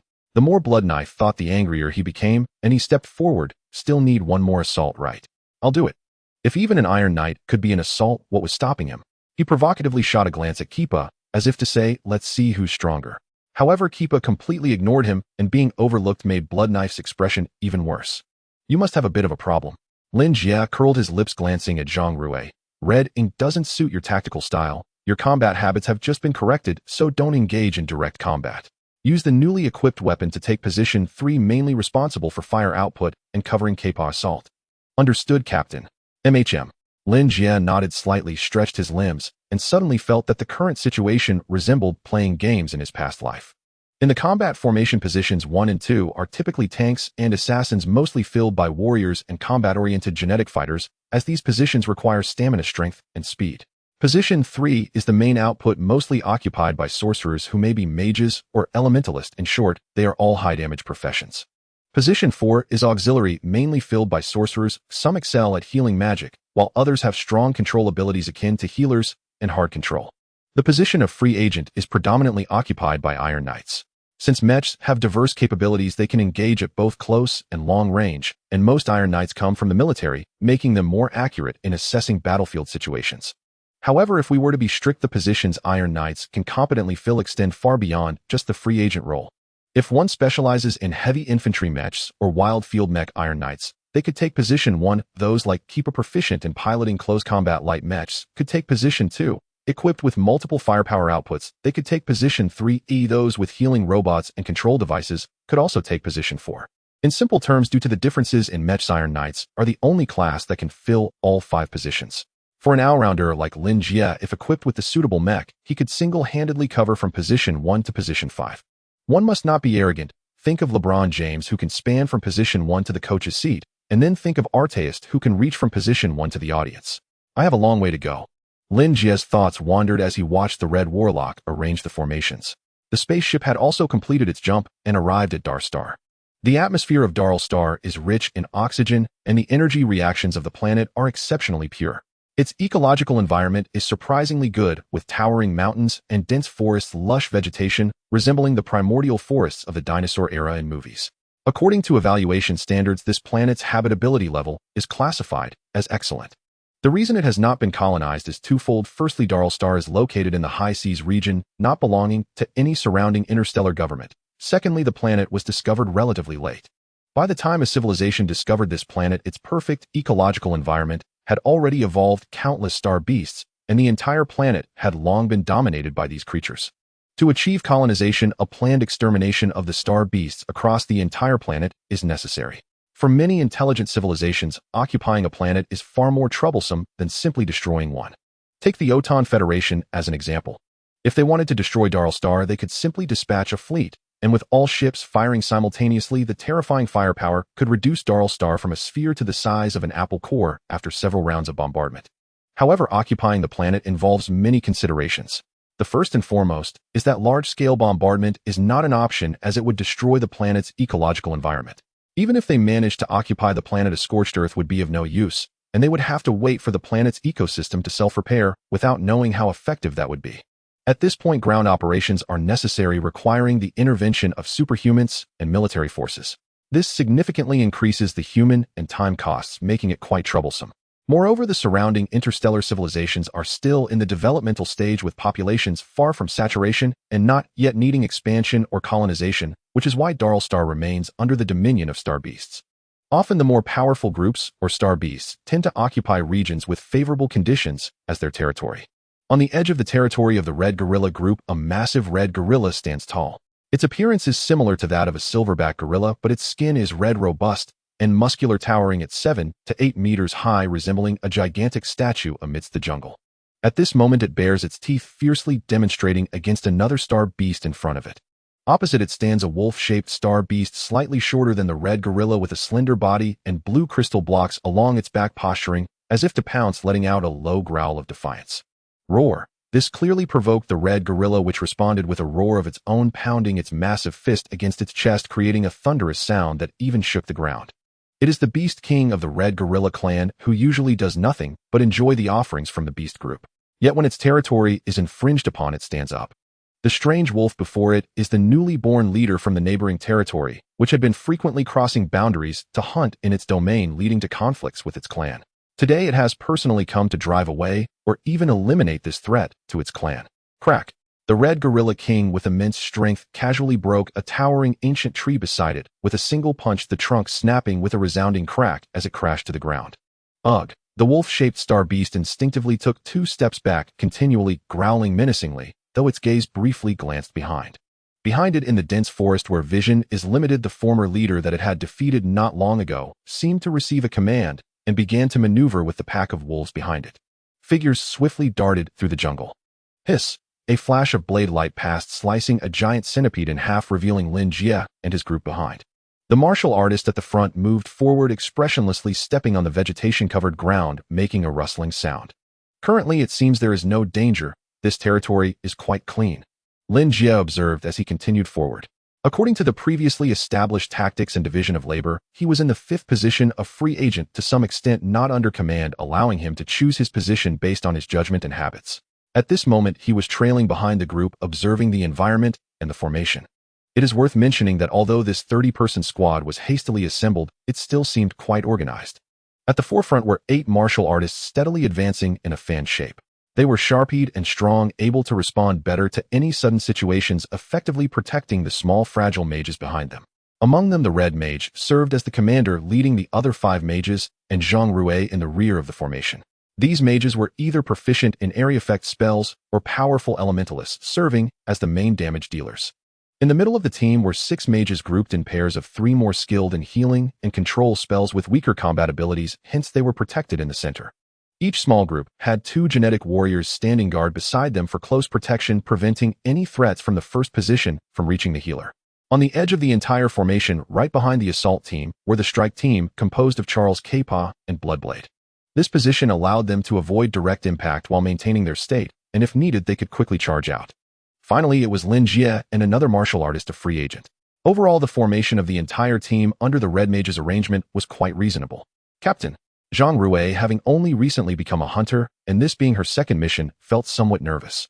She deliberately slowed her pace to reach Lin Jie's side, seeking conversation. If we acquire the task item, those star beasts won't chase us indefinitely, right? Chasing is a possibility, but pursuing us into space is unlikely. Lin Jie shook his head. Clever life forms can only make brief stops in space. Once they enter the realm of space, the pursuit of star beasts will stop. Is that so? Zhang Rui nodded, then added, what about level star beasts? Captain, I remember that level life forms can survive long-term in space. Yet there are still multiple level star beasts on Darl Star. Why haven't they left? Star beasts are somewhat smarter than wild beasts, but ultimately are not intelligent races. They follow instincts and habits, placing greater importance on territory. Generally, if they can live well within their territory, they won't rashly enter space. Lin Jie explained to Zhang Rui while observing the surroundings. However, before he could continue, the martial artists in the first position raised their hands, and everyone halted, looking up to see the red gorilla group. Some were in the trees, others on the ground, congregating in small groups, while a few were engaging in mutual brawls, their fists thudding against flesh, with some juvenile red gorillas gathered nearby, making a ruckus. The Beast King doesn't seem to be around. This is a good opportunity. The Red Mage observed carefully, and then raised his staff, pointing forward. Action! Squeak, squeak. A juvenile red ape hung from a tree, watching the fierce battle between two adult red apes below, excitedly calling out. Their species is strong and combative, and it is common for adult red apes to brawl with each other to establish dominance. For the little red ape, this is an exhilarating sight. This little red ape clearly enjoys the excitement, hanging upside down from the tree and banging its chest as it watches the two adult red apes fight. But soon its excitement turned to terror. A massive fireball abruptly entered its line of sight, making its already red fur glisten even brighter. Before it could react, the fireball smashed directly into the battle circle. Boom! A thunderous explosion sounded like a bomb detonating, scattering sparks and shockwaves that sent the two grappling adult gorillas flying. The previously idle group of red apes froze for a moment, then let out a series of roars, quickly gathering together, glaring fiercely into the depths of the jungle. Dozens of red apes, while shouting, began to pound their thick muscles in an attempt to intimidate the sudden enemy. Advance, maintain formation. Once they realize intimidation is ineffective, they will launch an attack. Stand your ground, do not break formation. The red sorcerer coordinated from the center, directing the team as they emerged from the depths of the jungle. With a wave of his staff, the assault team launched a barrage. Fireball spells, lightning strikes, and other powerful magical attacks rained down into the red ape group, taking down several seemingly robust red apes. In an instant, the beast group erupted like water splashed into a hot oil pan, roaring as they charged toward the hunter team. Dozens of red apes, averaging over 3 meters in height and weighing tons, stirred up dust as they ran, causing the ground to tremble. Zhang Rui opened fire and suppressed them. Start with the two strongest on the right. Lin Jie and the red sorcerer issued commands simultaneously. The difference was that the red sorcerer commanded the entire team, while Lin Jie was only addressing Zhang Rui. This group of adult red apes had nearly 30 individuals, all charging at the front. If they all came at once, even the toughest warriors would not withstand the onslaught. They must break the formation of the red apes to lessen the pressure on the front lines, allowing the assault team to withstand this wave of attack. Boom! The sound of explosions rang out as guns and magic combined into a barrage that struck the forefront of the red ape group. The energy stirred up dust and roars that spread outward, successfully halting a portion of the red apes. But the next moment, the remaining adult red apes charged through the smoke, breaking free. They retained the instincts and consciousness of beasts, possessing a strong territorial awareness and a deep-seated animosity towards invaders. Their powerful bodies rushed forth like armored vehicles, crashing down upon the hunters in the blink of an eye. Bang! The frontline warriors had long been prepared, channeling their energy and brandishing their weapons to resist the impending clash, resulting in a thunderous collision. Quick attack the red ape in front to relieve pressure on the assault team. Support team, coordinate your efforts. The red sorcerer's commands were organized, every step clear. With a wave of his staff, a soaring fire dragon shot forth. However, the red ape group was not to be underestimated. Their species is characterized by tough skin and thick flesh, and the individual lethality of large area effect magic was not very strong, so most red apes were only slightly impacted without sustaining serious injuries. At this moment, the support team also sprang into action. vines and branches in the forest began to spread quickly, binding several red apes' limbs.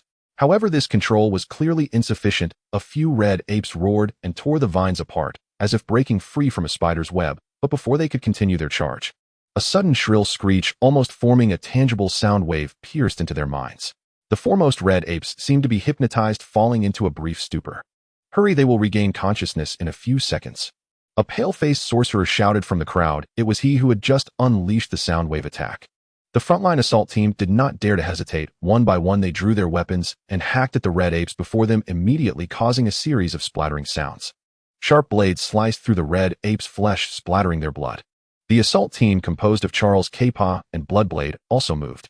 Their melee lethality was the strongest. The three charged out from the assault team's defense, attacking individually to inflict maximum damage on the red ape group. Not that impressive, it seems like, just a bit faster. Bloodblade swung his long knife, while secretly observing Kpa, noting that Kpa was merely swinging his alloy battle blade to strike, snickering to himself. He thought Kpa as an assault unit must have some unique skills, but now it seemed he was no different from him. Without his mech, he was just a useless person. Boom. A cannon shot interrupted Bloodblade's thoughts as Zhang Rui, standing with the output team, opened fire. Being a couple even without Lin Jie's oversight, she paid more attention to Kpa. At this moment, the K electromagnetic binding cannon was set to net mode. With a single shot, a large electromagnetic net instantly enveloped a red ape that had just charged up. Roar. The highly concentrated electromagnetic force combined with high temperature directly pinned this red ape to the ground, eliciting a painful roar. Opportunity. Bloodblade's eyes lit up as he turned to charge forward. The red apes in front had already awakened, breaking free from control. Although they were injured, they were not mortally wounded, and due to their injuries, they entered a temporary state of rage, making them difficult to kill. However, the red ape currently ensnared was a sitting duck. As long as he could get there, he could secure the first kill. With this thought, Bloodblade sheathed his battle knife and took out a heavy cannon. His personal lethality was insufficient to take down this adult red ape in one blow. He needed the assistance of mechanical weaponry. However, before he could act, a black iron body arrived first. Clang! The alloy battle knife was thrust towards the throat, but was blocked by the red ape's fist. The knife pierced the skin and struck the bones with a crisp sound. Roar, ugh! The high-temperature binding and the pain made the red ape roar, but before it could finish, Kpa shoved the cannon barrel into its mouth, silencing all its fury. In the next second, a blinding light erupted and a beam of energy shot out, piercing through its skull from the mouth, leaving the red ape no chance to utter a sound before it became a lifeless corpse. Clang! Kpa withdrew his battle knife, unceasing in his motion as he dashed towards another red ape. Not far away, Bloodblade held the heavy cannon, maintaining a stance with one foot raised, feeling stuck and unable to move. It's just a bit faster. Oh, what's so impressive about that? Isn't it the mech that's fast? What does it have to do with him? Killing red apes relies on mechanical weapons. It's all about the weapons being powerful.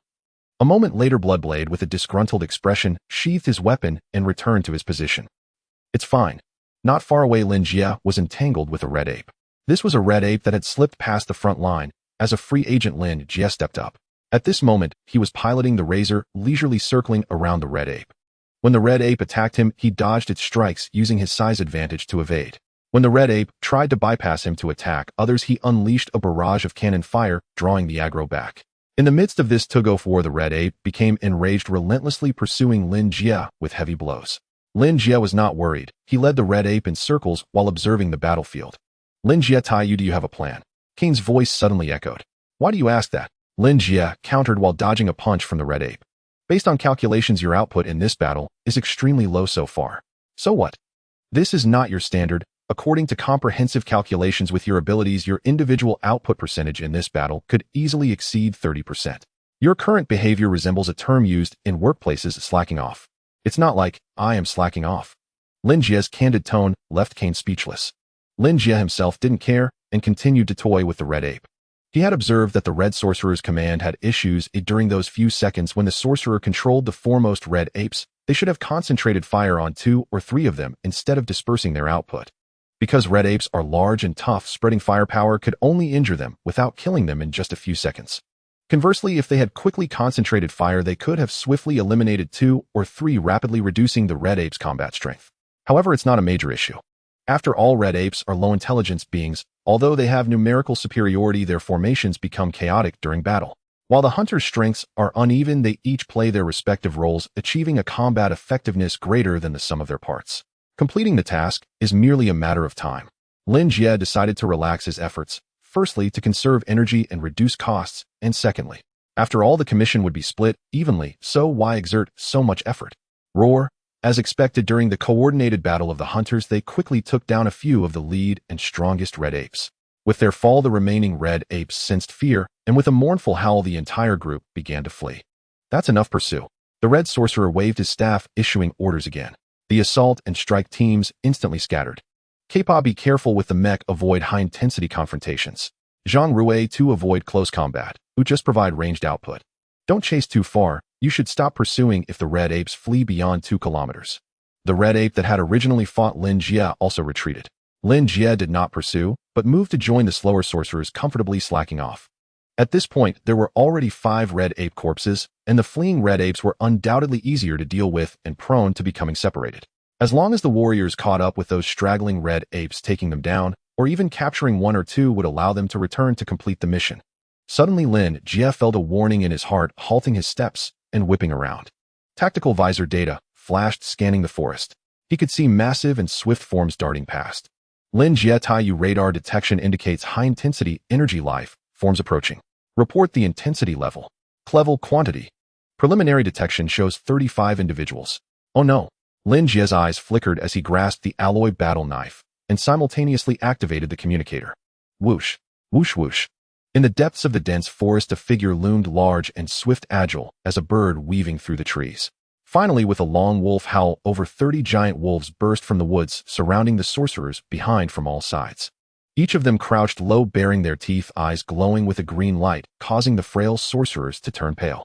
What the hell? Why are there other star beast packs in the territory of the red gorilla beasts? What do we do? What do we do now? All members retreat. Quickly retreat. Don't panic, take to the air, evade. The red sorcerer, having gone through many battles, remained relatively calm. The moment the wolf pack appeared, he began to prepare. As the wolves charged, he raised his staff and struck it hard against the ground, causing a massive fire ring to appear and rapidly expand outward from the red sorcerer. Though its power was average, it managed to intimidate the wolf pack. These giant wolves, swift and cautious, chose not to force their way through the blockade, but instead evaded. This prompted the sorcerers to react, each activating their spells or items, rising into the air one by one. The wolf pack did not give up, charging forward, sprinting and leaping high, their terrifying physical abilities allowing them to soar into the sky like cannonballs. Intercept, quickly intercept. Don't let those beasts get through. The sorcerers shouted in panic.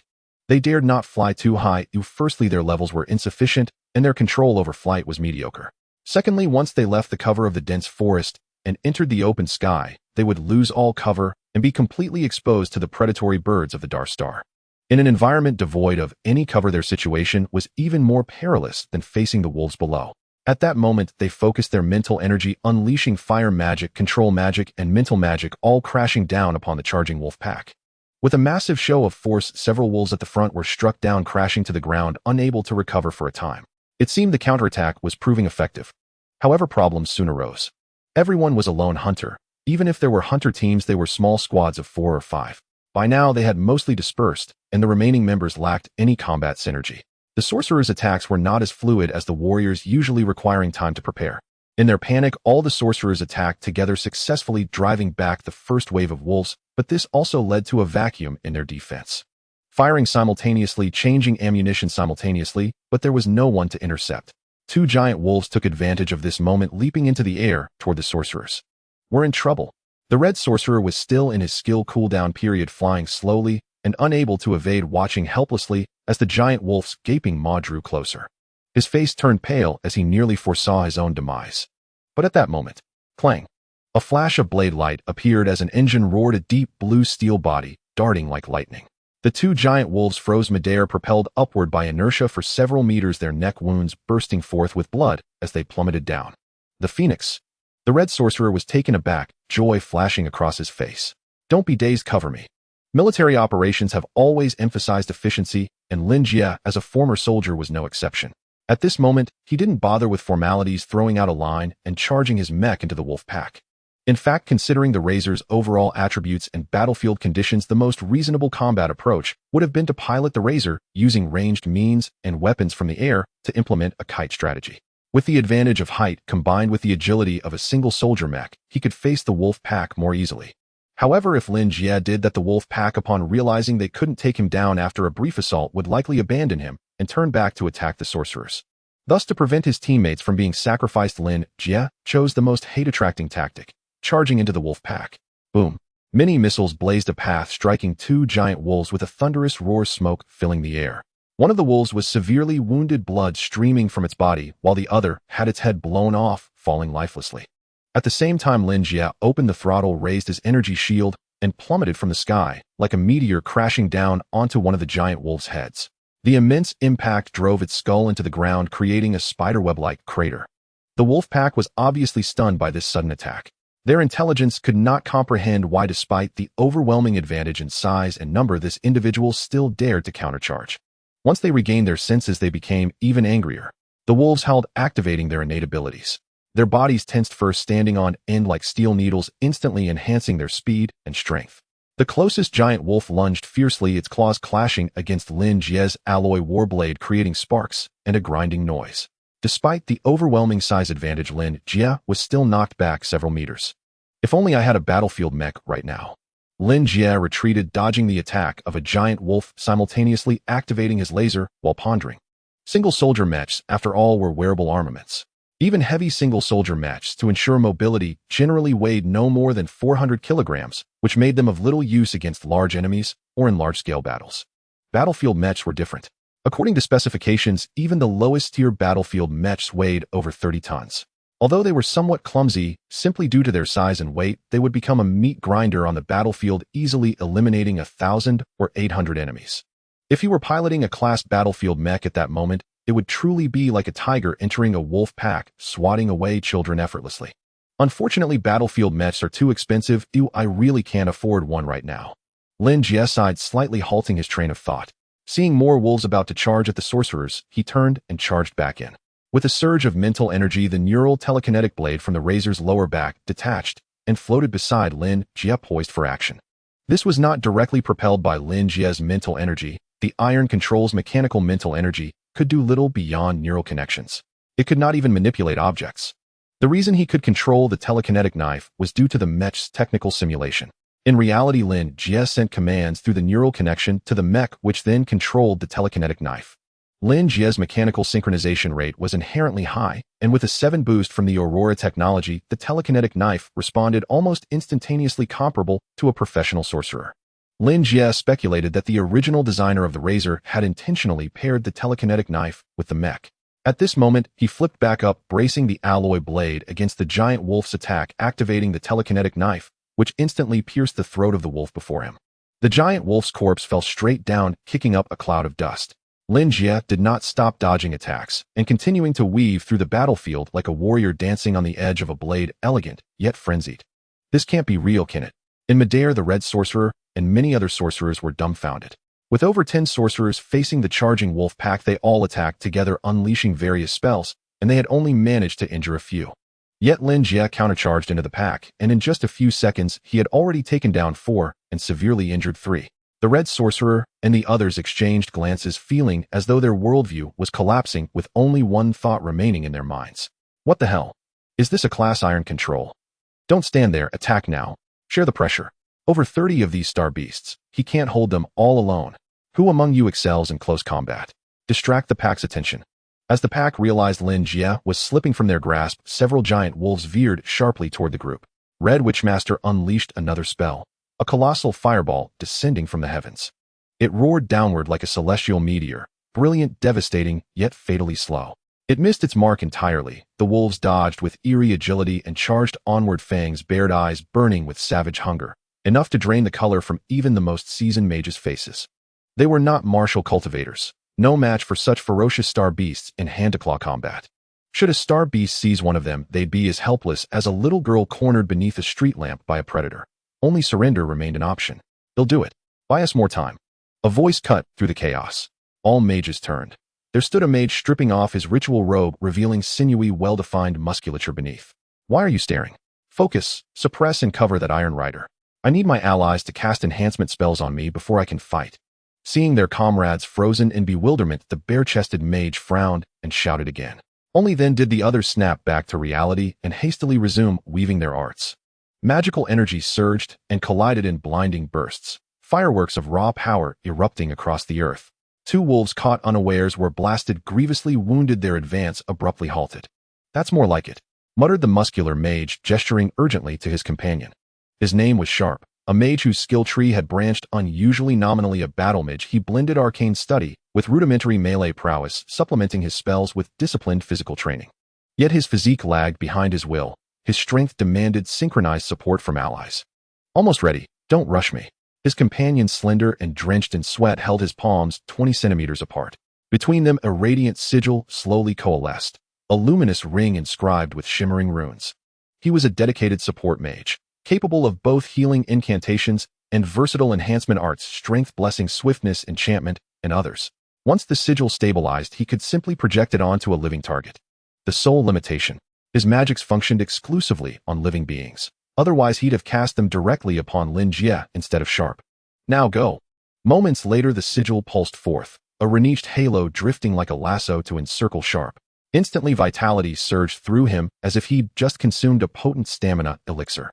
He seized his custom-forged Tumterlong arcane staff and charged forward. "I'll crush you, beast." Crunch. With a roar, he brought the staff down full force upon the skull of a leaping wolf.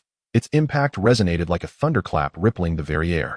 The beast shrieked, plummeted midair, and tumbled violently over 30 meters, motionless for long, agonizing seconds. Simultaneously, Sharp dispelled his levitation charm and landed hard on the earth. With a defiant bellow toward the pack, he seized their focus, then spun and fled. He was no true martial adept. His role was tactical diversion, drawing the wolves' fury away from the fragile mages hovering above. "Awoo!" The pack, low on cunning but high on instinct, answered with mournful howls as one prey broke from the group and gave chase. Enlarged, bolstered by his allies' swiftness, enchantment, and shielded by aerial barges, Sharp barely kept pace. When a wolf lunged, he activated the staff's embedded art. The head swelled instantly into a massive warhammer, which he swung in a wide, crushing arc. Clang! The wolf met the blow with its forelimbs. Impact shuddered up Sharp's arms like a freight train collision. His muscles burned, his chi churned violently. After all, he remained a mage at heart. That earlier triumph owed less to strength than to the wolf's airborne vulnerability. On solid ground, even enhanced, the star beast still outmatched him in raw power. He feinted sideways, then slammed the hammer into the wolf's thigh, but the beast twisted away with uncanny speed. Before Sharp could pursue, another wolf lunged from the flank. "I refuse to believe it," he snarled, spinning the hammer overhead and launching himself upward. Of the 30-odd wolves, Lin Jie had already felled several, and now held the attention of 20 more. Sharp knew he couldn't rival an Iron Rider, but surely he thought he could slay at least one.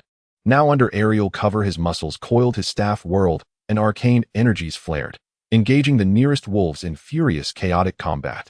Explosions, howls, battle cries, and the deep-throated roar of engines fused into a symphony of adrenaline and violence. The jungle transformed into a war zone. Spells detonated like artillery, smoke choked the canopy, and ancient trees toppled one after another beneath the onslaught, raising plumes of dust and splintered bark. Soon 3 more wolves fell, slain by aerial bombardments, collapsing amid the undergrowth with anguished cries. All seemed to tilt, however, tentatively toward victory. Yet reality mocked that hope. Lin Jie's early kills owed not only to his unmatched prowess, but also to the pack's utter shock at his countercharge, leaving them momentarily defenseless. Once the wolves adapted, and Lin Jie activated his innate talents to bolster speed and resilience, he could only divert and exhaust them, nothing more. If Lin Jie struggled thus, Sharp stood no chance of landing a killing blow. Those 3 wolves, every one fell to spells hurled from above, not his hammer. And therein lay the crisis. These mages had already expended immense reserves battling the red ape beasts earlier. Now, sustaining such relentless aerial assault, their spiritual energy neared depletion.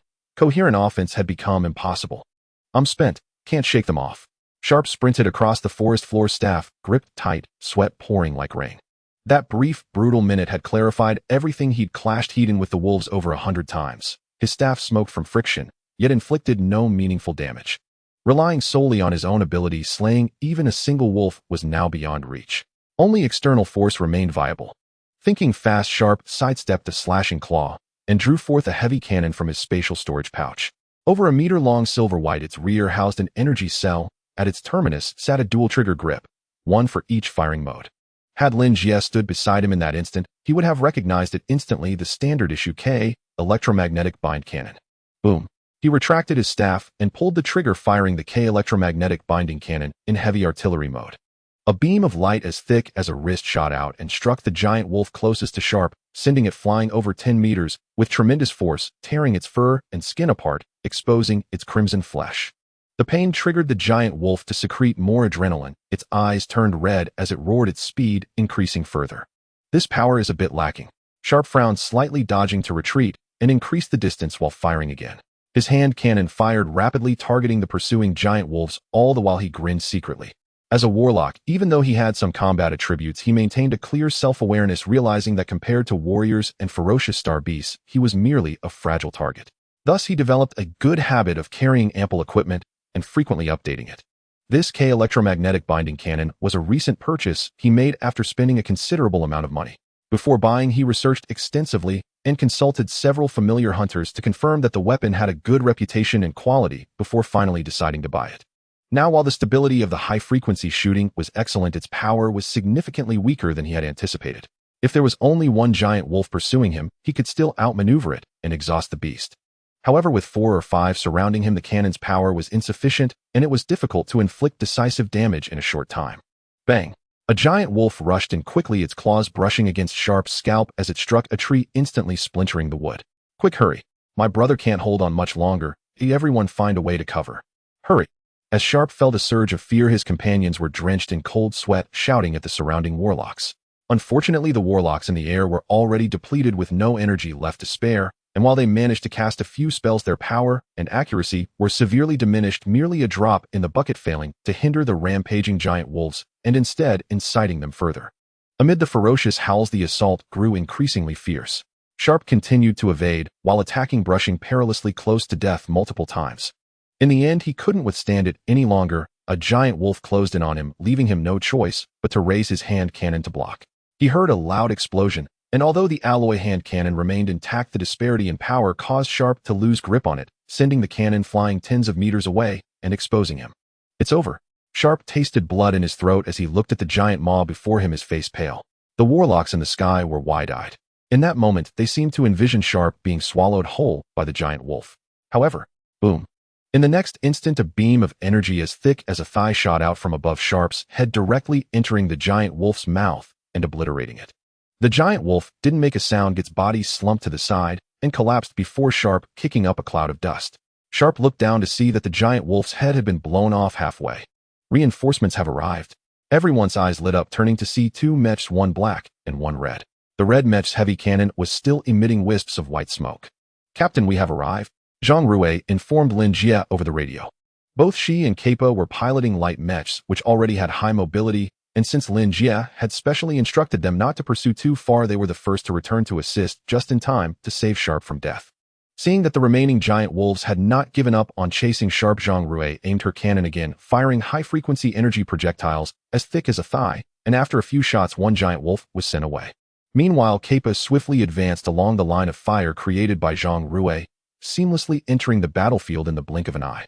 His steel body crashed into a giant wolf like a cannonball, using inertia and the immense power of the thrusters to delay the giant wolf's charge for 2 seconds despite its size advantage.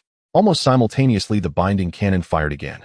This time, it was in binding net mode, creating a net over 10 meters in diameter woven from compressed electromagnetic force, enveloping the giant wolf's body before it could feel the burning heat, and Kappa had already appeared beneath it.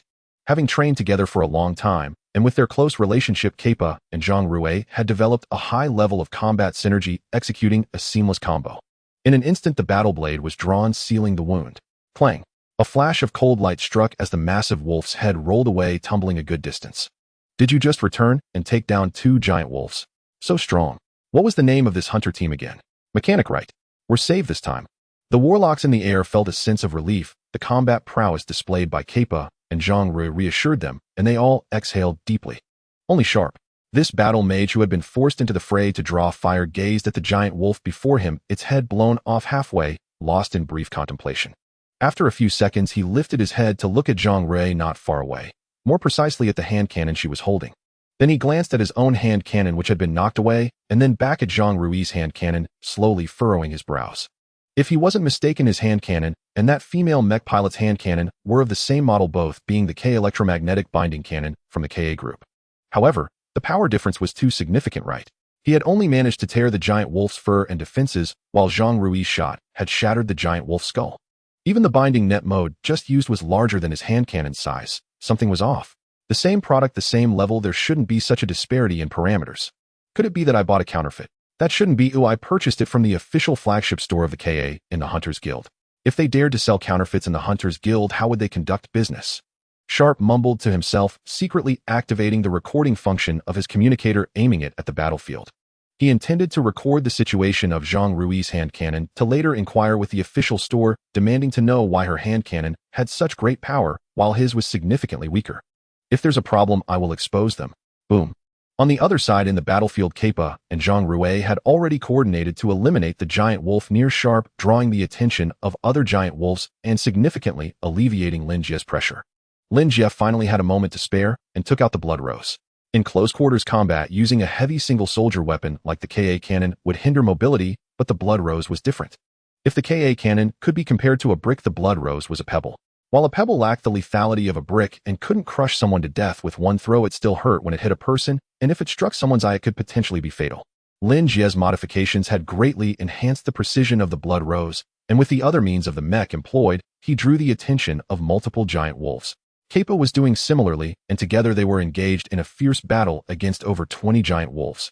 Meanwhile, with Lin Jie and Kappa restraining the front, Zhang Rui hovered in midair, holding the KA cannon and transforming into a sharpshooter, beginning targeted shots at the wolf pack.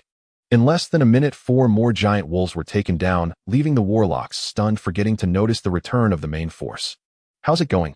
A voice came from beside him, startling Sharp, who was recording a short video. He turned to see Charles, who had appeared beside him, exuding a chilling aura. "Are you okay?" Charles asked. "I'm fine," Sharp replied with a shrug. "If you had arrived a few minutes later, the battle might have already been over." "I saw it." Looking towards the distant battlefield, a flicker of disbelief also flashed in Charles' calm eyes. As a seasoned hunter on the leaderboard, if someone had told him before today that an elite trio could engage with a class star beast horde using mobility and traps to eliminate them, he might have believed it. But if it was said that a 3-person elite team could face the enemy heating without falling behind, even gradually whittling down the star beast horde, he might have silenced the speaker forever. Yet now all of this was happening right before his eyes. 3 Iron Riders, 2 engaging directly, quickly weaving in and out, while alternating fire, and 1 hovering in midair, seizing the opportunity to target specific enemies, executing a clearly defined strategy with precision. This was evidently an extremely high-stakes tactical approach, requiring not only immense synergy and tactical prowess, but also absolute trust. Any lapse from either side could trigger a series of chain reactions leading to a collapse. However, these 3 had accomplished it, and even in the brief moment of his stunned contemplation, 2 more giant wolves were shot down on the spot. What was the name of this hunter team? I can't remember, but the hunter piloting the black mech seemed to be called Sunshine Boy. Initially, Charles hadn't paid much attention to this task or the temporary teammates around him, knowing only the self-proclaimed commander, the Red Wizard, and the Bloodblade, who had previously tried to recruit him. He didn't know their names, and he only noticed Kappa because he could sense a familiar aura from him on the ship. At this moment, he opened his communicator and searched for Kappa's hunter ID. Following that ID led him to the hunter team information, and the publicly available details of the trio appeared on the communicator. "Aren't you going to help?" Sharp asked, watching Charles fiddling with the communicator. They were enough on their own. Charles remained silent, simply lowering his head to read. Meanwhile, others began to arrive at the battlefield, one after another, their feelings mirroring Charles. They were all astonished by the terrifying combat power of the mechanic team, momentarily forgetting to engage in battle. Only Bloodblade was an exception. Daring to step forward as an assault soldier, Bloodblade had no doubt about his agility, and he was the first to reach the battlefield after Charles. Upon seeing the scene, his expression became increasingly incredulous. As a staunch system discriminator, he couldn't comprehend how 3 Iron Riders could gradually annihilate a medium-sized class Star Beast horde.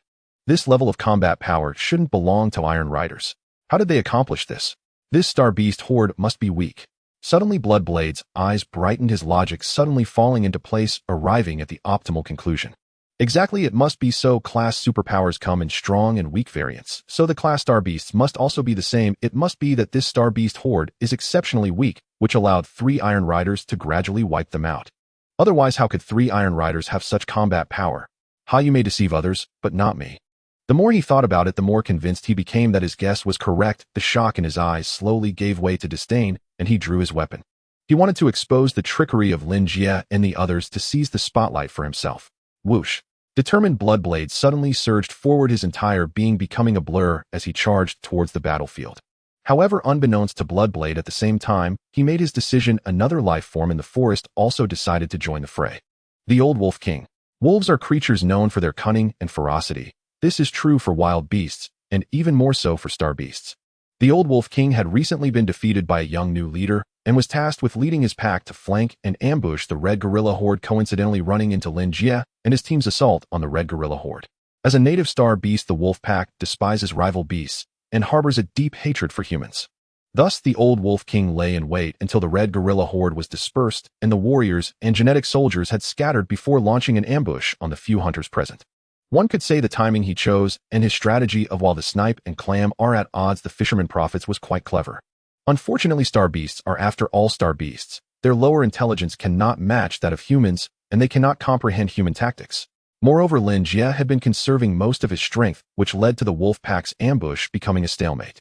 The Old Wolf King initially chose not to engage because he assessed that Lin Jie and the sorcerers would not last long and would ultimately be eliminated by the wolf pack. However, upon seeing reinforcements returning, the Old Wolf King knew he could no longer sit idly by.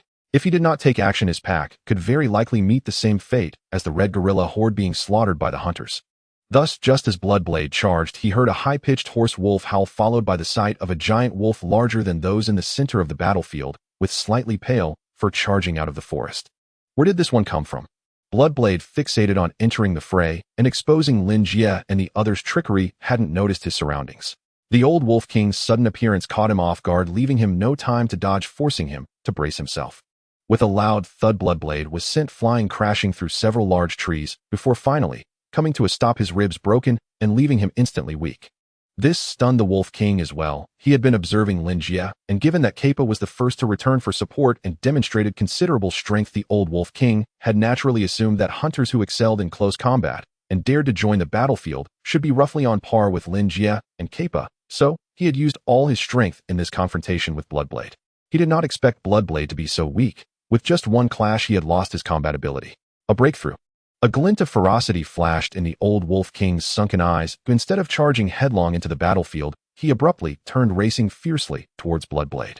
His massive form was swift and fierce, akin to a high-speed train, causing Bloodblade's face to pale instantly.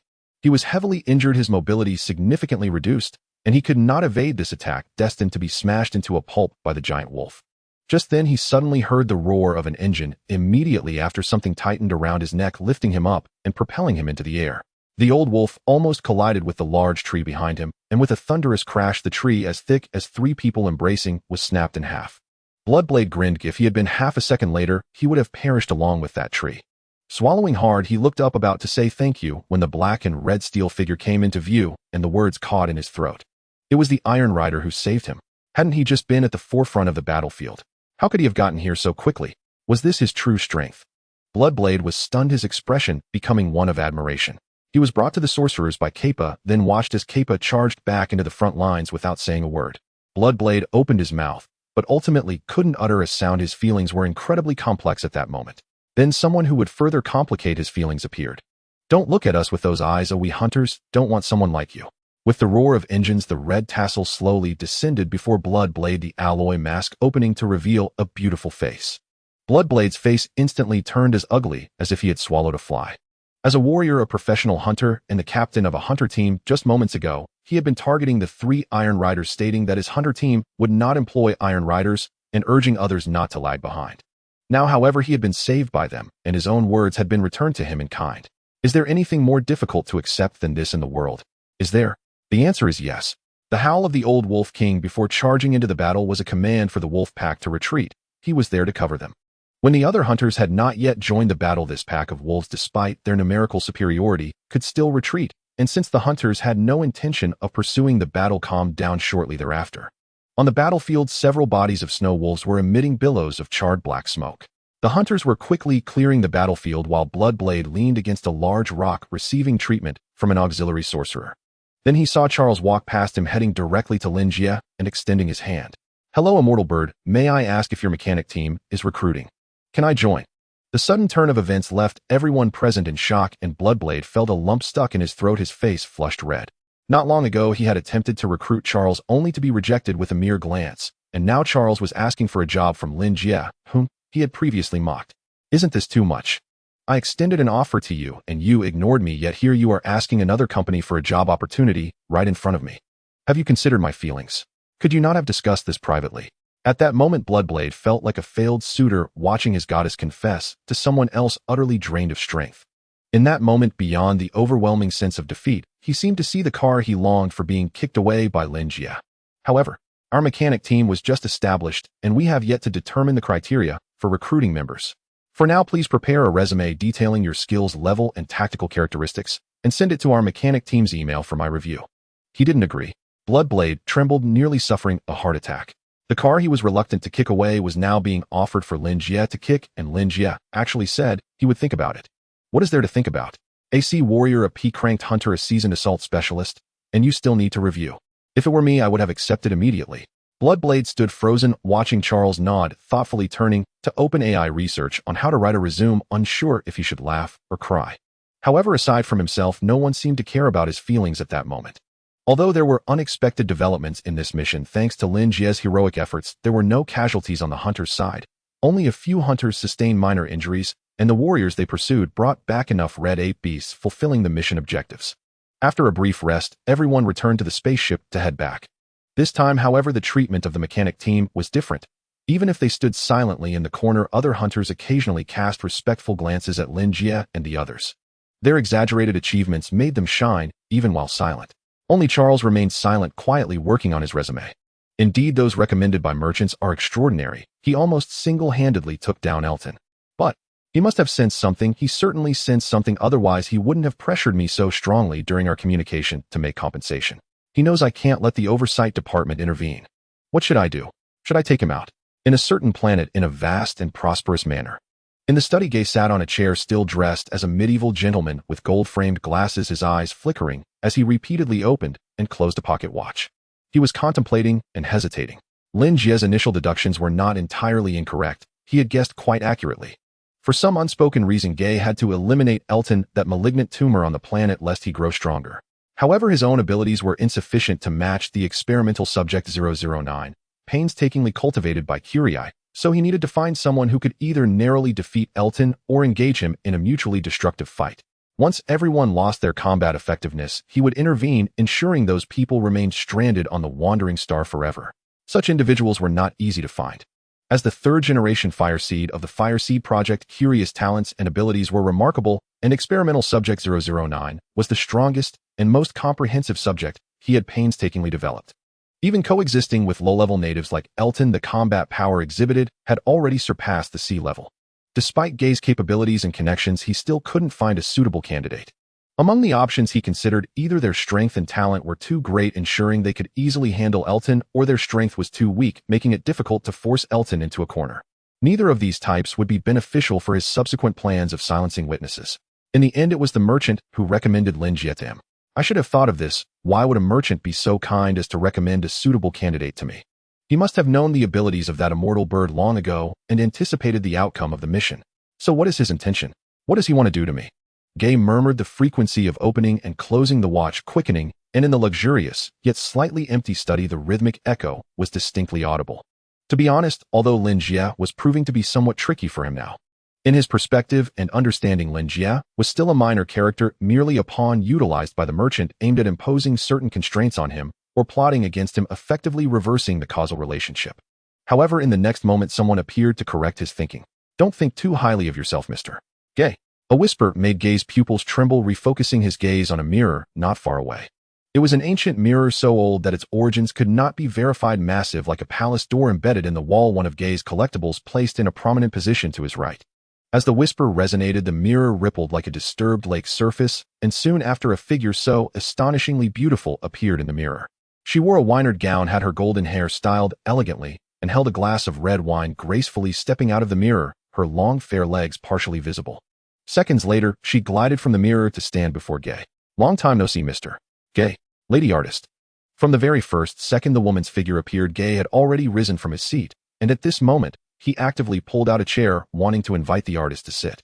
However, the artist did not overshadow him. Instead, she moved beside Gay, gently pressing a hand on his shoulder, and with a hint of dominance urged him back into his seat. No need for such formality, Why prefer to stand when not engaged in creation or performance? Listening to the artist's words. Perhaps influenced by her demeanor, Gay also displayed a gentlemanly smile. So, is there something you need my assistance with, lady artist? Well, yes and no. The artist took a sip of her red wine and continued regarding the previous task on the wandering star. I suspect you are currently contemplating how to deal with Lin Jie, that interstellar hunter codenamed Immortal Bird, right? So it is related to this matter. Gay maintained his smile. Indeed, I am considering this. Is there an issue? Of course there is an issue. I'm here to tell you that your thoughts are mistaken. The merchant recommending Lin Jie is not intending to target you with any plans. At this stage, we have no need to make any arrangements regarding you. Lin Jie is the one the merchant is focused on. Lin Jie. Please forgive my ignorance, esteemed painter. That man defeated Elton. I admit his talent is extraordinary, but I cannot fathom what makes him worthy of the merchant's attention. Jie did not alter his stance, not even out of deference to the painter's status or power. As a figure operating at a high tier, he knew the merchant and the painter belonged to the same faction. Should the merchant devise plans targeting him, the painter might well assist. More fundamentally, however, he truly could not see what about Lin Jie warranted the interest of someone of the merchant's caliber. I must think how best to convince you. The painter did not remain still beside Jie, but strolled leisurely through the study. Yet no matter how far she wandered, her voice reached his ears with crystalline clarity. After a moment, she said, "First, let me correct your misconception. Lin Jie is not a general class Iron Rider. He is a Titan class 1. He ascended recently only to be imprisoned before ever piloting in a rank mech. Thus, he currently lacks both a mech commensurate with his rank and the opportunity to demonstrate his full capacity. Moreover, like Kurei, Lin Jie is also a third-generation spark." That explained it.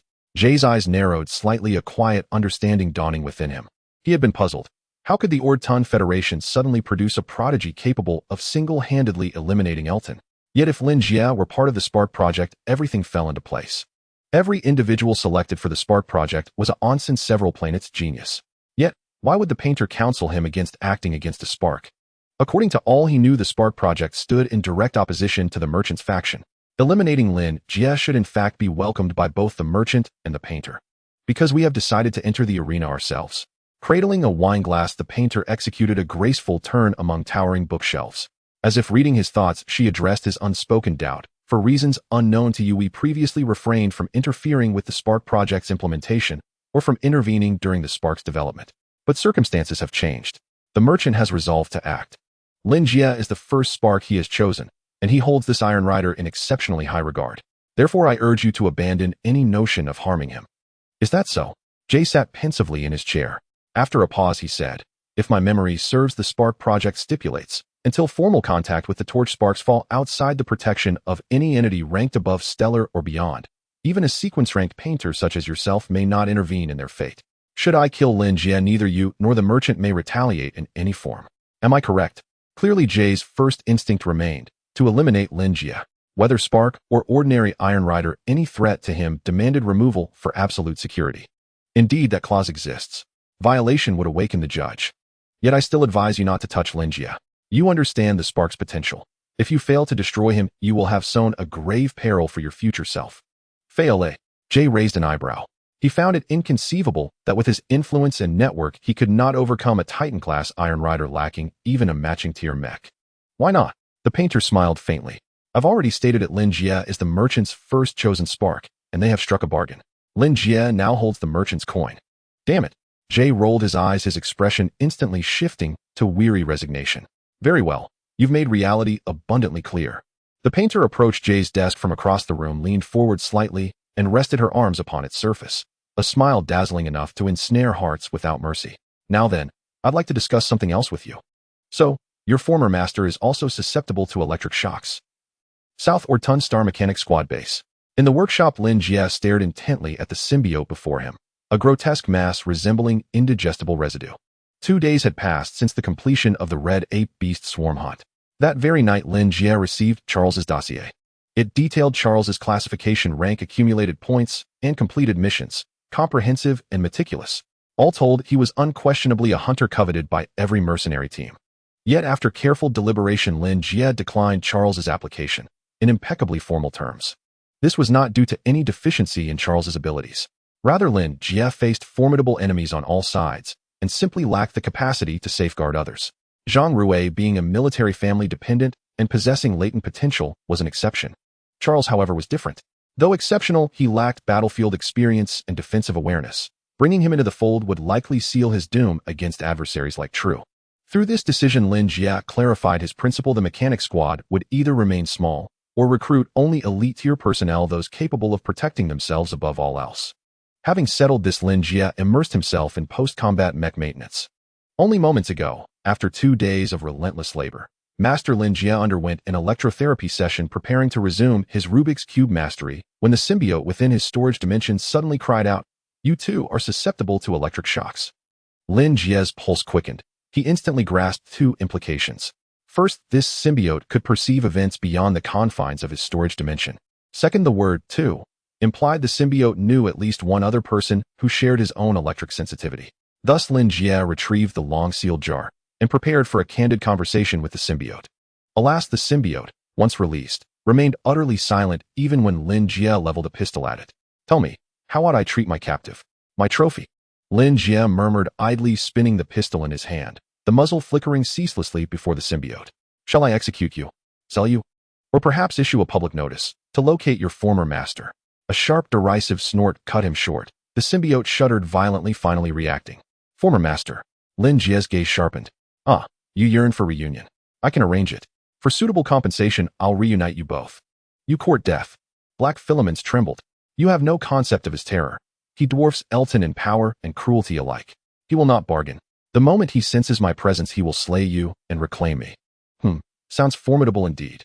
Lin Jie smiled faintly, then resealed the symbiote, his expression turning somber and inscrutable. Clearly, this symbiote was a high-intelligence entity with formidable psychological defenses. Breaking through would take time, and its claims remained unverifiable.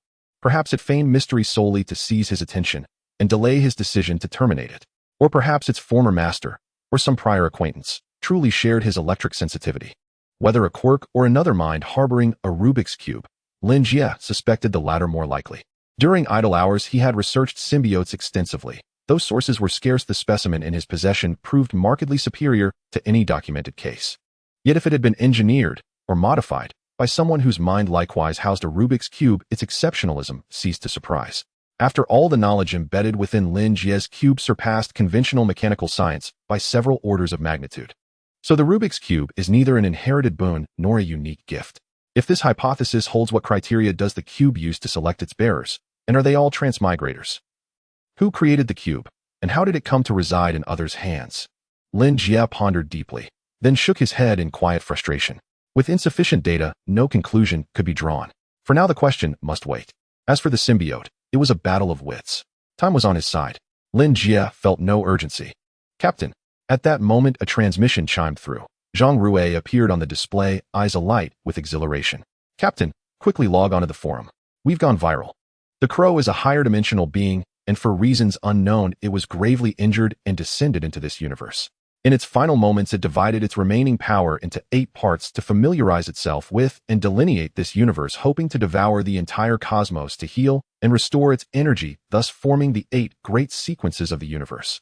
In order to better control the universe and grasp its rules, the 8 great sequences orchestrated a cataclysm, resulting in a civilization collapse. Subsequently, they brazenly disguised themselves as the spokespersons of the universe's rules, thus becoming the transcendent 8 sequences. However, following this apocalyptic disaster, the universe triggered an instinctive protective mechanism. While the 8 great sequences familiarized themselves with the universe and controlled its laws, the universe simultaneously influenced them. Coupled with the crow's extreme weakness, it fell into a deep slumber, losing control over its energy. As time passed, the independent consciousness of the 8 sequences grasped more of the universe's laws, becoming increasingly affected by it. They no longer maintained absolute loyalty, beginning to waver between the crow and the new universe. The judge representing order was the most deeply affected and conflicted, ultimately descending into a frequently maddened state. Other sequences also gradually developed their own thoughts. Meanwhile, after a devastating disaster, the universe experienced a resurgence of powerful civilizations. The life forms birthed were even stronger and smarter than those of the old cosmic era, and advancements in technology and cultivation systems led to the emergence of several entities capable of contending with the sequences. On the other hand, after an endless slumber, the crow experienced a brief awakening, discovering that the sequences had betrayed it and were unwilling to return to their original form. To reverse the situation, it exhausted its final core power to create Sequence 9, the Sage. The mission of the Sage is to ensure that all other 8 sequences return to the original body of the crow, allowing it to successfully devour the universe. However, since it embodies the last remnants of the crow's power, its strength is not as formidable as that of the other sequences, necessitating allies and reinforcements. The Sage began to devise a plan, realizing that the strong are hard to deceive and control. Thus it allied with the first sequence, Fate, which remained loyal to the crow, and together they created the Cosmic Library. This library cataloged all known knowledge within the universe and produced advanced knowledge from various systems into multiple cubes, casting them into the vast cosmos in search of capable seed candidates to assist it. Lin Jie is one of them. The 9 sequences are Fate, Time, the Ferryman, Space, the Smith, Manufacturing, the Merchant, Trade, the Judge, Order, the Artist, Art, the Fighter, Cultivation System, the Elephant, Life, and the Formless, Wishes and Obsessions of Beings. Among the 9 sequences, Fate, the Sage, the Elephant, and the Formless are the antagonists. They still wish to devour this universe to revive the original body of the crow, while the Ferryman, the Merchant, and the Artist, due to their deeper contamination by the universe, aim to protect it and truly become part of the cosmos. The Judge, on the other hand, has become a rarely seen madman due to the irresistible power of order and its contamination. Each of the 9 sequences controls a specific power of law similar to the Merchant's trade. Theoretically, the Merchant's gold coins can trade for anything. The strengths and weaknesses among them are indistinct with only minor differences. However, should anyone violate a certain high-dimensional rule, the Judge will appear. In the face of lawbreakers, the Judge is invincible, unaffected by the laws, and will use its power to judge those who violate the rules. The Sage's plan is to propagate a doctrine stating that the will of the universe cannot possess selfish desires. It influences the normal operation of the universe through its own actions. It declares that the 3 major sequences, unwilling to return to the original body of the crow, have disrupted the normal operation of the universe. Thus, it seeks to gather all knowledge and power in the universe to formulate the seed plan, nurturing super experts comparable to the sequences from scratch to eliminate the 3 major sequences and maintain the normal operation of the universe. In truth, once the 3 sequences are defeated, they revert to primordial consciousness, returning to the original body, allowing the crow to awaken. The Sage also collaborated with Fate to integrate the seed plan into the cosmic order, ensuring that anyone who disrupts the plan would awaken the slumbering Judge. On the other side, the Merchant group, originating from the crow, found themselves unable to betray their own essence due to certain special rules. They couldn't retaliate, constrained by the rules, as betraying the original body would also summon the Judge. Fortunately, the Merchant discovered a loophole in the rules. It identified Lin Jie, and the Merchant and the Sage, representing 2 factions, began to engage in a game of strategy. Lin Jie became the pawn bet by both parties, and the Merchant used law coins to buy Lin Jie's loyalty, ensuring he could not harm it, thus initially mitigating a portion of the threat Lin Jie posed, paving the way for further maneuvers. Lin Jie's growth journey involved becoming stronger amidst the continuous tug-of-war between the 2 factions, while gradually uncovering the truth and finding a solution. During this period, he would encounter many interesting companions, such as a mecha league coach specializing in finance, a 14-year-old genius with multiple personalities, and even a super brain that transformed into a planet. I believe you already know who this is. Ultimately, it was these companions and friends who replaced the 9 sequences of the crow's faction, wielding the power of cosmic laws, preventing the crow from awakening.